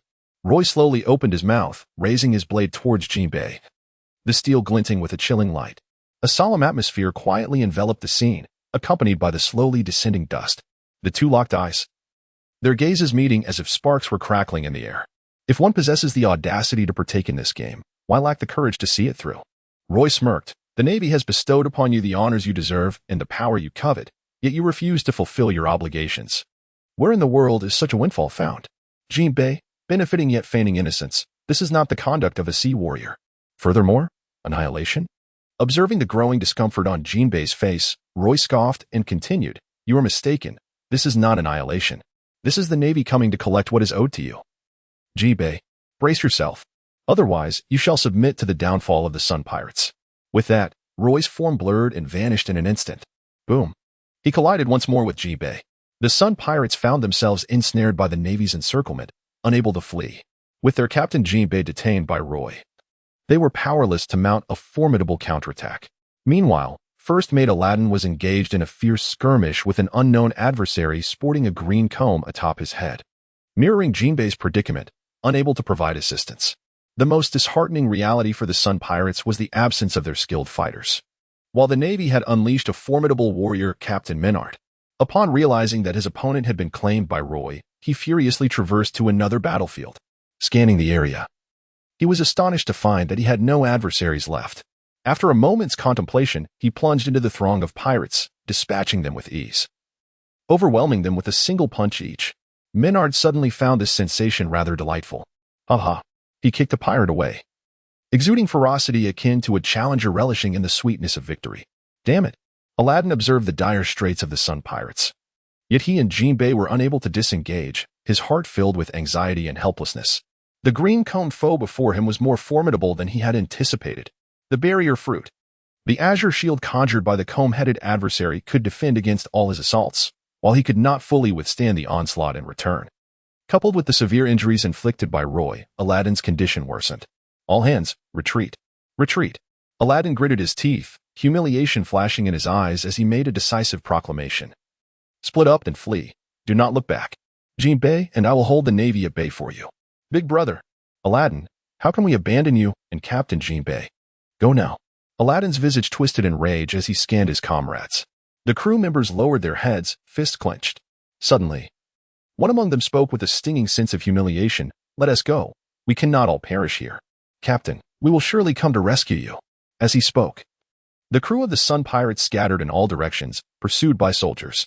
Aladdin exhaled deeply, in a bid to assist his subordinates in their escape. A surge of power coursed through him once more. He brandished his trident, forcefully repelling Bartolomeo, his gaze fixated on Maynard. Maynard, feeling the intensity of that gaze, curled his lips in a slight smirk and turned to coldly regard the fisherman wielding the trident. Aladdin, do you intend to engage me in battle? Maynard, certainly familiar with the vice-captain of the Sun Pirates, chuckled. Very well. After all the easy victories, it's time for a worthy opponent to make things more interesting. Seeing this, Jinbei also released a sigh of relief. Regardless of the circumstances, the Sun Pirates must not fall under his watch. If even a few could escape, the ember of the Sun Pirates would endure.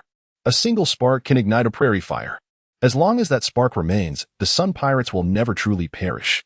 Suddenly, a tremendous slash descended, and Jinbei, momentarily distracted, sensed the impending danger and hastily raised his hand to defend himself, only to be sent flying several meters. You dare to lose focus while battling me? Roy, with a countenance as cold as ice, brandished dual blades and advanced with a swiftness akin to flight, unleashing a series of fierce slashes. You underestimate me far too much, Jinbei. If you wish to preserve your flame, then you must defeat me. Otherwise, I assure you that your Sun Pirates shall not escape the Sabaody archipelago. Today, they will face annihilation at the hands of the Navy. Confronted by Roy's relentless onslaught and intimidation, Jinbei's fury ignited, as he employed fishman karate to counter Roy's assaults. Yet, his response was belated, and under Roy's full might. He found himself cornered. Insufficient. You are far too weak. As Roy bellowed with fury, he unleashed the entirety of his sword techniques upon Jinbei. Star Flash. Cross. Grand Spinning Top. Tornado. Caught off guard, Jinbei was swept into the air by the tornado. However, he suffered minimal harm, regaining his composure to confront Roy once more. Yet, upon turning around, he was taken aback to find his opponent had vanished. Where could he be? Jinbei's expression shifted as he sensed something amiss, and he abruptly looked up. In the sky, Roy stepped lightly, ascending into the heavens. Subsequently, he relaxed his entire being, akin to a meteor streaking across the sky, plummeting straight down from the lofty heights. In the distance, a pair of eyes fixated on Roy, glimmering with intrigue. Such a gifted swordsman is indeed a rarity. The man, with hair as white as snow and piercing eyes, sensed a kindred spirit within Roy. What kind of assault is this? Seeing this astonishing spectacle, Jinping's mind momentarily faltered, a flicker of bewilderment crossing his gaze. Whoosh, whoosh. Roy plummeted rapidly, two blades crossing before his chest as his body spun. The sensation of impending danger intensified. Jinbei sensed something amiss. However, at that very moment, Roy had him completely locked in, making evasion impossible. Gritting his teeth, Jinbei resolved to confront him head-on. Manifesting a layer of darkness over his arms as the full might of his haki surged forth. Fishman Karate, Plum Blossom Skin. His arms assumed a distinctive posture, merging the powerful haki for defense, a technique of his own invention. Simultaneously, Roy descended with a thunderous crash. His dual blades, shrouded in a veil of black, mirrored Jinbei's arms. With a flourish, the blades danced, erupting into a cascade of sparks. Roy's attire seemed to ignite, transforming him into a blazing inferno that exuded an intensely fierce aura. A terrifying fluctuation of power crashing like thunder. This was a sword technique descending from the heavens, the upgraded version of Meteorite. Dual sword style, Meteor Shower. In that moment, the clash of the two warriors captured the attention of nearly everyone present, as they realized that this strike would ultimately determine the victor. In many respects, the outcome of their duel dictated the fate of the entire battlefield. Should Jinbei emerge triumphant, even if he were rendered incapable of further combat, he could still hinder the Navy's advance, allowing more members of the Sun Pirates to escape. Conversely, if Roy prevailed, the Sun Pirates would face utter annihilation in the Sabaody archipelago, destined to be relegated to the annals of history. The ground trembled, fissures emerging, reminiscent of the aftermath of an earthquake, spreading chaotically in all directions. Dust swirled, and fragments of stone shot forth. Eyes fixated on the scene, locking in on the unfolding drama. A resounding victory was at stake. Thud. An atmosphere of tension enveloped the arena. The silence so profound that a pin dropping could be heard. The sound of someone swallowing hard reverberated, piercing the ears of all present. Even Menard felt a twinge of anxiety. He suddenly questioned whether he had placed too much faith in Roy. Although Roy had slain the Golden Lion, the Navy was acutely aware that the reports in the newspapers had exaggerated his role. Had it not been for the fierce battle between Blackbeard and the Golden Lion, which depleted much of the latter's strength, Roy would have found it nearly impossible to land a finishing blow. However, it is imperative to note that Roy possesses considerable prowess. His rate of advancement is such that even the upper echelons of the Navy, those lofty figures atop the world as hierarchy, cannot help but express their admiration. Presently, it appears that Roy's combat capabilities are on par with those of a rear admiral. Nevertheless, the adversaries he faces, the warlords of the sea, are by no means trifling opponents. They are formidable enough to warrant the utmost caution even from those of the admiral rank. The crux of the matter lies in whether it is overly ambitious for Roy, having just experienced a breakthrough, to confront one of the warlords, Jinbei. Such thoughts flitted through Maynard's mind as the dust before him began to settle.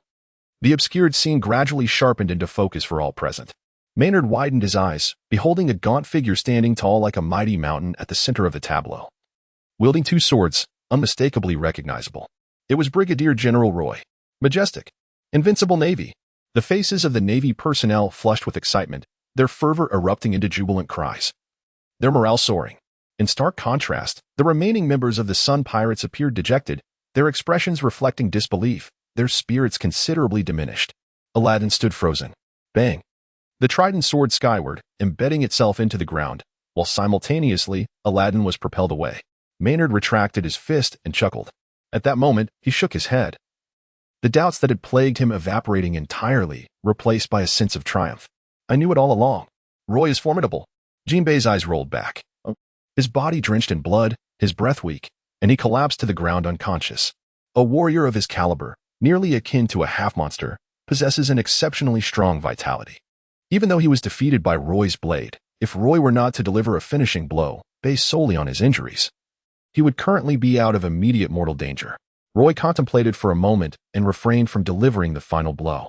After departing from Marineford, during the journey to the Sabaody archipelago, Maynard had cautioned him that although the warlords had been commanded to hunt down their target, given Jinbei's unique status, it was preferable to capture him alive if possible. After all, Jinbei was a fishman. In the world of pirates, fishmen are a race that has coexisted with humans the longest, yet they are also the most discriminated against. In the past, the celestial dragon's insatiable desire for fishman slaves led to the widespread enjoyment of capturing them by the populace. The animosity between fishmen and humans ran deep, nearly igniting a racial war. To alleviate these tensions, the highest authorities within the world government, the Gorosei, convened and decided to recruit Jinbei's Sun Pirates into the Shichibukai. Jinbei is a heroic figure among fishmen, holding a position of great esteem, and shares a close relationship with Neptune, the king of Fishman Island. Just as the world government had anticipated, After becoming a Shichibukai, Jinbei undertook numerous initiatives to bridge the divide between fishmen and humans, significantly easing the long-standing conflict. Although clashes still occur between the two groups, the previous atmosphere of irreconcilable enmity has dissipated. Presently, with the Navy at odds with the Whitebeard pirates should they kill Jinbei, they would once again deeply offend Fishman Island, effectively alienating a potential ally. Therefore, Roy chose not to strike again. Instead, he gestured to the soldiers beside him, instructing them to bind Jinbei and place him in handcuffs for transport back to the warship. Subsequently, he shifted his gaze to all the members of the Sun Pirates present. All soldiers, pursue them without letting a single one escape. The remaining individuals here are to be handled by myself and Vice Admiral Maynard. Upon finishing his words, Roy cast a glance at the fallen Jinbei and declared, "If I say I will do it, then I shall." The soldiers responded in unison, casting aside their current adversaries, scattering in all directions to pursue the pirate crew that had recently fled. "Bardo, you follow them." "Understood." Roy appears to have assumed control over the entire assembly of soldiers, issuing commands with clarity and delineating tasks with precision. Observing this, Maynard, the commander of the current mission, remains unfazed, considering it only natural. It is worth noting that as the most formidable recruit of the new generation of the Navy, in many respects, Roy stands as a promising candidate for the ranks of the high commanders. It is evident to the discerning that Roy's future shines far brighter than that of this lieutenant general. Maynard's path to promotion seems to have reached its conclusion. Unless he experiences a remarkable surge in strength to rival that of the grandest of admirals, the rank of lieutenant general will mark the pinnacle of his career. The likelihood of such an occurrence appears slim. Perhaps it would be wiser to envision returning home, marrying a virtuous wife, and siring a son of extraordinary talent. Roy is exceptional. Within a mere 2 months of joining the Navy, he ascended to become the most formidable recruit of the new generation, achieving remarkable feats that indisputably earned him the rank of brigadier general. Given Roy's accomplishments over these past 2 months, particularly the slaying of the Golden Lion, had it not been for his limited experience, it is conceivable that the rank of Major General would have been conferred upon him. Brothers, attack. Slay. The fishmen shall never be enslaved. The remaining crew of the Sun Pirates, filled with righteous fury, raised their weapons and charged fiercely toward Roy and Maynard. Boom. The earth shattered, fissures erupting. The figures of the pirates were sent flying, collapsing without a second chance to retaliate. After Jinbei's capture, the remaining crew members, including Aladdin, were like fish on a chopping block, utterly at the mercy of their captors. Among them, only Jinbei possessed the stature to support a cause. Even the first mate, Aladdin, was still too inexperienced. Moments later, the soldiers pursuing the pirates returned under Bartolomeo's command, bringing with them numerous bound pirate crew members. Following a tally, it was revealed that nearly 90% of the Sun Pirates crew, including Captain Jinbei and First Mate Aladdin, had been apprehended, with only a scant 10% managing to slip away, a result that was quite anticipated. Such an outcome was enough to elate Roy and his comrades. As for the casualties among the Navy soldiers, the toll was remarkably low: 0 fatalities, 2 severely injured, 8 moderately wounded, and 36 with minor injuries. The remainder suffered no harm. This was a resounding victory. Brigadier General Roy, Major General Maynard, we have accomplished our mission. Shall we return? Bartolomeo saluted the two before him. Reporting the outcome, Roy hesitated for a moment, glancing at Maynard. "Let us return," Maynard nodded. In matters of cleanup, his experience far surpassed that of Roy. After a moment's contemplation, he suggested, "First, escort Jinbei back to headquarters for Admiral Sengoku to handle. The others should be sent directly to Impel Down." "Understood," the soldiers replied, nodding in agreement.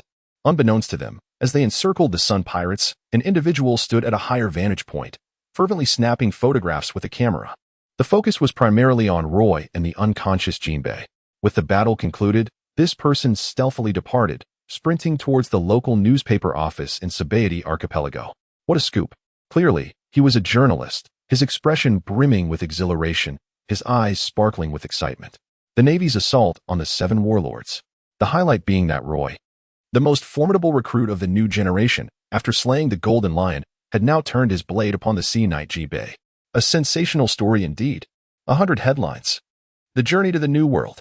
Just as the reporter had anticipated, the news of the Navy's offensive against the 7 warlords, featuring the remarkable actions of Roy, who had not only vanquished the Golden Lion, but had also collaborated with the Navy headquarters to eradicate the Sun Pirates and capture one of the 7 warlords, Jinbei, spread like wildfire across the globe. If the Golden Lion was a legend etched in the annals of memory, then Jinbei, a contemporary warlord, was a figure vividly present before the public eye. The hero of Fishman Island, the newly appointed captain of the Sun Pirates, the successor of the adventurer Fisher Tiger, an ally of one of the four emperors, Whitebeard. Such accolades had gradually elevated Jinbei's name to widespread recognition. It can be said that he was indeed a figure of great significance. Yet, this prominent individual, akin to a resounding legend of the seas, had been defeated by a fledgling Navy recruit, Roy, the most formidable rookie of the new generation of the Navy. A mere brigadier. Is he truly that impressive? As the saying goes, a great reputation is not without merit. Many now regard Roy's name with reverence, no longer daring to underestimate him in the slightest. After vanquishing the Golden Lion, he has now triumphed over Jinbei. It must be said that Roy has undeniably earned a place in the eyes of many. If in the previous news, several uncovered the figure of Blackbeard behind the defeat of the Golden Lion, then in this latest revelation, Roy is undoubtedly the protagonist. His victory over Jinbei on Sabeti Archipelago was witnessed by numerous onlookers, including civilians in the distance and several reporters, all of whom can attest to Roy's triumph. Through photographs chronicling the entire event published in the newspapers, the authenticity of the incident is evident. Thus, Roy has not only vindicated himself this time, but has also shattered some unfavorable rumors, etching his name deeply into the memories of certain individuals. A wooden raft is precariously navigating the sea, swaying amidst the tumultuous waves, yet it remains afloat. On the raft, the newly appointed warlord Blackbeard, upon receiving a newspaper from a seagull, is taken aback by the headlines. "Captain, what has transpired?" questioned Lafitte and the others, curiosity evident in their voices. "Ha!" Blackbeard bursts into a boisterous laugh, exclaiming, "Brother Roy has truly exceeded my expectations." Lafitte inquires, "What has Roy done?" Blackbeard responds, "He has defeated Jinbei and obliterated the Sun Pirates." Jinbei? Lafitte's eyes widen as he swallows hard. Is it truly that Jinbei, the warlord and captain of the Sun Pirates, renowned as the Knight of the Sea? The newspaper reports that the Navy has declared his removal from his position as warlord due to ideological differences, meaning yet another seat in the warlords is now vacant. Blackbeard strokes his chin, acknowledging, "Indeed, you are correct. The individual Roy has bested is none other than Jinbei, one of the former warlords." Gulp. Lafitte and Van Oka exchange glances. Nearby, the ever-oblivious pet horse, Zhuang, continues to slumber soundly. "I encountered Jinbei during my time with the Whitebeard pirates. He is quite an extraordinary man." Blackbeard reflects nostalgically as he folds the newspaper, adding, "It appears Roy has achieved yet another remarkable feat. What a shame. I would love for him to join us." "Captain, don't waste your breath. He is a member of the Navy." Lafitte rolls his eyes. "The Navy?" Blackbeard revealed a smile laden with significance. "These eyes of mine have never erred in discerning a soul. That lad Roy is destined not to linger within the Navy. He is, by nature, a pirate. Captain, are you still in a slumber?" At Maryford, the warship docked. Kobe and Balumeb stood amidst a throng of onlookers, eagerly awaiting Roy's return. Roy's triumph over the Golden Lion and his victory against Jinbei have elevated him to the status of an idol among many in the new generation of the Navy. Among those awaiting here to share in the joy and extend their congratulations to Roy are two individuals familiar with him. Lieutenant Kobe, where is Brigadier General Roy? Wasn't it said he would return after completing his mission? Lord Roy is so dashing. I wish to see him in person. How wonderful it would be to marry him. Kobe and Barumabur stand amidst a throng of Roy's admirers, feeling somewhat anxious. As a line of soldiers emerges, they catch sight of Vice Admiral Menard and Bartolomeo. Yet Roy remains absent. Kobe hesitates. At the insistence of the fans behind him, he steps forward to inquire with Bartolomeo about Roy's whereabouts. "Oh, Roy hasn't returned." Bartolomeo replies with a smile. "What?" Kobe and those around him are taken aback. "If he hasn't returned, then where could he be?" "I don't know. However, I heard from Vice Admiral Menard that Roy has some personal matters to attend to, so he submitted a request to delay his return to the base," Bartolomeo explains. "Well, that's disappointing." The admirers lament. Little do they know, at that very moment, Roy has just boarded the warship. As Bartolomeo mentioned, he submitted a request to the headquarters citing the need to resolve personal affairs. In reality, Sengoku is aware that Roy intends to address the issue of enhancing weaponry with devil fruits. Roy had not forgotten that he still had the opportunity, secured through Carp, to enhance his weapon with the power of a devil fruit. Before embarking on his journey, Roy pondered extensively and ultimately devised a rough plan. to acquire a devil fruit. Aside from spending money, the only option left was to seize one. However, lacking funds, he was left with but one recourse, to rob. Thus, after bidding farewell to Maynard and the others, Roy lingered in the Sabaody archipelago and alongside the members of the stationed Navy branch. He set forth towards the holy land of Mariewa. Roy, of course, could never contemplate robbing Mary Geos. His true ambition lay in traversing through it to reach the New World. The New World is rife with pirates. Among these marauders, it is highly probable that some possess the coveted devil fruits. However, this is merely one of several options. While this choice may seem plausible, in reality, pursuing such a course of action would undoubtedly appear rather foolish. Engaging in aimless plunder raises the question of whether one could even secure a devil fruit in a single attempt. Furthermore, the quality of any fruit obtained would be highly uncertain. What if it turned out to be an inconsequential and mediocre fruit, ultimately squandering Roy's time? Thus, prior to his departure, Roy meticulously devised a plan and pinpointed the specific fruit he desired, the snow fruit. This natural-type fruit possesses the extraordinary ability to conjure ice and snow, rendering it a formidable asset for offensive capabilities. Roy chose this particular fruit due to the name of his sword, Snowwalk.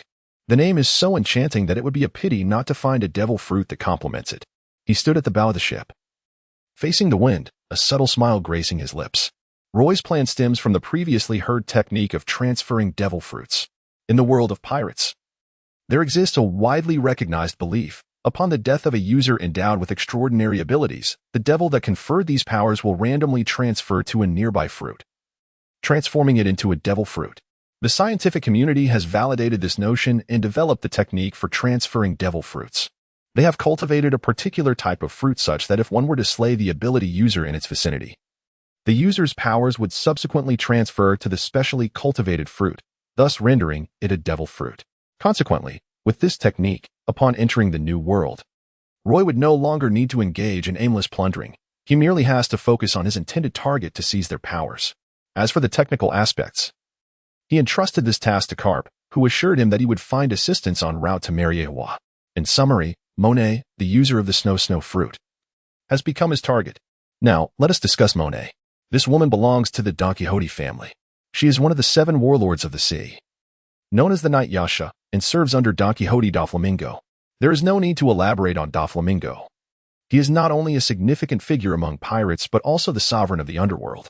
The former holds the title of warlord, while the latter is famously known as Joker, renowned in the dark realm for his ability to silence even the cries of infants. Wielding an influence that rivals that of the so-called 4 Emperors of Darkness, Roy had crossed paths with him, aware of his formidable strength, and he surmised that he could not contend with him at present. However, Roy harbored no fear of him. Despite Don Quixote da Flamingo's celestial dragon lineage, he was merely a pirate now, and although he held the title of Warlord of the Sea, he dared not provoke the Navy lightly, as he was not of the Emperor's caliber. Thus, even if Roy were to slay Monet, would da Flamingo, with his profound scheming, recklessly storm the Navy headquarters to capture him? To take a hypothetical step back, even if da Flamingo were to invade Marineford, would he succeed in apprehending him? The answer is unequivocal. With the 3 admirals stationed there, alongside Garp and Sengoku, no one would dare to launch a solitary assault on the headquarters. As for the legendary Golden Lion, he too had faced downfall in the past. Let us not forget that it was only Sengoku and Garp who confronted him at that time. Additionally, it is important to note that for da Flamingo, Monet was but a pawn of little consequence in the grand scheme of things. In the larger picture, she was a minor character easily expendable. Roy contemplated this, narrowing his eyes. As long as he did not encounter da Flamingo during his endeavors, he was utterly confident in his ability to achieve his objectives and withdraw unscathed. Moments passed. "Brigadier Roy, we have arrived," someone informed him. "Understood," he replied. Roy regained his composure and nodded at the individual. "Brigadier Roy, you are to embark on a journey to the New World. Upon crossing the summit of the Red Continent, you may transfer to a warship, where troops stationed at Mariewa will be there to welcome you," the person continued. "Excellent. Thank you." Roy expressed his gratitude to the individual before he shifted his steps, once again setting foot on the hallowed grounds of Mariewa. The memories of his previous visit to Mariewa were still vivid in his mind. He had captured Lafitte of the Blackbeard pirates, thereby preserving the honor of the Navy and the world government, and was subsequently rewarded with a promotion to the rank of captain. This time, less than a month later, he had ascended 2 ranks in rapid succession. Not only had he attained the status of Commodore, but he had also emerged as the most promising star within the Navy, garnering the attention and favor of numerous high-ranking officials. "Are you Roy?" Suddenly, an unceremonious voice interrupted. Roy turned his gaze towards the sound and beheld a robust figure, resembling an oversized panda, adorned in a crimson belly band, wielding a colossal battle axe, and sporting a hairstyle reminiscent of a girl. Was it Warlord Damaru? Roy pondered for a moment, recognizing the identity of the individual before him. This person did not seem to be a formal member of the Navy, merely serving as the captain of the Navy's scientific division. However, he held a significant position within the world government as the bodyguard of Vegapunk. Thus, it was reasonable to deduce that the individual Carp had instructed him to find was indeed Sentomaru, as Vegapunk's protector. Acquiring the results of the Devil Fruit transfer technology would undoubtedly be within his reach. "It is I, under the orders of Rear Admiral Carp, who has complied," declared Sentomaru. "The item you seek is in my possession." He nodded, holding an iron box, scrutinizing Roy with an enigmatic smile. With a clang, he tossed the iron box to the ground. Immediately, he seized the battle axe from his back and swung it fiercely, the blade aimed directly at Roy, slicing through the air. "Let us determine our superiority," Sentomaru exclaimed with a sinister grin, his blood surging, an intense battle spirit boiling within him, and flames igniting in his eyes. "As the strongest recruit of the new generation of the Navy, I demand to see what qualifications you possess to contend for the position I desire. Should you falter, you shall return to Marineford in disgrace, sparing the Navy further humiliation in the New World."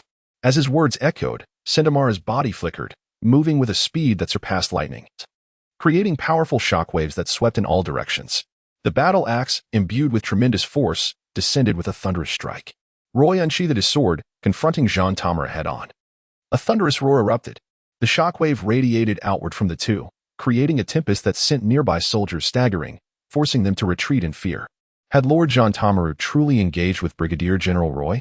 No, this was merely a spar, a friendly contest. Brigadier General Roy was hailed as the strongest newcomer of the naval generation, and Lord Jean Tamaro had been closely observing this position. How intriguing. Yet why were these two esteemed figures already sparring at the harbor? This is troubling. Someone, quickly move the warship away. If the ship were to sustain damage, it would spell disaster. Forget about the warship. Retreat. Fall back, fall back. Anyone who wishes to live should retreat. These two lords could crush us with a mere finger. And should their tempers flare, we would undoubtedly be caught in the crossfire. The soldiers murmured among themselves, yet they shared a common sentiment: to distance themselves from the scene, lest they be swept away by the aftermath of the clash. This young man, Jean Tamara, struck first, yet he found himself at a disadvantage. With each exchange, his astonishment grew.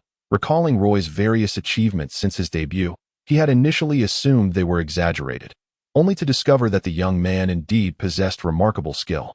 Roy paid no heed to Jean Tamaru's expression. He swung his blade repeatedly, only to find that Jean Tamaru effortlessly evaded his strikes, seemingly able to anticipate his assaults. A sense of realization flickered in his mind. Observation haki. Roy's eyes shimmered with light. It was not his first encounter with someone possessing the observation haki. However, as his strength was comparable, if not slightly superior, to that of Warpeach, the skirmishes with Warpeach allowed him to grasp the profound significance of the observation haki. In other words, he could glean a wealth of knowledge from Warpeach. Observation haki. The call of the wind. Observation haki. One of the three forms of haki. It sharpens the user's five senses, enabling the detection of the presence and emotional fluctuations of surrounding beings, and can be employed to foresee and evade danger.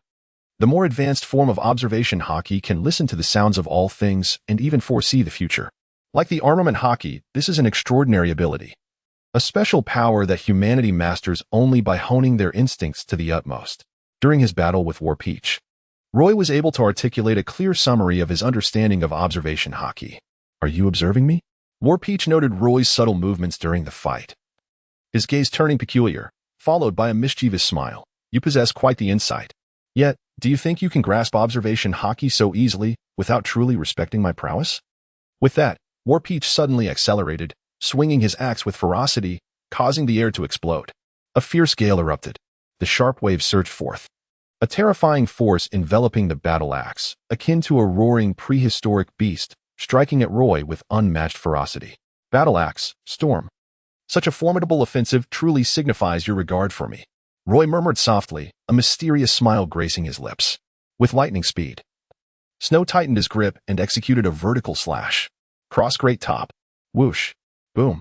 In the next moment, the spiral slash was unleashed, clashing violently with the storm battle axe, once again generating a formidable shockwave. The ground shattered, and the port nearly collapsed under the force of their combined attacks. Thud. How powerful! These two individuals are nothing short of monsters. The soldiers stationed at a distance in the port were left dumbfounded. Even from afar, they could perceive the menacing aura radiating from those two. Such a terrifying confrontation would surely reduce them to mere dust, leaving no trace behind. Their strengths were evenly matched. Yet the disparity lay in perception. While Matumaru could effortlessly evade my assaults, I was left with no choice but to engage in a brutal clash to inflict any real damage upon him. A thought flickered through Roy's mind. Perception, in essence, refers to the realms of sight and sound. Roy has indeed mastered the armament hockey, and in terms of strength, he does not perceive himself to be significantly weaker than Sabo. As for speed, Roy possesses even greater confidence. Let us not forget that his speed attribute surpasses that of his strength. The crux lies in perception, specifically the observation hockey. Whoosh. Whoosh. As Roy swung his blade once more, Jean Tawan instinctively shifted to the left, narrowly evading Roy's assault. It seemed as though this fellow had heard the whisper of the wind. Roy faintly discerned the crucial moment. As he swung his blade, the snow sliced through the air, stirring a subtle current. In the absence of such a current lay the trajectory of his assault. War Peachmaru evidently, through his heightened perception, grasped this path, which allowed him to navigate Roy's frenzied onslaught with remarkable ease. The wind? Roy suddenly closed his eyes. What? Jean Tamaru was taken aback. He was somewhat surprised, not expecting Roy to grasp the secret so swiftly. However, Jean Tamaru soon revealed a cold smile. Even if you have grasped the secret, do you truly believe that you can surpass someone like me, who has cultivated for many years and thoroughly mastered the observation hockey? Boom. The battle axe swung down, and the air surged violently. Roy's ears twitched as he raised his blade in defiance, executing a horizontal slash towards his chest. A fierce strike erupted from his weapon, crashing into a nearby warship and leaving an immense gash upon its hull. Alas, the vessel began to take on water. The soldiers nearby, upon witnessing this, displayed expressions of profound anguish. Yet, without a trace of concern, War Peachmaru remained unperturbed. Just before Roy swung his blade, he deftly evaded the attack, retracting his battle axe and opting not to exploit the situation further, instead choosing to confront Roy unarmed. Seizing the moment, he delivered a powerful kick, sending Roy hurtling through the air. Bang! Roy soared into the air, stabilizing himself mid-flight before gracefully descending. At that moment, his eyes remained closed, yet his senses were fully attuned, keenly tracking the silhouette of Jean Tawan. To his surprise, Jean Tawan had swiftly approached his side, the cold smirk upon his face growing ever more pronounced as he extended his hands, a formidable force brewing within Roy's very being. Boom! A colossal shockwave erupted from his palms. This was the unique combat technique of Jean Tawan, Footless Solitude. With his palms outstretched, he transformed his domineering aura into a tangible force, striking the opponent from a distance and even inflicting internal damage. The potency of this attack surpassed that of conventional armed color techniques and hardening by a significant margin. This assault showcased the advanced application of armed color, a feat attainable only by those of formidable mastery. Due to the infusion of this aura, even those who possessed the powers of a fruit would experience excruciating pain and potentially severe injury upon being struck and sent flying. Boom! Roy found himself once again ensnared, abruptly collapsing, blood spilling from the corner of his mouth. Despite this, he did not open his eyes. However, at that moment, the images in his mind began to crystallize. An inexplicable thought extended outward under his perception, as if he could hear the whispers of the wind surrounding him. Are you truly using me for practice? Jean Tamara clenched his fist. You can use me for training, but rest assured, I shall show no mercy. He chuckled, his gaze fixed on Roy, and charged forward once more, his attacks descending like a torrential storm. Fists, feet, shoulders, elbows. For a master of physical combat, every part of the body could be lethal. Jean Tamaru, a martial arts expert, had honed his hockey to extraordinary heights, transcending the ordinary ranks of a rear admiral. Once he officially joined the Navy, he would undoubtedly be a candidate for admiral. It is worth noting that Jean Tamaru's mentor is the current Marine Admiral, Kizaru. He himself serves as the captain of the science unit and is the bodyguard of Vegapunk, the greatest scientist in the world today. In many respects, Jean Tamara can be considered a true winner in life. Such a figure, possessing an extraordinary passion and obsession for the goals he once failed to achieve, is entirely understandable. His inability to become the strongest new recruit of the new generation of the Navy remains a lingering obsession. Yet, before him stands Roy, who has accomplished that very goal. Thus, Jean Tamara harbors feelings toward Roy that are complex and beyond the ordinary. Let me see what qualifications you possess to achieve what I could not. As Jean Tamara spoke, Roy, battered and bruised, suddenly drew another blade from his waist. Clang! With one sword in each hand, he executed a simultaneous slash. 2 3-meter-long arcs of blade light converging, exploding in a dazzling display as they struck Jean Tamaru fiercely. What? Jean Tamaru's eyes widened. He had failed to sense this attack in advance. Swish. He glanced back at Roy, who had finally opened his eyes. The intense light within them bore down on Jean Tamaru, resembling 2 laser beams intent on piercing through him. You little rascal, Jean Tamara huffed, instantly retracting his hands.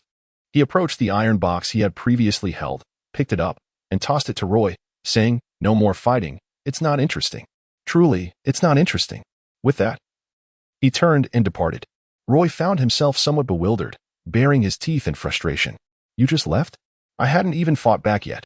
Both he and his opponent were engrossed in their battle, oblivious to the repugnant man nearby at the port, who, with a dribble of mucus on his face, was holding the hand of a woman adorned with a slave collar, watching them with keen interest. As the battle concluded and Jean Tamaru departed, the man's gaze shifted to Roy. He addressed a figure beside him, who appeared to be a servant, saying, "I want him to be my slave. My collection is missing a swordsman, and he is quite satisfactory. I must have him as my slave." Conflict. St. Charlos. St. Charlos, a naval officer and a brigadier general, posed a formidable challenge. It seemed rather improbable for him to become your slave, considering his esteemed position. The servant beside St. Charlos wore an expression of difficulty. Although unaware of Roy's precise rank, it was evident from the insignia, combined with Roy's youthful and somewhat innocent visage, that he was undoubtedly a rising star among the new generation of the Navy. Even Jean Tamaru, a bodyguard of the notorious Vegapunk, had shown admiration for Roy's performance. As for Vegapunk, he was a distinguished guest of the Gorosei, a figure so significant that even the Celestial Dragons held him in high esteem. The servant, having served the Celestial Dragons for many years, had honed his skills in reading subtle cues. He understood well that anyone deemed worthy of Jean Tamaru's attention was far from ordinary. Thus, the prospect of Roy becoming St. Charlos's slave seemed rather unlikely. "I don't care." St. Charlos huffed in response to the servant's hesitation, his voice rising with an unprecedented determination. "No matter what it takes, I will make him my slave. If it requires money, I can offer any amount. Would 500 million suffice? If not, I can certainly add more." 500 million? The servant's eyes widened in disbelief as he swallowed hard. So what if he is in the Navy? He remains a mere pawn of the Celestial Dragons. Besides, once the Navy expels him, won't he be eligible to become my slave? I've made my decision. He shall be slave number 4. I must possess him. St. Charlos laughed heartily, displaying a petulance akin to that of a capricious youth, as if the world were entirely at his fingertips. The more others perceived it as a challenge, the more resolute he became in his desires. Born into the Celestial Dragons, he was raised at the pinnacle of society. A natural aristocrat whom the world was compelled to venerate. Everything he sought had always been within his grasp. In other words, as long as he wished, the world would revolve around him. Such was the audacity of the Celestial Dragons. "Understood, St. Charlos, I shall ensure it is done for you." The servant lowered his head slightly, a glimmer of wolfish greed flickering in his eyes as he harbored an insatiable desire for the 500 million mentioned by St. Charlos. To the Celestial Dragons, money was merely a string of numbers, insignificant in their vast wealth. Yet for servants like him, 500 million, even if it were just a figure, represented an astronomical sum. The adage that wealth can compel even the devil to grind the mill holds true in any realm. Roy remains unaware that someone has already set their sights on him. However, he can sense a malevolent force enveloping him. His gaze fixated from a distance on Charos Saint and his entourage. Celestial Dragon? Roy immediately recognized the identity of the repugnant man with the long, runny nose. His attire and demeanor were unmistakably iconic in this world. "Boy, become my servant, and you shall attain the highest glory." Charos Saint cast a glance at Roy, displaying a self-assured and affable smile, confident that no one would dare refuse the invitation of a Celestial Dragon. He proclaimed, "I am a Celestial Dragon." "Fool." Roy let out a dismissive grunt and turned away, preparing to step onto the lift that would carry him across the Crimson Continent to the other side of the sea. The latter part of the Grand Line, the New World. However, he noticed a sudden change in the expressions of those around him. The soldiers present wore looks of concern and apprehension. "How dare you insult me?" Charles Saint exclaimed, his rage flaring. "You insolent wretch, utterly unaware of your own insignificance." The servant at his side turned cold, addressing the others. "Slave number 3, teach him a lesson. Make him understand that the master's authority is inviolable. No, kill him. I want him dead." Charles Saint screamed in fury. In a flash, slave number 3 sprang into action, becoming a swift black line that left behind fleeting shadows in the air. Clenching his fist tightly, he aimed a devastating blow directly at Roy's face. The air shattered with a thunderous crack as his hammer-like fist seemed poised to obliterate Roy's skull. "He perish?" Slave number 3 sneered, his smile twisted by years of servitude under Charles Saint, which had warped his very psyche. Charles Saint, with his malevolent disposition, believed that the celestial dragons were supreme, relishing in the torment of slaves. Anyone who dared to offend him would face lethal consequences. For years, no one had ever dared to defy Charles Saint. Slave No. 3 had inherited his master's cruelty, and since Charles had commanded him to eliminate Roy, he was only too eager to comply. The thought of claiming another soul quickened his heart, intoxicating him with the thrill of the hunt. To kill a Navy Rear Admiral. How exhilarating! A flash of steel, dazzling like fireworks against the night sky, followed. In the next instant, blood erupted forth, gushing like a spring, painting the ground a vivid crimson, instantly obscuring the gleam of the blade. A warmth flowed relentlessly from slave number 3's chest, causing him to widen his eyes in shock. A sudden, searing pain surged through him, eliciting emotions he had not felt in a long time. Fear, a sensation long buried, resurfaced within him. Just a mere lackey. Yet he dares to strike against me. Roy showed no mercy. The reckless behavior of Charles Saint infuriated him, yet this anger did not drive him to madness. With a swift motion, he severed the head of slave number 3 and kicked it back towards Charles Saint.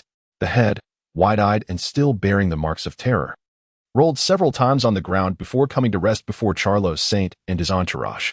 This was hardly a novelty for Charles Saint, who had personally dispatched many lives. A mere head would hardly intimidate him. What enraged him was Roy's disdainful demeanor. Death. The thought of enslaving Roy vanished completely from his mind. He now solely wished to extinguish Roy's life, to make him comprehend the consequences of offending the celestial dragons. "I shall kill him," Charles Saint bellowed in fury. Around him, all fell silent, standing beside him, too afraid to speak or act. The strongest among them, slave number 3, had already perished at Roy's hands. If they were to intervene, what would be the difference from courting death? Useless. They are all useless. Charles Saint ground his teeth, nearly returning to the Mariewa Palace to summon henchmen to besiege Roy. Truly, what a fool. The disdain on Roy's face deepened. However, he refrained from striking Charles Saint again and chose to turn away. It was not that he lacked the desire to kill, rather. A moment of reflection revealed the folly of slaying a celestial dragon within their own lair. Only a fool would act so recklessly. Roy is no fool. This time, he ascended the lift unimpeded, as no one dared to obstruct him. The soldiers nearby, having witnessed the entire spectacle, gazed at him with a mixture of awe and trepidation. He even dared to provoke the celestial dragons with such disdain. What a formidable individual! 104. Set sail. Punk hazard. As Roy's figure vanished from the sight of St. Charles, the atmosphere shifted. "St. Charles, please calm down." After what felt like an eternity, someone mustered the courage to speak, their voice trembling. He is already departed. Shall we proceed to the Sabaody archipelago to procure slaves?" Upon uttering these words, the speaker raised their gaze to find St. Charles' eyes ablaze with rage. In an instant, St. Charles' corpulent visage twisted grotesquely, a blend of fury and calm. Unable to contain his wrath any longer, he drew a golden pistol from his waist and aimed it at the man's head. "Spare me. St. Charles, please spare me." The unfortunate soul immediately fell to his knees. Bang! Yet, St. Charles' expression contorted further as he pulled the trigger. Splat! Blood splattered, staining the hem of St. Charles' clothing. Following the act of violence, a semblance of relief washed over him, and he inhaled deeply. Turning to his trembling servant, he commanded, "Let us go." "Where to, my lord?" The servant stammered, his voice quavering. "To the Sabaody archipelago. I shall purchase slaves, and then I will have them all killed." St. Charles gritted his teeth. The servant hesitated, about to voice his concern, but was swiftly interrupted by St. Charles. "Moreover, find someone to assassinate him. I shall pay 5 billion. No, 10 billion. 15 billion. Regardless of the cost, remember this. I must have him dead. I will kill him. Understood. The servant replied hastily, fearful that any delay might invoke the wrath of Saint Charler. Nevertheless, the staggering figures mentioned by his master lodged themselves deeply in his mind. 5 billion? 15 billion? Gulp. The servant swallowed hard, a palpable greed igniting within him, transforming into a tangible malice. After approximately 10 minutes, Roy reached the opposite end of the Red Continent via the lift. The ocean, though monotonous in its expanse, always possessed a purifying essence for the soul. Gazing upon the harmonious blend of sea and sky, Roy felt his spirits lift, momentarily forgetting the earlier confrontation with the celestial dragons. Admiral Roy. Upon spotting him, a figure at the port recognized Roy, the most formidable recruit of the new naval generation. Recalling the orders from above, the individual approached with a respectful tone. The warship is ready and can set sail at any moment. Let us not waste any more time. We shall depart at once. Roy cast a glance back, a cold smile curling at the corners of his lips. In truth, he harbored no fear of being pursued by Charos Saint and his entourage. As a rear admiral, he possessed a certain confidence even when facing the celestial dragons. Though the Navy is beholden to the world government, it remains a formidable authority, a military institution wielding significant power. Even the celestial dragons dare not overtly offend the Navy. In his current standing, he is undoubtedly among the most formidable recruits of the Navy's new generation, a certain candidate for future admiralship, supported by naval heroes and the fleet admiral himself. Any celestial dragon with a modicum of sense would refrain from brazenly seeking his demise. But what if it were an assassination? Roy felt an unwavering confidence within himself, undeterred by any challenges that may arise. Unless an admiral-level figure were to confront him, he believed he could either prevail in battle or elude capture. As for the likelihood of the celestial dragons dispatching someone of such formidable stature to deal with him, that seemed rather improbable. Roy considered himself to be faring quite well. Yet he acknowledged that he had not reached the pinnacle of global status, thus he was not deserving of such intense scrutiny. Moreover, although he had deeply offended the celestial dragon, he had not gone so far as to strike the celestial dragon in the face as Luffy had. Given that he had left room for negotiation, the celestial dragons were bound to adhere to the unspoken rules of conduct. Otherwise, the Navy, known for its resolute nature, would seize the opportunity to deliver a significant blow to the world government. With his mind racing, he stood aboard the warship. The vessel emitted a mournful sound as it commenced its departure from the port. The Red Continent remained eerily still, with no signs of the elevator in operation. Roy chuckled inwardly. It seemed that Charos Saint was not as foolish as he appeared on the surface. However, it was uncertain whether it was the cleverness of those surrounding him or if he had suddenly become more astute. Brigadier Roy, where are we headed? Suddenly, a soldier inquired. Punk Hazard. Roy replied without hesitation. From the moment he had determined the objective regarding the fruit, he had clearly mapped out Monet's trajectory. It would either be Punk Hazard or the stronghold of Don Quixote da Flamingo in Dressrosa. Of course, the former was the more probable destination, according to the intelligence Roy had gathered. Punk Hazard, once a naval research base, had been transformed into a toxic island due to the rampant experiments conducted by the mad scientist M. Caesar Clown 2 years prior, which had released vast amounts of poisonous gas. As a result, Caesar had been abandoned by the Navy and was even placed on their wanted list, becoming a notorious pirate with a bounty of 300 million, commanding significant fear in the seas. What the Navy was unaware of, Roy knew all too well. After being captured and subsequently escaping from a prison ship, Caesar had returned to the place where it all began, Punk Hazard, a year ago. He had dissipated the island's deadly toxins, cleverly evading the Navy's searches and surveillance. Simultaneously, he had made contact with one of the 4 emperors, Big Mom, deceiving her into providing funds for his indulgent lifestyle. Boldly, he had even engaged in dealings with Joker from the dark underworld. Monet, the user of the snow fruit, was ostensibly his secretary but was, in truth, an undercover agent placed by Doflamingo, who operated as Joker. In a sense, one could indeed call this a stroke of genius. Had it not been for Caesar's fierce rivalry with Vegapunk during their time in the Navy's scientific division and his eccentric, extreme nature, he would not have fallen to such depths. Of course, Roy held no interest in Caesar. It was Monet who captured his attention. Suddenly, a youthful voice interrupted his thoughts, tinged with concern. Brigadier Roy, Punk Hazard is currently a terrifying toxic island, with poisonous substances covering the entire land. Is it truly safe for us to venture there? Roy turned his head and beheld a lad of about 14 or 15 years. You, young one, have already become a part of the Navy in this new world at such a tender age? Roy was indeed taken aback. Naturally, I am a navigator. The young lad patted his chest, brimming with confidence, his face alight with joy. My ambition is to become the finest navigator in the world. How impressive. Roy gently tousled the boy's hair, remarking, such a young naval officer. Although it is not the first time I have encountered one. They are rather scarce in the New World, are they not? Indeed, Alan is a prodigy, a soldier interjected with a chuckle. If it were otherwise, we would not have made an exception to recruit him, even allowing him to serve aboard a ship.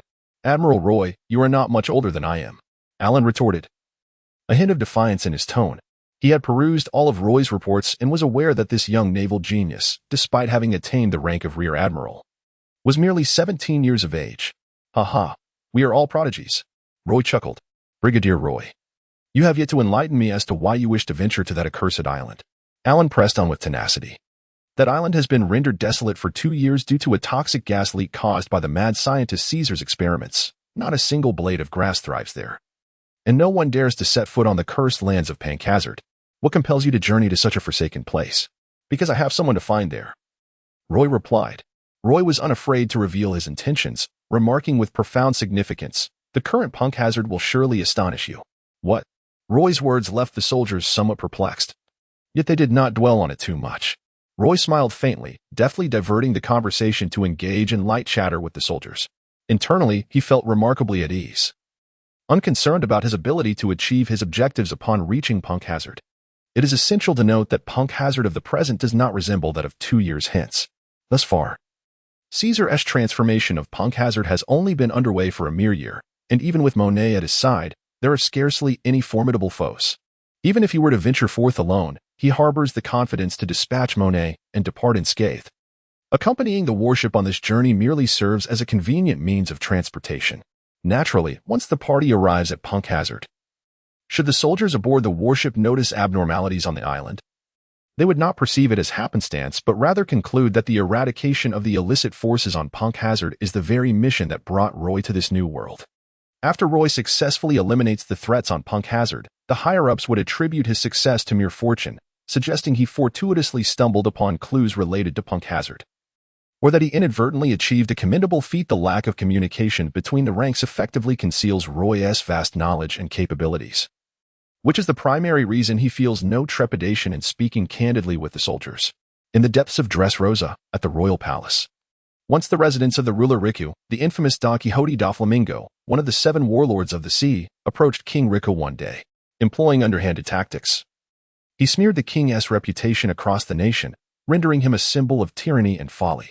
Consequently, King Riku was ousted and met with public scorn, while Doflamingo seized the opportunity to ascend to the throne, taking control of Dressrosa, thus completing a transformation from pirate to hero, reminiscent of Crocodile's machinations in Alabasta.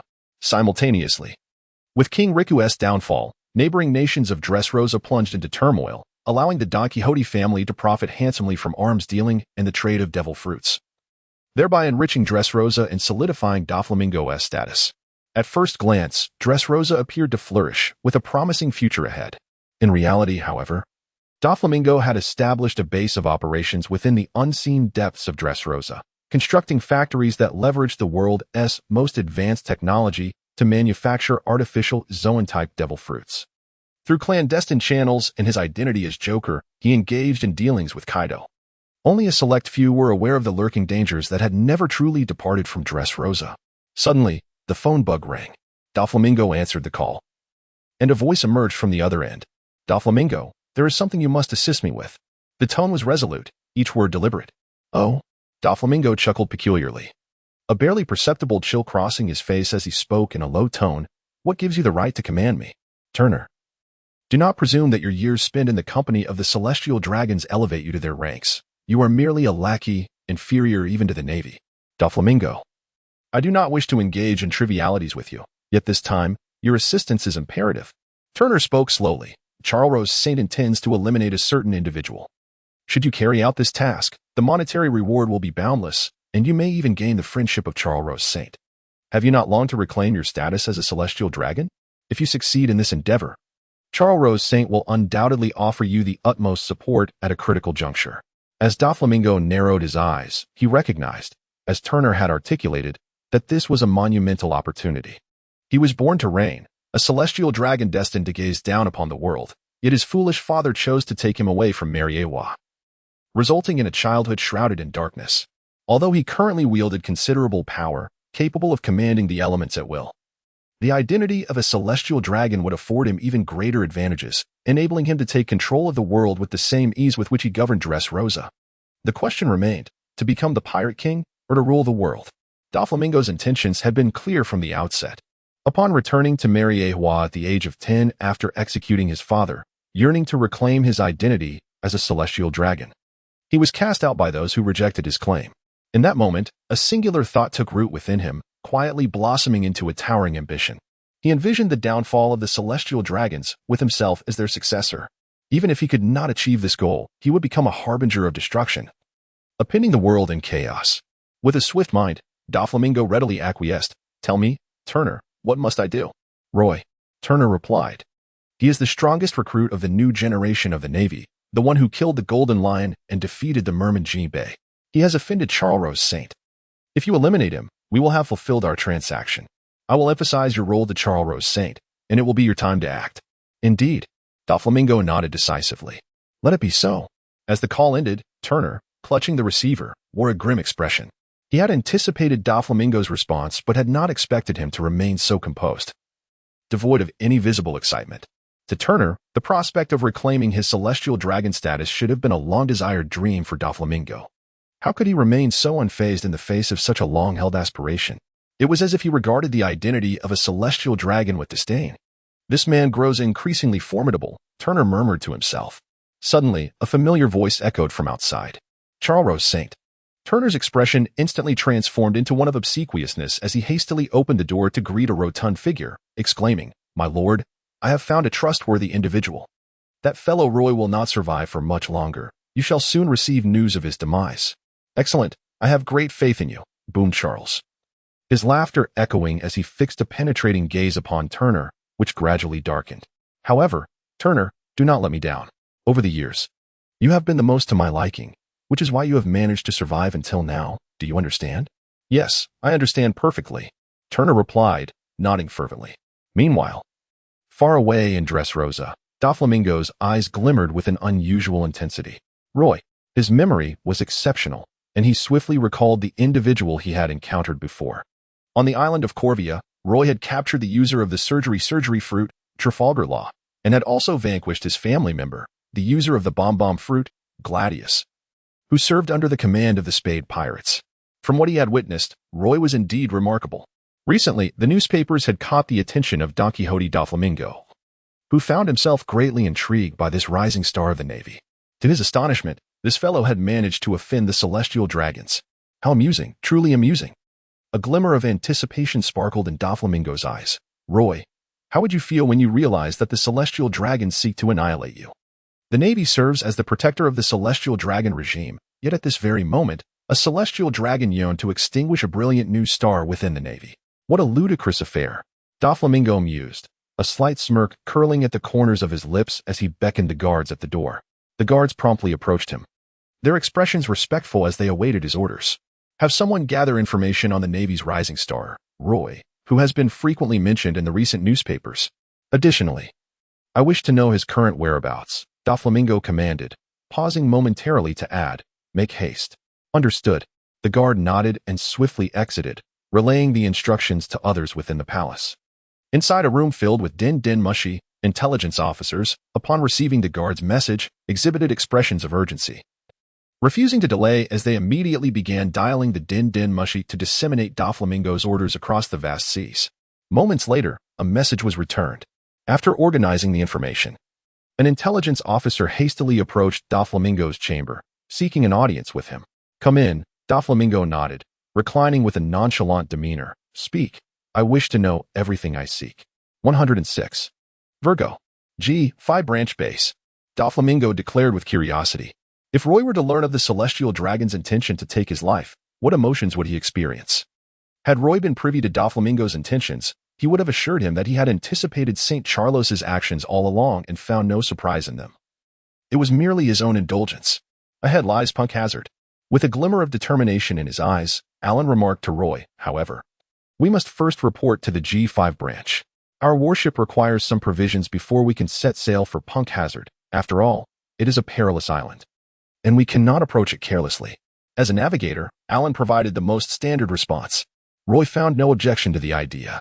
In fact, he believed that directly landing on the island would suffice. However, considering that many soldiers aboard the warship harbored an instinctive aversion towards Punk Hazard, he deemed it prudent to make some preliminary preparations at the Navy G5 branch to assuage their concerns. The Navy G5 branch was indeed a renowned establishment. It was his first visit, and he was uncertain whether the personalities of those stationed there were truly as dreadful as the rumors suggested. The soldiers nearby, upon hearing Alan's words, exchanged a few remarks, their expressions tinged with an inexplicable sense of anticipation. Roy smiled faintly. He was undoubtedly aware of the reasons behind their remarks. The G5 branch of the Navy, stationed in the New World, is an anomaly within the naval forces. To many, these individuals resemble pirates more than they do sailors. They largely disregard the commands from the Navy headquarters and occasionally engage in deplorable actions. The slaughter of pirates. They take pleasure in the merciless execution of pirates, boasting about it with pride, and their brutal demeanor instills a profound fear among many pirates in the vicinity. Consequently, the reputation of the G5 branch is the most tarnished among the various divisions of the Navy. However, the members of G5 remain unfazed, even taking pride in it. This is arguably the primary reason many consider the G5 personnel to possess vile dispositions. In a certain light, they could be described as a band of like-minded rogues, or perhaps notorious scoundrels. Moments later, the military vessel arrived at the port of the G5 base. Soldiers donned in naval uniforms, albeit disheveled, cast sidelong glances at the ship, showing no inclination to assist. "Hey, are you the colleagues from G5? Alan exclaimed as he rushed down, only to find the soldiers at the port completely disregarding him. Instead, they exchanged glances and burst into laughter. "What a little brat! How far has the Navy fallen that even a child can accompany them to the New World?" One jeered. "Enough already. The poor kid is about to cry. Come here, little one. Let's find your mother." They cackled, their faces twisted in mockery. The soldiers at the port engaged in a relentless barrage of taunts, their words laced with venom, showing no regard for camaraderie. The expressions of Roy and his comrades, just disembarked from the vessel, darkened. Especially those soldiers beside Roy, who had worked alongside Alan for quite some time and held a deep affection for the aspiring young lad, could not tolerate such insults directed at him. What was even more absurd and infuriating was the fact that these mockers were, in fact, their colleagues. The Navy? The soldier beside Roy exclaimed furiously, "How can you utter such words? What gives you the right to call yourselves sailors? The Navy? Do you truly believe that the New World requires a Navy?" The soldiers from the G5 branch at the harbor erupted in laughter, their derision palpable as they boisterously declared, "Novices, let me enlighten you. In the New World, the only law that prevails is one of violence begetting violence. Justice is merely the victory proclamation penned by the conquerors, not the lamentations of the vanquished. In this extraordinary era, such a statement bears profound significance," Roy suddenly remarked with indifference. "Yet it appears you do not comprehend the meaning contained within this statement. Boy, do you wish to dictate to me?" The soldier scoffed disdainfully. Roy's youthful and somewhat immature visage evoked no sense of threat within him. Yet, those accompanying the port soldiers inadvertently caught sight of the uniform adorning Roy, along with that face which bore a hint of familiarity. Rather than fixating on the uniform, their gaze lingered upon Roy's countenance. This individual could not shake the feeling that he had encountered this lad somewhere before. In the realm of power, the strong always possess their own rationale. Roy spoke, and in the next instant, he swiftly drew his blade, a glimmer of steel flashing as countless minute blade energies sliced through the air. Whoosh, whoosh, whoosh. Suddenly, the soldier stood frozen, his garments torn, revealing his bare form beneath, transforming him into a naked man. What? In his dazed state, a chilling sword intent enveloped him. The soldier felt a wave of cold wash over him, cold sweat streaming down his back as he gulped audibly. At that moment, someone beside him recognized the youth adorned with 3 blades at his waist. "Roy!" The individual exclaimed in astonishment. "You are Roy, the one who slayed the Golden Lion, defeated Jinping, and is heralded as the strongest new recruit of the new generation of the Navy?" Rear Admiral. At this juncture, the other soldiers at the G5 branch port began to realize the insignia on the youth's uniform. The culture at G5 diverged from that of other divisions. Their attire was remarkably casual, leading them to judge identity and capability based on appearance and aura rather than uniform. Thus, they initially overlooked Roy's rank. Now, as they reflected, their faces turned pale with horror as they comprehended a singular truth. A prodigious talent had arrived at their branch. It was none other than Rear Admiral Roy. The soldier first covered himself, then dropped to his knees, repeatedly bowing his head in supplication. Rear Admiral Roy, I beg for your mercy. It was my foolish words. Spare me. Let me go, and I shall never speak so again. Humph. Roy let out a cold snort. Disregarding him, and instead addressed those around him. Alan, you should return to the warship and remain there until I summon you. The rest of you, proceed to the branch warehouse to prepare for the transport of supplies. I shall seek out the commander of the G5 branch. Understood. The others behind him nodded in agreement. Who is the commander of the G5 naval base? Roy inquired of the soldier before him. It is General Virgo. The soldiers of the G5 division no longer dared to display any semblance of mockery or disdain towards Roy. The vanquishing of the Golden Lion and the defeat of G-Bay. Such a young brigadier. Roy's remarkable achievements along this journey have utterly instilled fear in them. And what about your superior? Roy inquired once more. It is the Brigadier General, replied the soldier. Brigadier General? Roy held no recollection of the oddly named Brigadier, yet he distinctly remembered Virgo. On the surface, Virgo was a member of the Navy. But in truth, he was an operative of the Don Quixote family, unwaveringly loyal like other members of the clan, firmly believing that Doflamingo would one day ascend to the throne of the Pirate King. In essence, this individual was a spy planted within the Navy by Doflamingo. It is important to note that Roy's mission was to engage with Monet, one of Doflamingo's subordinates. Thus, he had to meticulously organize the existing data and, in conjunction with the memories of the original storyline, formulate a preliminary analysis of future developments. He had anticipated that he might encounter Virgo during his journey. Yet he never expected this day to arrive so swiftly. Meeting Virgo before eliminating Monet and acquiring the snow fruit left him uncertain whether it was a fortuitous event or a misfortune. Roy furrowed his brow at this thought. In the G5 Naval Branch Base, within the office of the base commander, Virgo was engaged in a phone conversation, his expression impassive. However, those familiar with him could discern the significance he placed on the person on the other end of the line. Do you intend to take action against the Navy, Doflamingo? Virgo inquired, his brow slightly knitting. Roy is no ordinary naval soldier, as the most formidable rookie of the new generation. His standing is comparable to that of a vice admiral, a designated candidate for admiralty. Should you lay a hand on him, the Navy will not take it lightly. Even your position as one of the 7 warlords could be jeopardized. The one who will kill him, of course, will not be me. Doflamingo chuckled softly. In this world, there exist countless means to take a life. His demise will not implicate me. By the way, I have received news that Roy has just entered the New World. And you, being the commander of the G5 Naval Base, must keep a vigilant eye on his movements. I wish to monitor his actions at all times. I shall do so, Virgo nodded. Doflamingo, I must caution you to exercise utmost caution when dealing with Roy. Otherwise, if a significant incident were to occur, it would irreparably offend the Navy, and I would be unable to assist you. Let it be as it is, Doflamingo replied, a hint of disdain creeping onto his face as he could not abide such words directed at him, promptly ending the call. For 31 years, Virgo had been a member of his family, later going so far as to infiltrate the Navy for Doflamingo, ultimately becoming a vice admiral and a key figure in commanding one of the naval bases in the New World. Over the years, Virgo had leveraged his position to assist Doflamingo in numerous endeavors, thus he could not hold too much against him and chose to terminate the conversation.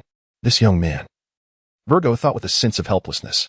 Just as Doflamingo could not be overly critical of him, he too found it difficult to express anger towards Doflamingo. Nevertheless, he trusted Doflamingo's caution and believed he would refrain from causing any significant turmoil. However, the matter of eliminating Roy was of utmost importance. It is essential to note that Roy is not only a rising star in the Navy. As far as he knew, this young man was also highly regarded by the naval hero, Garp. Should he be killed, Garp would undoubtedly pursue the matter to its conclusion. Better to be safe than sorry. If Garp were to be provoked, it would unleash chaos. As a naval hero, Garp is a figure whom the 5 elders and the celestial dragons are reluctant to cross. There were rumors that Garp had once disciplined a celestial dragon, only to receive an apology in return. Thus, the crux of the matter is that killing Roy is trivial in comparison to the necessity of avoiding Garp's ire, which is the primary reason he repeatedly cautioned Doflamingo. One would expect Doflamingo to comprehend his intentions. Knock, knock, knock. A sound echoed at the door. Vice Admiral Virgo. You have a visitor. A soldier, with a solemn expression and respectful tone, announced upon entering.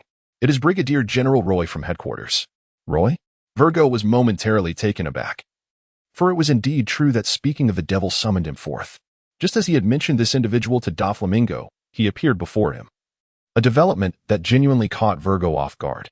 Nevertheless, Virgo was a man of profound thought, possessing exceptional composure. Otherwise, he would not have ascended to the rank of Rear Admiral in the Navy, all while concealing his identity as a traitor within the Don Quixote family. He maintained his composure and inquired, "What brings Rear Admiral Roy to the base?" "It seems he intends to head to that island of poison." The soldier scratched his head. Hesitating for a moment before replying, "They have gathered an extensive arsenal. It appears they are preparing for a fierce battle." "The island of poison?" Punk hazard? Virgo could scarcely contain himself, his expression shifting subtly. "Indeed," the soldier affirmed. "That island is shrouded in toxic gas. It is unclear why Rear Admiral Roy would venture there." "Understood. You may leave now." "Yes, sir." As the soldier departed, Virgo's countenance darkened considerably, his eyes brewing an increasingly potent intent to kill. While these soldiers might be oblivious to the truth, he was acutely aware that Punk Hazard was no longer the toxic island of yore. It had transformed into the lair of the mad scientist Caesar, and it served as a crucial hub for the operations of the Don Quixote family's enterprises. A multitude of thoughts surged through his mind in an instant. Is Roy's arrival in the New World solely for Caesar? Has the Navy headquarters uncovered Caesar's whereabouts? Will Roy's actions implicate the Don Quixote family and even affect him? These questions raced through Virgo's mind. He swiftly arrived at a resolution: to kill. Although the risks associated with eliminating Roy were considerable, he could not passively witness Roy dismantling the Don Quixote family's business and systematically eradicating their lineage. With careful caution, he could orchestrate Roy's demise as an unfortunate accident.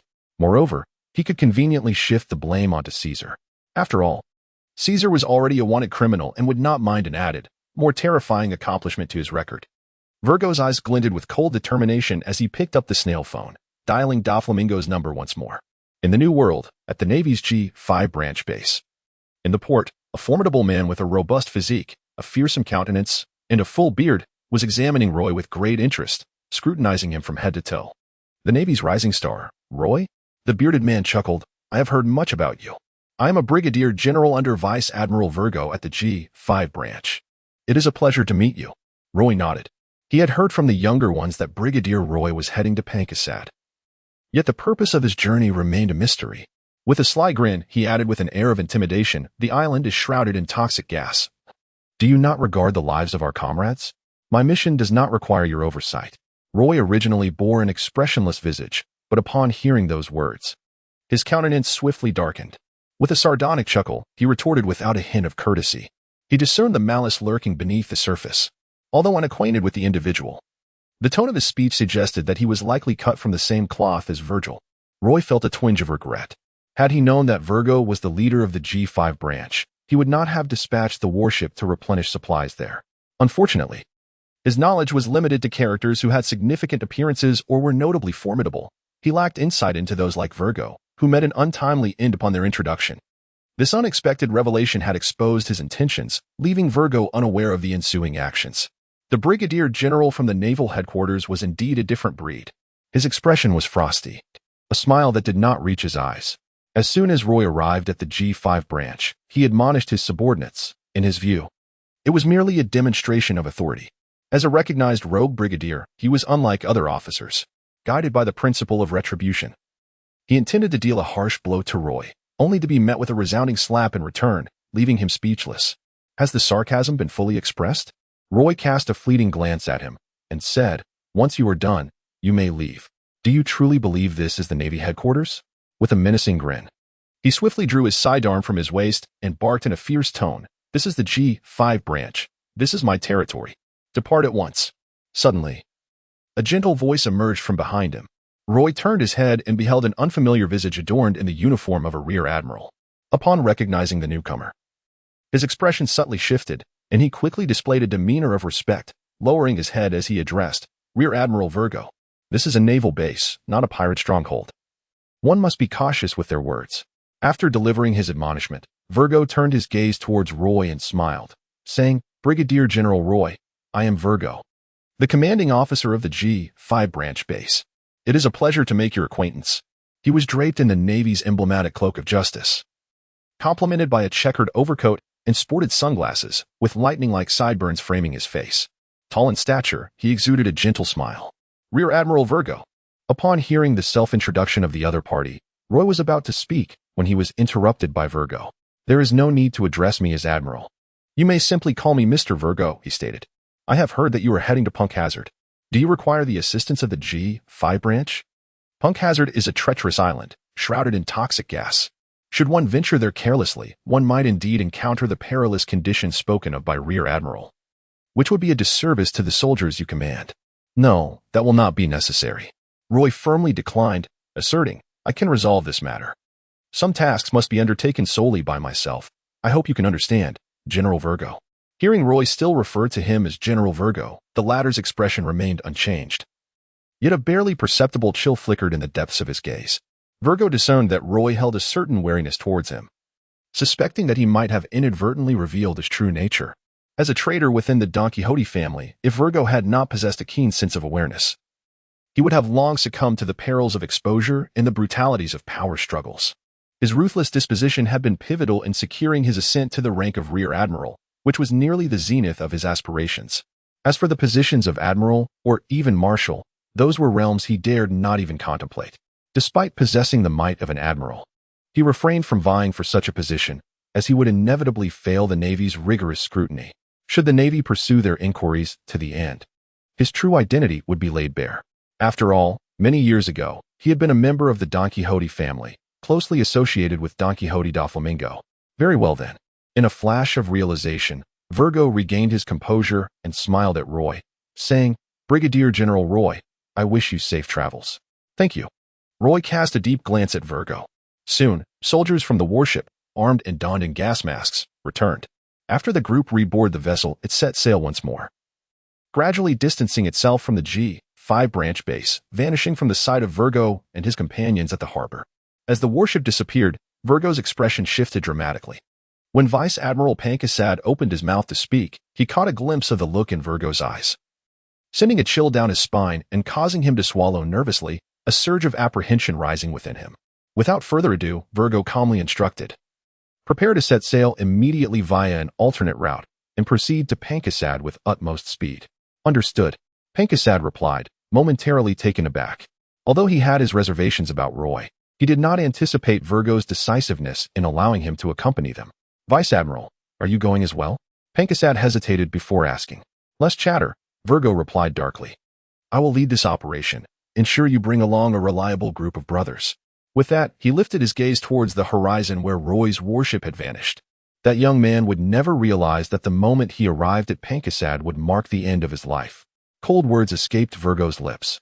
Pankasad, standing nearby, felt a tremor within him upon witnessing Virgo's icy demeanor, his own expression growing increasingly respectful. On the warship that had just departed the G5 branch harbor, ominous foreboding filled the air. Roy stood at the stern of the warship, gazing towards the G5 branch's base, reminiscing about the expression on Virgo's face when he had previously looked at him, understanding that the situation had shifted. From the very beginning, he had harbored a sense of caution towards Virgo, allowing him to perceive the ominous signs. That man, Virgo, undoubtedly harbored ill intentions. This journey to Punk Hazard might not be as straightforward as Roy had initially thought. After a moment of contemplation, Roy turned to the soldiers behind him. Brigadier General Roy, do you have any orders? Alan inquired, looking at Roy with a curiosity that conveyed a newfound respect. Roy stood up for himself at the G5 branch port, confronting the soldier who had mocked him, which deeply moved him. Furthermore, Roy was never one to exhibit arrogance or domineering behavior. Rather, his demeanor fostered a sense of respect among the ordinary soldiers, who in turn held him in high regard aboard the ship. How far is it to Punk Hazard? Roy inquired. Approximately a day's journey, Alan replied, though with favorable winds, we might reach it in a little over half a day. Are there any islands near Punk Hazard? Roy asked again. There is an uninhabited island, Alan reflected for a moment before continuing. It is not well known as it is devoid of any residents. I only vaguely recall its presence on the nautical charts. Excellent. Please remind me as we approach Punk Hazard. I will take the ship's dinghy to proceed there alone. Roy's eyes gleamed with a sudden idea as he spoke. At that time, you shall alter your course directly towards the uninhabited island near Pankarsad. After a day has passed, Send the warship to the location where I disembarked to retrieve me. Remember, under no circumstances should you approach Pancarsat. However, Brigadier Roy, I too wish to follow you into battle, Alan expressed, feeling unjustly aggrieved, unable to comprehend Roy's reasoning behind such arrangements. They had acquired an abundance of weaponry from the G5 branch base precisely to confront the enemy, had they not? Did Roy believe them to be cowardly? Indeed, Brigadier. We fear not death. We are eager to accompany you, someone passionately declared, and the nearby soldiers fervently echoed the sentiment. This matter does not concern you. I have underestimated the complexities of the situation. Roy felt a surge of emotion and then became serious, stating solemnly, the situation on Pancarsat is far from simple. If all of you were to land on the island, any misstep could result in none of us escaping. Therefore, the most prudent course of action would be for me to infiltrate the island alone. My target would be significantly smaller, making it less likely for me to be exposed. But wouldn't that put you in greater danger? Alan exclaimed, momentarily forgetting to address him properly. Not to worry, Roy replied confidently. For I am a rising star in the Navy, the strongest recruit of the new generation. Roy smiled, asserting with an undeniable tone, do not speak further. Heed my words and act accordingly. The soldiers, resigned, complied. Time passed swiftly. A warship arrived at Pancarsat. Virgo stood at the bow, his expression frigid as he gazed upon the desolate island, barren and scorched, seemingly awaiting the arrival of someone. A thunderous noise erupted as a group approached from the distance. Clad in prison garb, many bore hideous scars, some even missing limbs, yet they exuded an intimidating ferocity, far from resembling benign souls. Do not be alarmed. It is Mr. Virgo's ship. Mr. Virgo has arrived. Mr. Virgo, Captain Caesar has arranged a feast, awaiting your presence, they informed him. Virgo replied coolly, there is no rush. I am not here to inspect Caesar's work, but rather to exact vengeance. Vengeance? The group of prisoners exchanged anxious glances, swallowing hard, apprehensive. Whom shall you target? Unconventional tactics. Brigadier Roy, maintaining his course towards the ship's bow, remarked, in approximately half an hour, we shall reach Pancarsat. Alan, having spoken, blinked and fixed his gaze on Roy. It was unclear how he navigated the waters. Perhaps it was an innate skill of a navigator. Ultimately, he relayed the information to Roy when they were about half an hour away from the toxic island. Roy nodded and instructed, you shall immediately alter your course towards the unnamed isle we discussed. Rest briefly and await my command. Remember, if you come to retrieve me, your position should not be on the island, but rather at sea. Should any unforeseen circumstances arise, I will communicate via the telephone bug. Should you not receive my call, do not approach. Return immediately to Mariawa, and under no circumstances seek assistance from the G5 branch. After a brief journey, Roy contemplated his plans and deemed them inadequate. Making slight modifications, he removed the one-day time constraint, allowing the soldiers to wait on the unnamed island for further orders. If no command was received, it would signify his demise. Understood. The soldiers exchanged glances, nodding in resignation. With a swift motion, Roy executed a moonwalk, soaring into the sky. Heading towards the direction Alan indicated, he soon beheld a desolate expanse. The once lush vegetation of Pancarsat Island had perished due to toxic gas. Now, the earth lay barren, scorched and lifeless, resembling a realm of torment. Roy trod upon the earth, relinquishing his senses, and sprinted forward guided solely by instinct. His form shimmered as he moved. Not far from the island where Roy was to arrive, Virgo sensed a disturbance as his ears perked up and he glanced at the sky, feeling that something was amiss. He inquired, has the military vessel carrying Roy not yet arrived? After scratching his head in contemplation, he remarked, there are no signs of any ships in the vicinity. Yet by the timeline, they should have arrived by now. Could there have been an unforeseen complication along the way? He continued to monitor the situation. Inform me immediately if anything arises, Virgo instructed. Roy moved swiftly, his figure darting through the landscape. As he ran, he noticed numerous footprints on the ground. After a moment of contemplation, he decided to follow the trail of prints. To his astonishment, he soon realized that he was unwittingly heading towards the seaside. Roy suddenly lifted his gaze and peered into the distance. To his astonishment, he spotted a warship by the seaside, adorned with the insignia of the G5 branch. His eyes widened in disbelief, and a jolt of fear surged through him. Virgo. Roy contemplated this and, after a moment of reflection, slowly retreated in the opposite direction of the footprints, striving to remain as silent as possible so as not to alert Virgo. Unbeknownst to him, Virgo sensed something amiss. Although he did not possess an in-depth understanding of Roy, he could clearly discern that Roy was not one to merely speak without action. The distance from the G5 branch base to Punk Hazard was not significant. Given their chosen route, the journey posed minimal danger. With only a few raucous pirates to contend with, challenges Roy could easily manage. Yet, why was there still no sign of him? Virgo pondered. Meanwhile, Roy, running in the reverse direction of the footprints, successfully pinpointed the correct course and swiftly arrived at the lair of the deranged scientist Caesar, nestled within the mountainside. Roy instantly discerned that Caesar's base was nestled within this hollowed-out peak, featuring a stone door measuring over 10 centimeters in thickness, which completely severed the Institute's connection to the outside world. Such meticulous caution. Roy surveyed his surroundings and stealthily entered the research facility through a side ventilation shaft. He had never lost sight of his objective, Monet. In essence, all he needed to do was assassinate this woman and absorb her fruit abilities, thereby fulfilling his mission with consummate success without causing a ruckus. Perhaps, after he eliminated Monet and escaped from Punk Hazard, Virgo and the others would remain oblivious to the fact that he had infiltrated this once infamous island of poison. This would be the most ideal outcome he envisioned. Swiftly, he navigated through the ventilation ducts, spacious enough for several individuals to pass through, and upon reaching the interior of the research facility, he entered a room. Who? Within. A pair of eyes fixated on him. It was a menacing man, his face marred by deep scars, unmistakably of ill intent. A Navy officer? The man's hand instinctively reached for a long rope coiled at his waist upon seeing Roy's attire, quickly discerning his identity. How could there be Navy personnel in the research facility? As a formidable warrior under Caesar's command, known as the Rope Master, Chape held considerable influence within the facility and was privy to many of its secrets. After a brief hesitation, he inquired, "Are you one of Mr. Virgo's subordinates?" Virgo.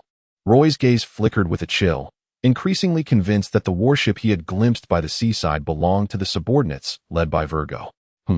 Chap sensed the murderous intent emanating from Roy. Are you not one of Mr. Virgo's associates? With that, he unfastened the rope at his waist and suddenly whipped it, demonstrating his remarkable skill in rope manipulation. Whoosh, whoosh, whoosh. The rope transformed into a straight line, darting towards Roy with lightning speed, seemingly intent on binding his body. Never mind, I'll capture him first. Chap revealed a cruel smile.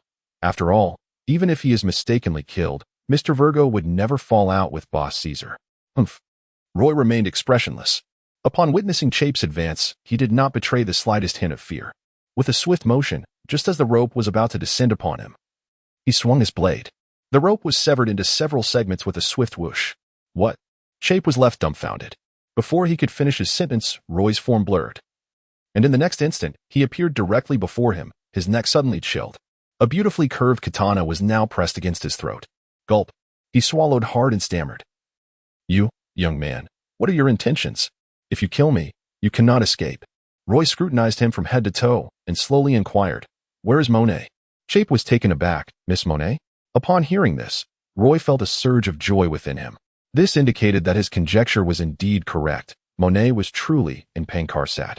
Although he had anticipated this, hearing the news still filled him with a sense of exhilaration. "Where is she?" Roy enunciated each word with precision, pressing for an answer. He sought clarity, not the ambiguous murmurs of his interlocutor. Miss Monet's chamber was adjacent to the cookie room. Chape felt a rush in his neck. A trickle of blood emerging, and hastily responded, "That location serves as our human experimentation center. Miss Monet, as the secretary to Boss Caesar, frequently assists in recording the data of these experiments, and as a woman, she is better suited to care for the children involved." Children? Roy furrowed his brow. Recalling the peculiar, misshapen children that emerged from Caesar's experimental modifications in the original narrative. Has the experiment already commenced? Roy clenched his fists, a glint of ferocity flashing in his eyes. With a hiss, the anger within him erupted, and with a forceful strike, Snow executed a decisive blow. Vivid crimson gushed forth as a severed head tumbled to the ground, rolling twice before coming to a halt. The detached cranium, frozen in a moment of shock, still bore wide-open eyes, exuding an expression of cunning akin to that of a fox, desperately seeking an opportunity to retaliate, despite being in dire straits. Chap could hardly fathom that this Navy officer would deviate so drastically from the expected. 110. A clash.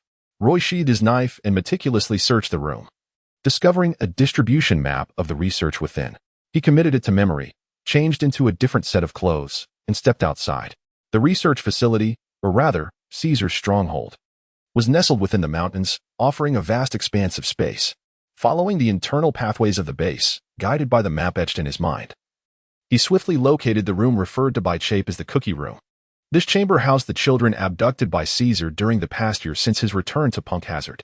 These unfortunate souls were intended as subjects for Caesar's inhumane experiments, as well as essential tools for dealing with Big Mom. As one of the four emperors, Big Mom possessed extraordinary abilities, her stature akin to that of a giant. Yet she remained human. Thus, she harbored a deep desire for the recognition of the giant race. In essence, Big Mom aspired to harness the power of science to enlarge her entire family, endowing them with the might of giants. Caesar, as a world-renowned scientist, was the beacon of hope upon whom she placed her trust. After negotiating terms with Big Mom and receiving substantial funding, Caesar made certain efforts, yielding some minor results. However, his penchant for indulgence soon led him to encounter a bottleneck in his experiments, prompting him to embrace a life of extravagance, neglecting Big Mom's directives. Furthermore, his collaboration with Don Quixote Doflamingo allowed him to board Kaido's ship, securing both his experimental budget and personal expenses, which led him to disregard Big Mom's warnings altogether, establishing himself as a local sovereign in Punk Hazard. In essence, Punk Hazard was Caesar's territory, where he maintained close alliances with two factions. One was the Don Quixote family, through Doflamingo's influence in the trade of artificial devil fruits with Kaido, positioning the reckless scientist among the pirates who could capture Kaido's attention. This alliance significantly bolstered his daily expenses and research funding. The other faction was Big Mom's pirate crew. After swindling funds from Big Mom, Kaido established a research facility in Punk Hazard, undertaking some of her directives and achieving certain results. However, once his experiments hit a stalemate, he disregarded them entirely, leaving them neglected. At this juncture, any trouble that arose in Punk Hazard would not only tarnish the reputation of the Don Quixote family, but would also severely offend one of the four emperors. Roy was acutely aware that this was not the year 2 years hence. At this moment, Caesar was likely just embarking on the colossal experiment commissioned by Big Mom, while his dealings with the Don Quixote family were progressing fervently. In a certain sense, Caesar had reached a pinnacle, no longer merely a shadow of the once renowned Vegapunk from the scientific department, but rather possessing the capital to assert his own dominance. Little did Caesar anticipate that 2 years later, Big Mom's experiment would come to a complete standstill, and his transactions with the Don Quixote family would be obliterated by a pirate who was just emerging from obscurity, leading to the eventual destruction of the entire Punk Hazard in the wake of that cataclysmic event. Of course, that was a matter for the future. Roy snapped back to reality, shaking his head to dispel the multitude of thoughts. His current objective bore no relation to Caesar's experiments. It was merely a singular intent to eliminate an individual and seize their fruit. As for the captive children, Roy furrowed his brow, realizing that he could only devise a plan after departing from Punk Hazard. He intended to inform the Naval High Command about the dealings within Punk Hazard, alerting figures like Garp, who would undoubtedly come to address the issue. This was the most prudent course of action. Although Roy was unafraid of the numerous personnel in Punk Hazard, the presence of Virgo added an element of unpredictability to the situation. He would not take unnecessary risks unless absolutely necessary. As twilight descended, the evening glow illuminated the clouds above, casting a warm, golden light upon the earth. The desolate expanse of Punk Hazard appeared slightly ethereal under the golden rays. By the seaside, aboard the G5 Branches warship, Virgo stood at the bow, gazing at the distant horizon with a grim countenance. "Is there still no news?" he inquired in a low voice. "None," came the reply, followed by a shake of the head. "This is puzzling. It's nearly evening. How could they not have arrived yet?" Contemplating the situation, Virgo's demeanor darkened, shedding the gentleness he had previously displayed. "Send someone to inquire about the status within the research facility." "Admiral, do you suspect they have infiltrated the research facility?" the officer asked, momentarily taken aback, before expressing his doubts. "Surely not.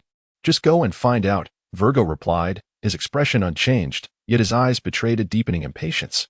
Having waited for so long, he sensed that something was amiss. The true nature of the situation would depend on whether there were any unusual occurrences at the research facility. The ringing of a bell echoed as the operator at the research facility received Virgo's directive and hurried to inform the facility's head, Caesar. Upon hearing the report, Caesar nonchalantly waved his hand. "Go investigate. If anyone has infiltrated, eliminate them." "Understood." The operator nodded and promptly left. Once the individual had vanished, Caesar's authoritative facade crumbled within moments, revealing his more lascivious side. He turned to the beautiful woman beside him, grinning, now that the unwelcome guest has departed. Let us continue our revelry, my dear. At the research facility adjacent to the biscuit room, Roy traversed room after room until he finally encountered the person he sought. Before him stood a striking beauty with cascading grass-green waves of hair and golden-hued eyes, her left eye occasionally obscured by a delicate fringe, accentuating her tall stature. In Roy's recollection, Monet's most distinctive features, her hands and feet, were still in human form at this moment. Rather than the avian wings and claws that would manifest 2 years later, a transformation wrought by Trafalgar Law, a wielder of surgical fruit abilities. Did I not mention that I prefer not to be disturbed? Monet spoke softly, exuding the aura of an intellectual older sister. Yet, Roy was not deceived by her appearance. He understood all too well that as a member of the Don Quixote family, Monet was far from a mere simpleton. Ruthlessness was an essential trait in her character. My apologies, Miss Monet, but Caesar wishes to speak with you, he conveyed respectfully. Roy feigned humility, bowing his head with an air of submission, while the chill in his gaze remained subtly concealed. One hand rested upon the hilt of his knife, poised with latent power. Is that so? Monet regarded him with skepticism, perhaps seeking to comprehend the experimental data. After all, the experiments involving the gigantification serum pose quite a conundrum for Boss Caesar, Roy remarked. Very well, Monet replied, rising gracefully. Her slender waist and statuesque figure, accentuated by alluring curves, exuded an aura of icy beauty. As she passed by Roy, a delicate fragrance lingered in the air. Suddenly, a surge of murderous intent erupted. Clang! Roy drew his blade, striking towards Monet's waist, yet Monet appeared to be well prepared, swiftly producing a dagger from his belt to meet Roy's attack. Roy was not surprised and sighed. Have you discovered it? He chuckled. Caesar has never approached me regarding the experimental data, for he is well aware that the experiment on the gigantification drug has been doomed to failure from the outset. Monet spoke in a calm tone, scrutinizing Roy with narrowed eyes, faintly sensing a familiarity. You, my friend, are not someone from the Research Institute, are you? Exposure. Life blooms and withers like a flower. But does it truly matter? Roy smiled faintly, drawing his blade to continue his assault, engaging in fierce combat with Monet. Monet was no ordinary opponent. As a wielder of the nature fruit, her combat prowess ranked among the very best within the entire Research Institute. In an instant, she transformed into a flurry of snowflakes, vanishing before Roy's eyes. Meanwhile, Roy tightened his grip on the snow in his hand, sensing the temperature around him plummet abruptly. A chilling sensation creeping into his heart, stirring a sense of unease within him. Roy was acutely aware that Monet lay in wait amidst the swirling snowflakes, poised to strike. Suddenly, with a resounding boom, the snowflakes danced in the air. Under Monet's command, pristine bursts of white coalesced, converging from all directions to envelop Roy. The dome-like snow shelter, crafted from the very snowflakes themselves, formed a spherical wall akin to a white igloo, capable of encasing oneself or others to defend against adversarial strikes, or alternatively, ensnaring foes to trap them. This was a manifestation of the fruit's powers that Monet had meticulously studied, a technique that ordinary pirates could scarcely hope to breach. Roy is no ordinary pirate. After being completely enveloped by the snowflakes, Roy drew the Sakura tin blade with his left hand, while firmly gripping the snow walk with his right. In a swift and exceptional motion, he executed a fierce slash towards the incoming snowflakes. 100 blades, tornado. The soaring blade aura tore through the snow house, directly targeting Monet, who lay concealed among the flurries. A resounding crash echoed. Monet's expression shifted subtly. Roy, however, was not inclined to let Monet off so easily. He summoned his armament haki, and the twin blades manifested a layer of dark substance. The sharp, menacing aura of the blade sliced through the air, producing a piercing sound as he launched his all-out assault, shattering the snowflakes that surrounded him. Monet found herself with no means of evasion, despite her initial confidence as a user of a natural fruit. The enhancements bestowed by her snowflake fruit were vastly superior to mere skill upgrades. It could be said that ordinary attacks posed no threat to him. Yet, in that moment, Roy unleashed his armament haki. Monet discerned clearly that the darkened blades were emblematic of this formidable technique, specifically designed to counter fruit users. Thus, she could not afford to underestimate him. With a flourish, she brandished her dagger to meet Roy's onslaught, unleashing the power within her for a fierce collision. Whoosh! This time, however, fortune did not favor Monet. Her seemingly delicate form was sent hurtling backward like a cannonball, crashing violently against the wall, which caved in, and the cracks spiderwebbed across the floor. Boom! The entire room trembled. Outside, several individuals sensed the commotion, recognizing something was amiss. Their thoughts immediately turned to the earlier directive from Virgo, and their expressions changed dramatically as they hastened towards Monet's room. Rat-a-tat-tat. Roy and Monet once again commenced their fierce confrontation. The footsteps outside were drowned by the heavy thuds of their clash, stirring not even the slightest ripple. Their essay battle. Miss Monet is in peril, brothers, hurry. Protect Miss Monet. As one of the few female figures within the Institute, Monet possessed an allure that was nearly at its zenith, embodying the grace and intellect of an elder sister, thus attracting numerous admirers. Upon witnessing their goddess besieged by foes, the guards within the Institute hastily gathered, eager to play the role of valiant rescuers. Bang! Someone forcefully kicked open the door, followed closely by comrades who surged into the room. Whoosh! They were met by a frigid gust of air and the razor-sharp energy of blades, which severed the bodies of those at the forefront. They fell to the ground, blood flowing like a river, staining the floor of the room crimson. Meanwhile, Monet remained expressionless, her battle with Roy intensifying as it reached a fever pitch, marked by extreme ferocity. The pitch-black dual blades, enveloped in armed color, posed a significant threat to Monet. Constrained by the peril of armed color, she dared not engage Roy directly. Instead, she resorted to utilizing her fruit abilities to conjure snowflakes, hoping to engulf him. Roy, of course, would not passively await his fate.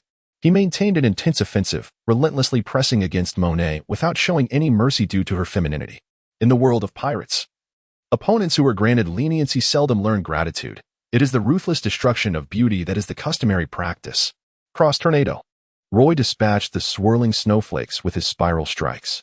Upon catching a glimpse of Monet, he surged forward, brandishing his dual blades with precision. Dual blade technique, star flash. The air shimmered as the blade's energy sliced through, propelling Monet once more into the air.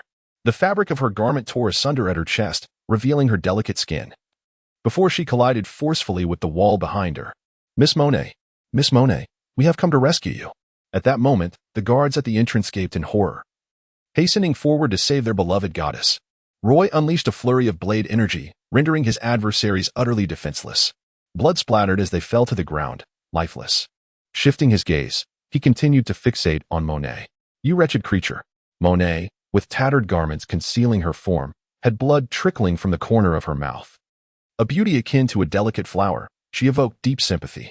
Upon witnessing the scene, Roy's expression remained utterly impassive, his murderous intent surging to its zenith, directly targeting Monet.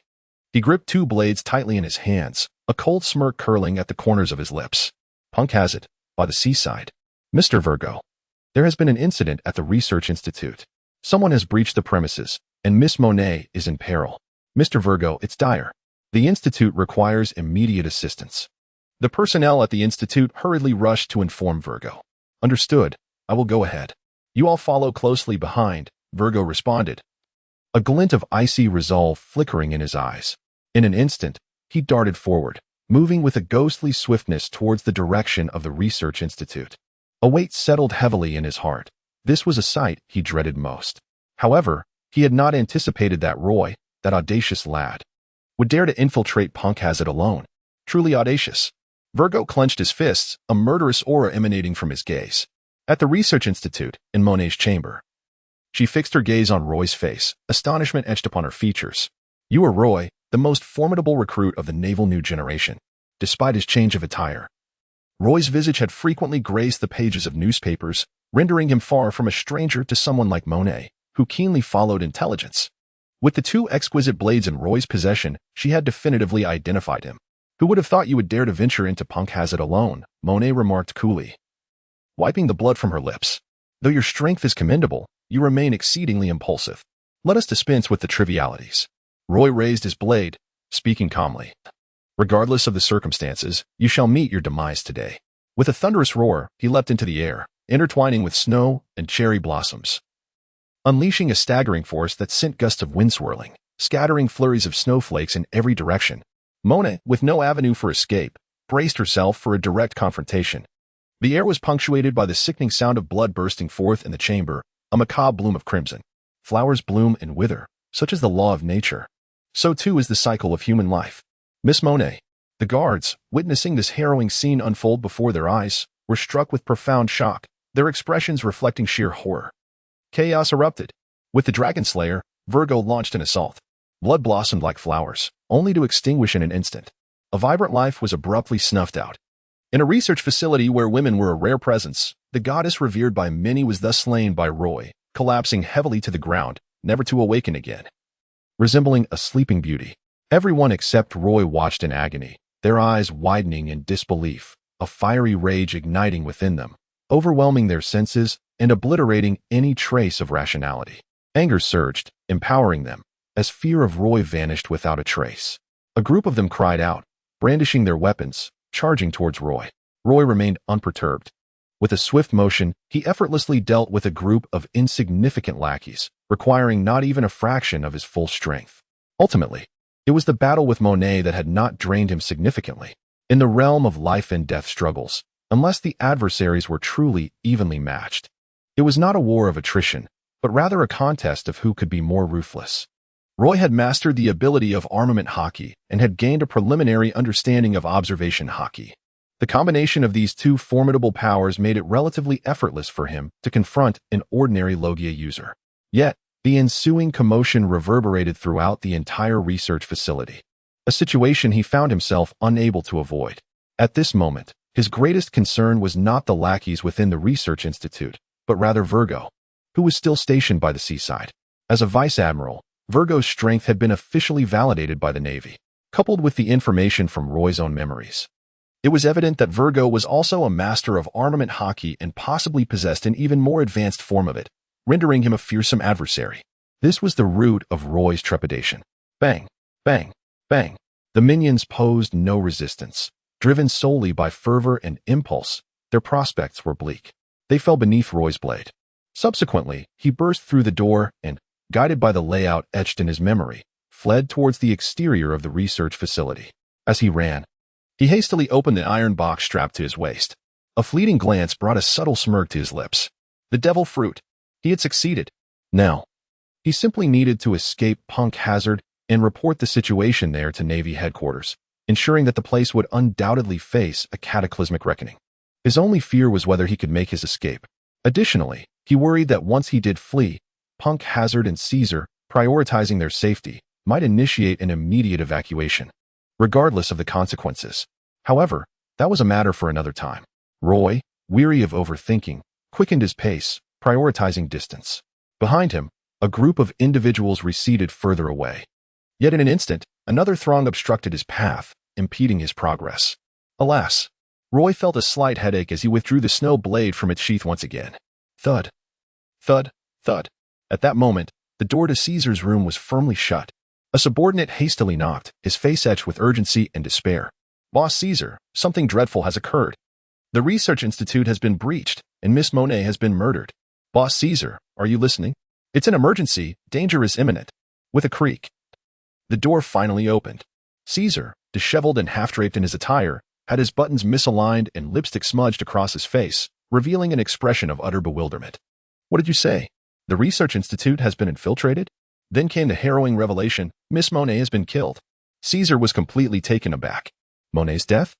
She was ostensibly his secretary, yet in truth, she served as a supervisor dispatched by the Don Quixote family. The gravity of the situation struck him. A murder on his territory placed his dealings with the Don Quixote family in jeopardy. Moreover, the experiments at the elderly lady's facility had already been halted under his orders, undoubtedly inciting their ire. At such a critical juncture, further antagonizing the Don Quixote family would mean losing the protection of the Night Demon, effectively severing his connections with Kaido. The Navy was already after him with a bounty of 300 million berries. He was doomed. Capture him. We must eliminate him to provide the Don Quixote family with an explanation. Caesar exclaimed in panic, his voice rising in desperation. We're already in pursuit. His subordinate replied. Mr. Virgo is en route to the research institute. Boss Caesar, enough. I shall change my attire immediately. Caesar interrupted, slamming the door shut with a thud. In that moment, the subordinate stood in stunned silence, recalling Caesar's disheveled appearance, contemplating that a change of clothing might indeed be warranted. Roy advanced from Monet's chamber to the entrance of the research institute, leaving a trail of corpses in his wake. He spared no effort, and the ground was littered with the fallen. His pursuers, struck by fear, feigned the chase, for none dared to approach him closely. At the entrance of the institute, a fearsome fire dragon had taken residence. Its elongated, lizard-like form was complemented by delicate wings. The dragon possessed razor-sharp teeth and exuded a foul stench, its scales densely packed, while its tail sliced through the air with a whistling sound. This was a genuine dragon. Fire dragon, slay him, kill him, and feast upon whatever you desire. Within the institute, the assailants pursuing Roy were instantly invigorated. With their fervent cries, the fire dragon unleashed a tremendous roar, imbued with an insatiable thirst for blood, and lunged fiercely towards Roy. A fire dragon? Roy was momentarily taken aback, astonished to discover that Punk Hazard harbored such a creature. However, upon reflection, he realized that Punk Hazard had originally served as an experimental base for Vegapunk, and suddenly, the truth dawned upon him. This being must have been artificially created. Given the latest technological advancements in the world of pirates, both Vegapunk and Caesar possessed the capability to achieve such feats, which was hardly surprising. With a swift motion, he unleashed two colossal waves of blade energy that sliced through the air. The atmosphere erupted, swirling winds ensued, and the gleaming arcs of light resembled dazzling fireworks as they cleaved through the dragon's form. A howl escaped the dragon's throat as it retreated hastily, its bell-like eyes brimming with fury. Soon after, it allowed its blood to flow freely, flapping its wings, which generated an astonishing gust of wind imbued with immense power, transforming into a terrifying force that hurtled toward Roy. Clang! Clang! Roy wielded his blade in defense, and with a swift motion, he executed a downward strike, releasing a crescent-shaped arc that soared into the air. The terrifying slash emanated a wave of energy that sent shivers down the spines of all who beheld it, shattering the formidable force generated by the dragon's wings. Enveloped in an indescribable intensity, it severed one of the fire dragon's wings. What? He severed a wing from the fire dragon? Everyone stood in stunned silence. Among them were primarily prisoners from the era of Vegapunk's reign, confined within Punk Hazard and subjected to inhumane experiments. Thus, they understood all too well the origins of the fire dragon. This creature was a synthetic being crafted by Vegapunk to safeguard the island, capable of adapting to any environment. However, following the catastrophic gas leak, all personnel within Punk Hazard were evacuated, leaving these prisoners forgotten, or rather abandoned, as they remained stranded on an island suffused with toxic fumes, struggling to survive. The fire dragon was one of those forsaken beings. Once favored even by the lofty celestial dragons, it was ultimately nothing more than a mere pet. In the throes of survival, who could remember it? Ag. The fire dragon let out a mournful howl. Roy felt a throbbing headache. The tremendous roar was displeasing to him. With a swift and decisive movement, his blade flashed like lightning. Thud. The head of the fire dragon was severed. Whoosh. In the next instant, Roy's form blurred, and he vanished entirely. The fire dragon lay dead. Gulp. Everyone swallowed hard, once again awed by Roy's formidable prowess. Their feet instinctively twitched, yet they hesitated to move. They watched as Roy strode toward the gate, their hearts recoiling. However, Roy suddenly halted. Upon closer inspection, they realized that a figure stood before him. Mr. Virgo. Everyone's eyes brightened with sudden understanding. Reinforcements had arrived. 113 ready for battle. The hastily arriving Caesar exclaimed. General Virgo, you are here as well? Roy wore a facade of a false smile, declaring, the individuals behind me are all pirates. I have heard that their leader is none other than the notorious scientist Caesar, who bears a bounty of 300 million. If you could eliminate them entirely, it would surely be a significant achievement for you. Enough with the pretense. Virgo's piercing gaze fixated on Roy for an extended moment, as if he could see right through his very essence. With a resigned sigh, he remarked, given the circumstances, you must have uncovered my secret. In fact, you were aware of my true identity even back at the G5 branch base, were you not? I must admit, you have indeed taken me by surprise. Virgo spoke slowly, an ominous aura emanating from him.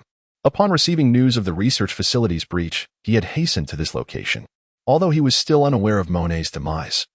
The mere fact that Roy had dared to venture onto the island alone was audacious in itself. There are still many revelations that will astonish you. Roy was aware that he could not deceive, and with a slight curl of his lips, he spoke with a hint of implication. Indeed, you had long since deduced my identity. Virgo maintained an impassive expression, yet the aura of menace intensified, bearing down on Roy and causing him to shudder. Upon hearing Roy's response, a flicker of confusion crossed his features as he muttered to himself, how could the upper echelons of the Navy doubt me? Surely, my performance over the years has been commendable, has it not?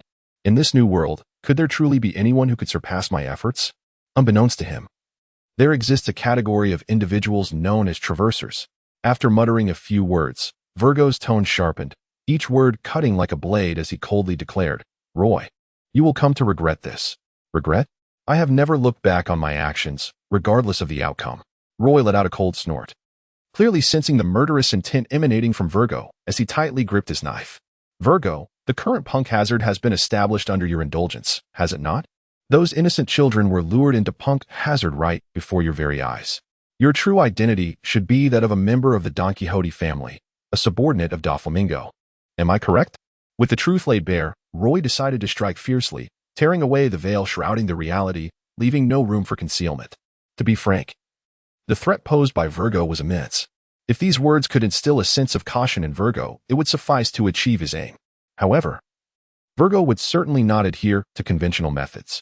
Upon hearing Roy's words, the atmosphere thickened with an even greater aura of malevolence, intensifying the murderous intent directed at Roy, as if the very air around them was suffused with a crimson hue. Without uttering another word, he stepped forward. Underestimating Roy was not an option. His entire form was enveloped in a layer of deep purple black. His body hardened. This was a manifestation of advanced armament hockey. An abundant force surged through Virgo's fist, shattering the air with a single strike. The turbulent airflow scattered, only to converge in the next moment into an overwhelmingly formidable momentum, pouncing upon Roy like a ferocious tiger descending from the mountain, as if a terrifying phantom appeared behind him. Tiger Claw. Virgo's fingers curled slightly, as he executed the Navy Six styles to perfection, launching a finger gun attack that seemed poised to pierce through Roy's very being. Boom. Roy wielded his blade to parry. Virgo's palm had hardened, enhanced by one of the six forms, the iron block, rendering his hand as resilient as the most unyielding steel in existence. The clash between the two sent shockwaves through the air, whipping up fierce gusts. The onlookers at the entrance swallowed nervously, acutely aware of the vast disparity in power between the combatants. They dared not stir, for the mere aftershocks of their fierce duel were capable of inflicting grievous harm upon them, let alone intervening in the fray. Yet, they remained on edge, their senses heightened. At this moment, the battle between Roy and Virgo was poised to determine the fate of Punk Hazard. Should Roy emerge victorious, the very existence of Punk Hazard would be jeopardized. Conversely, if Virgo triumphed, Punk Hazard could endure, allowing their lives to continue in relative comfort. An unprecedented tension permeated the crowd. The resounding thuds of their fierce exchanges shattered their contemplations, drawing their focus back to the unfolding spectacle. Roy and Virgo transformed into ethereal shadows, flickering incessantly between the ground and the air. Their strikes and punches erupted before them, waves of energy cascading forth like a surging ocean, imbued with earth-shattering power. The very ground fractured, and the soil was upheaved. Though their battle had only just commenced, it had already escalated into a climactic showdown, teetering on the brink of resolution. You, young man, though merely of brigadier rank, as a rising star of the Navy, your prowess is indeed not to be underestimated, Virgo remarked with a faint smile, seemingly unfazed by the pressure Roy could exert. What are you pretending for? Roy smirked. You can't be feeling too great either. If it were one of the four emperors or an admiral speaking such grandiose words before him, he would find it entirely within the realm of normalcy. But a mere vice admiral like Virgo dares to disregard his assault?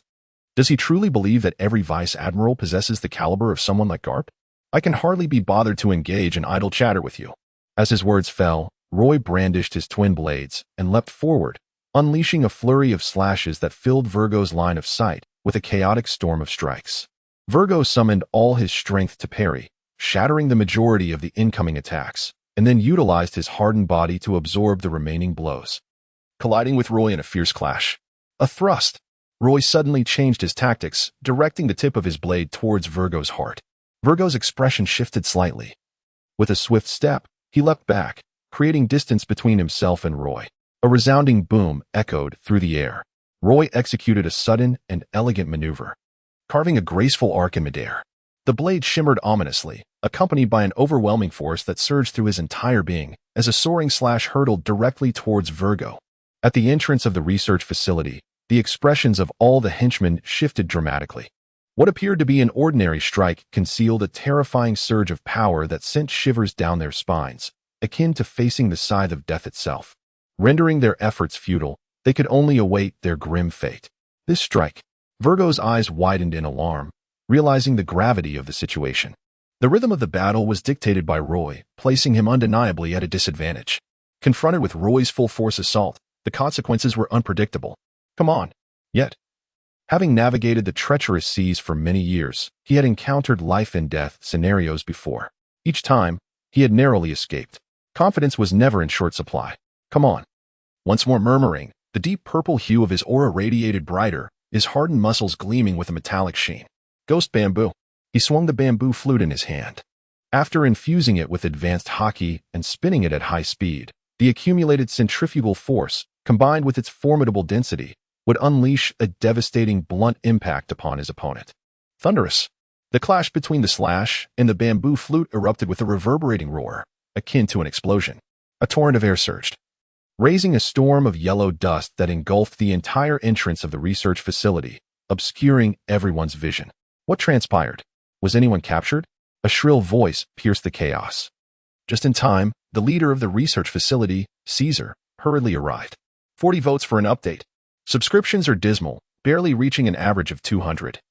Yet there's a troubling trend of decline. Please subscribe. If anyone is on external platforms, a first-time subscription on Qijien would be appreciated. 114. Spare me, hero. I surrender. Boss, you finally arrived. Mr. Virgo is battling the enemy. They are exceedingly powerful. I fear for Mr. Virgo's safety. Quick, assist Mr. Virgo. The henchman, having explained the dire situation, eagerly brainstormed, primarily hoping Caesar would lend Virgo a helping hand. Me? Caesar was taken aback. Why don't you all go? We can't defeat them. The henchman protested, resolute. If Virgo is struggling against these foes, how could I possibly stand a chance? Should I simply offer myself as a sacrifice to the enemy? Frustration bubbled within Caesar as he silently ruminated. However, voicing such thoughts would only tarnish his glorious image in the eyes of his subordinates. To be frank, Caesar possesses a clear self-awareness.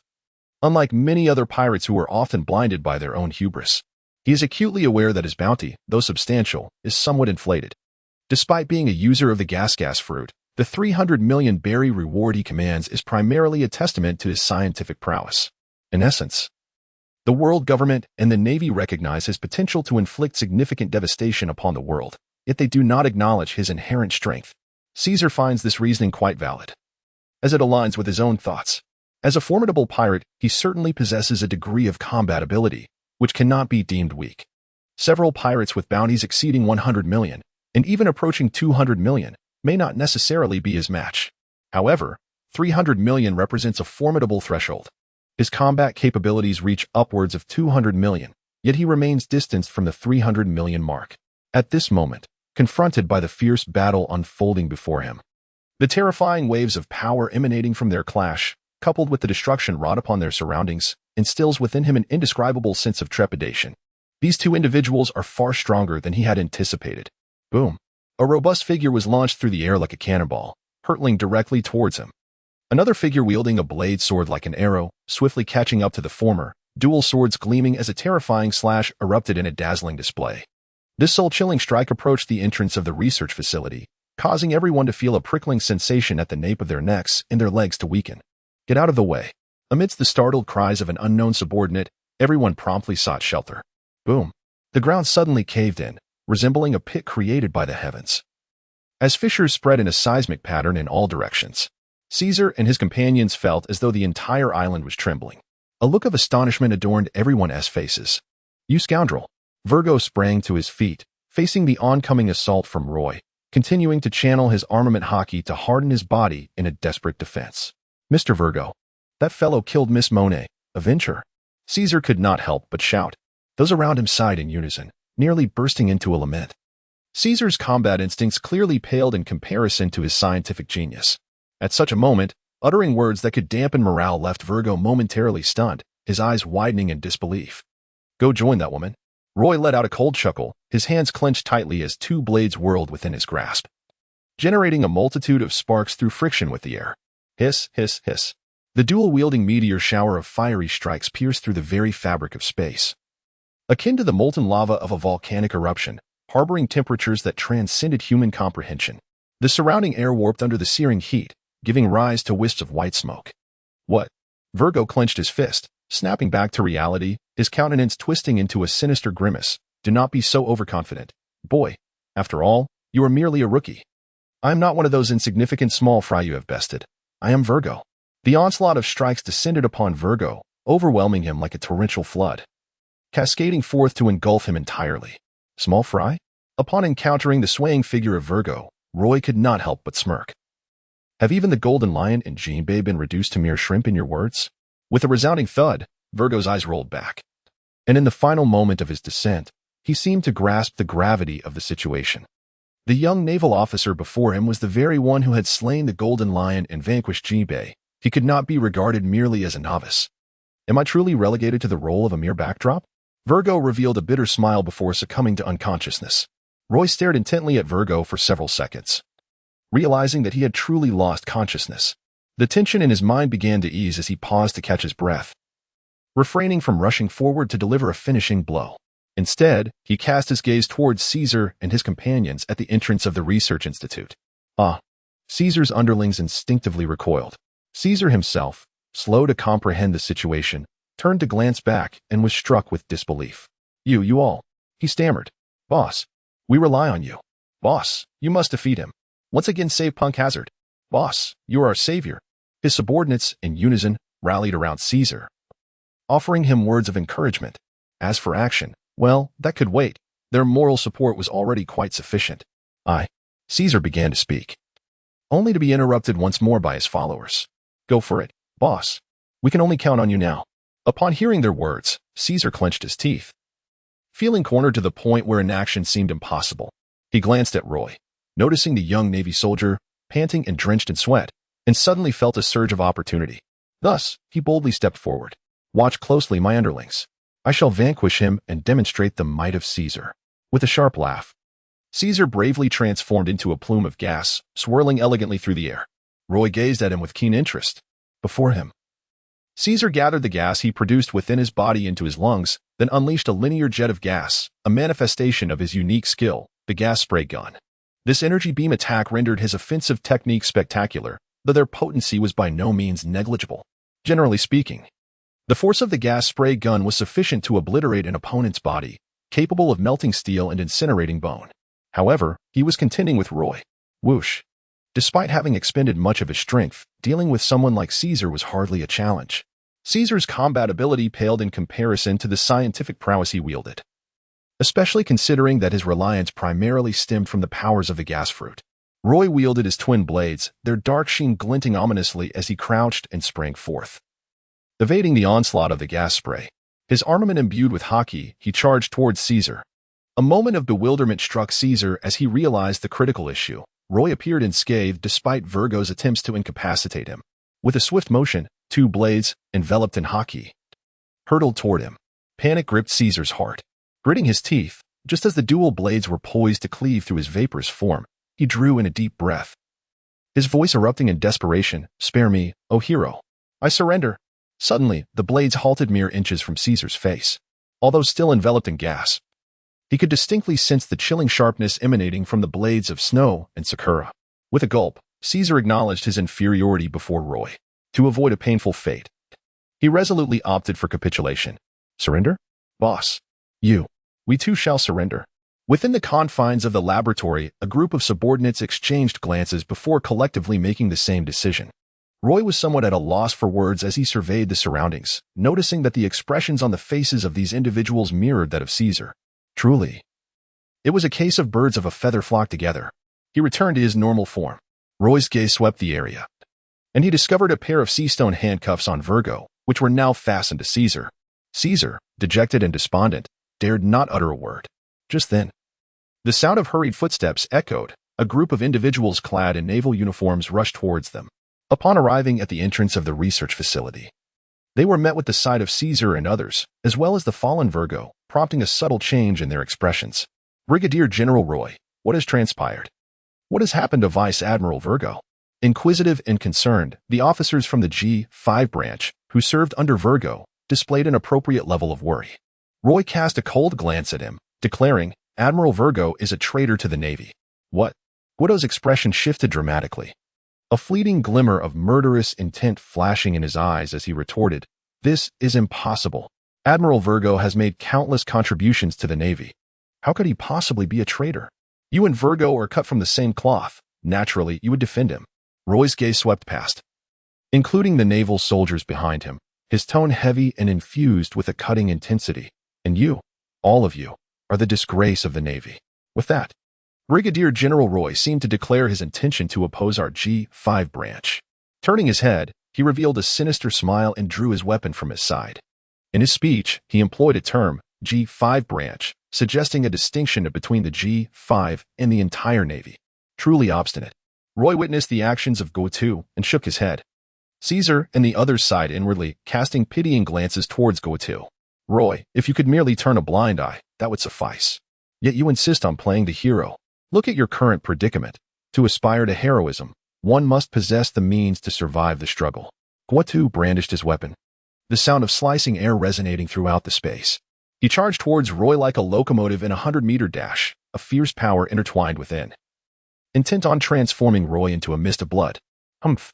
Roy's gaze lowered slightly. Despite his less than optimal condition, a mere overreach posed no significant threat to him. With a swift motion, he sheathed his sword, leaving only the snow to accompany him as he executed a powerful slash. The strike shattered the air, accompanied by an astonishing brilliance of blade light and an indescribable terror, as if it had fractured the very fabric of space. The sword flew forth like a rainbow, landing heavily upon the opponent. Crack! Crack! The adversary's weapon was reduced to mere fragments, and his body was flung away, resembling a discarded rag doll. Blood spilling from his mouth, his ribcage utterly caved in. Breathing became laborious, and as despair filled his eyes, he was overwhelmed by regret at having underestimated Roy's formidable strength. He pondered the analyses of Roy he had read in the newspapers. Were they indeed accurate? As darkness engulfed him, he thought, the brigadier, the esteemed brigadier. The remaining fallen Navy soldiers were stricken with fear. Honestly, confronted with the overwhelming might of Roy, who had effortlessly defeated all formidable foes before him, they found themselves devoid of the courage to retaliate. To endure a beating was to lose. To surrender was also to lose. Yet the latter spared them a beating and lessened their suffering, undoubtedly the wisest choice. I surrender. I yield. Brigadier Roy, spare us. They pleaded. It was they who forced us. I have long wished to break free from them. Please, Brigadier Roy, I shall not dare again. The soldiers cast aside their weapons and knelt before Roy. Upon witnessing a group of individuals weeping uncontrollably, Roy's countenance remained as frigid as ever, devoid of any sense of pity. Those who err must inevitably face the consequences. Whether these soldiers are indeed as they proclaim is of no concern to him. His sole responsibility lies in apprehending or eliminating individuals. The matter of conviction is entrusted to the headquarters. Roy pondered for a moment, contemplating his next move. He retrieved the communication device from his pocket and dialed the Marine headquarters, specifically reaching out to Admiral Karp. Having resolved the most pressing issues himself, he deemed it time for the naval forces to take action. In his eyes, the Navy in the New World was hardly trustworthy. The G5 branch was under Virgo's control, and even if there were innocents among them, he was convinced that remnants of Virgo's accomplices remained. Thus, the most prudent course of action was to summon Karp and his team to arrive post-haste. Upon receiving Roy's report, the Marine headquarters erupted in fury. Karp clenched his teeth and swiftly made the decision to personally head to Punkhazard. Roy naturally nodded. Yet internally he felt that Karp's actions implied a desire to escape from the headquarters. During this period, discussions regarding Ace within the headquarters had reached a definitive conclusion, leaving no room for reversal. The execution of Ace. This was the scene Karp dreaded the most. The forces backing Ace, including the Whitebeard pirates, were formidable and well-connected, possessing intelligence that had already caught wind of the internal discussions within the Navy. They were organizing their strength to counter the Navy. It was evident that a significant undercurrent, capable of impacting the world, was silently converging.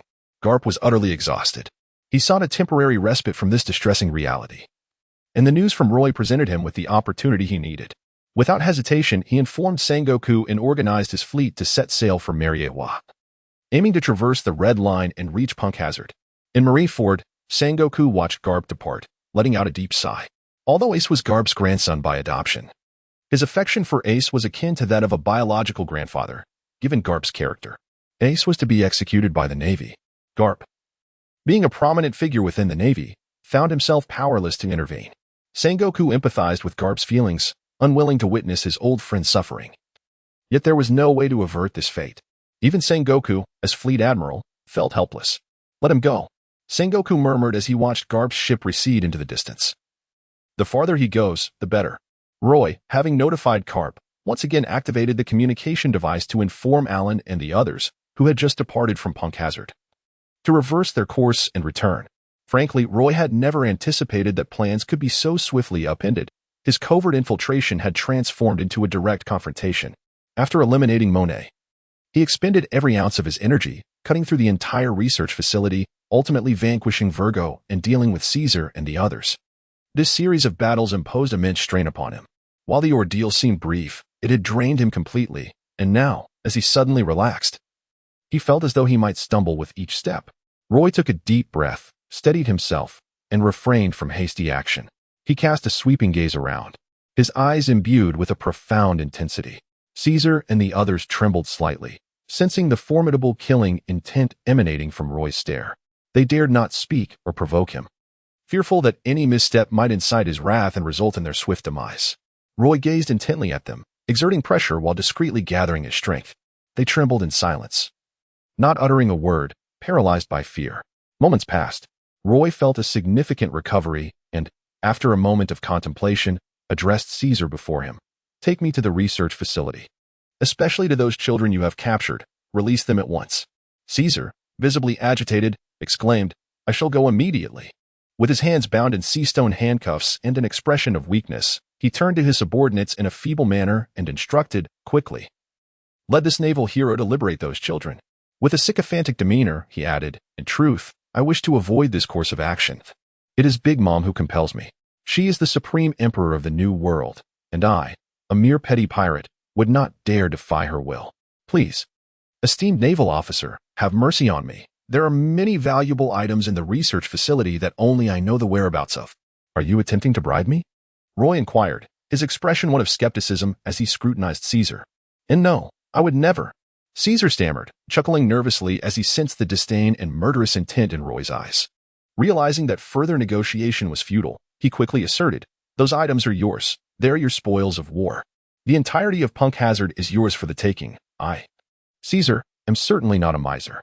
Casting a glance at Virgo, whom he had previously defeated, Caesar contemplated for a moment before securing Virgo with sea-stone handcuffs.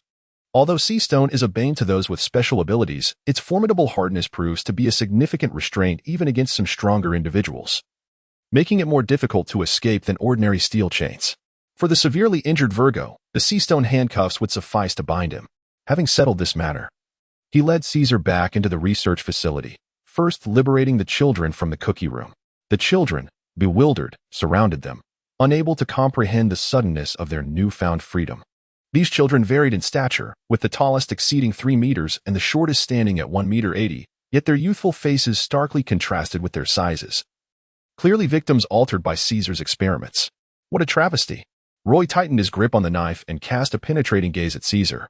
The desire to end Caesar's life with a single stroke intensified within him, yet the unfortunate reality was that Caesar could not be allowed to perish just yet. This research institute had been established solely by Caesar, and he still held a significant position within the Navy headquarters, regarded as a scientist second only to Vegapunk.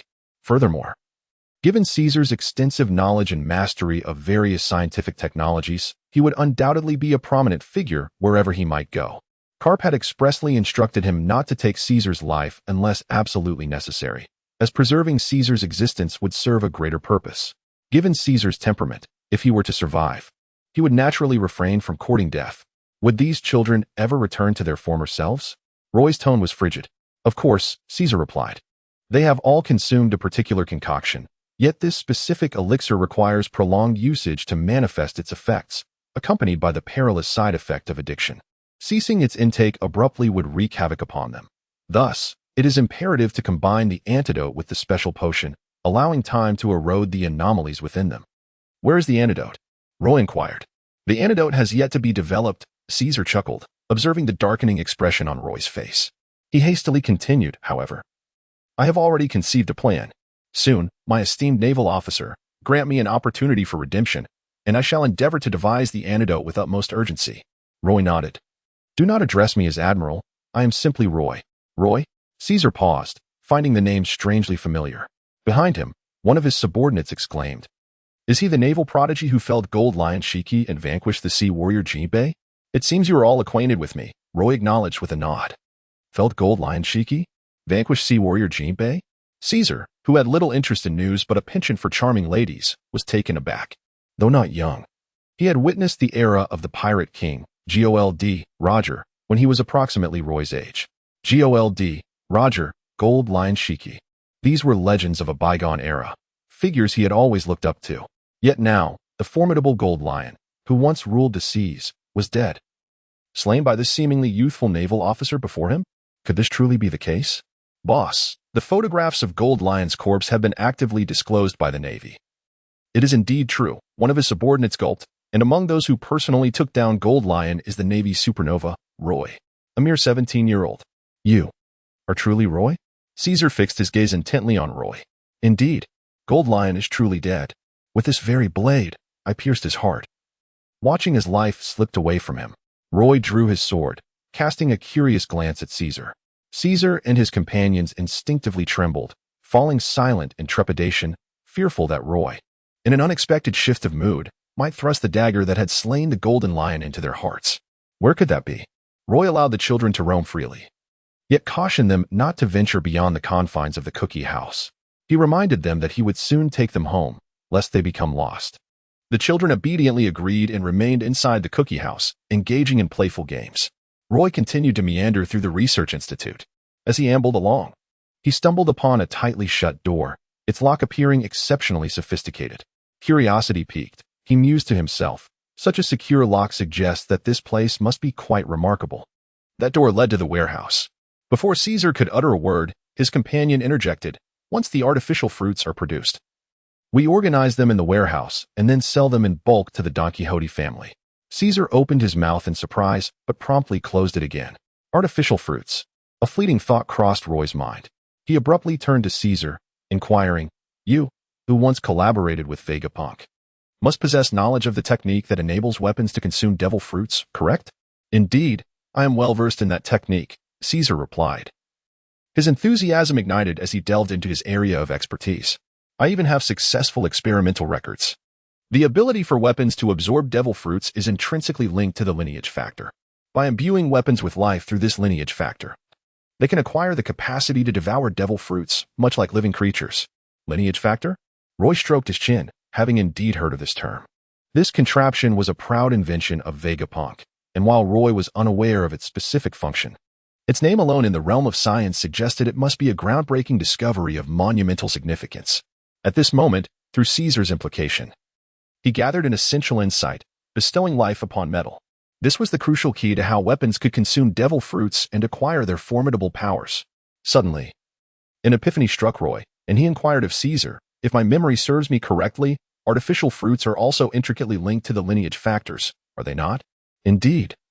Caesar replied with pride, although Vegapunk pioneered the study of lineage factors, I assure you, Lord Roy, that in this realm of research, even Vegapunk pales in comparison to my expertise.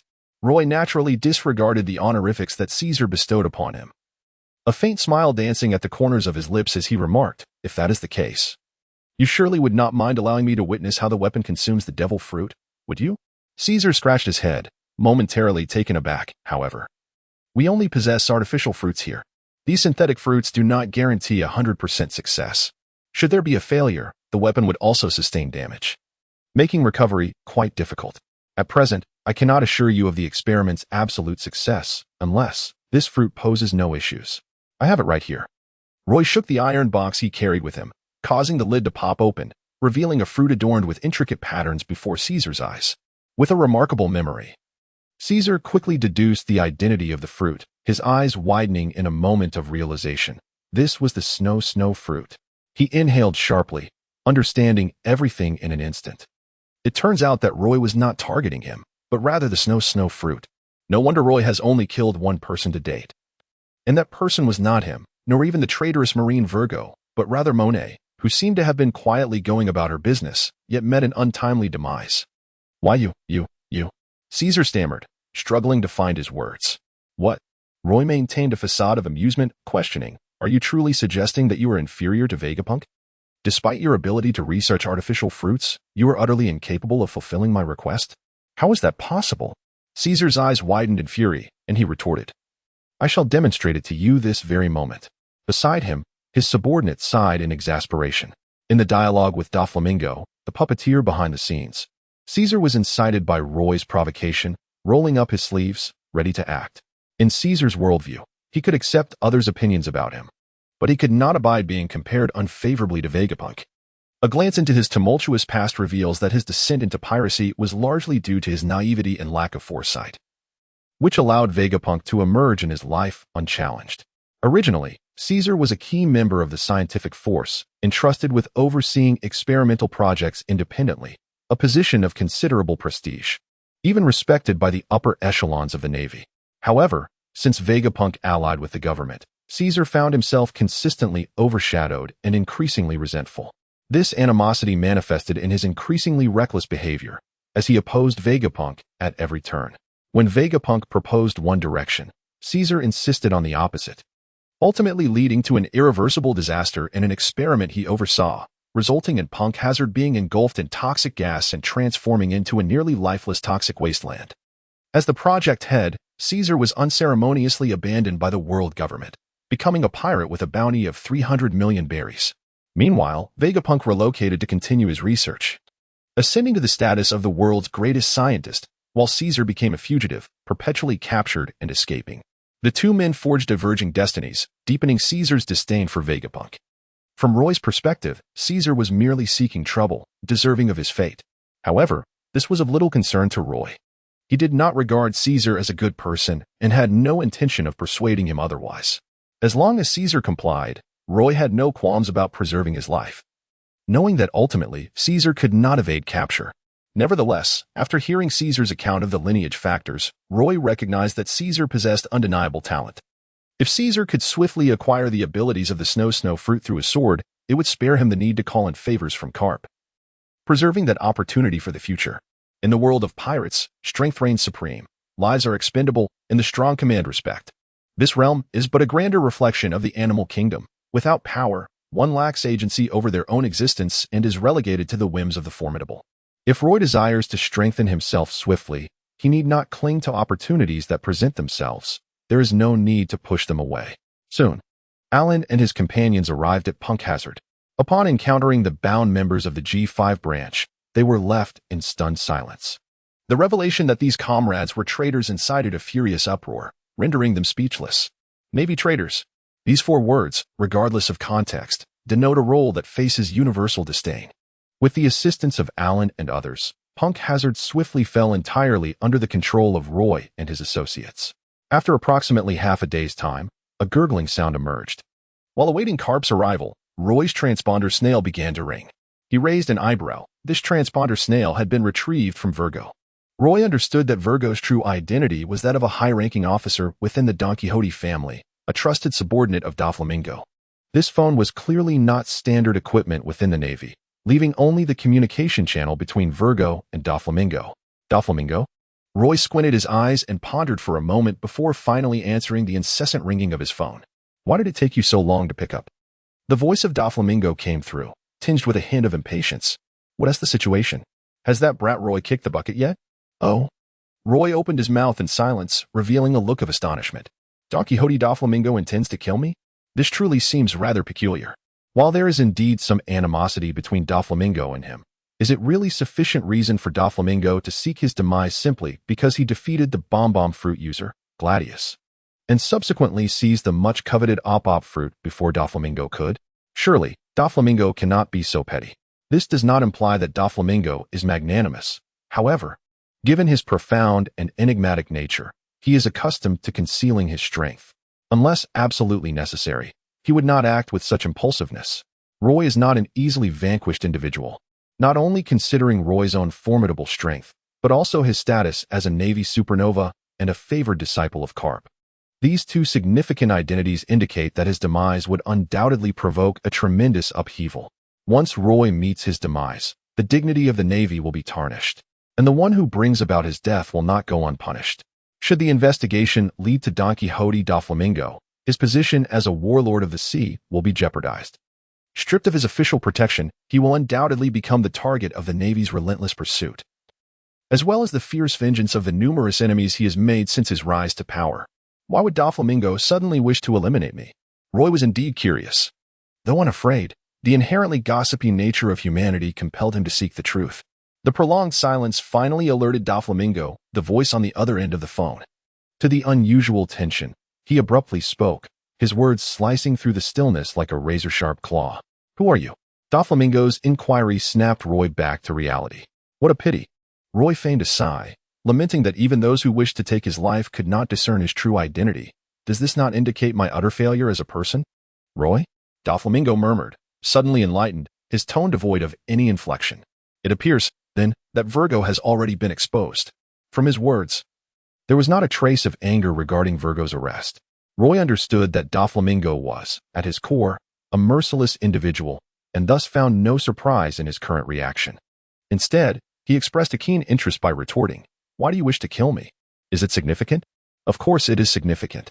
If I were to perish, the consequences would be undeniable, and you cannot be unaware of that. Given your character, Doflamingo, while reckless, you are certainly not one to act impulsively. Yet, your intention to act against me suggests that the desire to see me dead does not originate from you. Am I correct? You seem to know me quite well." Doflamingo remarked. "Indeed, I am well acquainted with you. After all, you are a person of considerable stature, one of the 7 warlords of the sea, are you not?" "Haha, Roy. You truly are fascinating. I do hope we can meet soon. Since you have discerned my intentions, let us leave it at that. But remember, this is not the conclusion of our interaction. Rather, it is merely the beginning." Following this brief exchange, Doflamingo was the first to terminate the call. He felt that the situation had slipped beyond his control, a deviation from his usual modus operandi, and thus preferred to refrain from further discourse with Roy. Upon witnessing the scene, Roy felt indifferent, for he had surmised the identity of the puppet master. The celestial dragons, St. Charlos. Contemplating this, his gaze darkened slightly, and a surge of murderous intent erupted within him. St. Charlos. Roy revealed a sardonic smile. Celestial dragons. Recently, he had been somewhat perturbed by various matters. Once he found a moment of leisure, Roy meticulously organized the extensive collection of items from Punk Hazard, effectively cataloging his spoils of war. He discovered that the majority consisted of artificial devil fruits, with a modest sum of wealth remaining. As for the vividly colored experimental potions, the effects of which were ambiguous, Roy chose to disregard them. Wealth was not a concern for him at present. It was the artificial devil fruits that captured Roy's attention, most of which were mythical zoan types. According to the accounts of Caesar's subordinates, among the zoan types, the mythical varieties were Kaido's favorites, particularly the dragon fruit, which was heavily acquired by the Don Quixote family, or rather, by Kaido himself. The dragon fruit. Its power enables the user to transform into a dragon of Eastern inspiration, specifically a storm dragon, allowing them to soar freely through the skies. Roy was no stranger to this fruit. The moniker Kazuki Momonosuke, the one who must die, belonged to a user of the artificial Kaido fruit. However, Momonosuke's appearance was 2 years hence. At this juncture, it was far too early, and he was likely still wandering through the corridors of time. He quickly steeled himself, and upon regaining his composure, he completely dismissed the notion of allowing the 2 remaining blades in his possession to consume these artificial fruits. The description provided by Caesar jolted him back to reality. The abilities of artificial fruits were notoriously unstable. Even if they could grant the consumer powers, these individuals often struggled to exert complete control over their abilities. Much like the original Momonosuke, who would transform into a dragon when faced with tension or fear. A swordsman unable to master the blades in his hands would spell disaster. Furthermore, Caesar had emphatically cautioned him that allowing weapons to consume artificial fruits would not guarantee success. The swords Sakura and Bakuro, after all, were relics left behind by the Golden Lion. They held significant value. Unless absolutely necessary, Roy, being an aficionado of sorts, had no intention of subjecting these 2 blades to a futile endeavor. Before Garp arrived at Punk Hazard, Caesar fulfilled his promise. The Snow Walk blade successfully consumed the snow fruit. Roy received the pristine snow knife from Caesar, steadfastly gripping it, as always. Yet, in that moment, he sensed a transformation within the snow knife, as if he could hear the very soul and pulse emanating from its being. As though the knife itself had undergone an evolution. Roy and Snow walked together. 2 souls, perfectly matched, are in exquisite harmony. "Snow, let us proceed," Roy murmured softly. And with a flicker of thought, the snowblade swiftly received his intent. Flakes of snow, soft and feathery, detached from the blade, releasing a chilling aura that caused everyone around to shudder involuntarily. Indeed, Roy revealed a smile. As the master of the snow walk, he could fully perceive the terrifying power concealed within its depths. Whoosh! With a casual motion, he slashed through the air towards an empty space. Boom! A brilliant white strike made its entrance, transforming into a bolt of lightning that pierced the sky, accompanied by a flurry of snowflakes. Ultimately, the mountain crumbled, and a delicate frost appeared on the surrounding earth. This astonishing spectacle left everyone in awe. Gulp! Caesar swallowed hard, suddenly regretting having assisted Roy in this remarkable feat. The remnants of thoughts that lingered in his mind vanished completely in an instant. Roy was utterly indifferent to the opinions of others. He traversed through the snow, becoming acquainted with the newly refreshed snowblade, while simultaneously delving into the extraordinary abilities of the snowblade, pondering the unique sword techniques it could enable him to unleash. Speaking of which, Roy recalled another work from his previous life, the Shinigami. The current Snowwalker bears an uncanny resemblance to the attributes of the Soul Reaper's blade in that narrative. Roy stroked his chin as the daylight began to fade. It had been nearly 2 days since he took control of Punk Hazard. Suddenly, a warship emerged from the horizon, initially a barely discernible black dot, but rapidly magnifying before Roy and his companions.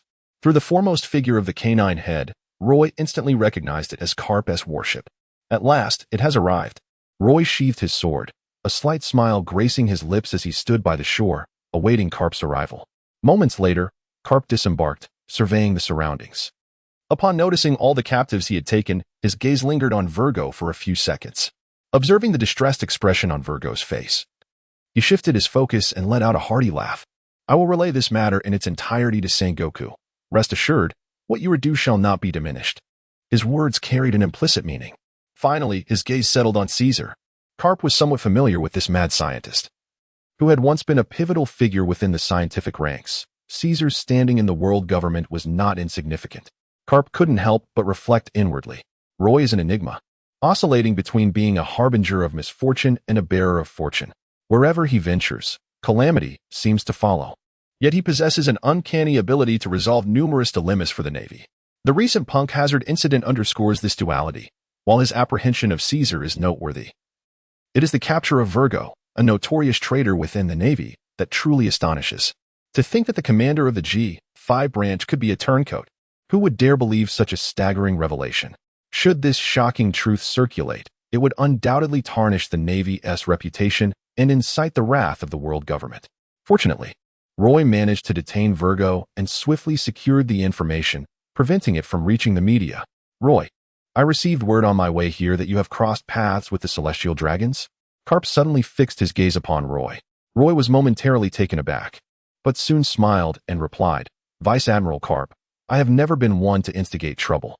Karp, perceiving the underlying implication in Roy's words, let out a gentle sigh. Yet, shortly thereafter, his tone exuded unwavering confidence. He declared, I will issue a warning to the celestial dragons. Rest assured, should any situation arise, inform me at once. With me as your support, not even the celestial dragons would dare to act against you. Understood? Roy nodded, a flurry of thoughts flickering through his mind. Yet he ultimately chose to relinquish them. Subsequently, under the command of Karp, Caesar, Virgo, and others were confined in the battleship's prison, while Roy boarded Karp's vessel. And Alan ascended onto the ship stationed at Mariewa. Both ships set sail towards the sacred land of Mariewa. First, we shall venture to the Sabaody archipelago to partake in the festivities. Then you shall accompany me to personally escort these individuals to Impel Down. Karp addressed Roy. Understood. Roy replied. Roy harbored little interest in these matters. He had just mastered the art of consuming the snow fruit with Snowwalk. And now he was solely focused on developing a more formidable sword technique through this newfound ability, thereby enhancing his combat prowess. Although Roy held the rank of a brigadier general, in terms of strength, he was not inferior to other vice admirals. With the recent enhancements to Snowwalk, his potential for explosive power was poised to reach extraordinary heights. In other words, while mastering Snowwalk would not elevate him to the level of an admiral, it was sufficient to render him an invincible force among vice admirals. Roy possesses unwavering confidence. Should he encounter Jean Bay once more, he believes he would achieve a more decisive victory.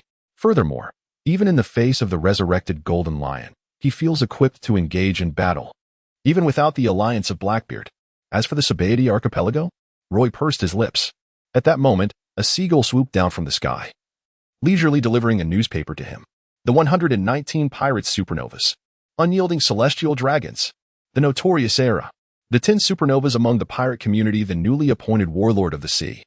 The sensationalism of the headline was unmistakable. It was a style that the president of the news agency, Morgan's, excelled at. However, despite the exaggerated headline, the content was anything but ordinary.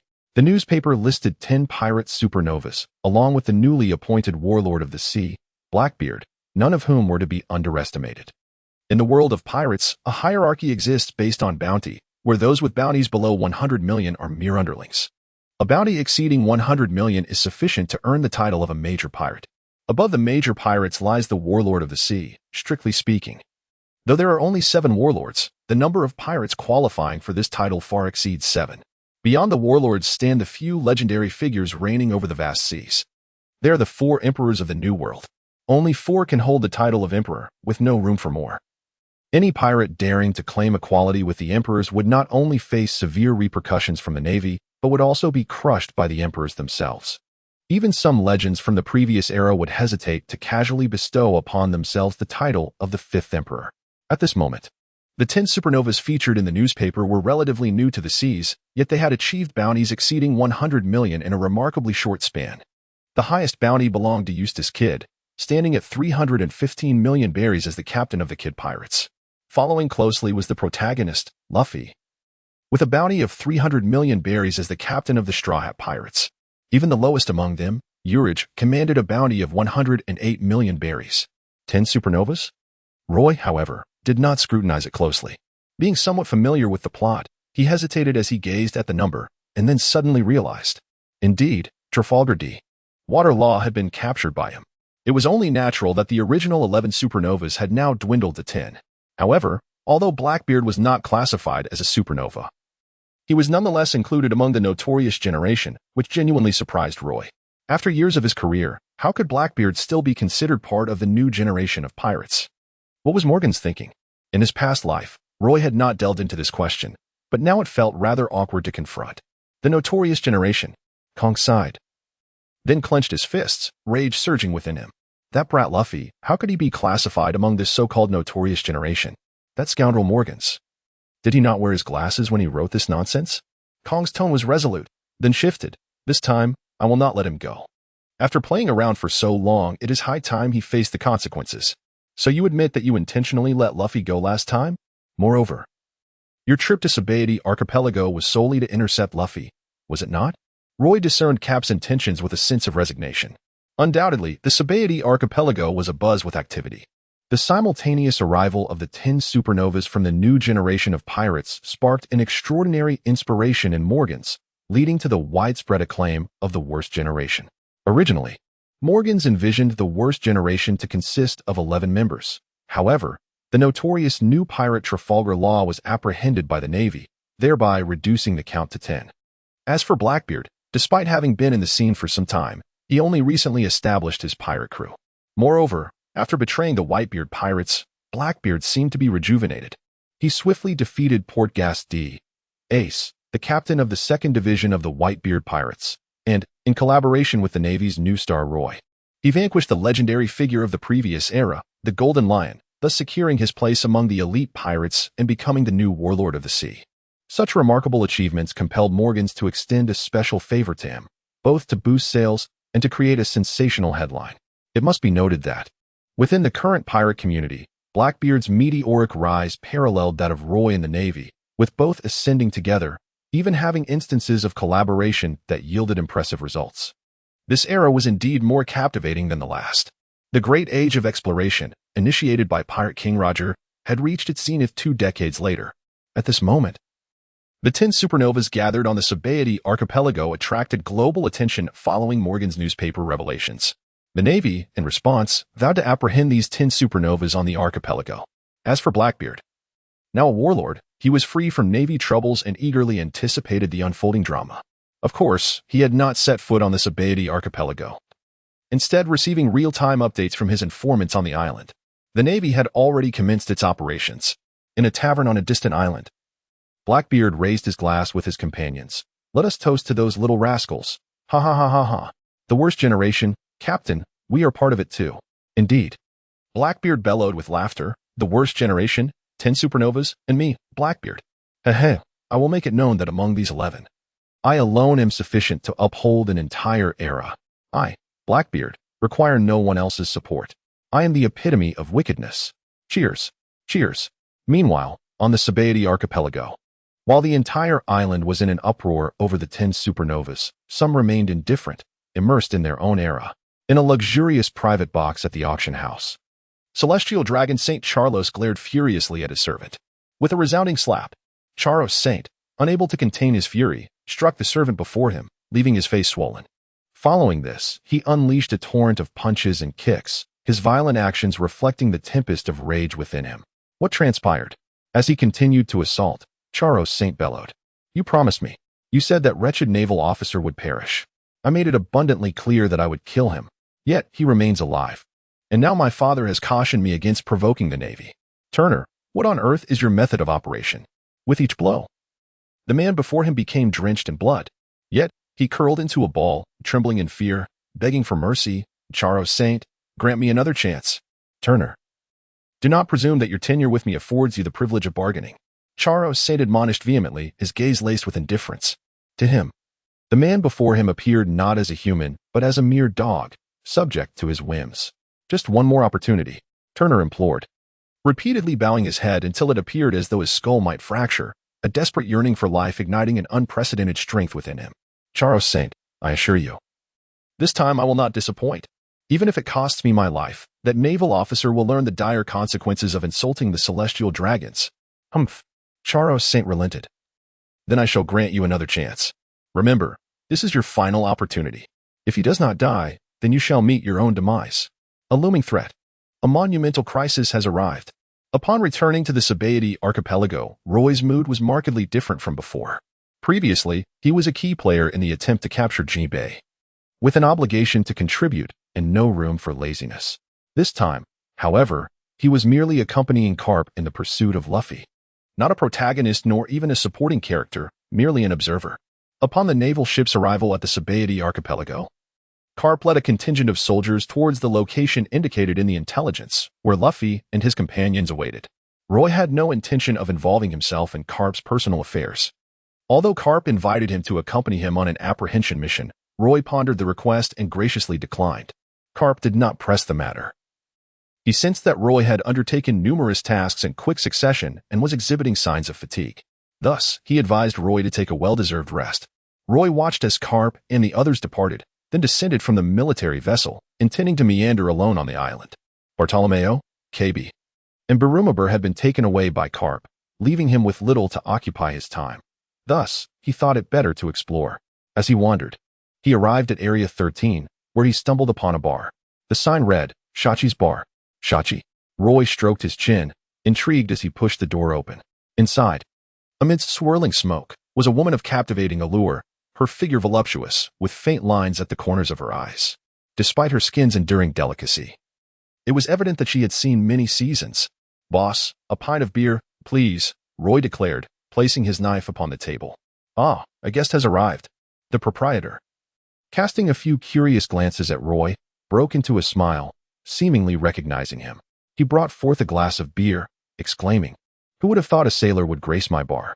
How delightful. Shaching, bring me some rum, came a sudden voice from the entrance. A man, adorned with spectacles and a prominent scar running down his right eye, his hair and beard entirely white, strolled in leisurely. Upon seeing Roy, he paused momentarily. A sailor? The man regarded Roy with keen interest before inquiring of the proprietor, Since when do you entertain sailors here? As long as there is profit to be made. Every identity is welcome in my establishment, Shaching replied with a grin. Riley, you owe me several tens of thousands of berries already. Do you intend to dine and dash like those worthless pirates? After all these years of camaraderie, you still cling to that sum, Riley scoffed. Roy's gaze shifted between the two individuals, and he felt an undeniable certainty that they were indeed the very figures etched in his memory. Rayleigh, the first mate of the Pirate King, and Shaki, once a pirate herself, who had retreated from the world long ago and now operated a bar, serving as an information broker. You know me, Rayleigh stated, his tone matter-of-fact as he settled beside Roy. The illustrious Dark King Rayleigh, renowned as the right hand of the Pirate King, was someone I undoubtedly recognized. Roy felt no malice from the other party and calmly remarked, I never expected to encounter you here. He raised his glass to Rayleigh. You are unlike the other Navy personnel. It seems you do not harbor any animosity towards me. Rayleigh appeared to take a keen interest in Roy. Even if I were to detest you, there would be little I could do about it. Roy deftly shifted the topic, stating, Roger has been gone for 20 years. Your era has passed. I wasn't even born 2 decades ago. Indeed. Let us drink. Rayleigh understood the underlying meaning of his words. Although Roy referenced the Pirate King, he was not angered. Instead, he laughed heartily and cheerfully clinked glasses with him. Gulp. After downing a glass of rum, Rayleigh let out a satisfied belch and continued with a grin. Young man, is this actually our second encounter? Is it? Roy was taken aback, displaying an expression of confusion as he remarked, If I had encountered someone of your stature before, I surely would not have forgotten. Rayleigh interjected, I was not far away when you defeated Jinbei. Roy was taken aback, and then, noticing that Rayleigh seemed to have more to say, he suddenly realized that Rayleigh was a top-tier powerhouse in this world, excelling in both martial arts and swordsmanship, standing among the most formidable in the pirate realm. What guidance do you have for me, senior? Roy asked, a solemn expression crossing his face. Indeed, a clever lad, Rayleigh remarked. What I wish to convey is that your swordsmanship is commendable. At your age, you are one of the strongest I have ever encountered. Just one of the strongest? Roy inquired. Child, this world is far larger than you can imagine. At the Sabaody archipelago, in the auction house, a voice whispered to Lord Turner. Intelligence indicates that Roy has arrived at the Sabaody archipelago. Someone approached the luxurious box of the celestial dragons and leaned close to Turner, saying, He was seen emerging from a warship by the sea. Understood. Turner nodded, a remarkable killing intent gleaming in his eyes. St. Charlos. Once the informant departed, he abruptly lifted his head and addressed the rotund figure before him. Roy has appeared. It is now your time to perform.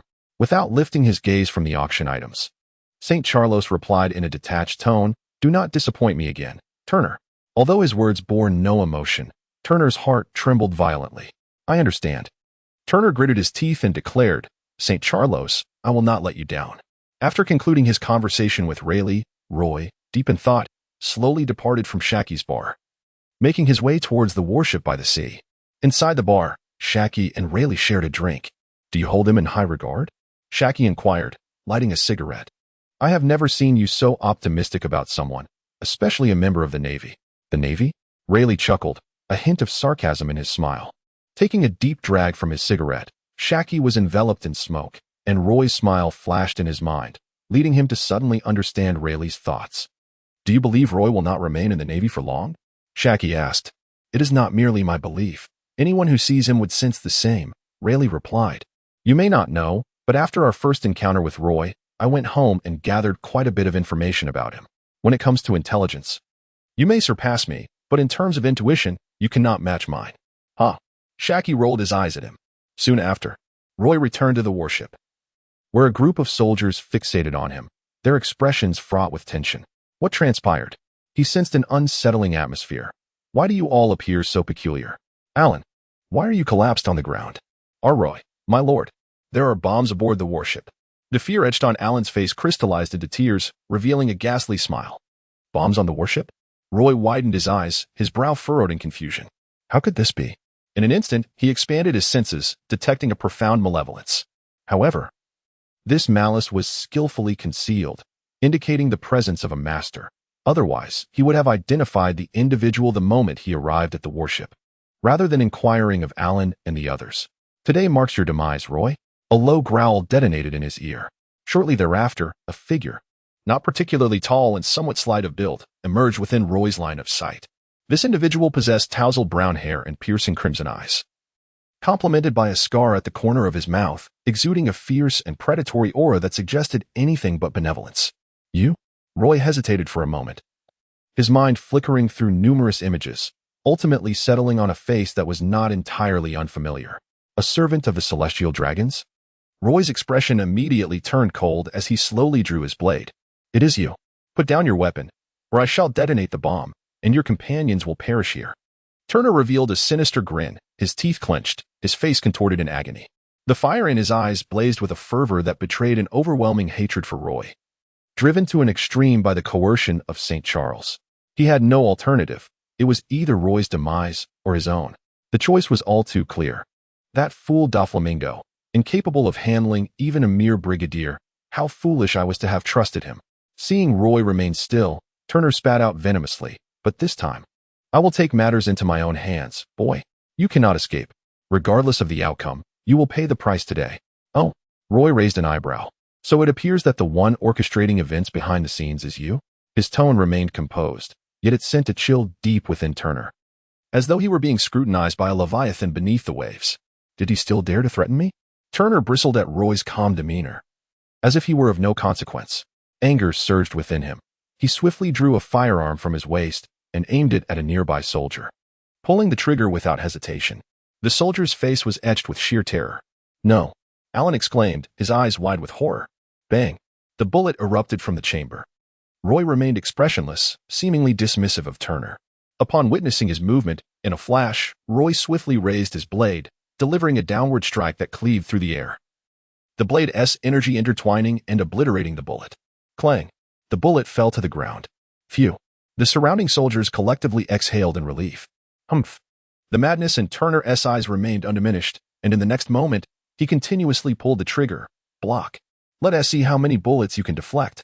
Bang, bang, bang, bang, bang.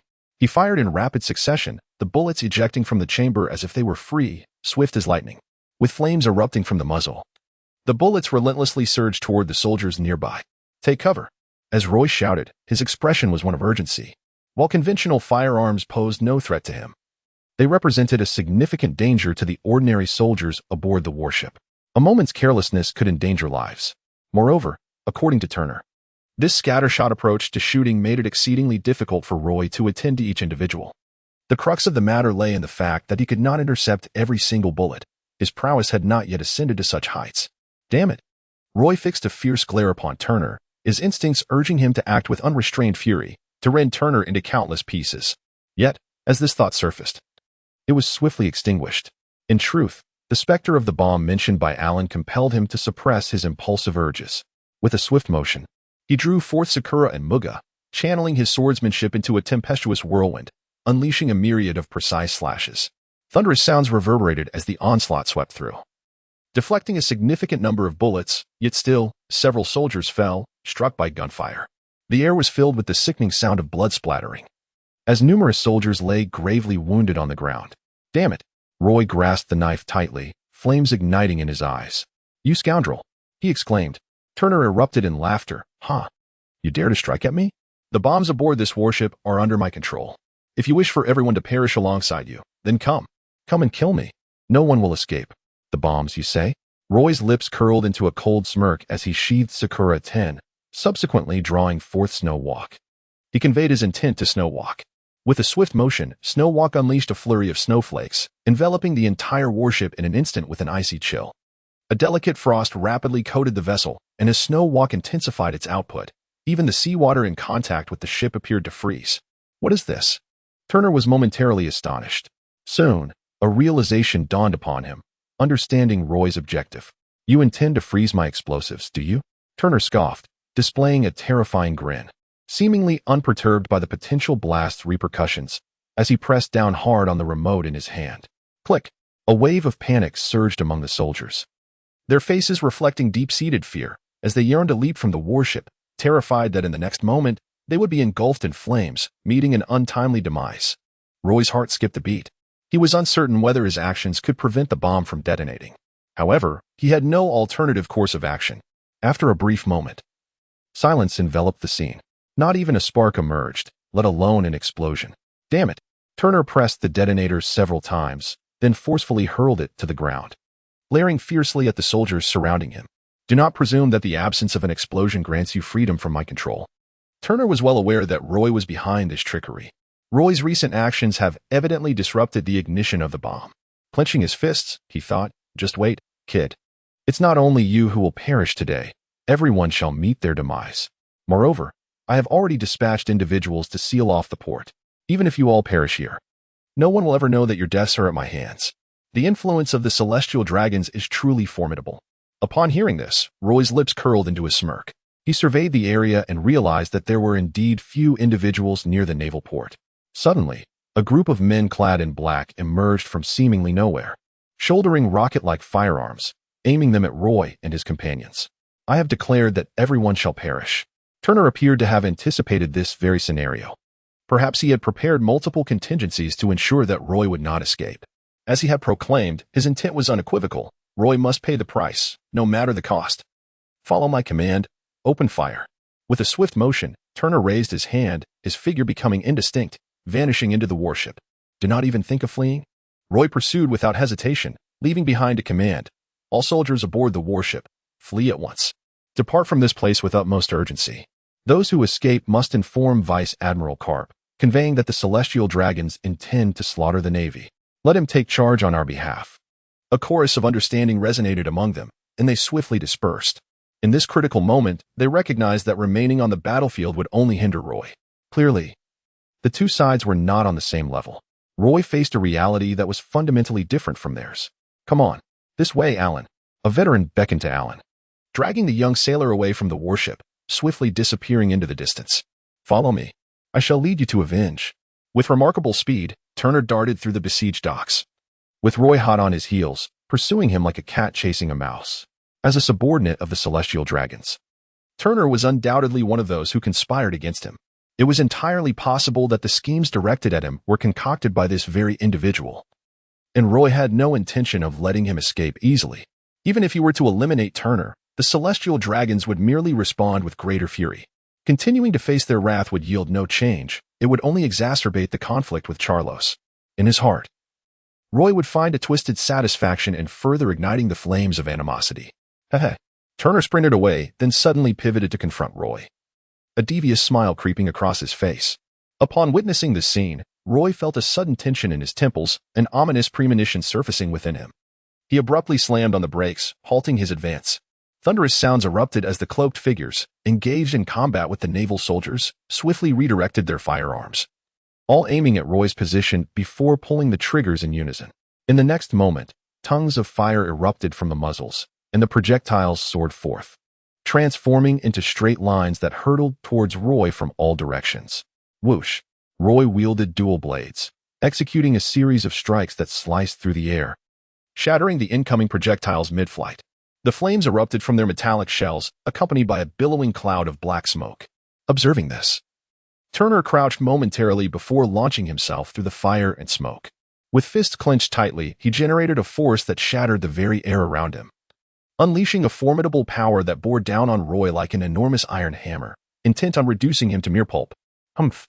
Roy remained unfazed, having anticipated this moment long before. With a swift motion, his gaze locked onto Turner, narrowly evading the latter's punch. His twin blades unfurled, striking a formidable pose. In an instant, he spun his body, slashing with both swords, their gleaming edges bursting forth like resplendent fireworks, delivering a breathtaking and soul-chilling assault upon Turner.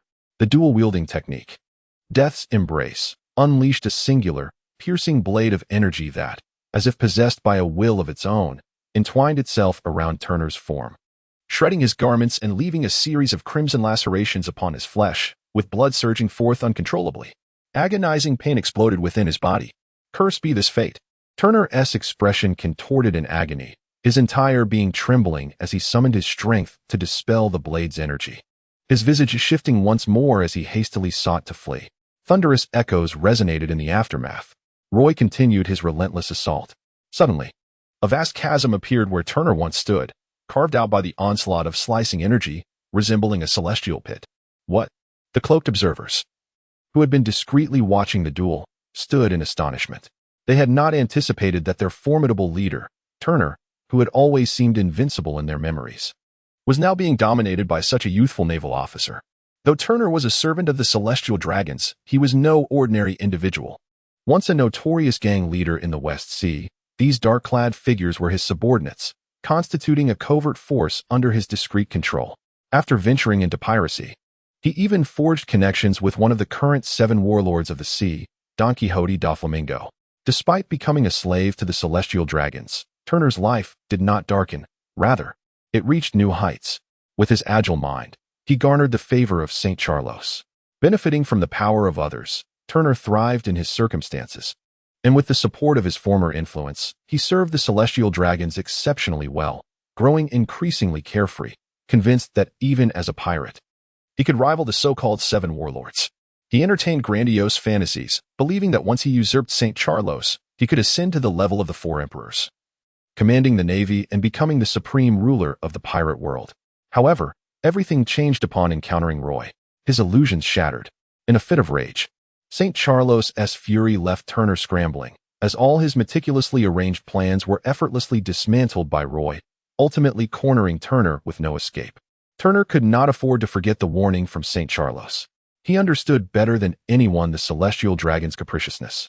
These lofty, domineering beings regarded all life forms outside their own as inconsequential, as if they were not of the same species.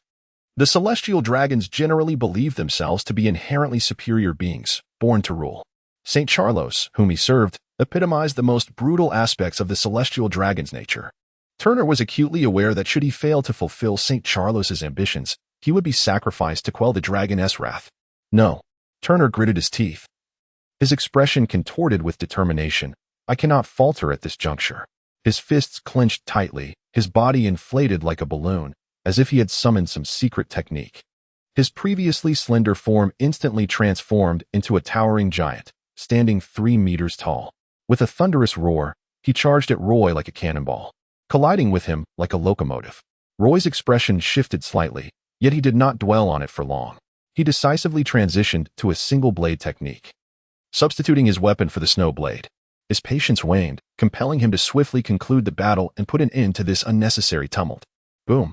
Single blade technique. Snow country. With the snow blade in hand, Roy infused the contemplations of the past 2 days into this strike. The ferocious snowflakes proliferated in the air, descending like razor-sharp blades, enveloping Turner completely. The onslaught of snow-laden slashes transformed the uninhabited encirclement into a realm of snow, causing even the distant figures clad in black to feel the immense threat emanating from Roy, compelling them to evade the snowflakes in fear of inadvertent injury.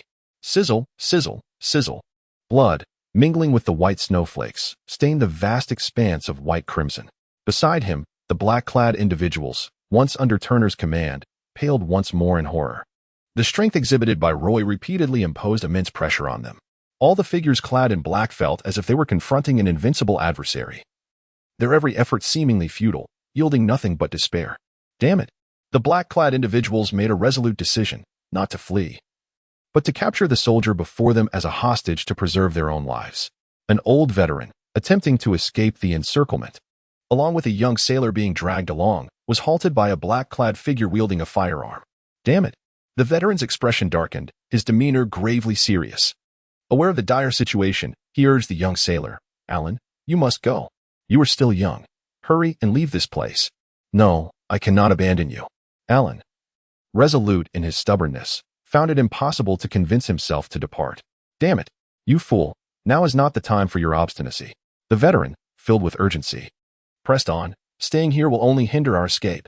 I may not possess your skill in reading nautical charts after all these years at sea, but I have far greater experience in evading danger.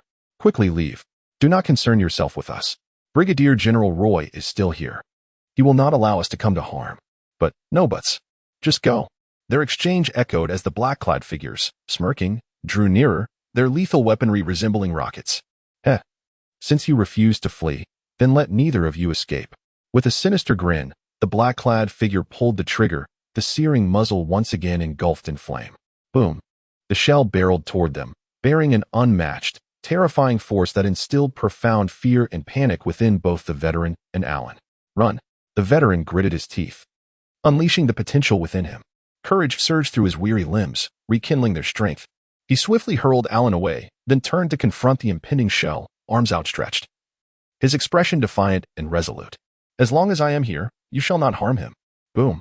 Alan's body soared through the air like a rag doll. Yet he etched the scene into his memory. Brother Khalili. Alan's anguished roar reverberated throughout the encircled area, capturing the attention of Roy, who was engaged in fierce combat near the shoreline. You bastard. Roy chanced upon the scene where the veteran, Khalili, bravely intercepted the incoming shell. drawing the fire away and allowing Alan to escape. This moment ignited a fierce rage within Roy. His eyes, tinged with bloodshot hues, unleashed a piercing aura akin to a blade, seemingly emanating from his very gaze, directly penetrating Turner, who stood not far away. Turner's complexion shifted dramatically. He sensed that something within Roy had irrevocably altered. Previously injured by Roy's snow country blade, his combat prowess had diminished significantly. As Roy soared towards him, Turner realized he was ensnared by Roy's focus. His expression shifted slightly, yet he chose not to evade. Instead, he resolved to embrace offense over defense. "Did you truly believe I possess only this level of skill?" Turner bellowed, swinging his fist to meet Roy's snow blade, simultaneously declaring, "Even if I perish, you shall not emerge unscathed today." His fist, akin to a cauldron in size, shimmered with a metallic sheen. A powerful force surged through his fist, as if he were striking a bull from afar, colliding with the lethal blade aura that Roy had unleashed. With a thunderous roar, a tempest of energy erupted, centered around the two combatants, sending waves in all directions and stirring up an inconceivable amount of dust, shrouding the entire area in a hazy veil. Roy's lips curled slightly. Humph. His soft scoff pierced Turner's ears, causing his countenance to shift dramatically, an unprecedented dread dawning upon him. As if he had come to a profound realization. One sword style, avalanche. Boom. The blade's aura surged forth like a dragon, cascading in a torrent, reminiscent of a flood breaching its dam. The overwhelming force, capable of shattering mountains and cleaving seas, drained the color from Turner's face, transforming it from pale to ashen. A deep-seated terror emanated from within, as the punch he unleashed was annihilated by the formidable blade's energy with ruthless efficiency. The pressure, akin to that of Mount Tai, weighed heavily upon Turner's steps, rendering him unable to evade. Hiss. A sharp pain pierced his chest, blurring his senses. He mechanically lowered his head, his gaze gradually solidifying, only to behold a vast gaping wound where his heart once resided. A single word escaped his lips, but it quickly faltered, the light in his eyes fading, before he collapsed heavily to the ground. Boom. The dust on the ground was stirred up, leaving the surrounding black-clad figures in a state of stunned disbelief. "He is dead? The boss is dead?" The black figures exchanged glances, an indescribable terror spreading among them. Witnessing this, the soldiers promptly pressed their advantage, fueled by anger and the hope ignited by Roy's triumph. "Kill. Brothers, that bastard is dead. Avenge our fallen comrades by eliminating his minions." The Navy soldiers gritted their teeth. The black-clad figures, bereft of their leader, began to retreat in disarray. Roy refrained from intervening, his gaze fixed upon the lifeless body of Turner before him, the fury in his eyes still palpable and showing no sign of abating. His attention swept across all present, from the Navy soldiers who were still engaged in combat, having turned the tide, to the black-clad individuals who were desperately attempting to escape the scene. Yet, Roy's focus primarily lingered on the fallen, not the black-clad figures, but rather the Navy soldiers. His observation haki had significantly heightened, allowing him to perceive that these soldiers had already departed from the realm of life. Previously, while immersed in the chaos of battle, Roy had been unable to divert his attention to the soldiers' plight. However, after vanquishing Turner, some losses had become irrevocable. The deceased soldiers could never be resurrected. Ultimately, this calamity was not wrought by Turner, but rather by that willful, detestable celestial dragon, St. Charlos. Roy tightly grasped the snow knife in his hand, the crimson veins in his eyes unremovable. "Brigadier General Roy." Suddenly, a familiar voice echoed in his ear. "Alan?" Roy furrowed his brow slightly, turning his gaze. And the blood-red eyes startled Alan, the overwhelming aura of menace causing his heart to skip a beat. With a few hurried steps back, Alan could hardly contain his fear. Yet he summoned his courage, tears glistening in his eyes as he gritted his teeth and exclaimed, "Brigadier General Roy, I know these individuals are not pirates. I must understand what is happening. Please, I implore you, I must know who my enemies are." Although Alan's words were somewhat disjointed, Roy comprehended his intent entirely. As an astute young man, it was evident that Alan had pondered deeply on the matter. Roy said, "There is no need for you to intervene. I shall handle this." "I understand." Alan nodded, tears finally streaming down his face, his sorrow accompanied by the flow of his nose. Between sobs, he implored, "I believe in you, Brigadier Roy. But please, I cannot allow Brother Khalili and everyone else to perish like this. I must seek vengeance with my own strength. Tell me, I beseech you, Brigadier Roy. Reveal to me who the enemy is. Who are they truly?" Roy paused for a moment and asked, "Will you seek vengeance regardless of who it is?" "Indeed," Alan replied with unwavering determination. Must you confront them with fists, no matter how formidable, terrifying, or lofty they may be? Even if it means forsaking your current position in the Navy? Roy continued to inquire. Absolutely, Alan said through clenched teeth. I cannot allow my brother Kulalai to have perished in vain on my behalf. Even if I must shed this naval uniform, I shall ensure that the adversary pays dearly. Very well. With a swift motion, Roy sheathed his sword, surveying the surroundings where only a few scattered black-clad figures remained. Realizing that the remnants of the black-clad faction no longer posed a significant threat, he felt a sense of relief wash over him. His gaze fell upon the youthful face of Alan, whose visage, marred by tears and snot, appeared somewhat comical, yet, instead of amusement. Roy was struck by a profound sense of guilt. At last, he spoke slowly and deliberately, "Come with me. I shall take you to exact your vengeance." The tranquility before the storm. So, the enemy is located in the Shambodi Islands? Indeed. Alan clenched his fists upon hearing Roy's words. A flurry of images flashed through his mind, ultimately crystallizing on the moment when the veteran, Kalili, fell. He wiped his face clean, erasing the remnants of tears and mucus, revealing an unprecedented determination etched upon his youthful countenance. Reflecting on Roy's earlier question, he felt a flicker of understanding, yet he advanced without hesitation, closely trailing Roy. Fearful of being left behind, the two moved in tandem, making their way out of the encirclement, unchallenged by any who dared to impede their passage. The black-clad individuals, summoned by Turner, were now being subdued by the naval soldiers. The tide of the battle had turned entirely following Turner's demise at Roy's hands. With the organizer of the black-clad faction gone, these individuals floundered like headless flies, devoid of direction and spirit. Although Roy did not take action, his mere presence posed an unprecedented and substantial threat to the cloaked figures. Consequently, in a state of disquietude, they found themselves undeniably retreating in disarray. Even more despairing for these black-clad individuals was the fact that the Navy soldiers, who typically never refused to take captives, were now rejecting their surrender entirely, a stark contrast to their previous encounters with naval forces. The refusal to accept surrender signified an intent to annihilate. Damn it! One of the cloaked figures shouted in defiance, "Spare us. It was all Turner's fault. We were merely following orders." But with Turner now deceased and victory firmly in the grasp of the Navy, why would they not accept their capitulation? A sharp katana suddenly sliced through the air, its blade gleaming with a chilling brilliance, without a hint of hesitation or doubt. The soldier wielding the sword took advantage of the distraction and plunged it into the heart of the speaker. Blood erupted forth, and the light in the man's eyes quickly dimmed until he breathed his last. Witnessing this scene, the soldier who had delivered the fatal blow remained expressionless, as did the other soldiers still capable of fighting. In that moment, they bore little resemblance to guardians of world order or champions of justice. They appeared more like avengers risen from the depths of hell. To them, countless comrades had perished at the hands of these black-clad foes. To expect mercy from them based on a simple plea for surrender was sheer folly. Let them all perish. Every soldier present wore a fierce expression. They had lost too many colleagues, suffered too many injuries, and paid too heavy a price. If they did not unleash their pent-up fury, they would never forgive themselves.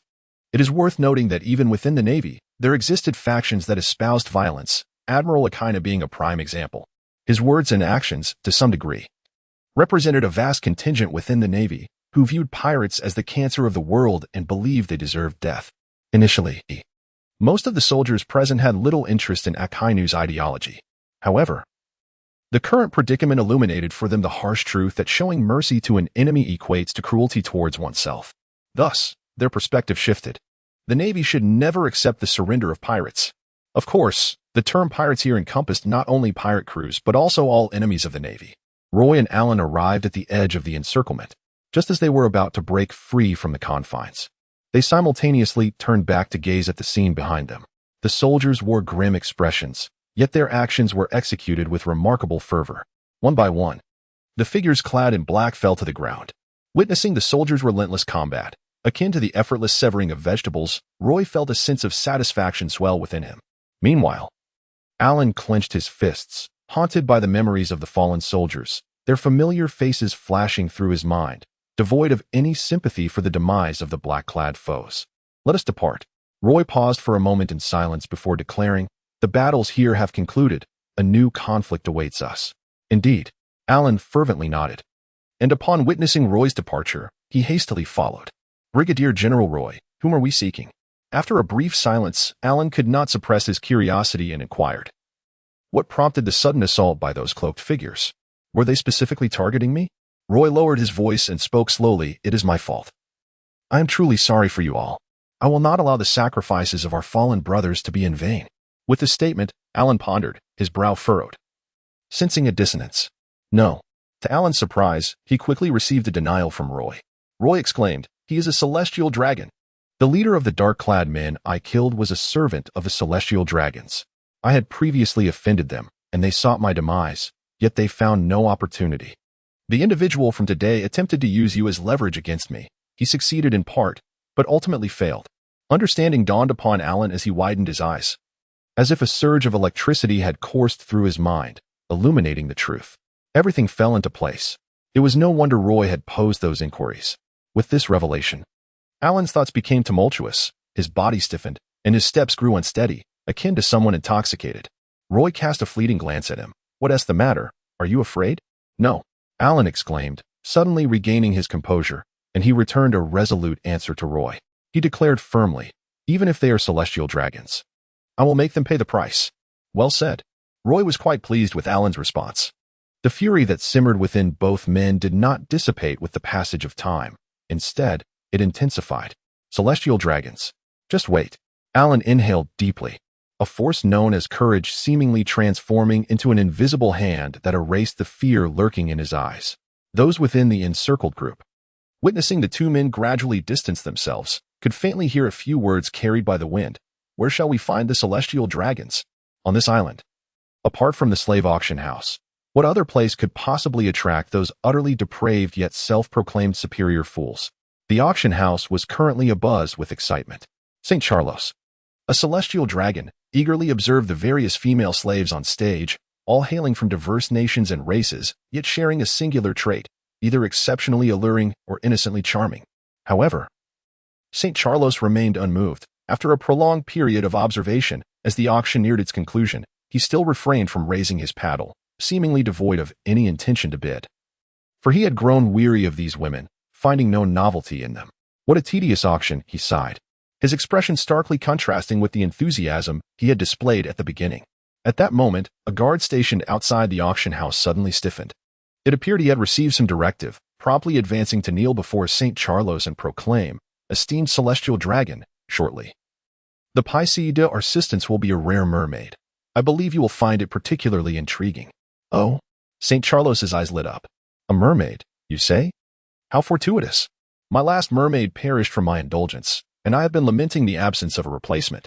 Excellent. The auction house has not failed to impress me. The guard smiled. To cater to your desires, we are always vigilant of market trends.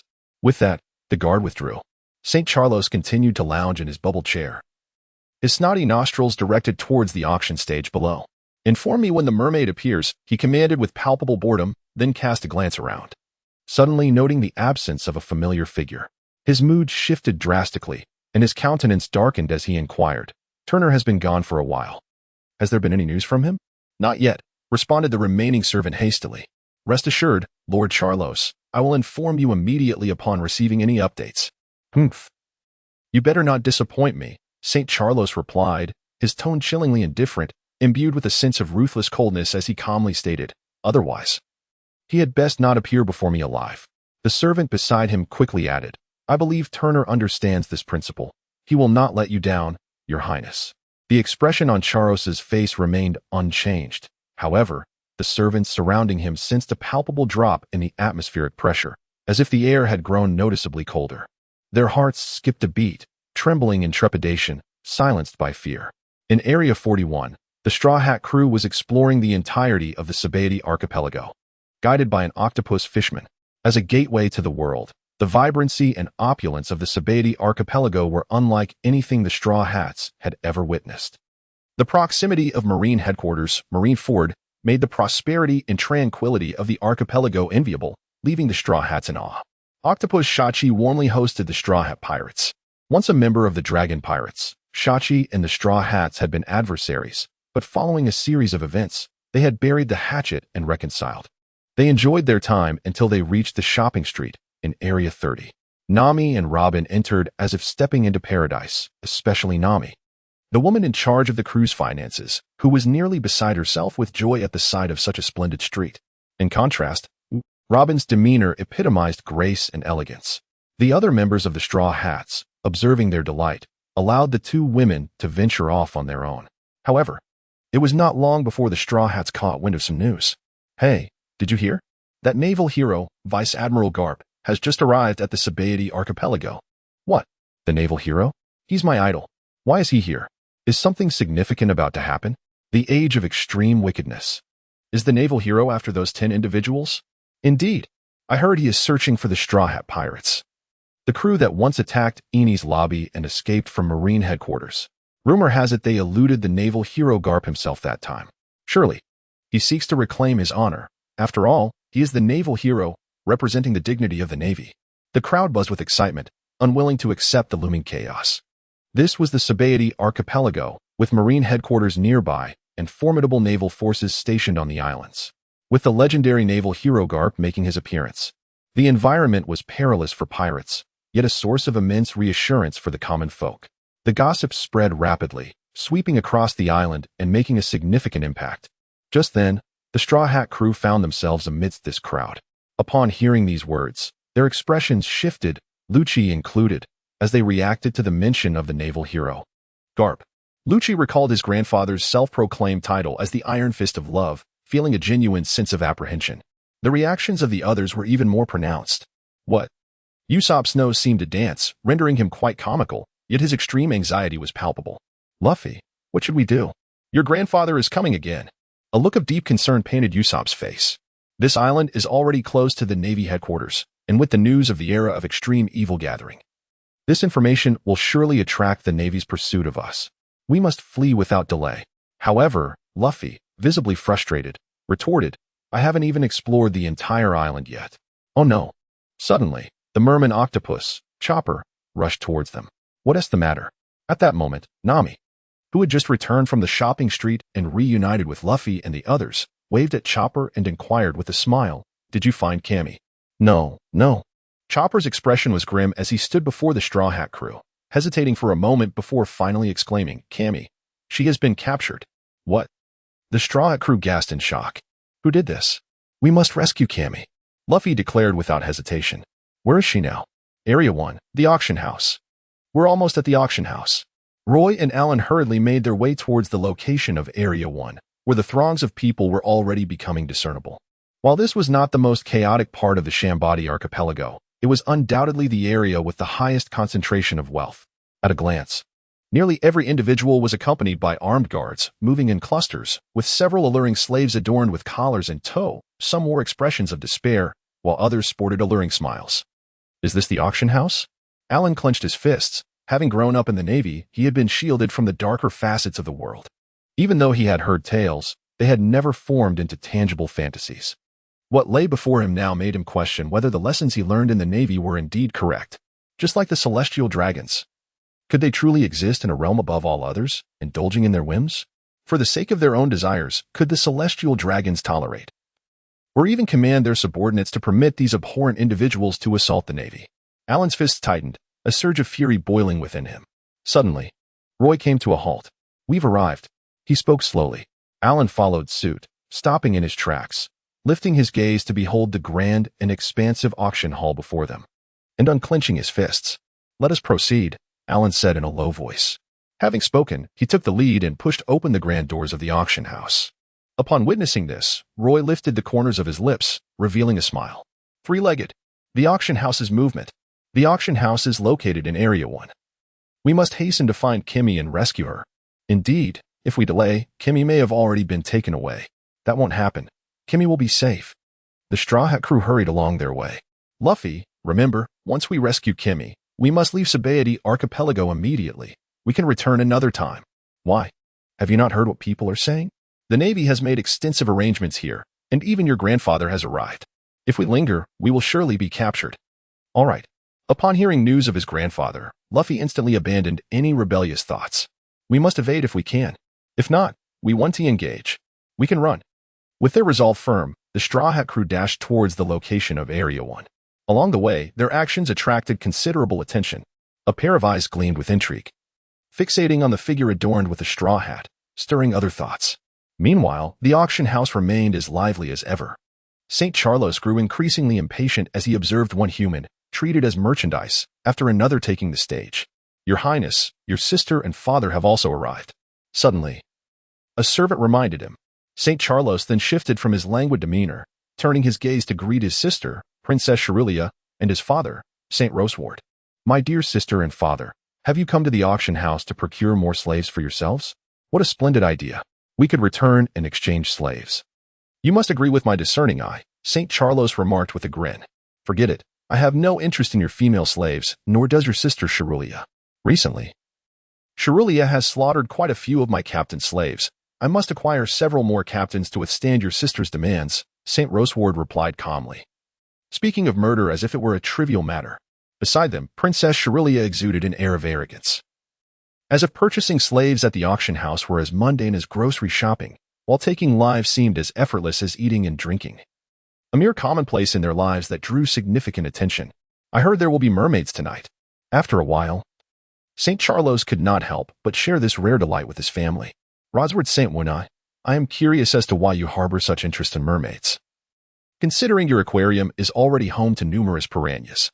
"Charles St. Dow, I wish to observe how the piranhas chase the mermaids. I have heard that mermaids are the swiftest swimmers in the world. It promises to be quite entertaining, does it not?" Cherulia Palace remained silent. However, her gaze was fixated on the auction platform before her, intrigued by the alluring female slave who had just stepped onto the stage. "A dancer, perhaps?" Cherulia pondered internally. "Having eliminated my last remaining dancer yesterday, it is time to procure a new entertainer to amuse me." The bustling auction hall was filled with a steady influx of attendees. Yet, the sounds of their comings and goings were forever overshadowed by the fervent voices of the buyers within. All ardent admirers of the auction house and staunch proponents of the slave policies of the Shambadi archipelago, their excited calls and roars echoing ceaselessly. Roy pushed the door open, followed closely by Alan. Both donned naval uniforms, capturing the attention of many.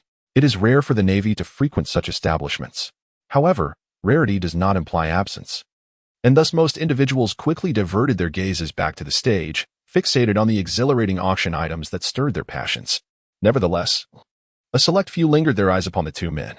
Among them was a man with a crimson, spiky hairstyle and goggles perched atop his head, who displayed considerable interest in the newly arrived Roy. Brigadier General Roy. Alan felt a surge of anxiety. Despite his resolute desire for vengeance against the celestial dragons, he remained an ordinary naval sailor. The grandeur of the auction hall left him somewhat bewildered. Sensing the scrutinizing gaze of the spiky-haired man, Alan glanced over, recalling the identity of the individual, and was taken aback. He was none other than Eustace Kidd, captain of the Kidd Pirates, notorious as one of the most malevolent figures of this era. "That guy," Alan whispered to Roy, "is the highest bounty pirate among the supernovas." "Brigadier General Roy. Should we? There's no need for concern." Roy spoke calmly. "He poses no threat to us." This statement, devoid of any disguise, reached Kidd's ears, prompting him to raise an eyebrow as his gaze swept over Roy, his expression turning frigid. Eustace, the captain, his first mate, Kira, suddenly interjected, offering a word of caution. "We are in the Shambadi archipelago. Any hostility towards the Navy would be detrimental to us." "Very well," Kidd replied, his malice towards Roy unmistakable. As he sneered, "There will be an opportunity." Roy remained utterly unconcerned. In fact, his gaze was entirely fixated on a group of familiar faces on the opposite side of Kidd, the Straw Hat Pirates. How could that rascal be here? Another troublesome character had arrived, complicating matters significantly. The Straw Hat Pirates were taken aback, whispering among themselves. Even the typically optimistic Luffy displayed a flicker of discomfort. During the events at Eni's lobby, Roy had been a harbinger of nightmares for the Straw Hats. Had it not been for Roy, they would have succeeded in their mission, rescuing Robin while making a clean getaway. Yet, they had faltered, although they had ultimately escaped from the Navy headquarters. Every member of the Straw Hat crew was acutely aware of how fortunate they had been that day. "Ah, I remember that Navy officer named Roy. He once captured the Straw Hat Pirates, didn't he?" Suddenly, Kidd seemed to recall something. His interest piqued as he scrutinized both parties.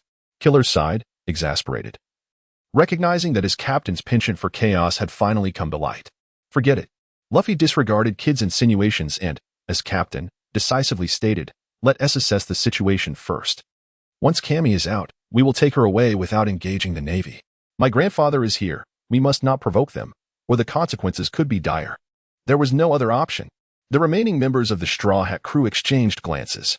The octopus fishman, Jinbi, disguised as a human, along with the starfish Papago, overheard their discussion and similarly recognized the precariousness of their situation. It could do nothing but grit their teeth and await the unfolding events. Commander Roy, what should we do?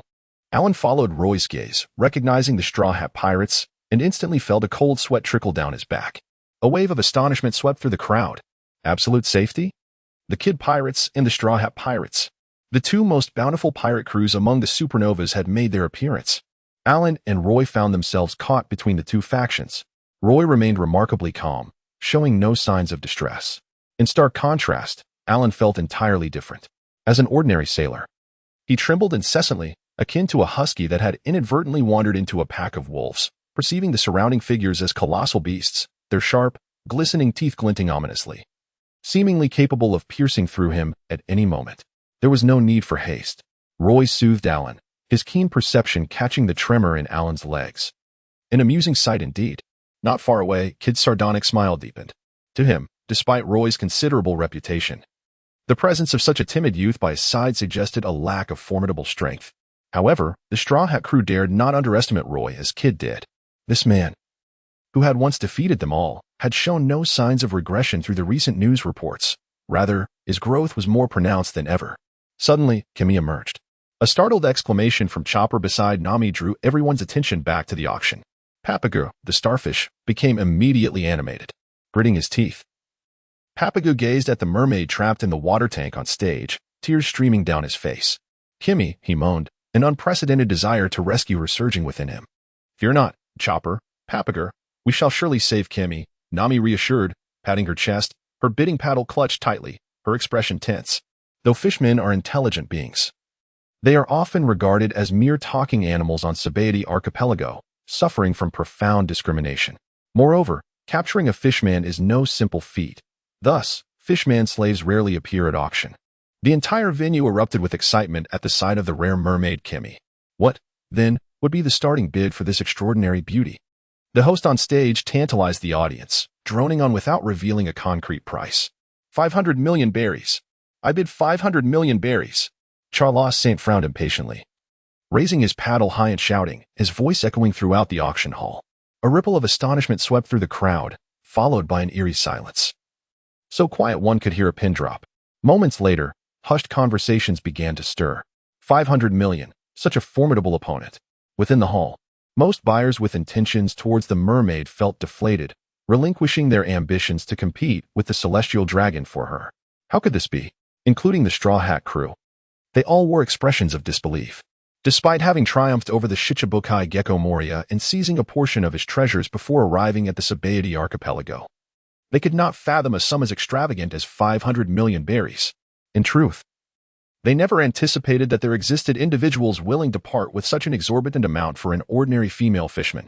While female fishmen are often graced with the title of mermaids, this appellation hardly warranted a valuation of 500 million berries.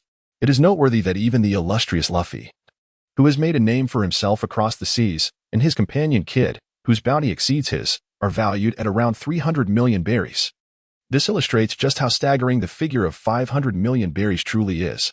To some extent, only the celestial dragons could afford to indulge in such a terrifying wealth. You reckless spender, remarked Charlo, while St. Charlos's father, St. Roswald, maintained an air of calm. Although he admonished Charlo, he did not regard it as a matter of great significance. Not far away, at the entrance of the auction house, Roy stood upon the elevated platform, observing the scene before him with a sense of absurdity. He was all too familiar with this moment. Once, through the glow of a screen, he had scoffed at the celestial dragons and felt a surge of exhilaration at Luffy's outstretched fist. Such iconic moments. Yet now, as reality unfolded before his very eyes, the fervor had dissipated, replaced solely by a burning ire within his chest. In that instant, he longed to draw his blade and strike down upon Charlos, wishing to impart the value of life to that grotesque, corpulent figure. The celestial dragons! Roy's lips curled into a cold smirk. In the hushed atmosphere of the auction house, his footsteps echoed clearly. HM?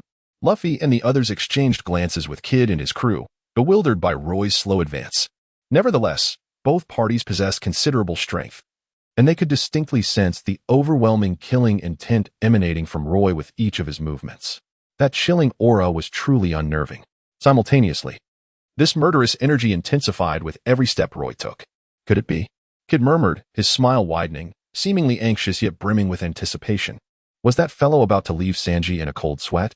Witnessing Roy's deliberate approach, the shock within him was palpable. There was no mistaking it. His target was the celestial dragon. As a swordsman, Zoro's perception of Roy was more acute than the others.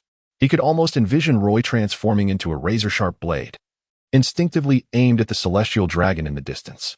As Roy took another step, Aaron paused, biting his lip, contemplating whether to follow. Stay right where you are. Don't move. But Roy's command halted him. I told you, the vengeance is mine to bear. Just watch. Aaron watched as Roy drew closer to St. Charlos. It's you. Sensing the shift in the atmosphere, St. Charlos turned, suddenly confronted by the attention-grabbing Roy. You bastard Marine! St. Charlos erupted with rage. The joy he had just felt from seizing the mermaid from the other bidders evaporating in an instant.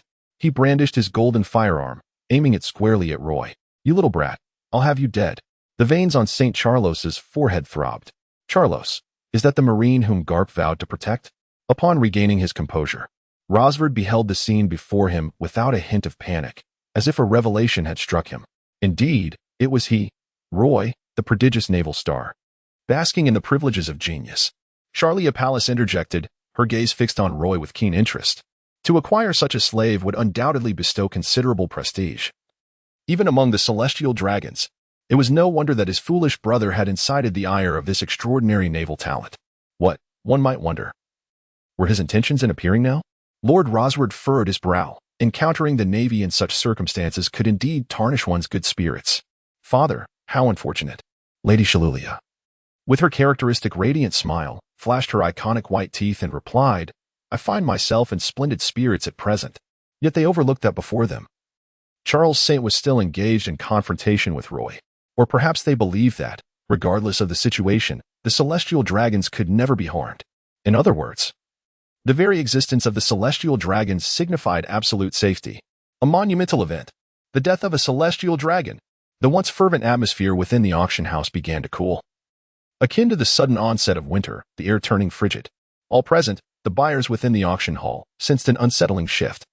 Though only a select few could truly grasp the overwhelming aura of murderous intent that enveloped the venue, the tension escalated.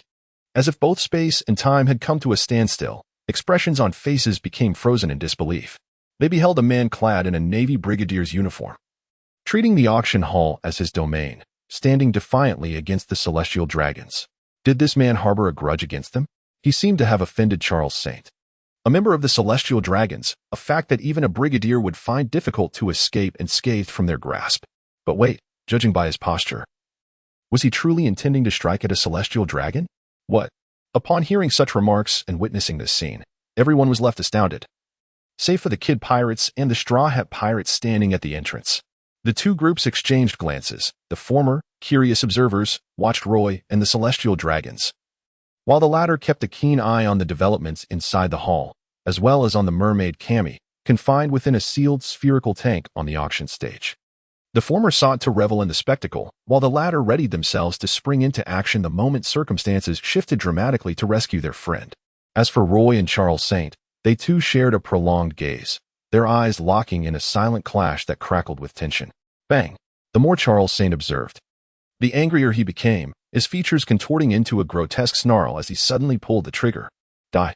He bellowed, his shrill and grating voice reverberating throughout the hall, accompanied by the deafening gunfire. The bullet, the size of a peanut, shot forth from the chamber, propelled by flames, aimed directly at Roy's head, seemingly intent on obliterating it. Charles Saint wore a satisfied yet hideous grin. Roy remained expressionless. In an instant, as the bullets whizzed through the air, under the intense scrutiny of all present, the man clad in a naval uniform unsheathed his sword.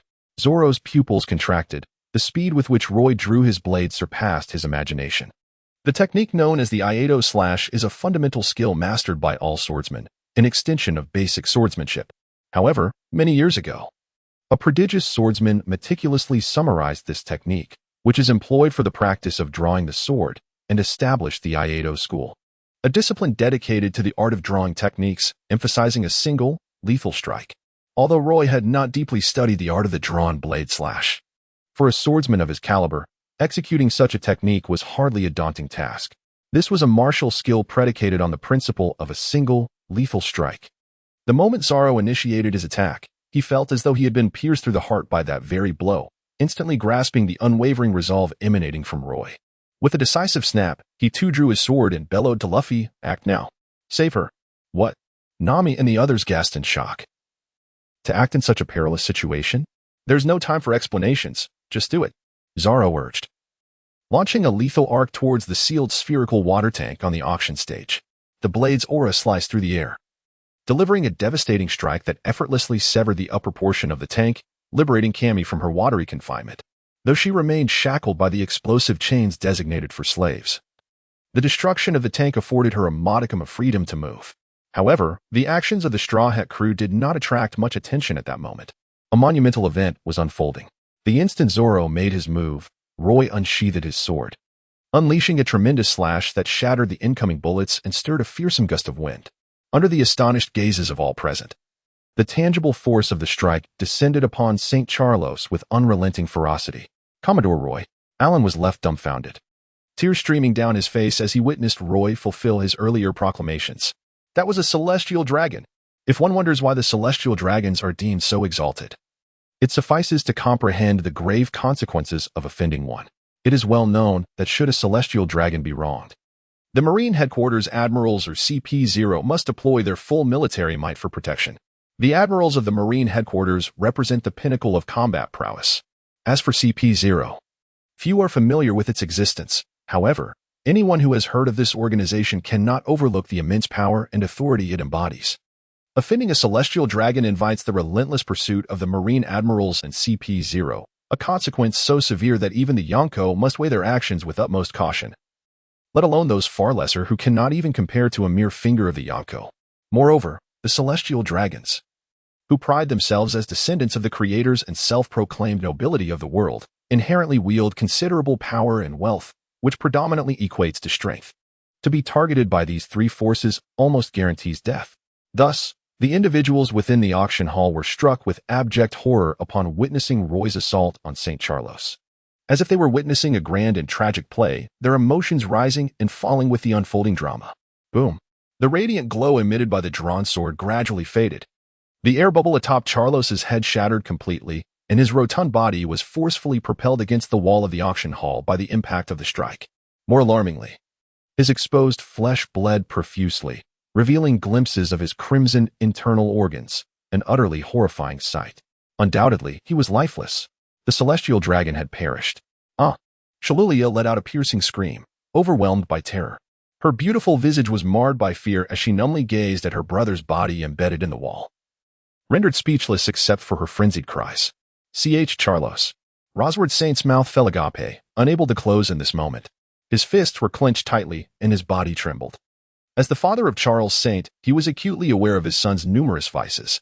To be candid, he did not harbor a particularly fond affection for his son. Yet, witnessing his offspring perish before his very eyes invoked a sensation that words could scarcely encapsulate. Fear, anger, panic, confusion, all these emotions intertwined, and yet, simultaneously, none fully represented his turmoil. However, one thought resonated within Rosward Saint with utter certainty and heartfelt conviction. Kill Roy. Slay him. Lodsvard's voice was deep and somewhat hoarse, yet it resonated clearly with all present. Quick. Slay this scoundrel and avenge my son. We are celestial dragons. How dare you lay a hand upon us? Are you so weary of life, you insolent wretch? Each word was enunciated with fervent intensity, his teeth clenched. No.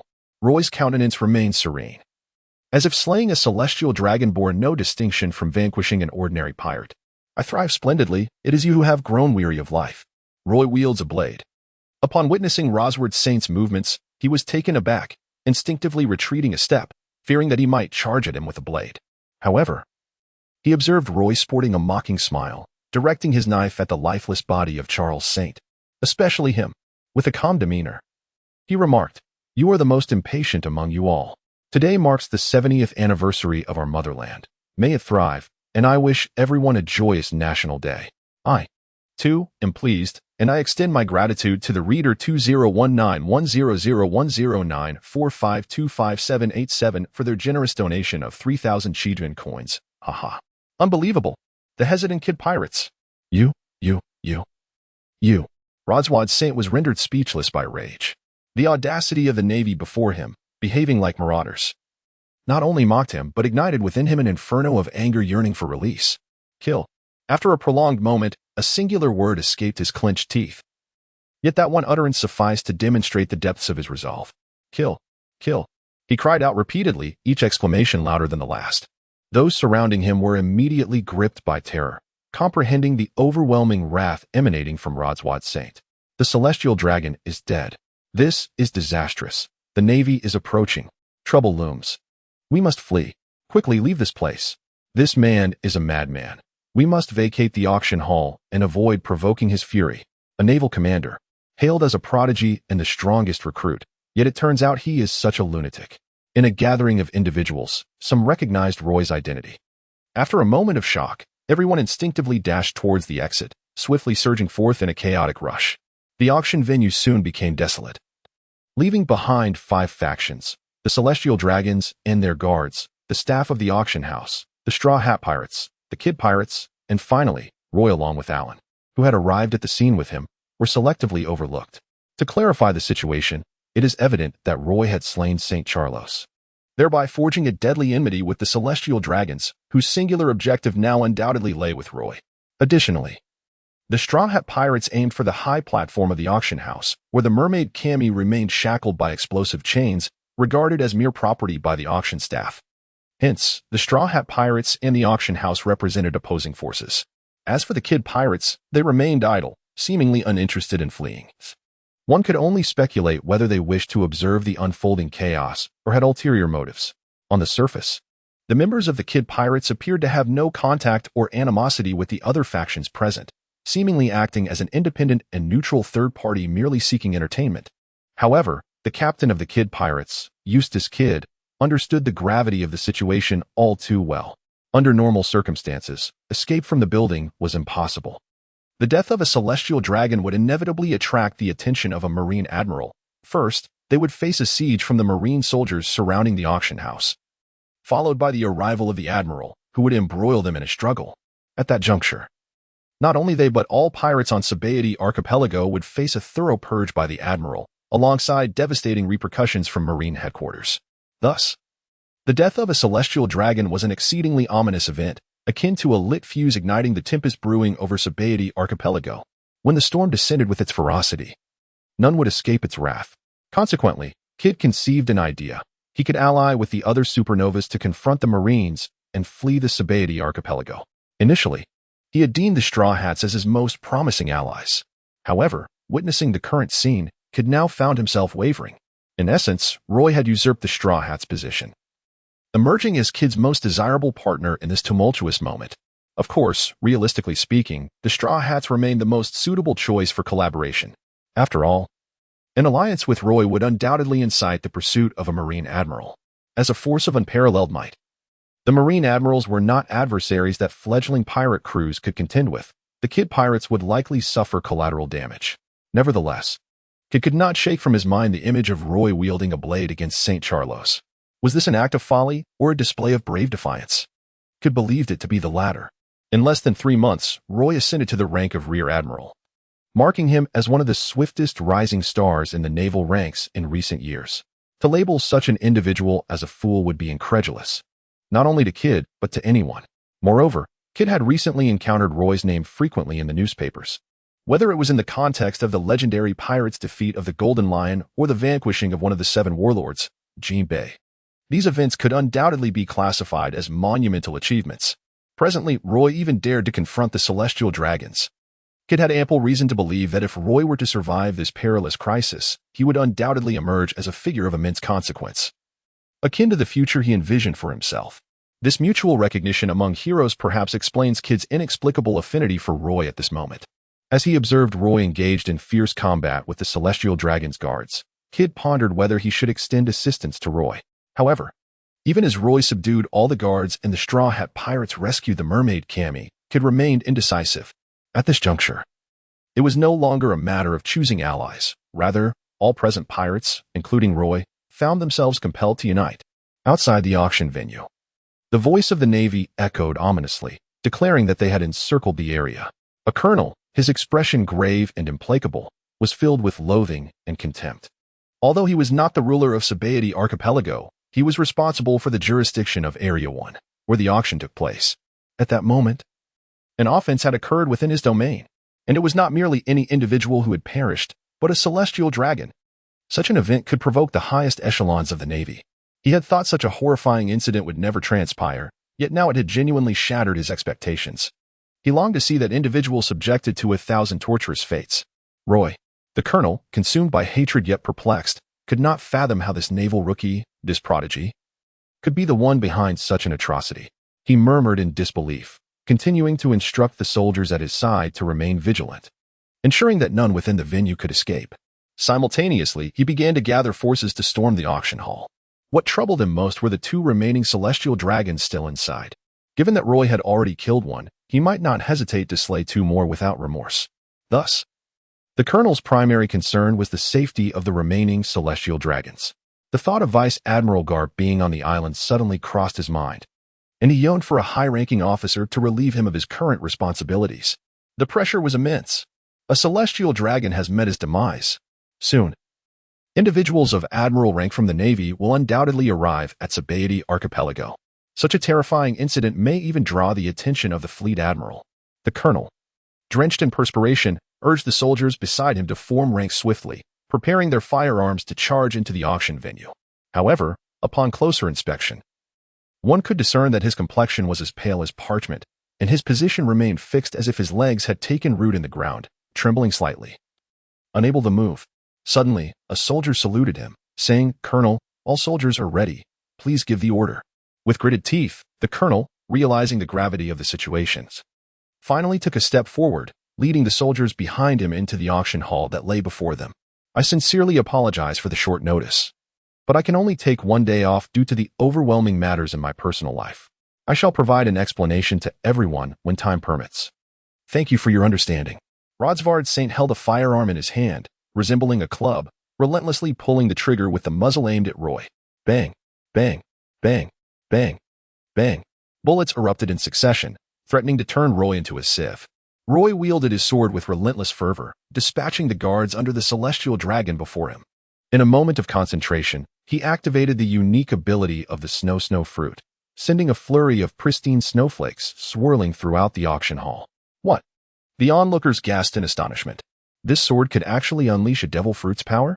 The auctioneer, a slender man with a shadowy demeanor, immediately recognized the significance of the cascading snowflakes. They symbolized the snow fruit, a power unmistakably belonging to Monet. The auctioneer was taken aback, instinctively widening his eyes and rubbing them in disbelief. When he reopened them, the scene before him remained unchanged. He observed Roy, reveling in his blades dance, unleashing abilities and incapacitating all adversaries attempting to thwart him. Yet at that moment, the auctioneer's thoughts were not consumed by the might or fearsome nature of Roy, but rather by the unforeseen sight of the vast, pure white snowfall. Could it be that few were aware of his true identity? As the overseer of the auction house in Area 1 of the Sabaody Archipelago, he appeared to hold a position of considerable influence and wealth. However, beneath this facade, he was one of the cadre of the Don Quixote family, a subordinate to Don Quixote da Flamingo. In a certain light, Monet could be considered his superior. The manifestation of Monet's ability in another location could only imply one grave conclusion: Monet was dead. However, until now, he had received no intelligence from his family, indicating that this calamity had only recently transpired. The rising star of the Navy, Roy. The auctioneer fixated on Roy, murmuring under his breath, "What have you done?" Whoosh. A stream of pure white sword energy sliced through the air, radiating with a blinding brilliance that illuminated the surrounding darkness and uncertainty, targeting the auctioneer directly. Startled, he widened his eyes and scrambled to evade.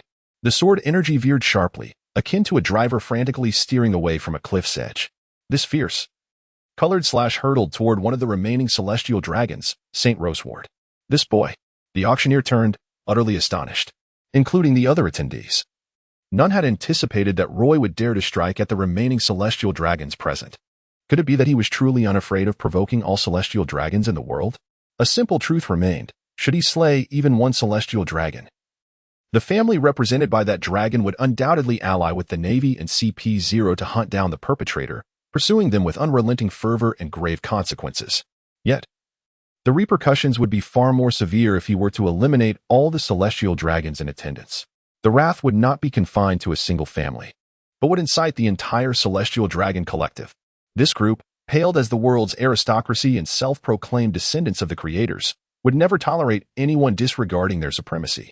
Once this group is thoroughly provoked, even the four emperors of the sea will find themselves in a dire predicament. For those beneath the four emperors, death is often the inevitable outcome. This holds particularly true for Roy. Thus, when the onlookers witnessed Roy daring to wield his blade against Saint Rosward, their expression shifted with remarkable swiftness. They believed Roy was no fool and could not possibly be unaware of the implications. Yet, he chose to act defiantly. What does this signify? As previously stated, Roy genuinely disregards the celestial dragons. This is exhilarating. Kid. Upon witnessing the elegant arc of the pure white laced with snowflakes delivering a resounding blow to the imperious celestial dragon, broke into a broad, triumphant grin. How dare he do such a thing? Among the Straw Hat Pirates, save for the somewhat oblivious Luffy, who appeared perplexed, everyone else exhibited expressions of shock. Although they were unsure of what transpired, they sensed that Roy was striking down formidable opponents. Luffy scratched his head, feeling both confused and regretful. How infuriating. I almost threw my fist first. What? Nami, startled by Luffy's words, exclaimed sharply, her delicate fist transforming into a hammer as it struck Luffy's head. Do you realize that offending a celestial dragon will incite the wrath of an admiral and irrevocably offend the world government? That guy Roy is doomed. We cannot accompany him to his grave.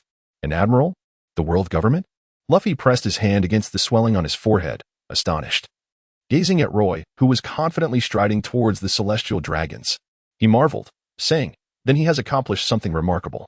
Remarkable? Is that all it is? Beside them, Robin, who understood the gravity of the situation and its consequences, offered a wry smile, her expression a tapestry of complexity. Roy's recent actions have truly shattered the heavens. If it were merely an affront to the Navy, it could be overlooked. However, the murder of a celestial dragon is an entirely different matter than merely offending one. Will he persist in his endeavors, eliminating the remaining celestial dragons?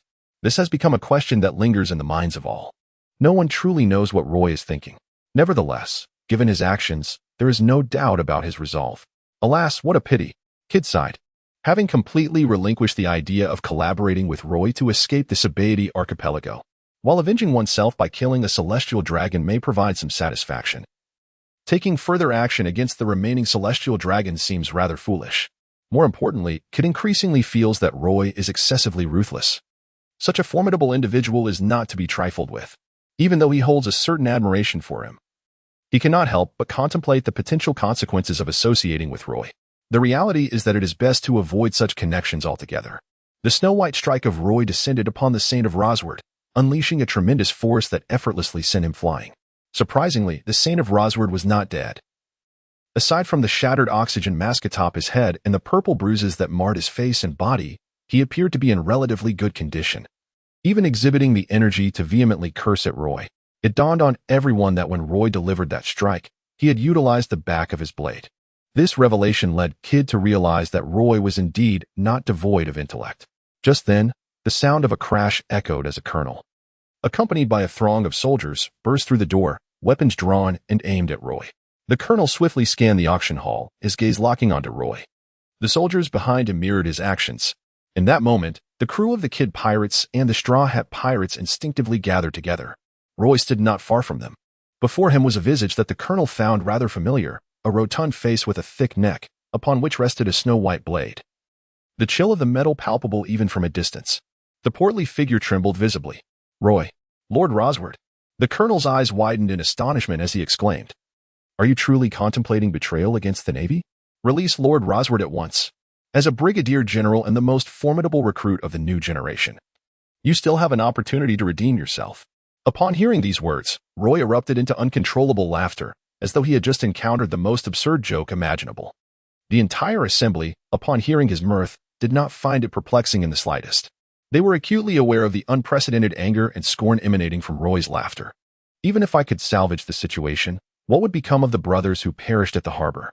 Roy coldly gazed at the colonel before him and declared with a stern voice, "They all perished because of me, and the one I killed, St. Charlos, is the true instigator. The two celestial dragons standing before you are equally unworthy of pity. By what right do you demand that I rectify this? The brothers who sacrificed at the port?" The colonel was momentarily taken aback, unable to comprehend what Roy was referring to. After all, Turner had sealed off the entire area during his assault on Roy, delaying the spread of information. In this pirate-laden world, despite the presence of various extraordinary creatures and advanced technology facilitating long-distance communication, it had yet to reach the level of an interconnected global village as in the previous world. "Colonel, we are soldiers stationed at the Holy Land of Mariewa Port, and today we were attacked by strangers, resulting in numerous casualties." At this moment, the previously inconspicuous young naval navigator, Alan, bravely stepped forward. He fixed an indignant gaze upon St. Rosward and, with bitterness, stated, "Only just now did I confirm that they are not pirates. They are subordinates of the celestial dragons. How is this possible?" The colonel's face displayed shock, and he began to doubt the veracity of these claims. However, the fact that a rising naval star like Roy would engage in such an almost treasonous act compelled him to consider the truth of the matter. Although he muttered disbelief, the inherent nature of the celestial dragons and their reckless, unrestrained manner made it not entirely implausible. The other soldiers harbored similar sentiments. The grip on their weapons seemed to waver, and exchanging glances with their comrades revealed uncertainty in their eyes. "Even so, will you still attempt to thwart Brigadier General Roy?" Alan gritted his teeth, witnessing the wavering resolve of the naval soldiers, and continued to press the colonel. "Brigadier General?" Upon hearing this, Roy let out a cold laugh and forcefully tore off the insignia of the Brigadier General from his shoulder. "If I must endure such indignities and allow myself to be bullied, then I would rather relinquish this pitiful rank." A collective gasp escaped the lips of those present. They understood that by discarding his general's insignia, Roy had severed all ties with the Navy, leaving no room for reconciliation. Of course, even had he chosen otherwise, reconciliation would have been futile. After all, he had slain a celestial dragon. It is worth noting that even if Roy were an admiral, such an act would unequivocally be branded as treason. How much more so for someone of his lesser rank? No matter the potential he possessed, if extinguished before it could flourish, it would hold little significance. "This guy is so cool." Luffy blinked, expressing his desire to invite him to join their crew. "What?" Nami was taken aback, shaking her head vigorously, and exclaimed, "Don't even think about it, Luffy. He is not someone to be trifled with. He dared to kill a celestial dragon. What on earth are you thinking? He would never agree." Zoro shook his head as well. Though his interactions with Roy had been limited, he understood him. Roy's experiences within the Navy had evidently been less than pleasant. Thus he would not wish to bind himself once more. Enough with the nonsense. Usopp, visibly frustrated, admonished his companions for their reckless chatter, raising his voice to remind them. "The Navy has surrounded the auction house. We need to figure out how to escape. If the entire Navy on the island is converging, then even Captain Carp will not be an exception." Robin pondered, "Grandpa?" Upon hearing that name, Luffy shivered and suddenly felt invigorated. "We must leave this place at once," he declared decisively. Just then, the members of the Kid Pirates approached. The two captains exchanged a glance, their understanding unspoken, and instantly resolved to fight side by side. As for Roy, it would be best for him to draw the fire. Anyone who aligned with Roy was bound to face dire consequences. After all, he was a ruthless individual who had not only killed the celestial dragon, but also intended to target the remaining two. Such a merciless and vindictive character was best avoided. Though Kid held a certain admiration for Roy, he could not deny the reality of the situation. Meanwhile, the Straw Hats had always been adversaries of Roy. Their encounter might not lead to a fight, but they would not extend a helping hand to him either. "Let us exit together," they agreed in unison, charging towards the Navy that blocked the doorway. With a wave of his hand, Kid activated his Devil Fruit ability, drawing all the iron weapons from the soldiers' hands to form an imposing metallic arm at remarkable speed. "What kind of ability is this?" Frankie exclaimed, astonished, feeling a pang of envy. For a scientist, such a power to manipulate steel was immensely beneficial, a coveted dream that seemed forever out of reach. Magnet fruit? Robin felt a twinge of confusion, yet did not dwell on it. The foremost concern at present was to escape the auction venue situated in Area 1. This place was destined to be encircled by the island's navy, and soon it would be subjected to a dual assault by both a Navy admiral and a celebrated naval hero. Not far off, Roy, aligned with Luffy and his companions, wore a slight smirk. The snow-walking blade in his hand remained poised at the throat of Saint Rosward, who had turned pale with fear. His daughter, Charlia, lay paralyzed beside him. Having been pampered and exalted throughout her life, she had never witnessed such a grotesque spectacle, marking the darkest moment of her existence. Death loomed over them, tangible and menacing, as if a scythe gripped tightly by the hand of the Reaper was advancing step by step towards her and her father. "Help? Help me," Charlia stammered incoherently. "I am here. What are you Navy fools waiting for? Kill this traitor, kill him. My father is still in his grasp. We are celestial dragons, celestial dragons." Her shrill cries pierced the air, a sound so jarring it seemed capable of rupturing eardrums, instilling profound discomfort. "Silence." Roy cast a piercing glance at her, refraining from making any sudden movements to avoid revealing any vulnerabilities that might allow the colonel before him to seize the opportunity. However, that glare, filled with lethal intent, was sufficient to render Charlia silent in an instant. "Stand aside," Roy then calmly addressed the colonel, his voice firm. "If you wish to ensure the safety of the individual in my possession, you will clear the path and allow me to depart from this auction venue." "Roy," the colonel could not help but interject. "Spare me your words," Roy interrupted. "If you continue to delay, you will force my hand to eliminate the 2 celestial dragons present and compel me to take action against you." The colonel hesitated, a look of inner turmoil crossing his face. Upon witnessing the unfolding events, Roy continued, stating, "Although I have been compelled to leave the Navy due to actions that contravened its regulations, I harbor no desire to turn against my former comrades. Colonel, make your decision. You are left with no alternatives. Either step aside or engage in confrontation." The colonel surveyed the Straw Hat Pirates and Kid Pirates, who were charging towards the exit, and ultimately resolved the matter. With a wave of his hand, he commanded, "Clear the way. Allow him to pass." Some soldiers hesitated, even openly questioning the colonel's decision. "I have spoken. Let him go." The colonel gritted his teeth in frustration. He then turned to Roy, stating, "You may threaten us, but you cannot take both celestial dragons with you. One must remain." "Agreed," Roy replied, tilting his head in acquiescence. "You may keep that woman." With that, he seized St. Roswald and began to step out of the auction hall, breaking through the encirclement formed by the Navy soldiers. Luffy and his companions, who were rushing towards the exit, were left in a state of shock. Is this really happening? Luffy and Kid exchanged glances before abruptly turning their attention to the sole remaining celestial dragon left behind in the hall. Charlin felt the weight of 2 malicious gazes upon her, causing her to tremble and reveal an expression of sheer panic. She swore to the heavens that this was undoubtedly the darkest moment of her life.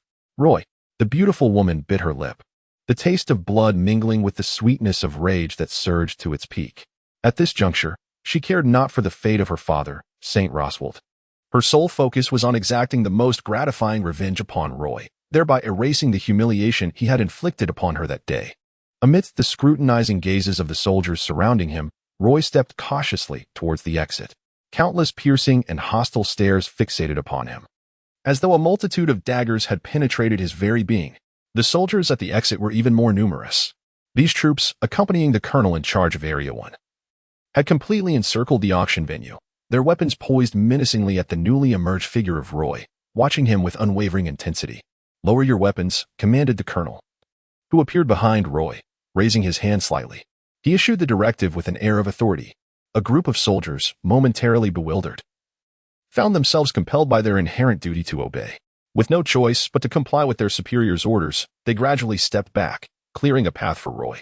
Roy grasped Rosward's Saint and moved forward, as the colonel's somber voice echoed behind them. "Impulsiveness is a devil. It would be wise for you to temper your impetuousness."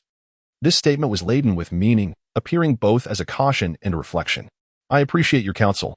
Roy turned to him and said, "Colonel, the young man I was just speaking to is named Alan. He is an exceptional navigator and has no connection to any of this." The colonel nodded. "I will report this truthfully to my superior." Suddenly, a familiar roar erupted from within the auction house behind them, slicing through their silent understanding like a sharp blade. At the same instant, accompanied by a massive, expanding fist, the auction house's main door was violently smashed, sending not only debris from the shattered entrance flying, but also several naval soldiers who were struck by the force. "Make way. We need to get out." This was a rubber fist akin to that of a hot air balloon, as Luffy, accompanied by all members of the Straw Hat Pirates, burst forth from the auction house, closely followed by the entire Kid Pirates crew.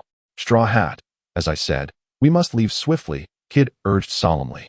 Surrounded by metallic objects that seemed to extend like his own arms, he commanded them with ease, posing a grave threat to the soldiers nearby. Understood. Luffy flashed a bright smile, his white teeth gleaming, exuding an aura of warmth and positivity that belied any hint of malice, making it difficult for anyone to harbor ill feelings toward him. However, no one dared to underestimate him. The total bounty on the Straw Hat Pirates exceeded 500 million, nearly reaching the level of a grand pirate crew. Especially now, as the two pirate supernovas had assembled, the total bounty was approaching the billion mark, indicating a formidable confrontation. Faced with such a threat, no naval branch would dare to take them lightly. Block their path. We cannot let them escape.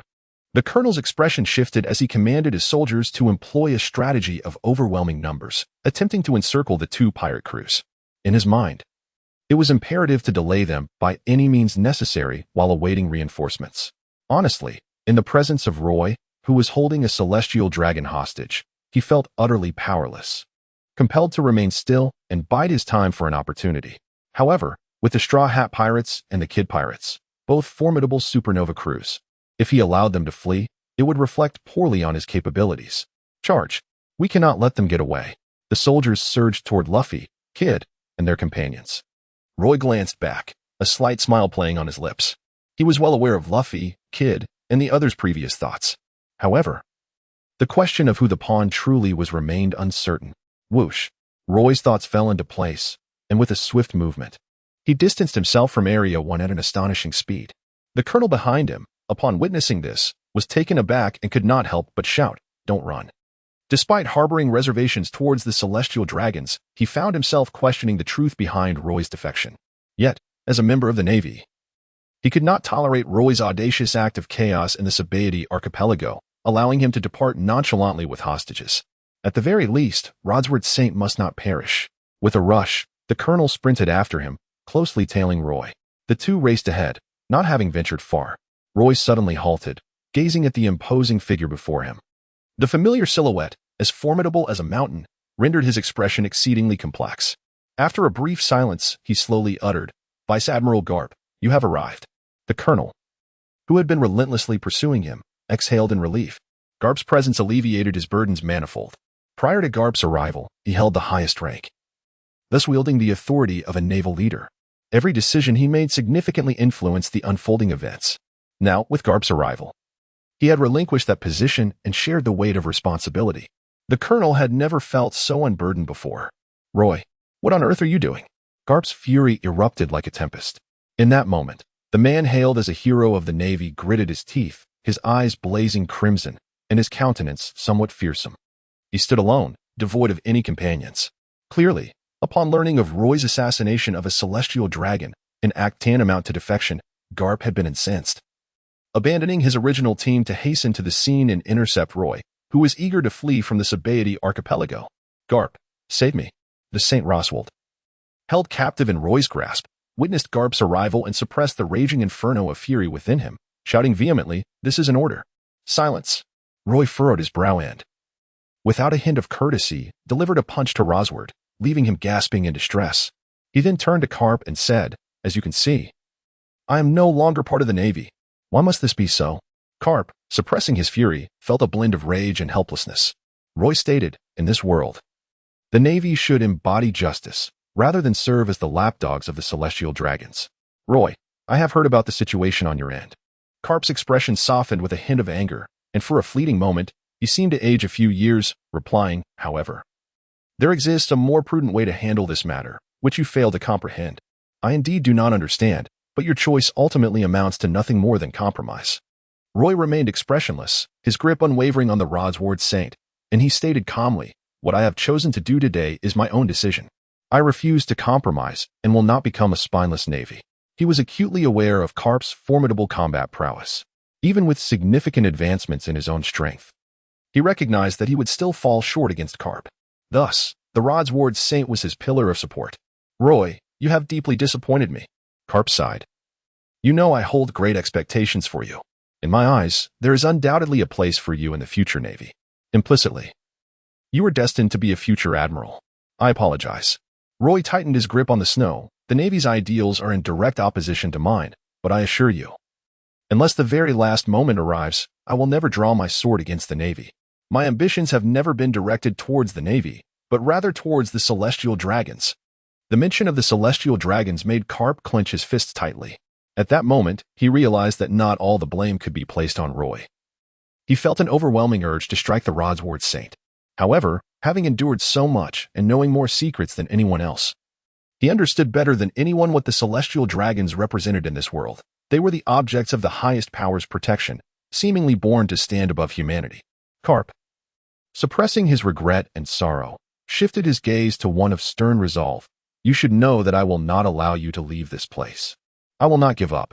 Roy gritted his teeth. The pressure exerted by Cap was overwhelming. The two sides clashed with palpable intensity. Roy resembled a frail boat adrift upon the tumultuous sea, precariously swayed by the formidable pressure released by Karp. Luffy, run. Suddenly, a piercing scream echoed from afar. Amidst a cacophony of chaos, a throng of individuals, akin to prey pursued by a pack of wolves, frantically rushed towards Roy and Karp. Luffy? Karp was momentarily taken aback. Prior to arriving here, he was only aware of Roy's act of slaying a celestial dragon, having no inkling that Luffy was also present. The unexpected appearance of Luffy was, in Karp's eyes, a unique variable that instantly disrupted the standoff between him and Roy. Upon realizing Luffy's proximity, Karp's focus shifted to apprehending Roy, while simultaneously addressing his wayward grandson. Truthfully, Karp's tolerance for this boy's venture into piracy had reached its zenith. Initially, he perceived no issue, after all. A man ought to bravely pursue his aspirations. However, the current predicament, Ace facing execution and Roy's defection, had altered his perspective. The former was in grave danger of death, while the latter, a promising naval prodigy, had suddenly adopted ideals starkly opposed to those of the Navy and the world government, culminating in a grievous conflict with the world nobles and the murder of a celestial dragon. All these compounding factors intensified Karp's growing impatience. The fury swelling within him propelled Karp to a decisive conclusion. He would no longer show mercy. He intended to make Luffy and Roy acutely aware of the origins of his esteemed title as a naval hero, demonstrating to them that with their current strength, they were powerless in the presence of true might.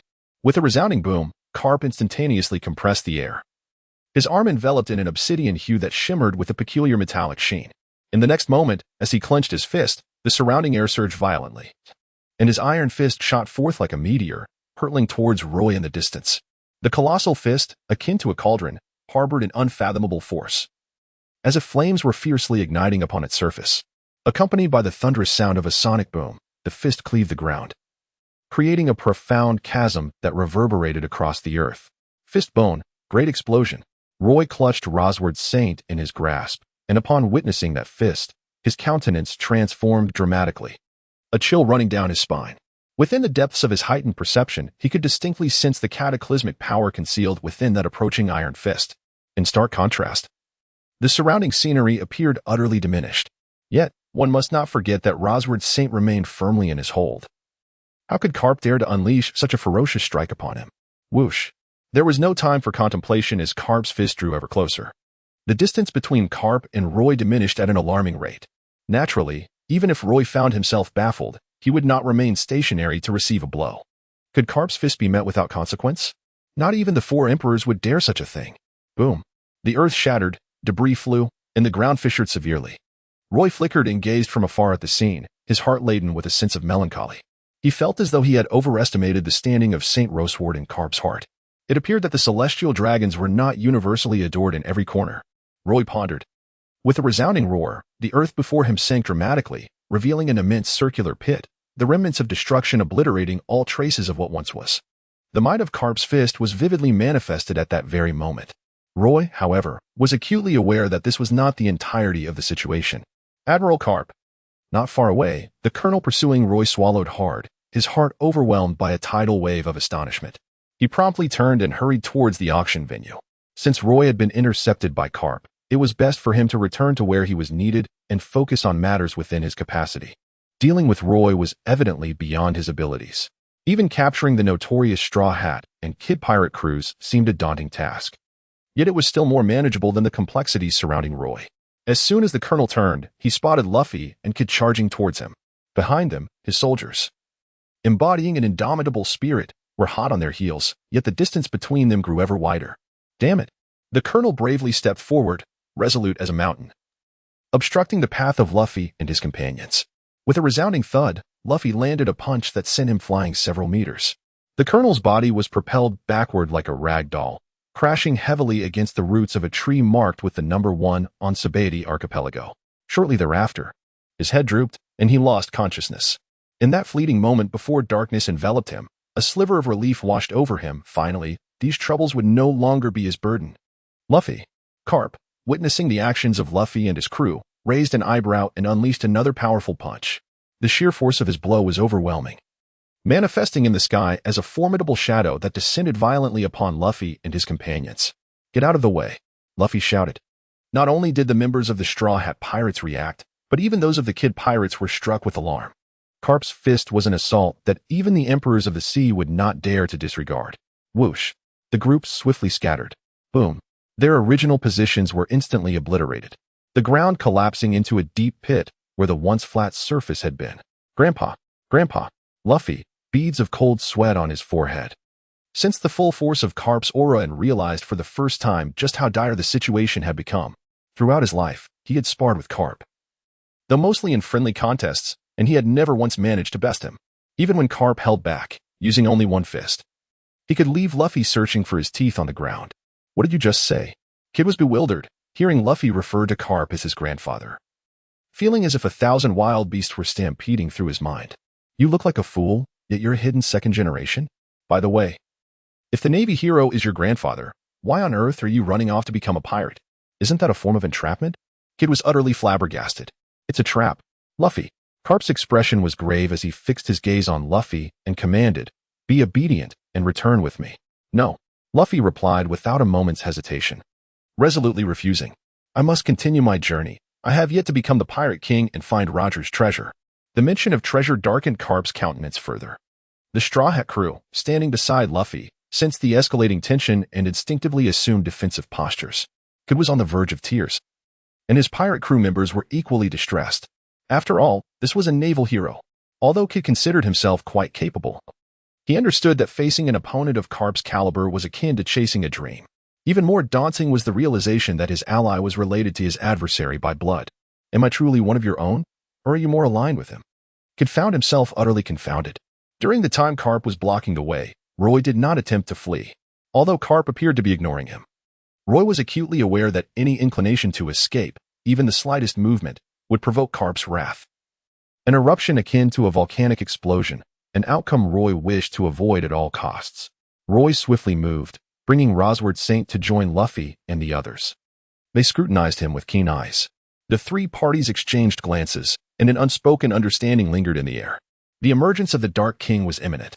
"It seems you have all made your decisions," Carp exclaimed, his lips curling into a broad, cheerful smile that banished the gloom from his face. Yet, no one felt their spirits lifted by Carp's laughter. They all understood that when confronted with Carp's onslaught, it would be akin to a tempestuous storm or a volcanic eruption. Roy's countenance was grim as he contemplated his next move, ultimately incapacitating the St. Rosward in his grasp. Nearby, Kid's gaze burned with fervor, seemingly viewing Carp as a worthy adversary, his fighting spirit simmering beneath the surface. Little did anyone know that within Kid's heart, despair had reached its zenith. Had there been a miscalculation? Who was responsible for this decision? "I do not wish to engage in battle. Would you kindly let me depart? If you allow me to leave, I shall avoid your presence henceforth. Indeed, I shall also steer clear of your grandson. This wretched individual is leading me to ruin." Despite the tempest of emotions raging within, Kid maintained an Oscar-worthy performance, his face betraying an unwavering resolve akin to granite. At this juncture, one must choose between pride and dignity. Gritting his teeth, Kid acknowledged his predicament. Conceding was one aspect, yet he could not afford to lose face. Observing their captain's demeanor, the members of the Kid Pirates steadied their racing hearts. Some even shouted encouragement. "Fear not, brothers. Captain Kid will surely lead us to victory. Yes, let us fight together." Their voices rose in unison, gripping their weapons with fervent zeal. What the hell? A surge of frustration welled up within Kid, nearly overwhelming him. However, the onlookers were too preoccupied to notice his inner turmoil. Under the immense pressure exerted by Carp, Roy, Luffy, and the others braced themselves, focusing their full attention on the impending confrontation. "Grandpa, I will not surrender," Luffy declared, resolve igniting within him as he steadied his trembling form, fists clenched, his gaze more resolute than ever. Then let it come.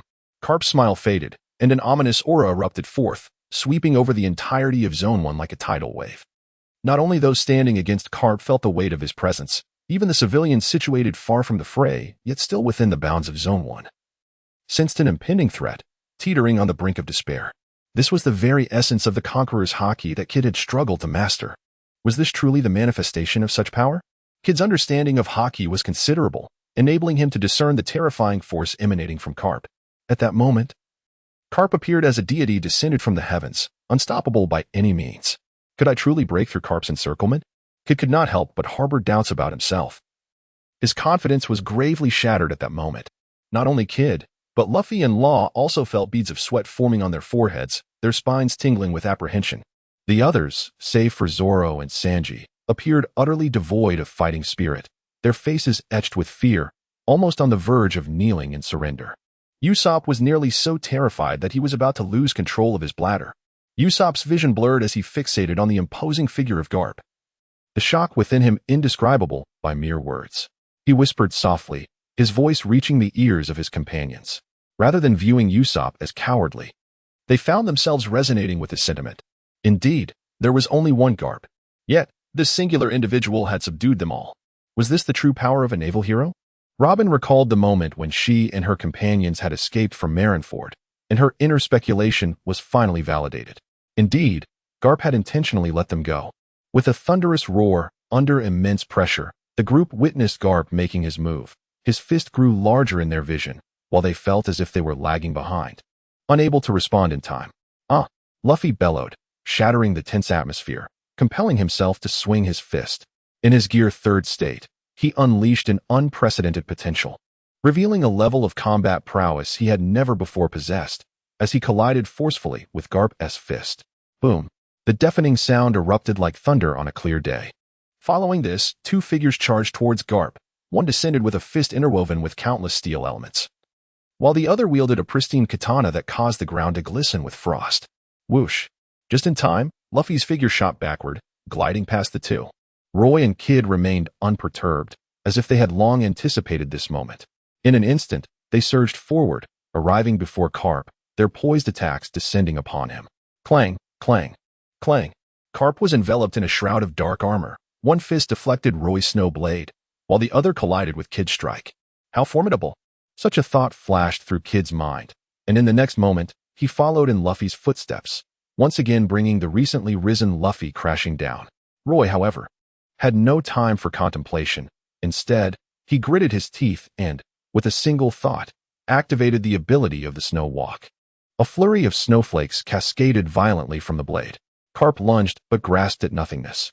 In that fleeting moment, the Snow Walk blade in Roy's hand transformed entirely into a cloud of nearly insubstantial, frigid snowflakes, vanishing from his grasp. As a skilled swordsman, Roy seized the opportunity, drawing forth Sakura and Mukagure to execute his dual-wielding sword technique, hoping to impede Carp. Dual-wielding technique, multiple star flash. Whoosh, whoosh, whoosh. Waves of blade energy sliced through the snowflakes, striking Carp. Carp was taken aback, raising an eyebrow. How intriguing. Although he was aware that upon reaching Punk Hazard, Roy had transformed Snow Walk into a weapon imbued with the power of the Devil Fruit. This was his first experience sparring with the modified Snow Walk. Frankly, Roy's offensive maneuvers exceeded his expectations. Such techniques were nearly unpredictable. Roy's progress is astonishingly rapid. Unfortunately, Carp sighed as countless blades of light danced amidst the falling snowflakes, forming a heavy prison reminiscent of an igloo, confining him within this enclosed, insecure space.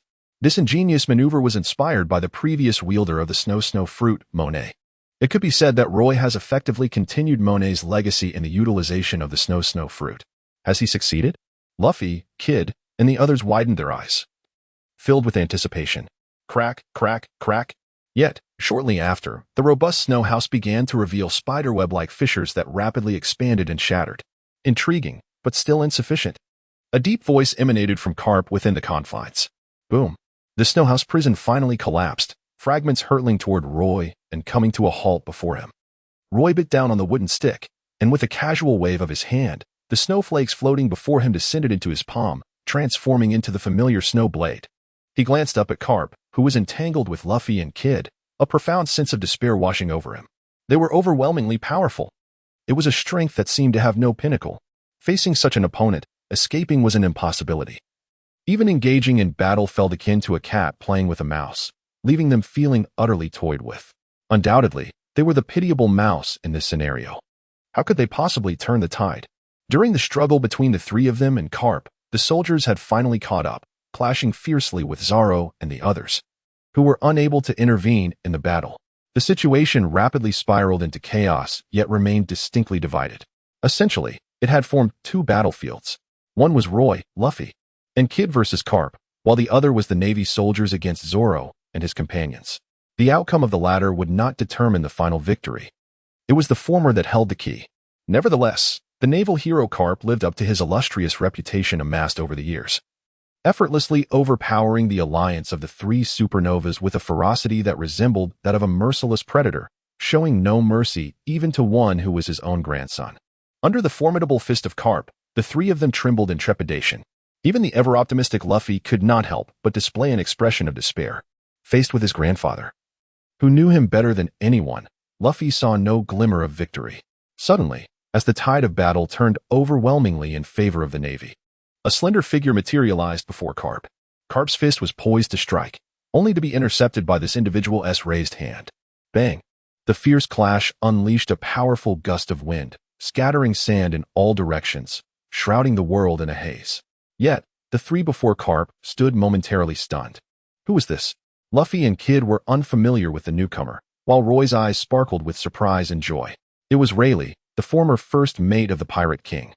Indeed, at this critical juncture, the one who had intercepted Carp's punch was none other than the right hand of the Pirate King, famously known as the Dark King, an ineffectual hostage. Rayleigh, is that you? Carp, upon seeing Rayleigh's appearance, instinctively took a step back, his gaze deepening as it locked onto Rayleigh's familiar yet aged visage. It's been a long time, Carp said, engaging in rare pleasantries before swiftly addressing the matter at hand. Are you intending to intervene? After all, Luffy wears that man's hat, and my bond with him has endured for quite some time, Rayleigh replied with a smile. As for Roy, such a proud individual and an exceptional swordsman, I cannot allow him to falter here. Did this esteemed elder forget to mention someone? Kid longed to voice this thought but refrained, knowing when to hold back, despite not recognizing the man with white hair. The exchange and confrontation between him and Carp made it abundantly clear that this individual was anything but ordinary. Seizing the fleeting moment, Kid could not resist glancing at Roy, who shared a similarly curious expression. The Dark King, Rayleigh. Roy succinctly explained in a hushed tone, Silbaz Rayleigh, nicknamed the Dark King, is the vice captain of Roger, hailed as the right arm of the Pirate King. Roger's vice captain? The right arm of the Pirate King? Luffy and Kid's voices rose in astonishment, their reverence palpable, almost overflowing. This is a figure of great stature. The significance of Rayleigh's position as the Pirate King's vice captain is self-evident. He actually resides in Sabaody Archipelago, Kid murmured, somewhat incredulous. He had assumed that such a prominent figure would lead a life of luxury and retirement. To his surprise, Rayleigh appeared to be an ordinary craftsman. Remarkable. Luffy's eyes sparkled, seemingly oblivious to the perilous situation they currently faced. Meanwhile, the conversation between Rayleigh and Carp continued. I recall you are not one to meddle in affairs that do not concern you. This is not a trivial matter, Rayleigh replied. Men often wish to entrust their unfulfilled ambitions to another man, do they not? Your words truly catch me off guard, Carp remarked, glancing at Roy and Luffy. It seems you are determined to oppose me. After all these years, we have yet to establish a true victor. Rayleigh smiled faintly. The two men, standing at the pinnacle of the world, engaged in a battle of wits, each refusing to yield. However, their exchange served to underscore their respective resolve. You all should leave. Rayleigh turned to Roy and the others. I will handle this. Thank you, esteemed elder. Without uttering a word, Roy stepped back a few paces, seized the unconscious Rosward Saint, and fled, disregarding both Luffy and Kid. Thank you, senior. Luffy and Kid expressed their gratitude briefly, without further ado, and followed closely behind Roy. Everyone, run. As they hastily escaped, the two of them joined the fray, assisting their comrades in swiftly vacating the encirclement of Area 1. The number of soldiers advancing towards Area 1 was increasing rapidly. Should they continue to engage, it would only lead to misfortune for these pirates without reinforcements. Thus, Prolonging the confrontation was not a viable strategy. Their best option lay in departing the Sabaody archipelago at the earliest opportunity. Zoro and the others, witnessing this, followed suit. At this moment, Roy had transformed into a mere speck, increasingly distant from their line of sight. Zoro felt a surge of anxiety upon glimpsing Roy's figure. Despite their current predicament, the weight of the pressure largely rested upon Roy's shoulders. After all, it was Roy who had slain a celestial dragon. While they were merely collateral damage, nevertheless, they too could not claim complete innocence, and coupled with their disdain for the celestial dragons, none voiced complaints against Roy's impulsive actions. From here on, it was every individual for themselves. Whether it was Zoro or Luffy, the Straw Hat Pirates had long since relinquished their animosity towards Roy. A sentiment that evaporated the moment he killed the celestial dragon, enabling their successful rescue of Kami. Such an act signified Roy's alignment with justice. The Straw Hat Pirates were more than willing to forge a friendship with someone of his ilk. As for Kid's crew, well, their opinions were of little consequence. Roy fled swiftly, his destination set for the coastline. There, he hoped to find a vessel. Once he reached the open sea, his escape would be nearly 80% accomplished. However, given his current pace, he had only completed around 60% of his journey. The challenge posed by Carp was merely one of the many obstacles he faced. Roy had not forgotten that after provoking the celestial dragons, the most prominent adversary he would attract was not merely the coincidental appearance of the naval hero Garp. Rather, it was the admiral of the navy who truly constituted the formidable foe of his imagination. Was it the Yellow Monkey? As thoughts flickered through Roy's mind, he pondered that if he were to truly encounter an enemy, it was most likely to be the formidable duo of Akainu and Akiji, whose relentless dedication far surpassed that of others. Furthermore, Kizaru, as the wielder of the Pika Pika no Mi, possessed an undeniable advantage in speed. It is widely acknowledged that the typically rational navy would not overlook this nearly decisive advantage in such a significant pursuit. Regarding my plans for setting sail, the most daunting adversary I could face would indeed be Akiji, followed closely by Akainu, as the destructive potential of their devil fruit abilities is considerably greater, particularly concerning Akiji. His powers remain uninhibited by the sea, rendering him all the more fearsome and unpredictable. Roy contemplated this and felt somewhat fortunate, considering the circumstances. If his opponent were Kizaru, he might actually hold a slight advantage. As he pondered, he moved swiftly, nearing his destination. However, he suddenly halted mid-motion. His expression tinged with resignation as he faced a man of exaggerated stature and physique before him, exhaling deeply. Roy clutched Rosward Saint, feeling as though he had made a grave error in judgment. This individual proved utterly useless by his side. Surely, one could not expect a Revolutionary Army operative, who outwardly presented himself as one of the 7 warlords of the sea, known as the tyrant Bartholomew Kuma, to show any leniency towards the celestial dragon hostage in his grasp. "What, are you unable to see me?" A somewhat familiar voice echoed through the air. As Roy turned once more, he beheld a familiar figure emerging from behind the bear. It was none other than John Tawan. Roy forced a smile and greeted Bartolomeo, his expression a tapestry of complexity. "Even you have arrived. What a surprise," he remarked.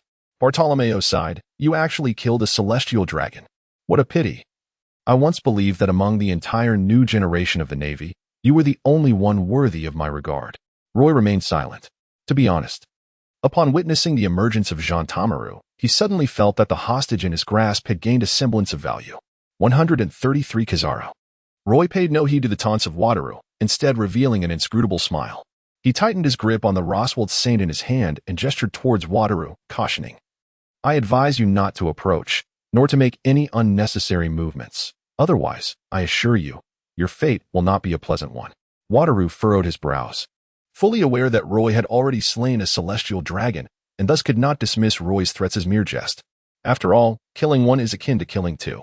"Roy, are you truly determined to resist to the bitter end?" Wataru declared, drawing the battle axe from his back, his gaze fixed intently upon Roy, and he bellowed with gravitas. "To slay a celestial dragon is a grave sin, and to betray the Navy is a crime of even greater magnitude. If this continues, not even Vice Admiral Garp could save you, though one might argue that he could protect you now."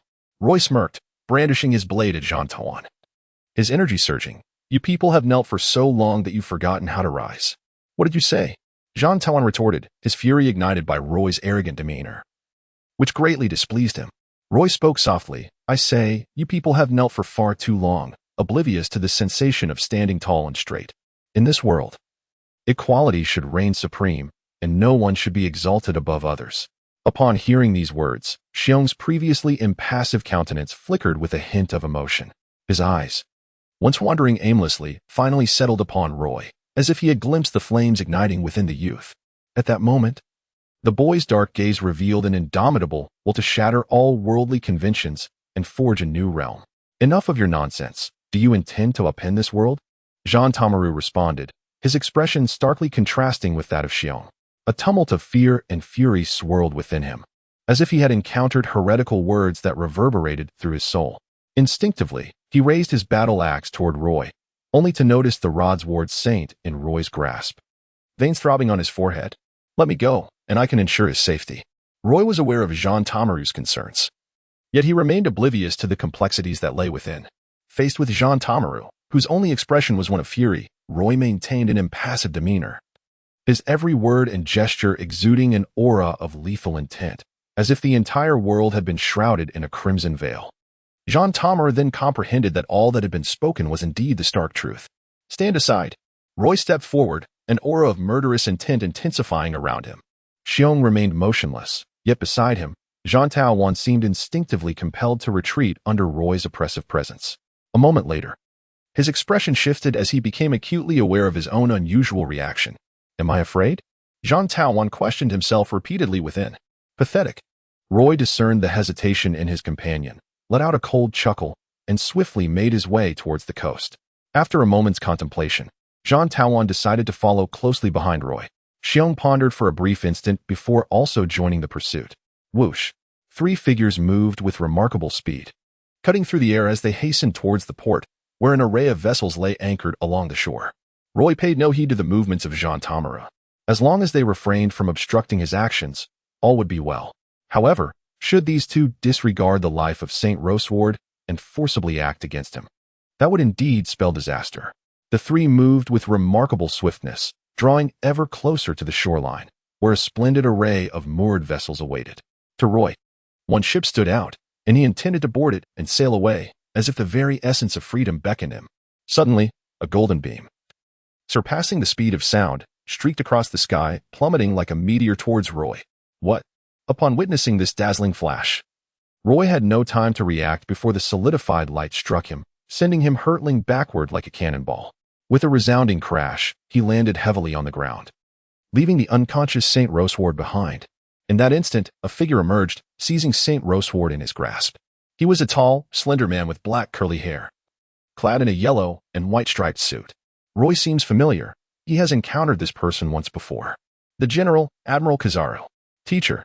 As Roy stood there, the ever-enthusiastic Sabaody exclaimed, "You finally arrived. This kid has turned the world upside down." The bond between Sabaody and Kizaru was remarkably close. The former was a disciple nurtured by the latter, who had once aspired to elevate Sabaody to the position of the strongest new recruit within the next generation of the Navy. However, Sabaody ultimately failed to pass the trials from Marineford, which led him to forego a formal enlistment in the Navy, opting instead to join the scientific division and serve as a bodyguard for Vegapunk.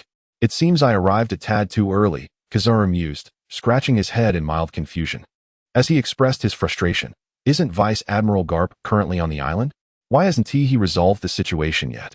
Vice Admiral Garp is entangled in matters, Sabaody reported, conveying information he had recently gleaned from Garp's side.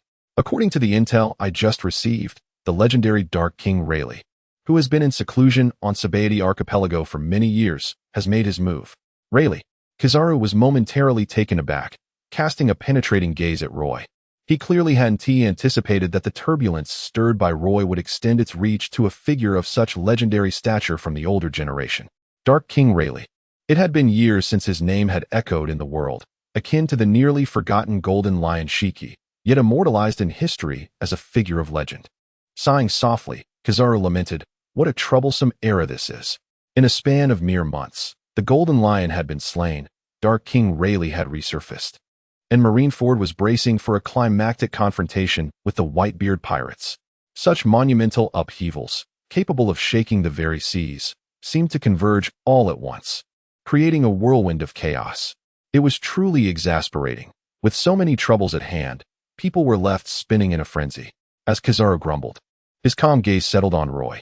Roy felt an immediate chill run down his spine, as an immense threat enveloped him like an invisible, inverted bowl-shaped membrane, rendering him ensnared and plunging him into a profound abyss, his body drenched in perspiration.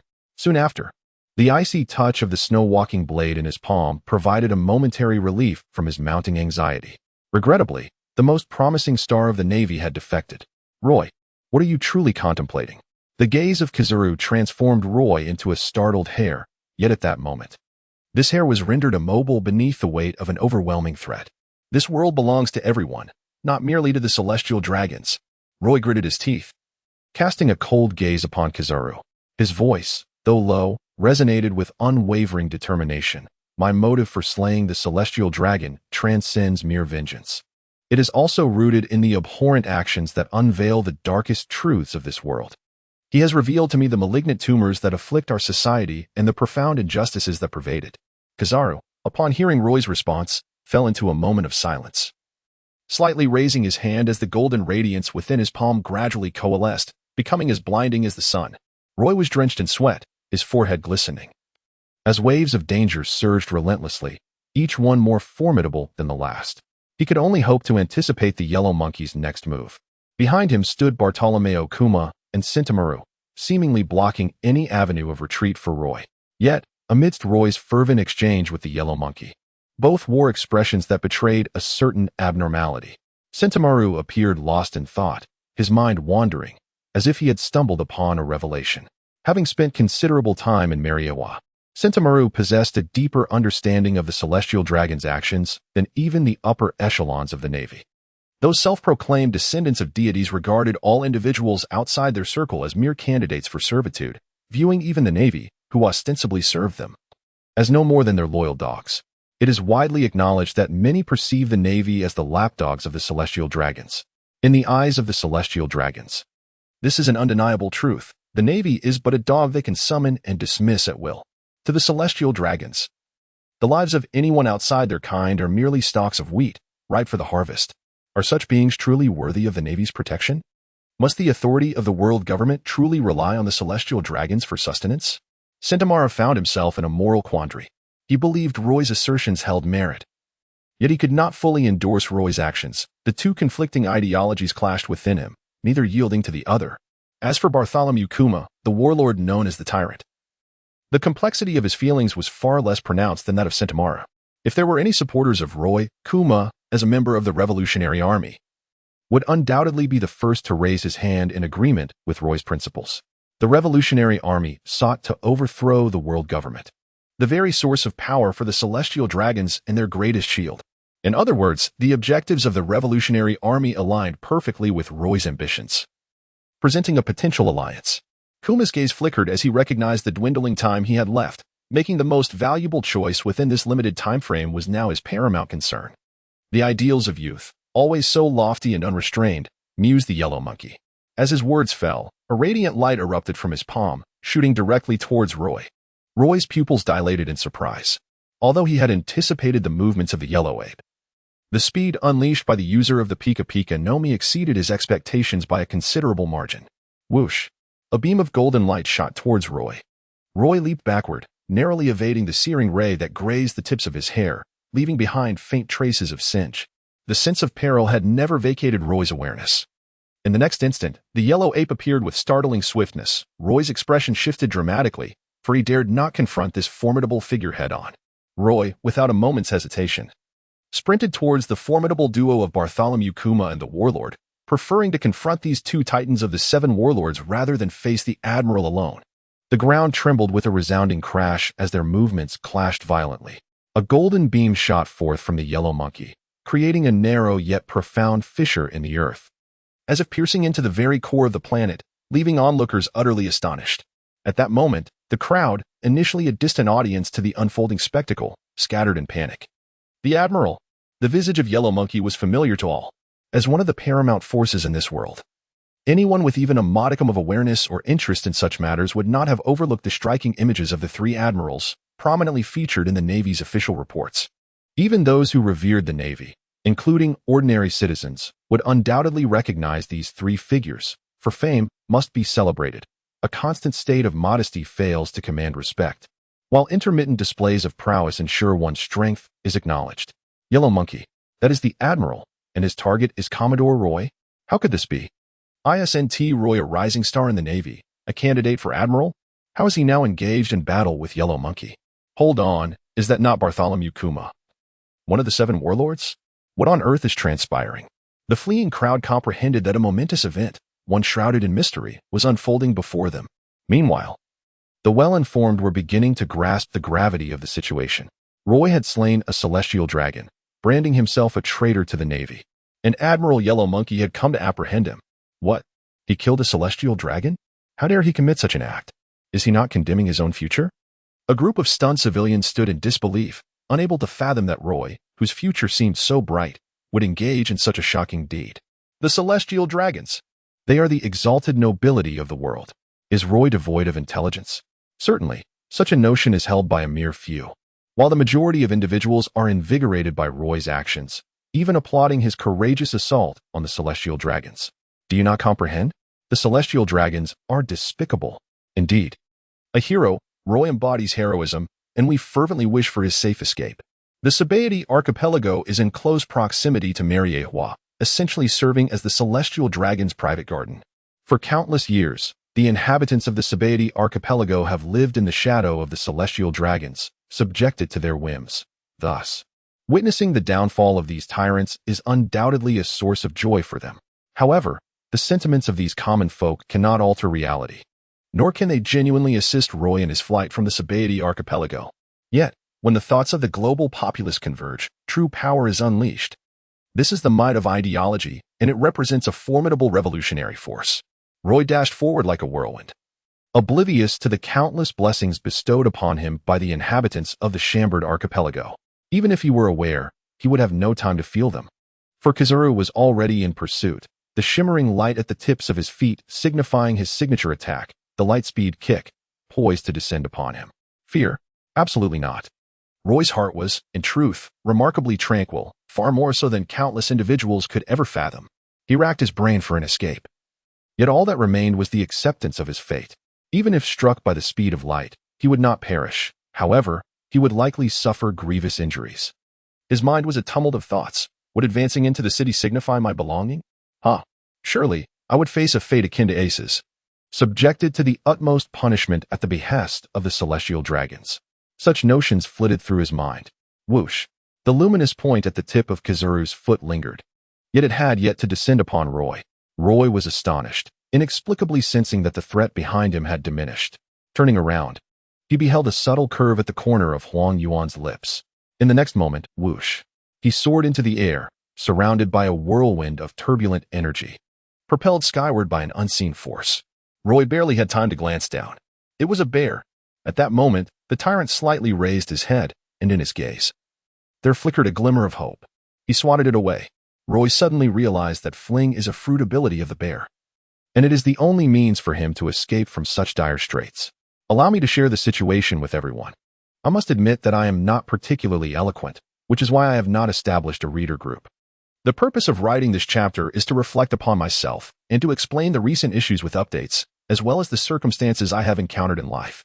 In truth, the recent plot developments, from Punk Hazard to the defection of the Navy, have left me somewhat adrift.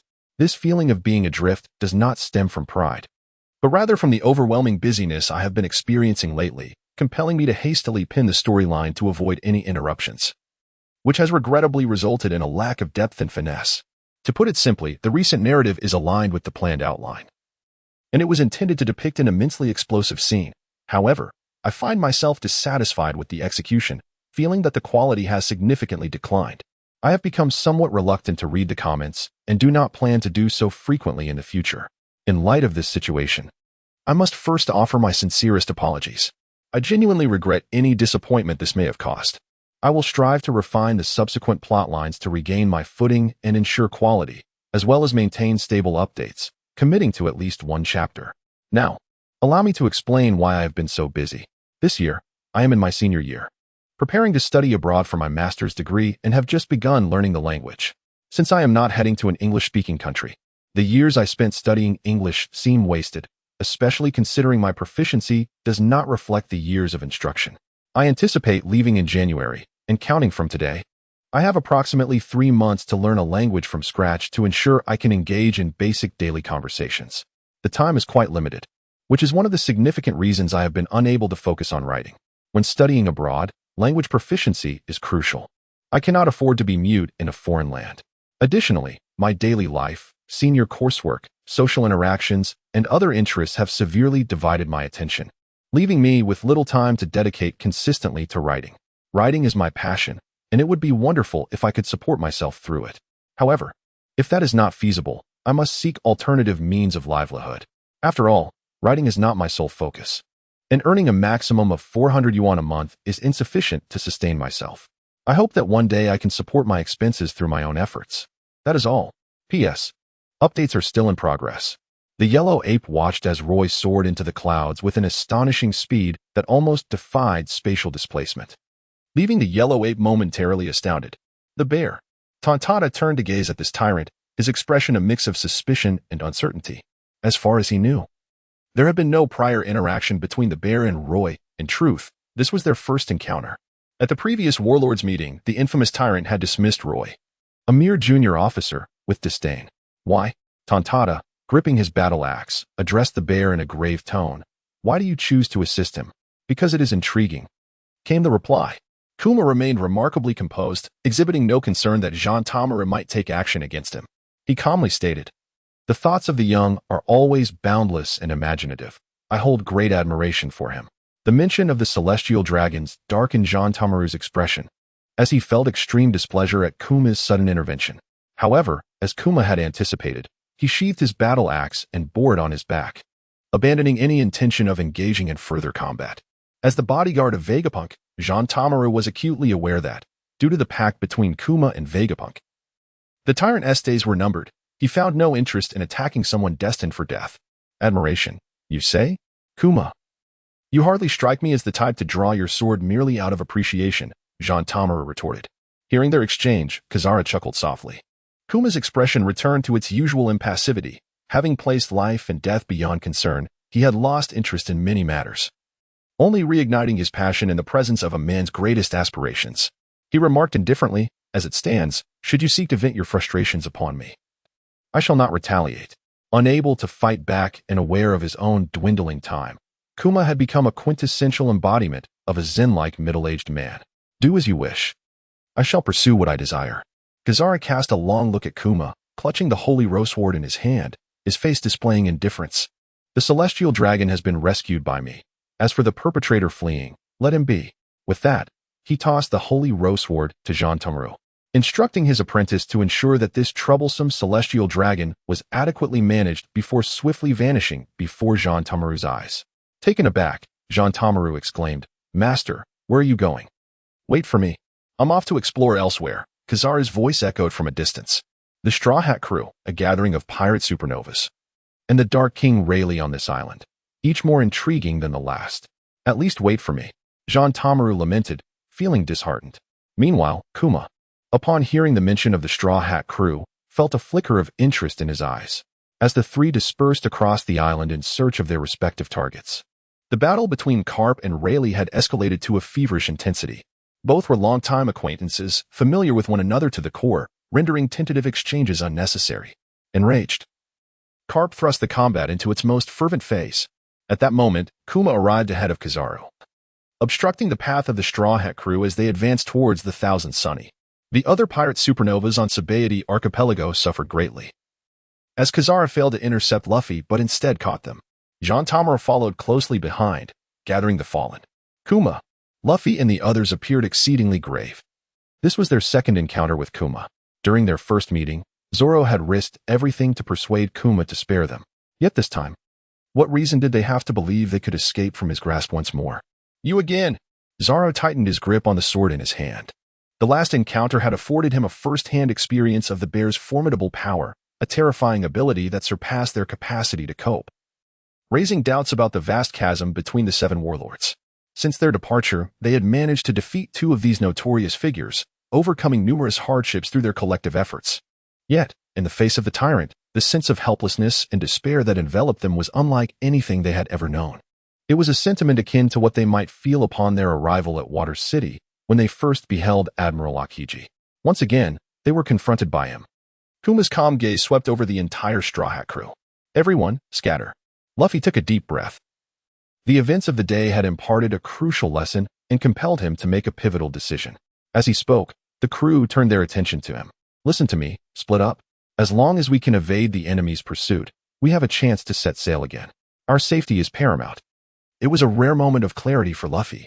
All right, be careful, everyone. The group immediately dispersed, their footsteps swift.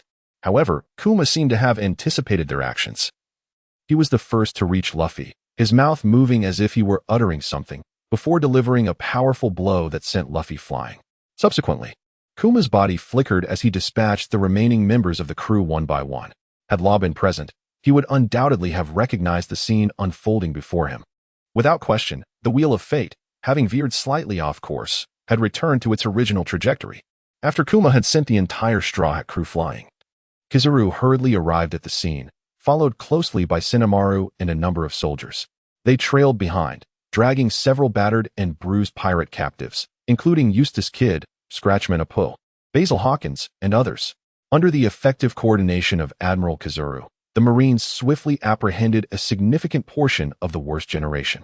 Kuma, where have you taken them? From a distance, Sentomaru, witnessing Kuma's every move, felt as if his lungs might burst with frustration. He perceived Kuma as deliberately opposing him.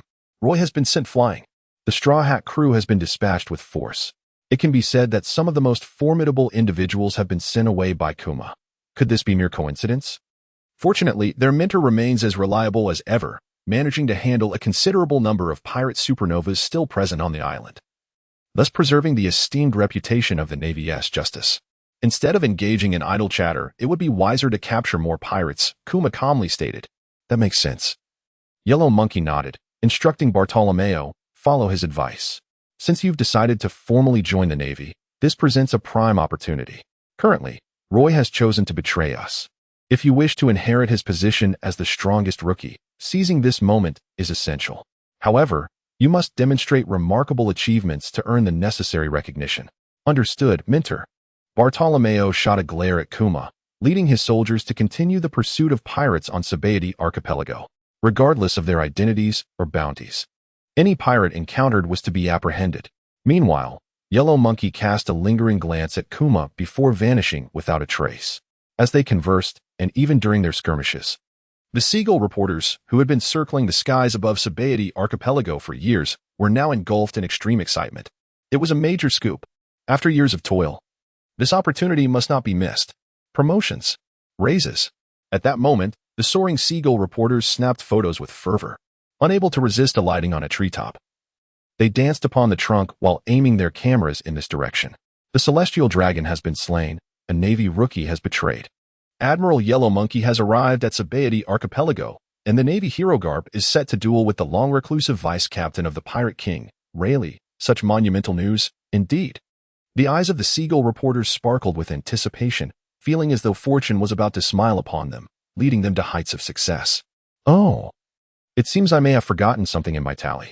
At this juncture, the supernovas, caught in the crossfire of Roy and his crew's actions and subsequently captured by the Navy, were left in a state of despair.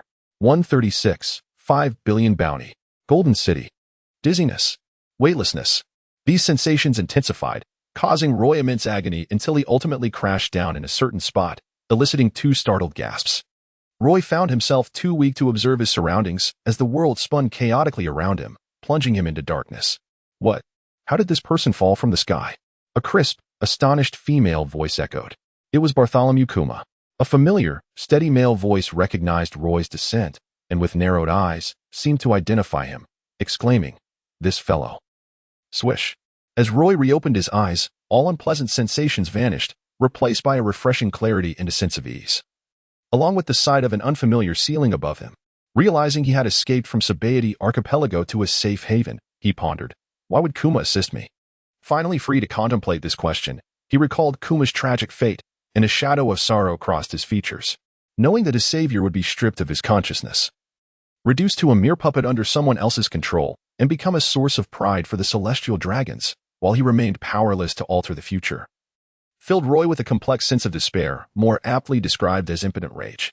The Revolutionary Army, the Celestial Dragons. As Roy reflected on Kuma's motivations for aiding him, clarity dawned. Previously mentioned was the Revolutionary Army's ultimate goal of overthrowing the world government, effectively dismantling the stronghold of the Celestial Dragons. From this perspective, Roy's actions in the Sabaody archipelago aligned perfectly with the ideals of the Revolutionary Army. Thus, it stood to reason that Kuma, in his final moments of lucidity, sought to recruit the immensely promising Roy for the revolutionary cause. After all, this strategy would not only undermine the Navy and the world government's interests, but would also yield mutual benefits for both Roy and the Revolutionary Army. Suddenly, within Roy's perception, the sound of 2 pairs of footsteps resonated from outside the door. Roy regained his senses. He surveyed his surroundings, where every piece of furniture and ornament was adorned with gold, resembling a presidential suite in a luxurious hotel. Who has rescued me? Roy was once again engulfed in confusion.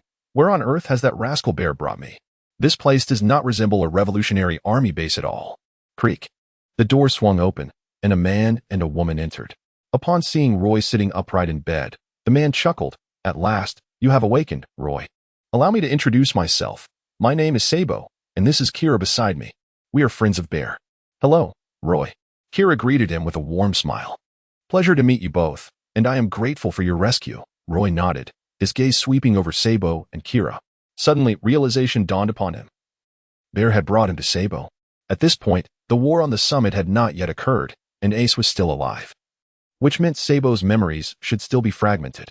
In the original storyline, Sabo had suffered a grave injury at sea during his childhood, leading Luffy and Ace to believe he had perished. In truth, he had been rescued by Dragon but had lost his childhood memories.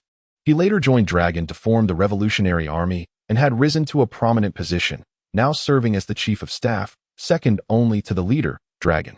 Since Sabo had not voluntarily revealed his identity within the Revolutionary Army, Roy decided against exposing him. Instead, he inquired with curiosity, "You know who I am?" "You are quite the celebrity now," Sabo replied. "The incident involving the Celestial Dragons in the Sabaody archipelago has spread throughout the seas through the newspapers. You are now a notorious naval defector, referred to as the Mad Swordsman, Roy, and the Navy has placed an exceptionally high bounty on your head." Mad Swordsman? A thought flickered through Roy's mind as he inquired, "Could you fetch me a newspaper?" "Just a moment," Kurla replied before stepping outside to retrieve a newspaper for Roy. Roy took the document and unfolded it. The first line he read was a striking headline, unmistakably pinned by Morgan's, "A major event. The death of the Celestial Dragon, the renegade Admiral and Mad Swordsman Roy."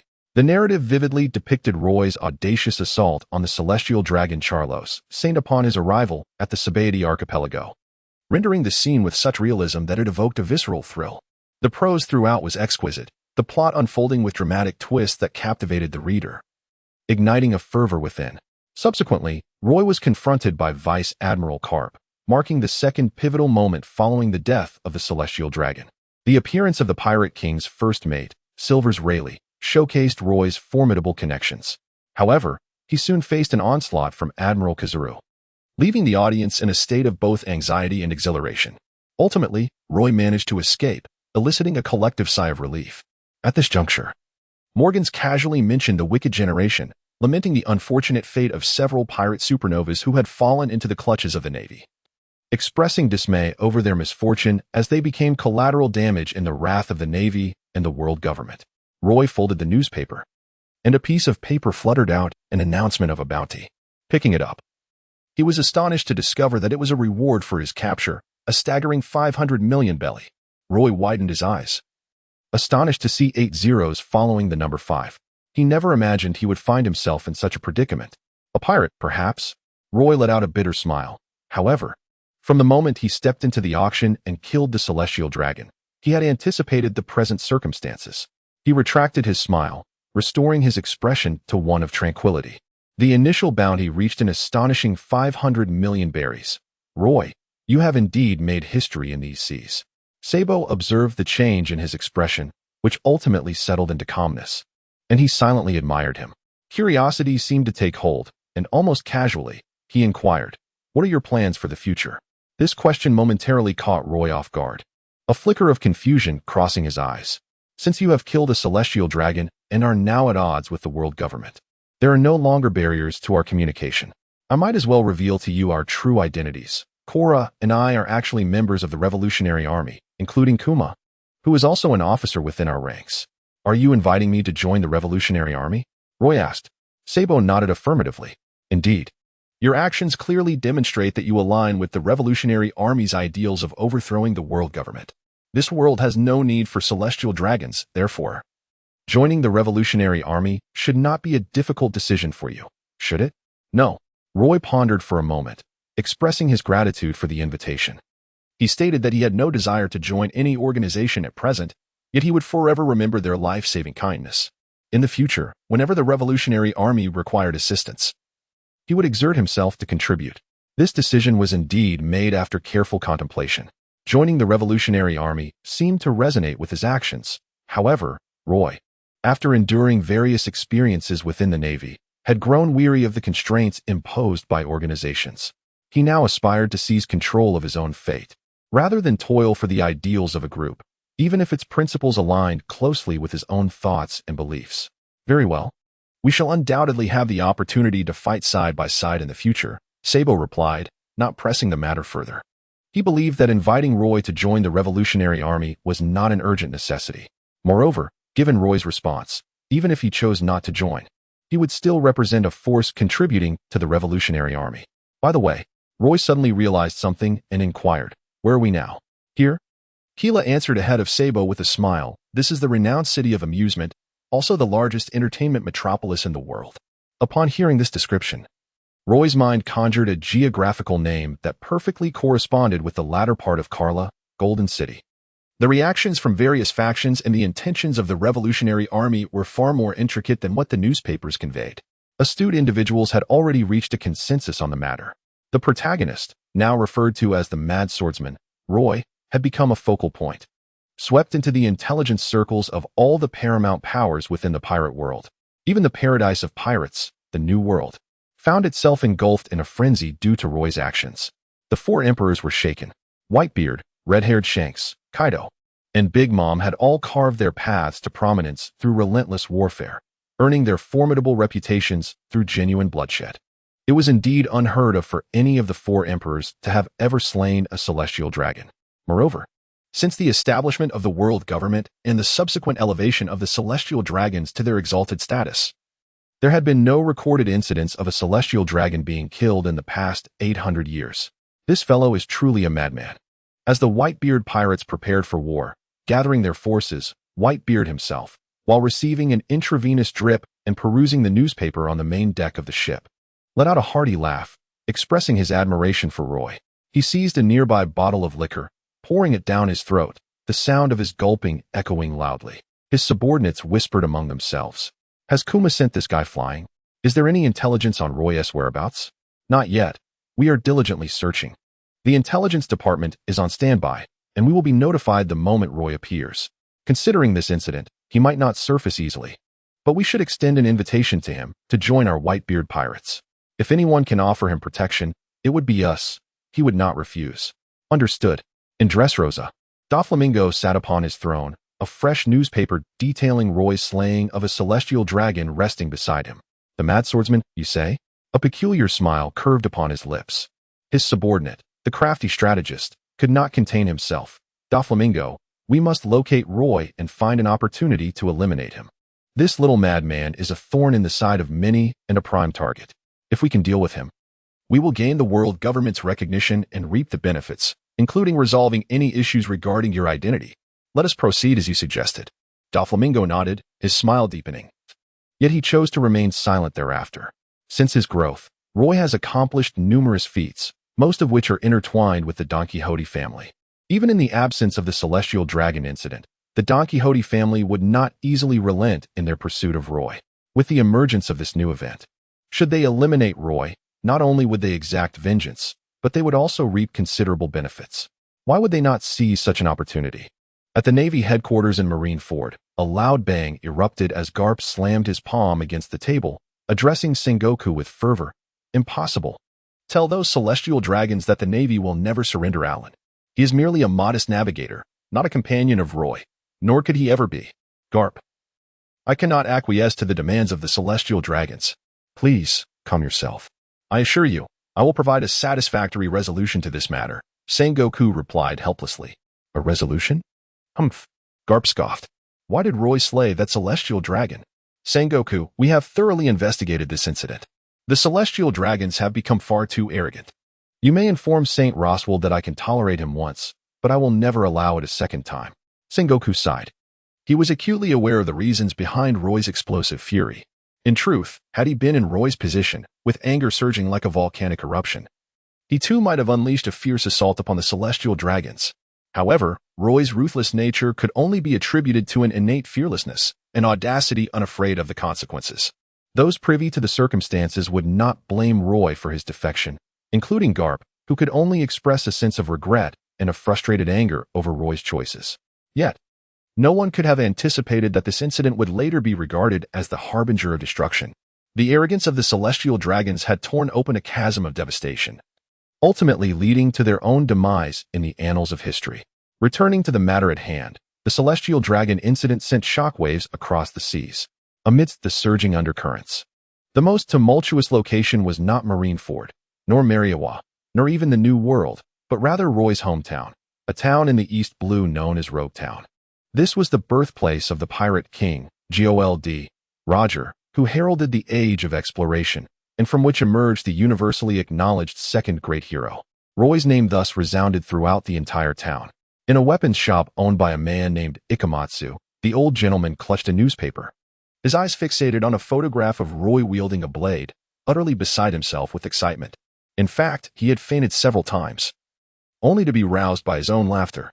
His wife, standing nearby, watched in exasperation as he oscillated between consciousness and unconsciousness, her desire to comment long since extinguished. Ikamatsu. Look, Roy is holding the snowwalker. He rejoiced, noticing the 2 additional swords at Roy's waist. This is infidelity, pure and unadulterated infidelity. The middle-aged man suddenly erupted in anger, oblivious to the fact that he had repeated this phrase countless times. In the wake of a world-shattering tempest, Roy, once at the eye of the storm, learned from a newly acquainted comrade in the Revolutionary Army how he had arrived in Golden City. The approach to Golden City had been announced beforehand. Typically, guests aspiring to board the grand luxury cruise ship, akin to a city in itself, would await their embarkation on the designated islands. Sabo and Koala did just that, arriving early to wait for the colossal vessel named Golden City. However, what first arrived was not the ship, but Roy, descending from the heavens and stirring a tempest of chaos. Upon recognizing the bear's technique and Roy's identity, Sabo contemplated briefly before relaying the information to the revolutionary leader, Dragon. The following day, a newspaper circulated across the seas, revealing the events that had transpired. Thus, Roy was ushered into Golden City by their hands. Roy inquired, "When I descended upon that island, was there truly no one else who noticed my presence?" To which Sabo replied with a chuckle, "Fear not about the matter of exposure. When we took you aboard, we disguised you as a drunken companion. Those affluent elites were eager to keep their distance from you." "That is reassuring," Roy responded. Roy nodded, still curious. "Speaking of which, why has your revolutionary army come to Golden City? Isn't it merely a city of entertainment?" "Indeed, Golden City is a realm of amusement. Yet it is under the dominion of the Golden Emperor, Gilded Tezelo, who is renowned as the wealthiest man in the world. A figure who deftly navigates both the shadows and the light, wielding power through the instrument of wealth." Sabo seemed to imply something deeper. Roy widened his eyes. "Is your objective the treasure of Tezelo?" Tezelo possesses a fortune of 20 billion berries, making him the individual with the most gold in the world. According to legend, his treasure rivals that of the pirate king, Roger. Upon hearing Sabo's words, Roy could only think along these lines. After all, there are few things that would catch the attention of the Revolutionary Army, and Tezelo's treasure undoubtedly ranks among them. Sabo chuckled and shook his head. "We are the Revolutionary Army, not mere thieves. Our purpose in coming to this city of gold is due to certain information we've gathered. We intend to approach Tezelo closely and assess whether he could potentially be swayed to join our ranks." "What?" Roy was astonished, rendered momentarily speechless. These revolutionaries truly had no qualms about their choices. What could possibly be the reason for attempting to draw Gilder Tetsolo into the ranks of the revolutionaries? Roy's eyes widened, revealing an astonished surprise that he could not conceal. After a moment of contemplation, he was actually reminiscing about the narrative of his past life. There was no evidence to suggest that Taizolo had any connections with the Revolutionary Army. The conclusion was unequivocally negative. Whether the plot had yet to delve into this aspect or whether such a relationship simply did not exist, Roy could not glean any clues from his memories regarding Taizolo's interactions with the Revolutionary Army. After all, who could have imagined that the illustrious Taizolo would be defeated 2 years later by a mere 19-year-old from the Straw Hat crew, alongside Doflamingo? At the hands of that very crew, both Taizolo and Doflamingo, awakened to their respective devil fruit powers, had achieved a level of notoriety in the dark underworld that was nearly legendary, coupled with their ruthless demeanor and the immense power they wielded. No one dared to show them disrespect, let alone entertain the notion of defeating them, a thought that was utterly inconceivable for those dwelling in the shadows. One must ponder. If Taizolo indeed had ties to the Revolutionary Army, would Luffy's actions 2 years hence be akin to striking against his own kin? A multitude of chaotic thoughts flickered through Roy's mind. No, such notions do not cross our minds. Taizolo and we are not of the same ilk. As a prominent figure in the Dark Realm, he is ill-suited for the Revolutionary Army. To Roy's surprise, Sabo swiftly dispelled his doubts. Responding candidly, our intention is more to establish a cooperative relationship with him, seeking his assistance for the Revolutionary Army, particularly in terms of financial support. Money? Roy was taken aback. He genuinely did not anticipate that the Revolutionary Army could exhibit such mundane behavior. However, as soon as the words escaped his lips, his mind raced with thoughts, and he quickly realized why the Revolutionary Army considered Taizolo a potential ally. Judging by Sabo's expression while making this remark, it was evident that the revolution desperately lacked funds. To overthrow one kingdom after another, the Revolutionary Army requires immense energy and a substantial number of personnel. The driving force behind the revolution is not solely the ideals themselves. Nothing inspires more fervently than tangible actions, and none are more compelling than financial resources. Frankly, although treasures can be acquired after toppling certain kingdoms, the riches, once distributed through various channels, fall far short of constituting a reserve for the Revolutionary Army. Thus, seeking allies worldwide who share the common goal of dismantling the world government and harboring resentment towards the celestial dragons has become a critically important task for the Revolutionary Army. Even setting aside financial considerations, gaining Taizolo's endorsement as a figure of kingly stature in the Dark World, along with the Golden Emperor's status and the extensive connections he possesses, would greatly benefit the Revolutionary Army. The two parties could complement each other perfectly, provided that confidentiality is maintained. If the advantages to be gained are substantial enough, any flaws in Taizolo's character could easily be overlooked. After all, those who engage in revolution possess a far-reaching vision and do not confine themselves to narrow perspectives. This truly represents an exceptional strategy. Roy pondered deeply, and the more he contemplated, the more he found the plan to be extraordinary, his expression betraying admiration.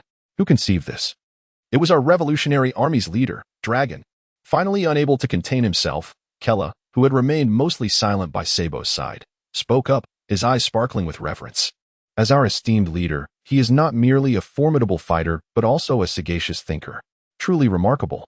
Roy had a fleeting encounter with the dragon, a meeting that remained vividly etched in his memory even after the passage of several months. He subsequently chuckled and remarked, "In fact, I have met a dragon." Roy's words astonished Sabo and Keela David. When, during my voyage, the dragon was in my homeland, Rog Town in the East Sea, where I had a fleeting encounter with him. Roy offered a brief explanation, neglecting to mention Luffy. His current abilities are limited, however.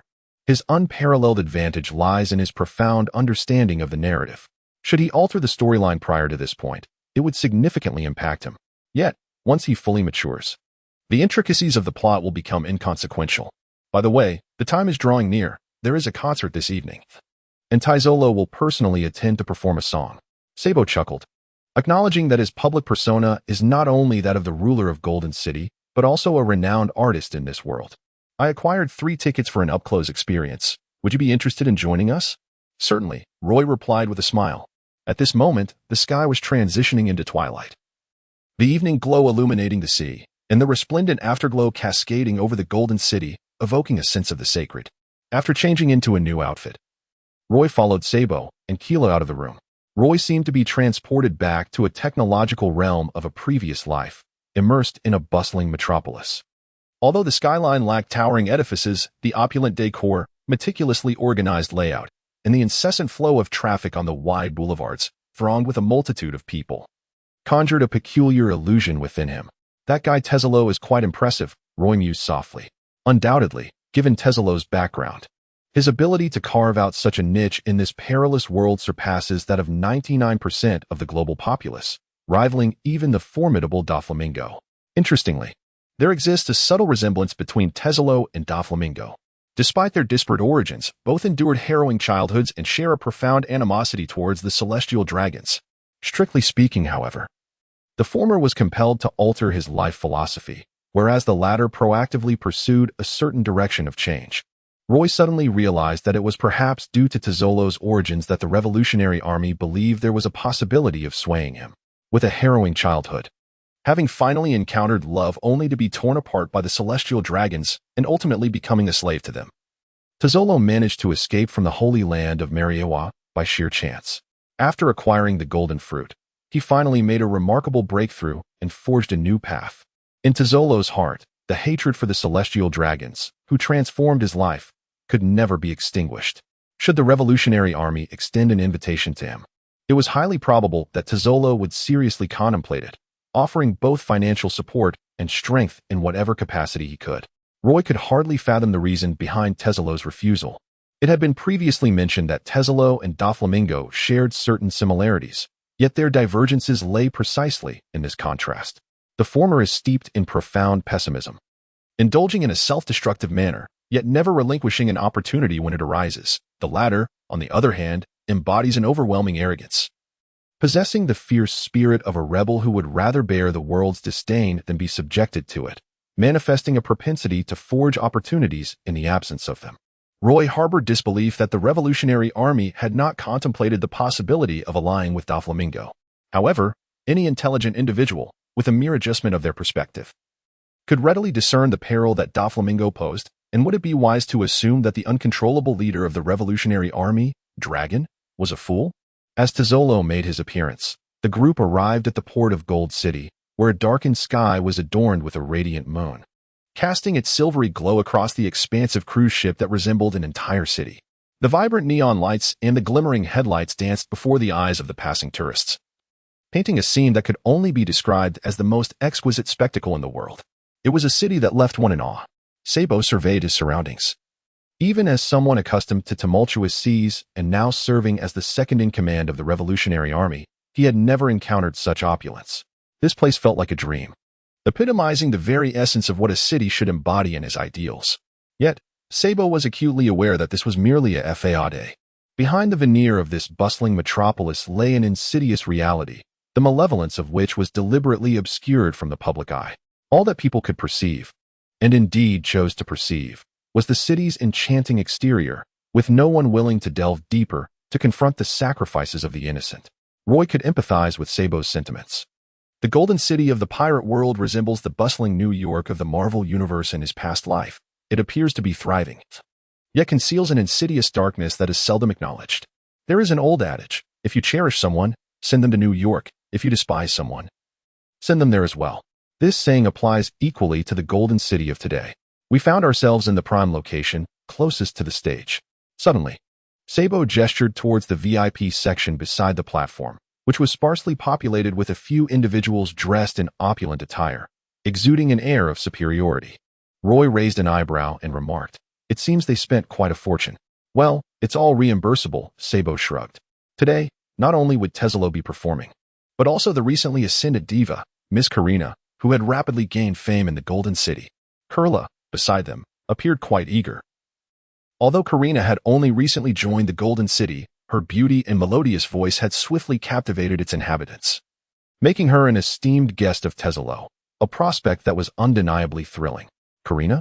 Roy murmured to himself, recalling the identity of this woman, a cunning cat burglar named Nami, who was both an adversary and an ally. It was she who, 2 years later, played a pivotal role in guiding Luffy and his companions to triumph over Tezzolo upon their arrival at the Golden City. "Let us proceed," Roy contemplated, glancing at the time, and remarked with a smile, "The performance is about to commence." The trio made their way to the VIP section, taking their seats amidst the disapproving frowns, disdainful glances, and indifference of those around them. seemingly oblivious to the ambiguous stares directed their way. The trio's demeanor starkly contrasted with that of the other patrons in the VIP area. Their presence was akin to a crane among a flock of chickens, evoking a palpable sense of distinction. This undeniable aura naturally incited a certain aversion from the others. Who were these individuals? Dressed so casually, they appeared to be mere paupers from some unknown origin, undoubtedly having squandered their savings to secure VIP access. A murmur of speculation rippled through the crowd. Upon hearing this, Roy turned his head, a smile playing upon his lips, enigmatic yet profound. The moment his gaze met those of the others, an involuntary chill coursed down their spines, their hairs standing on end, and a piercing sensation enveloped their eyes, prompting them to shut them momentarily. As the realization dawned upon them, they dared not show further disrespect towards Roy and his companions. At that moment, the entire VIP area descended into a hushed silence, the atmosphere thick with an indescribable awkwardness. Time seemed to trickle by slowly. Esteemed audience, today's performance commences with great fanfare. A sweet voice resonated, followed by radiant beams of light cascading from the towering walls surrounding the stage, illuminating the elevated platform. A graceful figure took to the stage, dancing as if she were a celestial being, her movements ethereal and captivating, akin to a goddess in flight. Amongst this enchanting scene, the melodious notes floated gently on the sea breeze, each note resembling a little sprite, weaving through the audience like a flowing river, compelling them to wear expressions of rapture. Suddenly, with a thunderous crescendo, the music swelled, transitioning from soft whispers to a resounding proclamation. Another powerful voice joined in, igniting the atmosphere into a fervent explosion of energy. The beams of light converged upon a singular point, illuminating the central figure of the stage, the imposing and charismatic man with a green pompadour. Gilder Tetzolo, the sovereign of this golden city, the wealthiest artist in the world, took the stage with an undeniable presence. To the audience, it felt as though they were not merely witnessing an artist, but rather a king, exuding an aura of dominance and unrestrained majesty. Roy and his companions fixed their gaze upon Tetzolo, their expressions remarkably serene, yet the emotions in their eyes subtly shifted. Suddenly, amidst the powerful and impassioned melodies, a colossal pirate ship emerged from the ever-open harbor, its skull flag billowing defiantly in the wind.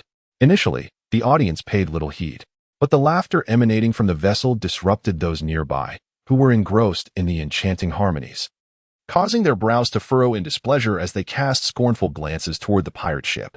Outside the Golden City, they might have harbored some trepidation towards these marauders. Yet within the universally acknowledged neutral grounds of the Golden City, no one feared pirates. Gold. I never imagined there would be so much gold here. A man at the bow of the ship raised his cutlass, shouting, "Brothers, seize it all. Today we shall prosper." His boisterous laughter echoed.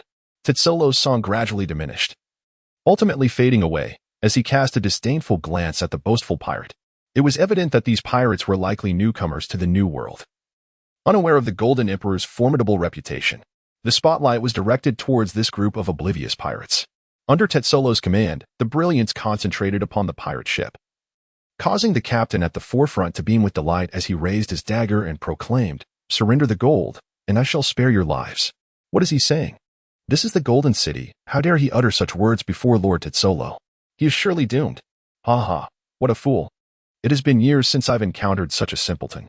Rather than feeling fear, the audience buzzed with discussions, their mocking remarks crashing over one another like waves. "You scoundrels!" The captain of the pirate ship roared in fury, but before he could finish his sentence, the man with the green pompadour atop the towering platform slightly raised his hand. Whoosh! A golden ribbon was unfurled from the gilded walls of the stage, smooth and delectable as melted chocolate, yet resilient and unyielding. Roy and two others were taken aback, their pupils constricting as they truly witnessed Tetzolo's formidable strength. Awakening. The awakening of the devil fruit. Few are aware that after consuming a devil fruit, besides acquiring its inherent abilities, some individuals can, through diligent training, elevate their powers to a higher realm known as the awakening of the devil fruit. The awakening of paramecia-type abilities can influence objects beyond the user themselves, while the awakening of Zoan-type abilities significantly enhances recovery and combat prowess. Simply put, it bestows the user with an indomitable vitality, allowing them to rise again no matter how many times they are knocked down. Once any devil fruit user awakens, they ascend to a new echelon, gaining newfound strength and significantly amplified combat capabilities. Although Roy's bounty currently stands at 500 million berries, he possesses a clear self-assessment, estimating his combat power to be at the level of a Navy Vice Admiral. Even among the numerous Vice Admirals, he is not considered weak, ranking in the upper middle tier. However, within the pirate community, his 500 million berries bounty appears somewhat inflated. A more fitting sum would be 400 million. What is this? The crew aboard the pirate ship found themselves ensnared by golden ribbons, splitting into 2, then 4, then 8, until they were enveloped by a seemingly infinite number of golden strands, shrouding all the pirates on the sea. The once ferocious pirates now bore expressions of sheer terror, their faces transforming dramatically, especially the captain at the helm, who realized he had kicked a hornet's nest. He immediately cried out for mercy. "Spare me, my lord. I see my error. I am willing to submit." Submit? The man on the pedestal curled the corner of his lips, his deep, raspy voice resonating with the rhythm of the people's hearts as he slowly replied, "You?" Whoosh. As the words fell, the massive pirate ship was ensnared by the golden ribbons, resembling the tentacles of a colossal octopus, tightening forcefully until it snapped into several pieces with a series of cracking sounds, which splintered and flew, as the wreckage of the pirate ship was swallowed by the sea. As for the pirates who had been captured earlier, they vanished without a trace, including the captain. Uncertain whether they had met their demise in the ocean or had been seized by Taisolo and imprisoned. Naturally, the fates of the pirates went unnoticed. And after all was said and done, the arena erupted in screams. "Taisolo! Lord Taisolo, I adore you. Lord Taisolo is so powerful, with a melodious voice, truly deserving of being the world's wealthiest artist. I dream of marrying him." A throng of infatuated admirers gazed at Taisolo, their eyes transformed into hearts, exuberantly cheering and expressing their overwhelming adoration. In a sense, Taisolo had become a king-level idol within the pirate world. This fellow certainly enjoys considerable popularity. Roy felt a sense of surprise. Indeed, Taisolo was the wealthiest artist in this world and the sovereign of Golden City. His renown transcended the New World, reaching even the distant corners of the Four Seas. Sabo chuckled, remarking that those pirates from earlier were merely insignificant players, hardly worthy of mention. This was undeniably true. Clara nodded in agreement, asserting that Taisolo was rightfully the king of Golden City. No one dared to oppose him in this land. Not even the celestial dragons would challenge his authority. The mention of the celestial dragons elicited a cold smirk from Roy. The two individuals beside him detected his disdain and suddenly realized that the person seated next to them was no ordinary figure. He was the first in 8 centuries to dare to slay a celestial dragon and successfully evade the pursuit of a marine admiral. Though the circumstances of his escape were steeped in coincidence and could not be replicated, Roy's audacity and strength commanded their genuine admiration. The scene shifted back to the venue. Following a genuine battle, the atmosphere surged with intensity. Another song resounded, soothing the ambience, and amidst the bittersweet emotions of the audience, the performance concluded splendidly. "Let us depart. The show has ended, and it is time to pay a visit to Taisolo," Sabo declared as he rose to his feet. Roy and Carla followed Sabo as they departed from the performance venue, boarding a tortoise-shaped vehicle. The engine roared to life as they swiftly made their way to the towering edifice at the heart of Golden City. This magnificent structure, known as the Golden King Hotel, holds the distinction of being the world's sole 8-star hotel, crafted entirely from gold. Its opulence is such that a single night's stay could lead to financial ruin for many, making it an exclusive sanctuary reserved for the truly affluent and esteemed aristocrats. Within the Golden King Hotel, guests are not only offered luxurious accommodations, but also a plethora of entertainment facilities, brimming with activities that defy imagination, surpassing the capabilities of any other establishment. The proprietor of Golden City, Gilder Taisolo, resides within the hotel, and it is said that hidden at the pinnacle of this tower lies Taisolo's treasure, an elusive hoard coveted by countless thieves worldwide. Rumored to contain gold equivalent to 20% of the world's total supply, this treasure is valued at a staggering 500 billion berries. This figure is both terrifying and awe-inspiring, stirring an irresistible longing in the hearts of those who hear of it. Roy, accompanied by Sabo and others, arrived at the opulent Golden Tower. Reflecting on the legends surrounding this city and its tower, he chuckled. Speaking of which, rather than inviting Taisolo to collaborate, why not simply seize his treasure? Surely, your revolutionary army possesses the strength to do so, do you not? No, Sabo replied, shaking his head.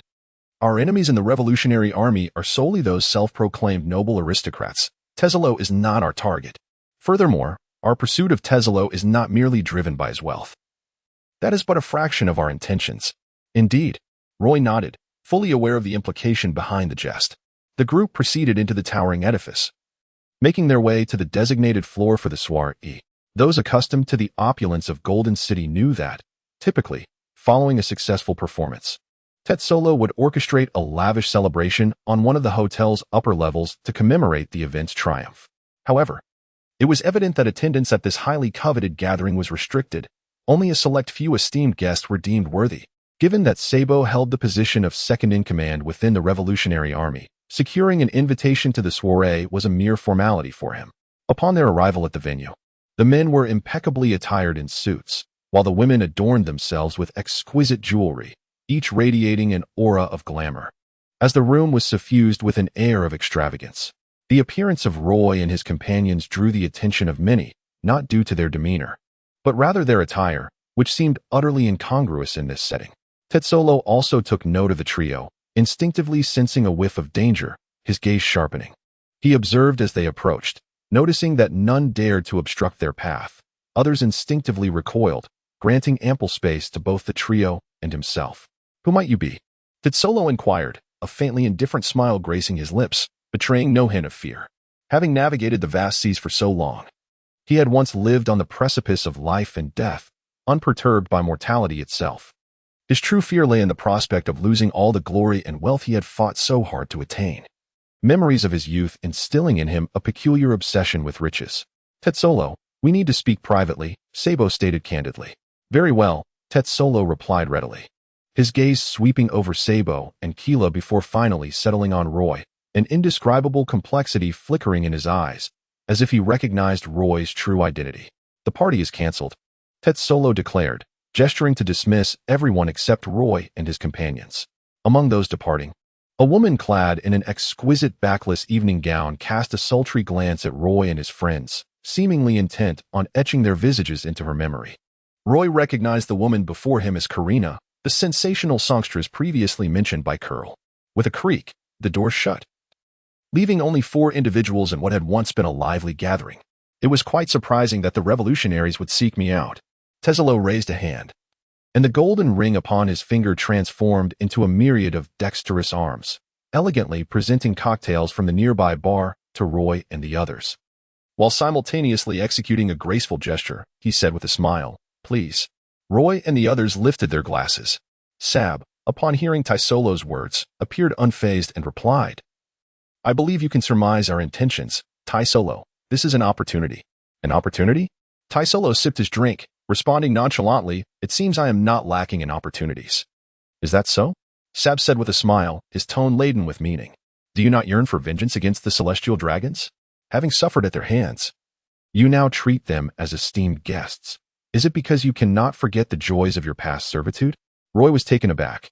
He never anticipated that Sabo would dare to provoke Tesolo in such a manner. Was this an attempt at collaboration or a declaration of enmity? With a sudden crack, Tesolo, in a fit of rage, crushed the wine glass in his hand. His icy gaze bore down upon Sabo like 1,000 years of glacial frost, the very ground beneath them seeming to freeze over.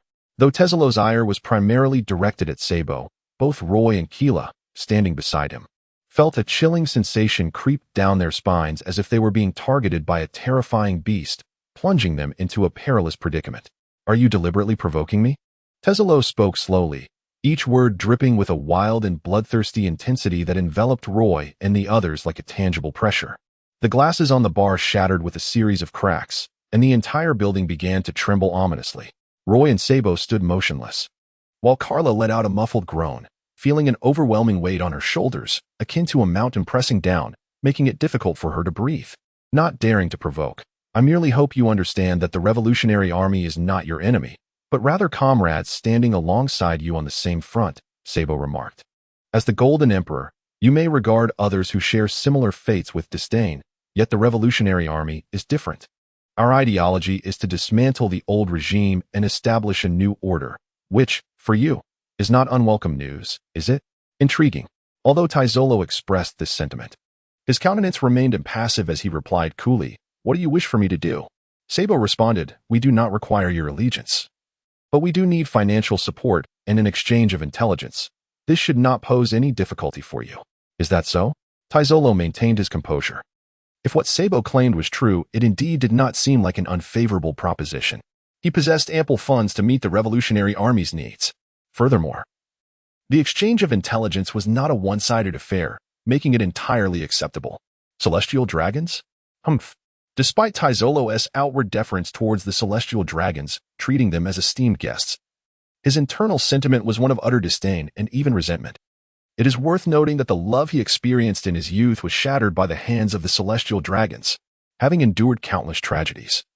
That brief and elusive romance was the sole experience that brought him warmth. In comparison, becoming a slave to the celestial dragons afterward paled in significance to the happiness he once felt.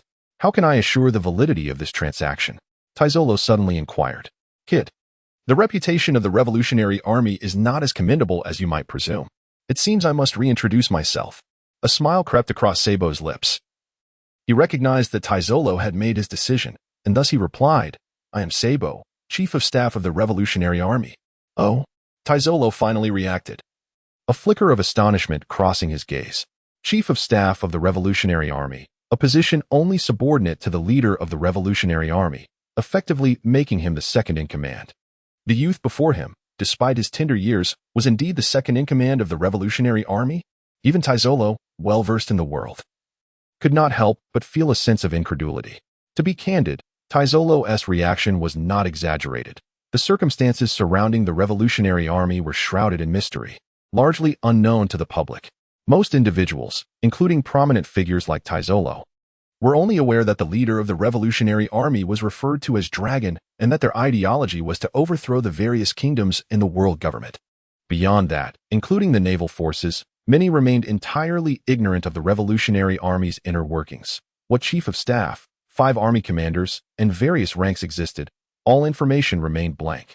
Moreover, Dragon's true identity was a secret known only to a select few, even among the upper echelons of the Navy or the world government. So, does such a status provide sufficient assurance?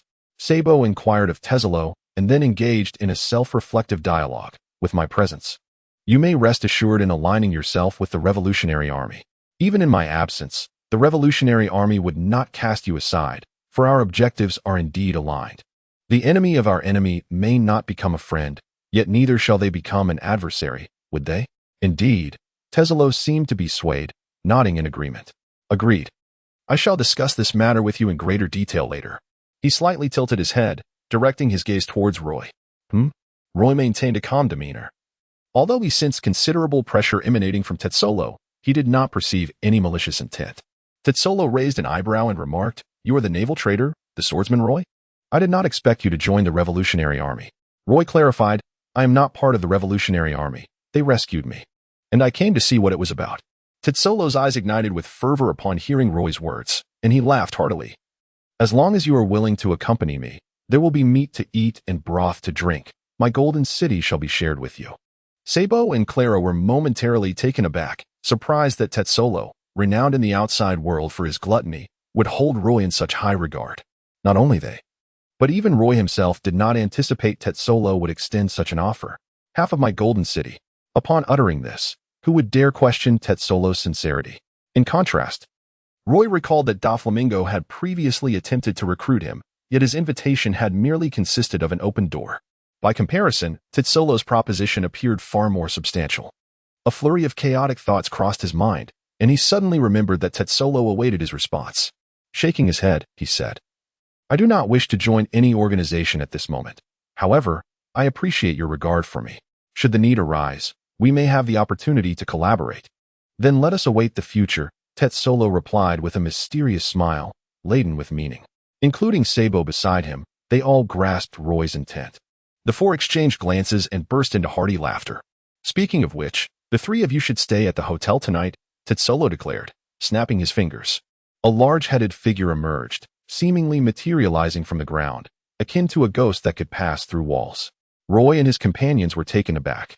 This is Mr. Tanaka, my assistant and also the guard of Golden City, explained Taizolo. He possesses the ability of the puncture fruit, enabling him to traverse through all organic matter, or rather, inanimate objects. It is an exceptional skill for stealth. Sabo remarked, Gentlemen, this way please, Mr. Tanaka, resembling a large-headed doll, gestured invitingly to Roy and his friends. The party resumed, allowing guests to enter, and as an apology, the finest wines were arranged. Standing beside Tanaka, Taizolo addressed him. Understood. Tanaka nodded. And you? I shall be away for a while, Taizolo replied, vanishing before Tanaka's eyes. Roy and his companions arrived at the room meticulously arranged for them by Taizolo. It was located on the highest floor of the Golden King Hotel, a presidential suite that many had sacrificed their fortunes to experience, yet now, Taizolo had graciously secured it for them, offering an unparalleled indulgence. From their elevated vantage point, they gazed through the transparent glass, taking in the breathtaking neon lights outside. A stunningly beautiful landscape that seemed to transport Roy back to a previous life. Such a pity. Roy poured himself a glass of wine and drank it in one gulp. Celestial Dragon. The neon lights outside the window reflected in his eyes, and his gaze gradually darkened as he recalled his encounters with the Navy. The unrestrained arrogance of the Celestial Dragons, and the sense of helplessness he felt while being pursued by Kizaru. He increasingly felt that his modest achievements were utterly insignificant. In this merciless world of pirates, only strength serves as the sole key to the gates of destiny. A swordsman? Roy drew his sword from the snow, gazing at the snowy blade reflecting his visage. With a swift motion, a glimmer of steel flashed forth. This was merely the prologue, the true beginning, without any eunuchs. This week had been overwhelmingly busy. I had a rigorous senior training course starting at 8 in the morning and concluding at 5 in the afternoon, followed by language classes in the evening that left my head spinning from the incessant practice. Whenever there was a moment of respite, I yearned for a brief nap. Today, as the training came to an end, I hastily penned a chapter. I anticipate that next week will bring a more stable schedule. The following day, Sabo greeted Roy and sought out Taizolo, engaging in discussions that spanned the entire day. Representatives from both factions made numerous verbal agreements. Subsequently, Sabo and Keela departed from the Golden City, returning to the revolutionary camp to continue their unfinished mission and aspirations. Despite being mere verbal agreements at their level, such commitments held greater weight than any written contract. Roy stood at the port, bidding farewell to Sabo and Koala, his heart filled with gratitude for the Revolutionary Army and Kuma. After a moment of contemplation, he picked up the newspaper in his hands and fell into silence once more. The Navy headquarters declared war on Whitebeard. Marineford made the decisive choice to publicly execute Whitebeard's esteemed subordinate, Portgas D. Ace, as Morgan's characteristic lengthy headlines resurfaced. Roy, without needing to glance at the contents, was already aware of what was inscribed above, whether through his original memories or experiences in this world. He was fully cognizant of the forthcoming trajectory of the pirate realm. It was evident without contemplation that the protagonist of this world, the fortuitous Luffy, had also received the same news. Luffy would undoubtedly venture to impel down to rescue Ace. The two monumental events from his memories would inevitably adhere to their destined course, leaving a profound mark in history. Mr. Roy, Lord Tezzalo is seeking you. A figure resembling a large-headed doll suddenly appeared beside him. It was none other than Mr. Tanaka, the captain of the Golden City Guard whom he had encountered previously. Understood. Roy's expression shifted subtly as he followed Tianjong to stand before Taizolo. Upon witnessing Taizolo's countenance, he narrowed his eyes. Is there news of Alan? After arriving in Golden City, he had accepted Taizolo's friendship and entrusted him with the task of investigating Alan's current situation.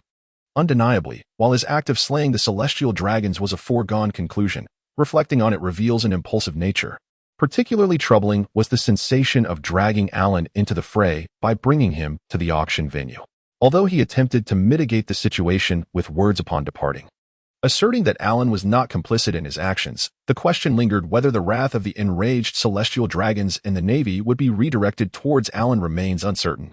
Indeed, as far as I know, your friend Alan was imprisoned and impelled down 3 days after your escape from Sabaody Archipelago. Taizolo paused and remarked, initially, the celestial dragons seemed unwilling to let Alan go, viewing him as your accomplice. However, under the protection of Garp and the pressure from the world government, Alan's death sentence was commuted, yet he could not evade the fate of imprisonment. As he spoke, he reclined on the plush sofa, hands clasped before him, exuding an air of authority. Damn those celestial dragons! Roy gritted his teeth, fully aware of whose fault this truly was, at least from any perspective. This burden should not fall upon Alan. The visage of that young navigator flickered in his mind, prompting a resolution within him. It seemed that this monumental event was one he could not afford to miss. To the city, he pressed on, Roy's eyes gleamed as he turned to Tezzalo, requesting, "Lend me a ship." "What?" Tezzalo straightened, astonished by Roy's unexpected declaration. "You cannot possibly mean to venture to impel down to rescue someone?" Tezzalo's face was a portrait of disbelief, mirrored by the shocked expressions of those around him, including Tanaka. Clearly, Roy's words had surpassed their wildest expectations. "This is the perfect opportunity," Roy stated succinctly, eschewing any unnecessary elaboration. As he had asserted, the moment was indeed ripe. Following the publication of that newspaper, the news of Ace's impending public execution had spread across the globe, and there was no way Luffy would remain uninformed. When Luffy inevitably headed to Impel Down, it would signify the commencement of the Impel Down incident. Should Roy fail to seize this moment, the chances of rescuing Ace would dwindle significantly, unless his strength reached the unparalleled heights required to dominate the pirate world. Otherwise, Ace would remain confined in that dark, desolate prison indefinitely. However, Tanaka, unable to comprehend the reasoning, interjected, "Mr. Roy, wouldn't your journey to Impel Down be tantamount to seeking death?" "No, this is indeed the most fortuitous chance," Tezzalo replied, seemingly grasping something profound. His gaze towards Roy grew more appreciative as he increasingly desired to draw Roy into his fold. Yet, he understood that Roy, having just escaped the clutches of the Navy and tasted freedom, would not readily join another organization. What? Tanaka realized he could not fathom the thought processes of these two individuals. Was this lack of understanding the reason he was relegated to the role of a mere security guard? Ace is also at Impel Down. If the Whitebeard pirates wish to rescue him, they will likely launch an assault on the prison, Tezzalo elucidated, emphasizing that this was indeed Roy's finest opportunity. "Now I see," Tanaka said, a sense of admiration dawning as he recognized the brilliance of their minds. Roy smiled faintly upon hearing Tezzalo's conjecture, choosing not to elaborate further. After all, how could he admit to possessing the ability to foresee the future? Certainly, Tezzalo's perspective, in the current context, was not devoid of plausibility. If the Whitebeard pirates were indeed to launch an assault on Impel Down, fueled by the fervor of Luffy, who was determined to rescue his brother, the ensuing turmoil could very well lead to the successful extraction of Ace, potentially culminating in a cataclysmic war that would shock the world. Tezzalo regarded Roy intently and remarked, "It will take approximately a week to reach Impel Down, and there are still 2 weeks until Ace's execution. Are you certain you wish to take this risk? You, with your past as a pirate, should be more acutely aware of the distance between Impel Down and Marineford than I am." "Prepare a ship for me," Roy replied. "Tezzalo, I assure you, I shall repay this favor." "Excellent." Tezzalo laughed heartily, his laughter robust and unrestrained, seemingly unfazed by Roy's audacity. From Roy's response, he discerned a glimmer of confidence. "Tanaka, arrange for the fastest vessel, prepare provisions for a fortnight, and enlist a few seasoned sailors to accompany Roy on his voyage." "Understood." Tanaka acknowledged, departing for the port, leaving the 2 men alone in the room. "Do you possess more confidence in me than I do in myself?" Roy smiled as he gazed at Tezzalo, standing firm in his position. Though he was grateful for Tezzalo's assistance, he found it quite perplexing why Tezzalo was so willing to extend his support. "My ascent to becoming the wealthiest individual in this realm is not solely attributed to my fruit abilities, but also to my penchant for gambling." Tezzalo's tone was calm, yet it concealed a sense of pride. "My investment in you is akin to a wager, a bet on my ability to prevail." 143 Nine Serpents. After concluding their conversation, Roy and Tezzalo arrived at the port and boarded the vessel arranged by Tanaka at Tezzalo's behest. At this moment, the sailors were fully prepared. Stepping once again onto the deck of the sailboat, Roy's emotions were in stark contrast to those he had previously experienced. This was a freedom he had not felt in a long time. As the sails unfurled and they bid farewell to the Golden City, Roy embarked on a completely new journey, and this time, his purpose was to save lives. Full speed ahead. Roy maintained a serene demeanor as he instructed the helmsman beside him, declaring, "Our destination is Impel Down." Acknowledged. The sailors nearby were taken aback, yet, as trusted subordinates under Tezzalo, their professionalism prevailed, and they swiftly regained their composure, following the navigator's commands to sail forth with the fierce winds, racing towards Impel Down. The New World, a vast expanse of ocean teeming with peril. A fleet of sailing ships traversed the seas. At the forefront, a towering figure with a magnificent white beard was heartily consuming alcohol, a frosty smile playing upon his lips, his eyes glinting with a menacing intensity. "Old man." Intelligence indicates that Ace is imprisoned on the 6th level of Impel Down. "Should we launch a direct assault to rescue him?" inquired a pineapple-haired crew member suddenly. "No. We shall wait until Ace is transferred to Marineford before we act. We will confront the Navy head-on and defeat them. Boy, even the Golden Lion dared to strike at Marineford. Do you think I lack the audacity? Whitebeard bellowed with a thunderous laughter, reverberating like an echoing wave around him. Indeed not, for the old man is the mightiest man in this world. Came a chorus of agreement from the crew. This time, it is a battle of life and death for us Whitebeard pirates. Either I perish and the crew disbands, or they fall, and the Navy suffers catastrophic losses. With a resounding crash, Whitebeard shattered the bottle in his hand, the sharp shards failing to harm his palm. Yet an aura more formidable than the broken glass emanated from him, intimidating all present. Understood. Let us annihilate that group of Navy and rescue Captain Ace. The entire Whitebeard pirate crew responded in unison to Whitebeard's rallying call, erupting in cheers, their spirits invigorated. As the soul of the Whitebeard pirates, his existence ensured that they remained the most formidable force upon the seas, unmatched in their prowess. It is essential to recognize that many individuals on this boundless ocean, even if they offend the Navy, would hesitate to cross Whitebeard.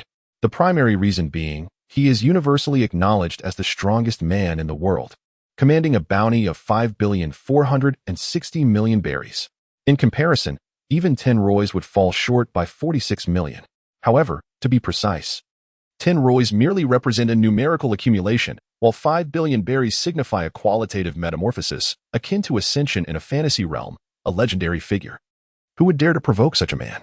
Even the Navy, a colossal force unified as one, must carefully deliberate the consequences of inciting his wrath, gathering their entire fleet before daring to engage Whitebeard. What then of those timid souls who would not dare to confront even a single naval branch? One can only imagine the calamities brewing in the turbulent and surging undercurrents of the current seas. This is predictable. It is evident that once the Navy truly engages in battle with Whitebeard, regardless of the outcome, the future will inevitably descend into a precarious and uncertain realm of danger. A week later, Roy practiced his swordsmanship at the bow of the ship, thoroughly familiar with the various transformations of Snowwalk. In addition to this, his proficiency with the other two blades, Sakura and Muku, had also improved significantly, showcasing a visibly discernible advancement in his skills. Notably, throughout the week of rigorous training, he experienced a profound awakening akin to enlightenment, elevating his swordsmanship level to 7. Furthermore, his dedication to training allowed him to unlock his potential, increasing his strength attribute from 33 to 35. Though this increase was marginal, it was a remarkable achievement for him. This accomplishment signified that he had entered his golden phase, a period of rapid development in his abilities. Despite being able to enhance his strength through tasks, he had never forsaken solitary training, striving to prove that he was not merely a person who relied on advantages without effort. The reduction of system tasks, stemming from his own intense aspirations, symbolically represented the purity of his heart and fundamentally validated his growth. Of course, the unfinished tasks remained visible to Roy. Main quest, surpassed the Eagle Eye quest reward. All attributes increased by 50. Let us proceed. Roy tightened his grip on the knife in his hand, gazing out at the vast expanse of the sea, his eyes devoid of confusion, instead filled with resolute determination. After a brief moment, the sailor reported, "Mr. Roy, we are nearing Baikal Island." Baikal Island? Roy paused, puzzled. Where is this place? According to the nautical chart, the sailor explained. This island is the closest to the city of Tuajan, requiring approximately half a day's journey. We cannot proceed directly to Tuajan. That oceanic territory is a forbidden zone for anyone other than the Navy. If discovered, it would mean certain death. I understand, Roy replied. I will remain on Baikal Island. After taking a short respite, you may return without me. Roy nodded. He had no intention of allowing these sailors to accompany him into the so-called forbidden zone for a perilous adventure. Moreover, he had been keeping a close watch on the news over the past few days and found no information that piqued his interest, indicating that the current state of Impel Down was one of tranquility. It was clear that he could not breach its defenses alone. It would be akin to a lamb walking into a lion's den, a futile endeavor that would only lead to his demise. Having once served in the Navy, he still vividly recalled the formidable influence of Impel Down. The terrifying Magellan, while perhaps slightly less powerful than an admiral, was, in many respects, far more daunting. Only Luffy, with his extraordinary fortune and indomitable spirit, would dare to recklessly charge in, oblivious to the dangers that lay ahead. Soon, the ship arrived at the port of Baiko Island, and the group disembarked. Roy once again instructed the sailors to prepare for their return journey and then vanished from their sight. It was not a matter of distrust towards these sailors. As loyal subordinates of Tetsolo, Roy had faith in their allegiance to him. However, given his current prominence as the first individual in 8 centuries to dare to slay a celestial dragon and as a defector from the Navy, many eyes were fixed upon him. They were eagerly awaiting his appearance, ready to plunge their countless daggers into him the moment he showed himself. After a brief disguise, Roy made his way to the tavern, where he retrieved several large bills generously provided by Tetsolo. He then asked the tavern owner, who moonlighted as an information broker, to share any intelligence regarding Impel Down. Unsurprisingly, he found nothing of value.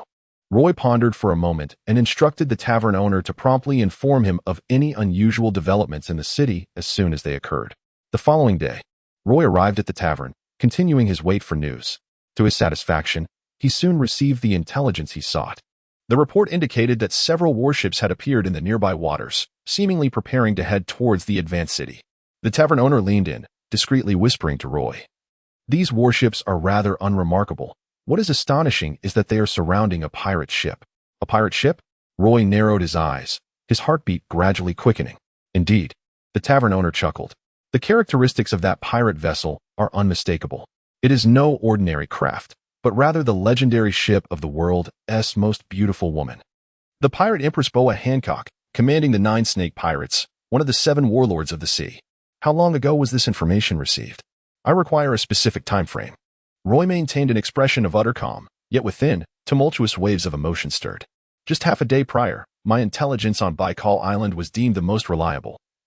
While one may cast aspersions on my character, my professionalism remains beyond reproach." The tavern owner was both indignant and resolute. "Understood." Roy produced 100,000 berries and handed them to the tavern owner, then inquired, "What channels are available to reach Advanced City?" "What? Are you out of your mind?" The tavern owner, who also served as an information broker, widened his eyes in disbelief, as if a ferocious beast had escaped from Roy's lips. "Stop pretending. You must have such channels here. I am willing to pay you 200,000 berries as a referral fee, provided that I must reach Advanced City as swiftly as possible." Roy's expression remained unchanged, yet his tone was unusually resolute, instilling a sense of unease in the tavern owner. "Considering the 200,000 berries, I can offer you some advice." The tavern owner scrutinized him closely, embodying the principle that greed often leads to ruin, a creed he upheld as a member of the underworld. Reaching Advanced City is impossible. The Navy is not to be underestimated, especially the soldiers stationed within Advanced City, who patrol every half hour. Sneaking in right under their noses is fraught with insurmountable challenges. The tavern owner stated matter-of-factly, "You must understand, with our assistance, entering the waters leading to Advanced City is the closest you will get." "Deal." Roy nodded, fully comprehending the tavern owner's intent. It was evident that the shadowy figures maneuvering behind the tavern owner, despite their capability to breach the naval patrols, would never dare to confront the full might of the Navy. Attempting to forcibly penetrate the naval defenses to reach the advancing city would be tantamount to courting death. Thus, escorting Roy to the waters surrounding the advancing city was the utmost limit. The remainder of the journey would rely solely on Roy's own efforts. "I remind you, at that time, we will leave you a small wooden boat for you to row across," the tavern owner reiterated. "No problem. You only need to take me there," Roy replied. Roy discerned the tavern keeper's profound experience from his response and calmly stated, "I have but one request, and that is to set sail immediately." At that moment, a wooden raft swayed upon the boundless sea. "The captain," the Navy urged, "is pressing us." Lafitte, tucking away his communication device, lamented, "The Navy has declared that if we fail to reach Marineford within the stipulated time, we will lose our status as the 7 warlords of the sea." "What?" Blackbeard exclaimed. "Then let us depart swiftly. What are you waiting for?" Blackbeard scratched his head, boldly proclaiming, "Aren't we already in the vicinity of Marineford?" He laughed heartily, his eyes gleaming with ferocity and longing, whispering to himself, "We absolutely cannot miss this prime opportunity. Captain Whitebeard, ha ha ha, he will surely be in awe of my accomplishments." "However, I have just observed a current," Lafitte interjected. "Speak plainly. We have taken a wrong turn." Blackbeard pondered for a moment and asked, "Where are we?" "If I am not mistaken, we should be near Impel Down," Lafitte replied. "Impel Down?" Blackbeard stroked his chin and decisively declared, "Very well, let us first head to Impel Down. The raft moves rather slowly. We shall have the station soldiers there convey us to Marineford. They will surely be eager to assist us. If we can gather a few companions from Impel Down, That would be splendid. Understood. Lafitte nodded, unfazed by Blackbeard's audacious ideas. The crew under Blackbeard had long since seen through his unabashed ambition and held absolute confidence in his capabilities. The dark fruit, such a terrifying power, coupled with Blackbeard's ambition, is indeed a perfect match. The title of Pirate King shall ultimately be conferred upon their captain. We can only take you this far, the Navy officer remarked after a half-hour patrol. It takes about half an hour to reach Impel Down from here. Your time is sufficient, lad. Although I do not know your intentions, there are few as generous as you. I wish you good fortune. Do not perish here. The tavern keeper observed the young man, furtively scanning the surroundings, tossed him a paddle, and swiftly departed in his vessel.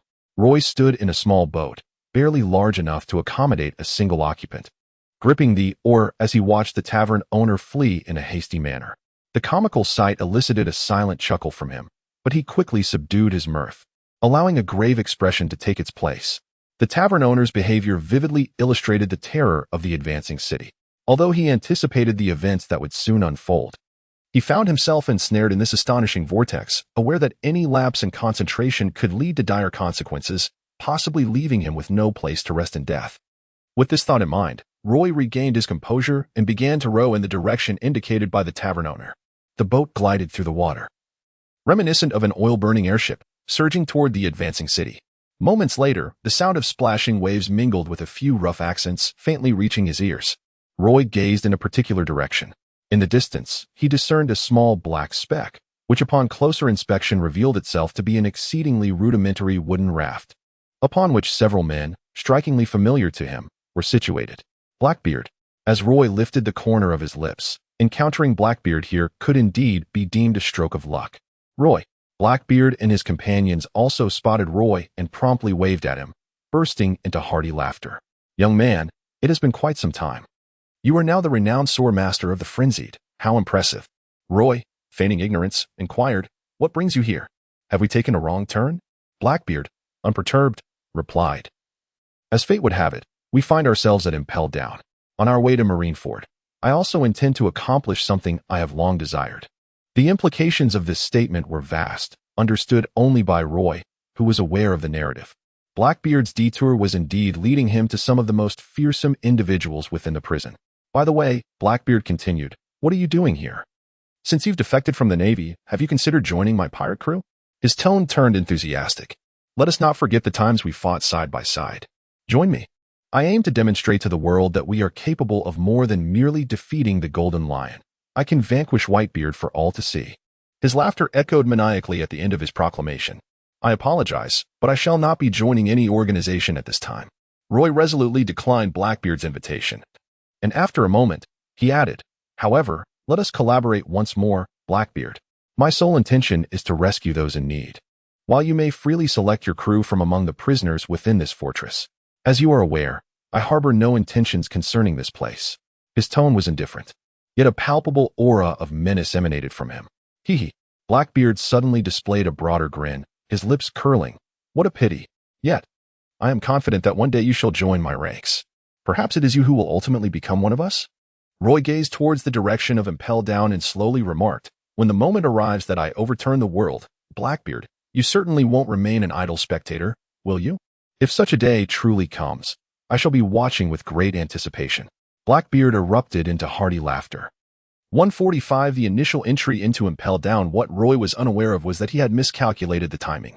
In other words, Luffy arrived at Impel Down earlier than he had anticipated. During the nearly half an hour he spent aligning with Blackbeard to head towards Impel Down, the chaos within the prison had escalated to an unprecedented and uncontrollable level. At that moment, Luffy had liberated a multitude of criminals and had allied with Mr. 3 from the former Baroque works, as well as the melt fruit user, Galdino, who crafted the keys made of sea prism stone. These keys unlocked nearly all the devil fruit users, unleashing turmoil that had never been witnessed since the establishment of Impel Down. On the first, second, and third underground levels, the pirates banded together, striving to break through the prison's confinement and reclaim their freedom from this ironclad fortress. Meanwhile, the warden, Magellan, was engulfed in fury due to the uprising and immediately set out to capture Luffy, intending to decisively defeat him. However, in the midst of the chaos, the unconscious Luffy was taken away, avoiding capture by Magellan. At this critical juncture, when the main criminal had been subdued, Magellan swiftly initiated his actions, continuing to pursue the elusive Luffy while instructing his subordinates to arrange for the Navy to escort Ace, who was imprisoned on the 6th underground level, to Marineford for execution. To be candid, despite the turmoil engulfing Impel Down, Magellan was confident in his own strength. He knew he could quell the unrest. And the most pressing matter was capturing the pivotal figure behind the chaos, Fire Fist Ace. Clearly, once Ace was removed, everything would revert to its original course. As for the instigators of the mayhem, who had caused him to falter in his duties, he intended to eliminate them one by one. Although Magellan was under the oversight of the Navy and maintained a good relationship with them, he was not technically part of their hierarchy. He answered directly to the world government, holding a status comparable to that of a vice admiral, with formidable combat prowess. As the warden of Impel Down, he had, over the past decade, maintained an iron grip on the prison, with the exception of a past incident involving the escape of the Golden Lion, who had severed his own legs. Today, in his rage, he was determined to make all the criminals witness and truly comprehend the extent of his might. "Brace yourselves for my wrath, scoundrels," Magellan declared, raising his hand to unleash a torrent of venom that surged forth like a sinuous, ethereal purple dragon. He was prepared to unleash a massacre. Roy and Blackbeard arrived at Impel Down. At this moment, Roy had donned a subtle disguise, tearing a small piece from the hem of his garment to obscure half of his face, thereby concealing his appearance to avoid revealing his identity and provoking unnecessary conflict prematurely. After all, through Blackbeard's status as a warlord of the sea, an ally of the Navy, he could easily justify their entrance into Impel Down under the pretense of aiding in the suppression of pirates, thus preserving their combat strength. The soldiers at the entrance halted them. "Be Blackbeard," one soldier exclaimed, his voice tinged with panic, clearly having recognized the infamous visage. Frankly, in light of the impending chaos within Impel Down, the arrival of another individual bearing the mark of piracy stirred their inner turmoil. Summoning courage, one soldier demanded, "What brings you here?" "I heard the situation at Impel Down is dire. I have come to assist," Blackbeard responded with a hearty laugh, offering what seemed to be a sincere answer. Yet, the ruggedness of his countenance betrayed any semblance of humility, as if to suggest that they were incapable of managing without him. The soldier felt a surge of anger, but, upon meeting Blackbeard's gaze, an involuntary fear crept into his heart. "I do not possess the authority," he replied, gesturing to a companion to summon the warden. Magellan arrived shortly thereafter, a cloud of toxic gas enveloping him. The soldiers quickly distanced themselves from him, with a multitude of companions surrounding Blackbeard. Magellan restrained his poison and cast a penetrating glance at Blackbeard, his gaze never lingering on the others, including Roy. "I will ask candidly, in what capacity do you intend to involve yourself?" "Naturally, as a warlord of the sea," Blackbeard replied, unfazed. "I hope you will not disappoint me," Magellan said, stepping aside to allow Blackbeard and his entourage to pass.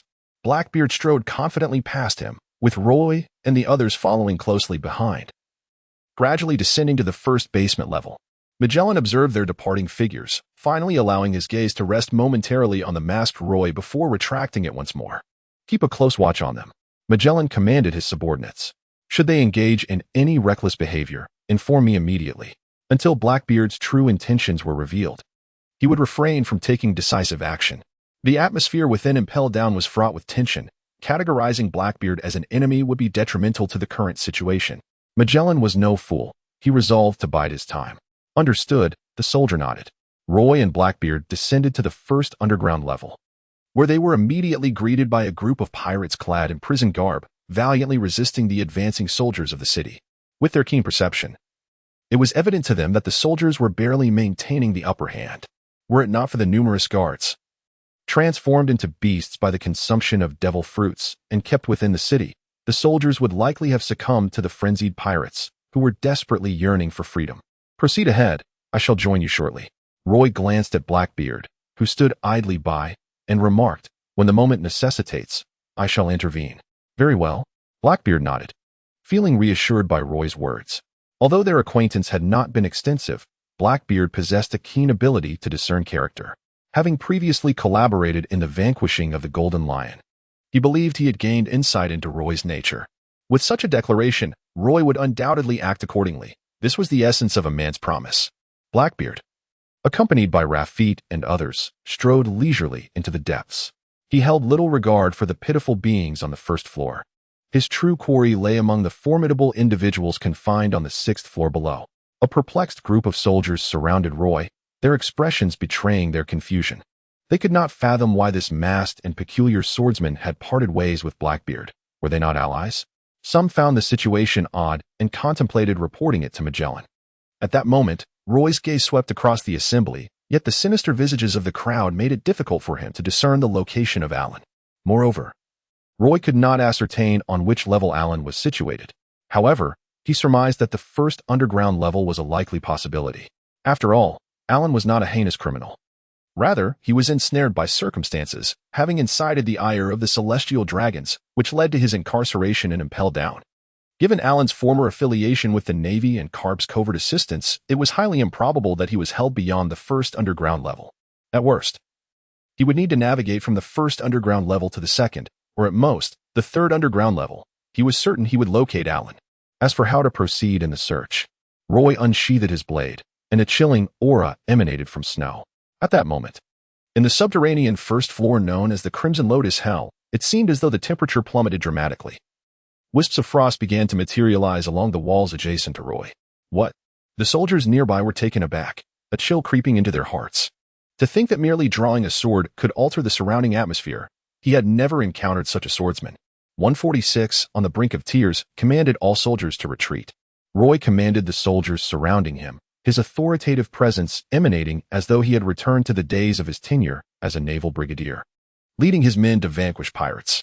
The soldiers nearby were momentarily taken aback, clearly unprepared to hear such words from one who identified as a pirate, leaving them momentarily speechless. What? I demand all soldiers to retreat. I shall not repeat myself a third time. Immediately, a piercing gaze fell upon the soldiers, and a familiar voice resonated once more, laced with an undeniable authority. However, the soldiers were nearly provoked to draw their blades, questioning why a pirate dared to issue commands to them. I have no desire to engage with the Navy. Roy, understanding the sentiments of the soldiers, added, allow the soldiers to step back. I shall confront these ruffians. To identify an individual amidst the multitude of unruly pirates, the foremost task is to bring these marauders to a halt. Roy had but one task before him, to quell the unrest through force. Dissatisfied with the sluggishness of his soldiers, he resolved to take matters into his own hands. The soldiers, upon hearing Roy's command, exchanged hesitant glances. Truth be told, they could not discern the reason behind their inexplicable trust in this individual, perhaps due to his commanding presence that echoed that of their superior. However, the authority to order the entire battalion on the lower floor to withdraw was beyond their grasp. Retreat. Suddenly, a more familiar voice interjected, that of Hannibal, the deputy chief of the advancing city, wielding a trident. Heeding his command, the soldiers engaged in battle with the pirates below promptly fell back, leaving the battlefield to the marauders. A subtle smile graced Hannibal's lips as he regarded Roy. Seemingly recognizing his identity, Roy exchanged a glance with him, remaining silent. The Navy is retreating, brothers. We shall break free from Impel Down. Charge forth. For freedom. Slay our way out of Impel Down. The pirates on the first underground floor sensed the soldiers' movements, and in an instant, a fervor ignited among them, illuminating the dawn of victory. Suddenly, blades gleamed like the most brilliant stars in the night sky, flickering within the dim confines of the underground floor. The fierce aura of the swords sliced through the air, transforming into tangible slashes that swept in all directions, mercilessly cutting down the pirates who surged forward. Most fervently yearning for freedom, blood sprayed forth, and a multitude of those charging towards the exit met their demise, their viscous blood pooling into a river. Those two blades.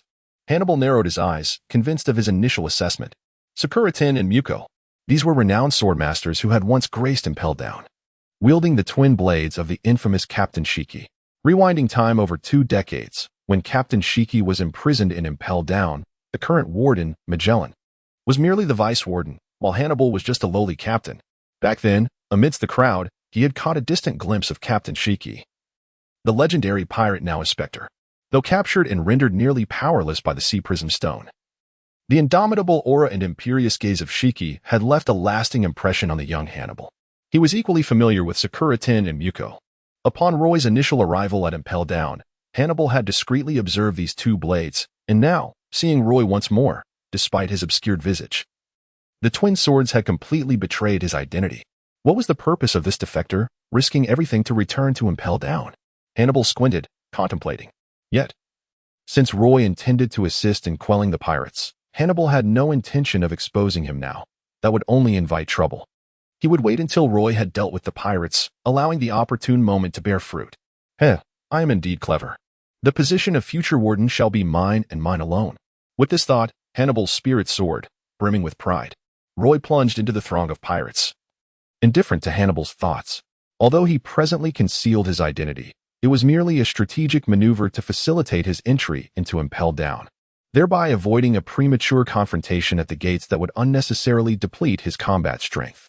Ultimately, he had no intention of remaining hidden indefinitely.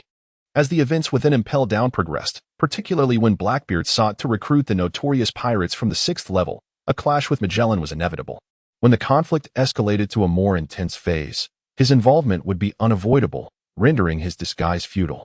His iconic Snow Walk sword would stand out, and unless he refrained from utilizing its devil fruit abilities, concealment would be impossible. However, the Snow Walk significantly amplified his combat prowess, akin to the Bankai of a certain laborer from his past life. With the Snow Walk in hand, he attained his ultimate form.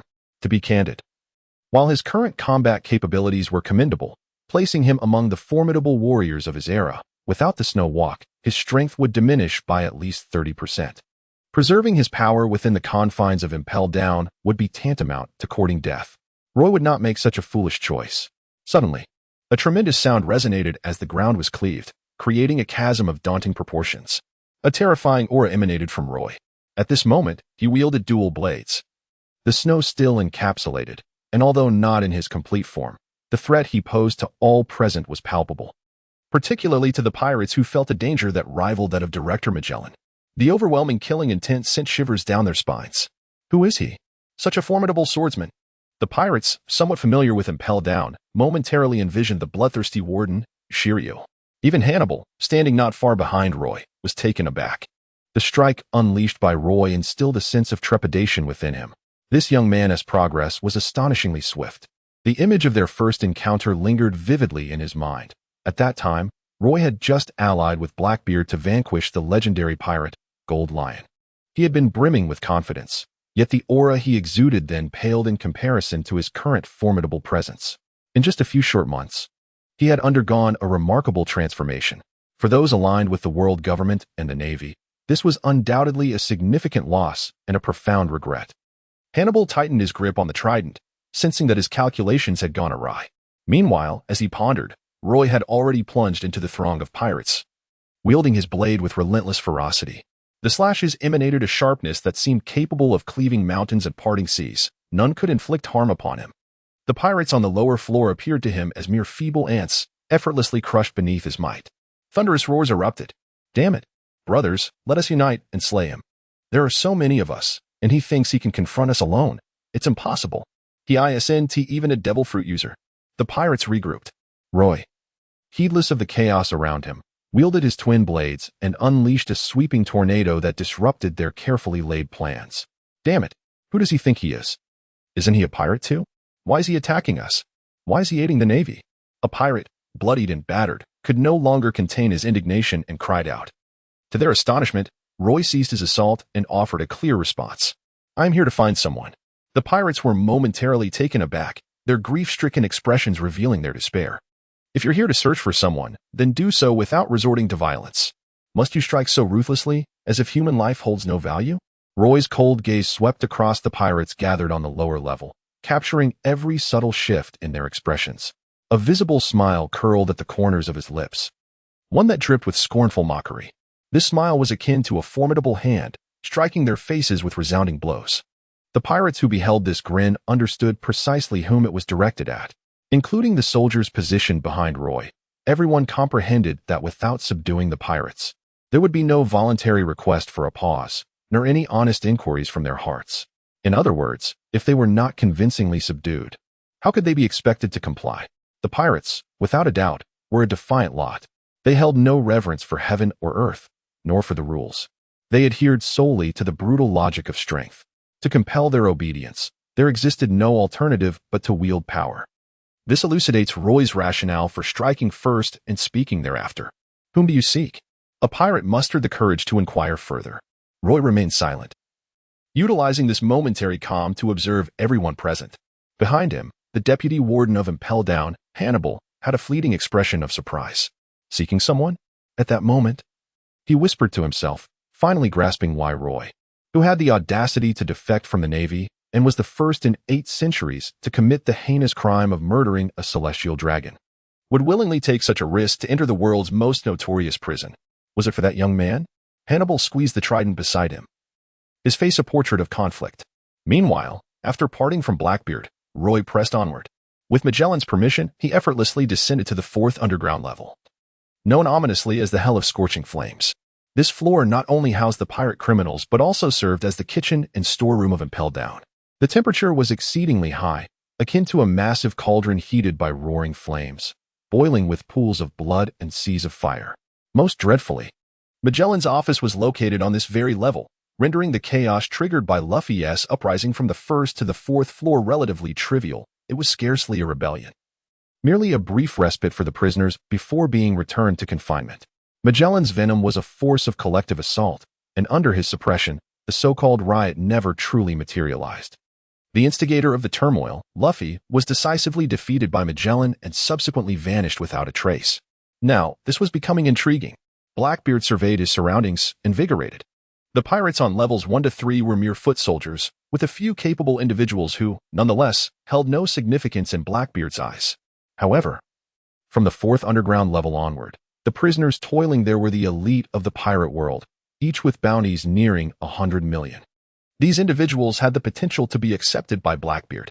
Unfortunately, his purpose in coming here was never to gather a horde of potential cannon fodder to mindlessly expand his influence. Rather, he sought to find truly worthy members to become formidable generals under his command, joining him in conquering the world.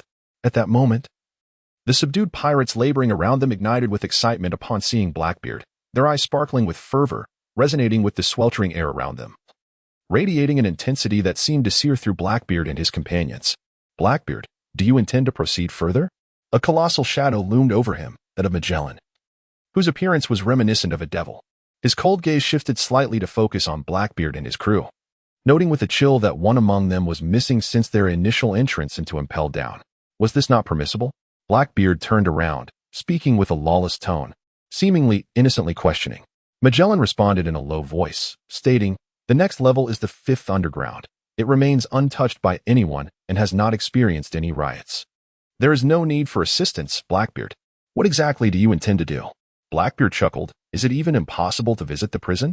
I have heard that the 5th underground houses pirates with bounties exceeding 100 million, and especially on the 6th underground, there exists a terrifying assembly of formidable pirates. I am quite intrigued. Do not provoke me into action." Magellan's expression turned icy, dark purple poison seeping from beneath his feet, gradually spreading outwards. "Though you are one of the 7 warlords, this is Impel Down, my domain, Magellan." With a thunderous roar, the surging poison engulfed the entire scorching hell, the hissing of corrosion incessantly echoing as white steam mingled with the deep purple toxin, creating a striking visual that instilled an unprecedented sense of threat in everyone present. "The director is unleashing his power. Run." The soldiers screamed in panic, hastily retreating, fearful of being caught in Magellan's toxic onslaught. As the guardians of the scorching hell, they understood better than anyone the terror that Magellan embodied. On the 1st underground level, "Who are you looking for?" a pirate weakly inquired, the question reaching Roy's ears. He remained silent. This was Impel Down, the world's most formidable prison. Revealing Alan's identity would inevitably lead to the revelation of his true self. Once exposed, both he and Alan would find themselves in dire circumstances. After all, within Impel Down, there was Magellan, whose combat prowess approached that of an admiral, alongside many other exceptionally skilled individuals. To breach this stronghold, his strength was still somewhat lacking. Thus, the best course of action was to let him search for himself. Even if exposure was inevitable upon discovery, it would significantly reduce the troubles they faced.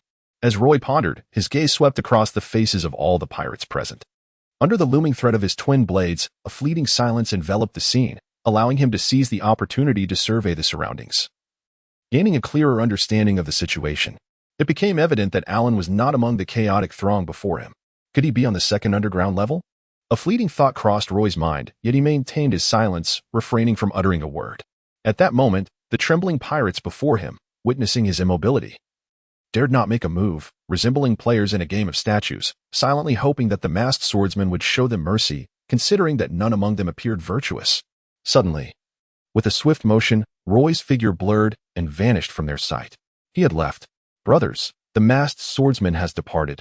Let us strike. There is hope. For freedom. The pirates erupted in ecstatic joy, for their obstructor had finally departed, allowing a heavy weight to lift from their hearts. They raised their blades and charged toward the soldiers guarding the gate. How swift! Where did he go? Hannibal's expression shifted, though he had surmised Roy's true identity. He had not anticipated his sudden disappearance. Could it be the underground second level? His countenance fluctuated between shades of concern and indifference, showing little worry about the pirates on the first underground level potentially breaching the defenses of Impel Down. Given the strength of the forces at Impel Down, the sheer numbers of the pirates were indeed formidable. However, it was crucial to remember that the pirate world, characterized by individuals with extraordinary powers, could not be approached merely through a strategy of overwhelming numbers. The strong were plentiful within Impel Down and to Hannibal. The ensuing chaos appeared more like a performance aimed at the lower-tier soldiers, thus he paid it little heed, focusing instead on the recently vanished Roy. If he truly came for that boy, it could spell trouble. Hannibal pondered, his expression darkening, gripping his trident tightly, a murderous intent quietly coalescing in his eyes. In the depths of the fifth level, the frigid hell, the prisoners confined here were notorious pirates with bounties exceeding 100 million. The conditions in this level were colder than an ice storage, leading to a gradual deterioration of their physical state, with severe frostbite potentially resulting in death. Moreover, the frigid hell housed a multitude of military wolves, ferocious creatures that posed not only an environmental threat, but also a lurking danger from these fearsome beasts. Notably, this level lacked any telephone bugs due to the extreme temperatures. At this moment, a youth clad in prison garb lay amidst the swirling snow, uncontrollably shivering, surrounded by a group of muscular men, their bodies adorned with scars. Boy, you must get moving. If you continue like this, you will freeze to death. One of the men, with a massive wolf head tattooed across his chest, patted the youth's body, his eyes revealing concern despite his stern tone. Get up. I cannot move. The boy, rendered rigid by the frigid temperature, felt as if his muscles had frozen solid, a thin layer of frost forming on his eyebrows. Baru, you should go. I cannot hold on any longer. He was suffering, his body affected by the frigid environment, his words barely discernible. I never abandoned my companions. Baru lifted the youth from the ground, forcibly dragging him onward, hoping to find a refuge from the snowflakes cascading from the sky. Howl. As they trudged forward, distant echoes of wolf howls reverberated through the air. It was the military wolves. Baru's complexion shifted, a heavy weight settling in his heart. The wolf pack had arrived, and they were about to commence their hunt. Having failed to locate the person he sought on the first underground level, Roy descended to the second. There, he encountered a group of pirates desperately attempting to escape the prison, scurrying throughout the so-called beast hell, evading the assaults of the ferocious beasts. He marveled at the formidable combat strength within the city. It was indeed more terrifying than he had anticipated. Would Alan be here in the beast hell? Roy's complexion was rather grim. He was acutely aware that there were 6 levels beneath the city. Among them, the first floor, known as the Red Lotus Hell, was the most manageable. However, descending further revealed increasingly terrifying depths. Should Alan be absent from the second underground level, his safety would be gravely compromised. For reasons unknown, Roy harbored an uneasy premonition. A profound sense of urgency gripped him, as if he would miss something vital if he hesitated for even a moment. Ding. Sensing the host's intense desire, the system issued a task: rescue Alan. At this moment, Alan was in peril.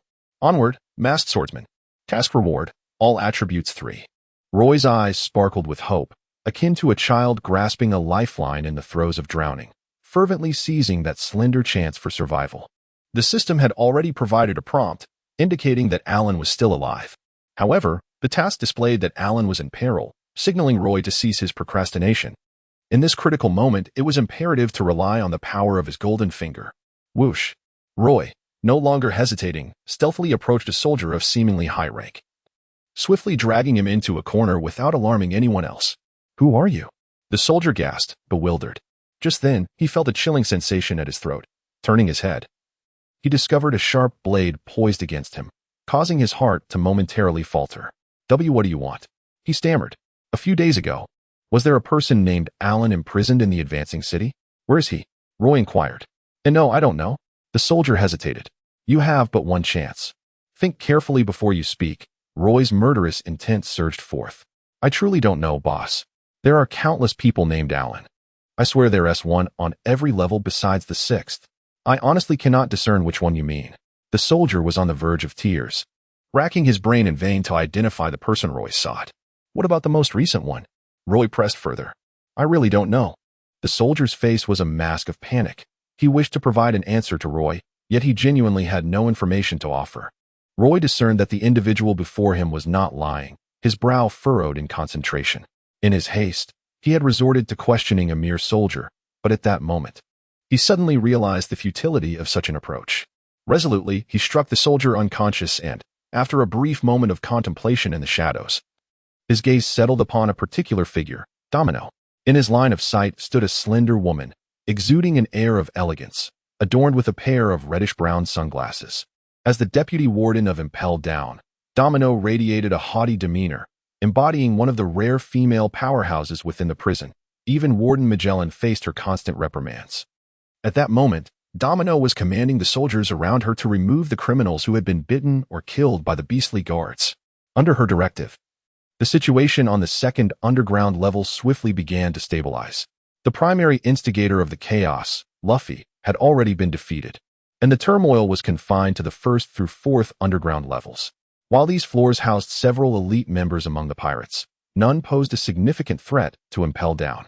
However, Domino was unprepared for the onslaught of an assailant from outside the prison, someone audacious enough to launch an attack against her. Who? Domino sensed a powerful gust of wind approaching from behind and turned abruptly, only to be engulfed by a whirlwind of sharp, slicing energy. The surrounding soldiers were repelled, collapsing amidst their anguished cries. Crack, crack, crack. The uniforms of the soldiers were viciously torn apart by the relentless slashes. Commander Domino. Commander. The soldiers, witnessing their revered goddess ensnared by the deadly onslaught, felt their hearts wrench in despair. How could they allow harm to befall her? Kill him. How dare that wretched pirate harm Commander Domino? Seeing the masked Roy's figure, the soldiers scattered throughout the beast hell converged towards Domino's position, charged with a reckless determination. Propelled by an indomitable spirit, Roy let out a soft grunt, wielding both Sakura-Tin and Mikago, unleashing a flurry of strikes from his dual blades. Dual blades, Starflash, whoosh whoosh whoosh. A deluge of slashes radiated in all directions, piercing through every passage. In an instant, the blade's luminous arcs fell like celestial blossoms, reaching the soldiers who bore down on Roy with murderous intent in their eyes. Boom! A thunderous resonance echoed as the ground shattered, causing a group of soldiers to tumble to the earth. This scene unfolded with little suspense, yet it stirred seismic tremors within the hearts of the onlooking soldiers. Meanwhile, the few pirates who valiantly fought beneath the gaping maw of the prison warden beast found their spirits renewed, realizing that their struggles were not in vain. They had finally awaited a formidable ally. In that crucial moment, they remained oblivious to the fact that this masked swordsman had not even unleashed his full power. Roy restrained his strength, merely incapacitating the Navy personnel without taking their lives. Once a member of the Navy himself, he would not strike down his former comrades unless absolutely necessary. After all, his grievances lay not with the Navy, but with the celestial dragons, the formidable powers behind the world government. Suddenly, the whirlwind of blade-like energy dissipated. Before the astonished eyes of all the soldiers, the masked swordsman flickered, seizing the bewildered Domino and making his escape. He was fleeing. Stop him. They could not allow him to abscond with Commander Domino. The soldiers dispelled their inner panic. Gritting their teeth, their concern for their goddess rekindled their courage, and they vowed to reclaim her from the enemy, ensuring Domino's safety. At that moment, Hannibal, the vice director who had just ascended from the 1st underground level to the 2nd, stumbled upon this scene, his expression one of utter shock. You scoundrel! Hannibal roared in fury. What are you doing? You pirate wretch? Do you dare to assault those of us advancing into the city? Are you truly prepared to provoke a war with Blackbeard and us? Even the 7 warlords cannot protect you, he bellowed, his body swiftly flickering as he pursued the vanishing figure of Roy. Roy heard a voice behind him, but chose to remain silent. Listen here. Whether or not you are the person I suspect, I assure you, your demise is imminent. Hannibal threatened, his words laced with malice. With a swift motion, he brandished his trident, resolute in his intention to apprehend the masked swordsman before him. The air crackled with tension as he unleashed a ferocious downward strike. A terrifying force emanated from the trident, transforming into a sharp and astonishing blow that cleaved through the invisible air, propelled as if by an unseen hand. Aimed directly at Roy, who was hastily attempting to flee the scene, still clutching the hostage domino. This was dire. Roy sensed a formidable disturbance behind him, an instinctive chill sweeping over him, yet he did not falter. He dashed into a nearby passage. Thunderous crashes echoed. In the very instant he entered the corridor, Hannibal's strike descended like a bolt of lightning, collapsing the wall and burying the passageway beneath a cascade of rubble. Hannibal! Commander Domino! The wall has fallen. Hurry. Dig him out. The remaining soldiers rushed forward. Hannibal's expression darkened, his silence betraying the oppressive atmosphere surrounding him. At that moment, none dared to approach him, fearing his wrath. Stop digging. After a brief pause, Hannibal commanded, that scoundrel has already fled. Why dig? Go suppress those pirates who have escaped and are causing chaos. Yes. The soldiers complied, their hearts heavy with unspoken shock. To have escaped such an assault unnoticed, who was the masked swordsman that had abducted Commander Domino? Their minds swirled with questions.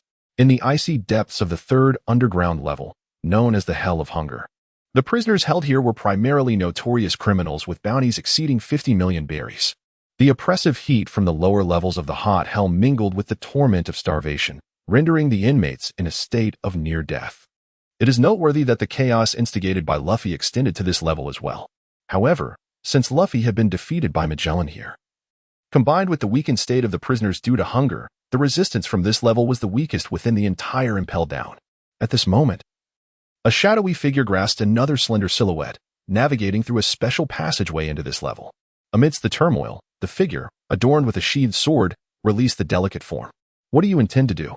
Domino regained her freedom, yet refrained from impulsively attacking the masked swordsman before her. She understood that any rash move would not harm him, but would endanger her own safety. With a steely gaze that cut sharper than Roy's blade, she scrutinized the swordsman, as if aiming to pierce him through. I have but one objective. If you cooperate willingly, I shall not lay a hand on you. Roy, who had slipped from Hannibal's grasp, remained remarkably calm. Although he held no fear of Hannibal, he recognized that this was not the opportune moment for confrontation. Saving lives was paramount. According to the system's alerts, Alan was in grave danger, and time was of the essence. Whatever your intentions may be, since you have captured me, it indicates my value to you. Do you believe I would concede? Beneath the brown glasses adorning Domino's face, her captivating eyes narrowed slightly, and the corners of her lips formed an even more alluring smile, yet it conveyed a sense of unwavering determination to Roy. If you refuse to compromise, then so be it. We shall face the dire consequences together. After a moment of contemplation, Roy abruptly tore away the cloth obscuring his face, willingly revealing his identity to Domino. Ultimately, when he confronted her, his identity would be disclosed regardless. Thus, it would be more prudent to disclose it himself, allowing Domino to understand that he was far from merely seeking excitement and Impel Down.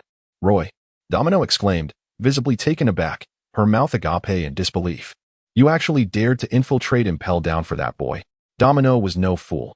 Having attained the position of deputy warden, she was undoubtedly an intellect of considerable merit.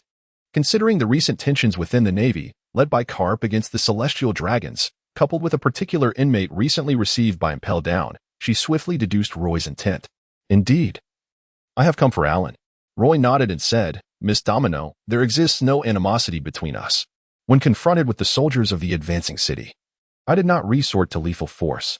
Having stated this, I merely wish to ascertain the whereabouts of Alan. After you divulge this information, you may depart. Even should you choose to return with soldiers to encircle me, I shall harbor no resentment towards you. Domino replied, Are you not apprehensive that the information I provide may be false? That is of no consequence. Roy cast a profound gaze at Domino and declared, Should Alan perish, I shall ensure that Advanced City serves as his final resting place. Domino remained silent for a moment before responding, on the 5th underground floor. In the frigid depths of hell, the individual you seek resides there. Upon hearing this, Roy tightened his grip on the knife in his hand, a sardonic smile creeping across his face in his fury. The 5th level of the subterranean abyss, the frigid hell. You have imprisoned an ordinary naval navigator there, placing him on par with a notorious pirate with a bounty exceeding 100 million. Truly, you are nothing more than a loyal hound beneath the Celestial Dragons. Roy, do not speak so harshly, Domino admonished, her expression darkening. Humph. Roy let out a cold snort, his figure becoming indistinct before vanishing into the shadows. Domino, witnessing this, stood rooted to the spot, her gaze lost in thought. It took her quite a while to regain her composure and step out of the darkness. At that moment, soldiers on the third underground level noticed her. Unbeknownst to Domino, the news of the enemy's abduction had already spread throughout the entire advanced city. Lady Domino, it is truly a relief to see you unharmed. A soldier hurriedly approached. Domino, where is the enemy? Suddenly, a familiar face appeared in her eyes, the deputy director of the advanced city, Hannibal, who had just pursued Roy, brandishing a trident.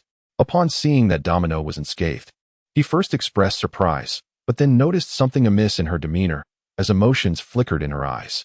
Realizing the gravity of the situation, Hannibal immediately inquired, Domino, do you know who that individual is? Roy navigated through the corridors, ultimately reaching the fourth underground level via the exhaust ducts of the third and fourth floors, a place aptly dubbed the Scorching Hell. However, upon his arrival, an unsettling sensation washed over him. The air was thick with the acrid scent of gunpowder, intermingled with a dizzying sourness. This was the noxious gas emanating from Magellan, a scent he had not encountered in a long time, yet remained vividly etched in his memory.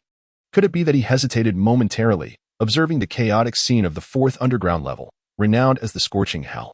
The ground lay in ruins, shattered and fragmented. Walls had collapsed, and numerous bloodstains bore witness to a cataclysmic battle that had evidently transpired not long ago. It was here that Luffy must have faced his defeat at the hands of Magellan. Roy paused briefly in recollection, hardly lingering, and swiftly made his way towards the passage leading to the fifth underground level. Whoosh! Domino had mentioned that Alan was in the frozen hell, and judging by her tone and the nuances of her gestures, the likelihood of deceit seemed minimal. Roy was well aware of the nature of such a place as the frozen hell. Alan was no notorious pirate with bounties exceeding 100 million, given Alan's capabilities. Even a bounty of 10 million berries appeared far-fetched. It was no wonder the system had alerted him that Alan was in peril. Enduring in such an environment for so many days was a testament to Alan's fortitude. Damn it! Roy flickered continuously, arriving at the entrance of the passage, where a group of soldiers stood guard. Who goes there? Judging by his appearance, he does not seem like a man of good character. Stop him. The soldiers aimed their weapons at Roy. Step aside. Roy let out a low growl, the glint of his blade flashing as a formidable wave of power surged forth, sweeping like a crescent moon across the space. Whoosh! He dashed into the passage, vanishing in an instant. Huh? Magellan, arriving just a moment too late, sensed something amiss and hurried to the passage, his face a mask of bewilderment as he inquired, what happened? Who has breached the entrance? I don't know. It was a powerful swordsman, replied a soldier who had narrowly evaded the deadly strike, his demeanor now one of trepidation as he faced the terrifying aura of the blade. Magellan furrowed his brow, struggling to comprehend the intentions of the intruder who had ventured into the depths of the passage, while the pirates sought to ascend to higher levels. Someone had inexplicably descended into the lower depths of hell. He could not fathom what this unidentified swordsman was contemplating. This fellow must be the one who entered alongside Blackbeard. Could it be that he took a wrong turn? Magellan was lost in thought, recalling the fleeting silhouette he had glimpsed earlier, a nagging sense of familiarity nagging at him. Director, trouble looms. Hannibal, accompanied by Domino, rushed onto the scene, finding Magellan frozen at the entrance, surrounded by fallen soldiers. A sense of foreboding gripped him. Director, you haven't let Roy slip into the fifth level, have you? Roy? A spark of realization ignited in Magellan's mind as he finally identified the familiar figure. The vast expanse of the fifth underground floor was immense, the most extensive level within impelled down. At this moment, a series of footprints embedded in the snow led to a man, his waist adorned with 3 blades. Scanning his surroundings with hawk-like sharpness, his gaze piercing far into the distance. The ground behind him was blanketed in a thick layer of snowflakes, gently cascading like down feathers, quickly burying the footprints. Howl! Suddenly, a thunderous wolf howl drew the swordsman's attention. Whoosh! In the next instant, he vanished. Howl! A pack of imposing, lithe military wolves emerged, their sharp fangs glistening, their cold eyes like searchlights, fixating on the 2 individuals before them, perceiving them as delectable morsels. Thick, foul saliva dripped from their fangs into the snow. Baru, you must flee.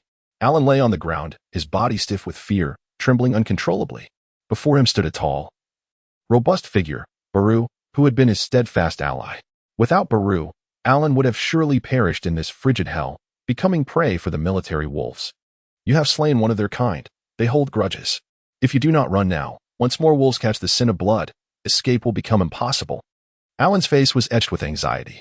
Not far from him and Barrow lay the lifeless body of a fallen military wolf, a testament to Barrow's prowess. Once a notorious pirate with a bounty exceeding 100 million, Barrow was no weakling. In his prime, a military wolf posed no threat to him, however. After enduring years in the frigid confines of the city, coupled with the pangs of hunger, his strength had significantly waned. Faced with a pack of military wolves, Barrow found himself overwhelmed, especially while guarding Alan. No, Barrow, never abandon my comrades. Gritting his teeth, he declared. You saved me when I first arrived on the 5th level. You are my benefactor. Without you, I would have perished long ago. If it comes to it, I will gladly sacrifice my life for yours. I will die before you. Alan felt a surge of emotion, yet he sighed deeply. He had always believed that pirates were irredeemable scoundrels, but upon becoming a fugitive himself, he realized that pirates were not as detestable as he had thought. And the navy he once served was not as righteous as he had believed. Whoosh! The military wolves moved with the swiftness of the wind, their speed surpassing that of ordinary creatures. They charged in a coordinated assault, swiftly eliminating the surrounding snowflakes, and lunged toward Barrow like a bolt of lightning. Be careful. Alan's eyes widened, his heart racing. Barrow clenched his fists, fully aware that he could likely not withstand the onslaught, preparing himself for a desperate fight. Boom.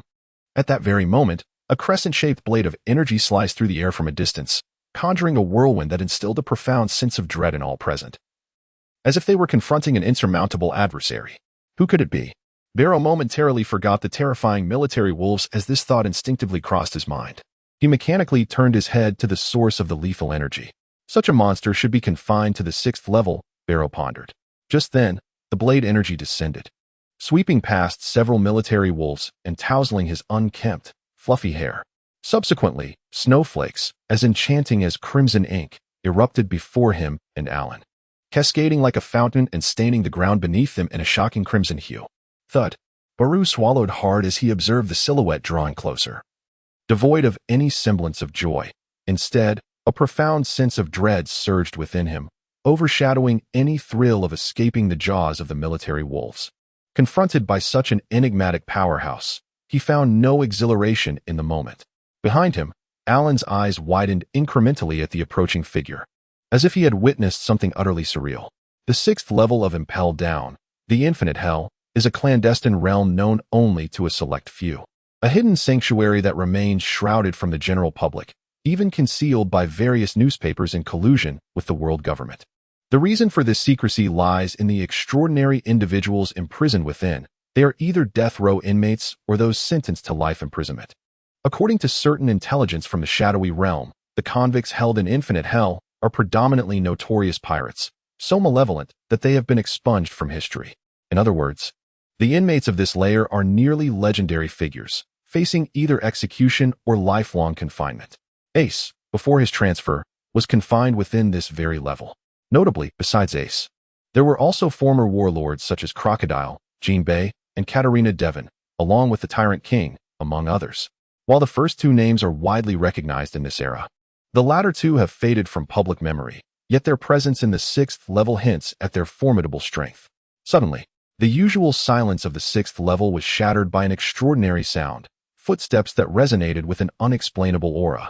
The convicts, most of whom are the vilest of the vile, could not possibly overlook the sin of an impending presence akin to their own. Is a new unfortunate soul arriving? A smirk crept across someone's lips. However, their anticipation was swiftly dashed as the newcomer was not clad in prison garb. Instead, he exuded an air of freedom, unencumbered by any chains. This individual was unmistakably no saint, daring to roam the confines of Impel Down, and the 6th level was left in astonishment. Who could he possibly be? One inmate cast a glance at a man who happened to be standing just outside the prison, a swordsman. Shiryu of the Rain, once the chief warden of Impel Down, had been sentenced to this level for his indiscriminate slaughter of inmates.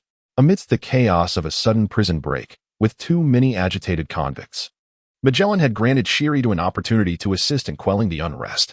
Yet, to everyone's surprise, upon his release, Shiryu had killed the guard who came to liberate him, only to fortuitously encounter the newly arrived Blackbeard. Blackbeard?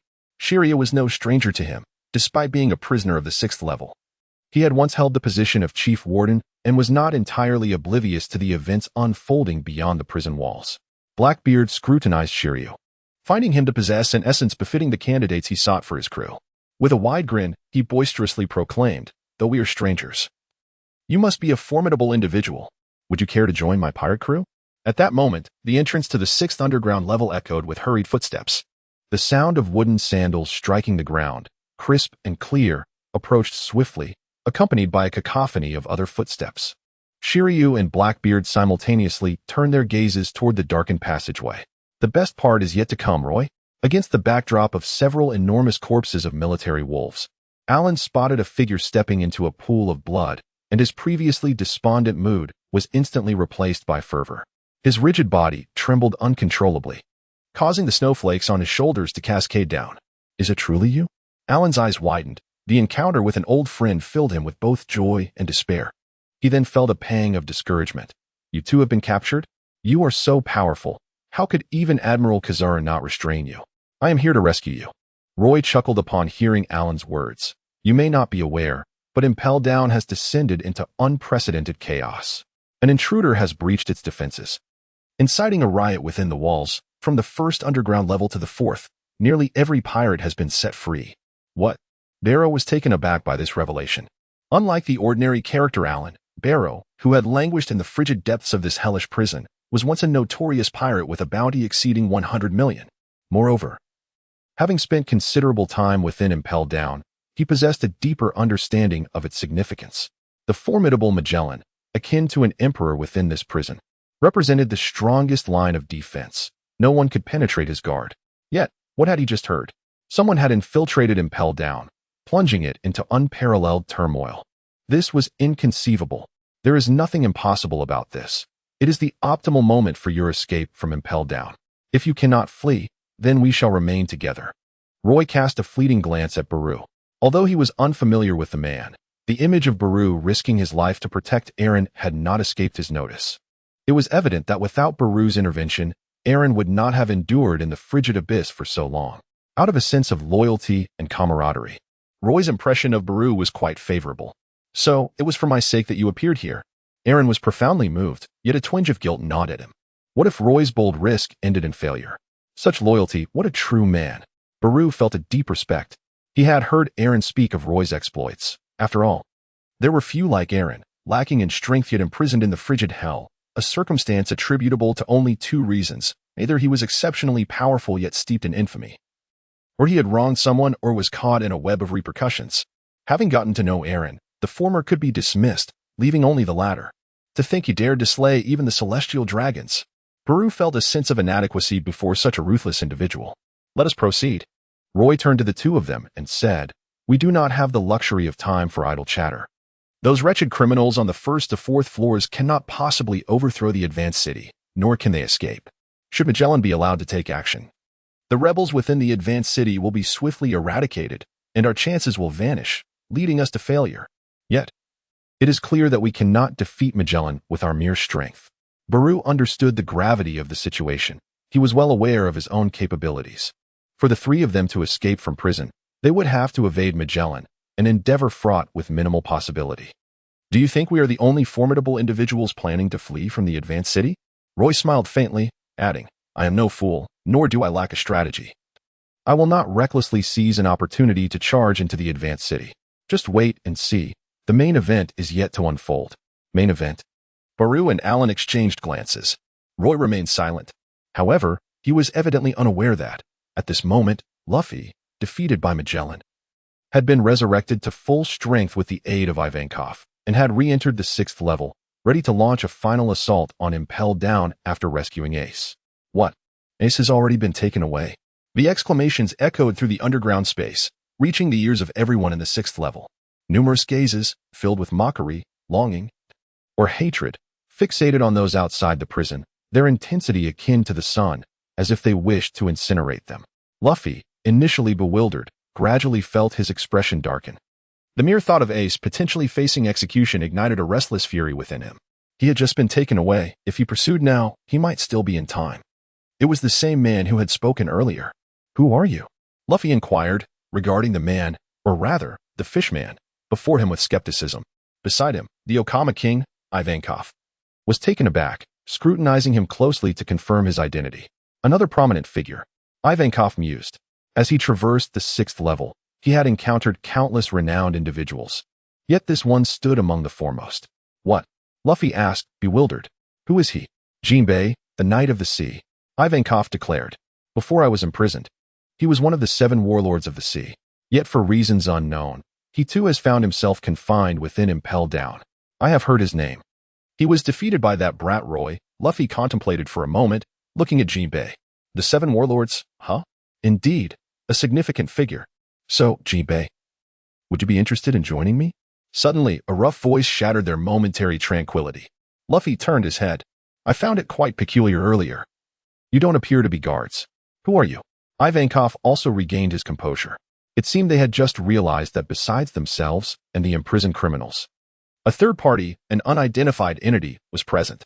You don't recognize me? Blackbeard exclaimed, momentarily taken aback, then burst into laughter. I am the newly appointed warlord of the sea, Blackbeard. Ace was defeated by me. Straw Hat Kid, I never expected to encounter you here. Fate is truly unpredictable. When I sought you, I could not find you. Yet now you appear before me when I least expected. What do you mean? Luffy furrowed his brow, sensing a deep-seated malice in those words. It means that if I hadn't been unable to find you, it would have been you I defeated, not Ace. Blackbeard's lips curled into a smirk.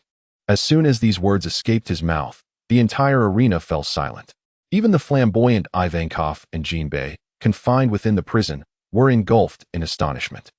They had not anticipated that the very instigator of the chaos and Impel Down was the bearded man before them. You. Luffy's fist clenched tightly, fury surging within him. Had it not been for this man, Ace would not have found himself in such dire straits. Even if he were the one facing death, he would not harbor such hatred for this man. Yet, how had events spiraled into this turmoil? Bastard! He shouted, swinging his fist towards Blackbeard. Bang! Blackbeard remained unfazed, absorbing Luffy's punch without budging an inch, a smirk playing on his lips. Are you certain you wish to provoke me? He inquired, pausing for effect before adding, Straw Hat. Ace's current predicament is far from favorable. You are squandering time here. It would be wiser to rescue him. As Jinbei mentioned, there is still time. Truth be told, I do not wish to witness my former captain perish. Losing a man of his caliber would be a loss to the world. Taking a deep breath, Luffy calmed himself. Recognizing the truth in Blackbeard's words, the immediate priority was not to engage in battle. Ace had just been taken away, and there was still a chance to pursue him. Ivankov urged Luffy as well. Clearly, even the flamboyant king did not desire a confrontation with Blackbeard at this moment. They were in Impel Down, facing the threat of Magellan. The strongest among them all, no one was exempt from that danger. Director, a guard in the monitoring room picked up the transponder snail, reporting to Director Magellan. Confirmation of Straw Hat Luffy's arrival at the 6th level, accompanied by Revolutionary Army members, the flamboyant King Ivankov, and Jinbei. Meanwhile, Ace has been transported onto the warship, ready to be taken to Marineford. All preparations are complete, awaiting your orders. Understood. Magellan replied, dispatch the remaining forces to the 6th level. We must capture Straw Hat there. The space left by Ace can be conveniently occupied by him. Understood. The guard in the monitoring room disseminated Magellan's orders. The guards, finally free to act, rapidly assembled and charged towards the 6th level under the leadership of the vice director. This marked one of the most critical moments since the establishment of Impel Down, with each of them bracing for the worst, prepared to risk their lives if necessary. By the way, where had that fellow Roy wandered off to? The prison warden remarked that only a few corpses of military wolves had been discovered in the frigid depths of hell, and there was no trace of him.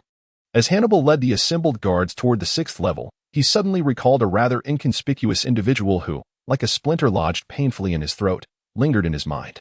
For reasons unknown, Hannibal felt an ominous premonition, sensing that the disappearance of this person could pose a significant threat to their mission. Regardless, he dismissed the thought. Comforted by the fact that Roy's situation had already been reported to the director, with the director involved, he felt invulnerable, confident that the blame would not fall upon him. Chuckling to himself. Soon, Hannibal cast aside this notion. The true battle profession, swordsman strength, 38 speed, 40 skills, slightly enhanced having completed the mission to rescue Alan. Roy observed a modest increase in his attributes, bolstering his confidence in escaping from Impel Down. In the unprecedented chaos within the prison, he was not the protagonist. That role belonged to Luffy, while Blackbeard served as the primary supporting character. Roy, akin to a jester like Buggy, deemed that as long as he could lead Alan and the others out of Impelled Down, it would be the greatest victory. Of course, based on his agreement with Blackbeard. His task was to provide some assistance during the potential confrontation between Blackbeard and Magellan. The extent of this assistance was entirely at Roy's discretion. Suddenly, a voice broke the silence. "Are we waiting here?" Alan inquired, slightly perplexed. Having emerged from the icy depths of hell, his complexion had improved significantly, and his once stiff body had regained its agility. At that moment, the three of them had arrived at the 4th level, their attire now replaced with the guards' uniforms, allowing them to blend seamlessly into the crowd, save for the 3 blades Roy carried at his waist, which drew no attention whatsoever. This was also the reason why the guards dispatched by Hannibal could not locate them. As for the unfortunate soul whom Roy had rendered unconscious, they could remain in the frigid depths a while longer. Suddenly, the sound of hurried footsteps echoed, capturing the attention of the trio. "Be cautious, someone is approaching from below." Roy's ears twitched, unusually sensitive, as he detected the mingled sounds of footsteps emanating from the passageway connecting 4 or 5 underground levels. He squinted, his expression shifting from calm to solemn. Alan and Baru's faces paled slightly, displaying signs of anxiety. They had never encountered such a formidable situation, finding themselves in the enemy's camp, posing as foes, and inevitably feeling a sense of trepidation. The footsteps did not resemble those of the guards. Roy exclaimed, "Everyone, stand aside. Ace, I am coming through." As Roy's thoughts settled, a thunderous roar erupted in the corridor, resounding deafeningly. Following this, a group of guards emerged, sent sprawling like rag dolls, blasted away by colossal fists akin to hot air balloons, crashing violently onto the 4th level, left disoriented and unable to rise for some time. The fists quickly retracted, and a figure appeared with equal swiftness. Thus, Roy's gaze fell upon the leading figures of Luffy and his companions, as well as a few others behind him. Among them stood Blackbeard and his crew. At this moment, it was evident that Blackbeard's crew had expanded beyond the original few, now accompanied by numerous pirates eager to follow him. "Capture them!" Another roar reverberated behind Luffy and Blackbeard, originating from the imposing figure of Vice Warden Hannibal, who was relentlessly pursuing them. With a fierce demeanor, he was determined to apprehend Luffy and Blackbeard. Blackbeard, as a warlord of the sea, "How dare you assist criminals in their escape? You shall pay dearly for this." Hannibal's disdain was directed not only at Luffy but also at Blackbeard, whom he loathed for abandoning his status as a warlord of the sea, effectively tearing apart the contract with the Navy and the world government, and opting instead for his identity as a pirate, fully embracing the pirate's cause. Moreover, his decision significantly impacted the suppression of chaos within Impelled Down. It was foreseeable that the unrest, which was on the verge of subsiding, would inevitably experience a resurgence due to their interference. "Bastard! Die!" Hannibal brandished his trident, finally catching up just as Blackbeard and his crew were about to set foot on the 4th level. The tremendous force erupted from the trident, crashing down upon Blackbeard. Clang! To Roy's astonishment, it was not Blackbeard who intercepted the trident, but rather another swordsman, impeccably attired, seemingly a high-ranking figure of Impelled Down. Even Rain's Shirey had betrayed his own, and Hannibal was likely seething with rage. Roy instantly deduced the identity of the figure before him. As he had anticipated, Hannibal's fury was palpable upon encountering this individual standing in his path. The anger etched on his face could not be contained. It overflowed into a visible display, with his entire strength pressing down upon the trident, causing the ground beneath his feet to yield and form 2 small depressions as he grappled with Shiryu. "Shiryu, you traitor. The advancing city has been lenient with you." Hannibal seethed, his words laced with clenched teeth, his eyes harboring deep-seated hatred. "Lenient?" Shiryu retorted with disdain. "Before the chaos erupted, were you not planning to imprison me for eternity? If it were not for your indiscriminate slaughter of the guards, how would we have ended up detaining you?" Hannibal's words were swiftly rebuffed by Shiryu's counterattack, which caused a noticeable shift in Hannibal's expression as he struggled to maintain his footing. The remaining guards were naturally taken over by Deputy Warden Domino. "Domino, I entrust you with this task. Pursue Luffy and Blackbeard, and ensure they are detained. Once Director Magellan arrives, they shall not stir up any tempest. The Director will handle them," Domino commanded without hesitation. "Understood."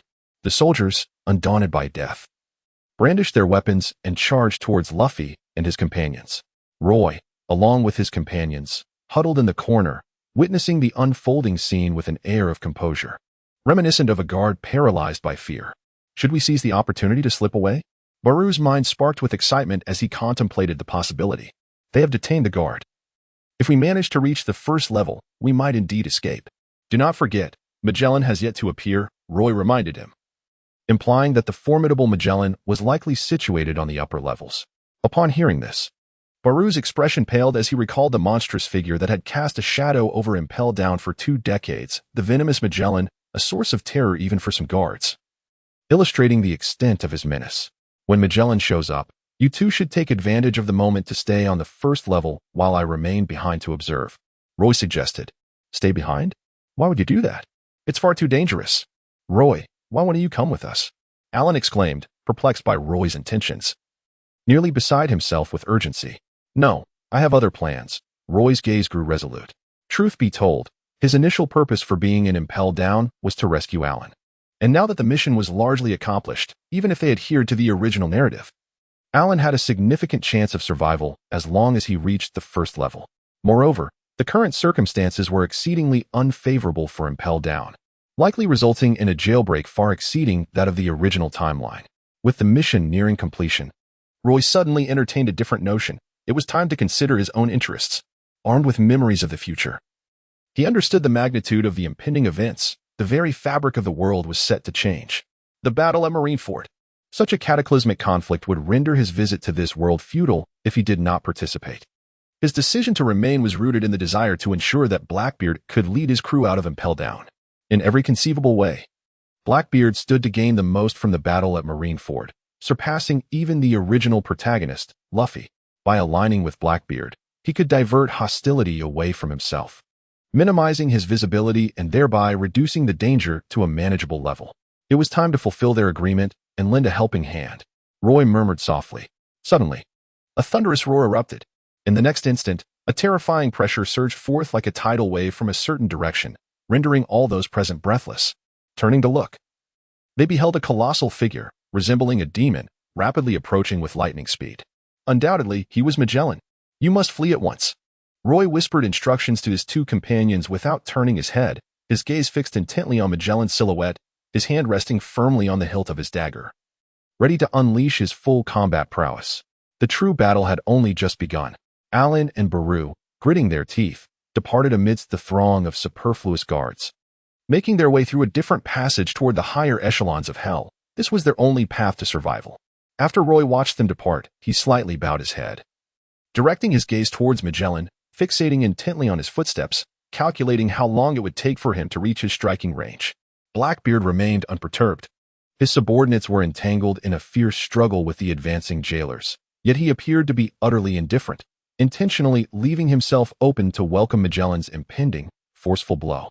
The tremendous roar of Blackbeard echoed, as though it had been suppressed for centuries, finally erupting from his throat with a deafening intensity, reverberating throughout the sweltering inferno, leaving all present momentarily disoriented, as if countless flies were fervently buzzing around their ears. 1 second. 2 seconds. Roy captured the swift silhouette of Magellan, intercepting him at the opportune moment. With a swift motion, he unsheathed his blade, executing a seamless draw cut that unleashed a terrifying surge of energy. The blade's aura, several meters long, coalesced into a tangible ice edge beneath the chilling atmosphere. The ice blade reflected a dazzling cold light, carving a fearsome chasm into the ground, akin to a high-speed train hurtling towards Magellan. What? Everyone was taken aback, unable to fathom that, at this critical juncture, someone dared to strike at Magellan, especially a prison guard. Yet, no one truly believed him to be just a guard. Indeed, it was him. Hannibal, currently locked in fierce combat with Shiryu, felt a heavy dread as he witnessed the unfolding scene, sensing that quelling the chaos and Impel Down would not be a simple task today. One after another, formidable adversaries had drawn forth the majority of the prison's elite combatants, thrusting the once secure Impel Down into a precarious state. A place that had not seen a prison break in years. Should this battle result in defeat, what fate would befall Impel Down? Damn it! Hannibal gritted his teeth. Impel Down represented the culmination of his life's work, and he would not allow it to fall into the hands of these criminals. Resolute, he turned his gaze towards Shiryu. His equal in strength, and with a fierce swing of his trident, unleashed a torrent of power towards him. Shiryu felt the pressure mount as Hannibal bellowed, "Traitor! Get out of my way!" Humph. Shiryu offered no verbal response, yet his actions and the blade in his hand vividly conveyed his defiance. The clash of steel echoed as the two engaged in their fierce duel, while Magellan came to a halt, recognizing the significant blade aura before him. In a flash, he raised a hand, summoning a purple venomous dragon. The corrosive liquid coalesced into a serpentine form, wrapping around the blade aura with a sentient grace. Roy. In that moment, Magellan discerned Roy's identity. Hannibal had previously warned him during their ascent to the 6th level that Roy had infiltrated Impelled Down. Initially skeptical, the emergence of the blade aura confirmed the undeniable presence of Roy on the scene. And indeed, Roy not only stood there, but also dared to confront him. It seems you have entirely forgotten your former role as a champion of justice. Magellan's expression darkened, his eyes igniting with a fierce killing intent. Under his command, the venom surged back, eroding the ice blade aura like a relentless tide, seemingly intent on eliminating Roy right then and there. Yet, the tide of battle shifted dramatically. Another figure joined the fray, none other than the notorious Blackbeard, who had long been cast as a villain and brazenly reckless. Magellan, don't forget about me. Blackbeard unleashed a horrifying black tide, a sweeping attack that engulfed everything surrounding them. Retreat. The boss is serious now. Lafitte's expression shifted subtly as he shouted loudly, disregarding the jailer attacking him, and swiftly made his escape. As the most familiar subordinates of Blackbeard, they were acutely aware of his tactics and the formidable power they wielded. If even the formidable Fire Fist Ace could not contend with a fully unleashed Blackbeard, how could these lesser individuals, lacking in strength and position within this vast sea, hope to stand against him? Whoosh, whoosh, whoosh. A group of individuals retreated hastily. Siringo and Hannibal, sensing the immense threat, exchanged worried glances and instinctively withdrew in opposite directions. A throng of people left the battlefield to Blackbeard and Roy, who stood nearby, seemingly poised to join the fray. Was this truly the dark fruit, reputed to be the most perilous in history?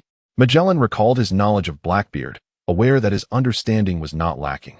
He had heard of Blackbeard's exploits since his betrayal of Whitebeard, and he did not underestimate him, but rather overestimated his capabilities. As the director of Impelled Down, he could not afford to be defeated. Should he fall, it would not only mean his ruin, but also the destruction of the career he had dedicated nearly half his life to. Come forth. Magellan welcomed the oncoming tide of darkness, spreading his arms wide in an embrace of the world, while transforming himself into venom, unleashing a torrent of lethal poison upon Blackbeard. Roy stood at a short distance, acutely aware of two terrifying forces clashing against each other. A profound sense of peril enveloped every corner of his being. He gripped the snow walk blade tightly, harnessing the powers of the snow fruit to conjure a thick wall of snow before him, shielding himself from the residual waves unleashed by the confrontation of the two. I recall the first encounter between Blackbeard and Magellan, where his carelessness led to his poisoning and subsequent defeat, only to be saved by Shirita with an antidote, allowing him to emerge victorious in their second battle. Roy pondered to himself, the fates of the pirate world possess a corrective influence. Although the current circumstances favor us, one must not place blind trust in destiny. Should fortune turn against me, I shall redirect it unto a path that serves my interests. Thus, Roy did not falter. He harbored a lingering belief that while Blackbeard seemed to be evenly matched with Magellan, even subtly overpowering him, the peculiar nature of Magellan's abilities posed a significant risk of Blackbeard's careless defeat. However, the present situation diverged from that of the original timeline. Should Blackbeard falter, Magellan would undoubtedly deny him the opportunity for an antidote. As the darkness collided with the venom, the entire 4th level began to tremble. This fortress, established over many years, appeared akin to a stone pillar struck by lightning, showing signs of imminent collapse. If this continued, Impelled Down would face annihilation. Cowering in a corner, Hannibal watched the fierce clash between Magellan and Blackbeard, his complexion paling. The current predicament compelled him to envision the direst of outcomes. Should Impelled Down collapse, none of us would escape, and we would be buried alongside it. Moreover, I have yet to become the warden of Impelled Down. I have no desire to perish. In a frenzy, Hannibal leaped in frustration, yet he could not intervene in the battle between Magellan and Blackbeard. Their conflict was far beyond his capability to influence. Luffy. This is our opportunity, exclaimed Jinbei, the former warlord of the sea, as he nudged Luffy, his voice quickened with excitement. Magellan is preoccupied with Blackbeard. We can ascend from this level, even escape Impelled Down. Ace has undoubtedly been taken away, and if we wish to catch up to him, we must depart from Marineford at once. As Ace's close friend, Jinbei, liberated by Luffy, represented a significant boost to their fighting strength. All right, let us go. Luffy, initially consumed by thoughts of Blackbeard, the very individual responsible for Ace's demise and the chaos that ensued, found such concerns diminished in the face of Ace's life hanging in the balance. If possible, Luffy would gladly exchange his own life for Ace's. The sentiment was mutual. Otherwise, events would not have escalated to this point. If these two titans continued their clash, Impel Down would surely collapse. We must act swiftly. Time is of the essence. Let us move. Ivankov called to the lightning beside him, and together with Luffy and Jinbei, the four surged toward the passage leading upward, where Hannibal lay in wait. Attempting to flee?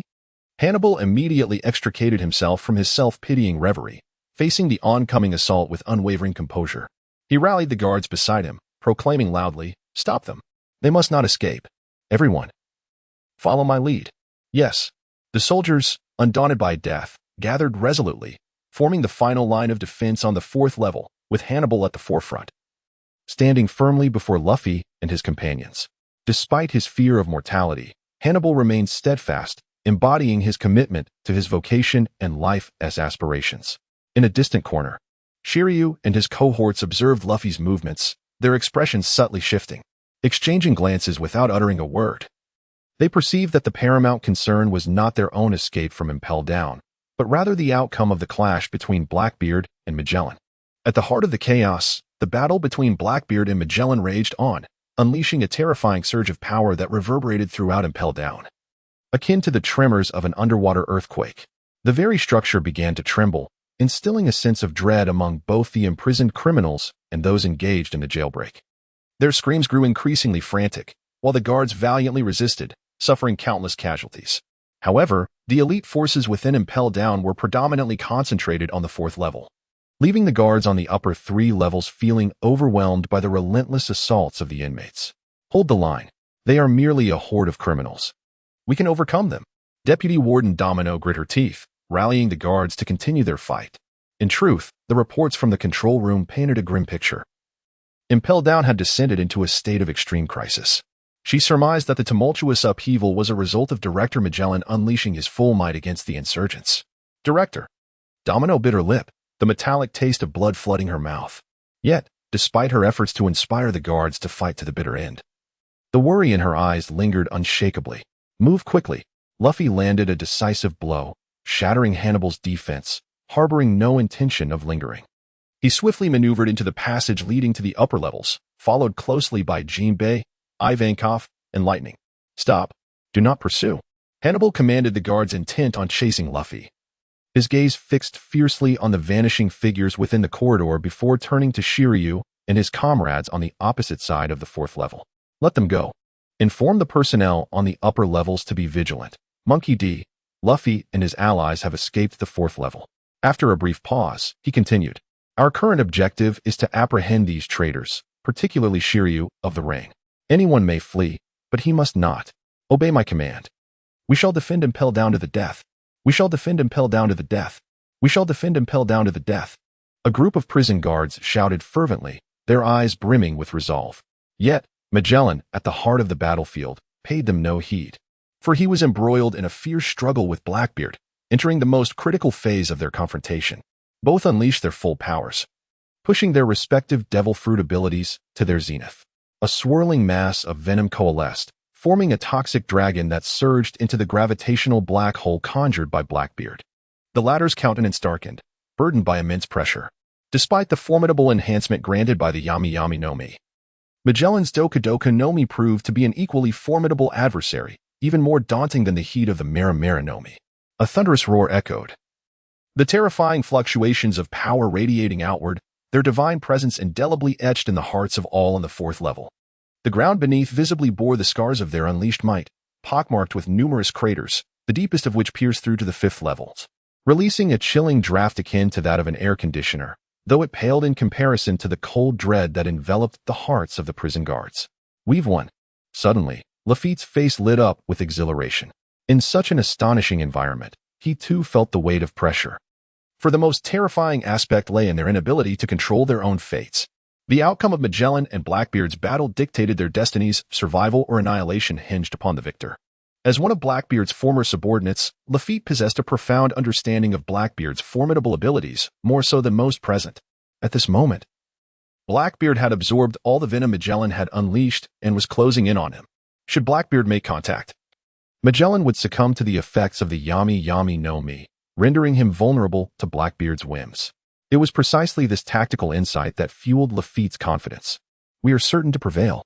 Lafitte suppressed his excitement, his gaze fixed on the fierce clash, fearful that Blackbeard might falter. Though others did not grasp the intricacies.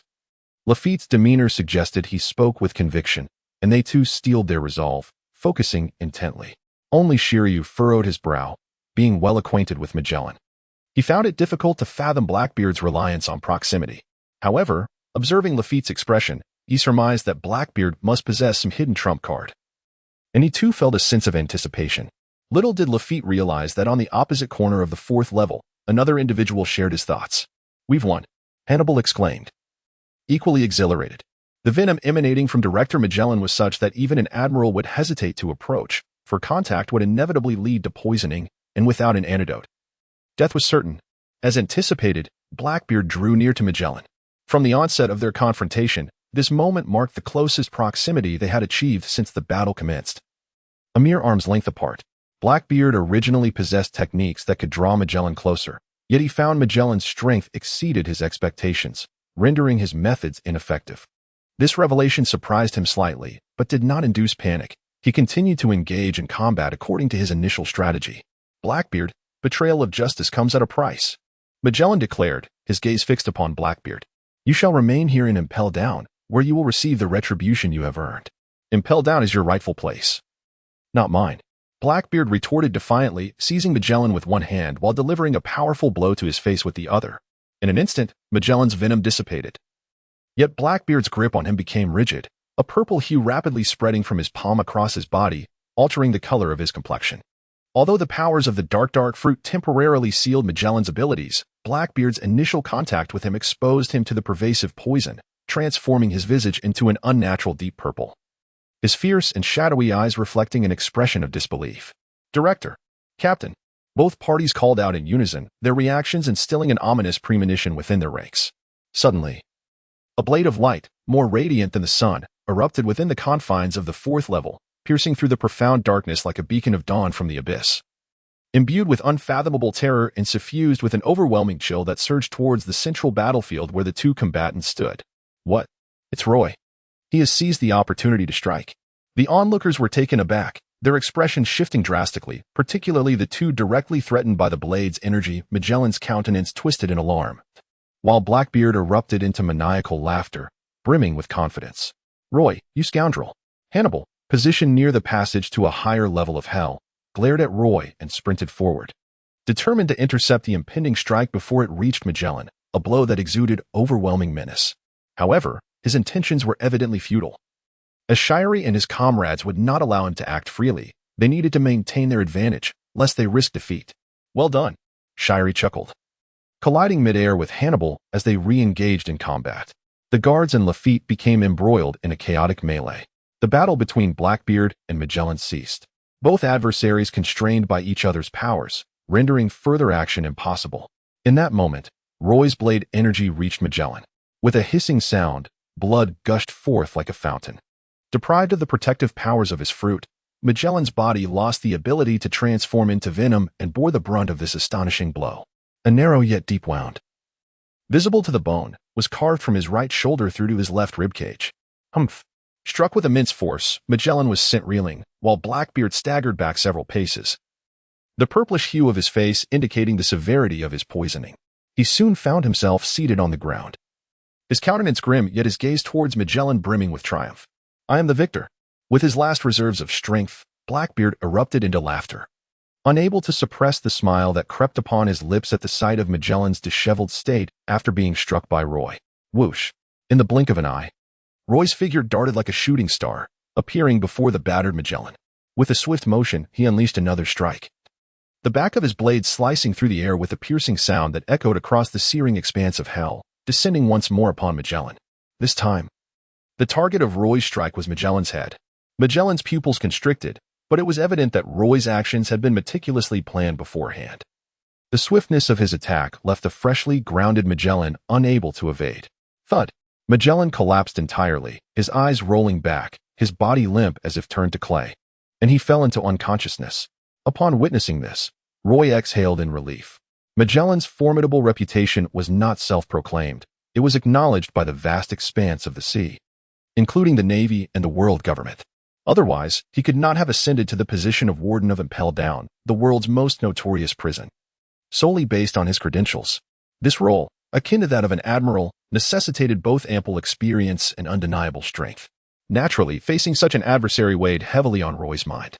This pressure persisted until Magellan ultimately succumbed before him, transforming into a breath of pent-up frustration that he finally released. Magellan fell, yet he did not perish. Roy deliberately delivered the final blow to Magellan with the back of his knife, intending to leave him a glimmer of hope. You have your convictions, and I have my choices. Roy gazed upon the unconscious Magellan, murmuring softly as his eyes shifted to Hannibal, who was engaged in a fierce battle with Shiryu. At that moment, Blackbeard had begun to froth at the mouth. Lafitte and his companions broke through the guard's encirclement, anxiously surrounding Blackbeard. The ship's doctor, Poison Q, swiftly assessed Blackbeard's condition, recognizing the reality of his poisoning, yet he was hindered by a lack of essential materials to concoct an antidote. They needed to locate a guard. The fourth level housed Magellan's office, and Hannibal, as the deputy warden of Impel Down, would surely know the whereabouts of the antidote, perhaps even carrying it on his person. Lafitte quickly grasped the situation and immediately instructed his comrades. Thus, they divided their tasks. Moments later, Hannibal lay amidst a pool of blood, while Shiryu, with a calm demeanor, sheathed his blade, his eyes reflecting a chilling satisfaction. Poison Q hurriedly arrived with the antidote at Blackbeard's side. Charge forth. The final line of defense. If we can breach this layer, we shall seize control of Impel Down, commandeer the warships, and embrace our freedom. Ha ha ha. I can already scent the air of liberty. A chorus of excited criminals erupted in jubilant cries. Among them, a clownishly adorned convict exhibited extreme exhilaration, flamboyantly gesturing to rally his fellow inmates. Brothers, muster your spirits. Together, we shall burst forth from this inferno of crimson lotuses, and soon we shall be free. Follow Captain Buggy. The criminals cheered in unison. Suddenly, a colossal fist, swollen like a balloon, surged towards the entrance leading to the first level, mercilessly sending numerous guards flying, along with many innocent convicts caught in the chaos, their cries echoing throughout the chamber. Is that Straw Hat? Has he escaped from an even deeper hell? Buggy, taken aback by the sight, recognized the familiar technique. His excitement quickly replaced by sheer astonishment and disbelief. Alan, we are on the verge of success. We are about to escape, Baru exclaimed, his eyes fixed on the passageway, gleaming with an indescribable light, the light of hope. Indeed, it is all thanks to Roy. I wonder how he is faring now. Alan glanced at the passageway before shifting his gaze to their own precarious journey, which had led them to this underground level. A lingering worry etched upon his face. Director Magellan is a monstrous powerhouse. Roy, it is thanks to you. Blackbeard rose, his strength gradually returning. Turning towards Roy with a demeanor far from that of a survivor of calamity, laughing heartily, I told you, how about joining me? I will show you a brand new world, and should the celestial dragons offend you, I shall eliminate them for you. Eliminate? Roy scoffed, declaring that slaying the celestial dragons was of little consequence. Sooner or later, he would ensure their obliteration. Ha ha, well said. Blackbeard acknowledged, unfazed by Roy's repeated rejection. Regardless, the doors of the Blackbeard pirates will always remain open for you. Come, let us proceed. Roy called out, and was the first to step into the upper passage. At this moment, all the formidable warriors of the advancing city on the fourth underground level had been vanquished, leaving only a few ordinary guards to stand beside Magellan and Hannibal, administering rudimentary treatment to their grievously injured forms. Roy and his companions paid no heed to the vanquished and pressed onward to higher levels. In their eyes, the rebellion to seize Impel Down had concluded the moment Magellan suffered defeat. This was not a victory for the criminals, it was a triumph for them. Lord Domino. Trouble is brewing. The clamorous voice of the snail phone jolted Domino awake, reverberating with panic. Director Magellan and Vice Director Hannibal have been defeated on the fourth level. Blackbeard, along with the traitorous former Warden Shiryu and several criminals from the sixth level, have burst forth. They have reached the beast hell and will soon arrive at your floor.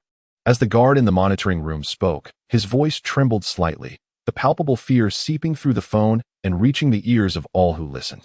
Lord Domino, what shall we do? Many pirates have breached our defenses and escaped. Luffy, accompanied by the warlord of the sea and Jinbe, has commandeered a warship. Reports indicate that Buggy the Clown and a group of criminals are seizing another ship. The Navy is on the brink of collapse. A cascade of grim tidings flooded Domino's ears. Gritting his teeth, he observed the guards surrounding him, steadfastly holding their ground. Their eyes betraying a hint of dread, yet refusing to retreat. Finally, he resolved, let them go. Everyone froze at his words. Domino took a deep breath, as if fearing they had not heard him clearly, and reiterated, let them go. Do not pursue those who have escaped. Focus on dealing with those remaining and impel down. Yet, some hesitated, wavering in their support for Domino's decision. But after a prolonged silence, they could not muster a better suggestion. They are coming. It's Blackbeard. And Roy. A cry erupted, prompting Domino and the others to turn their heads. From behind the guards, a throng of criminals parted to reveal a group advancing slowly, exuding an inexplicable sense of pressure. The atmosphere in the lower level shifted dramatically upon the appearance of Blackbeard and his entourage. An eerie silence fell. The once turbulent crowd and the sounds of battle ceased. All eyes, criminals, guards, and others, were riveted upon Blackbeard and the figures flanking him, including Roy. Under such scrutiny, Roy refrained from stepping forward. Though he had a hand in the uprising at Impel Down, he did not wish to take the spotlight. He believed this opportunity should be afforded to Blackbeard, the one poised to gain the most. Oh dear, how lively it is here, Blackbeard remarked, surveying the multitude of striped-clad criminals with a seemingly innocent yet truly cunning smile. Blackbeard, you may leave, and we cannot hinder you. But you must not take these people with you. Domino bravely stepped forward. Upon uttering these words, she cast her gaze upon Roy. Roy, once a naval officer. Regardless of whether the Navy has honored you, you at least owe me a favor. Domino's intent was unmistakable. She hoped that Roy could assist in persuading Blackbeard. Blackbeard, there are grander affairs awaiting us. Let us not squander time.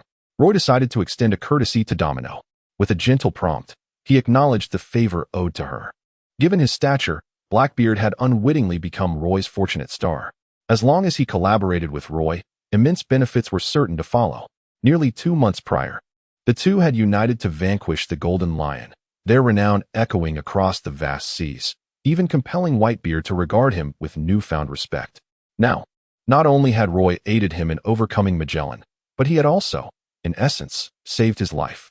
Despite Blackbeard's treacherous and unscrupulous nature, he was not a man of short sight.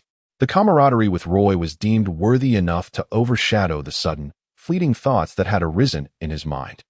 As the group disregarded the criminal shouts and entreaties, they leisurely exited from the underground level, unimpeded by anyone who dared to utter disrespectful words. Are we simply allowing them to leave? A voice erupted in frustration as their figures vanished from view. Why don't you go and stop them? Domino turned sharply, her voice a fierce whisper, her eyes ablaze with indignation. The speaker fell silent. Though fury simmered beneath her calm exterior, she appeared somewhat despondent. This was the only option left. The Impel Down could not sustain further losses. She murmured, then waved her hand decisively. Those who needed to depart have already left. We must detain the remaining individuals and ensure they understand that Impel Down is their eternal home. Additionally, summon a group of doctors to accompany me to the 4th level.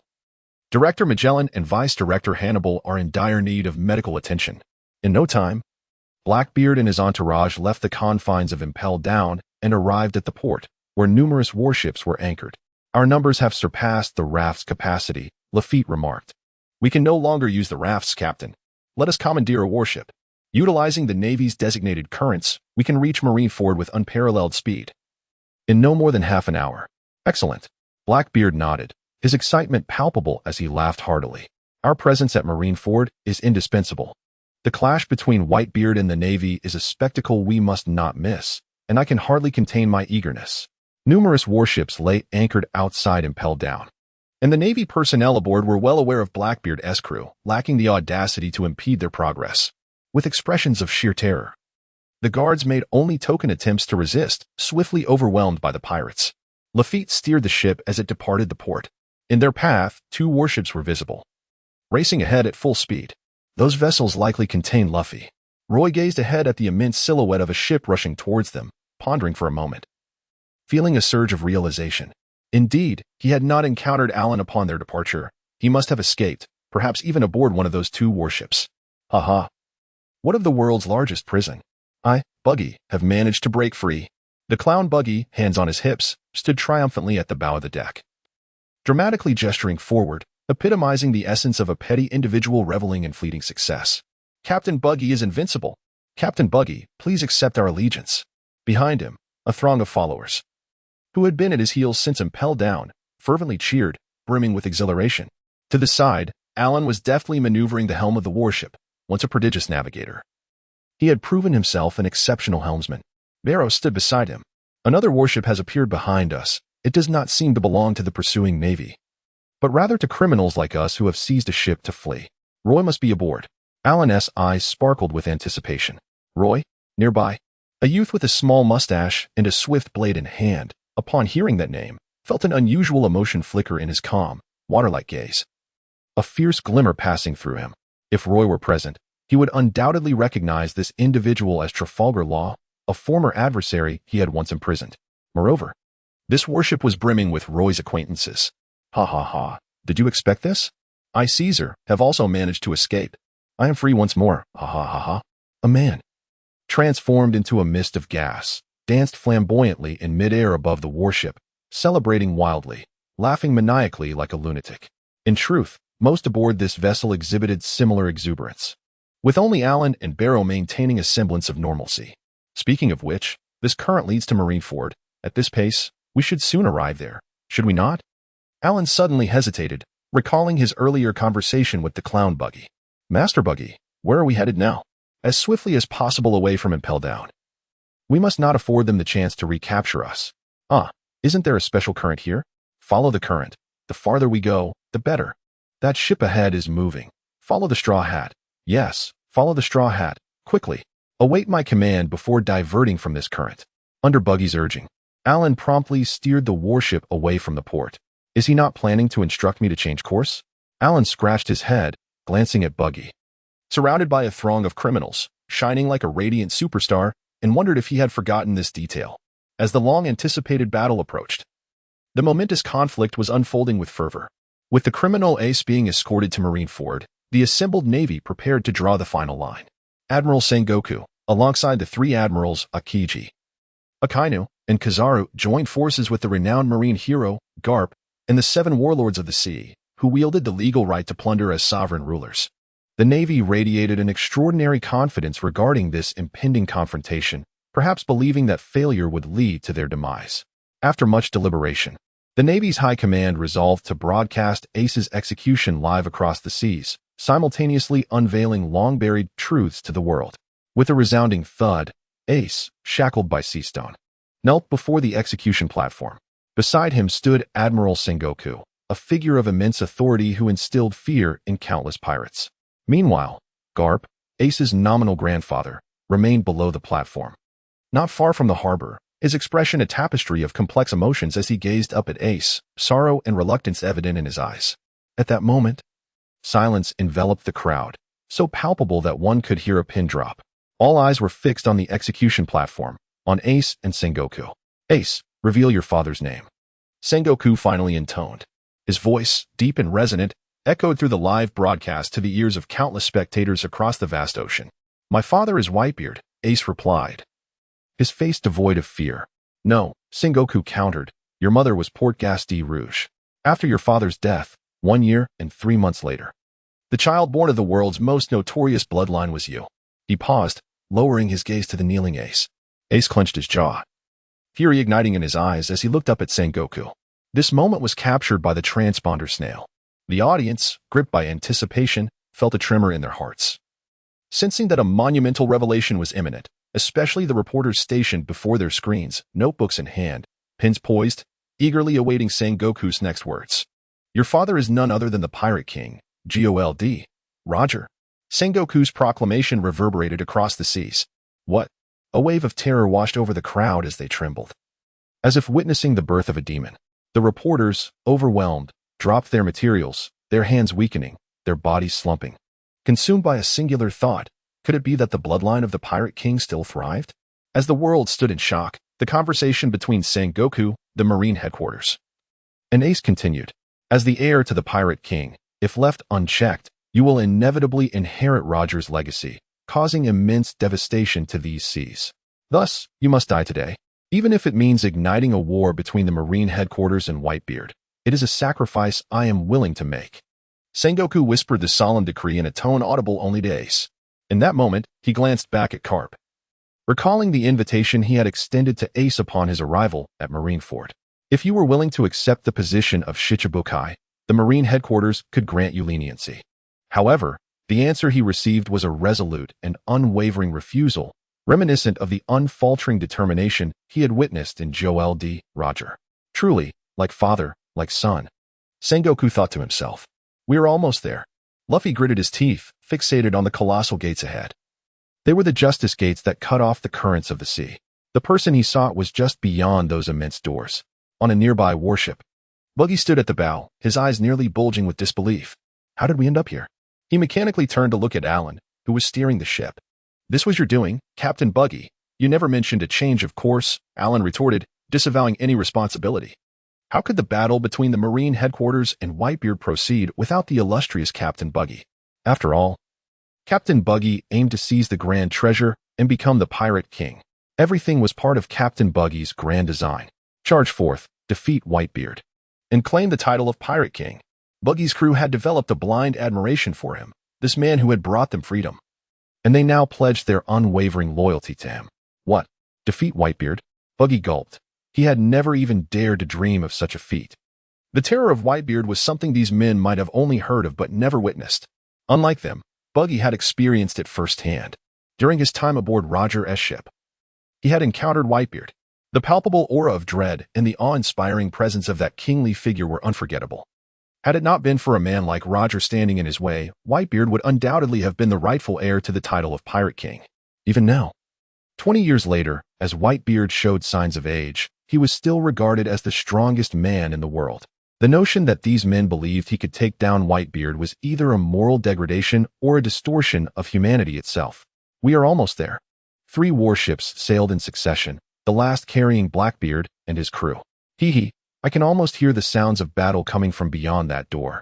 The war has already begun, hasn't it? Captain Whitebeard, it has truly been a long time. Blackbeard murmured to himself. I must have taken you by surprise, haven't I? A remarkable brilliance sparkled in his eyes, for Marineford, behind the gates of justice, would inevitably witness the presence of the man renowned as the strongest in the world, one of his objectives from the very beginning. Now, having undergone a complete transformation, he has finally awaited this day. The aspirations of man shall never cease. Blackbeard laughed heartily. Vice Admiral Garp, Bartolomeo, Kobe, and Balumber. Roy stood at the bow of the ship, gazing toward the gate of justice.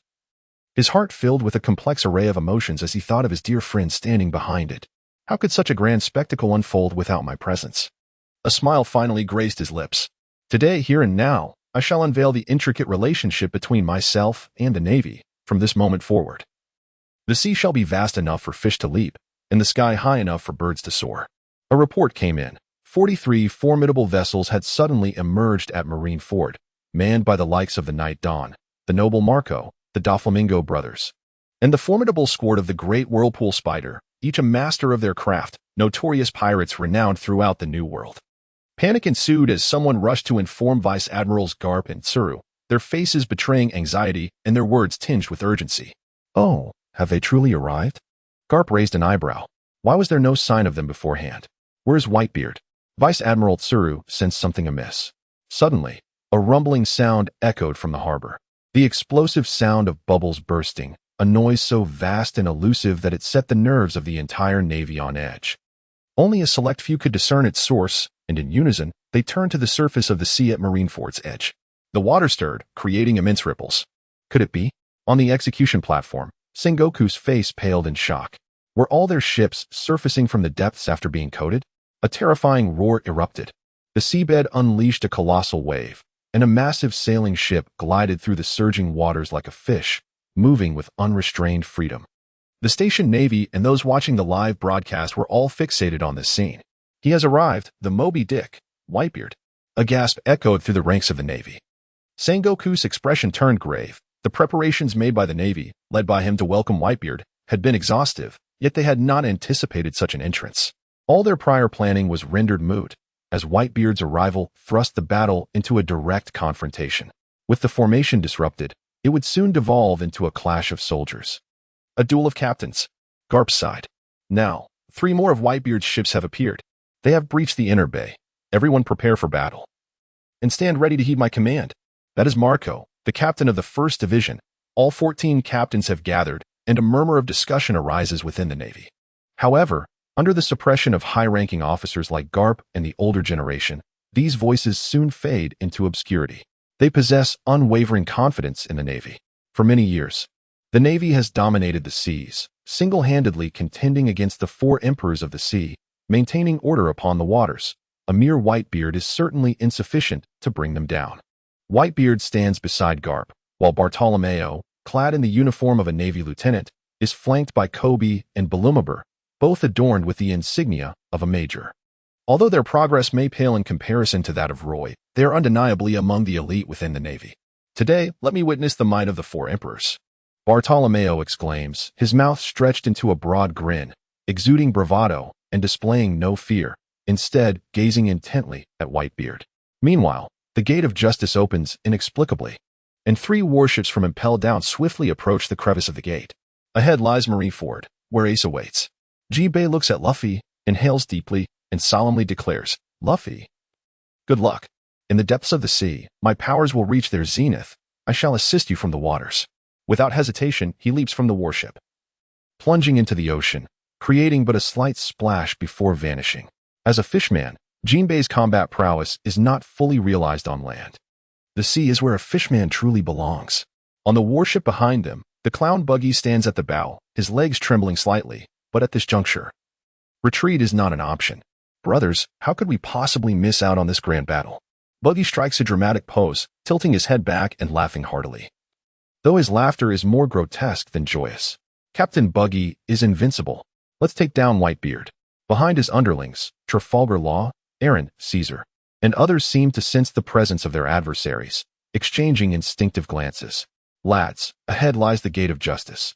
Are you ready to charge in and battle Whitebeard? Blackbeard stands at the bow, exuding an imposing aura. Though he has not brought many from Impel Down, the pirates surrounding him, clad in striped prison garb, are all formidable forces. They respond in unison, their thunderous voices mingling with the howling sea winds, feeding Blackbeard's already swollen ambition, breeding increasingly proud and frenzied thoughts. For so many years, I have dreamed of this moment. Blackbeard clenches his fist tightly, a flicker of an intangible flame igniting in his gaze, an illusion that feels almost palpable. Roy stood a short distance behind. Witnessing the scene unfold before him, he let out a sigh, for he understood that a greater challenge lay ahead. It has been decades since we last met, Sengoku. With a resounding clang, a towering figure with a white beard emerged at the bow, wielding a crescent-shaped glaive that pierced the heavens. The sheer aura he emanated instilled fear in all the soldiers gathered at the coast of Marineford, including several vice-admirals. Only a select few could withstand the terrifying presence radiating from the white-bearded man, and they were indeed a minority. My dear son, is he unharmed? The white-bearded man slowly spoke, breaking into a broad smile that revealed his gleaming white teeth. Boom.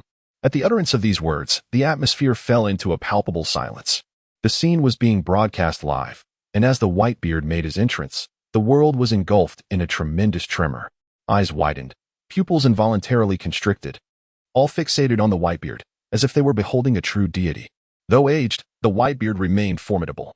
In a nearby tavern, someone took a hearty swig of rum, a nostalgic expression crossing their face. The scene shifted back to Marineford. Whitebeard, it has been a long time. Sengoku responded with the decorum befitting a marshal. Despite being on opposing sides, the life of the Whitebeard commanded a level of respect that Sengoku could not deny. The world's strongest man, he was deserving of such reverence. How did this man manage to breach so close? Admiral Tsuru felt a headache coming on. This occurrence had indeed shattered the Navy's outer deployment, plunging them into a precarious situation that necessitated immediate tactical adjustments. In this battle, even the slightest miscalculation could reverse the entire course of the conflict. The saying a small error can lead to a great disaster rang true. Gather all outer soldiers to the coast. Admiral Tsuru swiftly issued the command. Ace, wait for me. The Whitebeard, disregarding Sengoku's greeting, displayed the pride of the Sea Emperor. He plunged his massive blade into the ground and forcefully hammered it down. Crack, crack, crack, crack, crack. The sound of shattering glass reverberated in everyone's ears. At the coast, what was this rift? Was the air fracturing? How could that be? Was this the manifestation of the Whitebeard's power? Among the younger generation of the Navy, there were expressions of shock, while the older veterans wore faces etched with gravity and concern. Had it triggered a seismic event? Sengoku inhaled deeply, once again facing the Whitebeard after many years. Though they had only just reunited, it felt as though he had been transported back to his youth. Boom. It was as if the entire ocean had succumbed to a frenzied tremor. Amidst the seismic upheaval orchestrated by Whitebeard, Marineford found itself besieged by towering waves. If left unchecked, in mere moments, the world-renowned naval headquarters would be utterly submerged. But who could possibly intervene to halt this catastrophic scene? Beyond the Gate of Justice, Luffy, Buggy, and Roy navigated their 3 vessels through the colossal portal. Yet, as they approached Marineford, they were engulfed by a tempestuous storm. The monstrous waves loomed ominously. On Blackbeard's ship, Roy's eyes widened in shock. Could this truly be the might of Whitebeard? Indeed, as the waves battered the ship, causing it to sway perilously, Blackbeard remained unfazed, a sinister greed glimmering in his eyes. This was the essence of Whitebeard's power. He responded to Roy's inquiry with deliberate clarity. The colossal waves, rising hundreds of meters high due to the sea quake, encircled Marineford from all directions. At that moment, both the Marine headquarters and the allied warlords bore witness to the spectacle, their expressions reflecting an amalgamation of disbelief, fear, and reverence towards that formidable man, the world's strongest, undoubtedly deserving of his title. Truly, a calamity of nature. One could only marvel at the legacy of Whitebeard. What a formidable array of adversaries he had summoned.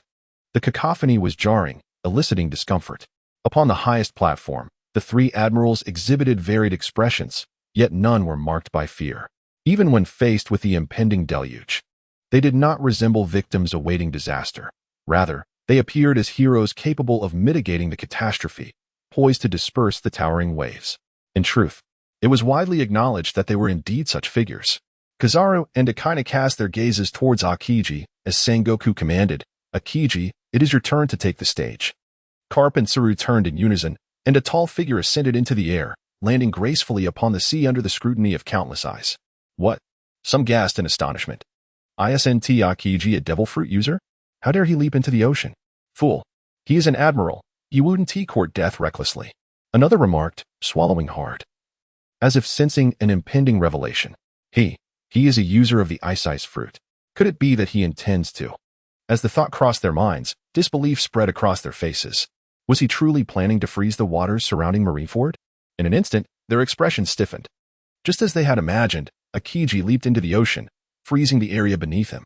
Steadily, he established his footing, and from his center, the icy expanse expanded, reaching thousands of miles, gradually enveloping the towering waves that threatened Marineford. Crack, crack, crack. The waters surrounding Marineford have succumbed to an icy grip. The Ice Age. The soft voice of Admiral Akiji resonated in the ears of all present, light and languid, as though uttering a trivial remark. Yet it rendered the expressions of the witnesses even more frozen in astonishment.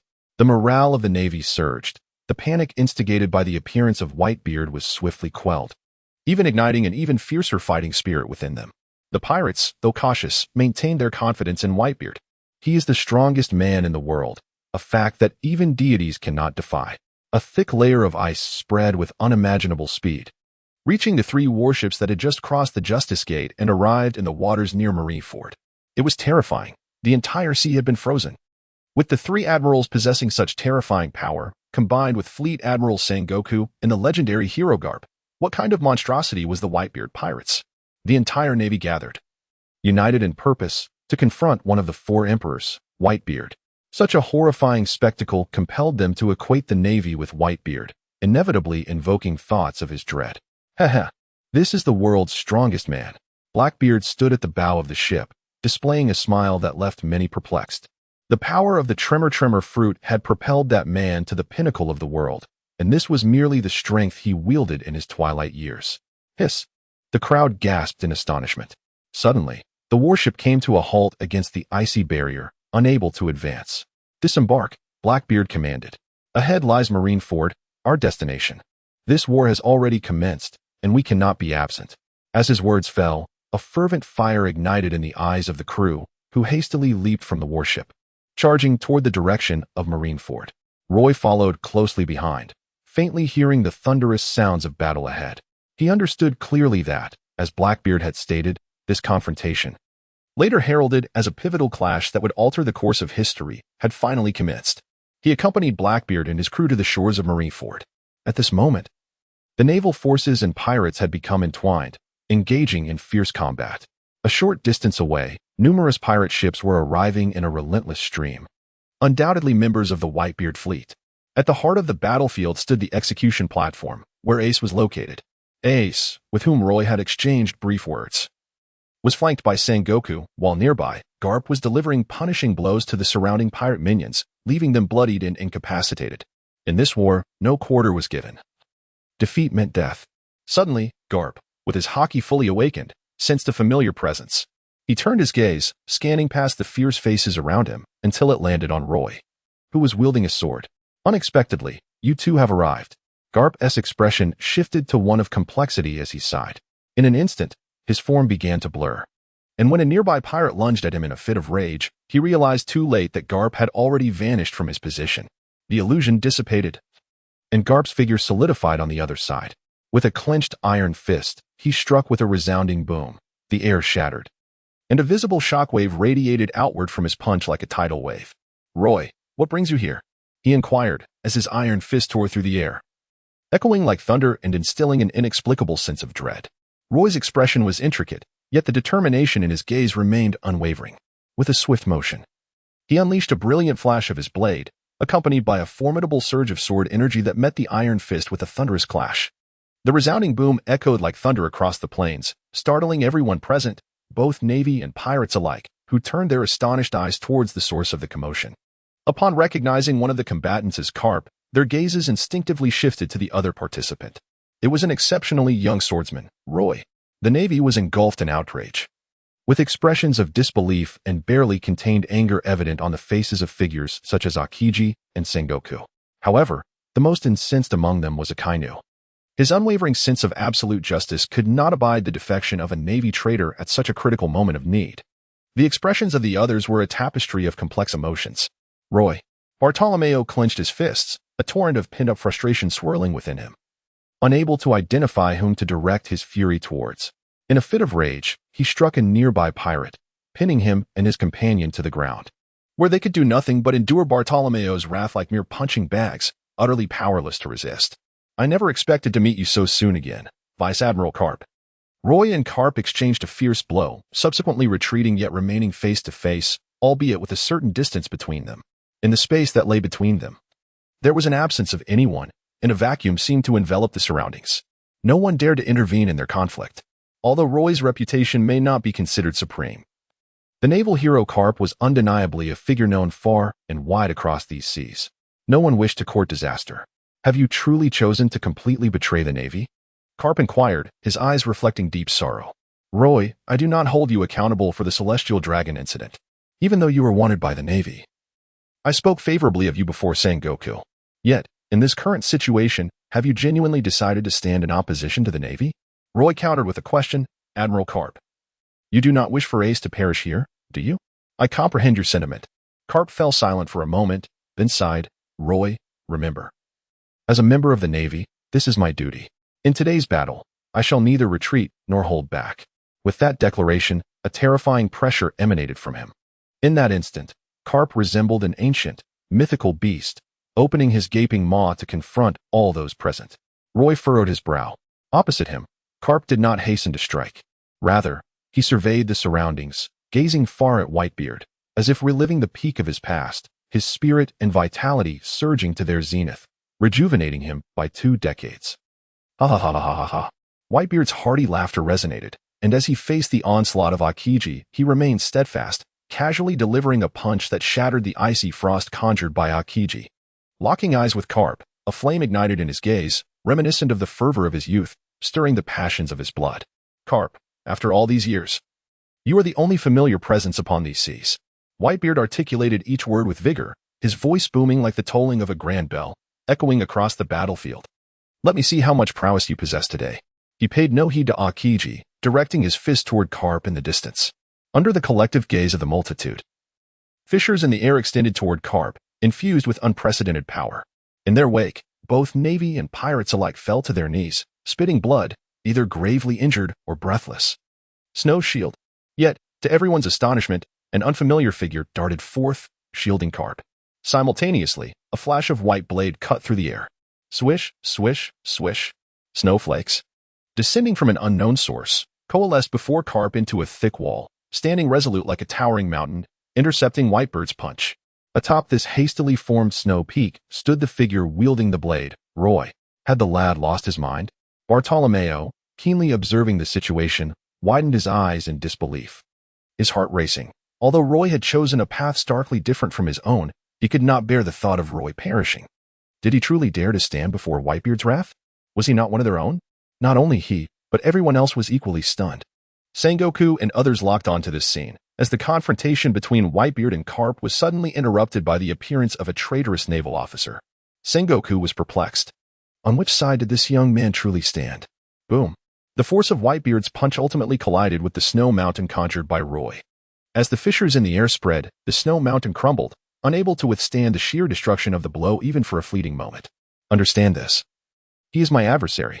In the aftermath of the punch, as the snow mountain shattered, Roy briefly paused midair. He raised his blade towards Whitebeard, his expression serene, and uttered a statement that left everyone in shock. Ha! Whitebeard was momentarily taken aback. Then his eyes glinted coldly. I never expected that even a mere youth would dare to speak to me thus. I have heard of you. The first naval traitor in 800 years to slay a celestial dragon. Very well, since you dare to receive my punch, let us see you try again. Roy remained unfazed. The imposing presence of Whitebeard may have had some effect on him, yet it was far from overwhelming. As for fear, in this moment, he felt none. Only exhilaration surged within him. Perhaps he was inherently suited for grand spectacles. Roy, you continually astonish me, Blackbeard grinned from the corner. His subordinates, witnessing the scene, admired Roy even more, eager to draw him closer into their pirate crew, much like Blackbeard himself. Whitebeard, it seems you've forgotten that your adversary is me. Suddenly, Akiji charged forward. Whitebeard's brief moment of preparation was interrupted, forcing him to redirect his momentum into a punch aimed at Akiji. On the shoreline, Roy observed the unfolding events and realized that Whitebeard would be preoccupied for a while, thus redirecting his attention back to Garp. At that moment, Garp regained his composure, displaying a hearty smile toward Roy, a genuine expression of delight. Indeed, Garp bellowed with laughter. I never imagined that in just over a fortnight, you would grow to such an extent. Come on. With his words, Garp's intentions became crystal clear. He stepped forward, his form blurring instantaneously, and then, as if traversing through space, he appeared before Roy. His fist, as large as a cooking pot, was tightly clenched, showing no sign of restraint, shattering the air with a force akin to Whitebeard's assault, causing fissures to emerge in the void around them. Roy brandished his blade, engaging in fierce combat with Carp, as the battle escalated rapidly into a frenzied climax. Nearby, formidable figures of the Navy clashed with their respective adversaries, including the 7 warlords who had come to support the Navy, and even the infamous Blackbeard, who had recently arrived, lurking at the periphery in pursuit of his own ambitions. The chaos intertwined all participants, creating a tumultuous scene. Meanwhile, the original protagonist of this world, Luffy, dashed towards the execution platform situated at the rear of the battlefield, where Ace awaited. Luffy. Ace caught sight of the figure rushing toward him, his eyes instantly reddening with emotion. Countless words surged to his lips, only to be swallowed back down. How dare he disregard us? Noticing Luffy's trajectory and intent, an adversary swiftly flickered into position before him. Get out of my way. Luffy gritted his teeth, unleashing his gear third. His fist swelled like a hot air balloon, resembling a meteor plummeting from the heavens, imbued with astonishing force as it descended upon the obstructing figure. To Luffy's astonishment, the barrier before him remained unyielding. As his inflated fist was about to connect, the figure retaliated with equal fervor. Boom. Luffy's ballooning fist rapidly reverted to its original form as an unparalleled force surged through his body, overwhelming him with a crushing blow that sent him hurtling into the air like a rag doll before crashing to the ground. Damn it, who is that guy? Luffy staggered, disoriented. As a rubber man, he typically felt little pain from ordinary attacks, but this man was different. The astonishing counterattack had imparted a chilling sense of mortality. Luffy. Suddenly, a familiar voice resonated in his ear. Ivanov, that guy is blocking my way, making it difficult for me to pass. Luffy gritted his teeth in frustration. Luffy, that man. The Okama King. Ivanov's expression was filled with dread. Luffy's eyes widened, as if anticipating the next revelation. It's one of the three admirals, Sakazuki, also known as Akainu. Roy was forced back by a punch from Garp, and from the corner of his eye, he caught sight of Luffy being sent flying by Akainu's fist, prompting an involuntary sigh. This butterfly, having fluttered in from another world, gently flapped its wings, causing the ethereal trajectory of fate to deviate slightly from its course. Regardless of the circumstances, today, Ace cannot perish. This is the paramount reason for his involvement in the battle at Marineford. Since his arrival in this realm, Roy has drifted along with the currents of fate. Though he had set himself the lofty goal of becoming the world's greatest swordsman upon embarking on his journey, he could not entirely disregard the myriad causes and effects he encountered along the way. For instance, Garp's kindness, his care, and his guidance have been as invaluable to Roy as the book on snow that Uncle Zong had gifted him in Rog Town. Furthermore, Ace is the grandson whom Garp has nurtured since childhood. Roy saved Ace as a form of gratitude. At this moment, Garp stood in his way. As he had previously mentioned, out of a sense of duty. As a hero of the Navy, Garp bore the weight of justice upon his shoulders. For this cause, he was willing to make certain sacrifices. You've made progress, kid. Garp clenched his fist, the crisp sound resonating in Roy's ears, as a bright smile illuminated his face. There was no trace of despair or dejection upon him. The arrival of Roy appears to have instilled a glimmer of hope within him. The outcome of this war seems to be veering towards the direction he earnestly desires. At the very least, there are others, apart from himself, who are willing to exert effort towards this cause. Admiral Garp, even at this juncture, your unwavering sternness remains unchanged. Roy waved his sword, causing the blade to emanate a chilling aura. A formidable surge of power radiated from the icy weapon, and coupled with Roy's own considerable presence, his combat prowess received a substantial enhancement, resulting in a thin layer of frost forming beneath his feet. Not far away, a pair of hawk-like eyes captured the fierce, sword intent soaring into the sky. The young man, known as Hawkeye, fixed his gaze upon Roy, recalling their first encounter when Roy was merely a junior major. Now, he had transformed into a renowned swordsman, infamous across much of the world, and bold enough to be the first swordsman in 8 centuries to dare slay a celestial dragon. This world has never disappointed me. He smiled subtly, unleashing an even more terrifying sword intent as he turned his attention to Whitebeard. The world's strongest man, can I, the foremost swordsman, truly compare with you? With that, he swung his sword. Suddenly, a brilliant figure charged towards him. Mihawk, your opponent is me. Allow me to witness the power of the world's greatest swordsman. This individual was none other than Jozu, known by the epithet Diamond, the captain of the 3rd Division of the Whitebeard Pirates and a user of the Diamond Fruit. He possessed the ability to partially transform his body into diamond, granting him the most formidable physical defense in the world. Moreover, Jozu was one of the earliest members of the Whitebeard Pirates, having followed Whitebeard for many years and serving as a key force on the ship. In this war, many harbored intentions against Whitebeard, who could not be in multiple places at once. Thus, it fell upon captains like him to handle such matters, particularly against the world's foremost swordsman, who could not be disregarded. Boom. Hawkeye unleashed a terrifying wave of colossal sword energy beneath a group of individuals. The ice formed from seawater cracked deeply under the pressure of the aftermath of that strike, only to be halted by Jozu. A deafening roar echoed across the battlefield. Jozu had successfully blocked the astounding blow. Yet, Hawkeye remained unfazed, calmly facing Jozu as if the previous strike had merely been a warm-up exercise. This battle encapsulated a microcosm of a larger conflict.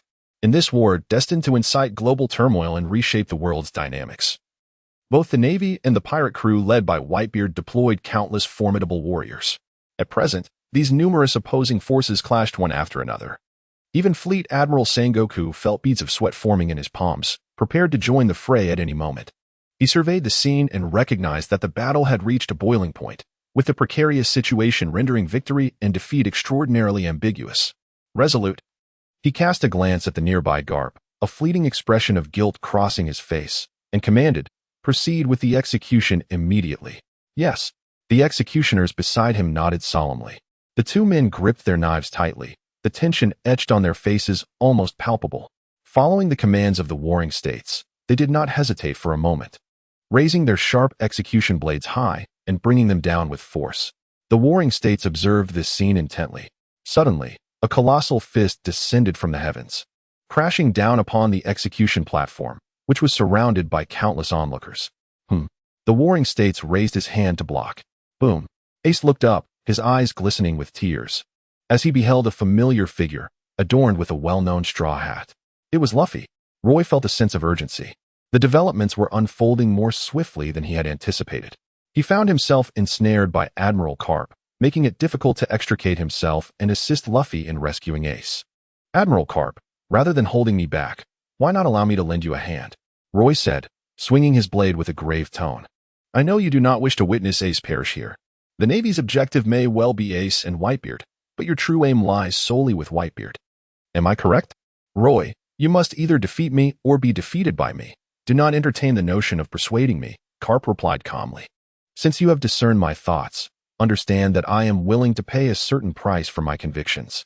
To truly vanquish me, that is the swordsman I once knew. Very well. Roy took a deep breath and launched a full-scale assault, pushing the limits of his snow walk fruit ability. Even tapping into the potential of life return through combustion, a power he had not activated even during the pursuit by Kizaru at Sabaody Archipelago.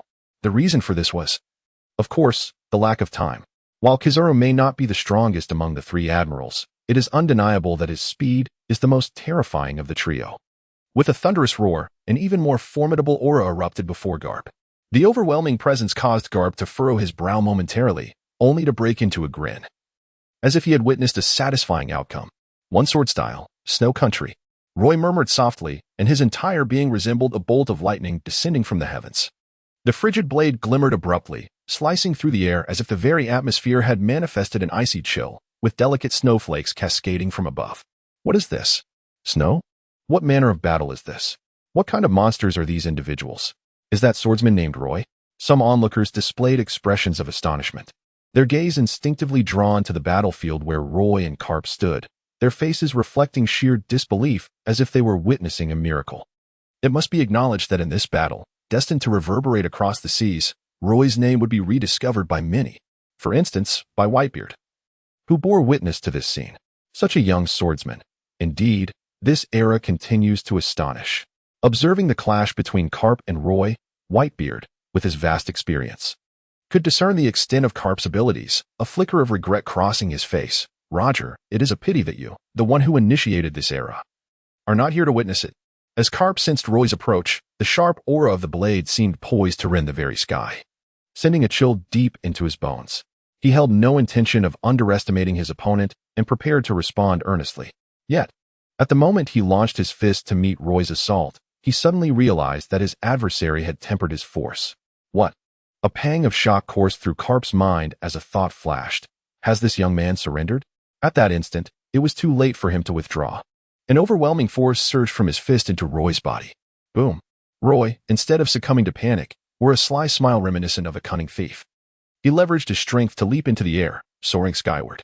In astonishment, Carp turned his gaze towards the execution platform, then back at Roy, who descended like a shooting star. Is this your plan? Carp murmured, his emotions a tumultuous blend as he fixed his gaze on Roy. At the execution platform in Marineford, two executioners swung their blades with ferocity. The son of the pirate king, Fire Fist Ace, knelt before them, his head positioned precariously between the crossed blades, easily within reach. Although Ace's powers were shackled by sea stone, his senses remained acutely aware, fully capable of perceiving the razor-sharp edges. In that moment, his previously tumultuous emotions abruptly calmed. Yet his hands, clasped behind his back, were clenched into tight fists. He had never resigned himself to this fate. He refused to perish here. There were broader horizons and a brighter future awaiting him. The Whitebeard pirates were still waiting, and Whitebeard had yet to claim the title of Pirate King. He could not meet his end here. Boom. Ace, I am coming. A slender boy clad in a straw hat broke through obstacles with great effort, his voice ringing out with unbounded energy. In the next instant, a fist, as immense as a hot air balloon, hurtled towards the execution platform. Sengoku remained impassive. Just as the fist was about to collide with the platform, Sengoku, as the fleet admiral, finally intervened, raising his hand to block the powerful blow. Luffy. Ace looked up to see the determined boy with crimson eyes. You shouldn't have come, Ace murmured softly, a hint of despair creeping into his voice. In this grand war ignited by his own existence, the entire Navy, including his grandfather Carp, had assembled. In such a high-pressure environment, filled with formidable experts, even the immensely powerful Whitebeard pirates who dominated the New World could not guarantee victory, let alone his brother, who had always been a bit dim-witted. To put it succinctly, Luffy's appearance could hardly alter the situation. He seemed more a burden, likely to sacrifice himself in vain. Marineford was not a welcoming place for you now. Sengoku's gaze shifted from the incoming fist to Luffy as he prepared to confront him. Luffy, undeterred, charged forward with all his might, gritting his teeth as he drew back his fist, channeling his strength for another strike. Sengoku remained calm. Luffy's limited power posed no threat to him. However, Sengoku had no intention of using overwhelming force to obliterate Luffy. Being a close friend of Carp, he understood Luffy's identity and merely aimed to impart a lesson to this audacious youth. At the moment when Sengoku launched his attack on Luffy, an unexpected figure descended from the heavens like a shooting star. Surrounding this figure were icy snowflakes, emanating a formidable power that even he dared not overlook, as it unleashed a dazzling crescent-like slash. This individual was none other than Roy. What? Sengoku gasped in astonishment, quickly realizing that the situation was dire. Boom. The blade's radiance was resplendent, akin to the stars in the night sky, exploding in midair. One sword style, meteor. A crescent blade of energy transformed into a meteor, cascading down from above, piercing through the darkness like the dawn, as the very air was displaced by the blade's force, creating a vacuum that surged directly towards the execution platform. How could it be him? At the moment the blade energy shattered the execution platform, Ace looked up, astonished to see the source of this terrifying attack. You rascal! Not far away, Garp had been unable to catch up to Roy. Simultaneously, he witnessed Roy leveraging his momentum to soar into the air, delivering a descending strike, and felt an unexpected sense of relief wash over him. You bastard! Sengoku, however, was enraged. Luffy and Roy, these two, seemed to disregard his very existence. Boom. No longer holding back, Sengoku unleashed a terrifying punch that transformed into a cannon fired by gunpowder, striking Luffy with brutal force. After causing Luffy to cough up blood, Sengoku pivoted, traversing through space to arrive before Roy, delivering another fearsome blow, reminiscent of the shockwave from a volcanic eruption, a chilling power surging towards Roy. Roy was well prepared and fully committed to blocking the impending strike. The emergence of Sengoku seemed to hinder his next course of action. However, he remained undeterred, for his purpose had been splendidly fulfilled. Boom. At that moment, the execution platform beneath him shattered from the previous blade's energy, causing the two executioners poised to carry out Ace's sentence to be repelled. Amidst the chaos, Ace found himself in the grasp of another figure who had rushed to the scene. Marco, the captain of the 1st Division of the Whitebeard Pirates, the Immortal Phoenix. Marco! Ace exclaimed, overwhelmed with joy. Galdino, stop dawdling and come release the handcuffs. Marco's expression was grave, his hair singed, and a large, fiery imprint marked his chest, presenting a rather disheveled appearance. Ace, upon witnessing this, understood that Marco must have exerted tremendous effort to breach the Navy's defenses. Suddenly, a malicious gaze sent a chill down Ace's spine. He turned to see none other than Akainu, one of the 3 admirals, Sakazuki. Roy, do you have any idea what you have done? Sengoku's countenance darkened, a tumultuous fury blazing within his eyes, making it abundantly clear to Roy that the situation had escalated dramatically. This seething anger indicated that the fleet admiral would not engage in the same leniency as Carp, nor would he show any signs of restraint in the forthcoming battle. Fleet Admiral Sengoku, it is time for this world to undergo some changes.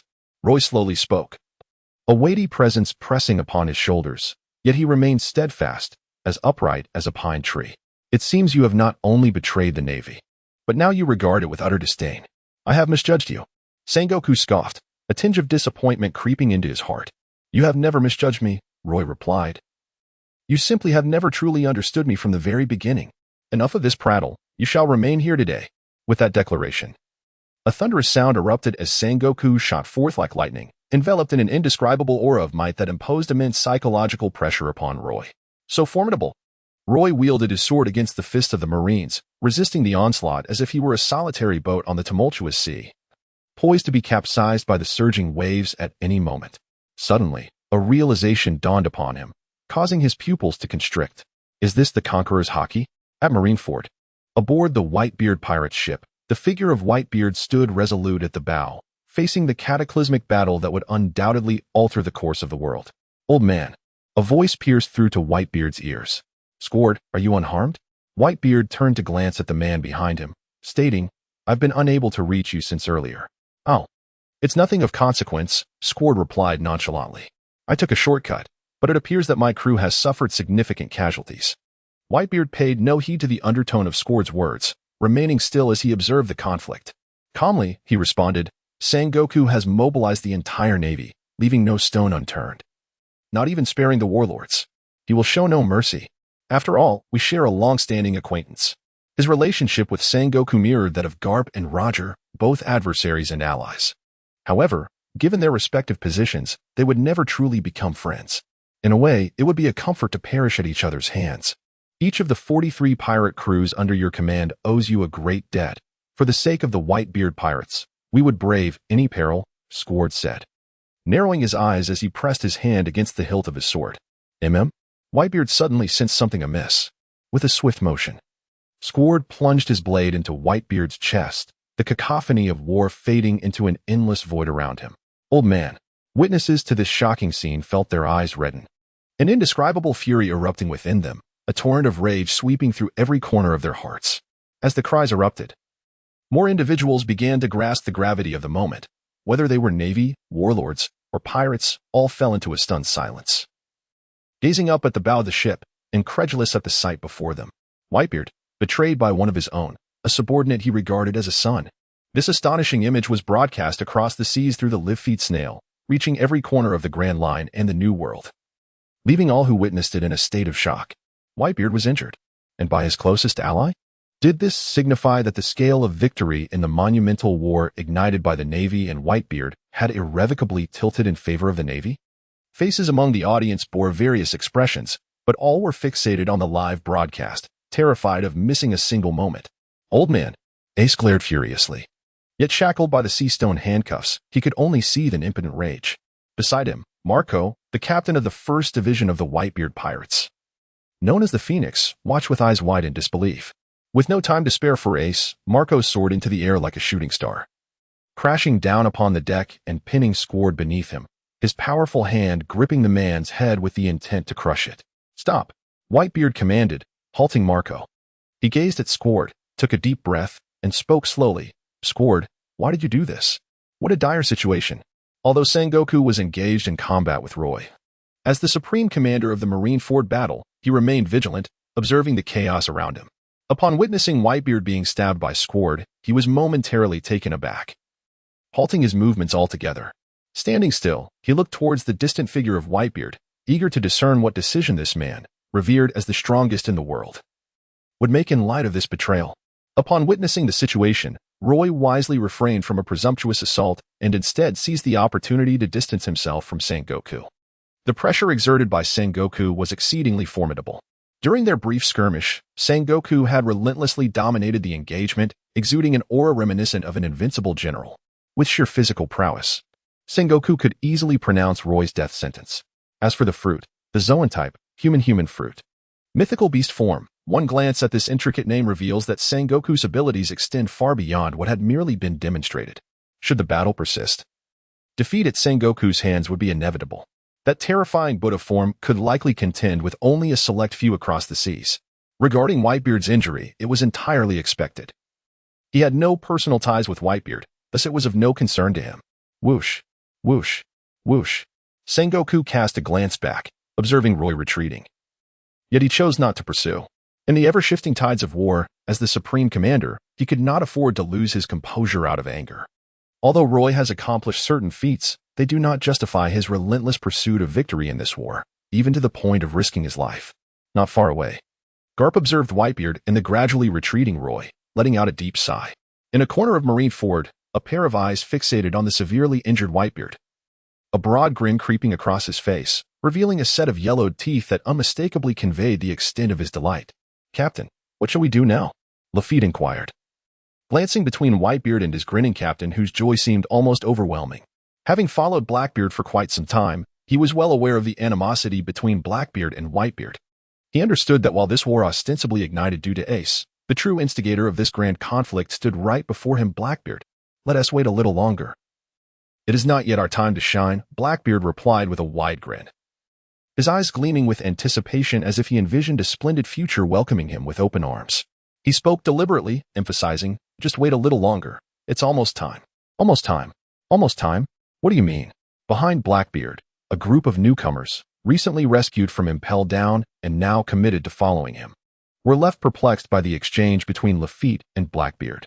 Nevertheless, they sensed an unusual undertone in their brief conversation. How thrilling! Shiryu of the Rain licked his lips, inhaling the scent of blood wafting through the air, feeling that he had finally made a sound decision. Undoubtedly, for a bloodthirsty swordsman like him, aligning with Blackbeard was the most effective means of unleashing his true nature. Roy retreated to a secure location, surrounded by a band of pirates. To his astonishment, he encountered a familiar face, Caesar. Raising an eyebrow, he regarded the pirate he had once apprehended during his brief tenure in the Navy. So, you managed to escape as well? The prison garb Caesar wore confirmed that he too was among the pirates who had fled from Impel Down. It seems you followed the Joker out, Roy suddenly realized. Caesar appeared somewhat bewildered, pondering what more could be said after Roy had spoken. He regarded Roy with considerable apprehension, remaining silent until Roy averted his gaze. Meanwhile, another malicious stare was fixed upon Roy. Trafalgar D. Law? A mysterious smile graced the corners of Roy's lips, and he found himself somewhat taken aback by the number of familiar faces and narrative figures he encountered today. Truly, this was a battle that would leave a mark on the world stage. In a certain sense, it was indeed a journey worth undertaking. Boss Buggy, it's me, Roy, the Swordmaster. He had managed to emerge unscathed after clashing with the legendary Navy hero Garp and the Fleet Admiral Sengoku. A group of pirates, gathered by Buggy, gazed at Roy with admiration. Roy. Another familiar voice captured Roy's attention. Almost immediately, a slight figure darted through the crowd and stood before him. Alan. Roy gazed at the youthful visage of the boy before him and smiled. It seems we are both fortunate. Roy, this place is far too perilous. Upon seeing Roy, Alan felt a wave of anxiety wash over him. You dare to provoke Admiral Karp and Fleet Admiral Sengoku? We must retreat at once. Whitebeard has sustained injuries, and it appears the Navy has nearly secured victory in this conflict. Indeed, the clown Buggy interjected suddenly. Young man, your perspective resonates with me. I find you quite admirable. Brothers, let us withdraw for now. Captain Buggy, did you not claim you wished to confront Whitebeard personally? The clown Buggy was on the verge of tears. Who said that? I never did. You're speaking nonsense. Roy, with a half-smile, averted his gaze and turned towards Whitebeard. Observing this, Alan's expression turned anxious yet helpless. He found himself utterly incapable of swaying Roy's resolve. It was evident to him that Roy harbored some unfulfilled objective, which was why he would never abandon Marineford. At that very moment, Whitebeard's location was indeed within the confines of the Marineford port, a sheltered area. Squard, who had inflicted harm upon Whitebeard, knelt on the ground, weeping profusely. Whitebeard, however, maintained an expression of calm. Although Marco was seething with rage, wishing nothing more than to strike Squard down, he restrained his impulses, awaiting Whitebeard's response. Clearly, the war was far from over. Even with Ace freed, the cessation of this conflict would not come easily. Should the Whitebeard pirates wish to retreat entirely, it would demand immense effort. Presently, with Whitebeard gravely wounded by Squard, the cost of retreat would be even greater. Alan. Suddenly, Roy's voice caused Alan to lift his head in surprise. Roy, have you finally come to a decision? Alan exclaimed, excitement lacing his tone. It is not too late to retreat. We are on the brink of war. Given your and my familiarity with Marineford, escaping is certainly within our reach. No, Roy said. You are safe following Jester Bucky. Do not stray from the group, as I still have matters to attend to. However, the moment Alan opened his mouth, he swallowed back the words he intended to say. Roy is a man of conviction. He understands that persuading the other side is beyond his reach. And with a helpless sigh, he resigns to the situation. Barrow steps forward, patting Alan on the shoulder. This is our world, and at present, we lack the qualification to intervene, Barrow states. Alan, strive harder. We are still too weak. We must grow stronger. Such thoughts emerge in Alan's mind, taking root as a seed buried deep within his heart, destined to sprout. He believes that, one day, this seed will flourish into a towering tree. At the heart of the battlefield, the tide of war shifts slightly due to Whitebeard's grave injuries. The members of the Whitebeard pirates seem to lose their grip, displaying signs of panic, as casualties surge dramatically, allowing the Navy to seize control of the situation and dictate the pace of the conflict. Suddenly, a thunderous sound erupts around the island of Marineford, encased in ice, reminiscent of a roaring tempest, enveloping everyone present, flooding their ears like an overwhelming tide. Sengoku stands at the edge of the execution platform, choosing not to pursue the escaping Ace, his gaze fixed upon Whitebeard, unwavering as ever. A nostalgic glimmer forms in Sengoku's eyes as he remarks, "Whitebeard, we are no longer young." Amidst the clamor, voices rise in excitement. "Look, the ice wall is cracked. It's Whitebeard. He has shattered the surrounding ice walls. We can escape at any moment." Thus, it becomes clear. Such power could only be wielded by Whitebeard. The tumultuous sounds erupt into the chaos of war. As pirates, you must decide for yourselves what to believe. Whitebeard bellows, his voice resonating like a dragon's roar, suffocating the cacophony of battle. "I knew it. I knew that dear old dad was not that kind of person. This is all a Navy conspiracy. He could never betray us. Let us eliminate these Navy scum. Rescue Ace. Destroy them." Upon hearing Whitebeard's words, a new strength surges within the pirates, as if they have drawn from his essence, suddenly launching into a frenzied counterattack. Their fierce visages and ruthless techniques combine, creating a surge of momentum that forces the Navy to retreat. "Those who wish to join me, abandon your lives and follow me," Whitebeard proclaims, wielding his sword, allowing the crimson blood from his chest wound to flow freely, indifferent to the rapid depletion of his vitality. In that moment, he appears to return to the zenith of his youth, an awe-inspiring might radiating from him, commanding the battlefield. With a swift bend and leap of his legs, he soars into the air. "Be cautious," Sengoku exclaims, his eyes wide with disbelief. The world's strongest man has arrived. Is he providing the pirates with an escape route? At the edge, Carp squinted, ever ready to spring into action. The three admirals, Akiji and Kizaru, stood on high alert, darting forward with the swiftness of lightning to the center of the battlefield, awaiting the imminent assault led by Whitebeard. With a thunderous roar, a colossal fist, forged from solidified magma, descended from the heavens, exploding upon impact not far from the execution platform. At that moment, Ace and his companion, having liberated themselves from the sea stone handcuffs with the assistance of Galdino, were fortuitously shielded by this very fist. Beside Ace stood his brother, Luffy, whose relentless efforts had finally borne fruit as he reunited with his elder sibling. Witnessing this scene, Law's eyes glimmered as he tightened his grip on the snow. "It was nearly time for my entrance." He affectionately ruffled Alan's hair before vanishing entirely from his sight. The faint voice resonated in the ears of many present. First the hero of the Navy, followed by the fleet admiral, and now an admiral. How perplexing. Upon hearing these words, everyone present was struck with astonishment. They instinctively turned their gazes towards the central battlefield where Admiral Akainu confronted Ace. Could it be? The clown Buggy gulped nervously. Is that guy actually planning to engage Akainu in combat? Is he out of his mind? As a member of the Pirate King's crew, Buggy was not well acquainted with the current admirals, but he was acutely aware of Carp and Sengoku's past as Roger's adversaries. He understood well the terror these two embodied, which had yet to be fully revealed.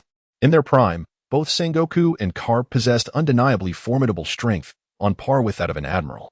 Roy had engaged in consecutive battles with these two individuals. Although he had fortuitously avoided defeat, he now charged directly towards a current admiral.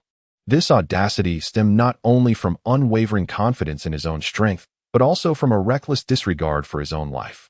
Frankly speaking, to Baki, Roy appeared far more like the latter than the former. "Halt. With me here, you shall not escape Marineford." Akainu's gaze swept past Luffy and settled on Ace. "Regardless of whose grandsons you are, today, you will pay the price for your pirate identities," he declared coldly. "You must understand, this is Marineford, the territory of the Navy." "Is that so?" Ace retorted with a derisive smile. "What does it matter if you are an admiral? Do not be so self-righteous." Boom. Without further ado, Akainu responded to Ace with a searing iron fist. In an instant, the space around them seemed to shatter as a tremendous heat wave distorted the surrounding air. That blazing, darkened fist, akin to a cannonball shot from its chamber, barreled through all obstacles, ruthlessly targeting Ace and Luffy. Having finally rescued Ace, how can we falter here? Luffy surged forward, overtaking Ace. "Luffy, be careful." Ace's eyes widened in alarm. Just as he prepared to intervene and save Luffy, he suddenly froze. Under the watchful eyes of the crowd, another figure appeared beside Luffy, delivering a swift kick that sent him sprawling. Akainu's expression shifted, darkening further at the sight of the newcomer. "It's him." Ace's countenance became peculiar, yet upon reflection, it made perfect sense. "Which scoundrel dared to kick me?" Luffy fumed, regaining his balance and turning around to see. "Hey, it's you again. You traitor, how dare you interfere?" Akainu's expression was more somber than ever. His unwavering commitment to absolute justice fueled his disdain for Roy, surpassing even his contempt for pirates. Betrayal. In any realm, such an act is undeniably heinous. Boom. A fierce aura erupted from Akainu, creating a heavy wave of pressure that swept through the area, forcing both Navy and pirates back. Only Roy, Ace, and Luffy remained unmoved amidst this overwhelming force, standing resolute against their formidable adversary. Some matters cannot be described by bravery or cowardice, but rather by desire or reluctance. Roy stated calmly, I have a stake in this. Ace was brought back by me, and thus it is only fitting that I return him. Is this your revenge against the Navy? Akainu sneered. This is not vengeance, Roy replied slowly. This is an act of gratitude. Humph. Akainu, disinterested in conversing with Roy, transformed his fist into a blazing column of molten magma, enveloped in a coat of haki, and charged forward with devastating force. The tumultuous waves of energy surged, rustling the corners of Roy's garments with a resonant sound. Whoosh!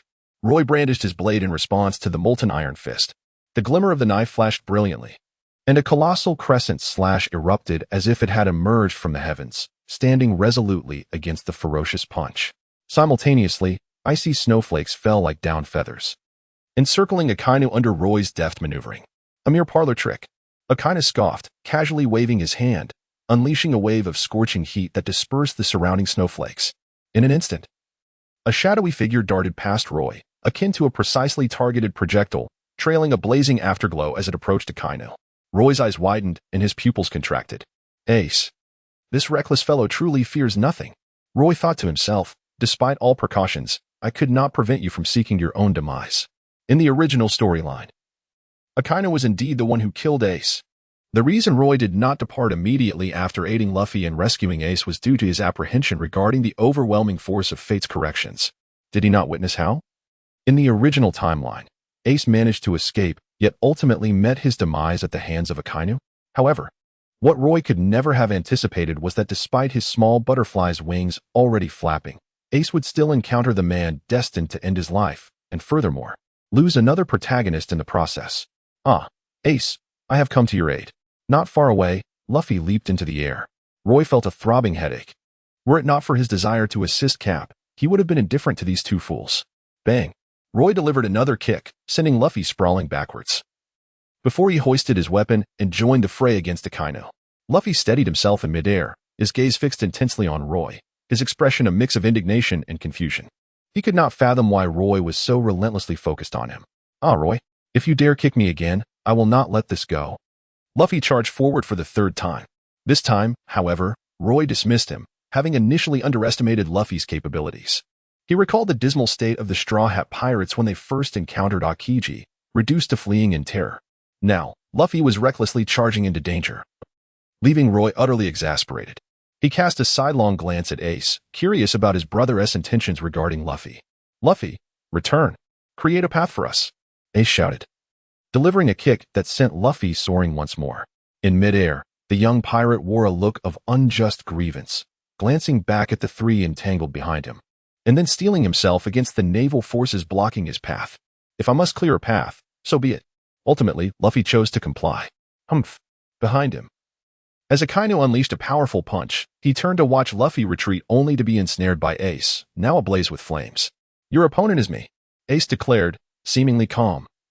Yet his eyes burned with an intense fire, a surge of battle spirit welling within him. This conflict had erupted because of him. And with the Whitebeard pirates having paid such a heavy toll, he was determined to reclaim what was lost from certain members of the Navy. Locking eyes with Akainu, their gazes clashed like crackling lightning. Roy stepped forward, standing shoulder to shoulder with Ace. I never imagined that there would come a time when you and I would fight side by side.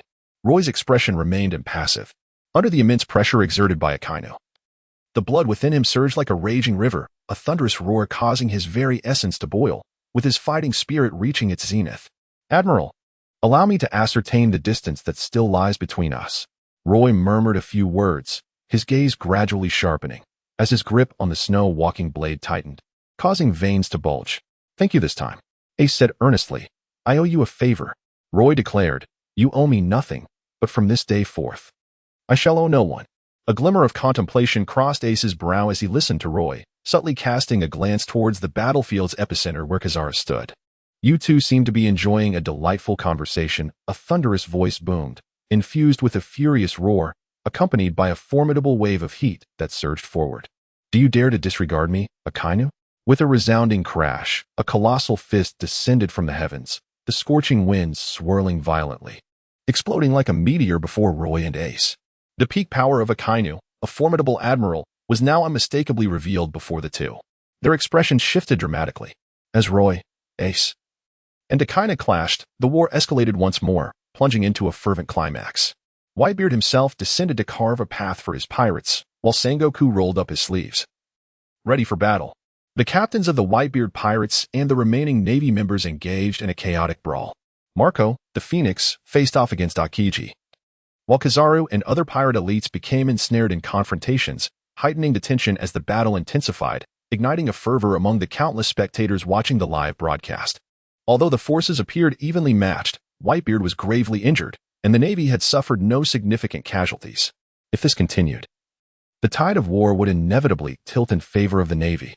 In front of the live footage, numerous reporters scribbled furiously in their notebooks, documenting what they witnessed and their inner speculations, preparing to disseminate their accounts in written form, using newspapers to inform all those at sea about the unfolding conflict. In truth, there was no need for their reports. Most civilians could discern the situation themselves. These individuals began to cheer for the Navy.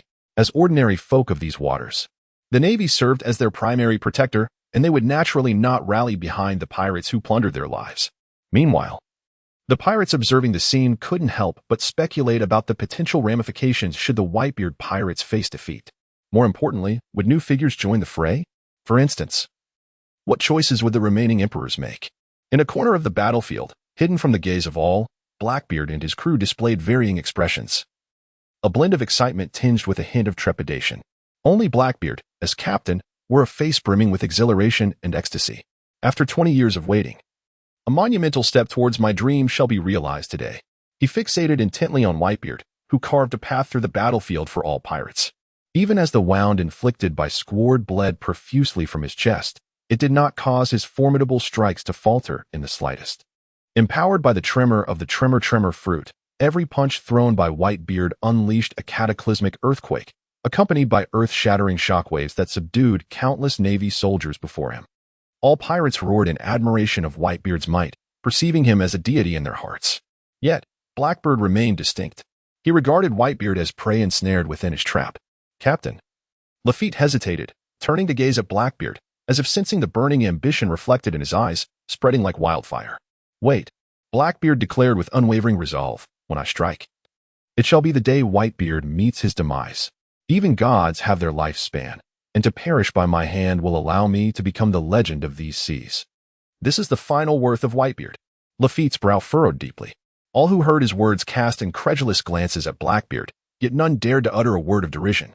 A grave and terrifying pressure began to rise, as if they could hear each other's hearts racing in response.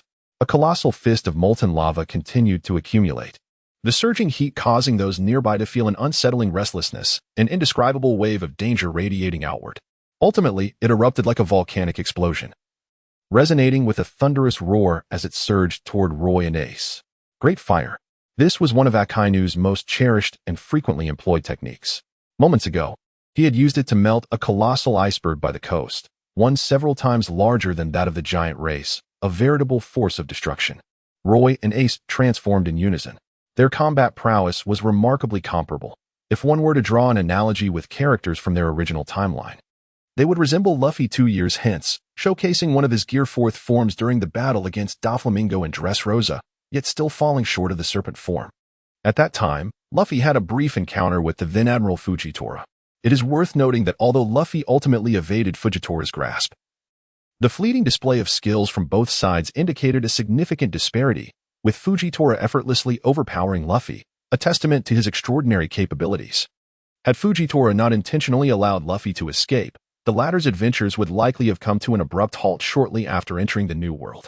Fujitora, having been promoted by Akainu, is comparable in rank, suggesting that their levels of expertise are quite similar. Thus, it can be inferred that Fujitora may indeed be slightly inferior to Akainu. After all, Akainu ascended to the position of Fleet Admiral by defeating his fellow Admiral Akiji, thereby securing his place at the pinnacle of the Navy and the world. Consequently, at this moment, the alliance between Roy and Ace proved insufficient against Akainu. Maintaining an undefeated stance was an arduous challenge, let alone achieving victory. They could only struggle to survive. The two were relentlessly battered, clinging to life beneath Akainu's formidable punches. Despite their combined efforts utilizing the abilities of the Marimara Nomi and the Yuki Yuki Nomi to forge a defense and counterattack, they found it exceedingly difficult to withstand the terrifying physical prowess unleashed by Akainu. Is this what it means to be an admiral? Roy was profoundly shaken, recalling his recent encounter with Karp. In his prime, Karp was a figure who could rival even the admirals. Even now, with age diminishing his physical prowess, he was undoubtedly capable of far more than what he had just demonstrated. It seems that Karp had indeed shown restraint, proving to be a rather disingenuous old man. Roy cast a glance at Ace, whose expression was grave. It became evident that Ace held a position in Garp's heart that was not inferior to that of Luffy. Ace, the Whitebeard, was merely a failure of an era. How could you still wish for him to ascend as the Pirate King? Akainu, observing the agility of these two individuals, felt a twinge of frustration as he struggled to subdue them, believing it to be a waste of time. His previously stern demeanor softened slightly, revealing a hint of disdain. In the current battlefield, time is one of the crucial determinants of victory and defeat. For a powerhouse of Akainu's caliber, time bears even greater significance in the outcome of the conflict. What did you say? Enraged by Akainu's insult towards Whitebeard, Ace stomped his foot, causing the ground to tremble violently, leaving a terrifying indentation. He propelled himself forward like a released arrow, abruptly breaking the rhythm of his coordination with Roy, charging fiercely towards Akainu. Humph! A dangerous aura flickered at the corner of Akainu's mouth. You bastard! Roy was taken aback, cursing Akainu vehemently, his perception of Akainu's danger level elevating several notches. Although this man held the rank of admiral, he was far from being inflexible. In his unwavering pursuit of absolute justice and victory, he was not averse to employing underhanded tactics. Such a figure was more formidable than Sengoku's baseline and far more terrifying than the likes of Akiji or Kizaru.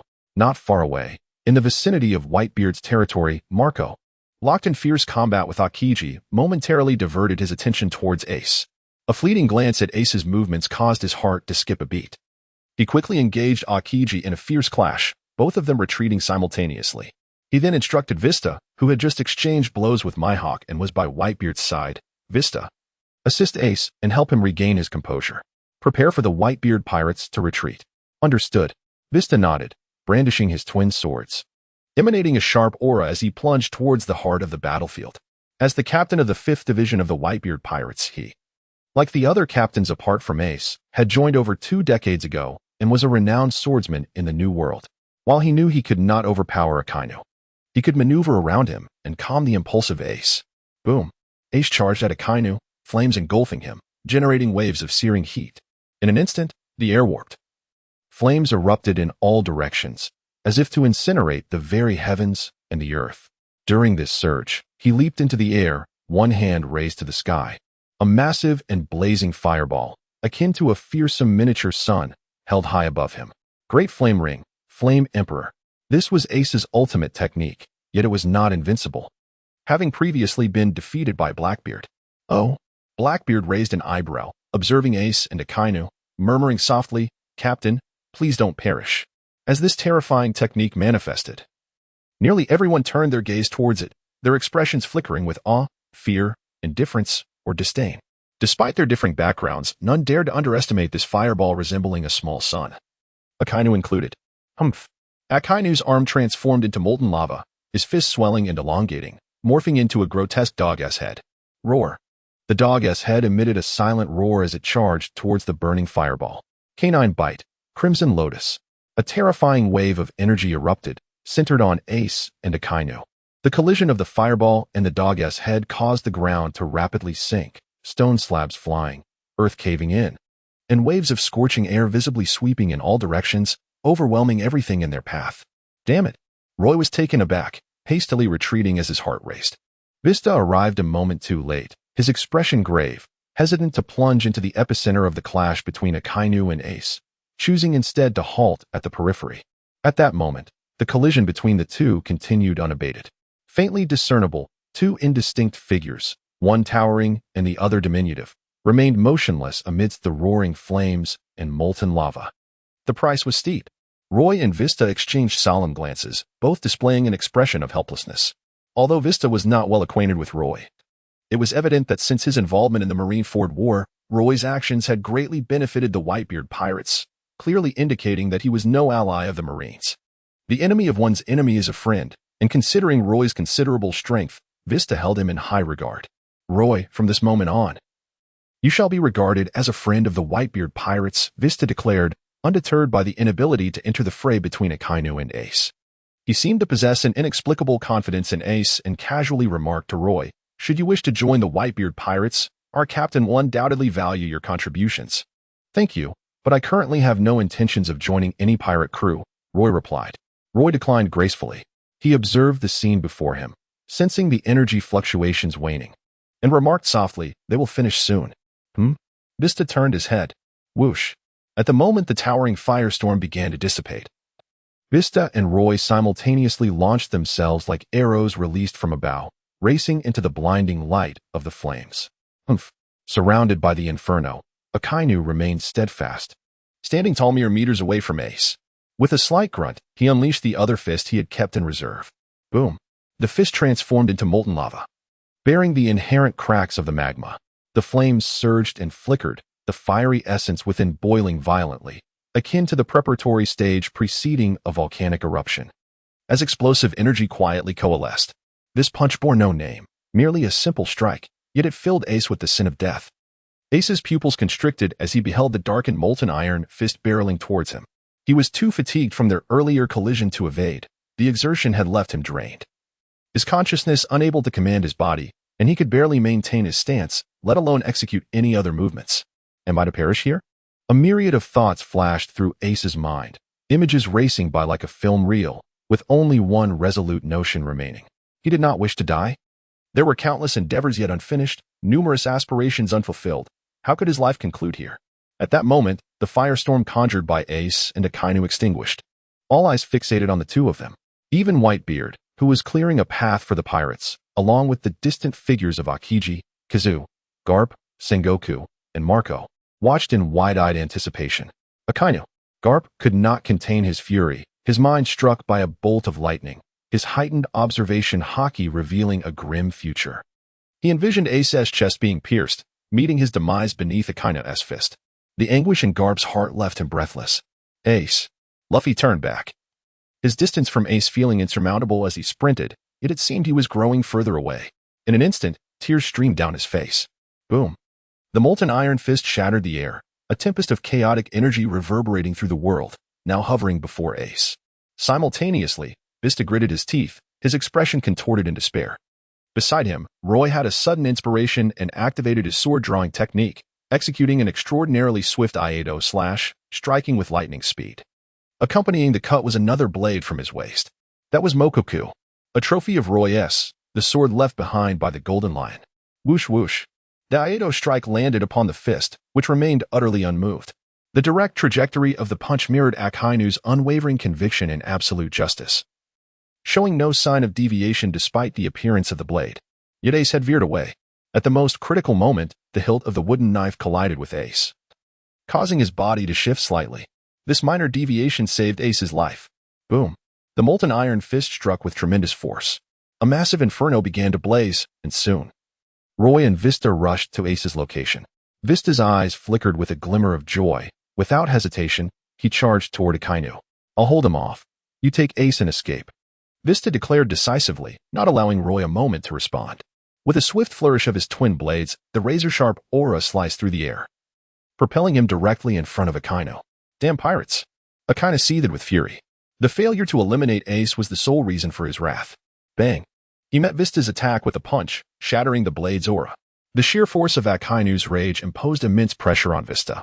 Behind them, Roy spotted the unconscious Ace and without a moment's hesitation, hoisted him onto his back. With swift steps, he hurriedly departed from the scene, evading Akainu's pursuit, with Vista providing a diversion against Akainu and the other skilled fighters occupied with their own adversaries. It was not an insurmountable challenge for them to distance themselves from the heart of the battlefield.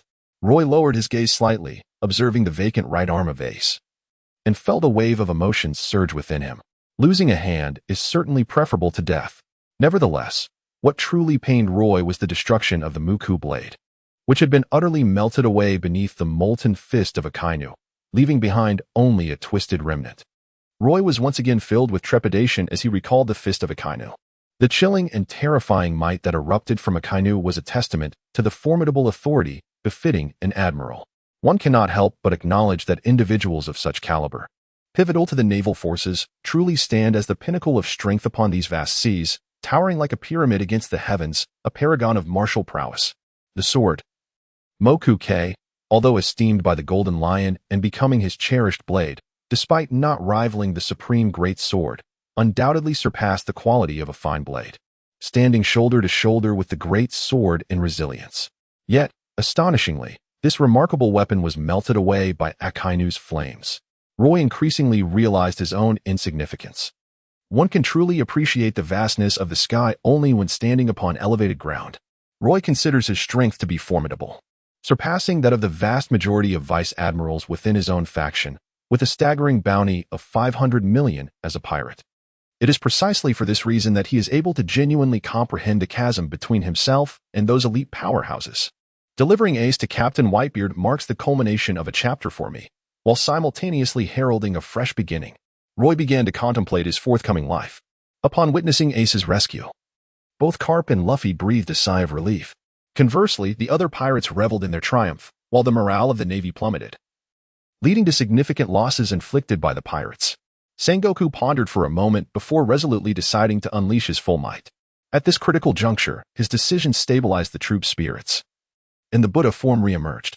Seeing this, Whitebeard advanced without hesitation, as if the grievous wound on his chest had no bearing on his condition. Their fierce clash evoked a plethora of memories for both fighters, and with a profound sense of nostalgia, they unleashed merciless blows, each strike deadly.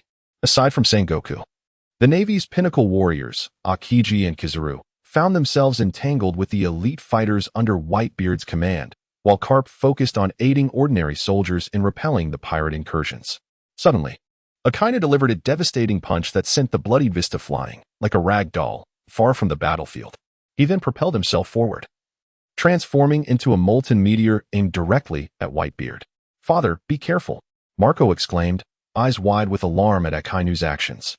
The brilliance of the Phoenix's flame surged around him as he sought to rush to Whitebeard's aid, only to be obstructed by Akiji, who emanated an icy chill. "You've held me off for so long. Do you think you can leave so easily?"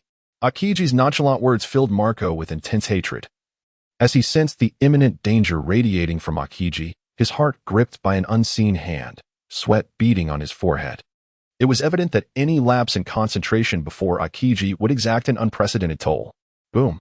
Meanwhile, Akainu's actions captured the attention of many, including the ever-watchful Blackbeard, who awaited his opportunity.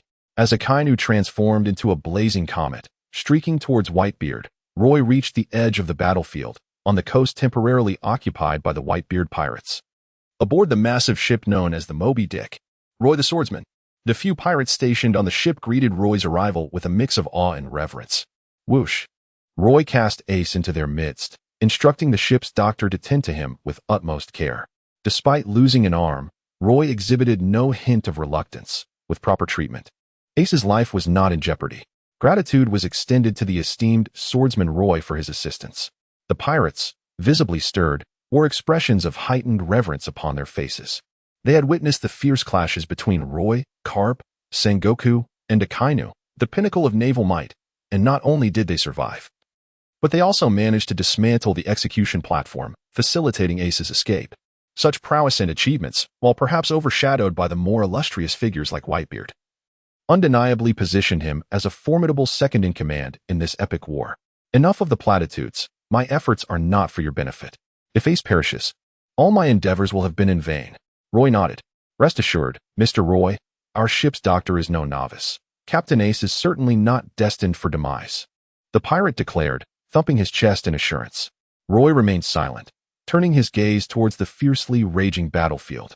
A thunderous roar erupted from the center, akin to the sound of thunder striking the earth, reverberating through the heavens and shaking the very ground beneath. Following this cacophony were the sharp, cracking sounds reminiscent of shattering glass. Yet in truth, it was the earth surrounding Marine Ford that was fracturing under Whitebeard's relentless assault. A vast chasm had formed, cleaving the battlefield in two. On one side lay the inner battleground, populated by formidable figures such as Whitebeard, Sengoku, Akainu, and Garp. The outer arena, however, appeared considerably less impressive, filled with capable yet not top-tier vice admirals, captains of the Whitebeard pirate subordinate fleets, and lower-ranked division leaders. From a considerable distance, Roy locked eyes with Garp. Garp offered him a complex expression, one that conveyed gratitude and resignation, yet devoid of any trace of hatred or disdain. Roy let out a sigh and averted his gaze. At that moment, Akainu had joined forces with Sengoku to launch an assault on Whitebeard. Despite facing two top-tier experts, Whitebeard remained undaunted. Even after sustaining countless injuries, totaling hundreds of cuts and blasts, this formidable man, hailed as the strongest in the world, could not be vanquished. Instead, he still possessed the strength to contend with Akainu and Sengoku. Sengoku, although Ace has been rescued, you must ensure that he does not escape today. Sengoku's expression darkened as he fought fiercely. For many years, you have known me best, and since I have come, I have never considered retreating. Whitebeard's face was stoic, yet his words were resolute. Death holds no fear for me. After living for so long, while I am regarded as the world's strongest man, that has never been my pursuit. I have attained all that I desired. The path ahead is theirs to tread. How admirable. Akainu unleashed a powerful punch, declaring, "Yet we have chosen different paths. Pirates are destined to be a scourge upon the world, and you, among them, deserve the judgment of justice. You are merely the beginning. Saving Ace means nothing. As long as you remain, the Navy cannot be defeated." With a thunderous roar, his fist elongated, transforming into molten lava, striking Whitebeard's chest at an almost imperceptible speed. Hellhound. This was Akainu's most frequently employed lethal technique, possessing immense power that none would dare ignore. Whitebeard's pupils constricted as he saw Sengoku charging at his side. With no choice left, he absorbed Sengoku's punch, enduring Akainu's onslaught. The sound of flesh tearing echoed as his chest was pierced, blackened and charred, yet no blood flowed. The moment blood splattered, it was vaporized by Akainu's molten fist. "Father!" On the battlefield, countless witnesses erupted in fervent cries. Marco dashed frantically towards Whitebeard, seeking to hold back either Sengoku or Akainu, only to be intercepted once more by Akiji. With eyes aflame, Marco charged at Akiji without a second thought. "Either you die, or I live." Under such pressure, Akiji's calm demeanor faltered, the gravity in his gaze almost palpable. The battle escalated from a heated clash to its concluding phase, yet this was not the finale. It was the moment of true reckoning. On the deck of the Moby Dick, Akainu rushed in to join Sengoku in their relentless assault on Whitebeard. With his chest pierced and suffering another devastating blow, all these events were anticipated by Roy. Undoubtedly, with Ace's rescue, the Navy found it difficult to breach the pirate ranks, naturally shifting their focus to the most significant figure present, Whitebeard, one of the four emperors. As long as they could capture this man, revered as the strongest in the world, the sacrifices made by the Navy in this battle would be deemed worthwhile. Bang, bang, bang, bang. After being pierced through the chest, Whitebeard delivered a powerful punch to Akainu's face, sending him flying. He then engaged in a fierce clash with Sengoku. Despite his diminished state, his strength remained formidable, though his complexion had significantly worsened. Initially struck by a dagger from Squard, he had displayed an indomitable spirit, entering the battlefield and sustaining countless knife wounds and cannon strikes. Under such an exaggerated accumulation of injuries, Whitebeard's condition had deteriorated considerably. Maintaining any semblance of combat effectiveness was nothing short of miraculous, let alone facing both Sengoku and Akainu in direct confrontation. "Old man!" Countless pirates continued to shout, fervently rushing towards Whitebeard in an attempt to assist him in overcoming his predicament. Yet at that moment, Whitebeard suddenly turned around. "All of you, get back."